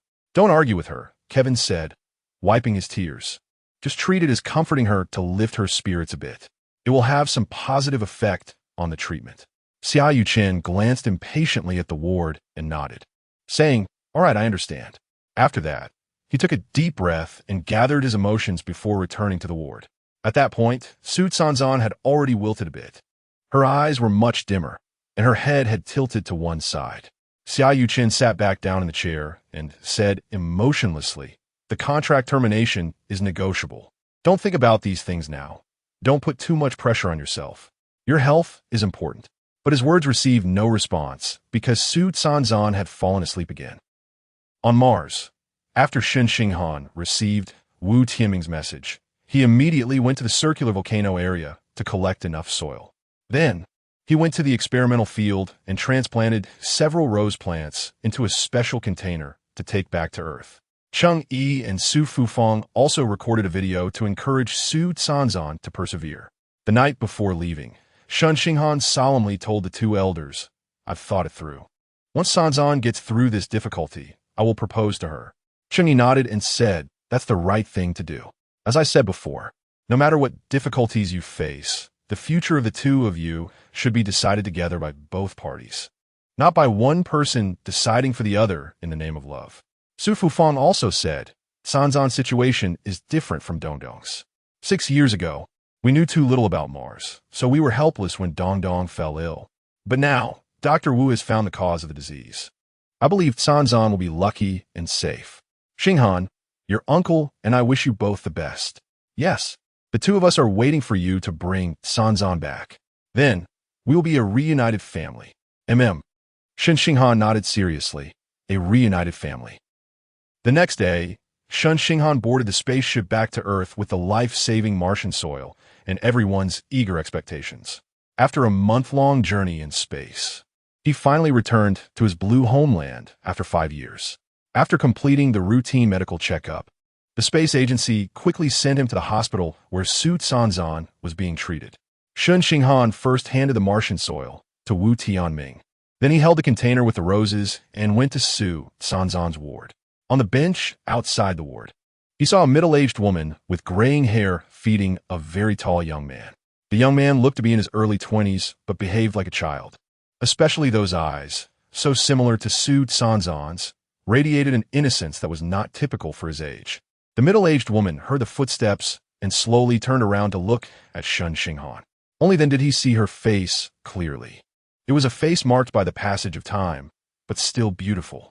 The woman looked at Shen Xinghan for a moment, put down the food box, hesitated for a moment, stood up, and walked over. You are Dr. Shen, right? I've seen you on that program. You are Cancan's mother? Shen Xinghan quickly figured it out. The woman nodded, tears welling in her eyes as she choked out. Yes, my name is Wang Zihan, and I am Cancan's mother. Thank you, Dr. Shen. I've heard the doctor say that you brought back the medicine that can save my daughter's life. I'm so grateful. As she spoke, she even tried to kneel. Shen Xinghan hurriedly helped her up. Auntie, you don't need to thank me. This is what I should do. How is Cancan doing now? She hasn't woken up for 3 days. Wang Zihan looked towards the ward's door, tears streaming down her face. Chapter 119. Happiness in the days to come. The girl in the hospital bed had already been put on a ventilator. Her eyes were tightly closed, and her face had no trace of color. Only her faint breaths and the fluctuating numbers on the life signs monitor indicated her weak life signs.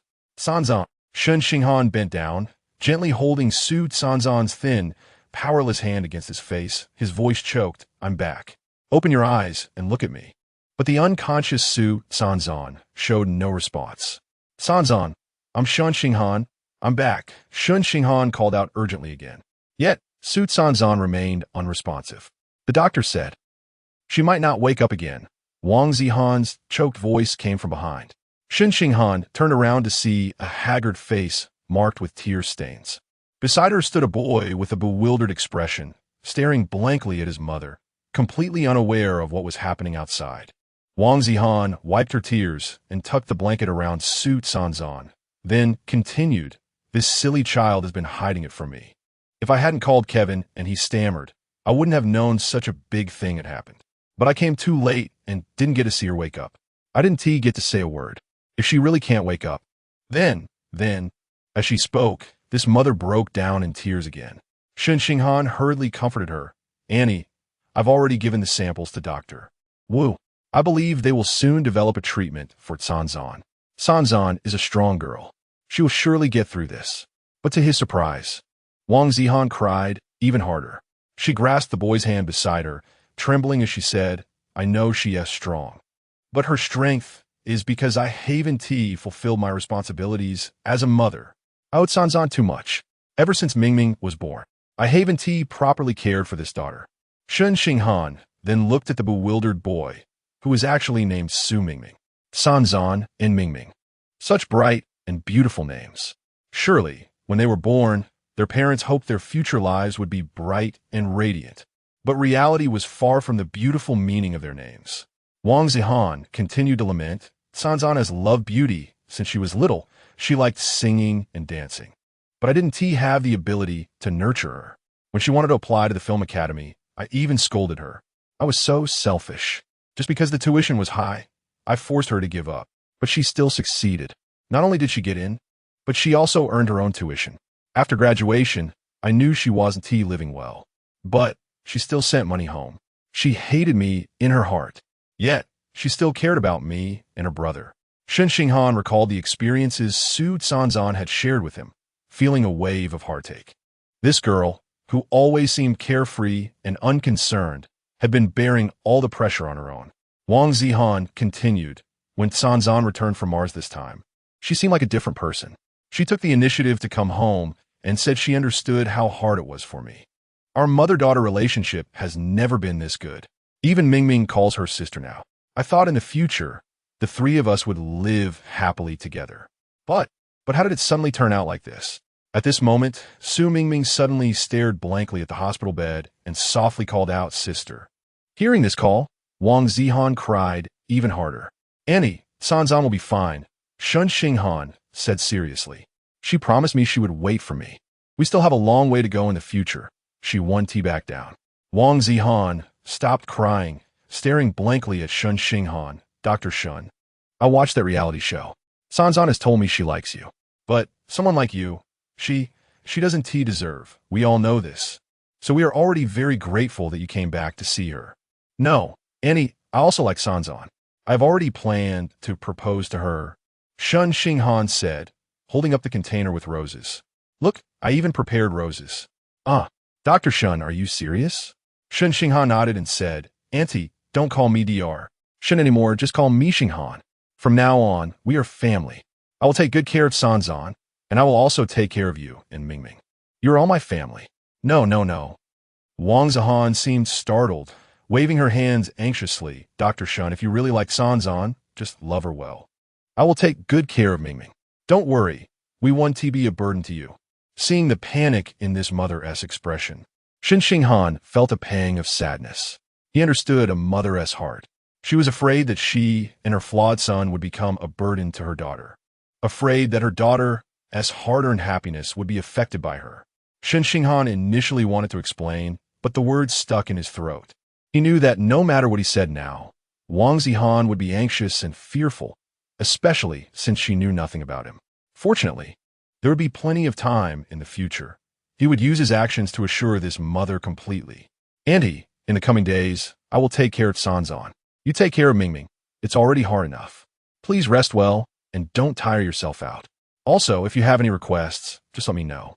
Wang Zihan waved her hands again, saying, "We have no requests. The hospital is taking good care of us. The conditions in this ward are great. Mingming and I have beds to sleep in. The meals are fine. We really have no requests. We want to cause any trouble for anyone." "All right."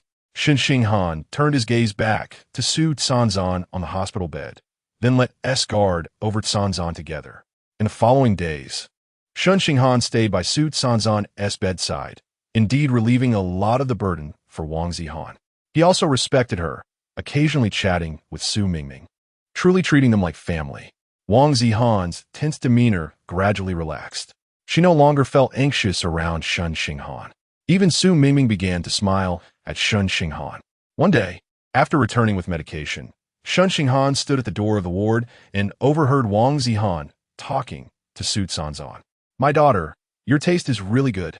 That doctor, Shen, is truly 1 in 10,000. I never dreamed I could find such a good son-in-law. With his character, his looks, and he is an outstanding scientist.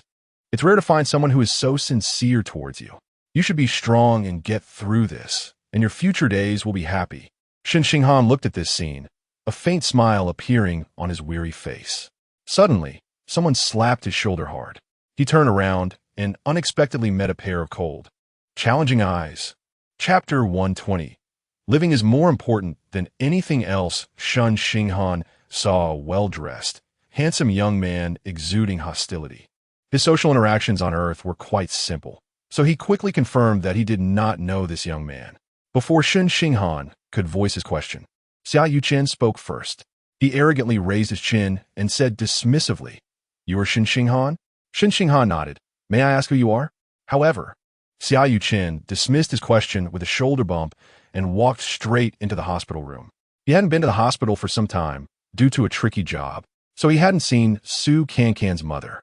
Wang Zihan stood up, initially thinking it was Shen Xinghan returning, but was puzzled to see a stranger enter. Before coming to the hospital, she had been warned not to disclose any information to outsiders. Therefore, she knew that anyone who could come in must have an extraordinary identity.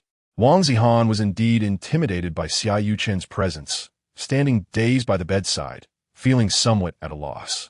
Suddenly, she caught sight of Shen Xinghan standing at the door, like seeing a savior, and hurriedly called out, "Xinghan, we have a guest."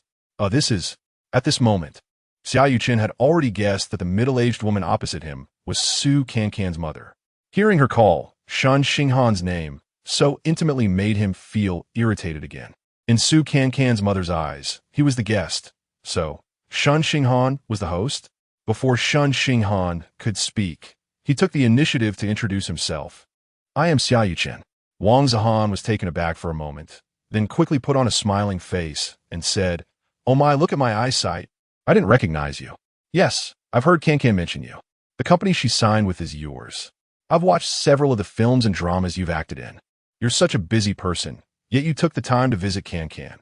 I thank you on her behalf." Saying that, she respectfully moved a chair over.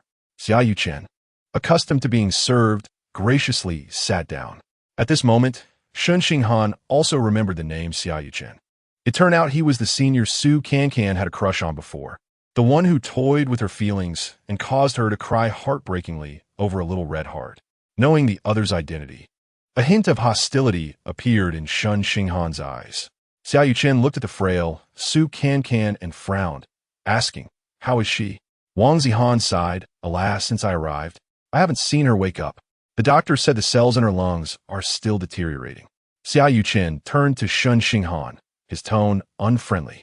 "Wasn't it said that the medicine was brought back from Mars? Why is there no effect?" Shen Xinghan calmly explained, "What I brought back is Martian soil, not a clinically usable drug. The pharmacologists are still researching it. We need to wait a bit longer." A hint of disdain appeared at the corner of Xiao Yuqin's mouth. "Humph, you scientists are so unhurried. Wait, what state is the person in now? How long do you expect us to wait? Do you think developing a drug is something that can be done just by talking? It's easy to talk when you're not the one suffering." Suddenly, the door to the hospital room was pushed open, and Wu Tianming stormed in, followed by Professor Zhang and several researchers and medical staff. Clearly, Xiao Yuqin's careless words had angered Dr. Wu, who hadn't slept for days on end. He had been spending all his time in the lab, and his scruffy beard made him look like a wild lion. Although Xiao Yuqin was arrogant, he was also stunned by the imposing presence of this Lion King. "Who is this person?"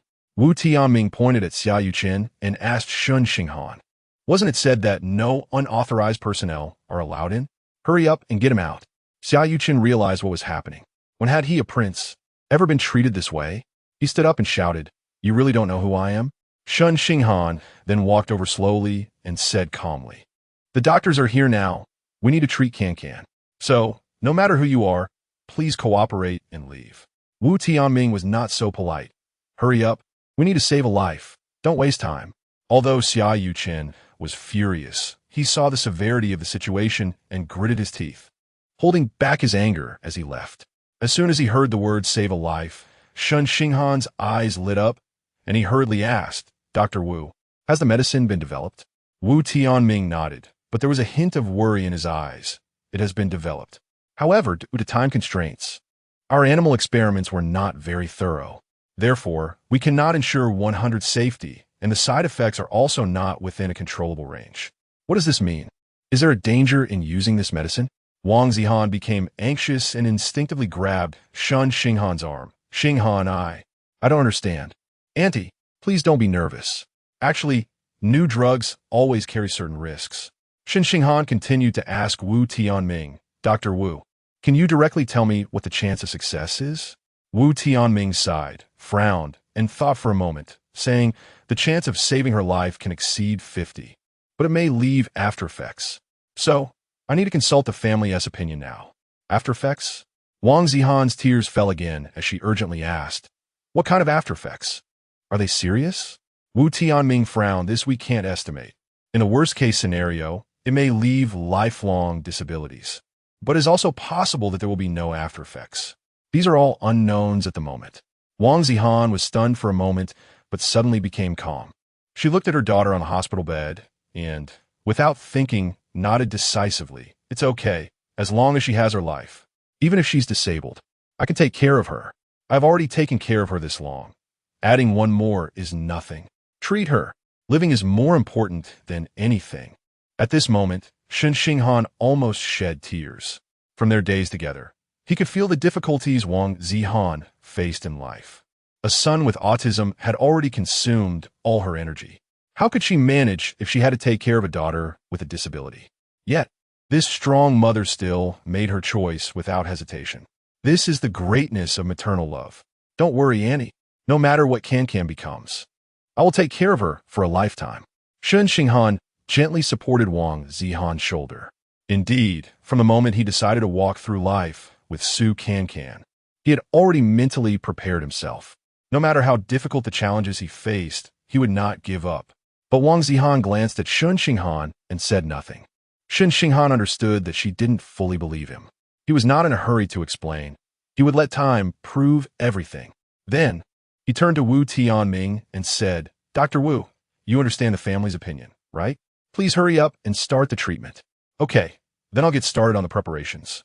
Wu Tianming nodded and reminded, I must tell you that the treatment process will be very painful and will require the patient to have strong willpower.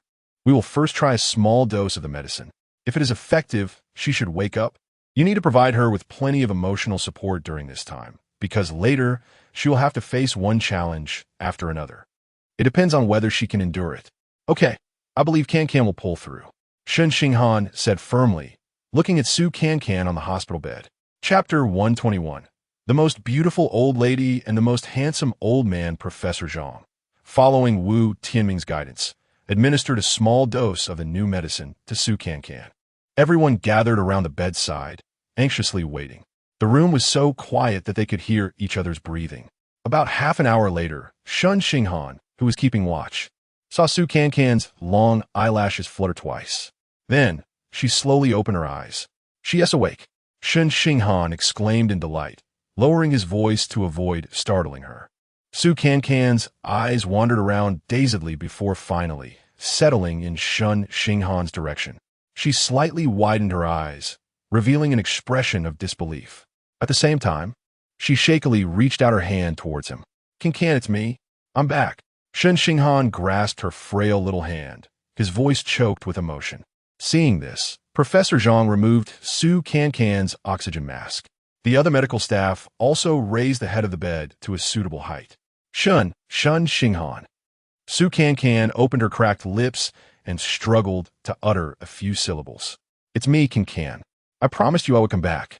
I haven't gone back on my word, Shen Xinghan said firmly while holding Su Cancan's hand tightly. Su Cancan mani da guik is mai. Her lips trembling as she slowly said, I just had a dream.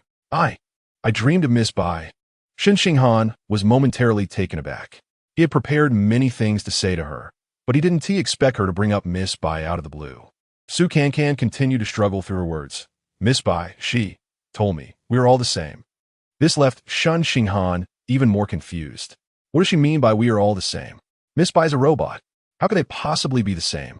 Miss Bai sacrificed herself, but she helped team leader Zhou move on from his longing for Lin Xiaobai. So, her sacrifice was meaningful.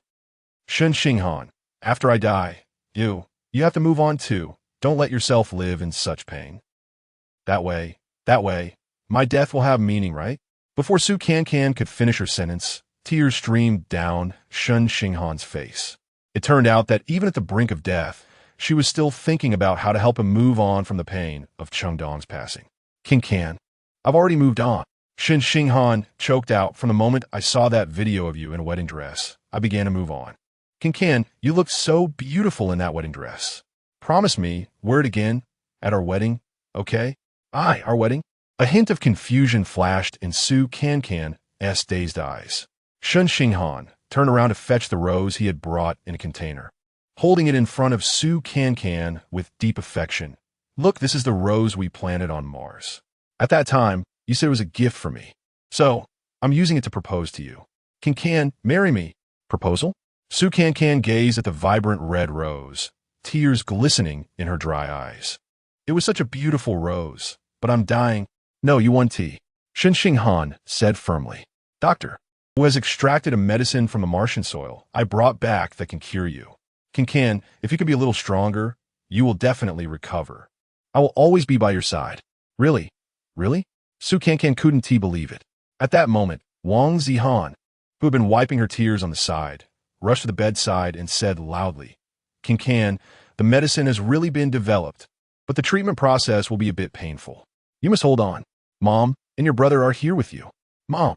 Su Cancan saw Wang Zihan and tears streamed down her face. Why are you here? Clearly you also came? Yes, we all came. Cancan, our family will always be together. Mom. Su Cancan croaked, crying like a child. Shen Xinghan took out his phone again and opened the video recorded by Cheng Yi and Su Fufang. Cancan, even your godfather and godmother are encouraging you. Su Cancan reached out to gently touch the phone screen, tears flowing as she smiled. So if I die, so many people will be sad. Yes, I will be sad for a lifetime. Shen Xinghan tightened his grip on Su Cancan's hand and said solemnly, Cancan, you helped me move on from my last pain. Could you bear to let me suffer again? No. Su Cancan shook her head. Shen Xinghan, the last thing I want to see is you sad. I like seeing you smile. Only when you are okay can I smile. Shen Xinghan picked up the rose again. You haven't answered my proposal yet. Cancan, get better and then be my bride, okay? Su Cancan looked tearfully at the bright red rose, nodding earnestly. Yes. I promise you, I will work hard to cooperate with the treatment. For you, and for all the people who love me. Amidst everyone's applause, Shen Xinghan embraced Su Cancan deeply. The person in his arms was so thin, so small, as if she would shatter with just a touch. But Shen Xinghan could feel her strong willpower at this moment. Cancan, you will definitely be okay. Although he was mentally prepared. The subsequent treatment process still pained Shen Xinghan deeply. On the first day, Su Cancan vomited continuously. Her already pale face became even more devoid of color. Shen Xinghan, don't worry about me. Just go out. I beg you. Just go out. Su Cancan cried, pleading with Shen Xinghan, who was wiping her mouth. Shen Xinghan knew that it was her idol complex at play again. Are you afraid I'll see you in a disheveled state and that it will affect your image in my heart? Shen Xinghan chuckled and gently tapped her nose. Don't forget, I'm your future husband. From now on, we will be together day and night, inseparable. No matter what you look like, I will see it. Oh dear, when you're old, full of wrinkles, with white hair and no teeth, what will you do? Will you hide from me then? Su Cancan couldn't help but laugh at him. She discovered that the stoic professor could also tell jokes. By then, you want to be much better yourself. Su Cancan laughed and shot back. Shen Xinghan gently held her in his arms, whispering, Yes, by then, you will be an old lady, and I will be an old man. But in my eyes, you will still be the most beautiful. Yes, and you'll still be the most handsome. Yes. Handsome old man. Ha ha. The two of them laughed together. Su Cancan suddenly felt that it wasn't so hard anymore. Yes, no matter how much physical pain there was, it was all offset by the tenderness of the person in front of her. Chapter 122. Taking you home, the arduous treatment lasted nearly a month. Having survived the most difficult moments, Shen Xinghan saw Su Cancan getting better day by day. Her pale little face gradually turned rosy, and she regained her vitality. Professor Zhang held the latest examination report, tears of excitement brimming in his eyes. The lung cells are all normal. There are no after effects. Thank heavens. Wu Tianming, however, pretended to be angry and said, Thank what heavens. Thank what earth. You should thank my new drug. Yes, Dr. Wu's contribution is the greatest. You should be awarded first-class merit. You've worked hard these days. Now you can finally rest well. Unexpectedly, Wu Tianming sighed deeply and said, Rest? Don't even think about it. I have a new task. It turned out that Cheng Dong and Su Cancan had both contracted a strange lung disease after returning from Mars, which had attracted high attention in the aerospace field. Wu Tianming developed a new drug that could cure this strange disease, not only achieving breakthroughs in medicine, but also solving a problem for the aerospace field. His next task was to develop a vaccine so that everyone who landed on Mars would no longer suffer from this strange disease. Under the careful care of the doctors, Su Cancan could finally be discharged. Wang Zihan initially wanted to stay and take care of her daughter. However, Shen Xinghan took the initiative to shoulder this task. After spending time together during these days, Wang Zihan had already recognized this prospective son-in-law. She felt assured with him taking care of Su Cancan. Moreover, she also had to take care of Su Mingming and was truly stretched thin. Just as Wang Zihan was about to take Su Mingming to catch a bus back to the county, Xia Yuchen appeared. He immediately arranged for a driver to take the mother and son home, and then insisted on personally taking Su Cancan back to her rented apartment. Having just recovered from a serious illness, Su Cancan's heart was entirely focused on Shen Xinghan. Their time spent together, facing life and death, had rapidly intensified their feelings for each other. After Xia Yuchen proposed to take her back to the apartment, Su Cancan realized something. Since Shen Xinghan had rarely returned to Earth, shouldn't he go back to his own home? Shen Xinghan read her thoughts and smiled, saying, I came back this time too suddenly and didn't inform my family. My parents think I'm still on Mars. I only found out a few days ago when I called them that they took my sister on vacation and won't be back for a while. Then, why don't you stay at my place? Su Cancan blurted out, her face turning red. Although they had been acting like lovers during this time, and Shen Xinghan had expressed more than once that they would live together in the future, such a straightforward invitation still made Su Cancan feel a bit shy. So, she quickly added, what I mean is, you haven't lived on Earth for many years, and you don't have a place to go for now. I'm worried about you being alone. Shen Xinghan smiled faintly, his eyes sparkling mischievously and exaggeratedly said, You're right. I'm very unfamiliar with life on Earth now. I almost got lost when I went out shopping yesterday. You can't just leave me alone. Su Cancan, knowing he was being playful, happily went along with it. She gently patted Shen Xinghan's cheek and said in a childlike tone, Don't worry, I won't lose you. Thus, this pair of young lovers held hands and got into Xia Yuchen's car. Xia Yuchen, caught off guard by their affectionate display, felt the car filled with the sour smell of love, making him uncomfortable all over. Su Cancan, is your brain broken? He glared at the rearview mirror, gritting his teeth. Love really does make people foolish. Su Cancan didn't even realize he was angry and thought he was concerned about her health, quickly explaining, Senior, don't worry. The doctor said I have no after effects. Everything is normal now, including my brain. Shen Xinghan lowered his head, trying to suppress his laughter. Xia Yuchen couldn't tell if she was genuinely clueless or just pretending to be, and he was so angry he felt like he was going to burst. He took a deep breath, glanced sideways at Shen Xinghan, and coldly asked, Where is Dr. Shen going? I'll take you first. Su Cancan rushed to say, Senior, you don't have to go through so much trouble. He's coming home with me. This time, Xia Yuchen truly couldn't hold back his anger. Turning his face to glare at Su Cancan, shouting loudly, Su Cancan, do you not know your own identity? You just held hands with him. If the paparazzi catch that, it'll be today's headline. You still want to take him home? Are you trying to make things worse? Hearing Xia Yuchen's words, Shen Xinghan's heart sank. He forgot that she was not just an ordinary girl, but a celebrity. Was he causing her trouble? Thinking of this, he nervously looked at Su Cancan. But Su Cancan didn't care at all and casually said, It's fine, I'll post an official announcement on social media later. Dating and getting married is nothing to be ashamed of. I'm bold enough to admit it. Married? Xia Yuchen's eyes widened, pointing at Shen Xinghan, asking, You want to marry him? Su Cancan innocently blinked and then nodded, saying yes. All right, Senior, you weren't present at the proposal. No wonder you're so surprised. I've already agreed to marry him. After saying that, she shyly lowered her head. Xia Yuchen turned away, biting his teeth in frustration, saying, Fine, let's go home first. Then, I'll have a good talk with you. He had lost the mood to drive and switched to autopilot mode. Then, he kept a cold face looking out the window. Shen Xinghan also looked out the car window, but his eyes were filled with curiosity. Although he had been back on Earth for more than a month, he had spent all that time in the hospital, and the tension in his heart hadn't eased, so he hadn't paid much attention to the changes in the outside world. Now, he realized that the changes on Earth over the past 5 years were indeed significant. Suddenly, a car rushed in from the right front. Yet Xia Yuchen's car didn't evade, and it looked like they were about to collide. Hey, be careful, Shen Xinghan exclaimed.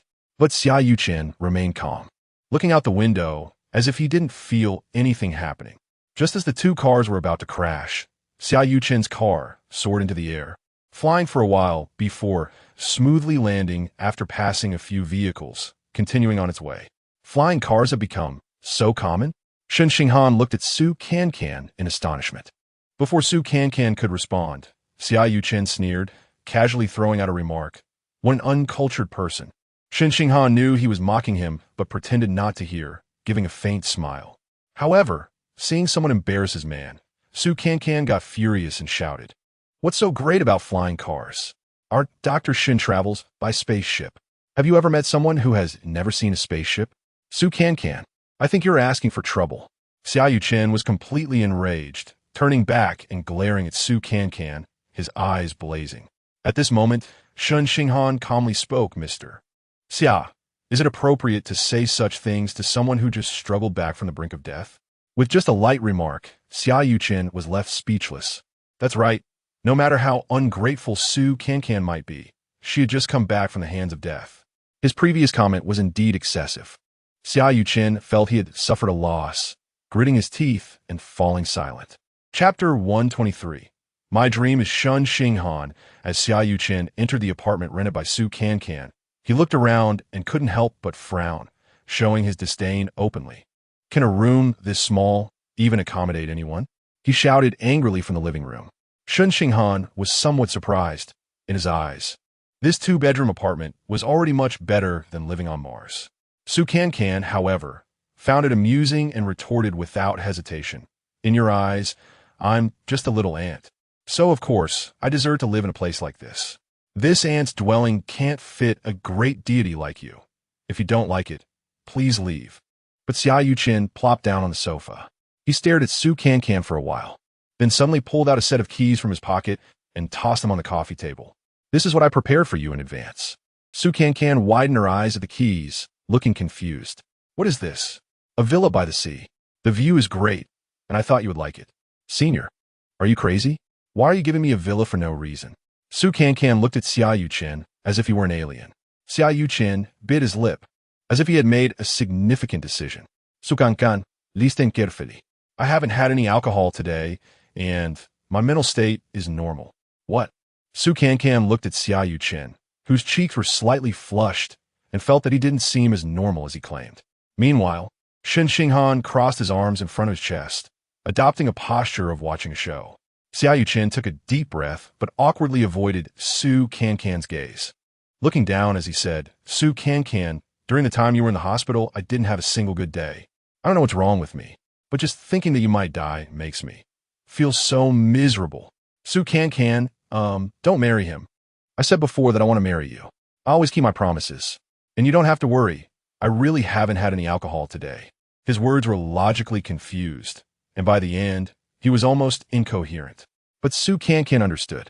She recalled that when he was drunk on the set, he had said he wanted to marry her, which had scared her away. So this time, his insistence on being sober was to make her face his decision. However, Shen Xinghan was also there. Cancan nervously glanced at him, fearing he would get angry. But Shen Xinghan returned her a smile of understanding. Then he turned to face Xiaoyu Chen and calmly said, Sorry, Mr. Xia, but Cancan is already my fiancée. Before he could finish, Xiaoyu Chen slammed the table and shouted, Shen Xinghan, do you know who I am? Behind me is the entire Xingyu group. As long as I'm happy, I can elevate Cancan to the skies. We'll give you the right to compete with me for a woman. Senior, please stop. Cancan felt both anxious and embarrassed, wishing she could find a cloth to cover Xiaoyu Chen's mouth. His actions were reminiscent of a child who had their toy taken away, crying out, Do you know who my dad is? Shen Xinghan pulled Cancan closer and smiled lightly, saying unhurriedly, If we really have to compare, then I have the support of the country.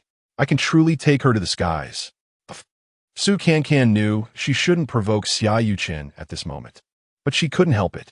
My goodness, the Stoa doctor is usually so quiet, but how can he argue so fiercely? I have the support of the country. Haha, that's so cool. Cancan looked at Shen Xinghan with starry eyes. Meanwhile, Xiaoyu Chen was genuinely furious this time. He thought for a moment, decided not to compete with Shen Xinghan anymore, and turned back to Cancan. Cancan, I can give you the best resources. I can help you realize all your dreams. Think it over. My dream is Shen Xinghan. Cancan seemed to be infected by the moment, also delivering a powerful statement. She tightly linked her arm with Shen Xinghan's, raised her face to give him a brilliant smile, then turned to Xiaoyu Chen and continued, Senior, he is a scientist an astronaut dedicated to the future of all humanity. What you offer me might have been very appealing before I met him, but now I've truly changed. I just want to be with Shen Xinghan. I used to think that standing in front of the screen would make me shine, but now I feel like I shine just standing next to him. Shen Xinghan subtly displayed a victorious smile and affectionately ruffled Su Cancan's hair, as if declaring his ownership. Xiao Yuchen looked at the starry-eyed Su Cancan, his anger gradually turning cold. All right, Su Cancan, since you are so ungrateful, let's handle this matter officially. Xiao Yuchen straightened up. The impulsiveness on his face vanished, and his tone became calm. Su Cancan was familiar with this side of Xiao Yuchen, and it frightened her. She knew she had once again become the little ant he could easily manipulate. Shen Xinghan sensed Su Cancan shudder slightly and firmly wrapped his arm around her shoulder from behind. Xiao Yuchen continued, Su Cancan, you are an artist under Xingyu. You should know the company's rules, right? Your contract clearly states that during the contract period, you're not allowed to date, let alone get married. Su Cancan's eyes widened, and she felt a chill run down her spine. This was indeed the company's regulation, written in black and white in the contract. She hadn't paid attention before, entirely because she had been too oblivious. But since returning from Mars, she had become a hot star. Therefore, if she wanted to marry Shen Xinghan, she had to get the company's approval. Seeing Su Cancan's reaction, Xiao Yuchen revealed a satisfied smile, finally feeling a sense of relief. Dating and marriage are personal freedoms. The company has no right to take that away. Shen Xinghan's tone turned severe. Xiao Yuchen sneered, if you don't agree. She could have chosen not to sign that contract in the first place. Since she signed it, it means she must abide by the contract's terms. Su Cancan glared at Xiao Yuchen and suddenly shouted, I want to terminate my contract. Sure. Xiao Yuchen laughed sinisterly. Pay the termination fee, and you will be free. But you know how much it will cost, right? When you're ready, go find the company's legal department. After saying that, he slowly walked to Shen Xinghan and looked at him with a provocative gaze. Of course, you should first ask your great scientist if he can come up with this amount of money. Or should the country pay for you? You. Su Cancan was furious and red-faced. Xiao Yuchen, don't think you're impressive just because you have a little money. Ha ha ha. Xiao Yuchen suddenly laughed recklessly. Of course, I'm not as impressive as you, the great scientist who can grow roses on Mars. But even if the roses grow on Mars, can they buy you your freedom? Don't go too far. Su Janjan Guditit Hertit. Xiao Yuchen looked at Su Cancan with a contemptuous gaze. Don't be anxious. After all, we have plenty of time. If I remember correctly, it should be 10 years. Yes, your contract has 10 years left. Ha ha. Indeed, we have a long way to go. Let's take it slow. Shen Xinghan held the agitated Su Cancan and thought for a moment before issuing an eviction order to Xiao Yuchen. Since you're not in a hurry, please leave now. Cancan just got out of the hospital and needs to rest. All right, I won't disturb your rest. Xiao Yuchen walked to the door, but suddenly turned back, smiling at Su Cancan. If you change your mind, I welcome you anytime. Dream on. Su Cancan grabbed the set of keys on the coffee table and threw them forcefully at Xiao Yuchen. Chapter 124 Planning for the Future after Xiao Yuchen left. Su Cancan sat dejectedly on the sofa, tears welling in her eyes. Shen Xinghan, however, acted as if nothing had happened and gently said to her, You just got out of the hospital, so don't overexert yourself. Why don't you go lie down in your room? Su Cancan pouted and softly said, I'm sorry. Shen Xinghan sat beside her, took her hand, and said softly, You don't need to say sorry to me. The person causing us trouble is Xiao Yuchen.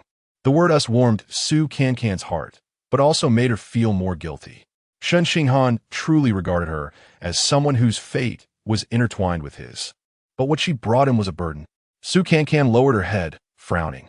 You said on Mars that I am useless and will only hold you back. Now, I don't even have the freedom to marry you.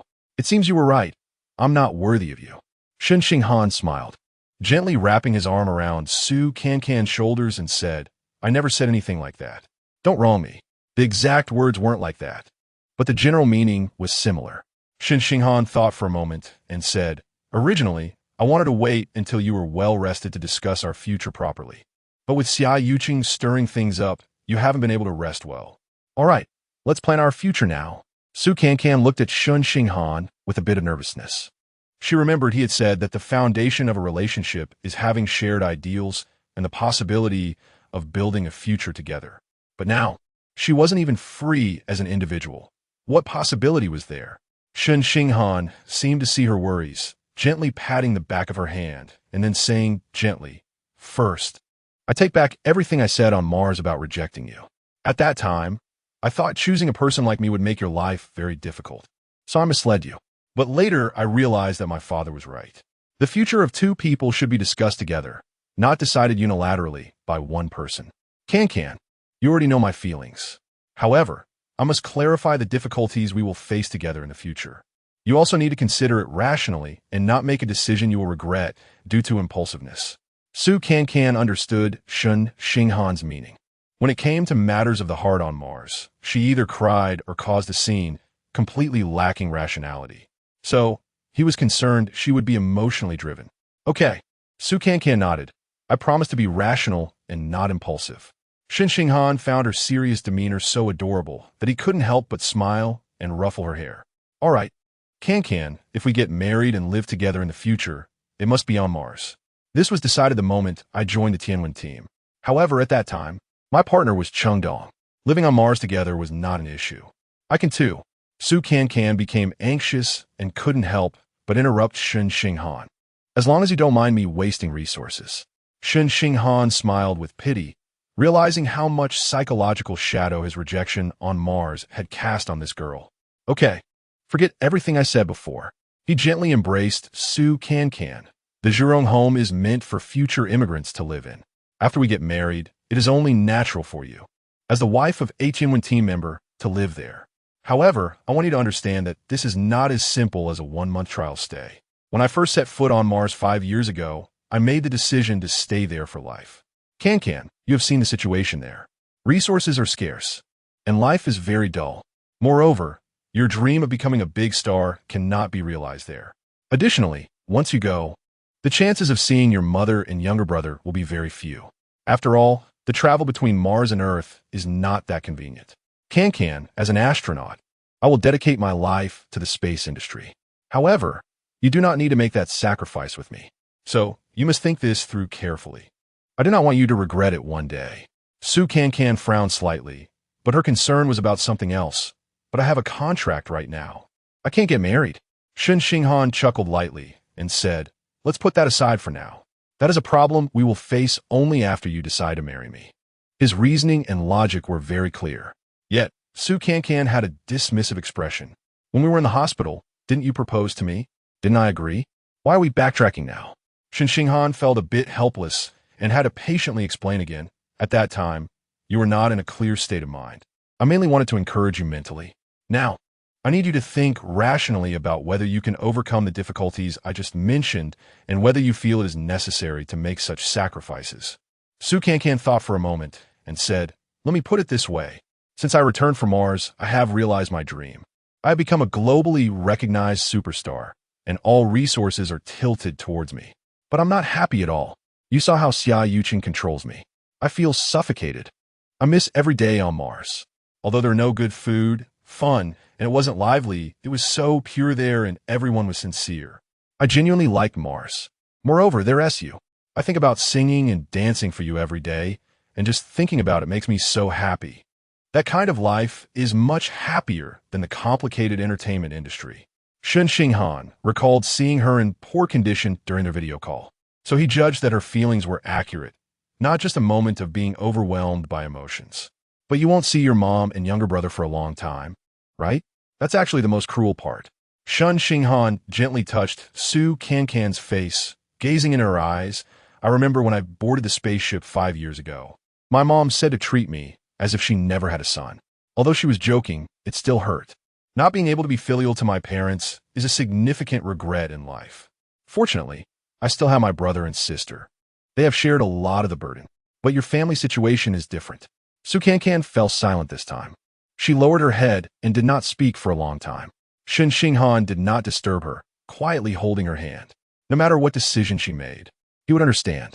After all, leaving home and abandoning everything required immense courage. But Su Cancan raised her head, and when she spoke, she confused Shen Xinghan again.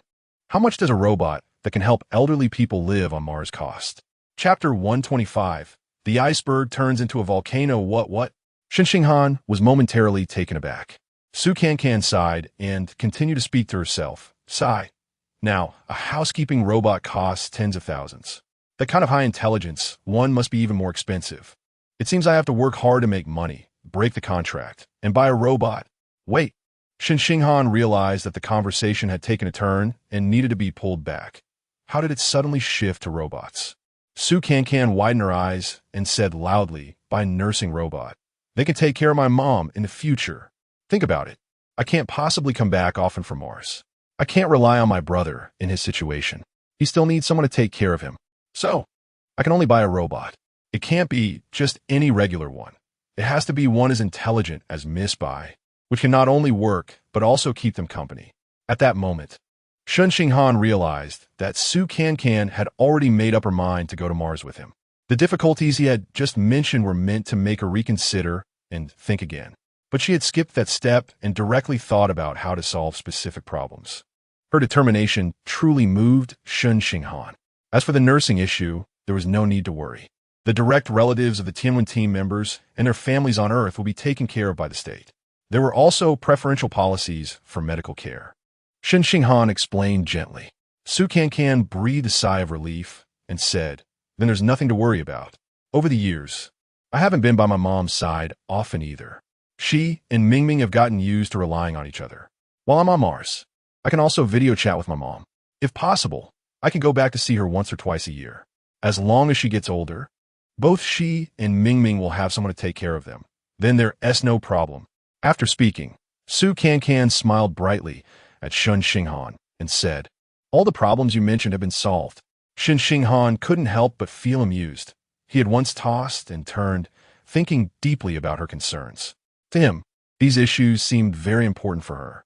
Yet, she had resolved them so easily. Cancan, I can feel that your feelings for me are deep. But have you really thought it through? These issues are not child's play, and I'm afraid that you... Shen Xinghan, Cancan pouted, interrupting him. Did we not agree on this? What's wrong with you? You're not regretting it, are you? Shen Xinghan pulled her into his arms again and smiled. I don't regret it. I'm just afraid you will regret it. All right, now I understand. You're really determined to marry me. You just figure that out. You still say I'm slow. I think you're the slower one. Yeah, I'm the one who's too slow. Shen Xinghan tightened his embrace and said seriously, Cancan, since you've made up your mind about me, I will never let you down. I will give you the best life I can provide. In a little while, I will submit the marriage application. Marriage still needs an application? Cancan blinked her big eyes and asked. Shen Xinghan nodded, yes. The members of the Tianwen team have a special status. Therefore, the marriage partner must undergo political review. But don't worry. As long as you're not a spy and haven't done anything illegal, it's fine. Cancan suddenly gasped and immediately broke free from Shen Xinghan's embrace. No way. My contract states I can't get married. I haven't terminated the contract yet. If I get married, isn't that illegal? Shen Xinghan chuckled lightly and asked, how much is the termination fee? Cancan said heavily, a lot. I've calculated it. Even if I work myself to the bone, it would take me 3 to 5 years to pay it off. There must be a number, right? Tell me how much. Shen Xinghan's tone was very calm. Cancan picked up her phone, typed a string of numbers, and held it up in front of Shen Xinghan. Exaggerating, see? Astronomical numbers. But Shen Xinghan still looked cheerful and thought for a moment before saying, I can. What can you do? Cancan was momentarily stunned, then jumped up from the sofa as if her tail had been stepped on. Don't tell me you can help me pay it off. If I take your money, we won't be equal in our relationship. I don't want that kind of relationship. Exactly. Xiao Jilly missed out on her lover for this very reason. She didn't want her relationship with Shen Xinghan to become impure because of money. Shen Xinghan was taken aback for a moment, then smiled. What are you thinking? How could I, a researcher, have that much money? I meant, I can think of a way. Cancan waved her hand and said, let me solve my own problems. Give me some time. Wait for me a few more years. I can wait for as long as you need. But you mustn't make yourself too hard. I will be worried. If you really can't solve it, let me help. Don't shoulder everything alone. Xinghan pulled Cancan closer, letting her rest her head on his shoulder. From now on, we are in this together. Your problems are my problems. Don't be afraid to trouble me. Since we decided to spend our lives together, this is my duty. Su Cancan nodded. Her voice choked. Shen Xinghan, no one has ever treated me this well. Shen Xinghan gently stroked her hair and said softly, Don't worry, with me around, everything will be resolved. Besides, this thing should also be returned to its owner. Huh? Su Cancan hadn't reacted yet when she suddenly felt a chill on her wrist. She looked down and saw that the vibrant green jade bracelet had been slipped on her wrist by Shen Xinghan. He said solemnly, This is the bracelet given by the Shen family to their daughter-in-law. This time, you can accept it, right? Su Cancan bit her lip and nodded, smiling sweetly. All right, can you now rest assured and go to sleep? Shen Xinghan leaned close to Su Cancan's ear and said softly, Don't forget, you just got discharged. Su Cancan blinked and suddenly, without warning, kissed Shen Xinghan lightly on the lips, then blushed and said, Now, I can rest assured. Shen Xinghan felt a wave of softness on his lips, and before he could react, he was taken advantage of by her. He smiled faintly, a glimmer of mischief in his eyes. Then I can make you even more at ease. Before the words fell, he tightly embraced Su Cancan and unreservedly pressed his lips against hers. Su Cancan had originally just intended to be playful, and in her impression, Shen Xinghan had always been the kind of big iceberg that was hard to tease. But unexpectedly, today the iceberg had turned into a volcano, and once ignited, it was unstoppable, overwhelmingly consuming her. This long kiss continued until Su Cancan couldn't breathe anymore, and only then did Shen Xinghan reluctantly withdraw. The previous 2 kisses had been too suffocating, and it didn't feel quite right. This time should be better, right? Shen Xinghan was quite calm and wanted feedback on the experience. Su Cancan gasped for breath and glared at him. This time, it was also very suffocating, okay? Haha. I'm sorry, I didn't gauge the scale well. But it's fine. We have plenty of time to practice. Su Cancan was stunned. Was this really something that the stoic doctor would say? It seemed she needed to rethink her understanding of Shen Xinghan. At that moment, Shen Xinghan spoke again. Are you at ease now? Hurry and go to bed. Su Cancan was startled and jumped up. Go to bed? For what? Shen Xinghan chuckled and patted her head. To rest. What are you thinking? Ah. Su Cancan's face turned red. I meant it's time to rest. Oh dear. I'm really feeling a bit dizzy. Yes, she had just been dizzy from his passionate kiss. Chapter 126 You are my one and only treasure. After Su Cancan lay down, Shen Xinghan kissed her forehead gently and said softly, Sleep well. Just as he was about to get up, he found Su Cancan tightly wrapping her arms around his waist, raising her little face and pouting her lips, looking as if she didn't want to let him go. Be good. The doctor said you need to rest well after being discharged. Shen Xinghan stroked Su Cancan's hair, as if coaxing a child. But I can't sleep, Su Cancan said, moving around in his arms, and then playfully added, How about you sing me a song to help me sleep? Shen Xinghan chuckled lightly. How could I sing? Then tell me a story. I just want you to stay with me. What can I do with you? Shen Xinghan had no choice but to half lie on the bed, letting Su Cancan rest her head on his chest. However, he searched his mind desperately but couldn't think of any story. He had only one previous romantic experience, and Chengdong had never asked him to coax her like a child. It was really puzzling for him. Cancan, I seem to not know how to tell stories. Shen Xinghan frowned slightly, feeling a bit guilty. Sigh, I'm not a qualified boyfriend. I can't even coax a girl. Su Cancan then realized that she had given this straightforward man a difficult problem. How could someone who said the same thing every day possibly tell a story to coax a girl? It's okay, as long as you stay with me. Let's just talk about anything. Anything is fine. Su Cancan thought for a moment and said, How about you tell me about your family? Okay, then I'll introduce my family situation. I originally planned to take you home after they come back from their trip. Su Cancan felt a warmth in her heart. It turned out he had planned everything long ago. Shen Xinghan continued, My dad is a professor at the Aerospace University, just like Uncle and Aunt Sheng. However, his research direction is not Mars, and he's not that busy. My mom is a dancer, specializing in classical dance. Now that she is older, she teaches students at the music academy. A dancer? Su Cancan exclaimed. That aunt must be very beautiful and have a great temperament. Shen Xinghan smiled proudly. You see, I knew that. I look a lot like my mom. Yes, A mother who can give birth to such a handsome child must be a great beauty. Shen Xinghan continued. Maybe it's because my mom is too beautiful. My dad revolves around his wife all day, so he hasn't achieved much in the aerospace field. But everyone has their own aspirations. They are very loving, which is also enviable. Cancan closed her eyes, imagining such a harmonious family, and her lips unconsciously curled up. This warmth was what she longed for the most, and this person beside her would let her join such a warm family. Just thinking about it made her very happy. Then your brother and sister must be very good-looking too? Cancan tilted her head and asked. I actually look quite similar to my brother. You'll know when you see him. As for my sister, Shen Xinghan suddenly laughed, a hint of indulgence flashing in his eyes. She looks more like my dad. Just ordinary. However, her looks don't affect her position in the family at all. She is the treasure of the whole family. Because my parents always wanted a girl, they spoiled her to the sky. She, like you, is especially good at being spoiled. Will you spoil me like you spoil your sister? Cancan rolled over and looked at Shen Xinghan with big eyes. Silly girl, how can it be the same? Shen Xinghan rubbed her hair again. His eyes filled with tenderness. Our Shen Xinghan is a little princess, pampered by the whole family. And you only have me. Also, she loves to be spoiled because her family indulges her.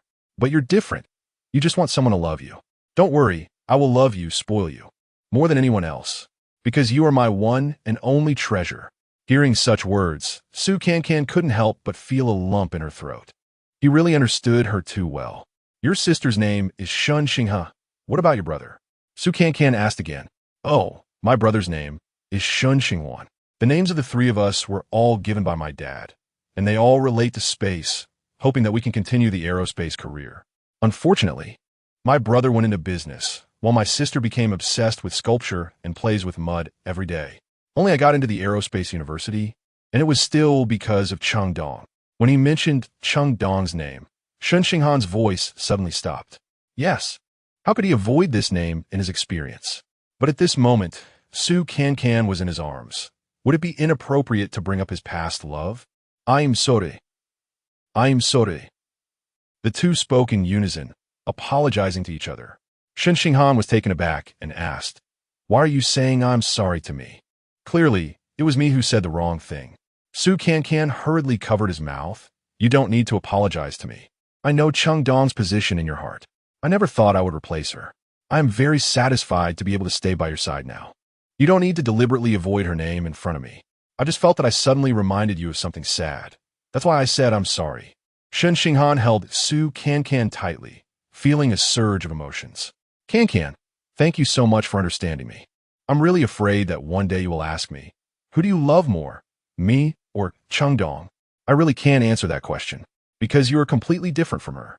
She's like a light to me, illuminating my path since childhood. I could never forget her just because I have you now. However, I won't be trapped in that emotion like before. I have moved on. Cancan, you helped me move on. So, I didn't bring up any sad memories. Now when I think of her, I'm no longer sad. Then tell me about your story with her. Cancan looked at Shen Xinghan with a smile. I've heard too many stories about female heroes in aerospace. In my impression, she seems too unreal. I want to understand what kind of person can illuminate you like light and guide you. Okay. Shen Xinghan nodded. Cheng Dong is 3 years older than me. She's a classmate of my brother. When we were young, both families joked about her marrying my brother in the future. At first, I also regarded her as my sister-in-law. Huh? Cancan's eyes widened. You actually regarded her as your sister-in-law? What happened later? My brother's personality is very flamboyant, and he is very popular with girls at school. Cheng Dong, on the other hand, is also a very strong girl. They often clashed and quarreled, neither giving in to the other. I thought they were a pair of happy enemies, like in a TV show, quarreling and eventually getting together. But unexpectedly, when my brother was in his sophomore year, he started dating the school beauty from their school and brought that girl home. At that time, I was very worried about Cheng Dong, so I ran to comfort her. I was too young back then and didn't know how to comfort a girl. So I said something nonsensical. My brother doesn't know how to cherish you. Otherwise, wait until I grow up. As a result, she laughed so hard that tears came out. But it was from that moment on that I realized she had always been the most perfect girl in my heart. Chapter 127. You are my candy. So when did you two start officially dating? Cancan asked. Later, I got into the aerospace university and became her junior. I also realized that she didn't have any feelings for my brother at all. This time, I finally mustered the courage to confess to her. Did she agree at that time? Cancan asked eagerly, as if she was even more anxious than Shen Xinghan was back then. Shen Xinghan recalled and continued. At that time, she asked me a question. Did I want to go to Mars with her? Without thinking, I agreed. Then, she nodded. Cancan leaned against Shen Xinghan's chest and suddenly burst into laughter. Haha, and you still say I'm impulsive. When it comes to love, aren't you just like me? Shen Xinghan laughed too, his chest rising and falling. Cancan felt like she was floating on the surface of the sea. When he breathed steadily, she calmly floated along. And when he smiled, she rode the waves. This feeling was wonderful, as if the destinies of the two were tightly intertwined. I'm different from you, Shen Xinghan insisted. Before applying to the aerospace university, I had already learned a lot about Mars. Of course, at first it was because of Changdong, but later I truly became interested in Mars. I fantasized about landing on Mars with her one day. That would be my greatest fulfillment in life. Cancan looked at Shen Xinghan, whose starry eyes deepened as he fell into memories, and seemed to feel his joy and longing back then. However, she suddenly thought of a question. Among the first astronauts to land on Mars, there was no Shen Xinghan. But you didn't land on Mars with Changdong. Cancan asked, confused. Was it because you were too young? Shen Xinghan smiled and said, age is one aspect. But the main reason is that Changdong set another direction for me. Another direction? What is it? Shen Xinghan patiently explained. You should remember the 3 steps of the Mars terraforming project, right? Landing is the first step, completed by the first members of the Tianwen team. Changdong is one of them. However, we had already made strategic plans before landing on Mars. I was planned as part of the second batch, responsible for the second step. The second step is to build a Martian city. Cancan remembered this clearly. Shen Xinghan nodded and continued. Although my task is to build a Martian city, Changdong's vision is broader. She wants me to prepare for the third step while completing the second step. Cancan's eyes brightened. The third step is to step out of the heavens and truly survive in Mars' natural environment. Exactly. To achieve a comprehensive transformation of Mars' natural environment. It must be turned into a second Earth, which means creating an atmosphere that allows humans to breathe freely. This atmosphere is formed by the photosynthesis of surface vegetation. Therefore, cultivating naturally growing plants on Mars is particularly important. That's why she chose the research direction of botany for me. When on Mars, Cancan had also heard Shen Xinghan talk about the 3 steps of Mars terraforming and understood the significance of his experimental field. But she didn't realize that all of this was directed by Changdong for him. So, she planned your entire life. Cancan felt a bit emotional and said, no wonder you feel she is a light in your life. If nothing had happened, you two should be living happily on Mars now, right? Sigh, thinking about it. I really wonder what merits I have to be with someone like you. Shen Xinghan sensed her inner insecurity starting to stir again. Don't say that. You have your own strengths. Being with you, I experience a different kind of happiness. A different kind of happiness? What is that like? Cancan asked eagerly. Shen Xinghan thought for a moment and smiled meaningfully. If Changdong is a light in my life, then you are my candy. Candy? Cancan blinked her big eyes, indicating that she didn't quite understand. Shen Xinghan gently stroked Cancan's cheek, his eyes filled with tenderness. After Dong left me, my life was too bitter. Until your appearance, it was like putting a piece of candy in bitter coffee, turning my life sweet. Even after you leave, every time I think of you, it feels so sweet, so sweet. Really? Really? Cancan lifted her little face, eager for confirmation. Am I really that important? How should I put it? At first, I was a bit resistant. Because after Dong left, I lived a life like an ascetic on Mars, not daring to indulge in any pleasures. I felt it was a kind of tribute to our relationship, and your candy awakened my cravings for the mundane world. So I avoided you, fearing that I would sink into this bit of sweetness. Cancan suddenly playfully squinted her eyes and said, then go ahead and sink. After saying that, she leaned over and gently pecked Shen Xinghan's lips like a little bird.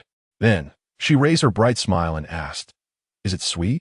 Shen Xinghan didn't answer, just stared at her with an unusually calm expression. After a while, he gently pushed Su Cancan away and sat up. It seems that I can't rest well with you here. I should go out. After saying that, he stood up to leave. Hey, Su Cancan nervously grabbed his hand. Did I say something wrong and make you angry? Shen Xinghan stopped, took a deep breath, then turned back to look at Su Cancan. His smile tinged with a hint of helplessness. Everything was fine. How did it suddenly change back to that emotionless doctor? You really change your mood faster than flipping a book. Su Cancan pouted and complained. Shen Xinghan glanced at her and suddenly sighed, saying, Sigh, do you overestimate my self-control too much? Huh, what do you mean? Su Cancan's eyes widened, looking confused. Shen Xinghan smiled helplessly. It's one thing sitting on the sofa, but just now we were on the bed. Aren't you afraid I might really eat you, like candy? After saying that, he bent down and gently kissed Su Cancan's forehead, then turned and walked out. Su Cancan took a few seconds to process Shen Xinghan's words. She pulled the blanket over her face, feeling like she should be as red as a cooked shrimp from head to toe. This time she completely understood. Shen Xinghan, this ascetic, had thoroughly returned to the mundane world with her. She thought she was teasing the same old iceberg, but just now she almost triggered a volcanic eruption. Chapter 128. Teasing an invisible Su Cancan had a very strange dream. She dreamed that she and Shen Xinghan landed on primitive Mars. There were only the two of them on the entire planet. However, she didn't feel scared at all. Shen Xinghan tied them together with a strap and led her across the desolate and dark Martian surface. The overhead lights illuminated his handsome profile, making Su Cancan feel particularly at ease. However, there was no food on Mars. We would starve to death. As she walked, Su Cancan realized a very realistic problem. Shen Xinghan stopped, turned around, and his icy and cold face suddenly took on a hint of charm. Suddenly, he stepped forward and kissed Su Cancan fiercely, as if he wanted to devour her. Breathless, he leaned close to her ear and seductively said, So sweet. After eating this candy, how could I be hungry? Su Cancan suddenly woke up and found that it was already dark outside. She touched her burning cheeks, wondering how she could have such an absurd dream. Gulyalu, her stomach growled, reminding her that she was really hungry. Su Cancan scratched her head and laughed. No wonder she was looking for food in her dream. Huh, what smells so good? Su Cancan sniffed the air and a delicious aroma wafted in, making her stomach growl even louder. She got out of bed and went to the living room, where she saw Shen Xinghan busy in the open kitchen. This scene reminded her that he often cooked for everyone on Mars. And this time, he was cooking just for her. Without hesitating for a second, Su Cancan ran over and hugged Shen Xinghan from behind. Shen Xinghan was startled and immediately asked with a smile, You're awake? Are you hungry? Yeah. Su Cancan clung to Shen Xinghan's back like a boneless cat. Be good, go watch some TV first. I'll be done soon.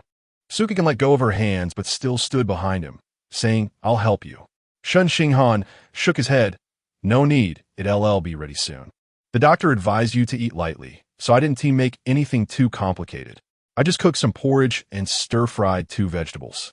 As he spoke, he skillfully transferred the cooked dishes to a plate. Huh, I haven't been home for a long time. There shouldn't be any ingredients left in the fridge, right? Su Cancan stared at the plate of stir-fried broccoli and asked, Did you go to the supermarket? Shen Xinghan nodded. The fridge is now packed full. We have enough to eat for a long time. Enough to eat for a long time. Su Cancan savored this sentence, feeling very pleased. This meant they would live together for a long time. Gulyalu, Su Cancan's stomach growled again at an inappropriate time. She covered her face with both hands. Ah, so embarrassing. Shen Xinghan laughed. Looks like you're really hungry. I also bought your favorite fruit gummies and put them on the coffee table. You can eat some gummies first. Eat gummies? Hearing these 2 words, Su Cancan couldn't help but recall that absurd dream, and her face turned even redder. She turned back and indeed saw a box of fruit gummies on the coffee table. The pink box contained sweet and sour strawberry flavor. She smiled and picked one up, but just as she was about to put it in her mouth, she suddenly noticed a folding bed in the corner. Huh, where did this bed come from? Su Cancan turned her head and asked loudly, Did you buy this from the supermarket too? Shen Xinghan walked out, placing the dishes on the dining table while explaining. I saw that you only had 1 bed here, and the sofa was a bit small, so I conveniently bought a folding bed from the supermarket. I'll sleep here tonight. Su Cancan walked over and patted the hard surface of the bed, frowning. It's too hard. It will be uncomfortable to sleep on. Shen Xinghan came over, sat on the bed, and smiled. It's okay. I've endured worse on Mars. Sleeping in a tent is common. This is already quite good. I'm not that delicate. But, oh no. Su Cancan felt a bit anxious. How about you let him sleep on this? Actually, my bed is big enough for 2 people. As she spoke, her face turned red, and Shen Xinghan's previous warning echoed in her ears. In fact, he didn't need to maintain his composure at all. Determined, Su Cancan raised her head and looked at Shen Xinghan for a moment, then suddenly reached out and stuffed the fruit gummy into his mouth. Shen Xinghan was taken aback by this sudden sweetness, staring blankly at Su Cancan while holding the candy. Su Cancan lowered her head again, her face red as if it would bleed, shyly saying, "It's just candy. It's not like I'm not letting you eat." Huh? Shen Xinghan, holding the candy, didn't he understand the deeper meaning of her words? Oh no. Su Cancan stomped her foot, simply closing her eyes and pointing toward the bedroom. Just go sleep in my bed. What are you afraid of? You don't need to have any self-control. Just follow your heart and do whatever you want. Why should you compromise? This time Shen Xinghan understood, and his cheeks flushed slightly. Cancan. He gently called her name, reaching out to pull her closer. Stop messing around. Be good, I'll sleep here. Su Cancan was a bit angry. She had mustered up the courage to say this much. How could he still think she was just fooling around? You must have some misunderstanding. She glared at him. We in the entertainment industry are very open-minded. As soon as she said this, Su Cancan regretted it. What was she even saying? Wouldn't he think she had a chaotic private life? Would he? Shen Xinghan couldn't help but laugh, pinching her nose and saying, "You're so open-minded that you saved your first kiss until you were 25, and then I got it for free?" Ah. Su Cancan covered her face, deciding not to beat around the bush anymore. Anyway, we're going to get married. Isn't it normal to sleep on the same bed? It's natural for anything to happen. Shen Xinghan stood up, gently hugging her, his tone incredibly soft. All right, I understand what you mean. But you just got out of the hospital and are recovering from serious illness. You should rest well. I'm here to take care of you, not. If it were that way, wouldn't I be too much of a beast? Su Cancan felt her heart warm again. He really was thinking of her. But I don't want you to compromise. She lowered her head, pouting. Shen Xinghan thought for a moment and leaned close to her ear, laughing. Then you should hurry up and get better. Then, make it up to me. He said the words make it up in an extremely suggestive way, making Su Cancan's mind race. Shen Xinghan pressed his lips together and continued, For example, make me your best sweet and sour ribs. Huh? Su Cancan looked up at him, just this. Then, what did you think it was? Shen Xinghan smiled mischievously. Su Cancan, both shy and angry, glared at him and asked, Aren't you a vegetarian? Because of you, I'm going to eat meat, Shen Xinghan said very naturally. But Su Cancan's face turned red again. Eating meat? Was he making a double entendre again? Oh no. Su Cancan realized that ever since he made that candy metaphor, her mind had been filled with that thought. Help! This poker-faced doctor, this steel man. How did he completely change into a different person? Teasing in the invisible, it was completely irresistible. Chapter 129. Rewarding you with candy in the days that followed. Shen Xinghan completely transformed into Su Cancan's nanny and caretaker. Not only meticulously taking care of her daily meals and living arrangements, but also strictly supervising her medication and exercise according to medical advice. After half a month, when Su Cancan weighed herself, she surprisingly found that she had gained half a pound compared to before she fell ill. No, I can't keep indulging like this. If I gain weight, I won't look good on camera. That day, Su Cancan refused the black-bone chicken soup that Shen Xinghan had made. Shen Xinghan patiently advised, You were too thin before, wasn't healthy. Gaining a bit more weight is good. Come on, drink up. I spent the whole morning making this. Su Cancan didn't want to let Shen Xinghan's hard work go to waste. So after thinking it over, she frowned and took a big sip. With that expression, I thought you were drinking medicine? Is it that bad? Shen Xinghan teased. Su Cancan quickly waved her hand. No, it's delicious. But just thinking about all those calories makes it hard for me to smile. No, after dinner, I need to run for an hour. No, today's amount of exercise is already enough.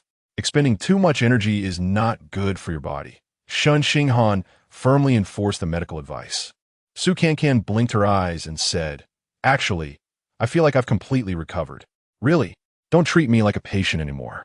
Whether you fully recovered will depend on what the doctor says during tomorrow's follow-up. Shen Xinghan scooped a spoonful of chicken soup and brought it to Su Cancan's lips. Today, you are still a patient. Drink the soup. Su Cancan had no choice but to finish the big bowl of chicken soup, praying that tomorrow's follow-up would go smoothly. There is a saying that after hardship comes good fortune. Perhaps Su Cancan had wandered around the gates of hell. Her life had hit rock bottom, so now she was in a rebound phase. Thus, she became a lucky charm with wishes coming true. The results of the follow-up appointment came out the next day. Professor Zhang officially announced that Su Cancan had fully recovered and could return to her normal life. Su Cancan nearly cheered in the hospital, and someone was even happier than Su Cancan, Kevin. He came to Su Cancan's apartment with a full schedule after learning that his sister could return to work. Sitting on the sofa, Su Cancan sarcastically scrolled through her tablet. That boss really won't stop until he squeezes out my last drop of blood. The moment I got discharged, he arranged so much work for me. What a wicked capitalist. Sister, you've misunderstood him this time. These gigs were all ones you accepted before getting sick. The clients were unhappy because of the delay. It was Xia Yuchen who balanced the interests of all parties in various ways, so they didn't pursue your legal responsibility, Kevin said, putting on a stance of being impartial. Su Cancan took a closer look and realized that these were indeed jobs she had taken on to pay off her contract termination fee. And since she had kept her illness completely under wraps, the company had to step in to smooth over the delayed schedules. It was clear that Xia Yuchen had put in a lot of effort for her. All right, I have to fill the pit, I dubbed myself. Su Cancan absent-mindedly scrolled through the screen when she suddenly widened her eyes. This endorsement isn't one I accepted. Kevin leaned in to see, proudly lifting his chin. This? Sister, you have to thank me for this. I negotiated it for you. Come on, my schedule is already so full. Are you trying to kill me with work? Su Cancan showed no sign of gratitude. Kevin stomped his foot in anger and poked Su Cancan's head with his delicate finger. Sister, open your eyes and take a good look. This is a full-line endorsement from Huanya. Huanya, haven't you heard of it? Su Cancan blinked her eyes and, after a few seconds, suddenly jumped up from the sofa. Huanya, the high-end cosmetics company that only accepts private custom orders? But wait, they're all membership-based. There's no counter in stores, they've never advertised, and they've never signed an endorser. Kevin revealed a smug expression. That's why you should thank me. I negotiated this. Moreover, the company's owner is very generous. They sent the endorsement fee even before the contract is signed. Sister, it's a huge sum. Enough to cover 1/5 of your termination fee. Just 1/5? Shen Xinghan, who had been busy in the kitchen, suddenly questioned, sounding somewhat dissatisfied. Kevin walked over to him with small steps, smiling as he explained, Dr. Shen, you may not be familiar with celebrity endorsements. To offer this amount is already the treatment of a top-tier star. Su Cancan chimed in, yes. This is something I could never have imagined. And they paid so promptly. That's really rare. Shen Xinghan put down what he was doing, frowned, still looking puzzled. After thinking for a moment, he said, I've heard of Huanya too, but I just feel that for such a large company, the fee for a full-line endorsement should, be more than this, right? Kevin laughed and continued to educate them. Of course, the amount they pay is several times this. But the bulk goes to Xingyu, and what reaches our sister is only this. Is this exploitation? Su Cancan quickly explained, no, this isn't exploitation. If it weren't for Xingyu, I wouldn't have access to such good resources, so it's reasonable for the bulk to go to the company. Oh, I'm already very satisfied with this. I've never made this much money in my life. Sister, my international superstar, your good days are ahead. Kevin enthusiastically hugged Su Cancan. Su Cancan looked at Shen Xinghan, smiled, and said, I don't want to be any superstar anymore. I just want to quickly gather the termination fee and regain my freedom. My good days are on Mars. Shen Xinghan also smiled faintly. By the way, when are we shooting the materials for the endorsement? Su Cancan turned to Kevin. Since the company is so generous, we can't slack off. Oh, that's not urgent. Huanya said they're not in a hurry. They can wait until you finish your other work. Huanya is quite interesting. They pay generously and don't rush the work. Kevin, with a delicate finger, said that's the style of an international big company. Su Cancan thought for a moment and said, even if they say so, we should be considerate. You should contact them immediately and prioritize their work. Yes, ma'am. Kevin rolled his eyes and then cheerfully asked, Sister, since I've accomplished such a great feat, Shouldn't you treat me to a big meal made by Dr. Shin? Su Cancan shook her head. Unfortunately, I'm cooking today. I'm making sweet and sour ribs. Kevin swallowed hard. All right, I love your sweet and sour ribs. Su Cancan continued to shake her head. Sorry, it's just the two of us. We don't want to be disturbed. With that, she walked over to Shen Xinghan and planted a loud kiss on his cheek. Ah, you can't treat single dogs like this. Kevin covered his eyes and ran away. Looking wronged, Shen Xinghan gazed at Su Cancan with a smile and softly asked, Tonight, will we really have sweet and sour ribs made by a chef whose career in entertainment has been delayed? Su Cancan pursed her lips and smiled shyly, then lowered her head. Yes, not only sweet and sour ribs, but also dessert after the meal. Dessert? Yes, rewarding you with candy. Chapter 130. Is the candy good? Is today's sweet and sour spare ribs good? Su Cancan softly leaned on Shen Xinghan's bare chest, raising her face to ask. Shen Xinghan, with a hint of sweat on his face, wore a satisfied smile. He squinted his eyes and nodded. Su Cancan pursed her lips and giggled, her big eyes flashing as she leaned in to give Shen Xinghan a light kiss on the lips, her tone becoming more teasing.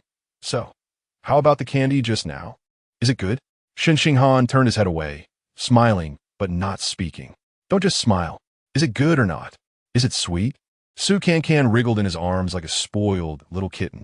Shen Xinghan pressed his large hand on Su Cancan's delicate and smooth butterfly bones, then rolled over and pressed her down again. Before she could react, he kissed her deeply. So sweet. Shen Xinghan breathed slightly, his clear eyes already clouded with desire, the addictive sweetness making him want more.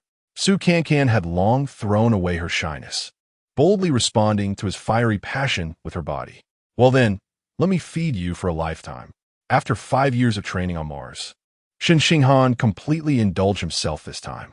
He felt as if he was drowning in a sea of sweetness, sinking deeper and deeper without wanting to struggle at all.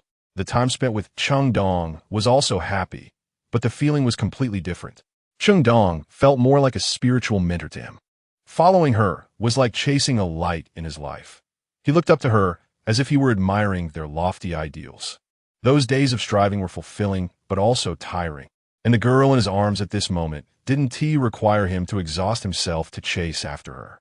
She was such a real presence, capable of crying, laughing, and being spoiled, soft and fragrant, and completely belonging to him.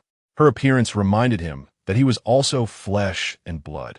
This gentle place in the mundane world, this fleeting pleasure in the mortal realm, turned out to be so intoxicating, making one willingly sink into it. Cancan, I love you. The moonlight reflected a drop of crystal clear tear at the corner of his eye. The gentle summer night breeze temporarily eased the fiery passion of the tired lovers. Holding Su Cancan, Shen Xinghan suddenly thought of something. My parents came back yesterday. Xingha is still clamoring to see you. How about I take you home tomorrow? Su Cancan got up, picked up the alarm clock from the bedside table, and handed it to Shen Xinghan, correcting him. It should be today. Shen Xinghan smiled tiredly, rubbed Su Cancan's hair, and softly said, Sorry, I didn't let you rest well. It's okay. There's no rush. You can sleep until you wake up naturally. I'll have my brother come pick us up whenever you wake up. Huh? Your brother is still coming to pick us up? Isn't that too much trouble? It's not troublesome. You're a big star. I don't want to cause a scene in broad daylight. Su Cancan laughed. Why do you always think so carefully for me? Because you are in my heart. Haha, the stoic doctor is getting better at sweet talk. Su Cancan couldn't help but kiss Shen Xinghan again. Shen Xinghan, however, warned her, Hey, don't tease me. I'm afraid you won't be able to get out of bed tomorrow. Let's not go anywhere. Good night. Su Cancan had taken risks several times and knew he wasn't just scaring her, so she stuck out her tongue, turned over, and obediently went to sleep. Although Shen Xinghan told her she could sleep until she woke up naturally, thinking about meeting her future in-laws made Su Cancan get up early to wash and dress. I can't go empty-handed when meeting the parents, right? Su Cancan suddenly realized a serious problem. There is still time. I'll go buy some gifts. Can you tell me what Uncle, Annie, and your brother and Xingha like? Shen Xinghan pressed her back to the vanity and smiled. Don't worry. I've already asked my brother to buy them. What? Su Cancan widened her eyes. You let your brother buy the gifts for your family? What kind of logic is that? Just follow my arrangement. Dress up beautifully and come with me. Su Cancan thought for a moment and said, Then I'll give the money to your brother later. Shen Xinghan laughed as if he heard a joke. No, my brother has plenty of money. Huh? Su Cancan remembered Shen Xinghan had mentioned that his brother, Shen Xinghan, was in business. It seemed he was quite successful. Could he be a big boss? An hour later, Su Cancan met this wealthy brother downstairs at the apartment. Just by looking at his car, she could tell he held a prestigious status, dressed in a black casual suit. Shen Xinghan smiled as he opened the car door for the couple. At first glance, Su Cancan was a bit dazed. Isn't this just another Shen Xinghan? These two looked too much alike. It was practically a game of spot the difference. But on the second glance, she noticed the differences. Shen Xinghan was taller and more robust, with a demeanor that lacked Shen Xinghan's calmness and restraint, showing a bit more flamboyance. Hello, big brother. Su Cancan greeted Shen Xinghan generously. Little sister-in-law, you're even prettier in person than on TV. Shen Xinghan stepped forward, smiling at Su Cancan, then playfully punched Shen Xinghan. You lucky guy. Shen Xinghan was not polite either and smiled back. Brother, don't you feel guilty saying that? Over the years, the beauties around you could fill a solar system, right? Su Cancan laughed. The banter between the two brothers was enough to prove their close relationship. After getting in the car, Shen Xinghan and Su Cancan sat in the back seat. As Shen Xinghan started the car, he said, The things you asked for have been bought and are in the trunk. Su Cancan realized he was referring to the gifts she wanted to buy and quickly wanted to say a few polite words. But before she could speak, Shen Xinghan made another request. Brother, can I borrow the car for a while? Cancan has a special identity, and it's inconvenient without a car. Shen Xinghan winked at Su Cancan in the rearview mirror and teased. Why say borrow? Just give it to my sister-in-law as a meeting gift. No, I can't accept something so valuable. Su Cancan hurriedly waved her hands, but Shen Xinghan wrapped his arm around her shoulder and said, Do you believe what a businessman says? He is calculating. We're going to live on Mars. Can his car fly up there? In the end, it's still alone. He just put it nicely. Shen Xinghan laughed and scolded. You little rascal. Your brain works fast. Shen Xinghan, however, pulled out his phone, handed it to him, and said generously, The meeting gift for my sister-in-law can't be owed. Come on, pay for this order. Su Cancan was stunned. He really was not polite with his brother at all. But what exactly did he buy? Chapter 131. The pig teammate Shen Xinghan immediately helped Su Cancan with her questions. You want to buy a robot?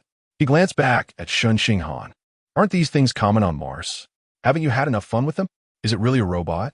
Su Cancan looked at Shen Xinghan with a puzzled expression. Shen Xinghan ignored his brother and explained to Su Cancan, I heard Leader Zhou mention before that there are high-intelligence robots used in the medical field. I looked it up and found one that is suitable for interacting with autistic patients. It can communicate with them and help them gradually return to the real world. Although Mingming is older now and has passed the best treatment period, it will still be of some help. Additionally, this robot also has housekeeping functions and can help with chores. It's perfect for them. Su Cancan was filled with gratitude. Thank you. You really think of everything for me. Shen Xinghan, who had just finished paying, sighed. It's my money, sister-in-law. You thanked the wrong person, didn't you? Su Cancan then realized that the financial backer, oh no, the financial brother, was sitting in front. Big brother, this robot must be very expensive, right? Su Cancan said with some concern. Shen Xinghan shot a glare at his brother. I would rather he asked for a car. Su Cancan quickly replied, Oh no, that's too expensive. How can I accept that? I'll pay you back. But Shen Xinghan stopped her, saying, We're going to live on Mars soon. If we don't take advantage of this opportunity, we won't get another chance. What a pair of biological brothers. Su Cancan couldn't help but sigh in her heart. Shen Xinghan then remarked, You should hurry back to Mars.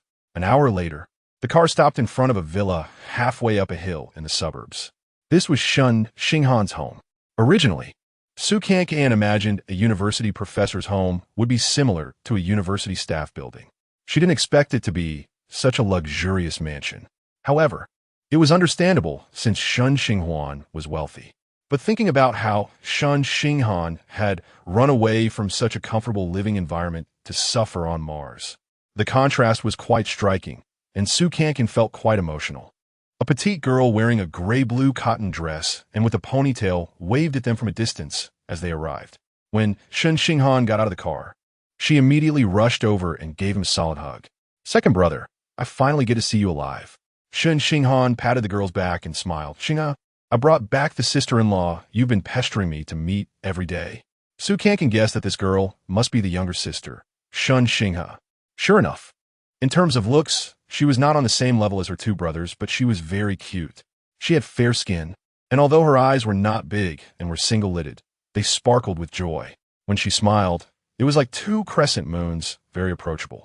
After hugging her second brother, Shen Xinghan turned to Su Cancan. "Wow, sister-in-law, you look even more beautiful in person than on TV." Shen Xinghan teased with a smile. "Is there any originality in what you and elder brother say? You both say the same thing. We're just stating the facts." Shen Xinghan affectionately took Su Cancan's hand. "Come on, Mom and Dad have been waiting in the living room for a long time. They can't wait to meet their daughter-in-law." The Shen parents were indeed overjoyed to see Su Cancan. Shen Dad, wearing gold-rimmed glasses, looked like a refined scholar. He was somewhat reserved and only greeted Su Cancan before smiling silently. But it was evident he was genuinely happy. Shen Mom was just as Su Cancan had imagined.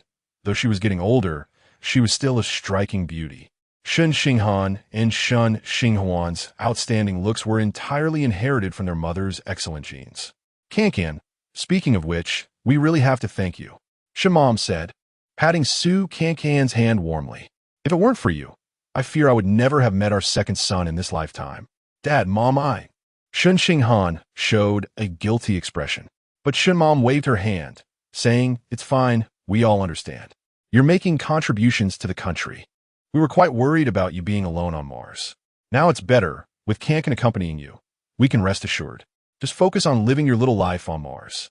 Su Cancan immediately assured them, "Uncle, Aunt, I will take good care of him. Don't worry." Shen Xinghan then leaned in, smiling mischievously, "Sister-in-law, you didn't quite catch the main point for my mom and dad. What they mean is they want grandkids soon." "Huh?" Su Cancan's face turned red instantly. Shen Mom lightly slapped Shen Xinghan's arm, pretending to be angry. "What nonsense are you talking about? We wouldn't put pressure on Cancan. Besides, if they do have kids, it will be on Mars. How could I possibly hold them? That's still better than relying on my elder brother. You can't count on him at all." Shen Xinghan was amused by his sister, but Su Cancan did not understand why they couldn't count on the elder brother. Just as Shen Xinghuan entered, hearing half the conversation, he immediately glared. "Little girl, what are you making up about me now? What can you count on your elder brother for? Getting married and having kids." Shen Xinghan answered crisply, "Can you count on him? Hey, that's not fair. It's as if you're saying no one wants your elder brother." This time, Shen Dad spoke up. He frowned. "All right, I actually hope you do fewer misdeeds. Don't keep bringing girls home crying and making a scene. We are a family of scholars. You're making us lose face." Recalling what Shen Xinghan had said before about the girls around him, Su Cancan finally understood why Shen Xinghuan couldn't be relied upon. It turned out he was too flirtatious and didn't want to settle down at all. Sai, despite being a top-notch handsome guy, her Shen Xinghan was a devoted good man. Thinking of this, Su Cancan felt a bit convinced that she must have saved the universe in her past life. Shen Xinghuan didn't dare to confront his father, so he focused all his firepower on his sister. "Shen Xinghan, are you looking down on me just because your second brother is back? Fine. You want to bid on that famous artist's sculpture? Go ask your second brother for the money. I can't count on my elder brother." As soon as Shen Xinghan heard this, she quickly clung to Shen Xinghuan's arm, shaking it and acting cute. "Oh, big brother," as the chairman of Huanya Group. "You can't be so petty." But before she could finish her sentence, she suddenly shivered and looked nervously at Su Cancan, covering her mouth. "Huanya." Su Cancan stood up, staring blankly at Shen Xinghuan, as if she understood something. Shen Xinghan looked apologetically at Shen Xinghan and said, "Second brother, I'm sorry." Shen Xinghan frowned, helplessly sighing, "Pig teammate." Su Cancan looked at Shen Xinghan, the smile on her face gradually fading. "The spokesperson for Huanya is the one you helped me get?" "Ah, this." Seeing Shen Xinghan hesitating, she pressed further. "Did you use this method so I wouldn't know you were paying the breach of contract fee?" Seeing he really couldn't hide it anymore, Shen Xinghan could only nod. No wonder you said the money had decreased. Because you had my elder brother pay the breach of contract fee, but you didn't expect that by the time it got to me, there was only 1/5 left. What? Only 1/5 left? Shen Xinghan exclaimed loudly. Xinghan, you made a big loss on this deal. Chapter 132. Insecurity. Su Cancan thought for a moment and said to Shen Xinghan, Big brother, let's terminate this endorsement contract. I will explain it to the company and have them refund the money to you. The amount is too large. Xinghan and I are not married yet.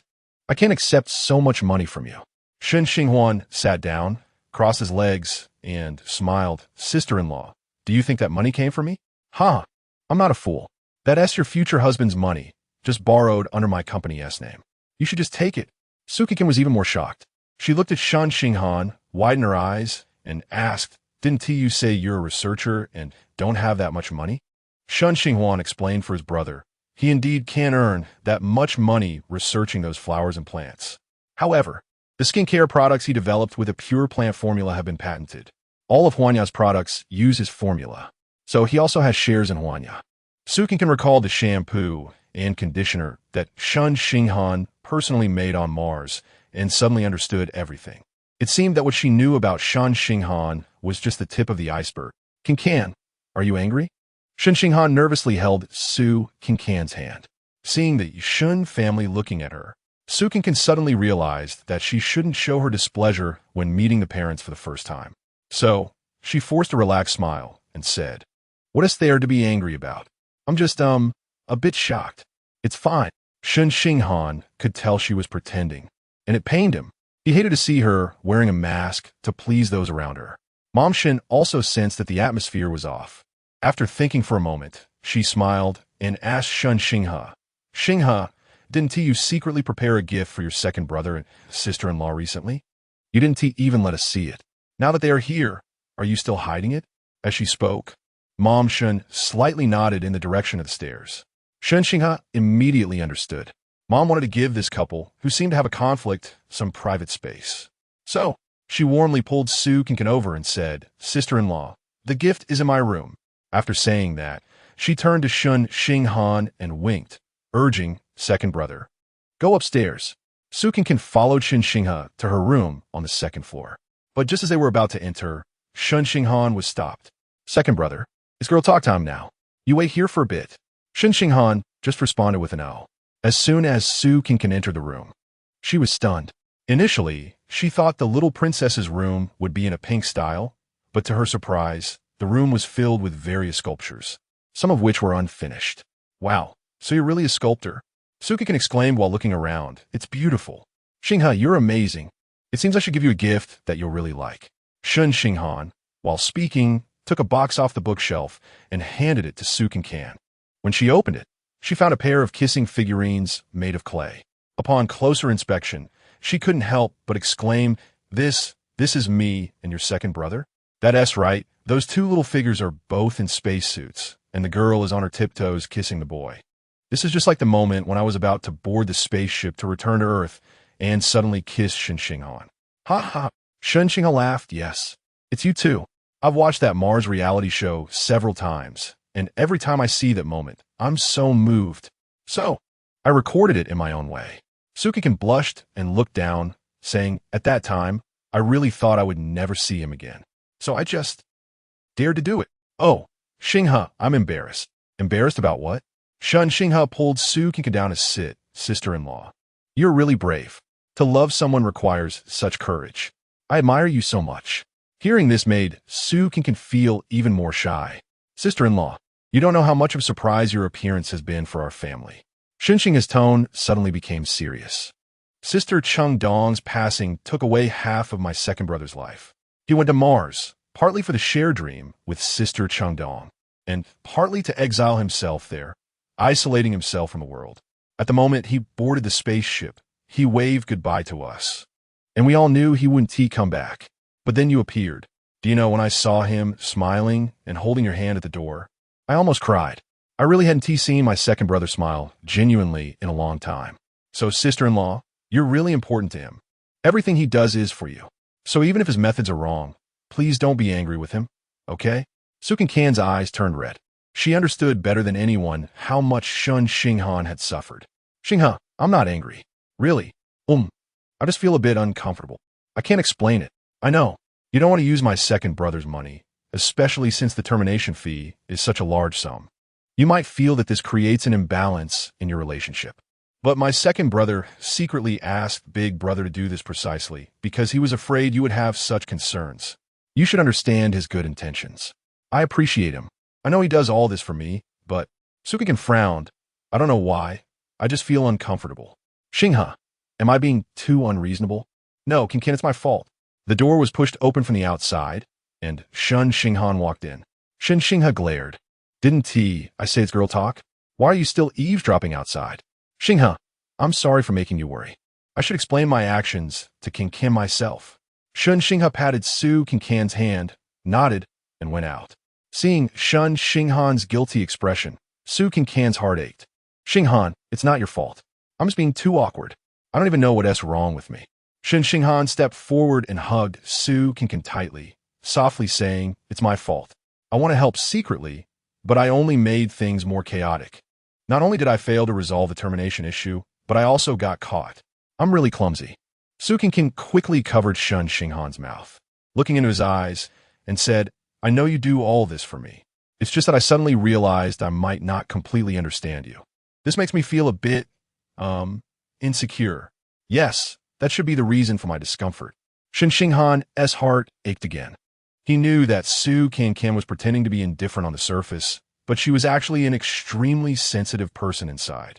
She had lacked love since childhood and faced deceit and intrigue in the entertainment industry every day. He really shouldn't deceive her. Cancan, I promise. No matter what happens in the future, I will discuss it with you. I will never act smart again. Chapter 133. You are Shen Xinghan. What else is there that I don't know about you? Su Cancan pouted and said, I want to understand and complete you. Shen Xinghan held her tightly and whispered, there is nothing more, really. Actually, I just helped my brother with a few formulas when he was starting his company. I had no idea he would grow it so big. The investment thing was also done by him. I never thought about making money. You know that on Mars. Money isn't really useful. Su Cancan couldn't help but laugh and cry at the same time. Dr. Shen, telling someone who is desperately trying to earn money to redeem themselves that money isn't useful is really a bit annoying. I am sorry. Shen Xinghan chuckled lightly, then let go of her and looked directly into Su Cancan's eyes, saying, San, what I want to say is that this money is just a number to me. It's of no use to me. It's better to do something meaningful with it. For example, help you get away from Xingyu and live the life you want. Just consider it as my way of getting a wife sooner. Let me help you this once, okay? Su Cancan blinked, a bit confused. You mean you still have some? Shen Xinghan nodded, his eyes looking a bit innocent. I don't even know how my brother made so much money. Su Cancan finally couldn't hold back, teasingly saying, Dr. Shen, you really make us ambitious people feel ashamed. So, let this useless number for me become useful just this once and rescue you. Shen Xinghan took Su Cancan's hand, his gaze clear. Don't think that our relationship will become unequal from now on. You are just helping me use up something that is quite useless to me. Once you are completely free, I'll report it immediately, and then we can get married and go to Mars together. Okay? Su Cancan looked at Shen Xinghan and nodded seriously. Yes, it's my fault. I shouldn't view you with a worldly perspective. You are Shen Xinghan. You are the one who planted roses for me on Mars. You are the one who dedicates yourself to the future of all humanity on Mars. How could you put me in an unequal position just because you paid the termination fee? It's just my poor self-esteem acting up. I'll listen to you. We'll terminate the contract tomorrow, then get married and start a new life on Mars. Shen Xinghan let out a long breath and hugged Su Cancan tightly again. However, Su Cancan's termination plan was disrupted by someone. That night, just after returning to her apartment, she received a call from Xiao Jelly. San, you should remember that we were going to bring team leader Zhou's love story to the stage, right? The script is finished now. I sincerely invite you to join our drama troupe and complete this production together, Xiao Jelly said enthusiastically over the phone. Inviting me? Su Cancan stood up excitedly. Can I do it? Jelly, yeah, I've only acted in school plays. You're an actress. How can you not do it? She specifically emphasized the word actress. That affirmation completely lifted Su Cancan's spirits. Yes, what she wanted to be was a valuable actress, not a star. Okay, I can give it a try. Then we should agree on this in advance. We will have closed rehearsals for the next few days, so you may need to set aside your other work. Also, our performance is in a small theater, and there won't be many audience members. I can't afford the appearance fee of a top star. Su Cancan laughed. Jelly Jia. I'll volunteer, I don't need a penny. Then you need to discuss it with Xingyu. Don't cause any disputes later. Also, if it delays other schedules, I'm afraid you'll offend the boss. Xiao Jilly kindly reminded. Well, that shouldn't be a big problem. Su Cancan thought, since she was going to terminate the contract anyway. Xiao Jilly finalized, okay. I'll send you the address shortly. Tomorrow at 8 o'clock, script reading. Don't be late. Su Cancan looked up and saw Shen Xinghan, immediately asking, Jelly Jia, can I bring someone with me? Since it was closed rehearsals, she wouldn't be able to go home. They were currently in a stage of being inseparable, and even an hour apart felt torturous. Oh, is it your assistant? Xiao Jilly naturally thought of Kevin. No, it's not. Su Cancan said shyly. It's Shen Xinghan. There was a moment of silence on the other end of the phone, clearly indicating that Xiao Jilly was quite shocked. Is it that Dr. Shen? P.S. back from Mars? You two are together? Jilly Jia, it's a long story. I'll answer all your questions when we meet, okay? In fact, the sweetness that couldn't be hidden in Su Cancan's tone had already revealed the answer. Xiao Jilly laughed, saying, okay, Dr. Shen is naturally welcome. He has been on Mars for so long, and he can provide us with some valuable insights. Bring him along. All right. After hanging up the phone, Su Cancan bounced over to Shen Xinghan. Shen Xinghan touched her cheek and smiled. I heard everything. You're going to act in a play, and it's about team leader Zhou's love story. Yes, standing on the stage, truly conquering the audience with acting skills, being a real actress. Xinghan, my dream is about to come true. Su Cancan hugged Shen Xinghan. So, let's put the termination thing on hold for now until after the play is over, okay? Okay, I'll pack my things right away. I'll accompany you to the troupe. Su Cancan gave Shen Xinghan a loud kiss on the cheek.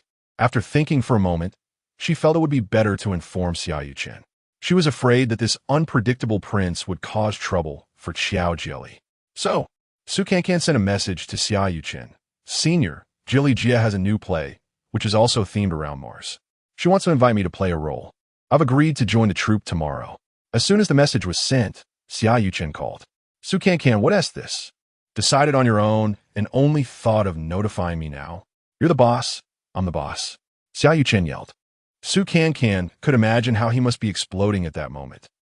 Senior, I really want to act in the play. And I remember you promised me before. Xiao Chen was momentarily speechless. Yes, he had indeed promised Su Cancan the freedom to take on roles and specifically mentioned she could act in a play. You don't cherish your future, insisting on acting in a play that one team make money or attract traffic when it's in high demand. I can't control you. You're on your own. Xiao Chen yelled again.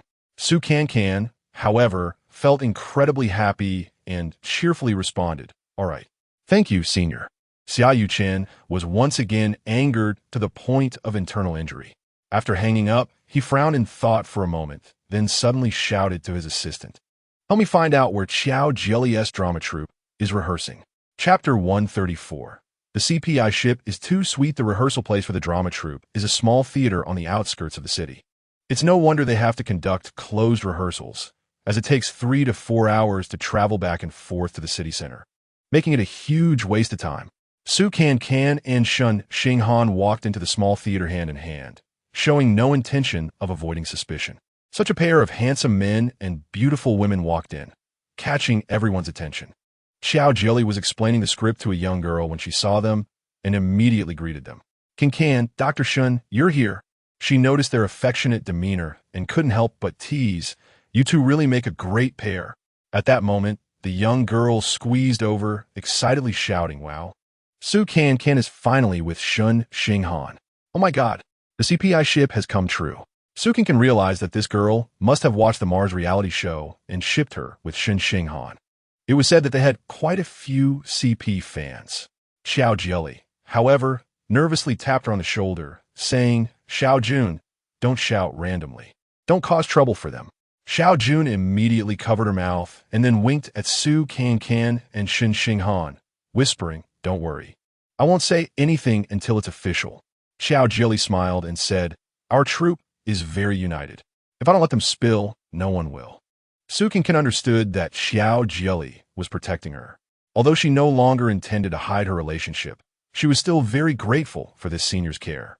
Everyone sat around on the stage, studying the script together. Su Cancan discovered that she was assigned the role of the female lead, based on Lin Xiaobai. "Sister Jili, can you give me a supporting role instead?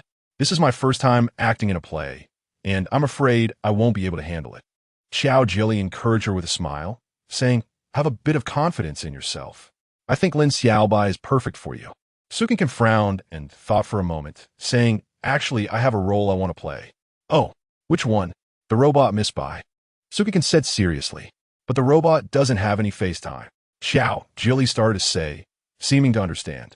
"Oh, is it because Xingyu doesn't allow you to show your face? After all, given your current identity." "No, no, no." Su Cancan hurriedly waved her hand. "It has nothing to do with the company. It's because I spend every day with Miss Bai on Mars. I understand her voice, tone, movements, and expressions very well. I think I can portray Miss Bai well." Xiao Jili thought for a moment and finally nodded. "All right, then I'll have to trouble you to play this faceless Miss Bai." During a break in the rehearsal, Su Cancan quietly told Shen Xinghan, "You know, the reason I want to play Miss Bai is also to commemorate her." Shen Xinghan recalled that Su Cancan had mentioned wanting to be his Miss Bai when she was seriously ill, and he felt a surge of emotion. Yes, without Miss Bai's sacrifice, Zhou Ziqi might never escape the shadow of losing Lin Xiaobai. And it was because of Su Cancan that he managed to pull through the pain of Cheng Dong's death.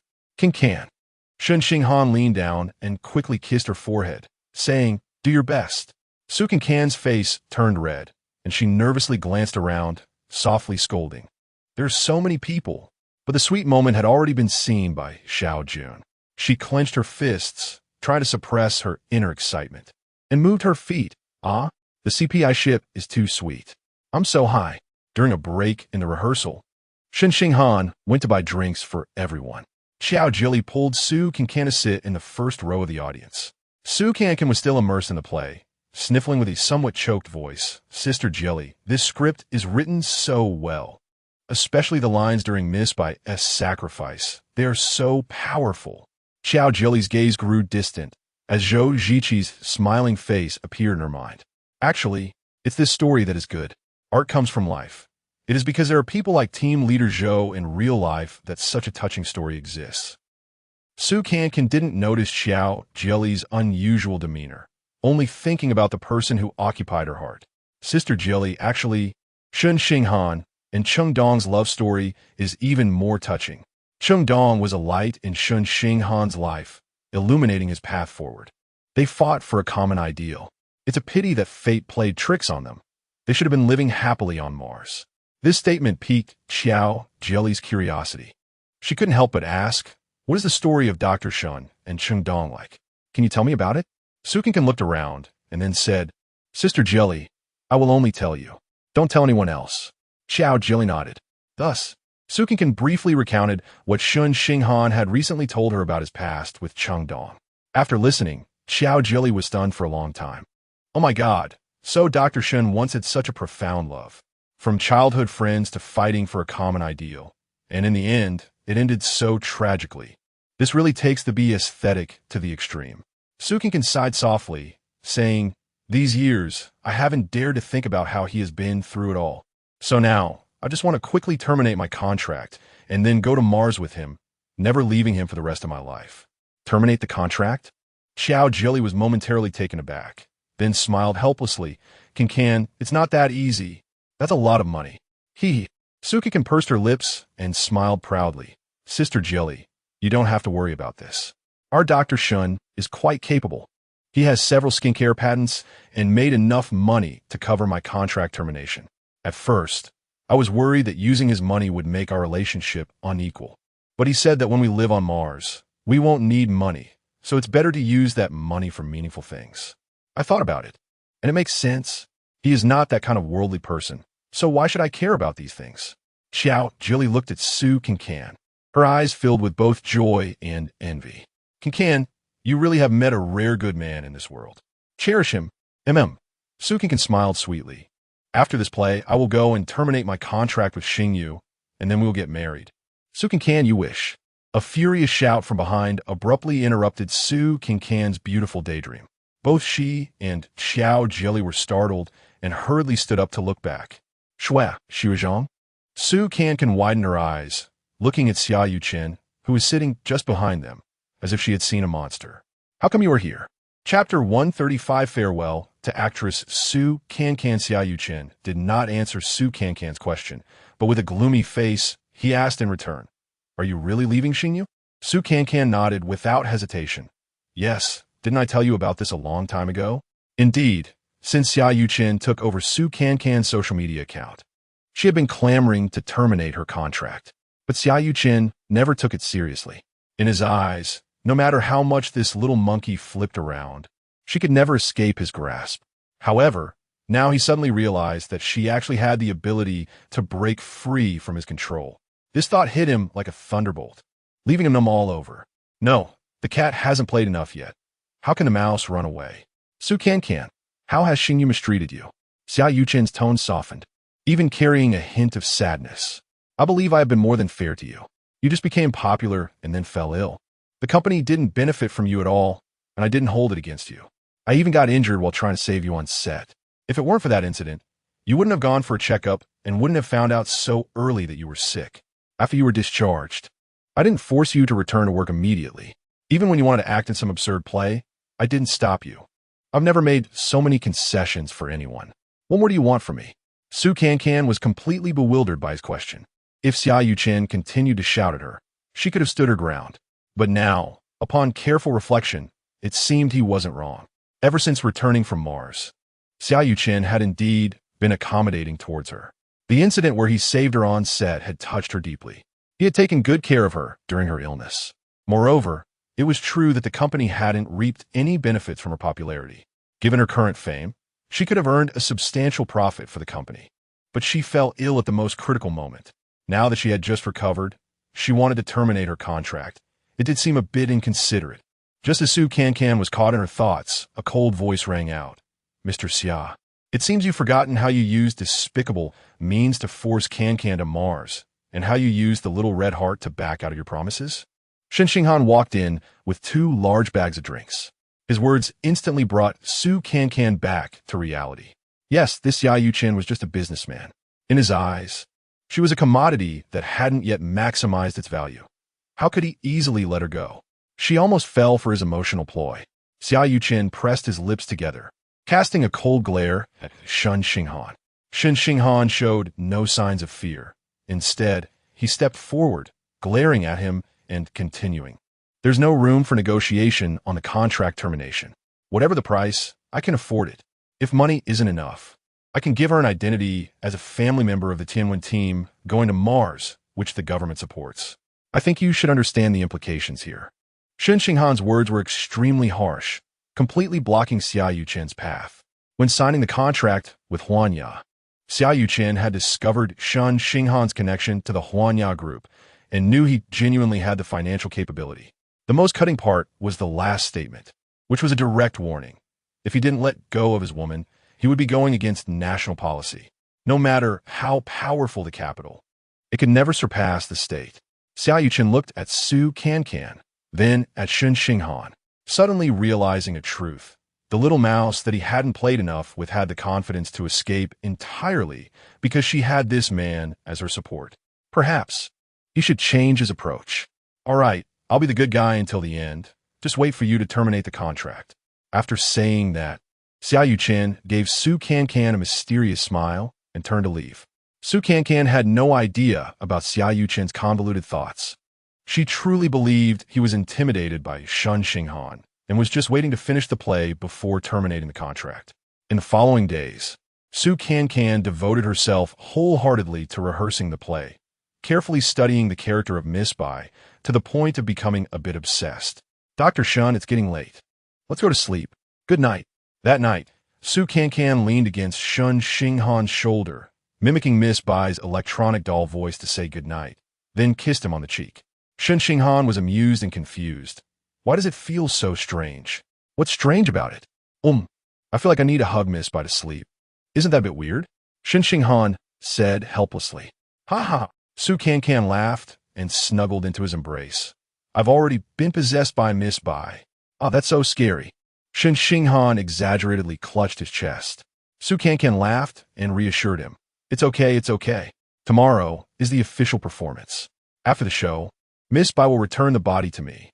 The warm yellow light of the bedside lamp illuminated Su Cancan's flower-like smile, and suddenly, a sense of unease surged in Shen Xinghan's heart. Cancan, you seem especially happy these days. Su Cancan rested her head on Shen Xinghan's chest and nodded, happily saying, Isn't it because you are by my side? No, I mean, during these days of rehearsing the play, I feel like you've been particularly fulfilled and happy. Of course, doing what I love makes me happy. Shen Xinghan sighed softly, paused, and said, But once we get to Mars, you won't have the chance to do what you love.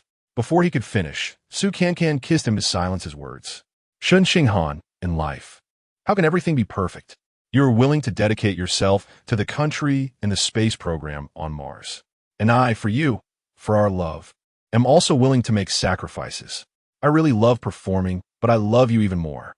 Tomorrow, let me perform one last time wholeheartedly, and then I will have no regrets. Cancan. In the darkness, Shen Xinghan called out Su Cancan's name and kissed her deeply. The next day, before the official performance, Su Cancan kept drinking water in the dressing room. Xiao Jilly noticed she was very nervous and called her over. Stop drinking. I'm afraid you'll want to go to the bathroom when you go on stage. Xiao Jilly smiled to comfort her. I know you're nervous. I was even more nervous than you for my first performance. Relax. Sister Jelly, this isn't just my first time, it's my last time. Su Cancan interrupted Xiao Jelly, her eyes shimmering. After this performance, I'm going to Mars with Shen Xinghan.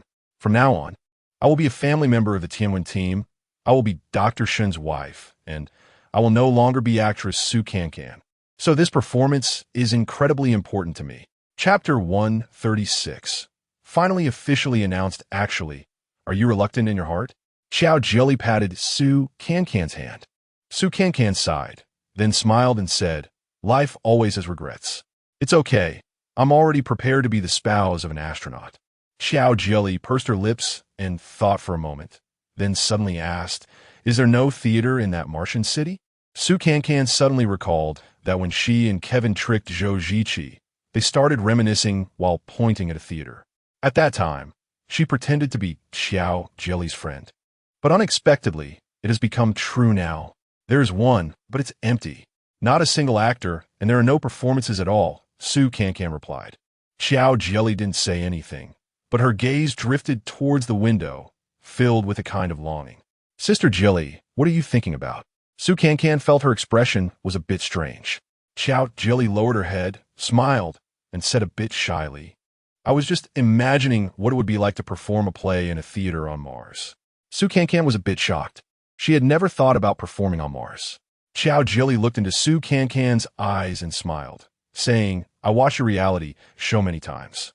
Mars is a brand new world, full of possibilities. Cancan, why can't we realize our dreams on Mars? Huh? Su Cancan widened her eyes. I never thought about this before. Xiao Jelly held Su Cancan's hand and said seriously, Cancan, you are a good actress. You have talent, are willing to work hard, and have respect for this industry. I sincerely tell you not to give up actress Su Cancan, because it shouldn't be in conflict with Dr. Shen's wife. The performance that night was very successful. Although Su Cancan didn't show her face throughout, her portrayal of Miss Bai left a deep impression on the audience, especially when she acted out her self-sacrifice to help team leader Zhou open his closed heart. Tears flowed from the audience present. During the curtain call, Su Cancan took off the robot helmet and bowed to the audience. Shen Xinghan then came on stage with a prepared bouquet of roses and embraced her. A sharp-eyed audience member suddenly pointed at them and shouted, Su Cancan, the one playing Miss Bai is the big star Su Cancan. Huh? The one giving flowers is that Dr. Shen from Mars, right? P.S. back. They are together. Su Cancan finally caught up with Shen Xinghan. The audience erupted in cheers. Su Cancan gazed affectionately at Shen Xinghan, then spoke into the microphone loudly. "Hello everyone, yes, I am actress Su Cancan. He is Shen Xinghan from the Tianwen team. Official announcement, we are together, and we are about to get married." Applause and cheers nearly blew the roof off. Xiao Jun, who was taking photos with her phone, covered her chest and exclaimed, "My God, finally officially announced." I was dying to hold it in. However, the excitement must come to an end. As the audience dispersed, Su Cancan held Shen Xinghan's hand and walked towards the exit. Suddenly, she stopped, turned around, and gazed at the already dimmed stage. The recent performance felt like a beautiful dream. She was deeply enchanted by the stage performance and truly felt the audience's enthusiasm for her. That support was not just fan encouragement, but a comprehensive recognition from ordinary viewers towards the actors on stage.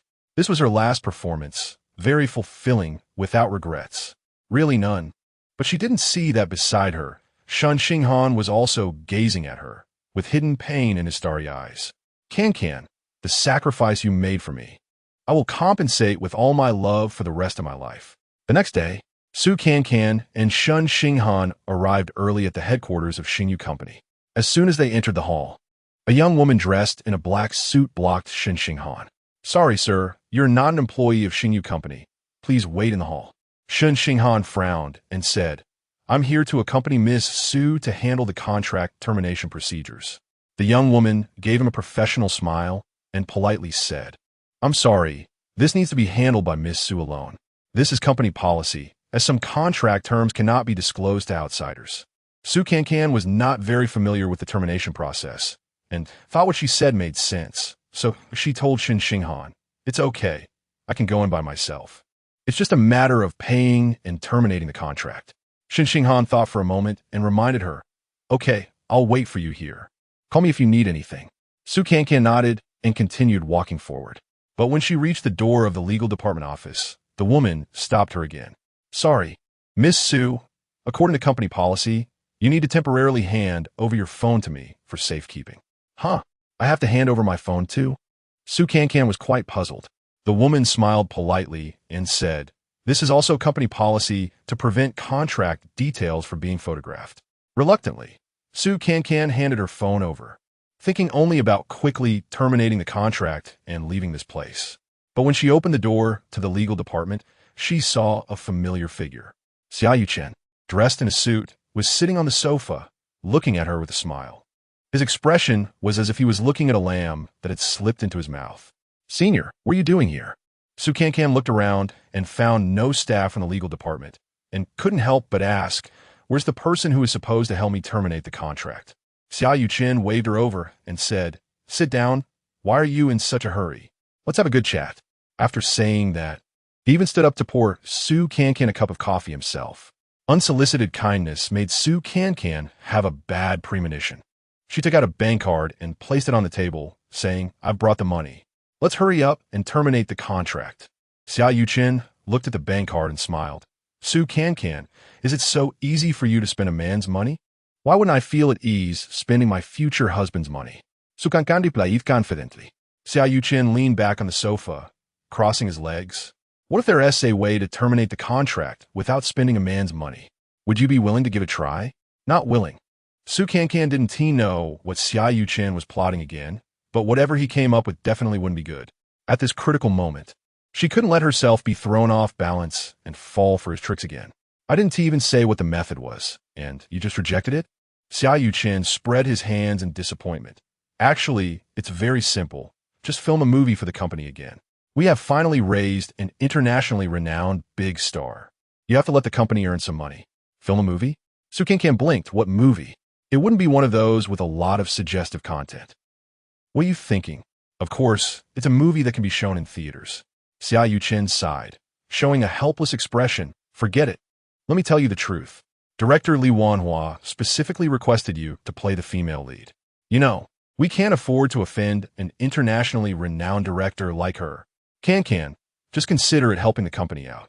Once this movie is finished, we can terminate the contract immediately, and I won't ask for a single penny in termination fees." Chapter 137. The prince is very unusual. Li Wanhua as the director. Su Cancan's eyes widened in disbelief. She couldn't believe her ears. She specifically requested to collaborate with me? A hint of pride flickered in Xia Yuchen's eyes. Su Cancan's reaction was within his expectations. After all, this Chinese female director, who has almost won all the international film festival awards, must have an irresistible allure when extending an olive branch to anyone, right? Yes, the company has truly helped you secure the best resources. After Director Li reviewed your previous works, she felt that you were very compatible with the female lead of her new film, which is why this collaboration came about.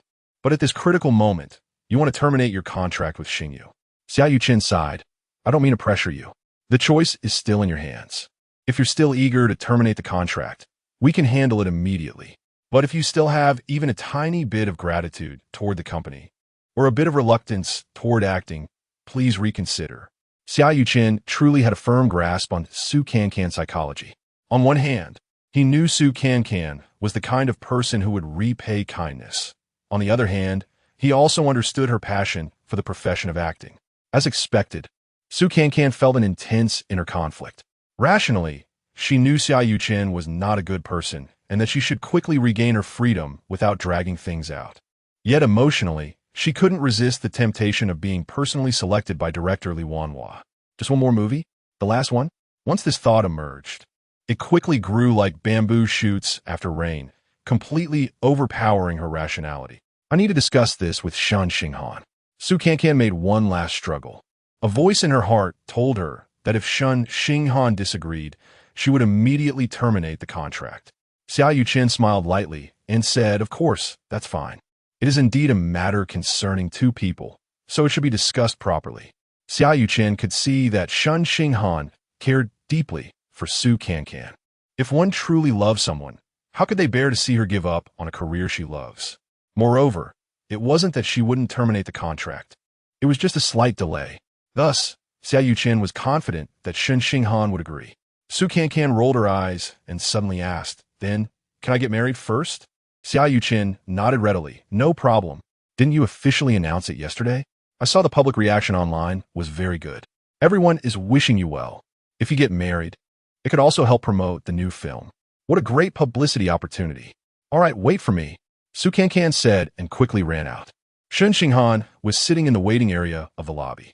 When he saw Su Cancan run out, he hurried over. How'd it go? Was everything smooth? Su Cancan cautiously organized her words. Well, Xia Yuchen said that director Li Wanhua personally selected me to play the female lead in her new film.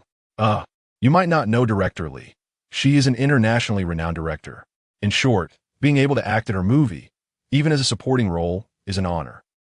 Wait, Xia Yuchen is inside? Shen Xinghan interrupted Su Cancan in time. Hearing that name, Shen Xinghan's heart sank. Yes, he said that if I agree to take on this new film by director Li, I won't have to pay a termination fee. Also, I told him I want to get married first, and he agreed. Su Cancan's words became a bit jumbled. Shen Xinghan looked at Su Cancan without speaking. He could tell that she was inclined to take this film. Thinking back to how she reluctantly bid farewell to the stage last night, he completely understood her feelings at this moment. Seeing Shen Xinghan silent, Su Cancan's heart sank. If you disagree, then I'll go in and terminate the contract right away. Well, actually whether I act or not, it doesn't matter, haha. Anyway, I'm going to Mars with you. Going earlier is also fine. Su Cancan laughed awkwardly. Cancan, if you want to act, go ahead. I can wait for you. Shen Xinghan patted her shoulder and gave her an encouraging smile. Xinghan, you won't be angry, right? Shen Xinghan shook his head with a smile. No, I already feel selfish for asking you to give up your beloved career to go to Mars with me. If I don't even support your last wish, wouldn't that be too unreasonable? Thank you for your understanding. Su Cancan was very touched. I'll tell them to finish filming as soon as possible. Then we'll go to Mars. By the way, you can apply for marriage now. I'm free in this regard. Okay, I'll apply right away. Shen Xinghan thought for a moment and suddenly reminded her. You'd better have Xia Yuchen write a clear contract, including that you'll terminate the contract after finishing this film. That way, there won't be any uncertainties. Yes, right? I'm also afraid he'll play tricks on me again. It's better to have it in black and white. After the two reached an agreement, Su Cancan returned to the legal department and conveyed Shen Xinghan's thoughts to Xia Yuchen. Xia Yuchen smiled and then pushed a stack of A4 paper in front of Su Cancan, saying, The concerns you have, I've already thought of them in advance. So, take a look at the contract and see if there's anything that needs to be modified. Su Cancan meticulously reviewed the contract from beginning to end. She had to admit, Xia Yuchen was quite considerate, as he included everything he had just promised, including not interfering with Su Cancan's freedom in marriage and relationships. There shouldn't be any problems now. Su Cancan carefully read through it twice and then nodded. If there are no issues, then let's sign it. Xia Yuchen thoughtfully handed her a pen. Su Cancan took it and signed her name. A barely noticeable, mischievous smile appeared on Xia Yuchen's face. Our game has just begun. All right, for the next few days, you should handle your own matters. Join the crew in a week, Xia Yuchen said with a smile. Oh, has the script come out? I want to familiarize myself with the character in advance. Su Cancan was always very serious about her work. Xia Yuchen revealed an inscrutable smile, looked at her for a moment, and said, the script, I've already printed it out and had my assistant take it to Dr. Shen. What? Su Cancan was taken aback. Why give it to him? Because it's thick and isn't the role of a boyfriend to help carry things? Xia Yuchen teased. Su Cancan didn't pay much attention to this detail. Well, if there's nothing else, I'll take my leave. Xia Yuchen glanced at his phone and smiled. Why the rush? Let's have a cup of coffee and chat. I'm sorry, I don't want to keep my fiancé waiting too long. Okay, then see you. Xia Yuchen didn't insist, waving goodbye with a smile. Su Cancan felt puzzled. Today this prince was acting unusually nice to her. Was it because she was leaving Xingyu soon? Leaving a line for future encounters. But when she reached the lobby, she found the waiting area empty. She looked around but still couldn't see Shen Xinghan. Huh? Where'd he go? Su Cancan murmured as she walked over to where Shen Xinghan had just sat, discovering a stack of papers on the seat. Is it the script? Su Cancan picked up the script and flipped through it a couple of times, her eyes widening in shock, a chill running through her body. Chapter 138, He Doesn't Want Me Anymore. The script in Su Cancan's hand was titled Mars' Funeral Love. The story summary on the first page clearly depicted the love story of Shen Xinghan and Chengdong. How could this be? How did they know? Su Cancan suddenly remembered that when she was sharing Shen Xinghan and Chengdong's experiences with Xiao Jieli, Xia Yuchen had been secretly sitting behind them. Xia Yuchen. He did this on purpose. Su Cancan trembled with anger. At that moment, the young woman who had been serving them came over, politely nodded at Su Cancan, and asked, Miss Su, what's wrong? Do you need my help? Su Cancan hurriedly grabbed the woman's arm and asked urgently, What about the gentleman who was just sitting here? Oh, he left. The woman thought for a moment and added, I gave him the script earlier. He looked very angry after reading it, threw the script on the seat, and then left. He was angry. Su Cancan staggered back a step. Yes, Chengdong was the person he cherished the most, and she would never dare to touch that forbidden zone. He must think that I told Xia Yuchen about his and Chengdong's story, and then I took the initiative to audition for this movie. He must think I betrayed him. Su Cancan glared at the door of the legal department. Gritting her teeth, Xia Yuchen, you bastard. I can't believe I was so foolish to trust you again. While cursing, she ran toward the legal department, her high heels making an angry sound on the tiles. At that moment, Xia Yuchen was fiddling with Su Cancan's phone.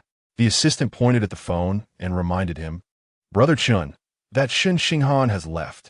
But it seems it wasn't because he saw the script. That's right. After the assistant's operations, the phone's password was cracked, and Xia Yuchen saw the message Shen Xinghan had sent to Su Cancan. Cancan, the Aerospace Bureau has an urgent mission that requires me to return to Mars immediately. I don't have time to say goodbye. My phone will shut down soon. Don't worry, I will contact you as soon as I reach Mars. Xia Yuchen set a trap for you. Tried to use Chengdong to sow discord in our relationship. You mustn't fall for his trick. Hurry up and pay to terminate your contract, then stay far away from him. Also, I just submitted the marriage application. Be good, wait for me to complete my mission, and I will marry you. Xia Yuchen's lips curled into a cold smile. I really underestimated Dr. Shen's intelligence. But fortunately, to delay Su Cancan from finding you, I took her phone. She may never see this message. After saying that, he forcefully clicked delete. However, Shen Xinghan mentioned he would contact her after reaching Mars. At that time, we would still be exposed. The assistant said worriedly. Xia Yuchen shook his head. By the time he lands on Mars, it will be at least a month later. During this time, The chances of variables happening are too high. Just then, Su Cancan pushed the door open and threw the script at Xiao Yuchen. Xiao Yuchen easily dodged to the side and put on a harmless smile. Why are you back again? After thinking about it, you feel that I'm better, right? Xiao Yuchen squinted, grinning shamelessly. Ha! Su Cancan spat. Xiao Yuchen, you despicable scoundrel. What new movie by director Li Wanhua? What chosen female led? It's all a lie. Did you get the consent of the parties involved to write Shen Xinghan and Cheng Dong's story into a script? You are deliberately ruining our relationship. Ha ha ha. Xiao Yuchen laughed until he cried. You want to see Su Cancan go mad with anger. It was so satisfying. Su Cancan, where's your fiancé? Will he still marry you? Ha ha ha. Your CP fans are waiting to see your wedding. Don't let them down. Su Cancan's chest heaved up and down. She saw her phone in Xiao Yuchen's hand and quickly rushed forward to snatch it back. Xiao Yuchen, your scheme won't succeed. I will explain everything to Shen Xinghan. He won't fall for your trick. Saying that, she dialed Shen Xinghan's number. However, she only heard the cold shutdown prompt. Seeing her panicked expression, Xiao Yuchen found it even more enjoyable and asked with a smile, what's wrong? Your fiancé isn't answering the phone? He wouldn't have gone back to Mars in a fit of anger, would he? He's not. Su Cancan shouted hoarsely. Su Cancan, you offended Cheng Dong. Ha ha. Xiao Yuchen laughed wildly again. In his heart, she could never replace Cheng Dong. She would never be more important than Cheng Dong because Cheng Dong was dead. No matter what, she could never compete with a dead person. Ha ha. Thinking like this, don't you feel that I am the better choice? Ha. I would rather die than choose a despicable person like you. After cursing that, Su Cancan pushed the door and ran out. She didn't want to waste time with a madman anymore. The most urgent thing now was to find Shen Xinghan and explain everything to him face to face. Su Cancan first returned to her residence, only to find no sign that Shen Xinghan had come back. So, she hurriedly took a taxi to the Shen family house in the suburbs. Shen Xinghan was out for a walk with Shen's father and Shen's mother.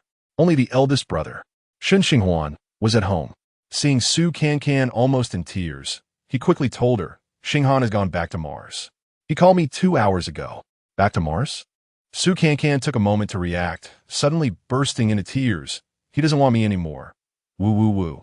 Sister-in-law, don't think too much. The people from the Tianwen team are like that. Once they receive a mission, they leave without saying a word. This has happened before. He didn't explain clearly to you. It must be because of the urgency. No. Su Cancan shook her head while crying. He was able to call you. He still had time. But he didn't leave a word for me. He must be angry, very angry. He doesn't want me anymore. Shen Xinghan didn't know what had happened between the young couple. However, hearing Su Cancan say this, he also found it strange. Even for an urgent mission, you should at least say goodbye to her. Leaving without a word like this, what was that about? Moreover, this was completely not Shen Xinghan's style of doing things. Su Cancan didn't know how she returned to her residence. With Shen Xinghan gone, it felt as if her soul had been taken away. She locked herself in her room, constantly looking through the telescope at the direction of Mars, not eating or drinking, not sleeping or resting, feeling time slip away without noticing. Until the doorbell rang. Su Cancan jumped, and her first reaction was that Shen Xinghan had returned. However, when she ran out to open the door, what she saw was Kevin, who was flamboyantly posing. Oh my, what kind of ghost did I see? Kevin exclaimed dramatically, where did my beautiful sister go? Su Cancan weakly rolled her eyes at him and turned back into the house. Chapter 139. I'll stick with him for life. Kevin followed her in and immediately spotted the astronomical telescope, letting out a sigh. Sister, I know you're very career-oriented, but you can't use Cheng Dong's situation as material for a movie. Do you have any idea how important Cheng Dong is to Dr. Shin? This is his bottom line. You say you're getting married, and then it turns out like this. Su Cancan's eyes widened as she interrupted him loudly. You think I did it too? Huh? Kevin blinked his little eyes. It's all over the company. The movie preparations are progressing step by step, and I've heard Director Lee has already arranged the schedule. Plus, the promotion has started online. What? Su Cancan quickly opened her phone and was indeed met with overwhelming promotional material. The fact that director Li Wanhua was directing a new film was already a huge draw, and with the recently popular Su Cancan returning from Mars, it became even more talked about. The main character was based on Shen Xinghan, and the aerospace heroine Chengdong. The film hadn't even started shooting and was already being touted as a blockbuster, naturally becoming the focus of public opinion. Just the topic of Su Cancan playing Shen Xinghan's deceased girlfriend was generating massive discussion. Xia Yuchen, that bastard. Su Cancan clenched her fists, gritting her teeth. He is simply insane. Originally, Su Cancan thought that Xia Yuchen had succeeded in creating a rift between her and Shen Xinghan, and that would be the end of it. But she didn't expect that this prince had actually invited director Li Wanhua, and she had already signed the contract. If she didn't join the production, it would be a breach of contract. But if she went ahead and filmed it, how would she face Shen Xinghan? And with all this rampant publicity, if Shen Xinghan saw it, he would definitely be completely disappointed in her. Xia Yuchen was pushing her to a dead end. Kevin suddenly realized and shouted, "Sister, have you fallen into Xia Yuchen's trap?" Su Cancan's lips trembled as she said, "What do you think? Am I crazy enough to touch that taboo?" Kevin spun around in place. You just wanted Dr. Shen to misunderstand you. How despicable and shameless. Luckily, Dr. Shen is on Mars. Otherwise, if he saw this situation, you wouldn't be able to clear your name even if you jumped into the Yellow River. Su Cancan suddenly had a chilling thought. Sometimes, Mars could access the internet too. No, I can't just sit here and wait. I need to find Shen Xinghan right now. I want to explain it to him face to face. Kevin spread his hands. Sister, you should be on the spaceship heading to Mars now. How are you going to see him? A spaceship isn't like a plane or a boat. You can't just board it whenever you want. The Aerospace Bureau, right? I'm going to the Aerospace Bureau now to apply to go to Mars. Kevin grabbed the impulsive Su Cancan's sister. Do you even know what the Aerospace Bureau is? You can't even get in the door. Su Cancan slumped down in despair, tears streaming down her cheeks. Shen Xinghan, how can I see you? Kevin gently patted Su Cancan's back and said, Sister, during the time you were with Dr. Shen, did you get to know any of his colleagues? Or anyone related to the Tianwen team? Su Cancan shook her head blankly. What about someone indirectly connected? There is always some connection between people. Su Cancan looked up at Kevin and suddenly spoke. Wu Tianming. Dr. Wu, he should have connections with the Aerospace Bureau, right? I remember he was responsible for developing the vaccine for landing on Mars. Yes. Try asking Dr. Wu. During her treatment at the hospital, Su Cancan had indeed saved Wu Tianming's phone number. She immediately dialed it. After Wu Tianming understood what Su Cancan meant, he gave her a great deal of hope. Miss Su, I've encountered some issues while developing the vaccine and need to go back to Mars to collect some soil samples. The Aerospace Bureau has specially approved for me to go on the next cargo spaceship to Mars. Really? Su Cancan's eyes sparkled. Take me with you. Please, Dr. Wu. Well, Wu Tianming pondered for a moment and said, I'll inform the Aerospace Bureau and say that Miss Su, as the first case for treatment, accompanying me would be very helpful. After all, you've been on Mars as a test subject before, so it shouldn't be a problem. Great. Su Cancan nearly jumped for joy. When does the spaceship leave? In half a month. That long? Wu Tianming cleared his throat. Miss Su, this is going to Mars. Do you think rockets can launch every day? After hanging up the phone, Su Cancan finally felt alive again. While packing her luggage, she discussed with Kevin how to explain things to Shen Xinghan. However, Kevin was worried about another matter. Sister, if you go to Mars, what about director Li's new movie? Didn't he sign a contract? Will Xia Yuchen cause you trouble? Su Cancan paused for a moment, but then smiled again. What is there to be afraid of? My mission this time is to assist Dr. Wu in developing the vaccine. This is a national matter. No matter how powerful Xia Yuchen is, can he be greater than the country? Suddenly, she felt these words were familiar. Hadn't Shen Xinghan said something similar? Half a month later, Su Cancan arrived at the manned rocket launch base again. Since this was just a routine cargo transport, there were no sending off people. The base was filled with staff, along with her and a few others preparing to board the spaceship. With the help of the staff, Su Cancan put on her spacesuit and prepared to enter the cabin. Just then, she suddenly heard someone in the distance calling her name. Miss Su Cancan. Wait. She turned around and saw a young man running towards her while waving his arms. She didn't recognize him. Miss Su, I'm glad I caught you. Here, this is for you. The young man panted as he handed a document to Su Cancan. What is this? The young man pointed at the document and explained, it's the marriage application submitted by Dr. Shen. It's already been approved. Since you're going to Mars, I'll hand it over to you. After all, You two are getting married, so it doesn't matter who it goes to. Marriage application? Su Cancan's eyes widened, her hands trembling as she held the papers. Ha ha ha. Miss Su, I didn't expect you to be so excited. No wonder, Dr. Shen is so outstanding and handsome. Who wouldn't be thrilled to marry him? When did he submit it? Su Cancan stammered. Oh, the date is right here. Su Cancan flipped through the papers and immediately saw the submission date. It was the day they went to Xingyu to terminate the contract. I remember now. Before I went to the legal department, he said he would apply for marriage right away. Su Cancan's eyes went blank, and she mumbled. He must have just submitted it and then saw that script. How disappointed he must be. Tears were already welling up in her eyes. Miss Su, why are you crying? The young man was startled. Su Cancan wiped her tears and shook her head. It's nothing. Yes, I'm just too excited. I'm now Shen Xinghan's legitimate fiancé. I'll stick with him for life. Chapter 140. Turned to ashes a month later, Su Cancan set foot on that dark red land once again, feeling as if she had returned to another world. Scenes of life and death that she experienced with Shen Xinghan flashed constantly in her mind. She truly wished she could fly to Shen Xinghan's side immediately.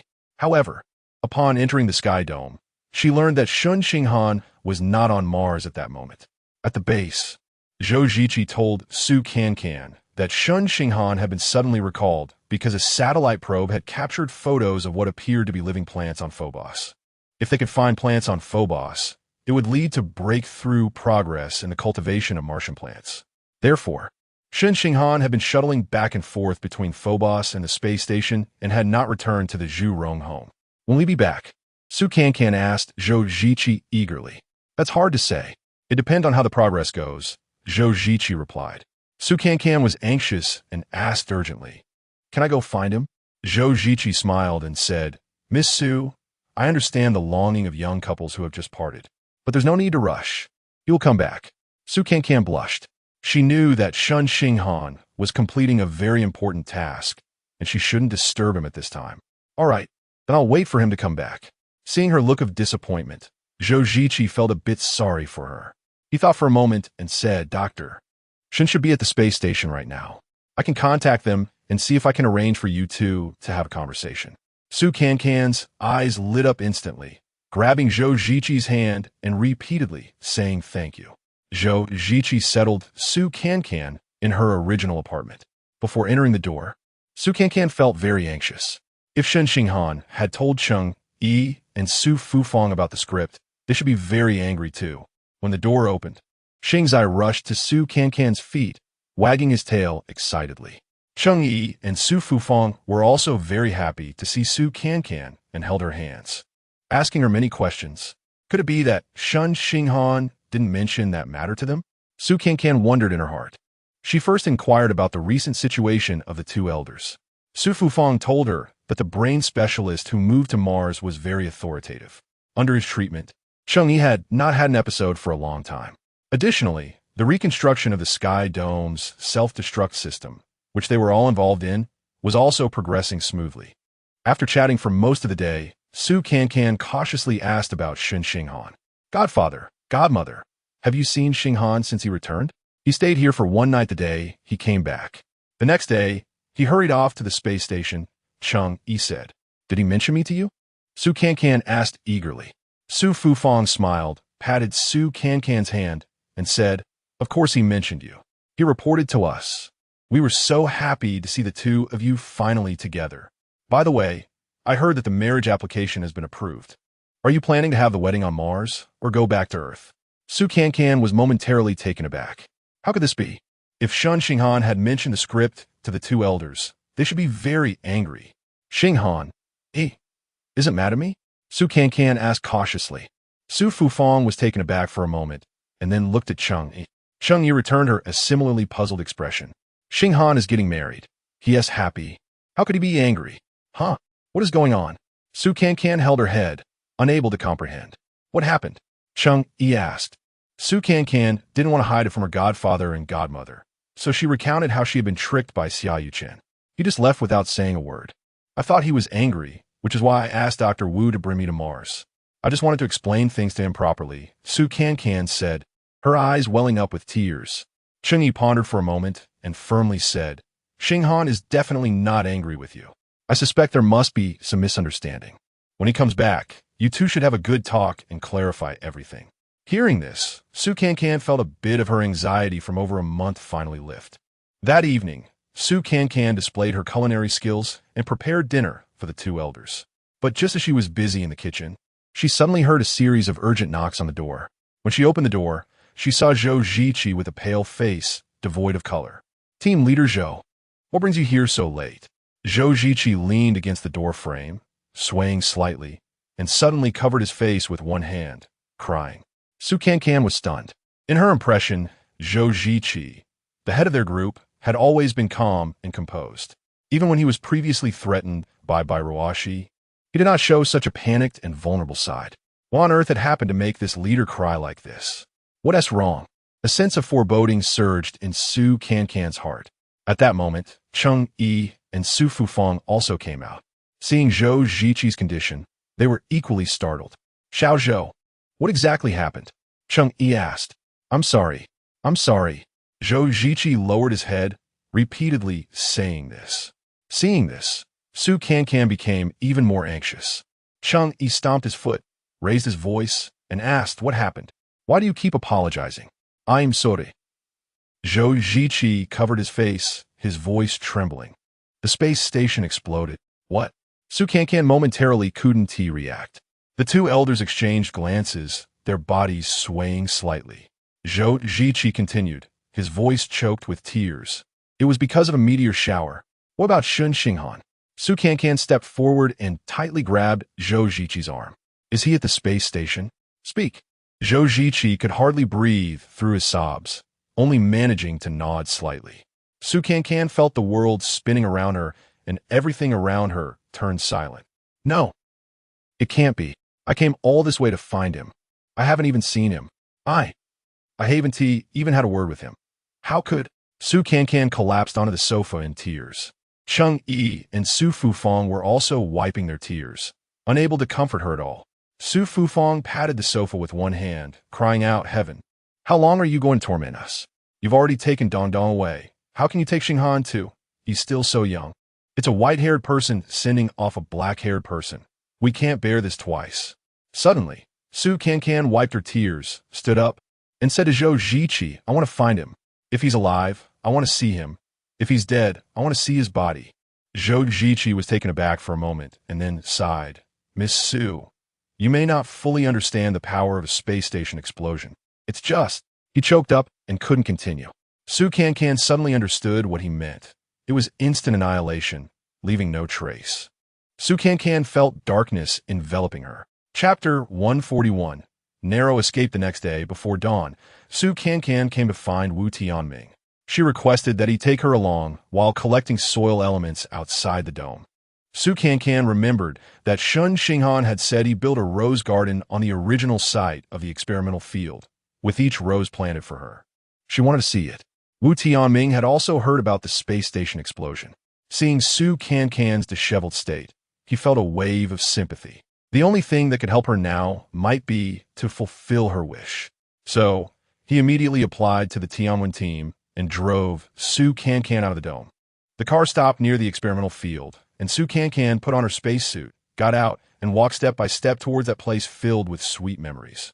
What came into view stunned Su Cancan. At the original site of the experimental field stood a greenhouse, a transparent dome covering a patch of fiery red roses. It was like a mini version of the dome. Taking advantage of Mars-like gravity, Su Cancan quickly flew over. She found the entrance and easily entered the greenhouse. At that moment, she saw that the entire rose garden had been trimmed into a large heart shape. She took off her helmet and discovered that this dome, like the dome above, could release oxygen and maintain a suitable temperature. So this was no longer an experimental field, but a rose garden specially built for her, a heart-shaped rose garden. Su Cancan closed her eyes as tears streamed down her face. Shen Xinghan had once told her about the significance of the experimental field and the mission of the little saplings that underwent experiments. But he hadn't given these roses the same mission. Instead, he had cared for them in the safest way possible. This was his gift to her. Su Cancan crouched down and gently touched the delicate petals of the roses, imagining how Shen Xinghan had meticulously taken care of them while he was here. He must have been especially gentle with you. She murmured to the roses, I've seen how he looks when he works. That was his most serious and charming side. Suddenly, Su Cancan burst into tears. Shen Xinghan, you and Chung Dong's shared dream hasn't been completed. The Mars terraforming project isn't finished. How can you just leave it all behind? Ooh, and me. I haven't even seen your face. How could you just disappear without a word? Shen Xinghan, if you have a soul, could you come out and see me? I still have so much to say to you. Cancan, a familiar voice suddenly sounded behind her. Su Cancan froze but didn't dare to turn around. She was afraid it was just her imagination. Cancan. The voice gently called again. Shen Xinghan, is that you? Su Cancan slowly stood up but still didn't dare to turn around, her voice trembling. Cancan, it's me. Hearing this affirmation, Su Cancan's tears flowed again. She suddenly turned around and, sure enough, saw Shen Xinghan in a spacesuit standing at the entrance of the greenhouse. Shen Xinghan. Su Cancan shouted her lover's name and rushed over. But just when she was a step away, she stopped, her outstretched hand slowly retracting. She was scared, afraid that it was just an illusion, afraid that it would shatter with just one touch. Is it really your soul that has come back? Did you hear me calling you? Su Cancan asked with tears streaming down her face, her voice choked. Shen Xinghan's eyes were also glistening with tears. He didn't speak, but firmly walked towards Su Cancan and hugged her tightly. Although there was the thick spacesuit in between, Su Cancan couldn't feel his body temperature. But this solid embrace made her immediately realize that he was not a soul, but a real living person. To avoid frightening her, Shen Xinghan quickly explained, 5 minutes before the space station exploded, we just boarded the spaceship. The spaceship was affected by the shockwave and suffered some damage. So, we made an emergency landing on Phobos, which is relatively close. Our communication signal with Mars was temporarily interrupted. Fortunately, the spaceship wasn't severely damaged. After repairs, we returned right away. Before Shen Xinghan could finish, Su Cancan deeply kissed his lips. This kiss was filled with passion. It was as if Su Cancan wanted to exhaust all her strength in that one kiss. Back at the apartment in Zhurong Garden, Cheng Yi and Su Fufang also hugged Shen Xinghan and cried for a while. This was a joyous release after a narrow escape. Zhou Ziqi finally regained his role as the head of the family. He patted Shen Xinghan's shoulder and said earnestly, It's good that you're safe. The research project isn't urgent. Our priority is still personal safety. Let us temporarily set aside the task of searching for extraterrestrial plants. Shen Xinghan smiled and carefully took out a small glass bottle from his toolbox, shaking it in front of everyone, then said, The research project has also made significant progress. Su Cancan stretched her neck and saw a tender green plant quietly lying in the glass bottle. The serrated leaves had shiny red tips, like red agate embedded in jade. This is the living plant discovered on Phobos? Su Cancan exclaimed with wide eyes. Shen Xinghan nodded with a smile. Zhou Ziqi sighed. This is truly a major breakthrough. With this little thing, we have hope for real Mars colonization. Dr. Shen, you'll have your hands full now? Yes. I'll go to the lab right away to analyze the genetic makeup of this plant. When Su Cancan heard that Shen Xinghan was going back to the lab, she couldn't help but pout and tug at his sleeve. You just escaped death? Let yourself catch your breath first. And I still have so much to say to you. Ha ha. Zhou Ziqi laughed. Dr. Shen, no need to rush. You should comfort your fiancée, first. Her eyes are all puffy from crying. But Su Cancan teased. Team leader Zhou, the one with puffy eyes is you, right? Zhou Ziqi's face turned slightly red. All right. I won't disturb you anymore. Everyone understood that it was time to give this young couple some space, so they all dispersed. Shen Xinghan pulled Su Cancan into his room, holding her tightly, burying his head in her hair. Cancan, I'm sorry for making you cry like this. How did you spend the night? How could it just be one night? Su Cancan widened her eyes, starting to recount old grievances. I started crying the moment you left without saying a word. For more than a month, I was drowning in tears. Even if you were angry, you shouldn't have left without a word, right? Shen Xinghan was taken aback, looking up into Su Cancan's eyes, and said, Before I left, I sent you a message on your phone. I wasn't angry at all. I knew what Xia Yuchen was plotting.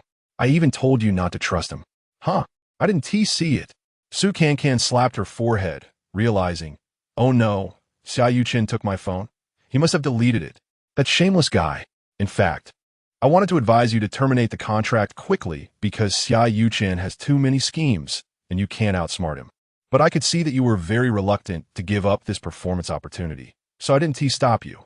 Shen Xinghan frowned and sighed. Cancan, at the moment the space station exploded, I even regretted my decision to be with you. Because you gave up your beloved career for me. But I couldn't even guarantee your basic safety. As Su Cancan listened, her expression gradually tensed. Shen Xinghan, you're not planning to abandon me again, are you? In her agitation, she felt the world spinning and finally blacked out. Chapter 142.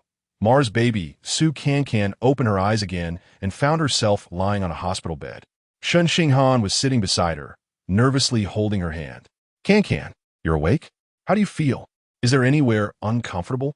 Shen Xinghan's tone was particularly gentle, as if he feared that any sudden movement would blow the person on the bed away.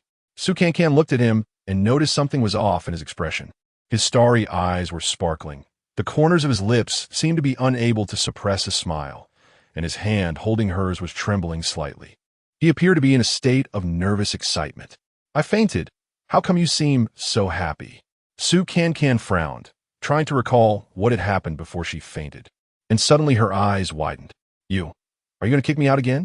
Shen Xinghan gently held her in his arms, excitedly stammering. No, you can't take a spaceship now.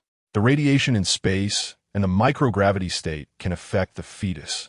Oh my God, just thinking about it. You came to Mars while pregnant and endured such a shock. I'm terrified. Fortunately, the doctor said the baby is perfectly fine. Pregnant? Baby? Su Cancan was completely stunned. Am I pregnant?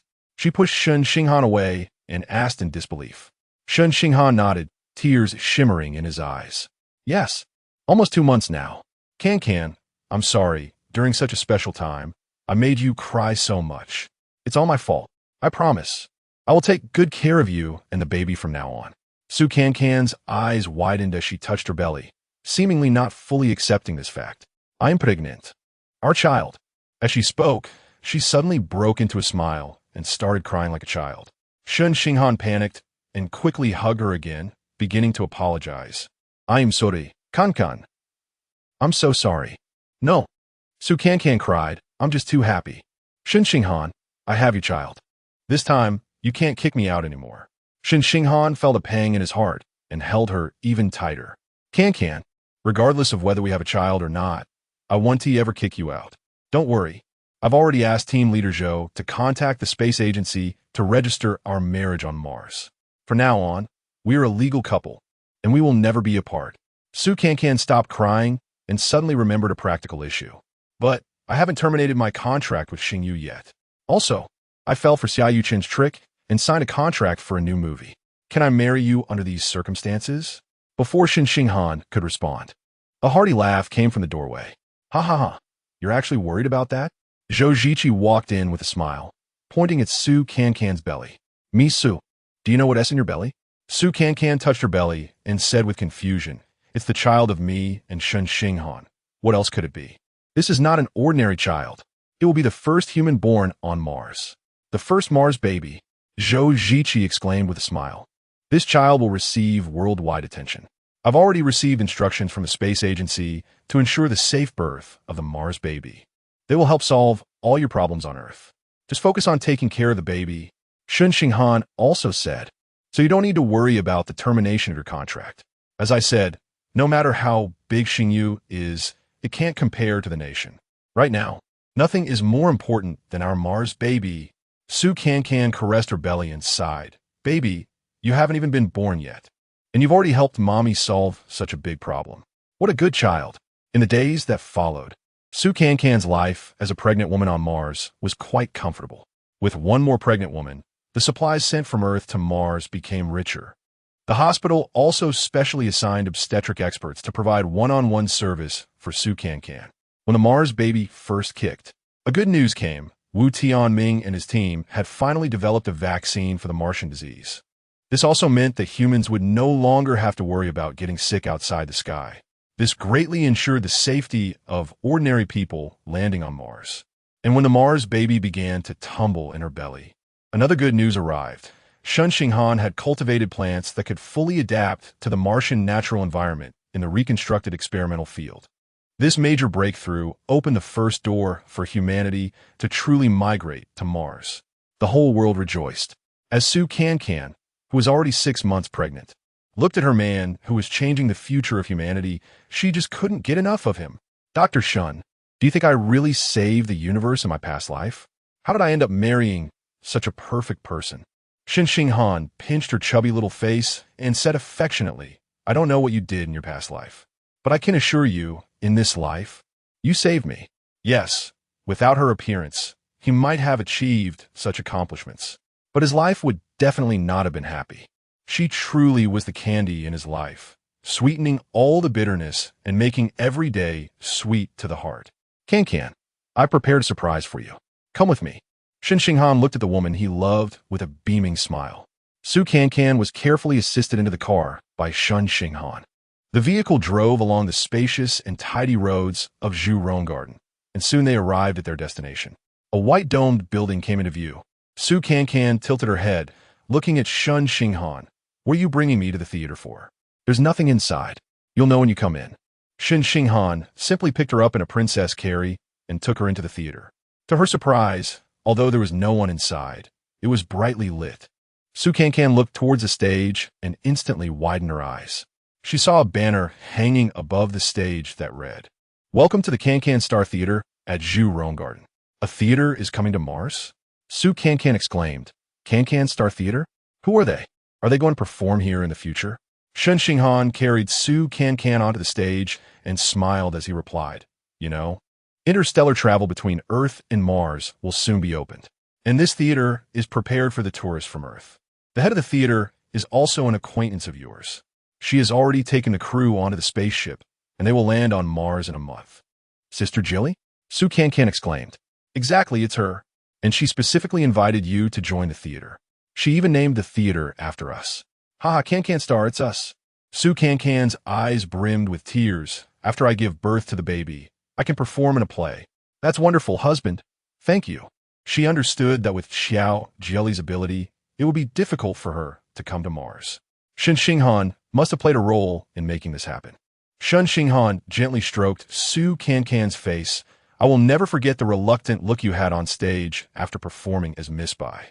Cancan, you've sacrificed too much for me. I can't take away your dreams. Just as Cancan was about to express her feelings, she suddenly felt a baby in her belly kick her, and she couldn't help but exclaim, ouch. What's wrong? Shen Xinghan nervously hugged her. Cancan smiled and waved her hand. It's nothing. Your daughter is becoming more and more restless. Daughter? Shen Xinghan looked at Cancan in confusion. How do you know it's a daughter? Cancan pursed her lips and smiled mysteriously. I dreamt it. It's a daughter. I've even thought of a name. After saying that, she leaned close to Shen Xinghan's ear and softly whispered 2 words. Shen Xinghan's body trembled slightly, and then he looked at Cancan with an incredulous expression, his eyes shimmering with tears. Can you? Cancan wrapped her arms around his neck and said with a smile, This ending is perfect. Chapter 143, Epilogue.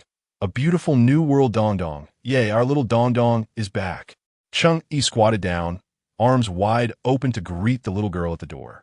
With 2 pigtails, Shendong walked a bit unsteadily, stumbling into Cheng-Yi's arms. Cheng-Yi lifted the child up, letting her ride on her shoulders. Seeing this, Shen Xinghan hurriedly called out, Get down. Get down. Grandpa is old and can't handle you. Cheng-Yi smiled and said, How heavy can a 2-year-old be? If Dong likes it, let her ride. Beside them, Su Fufang gently touched Shen Dong's little face and asked with a smile, Tell Grandma, what did Dong do today? Shen Dong said in a baby voice, Daddy took me to video call Grandma and Uncle on Earth. Uncle was so happy to see me smile. Su Fufang then asked Shen Xinghan, Is Cancan's mom and younger brother doing well? Shen Xinghan smiled and replied, Yes. The community has been taking care of them and provided them with a care robot. Mom is doing well and has even started to talk. She just spoke several sentences to Dong. It's the Lantern Festival today, so I'll go make sweet rice balls for you. Su Fufang said, preparing to head to the kitchen. But little Shen Dong piped up, I want to go get Mommy. I want to give Mommy flowers. Cheng Yi playfully scolded Su Fufang. Today a tour group is coming to Mars. Our daughter is performing for them tonight. How could you forget? Su Fufang laughed. How could I forget? I was just worried Dong Dong would be hungry, so I wanted her to eat a little first. Shen Dong shook her head, her pigtails swaying. Dong Dong is not hungry. Dong Dong wants to eat with Mommy. All right. Shen Xinghan took the child from Cheng Yi, kissed her little face, and said, let's go get Mommy. The father and daughter arrived at the theater just in time for the curtain call. Su Cancan, dressed in a white spacesuit, stood on stage looking particularly heroic. She removed her helmet and bowed deeply to the audience. Beside her, Xiao Jieli, in a light purple gown, elegantly bowed to the audience as well. Shen Dong urged Shen Xinghan, Daddy, let's go give Mommy flowers.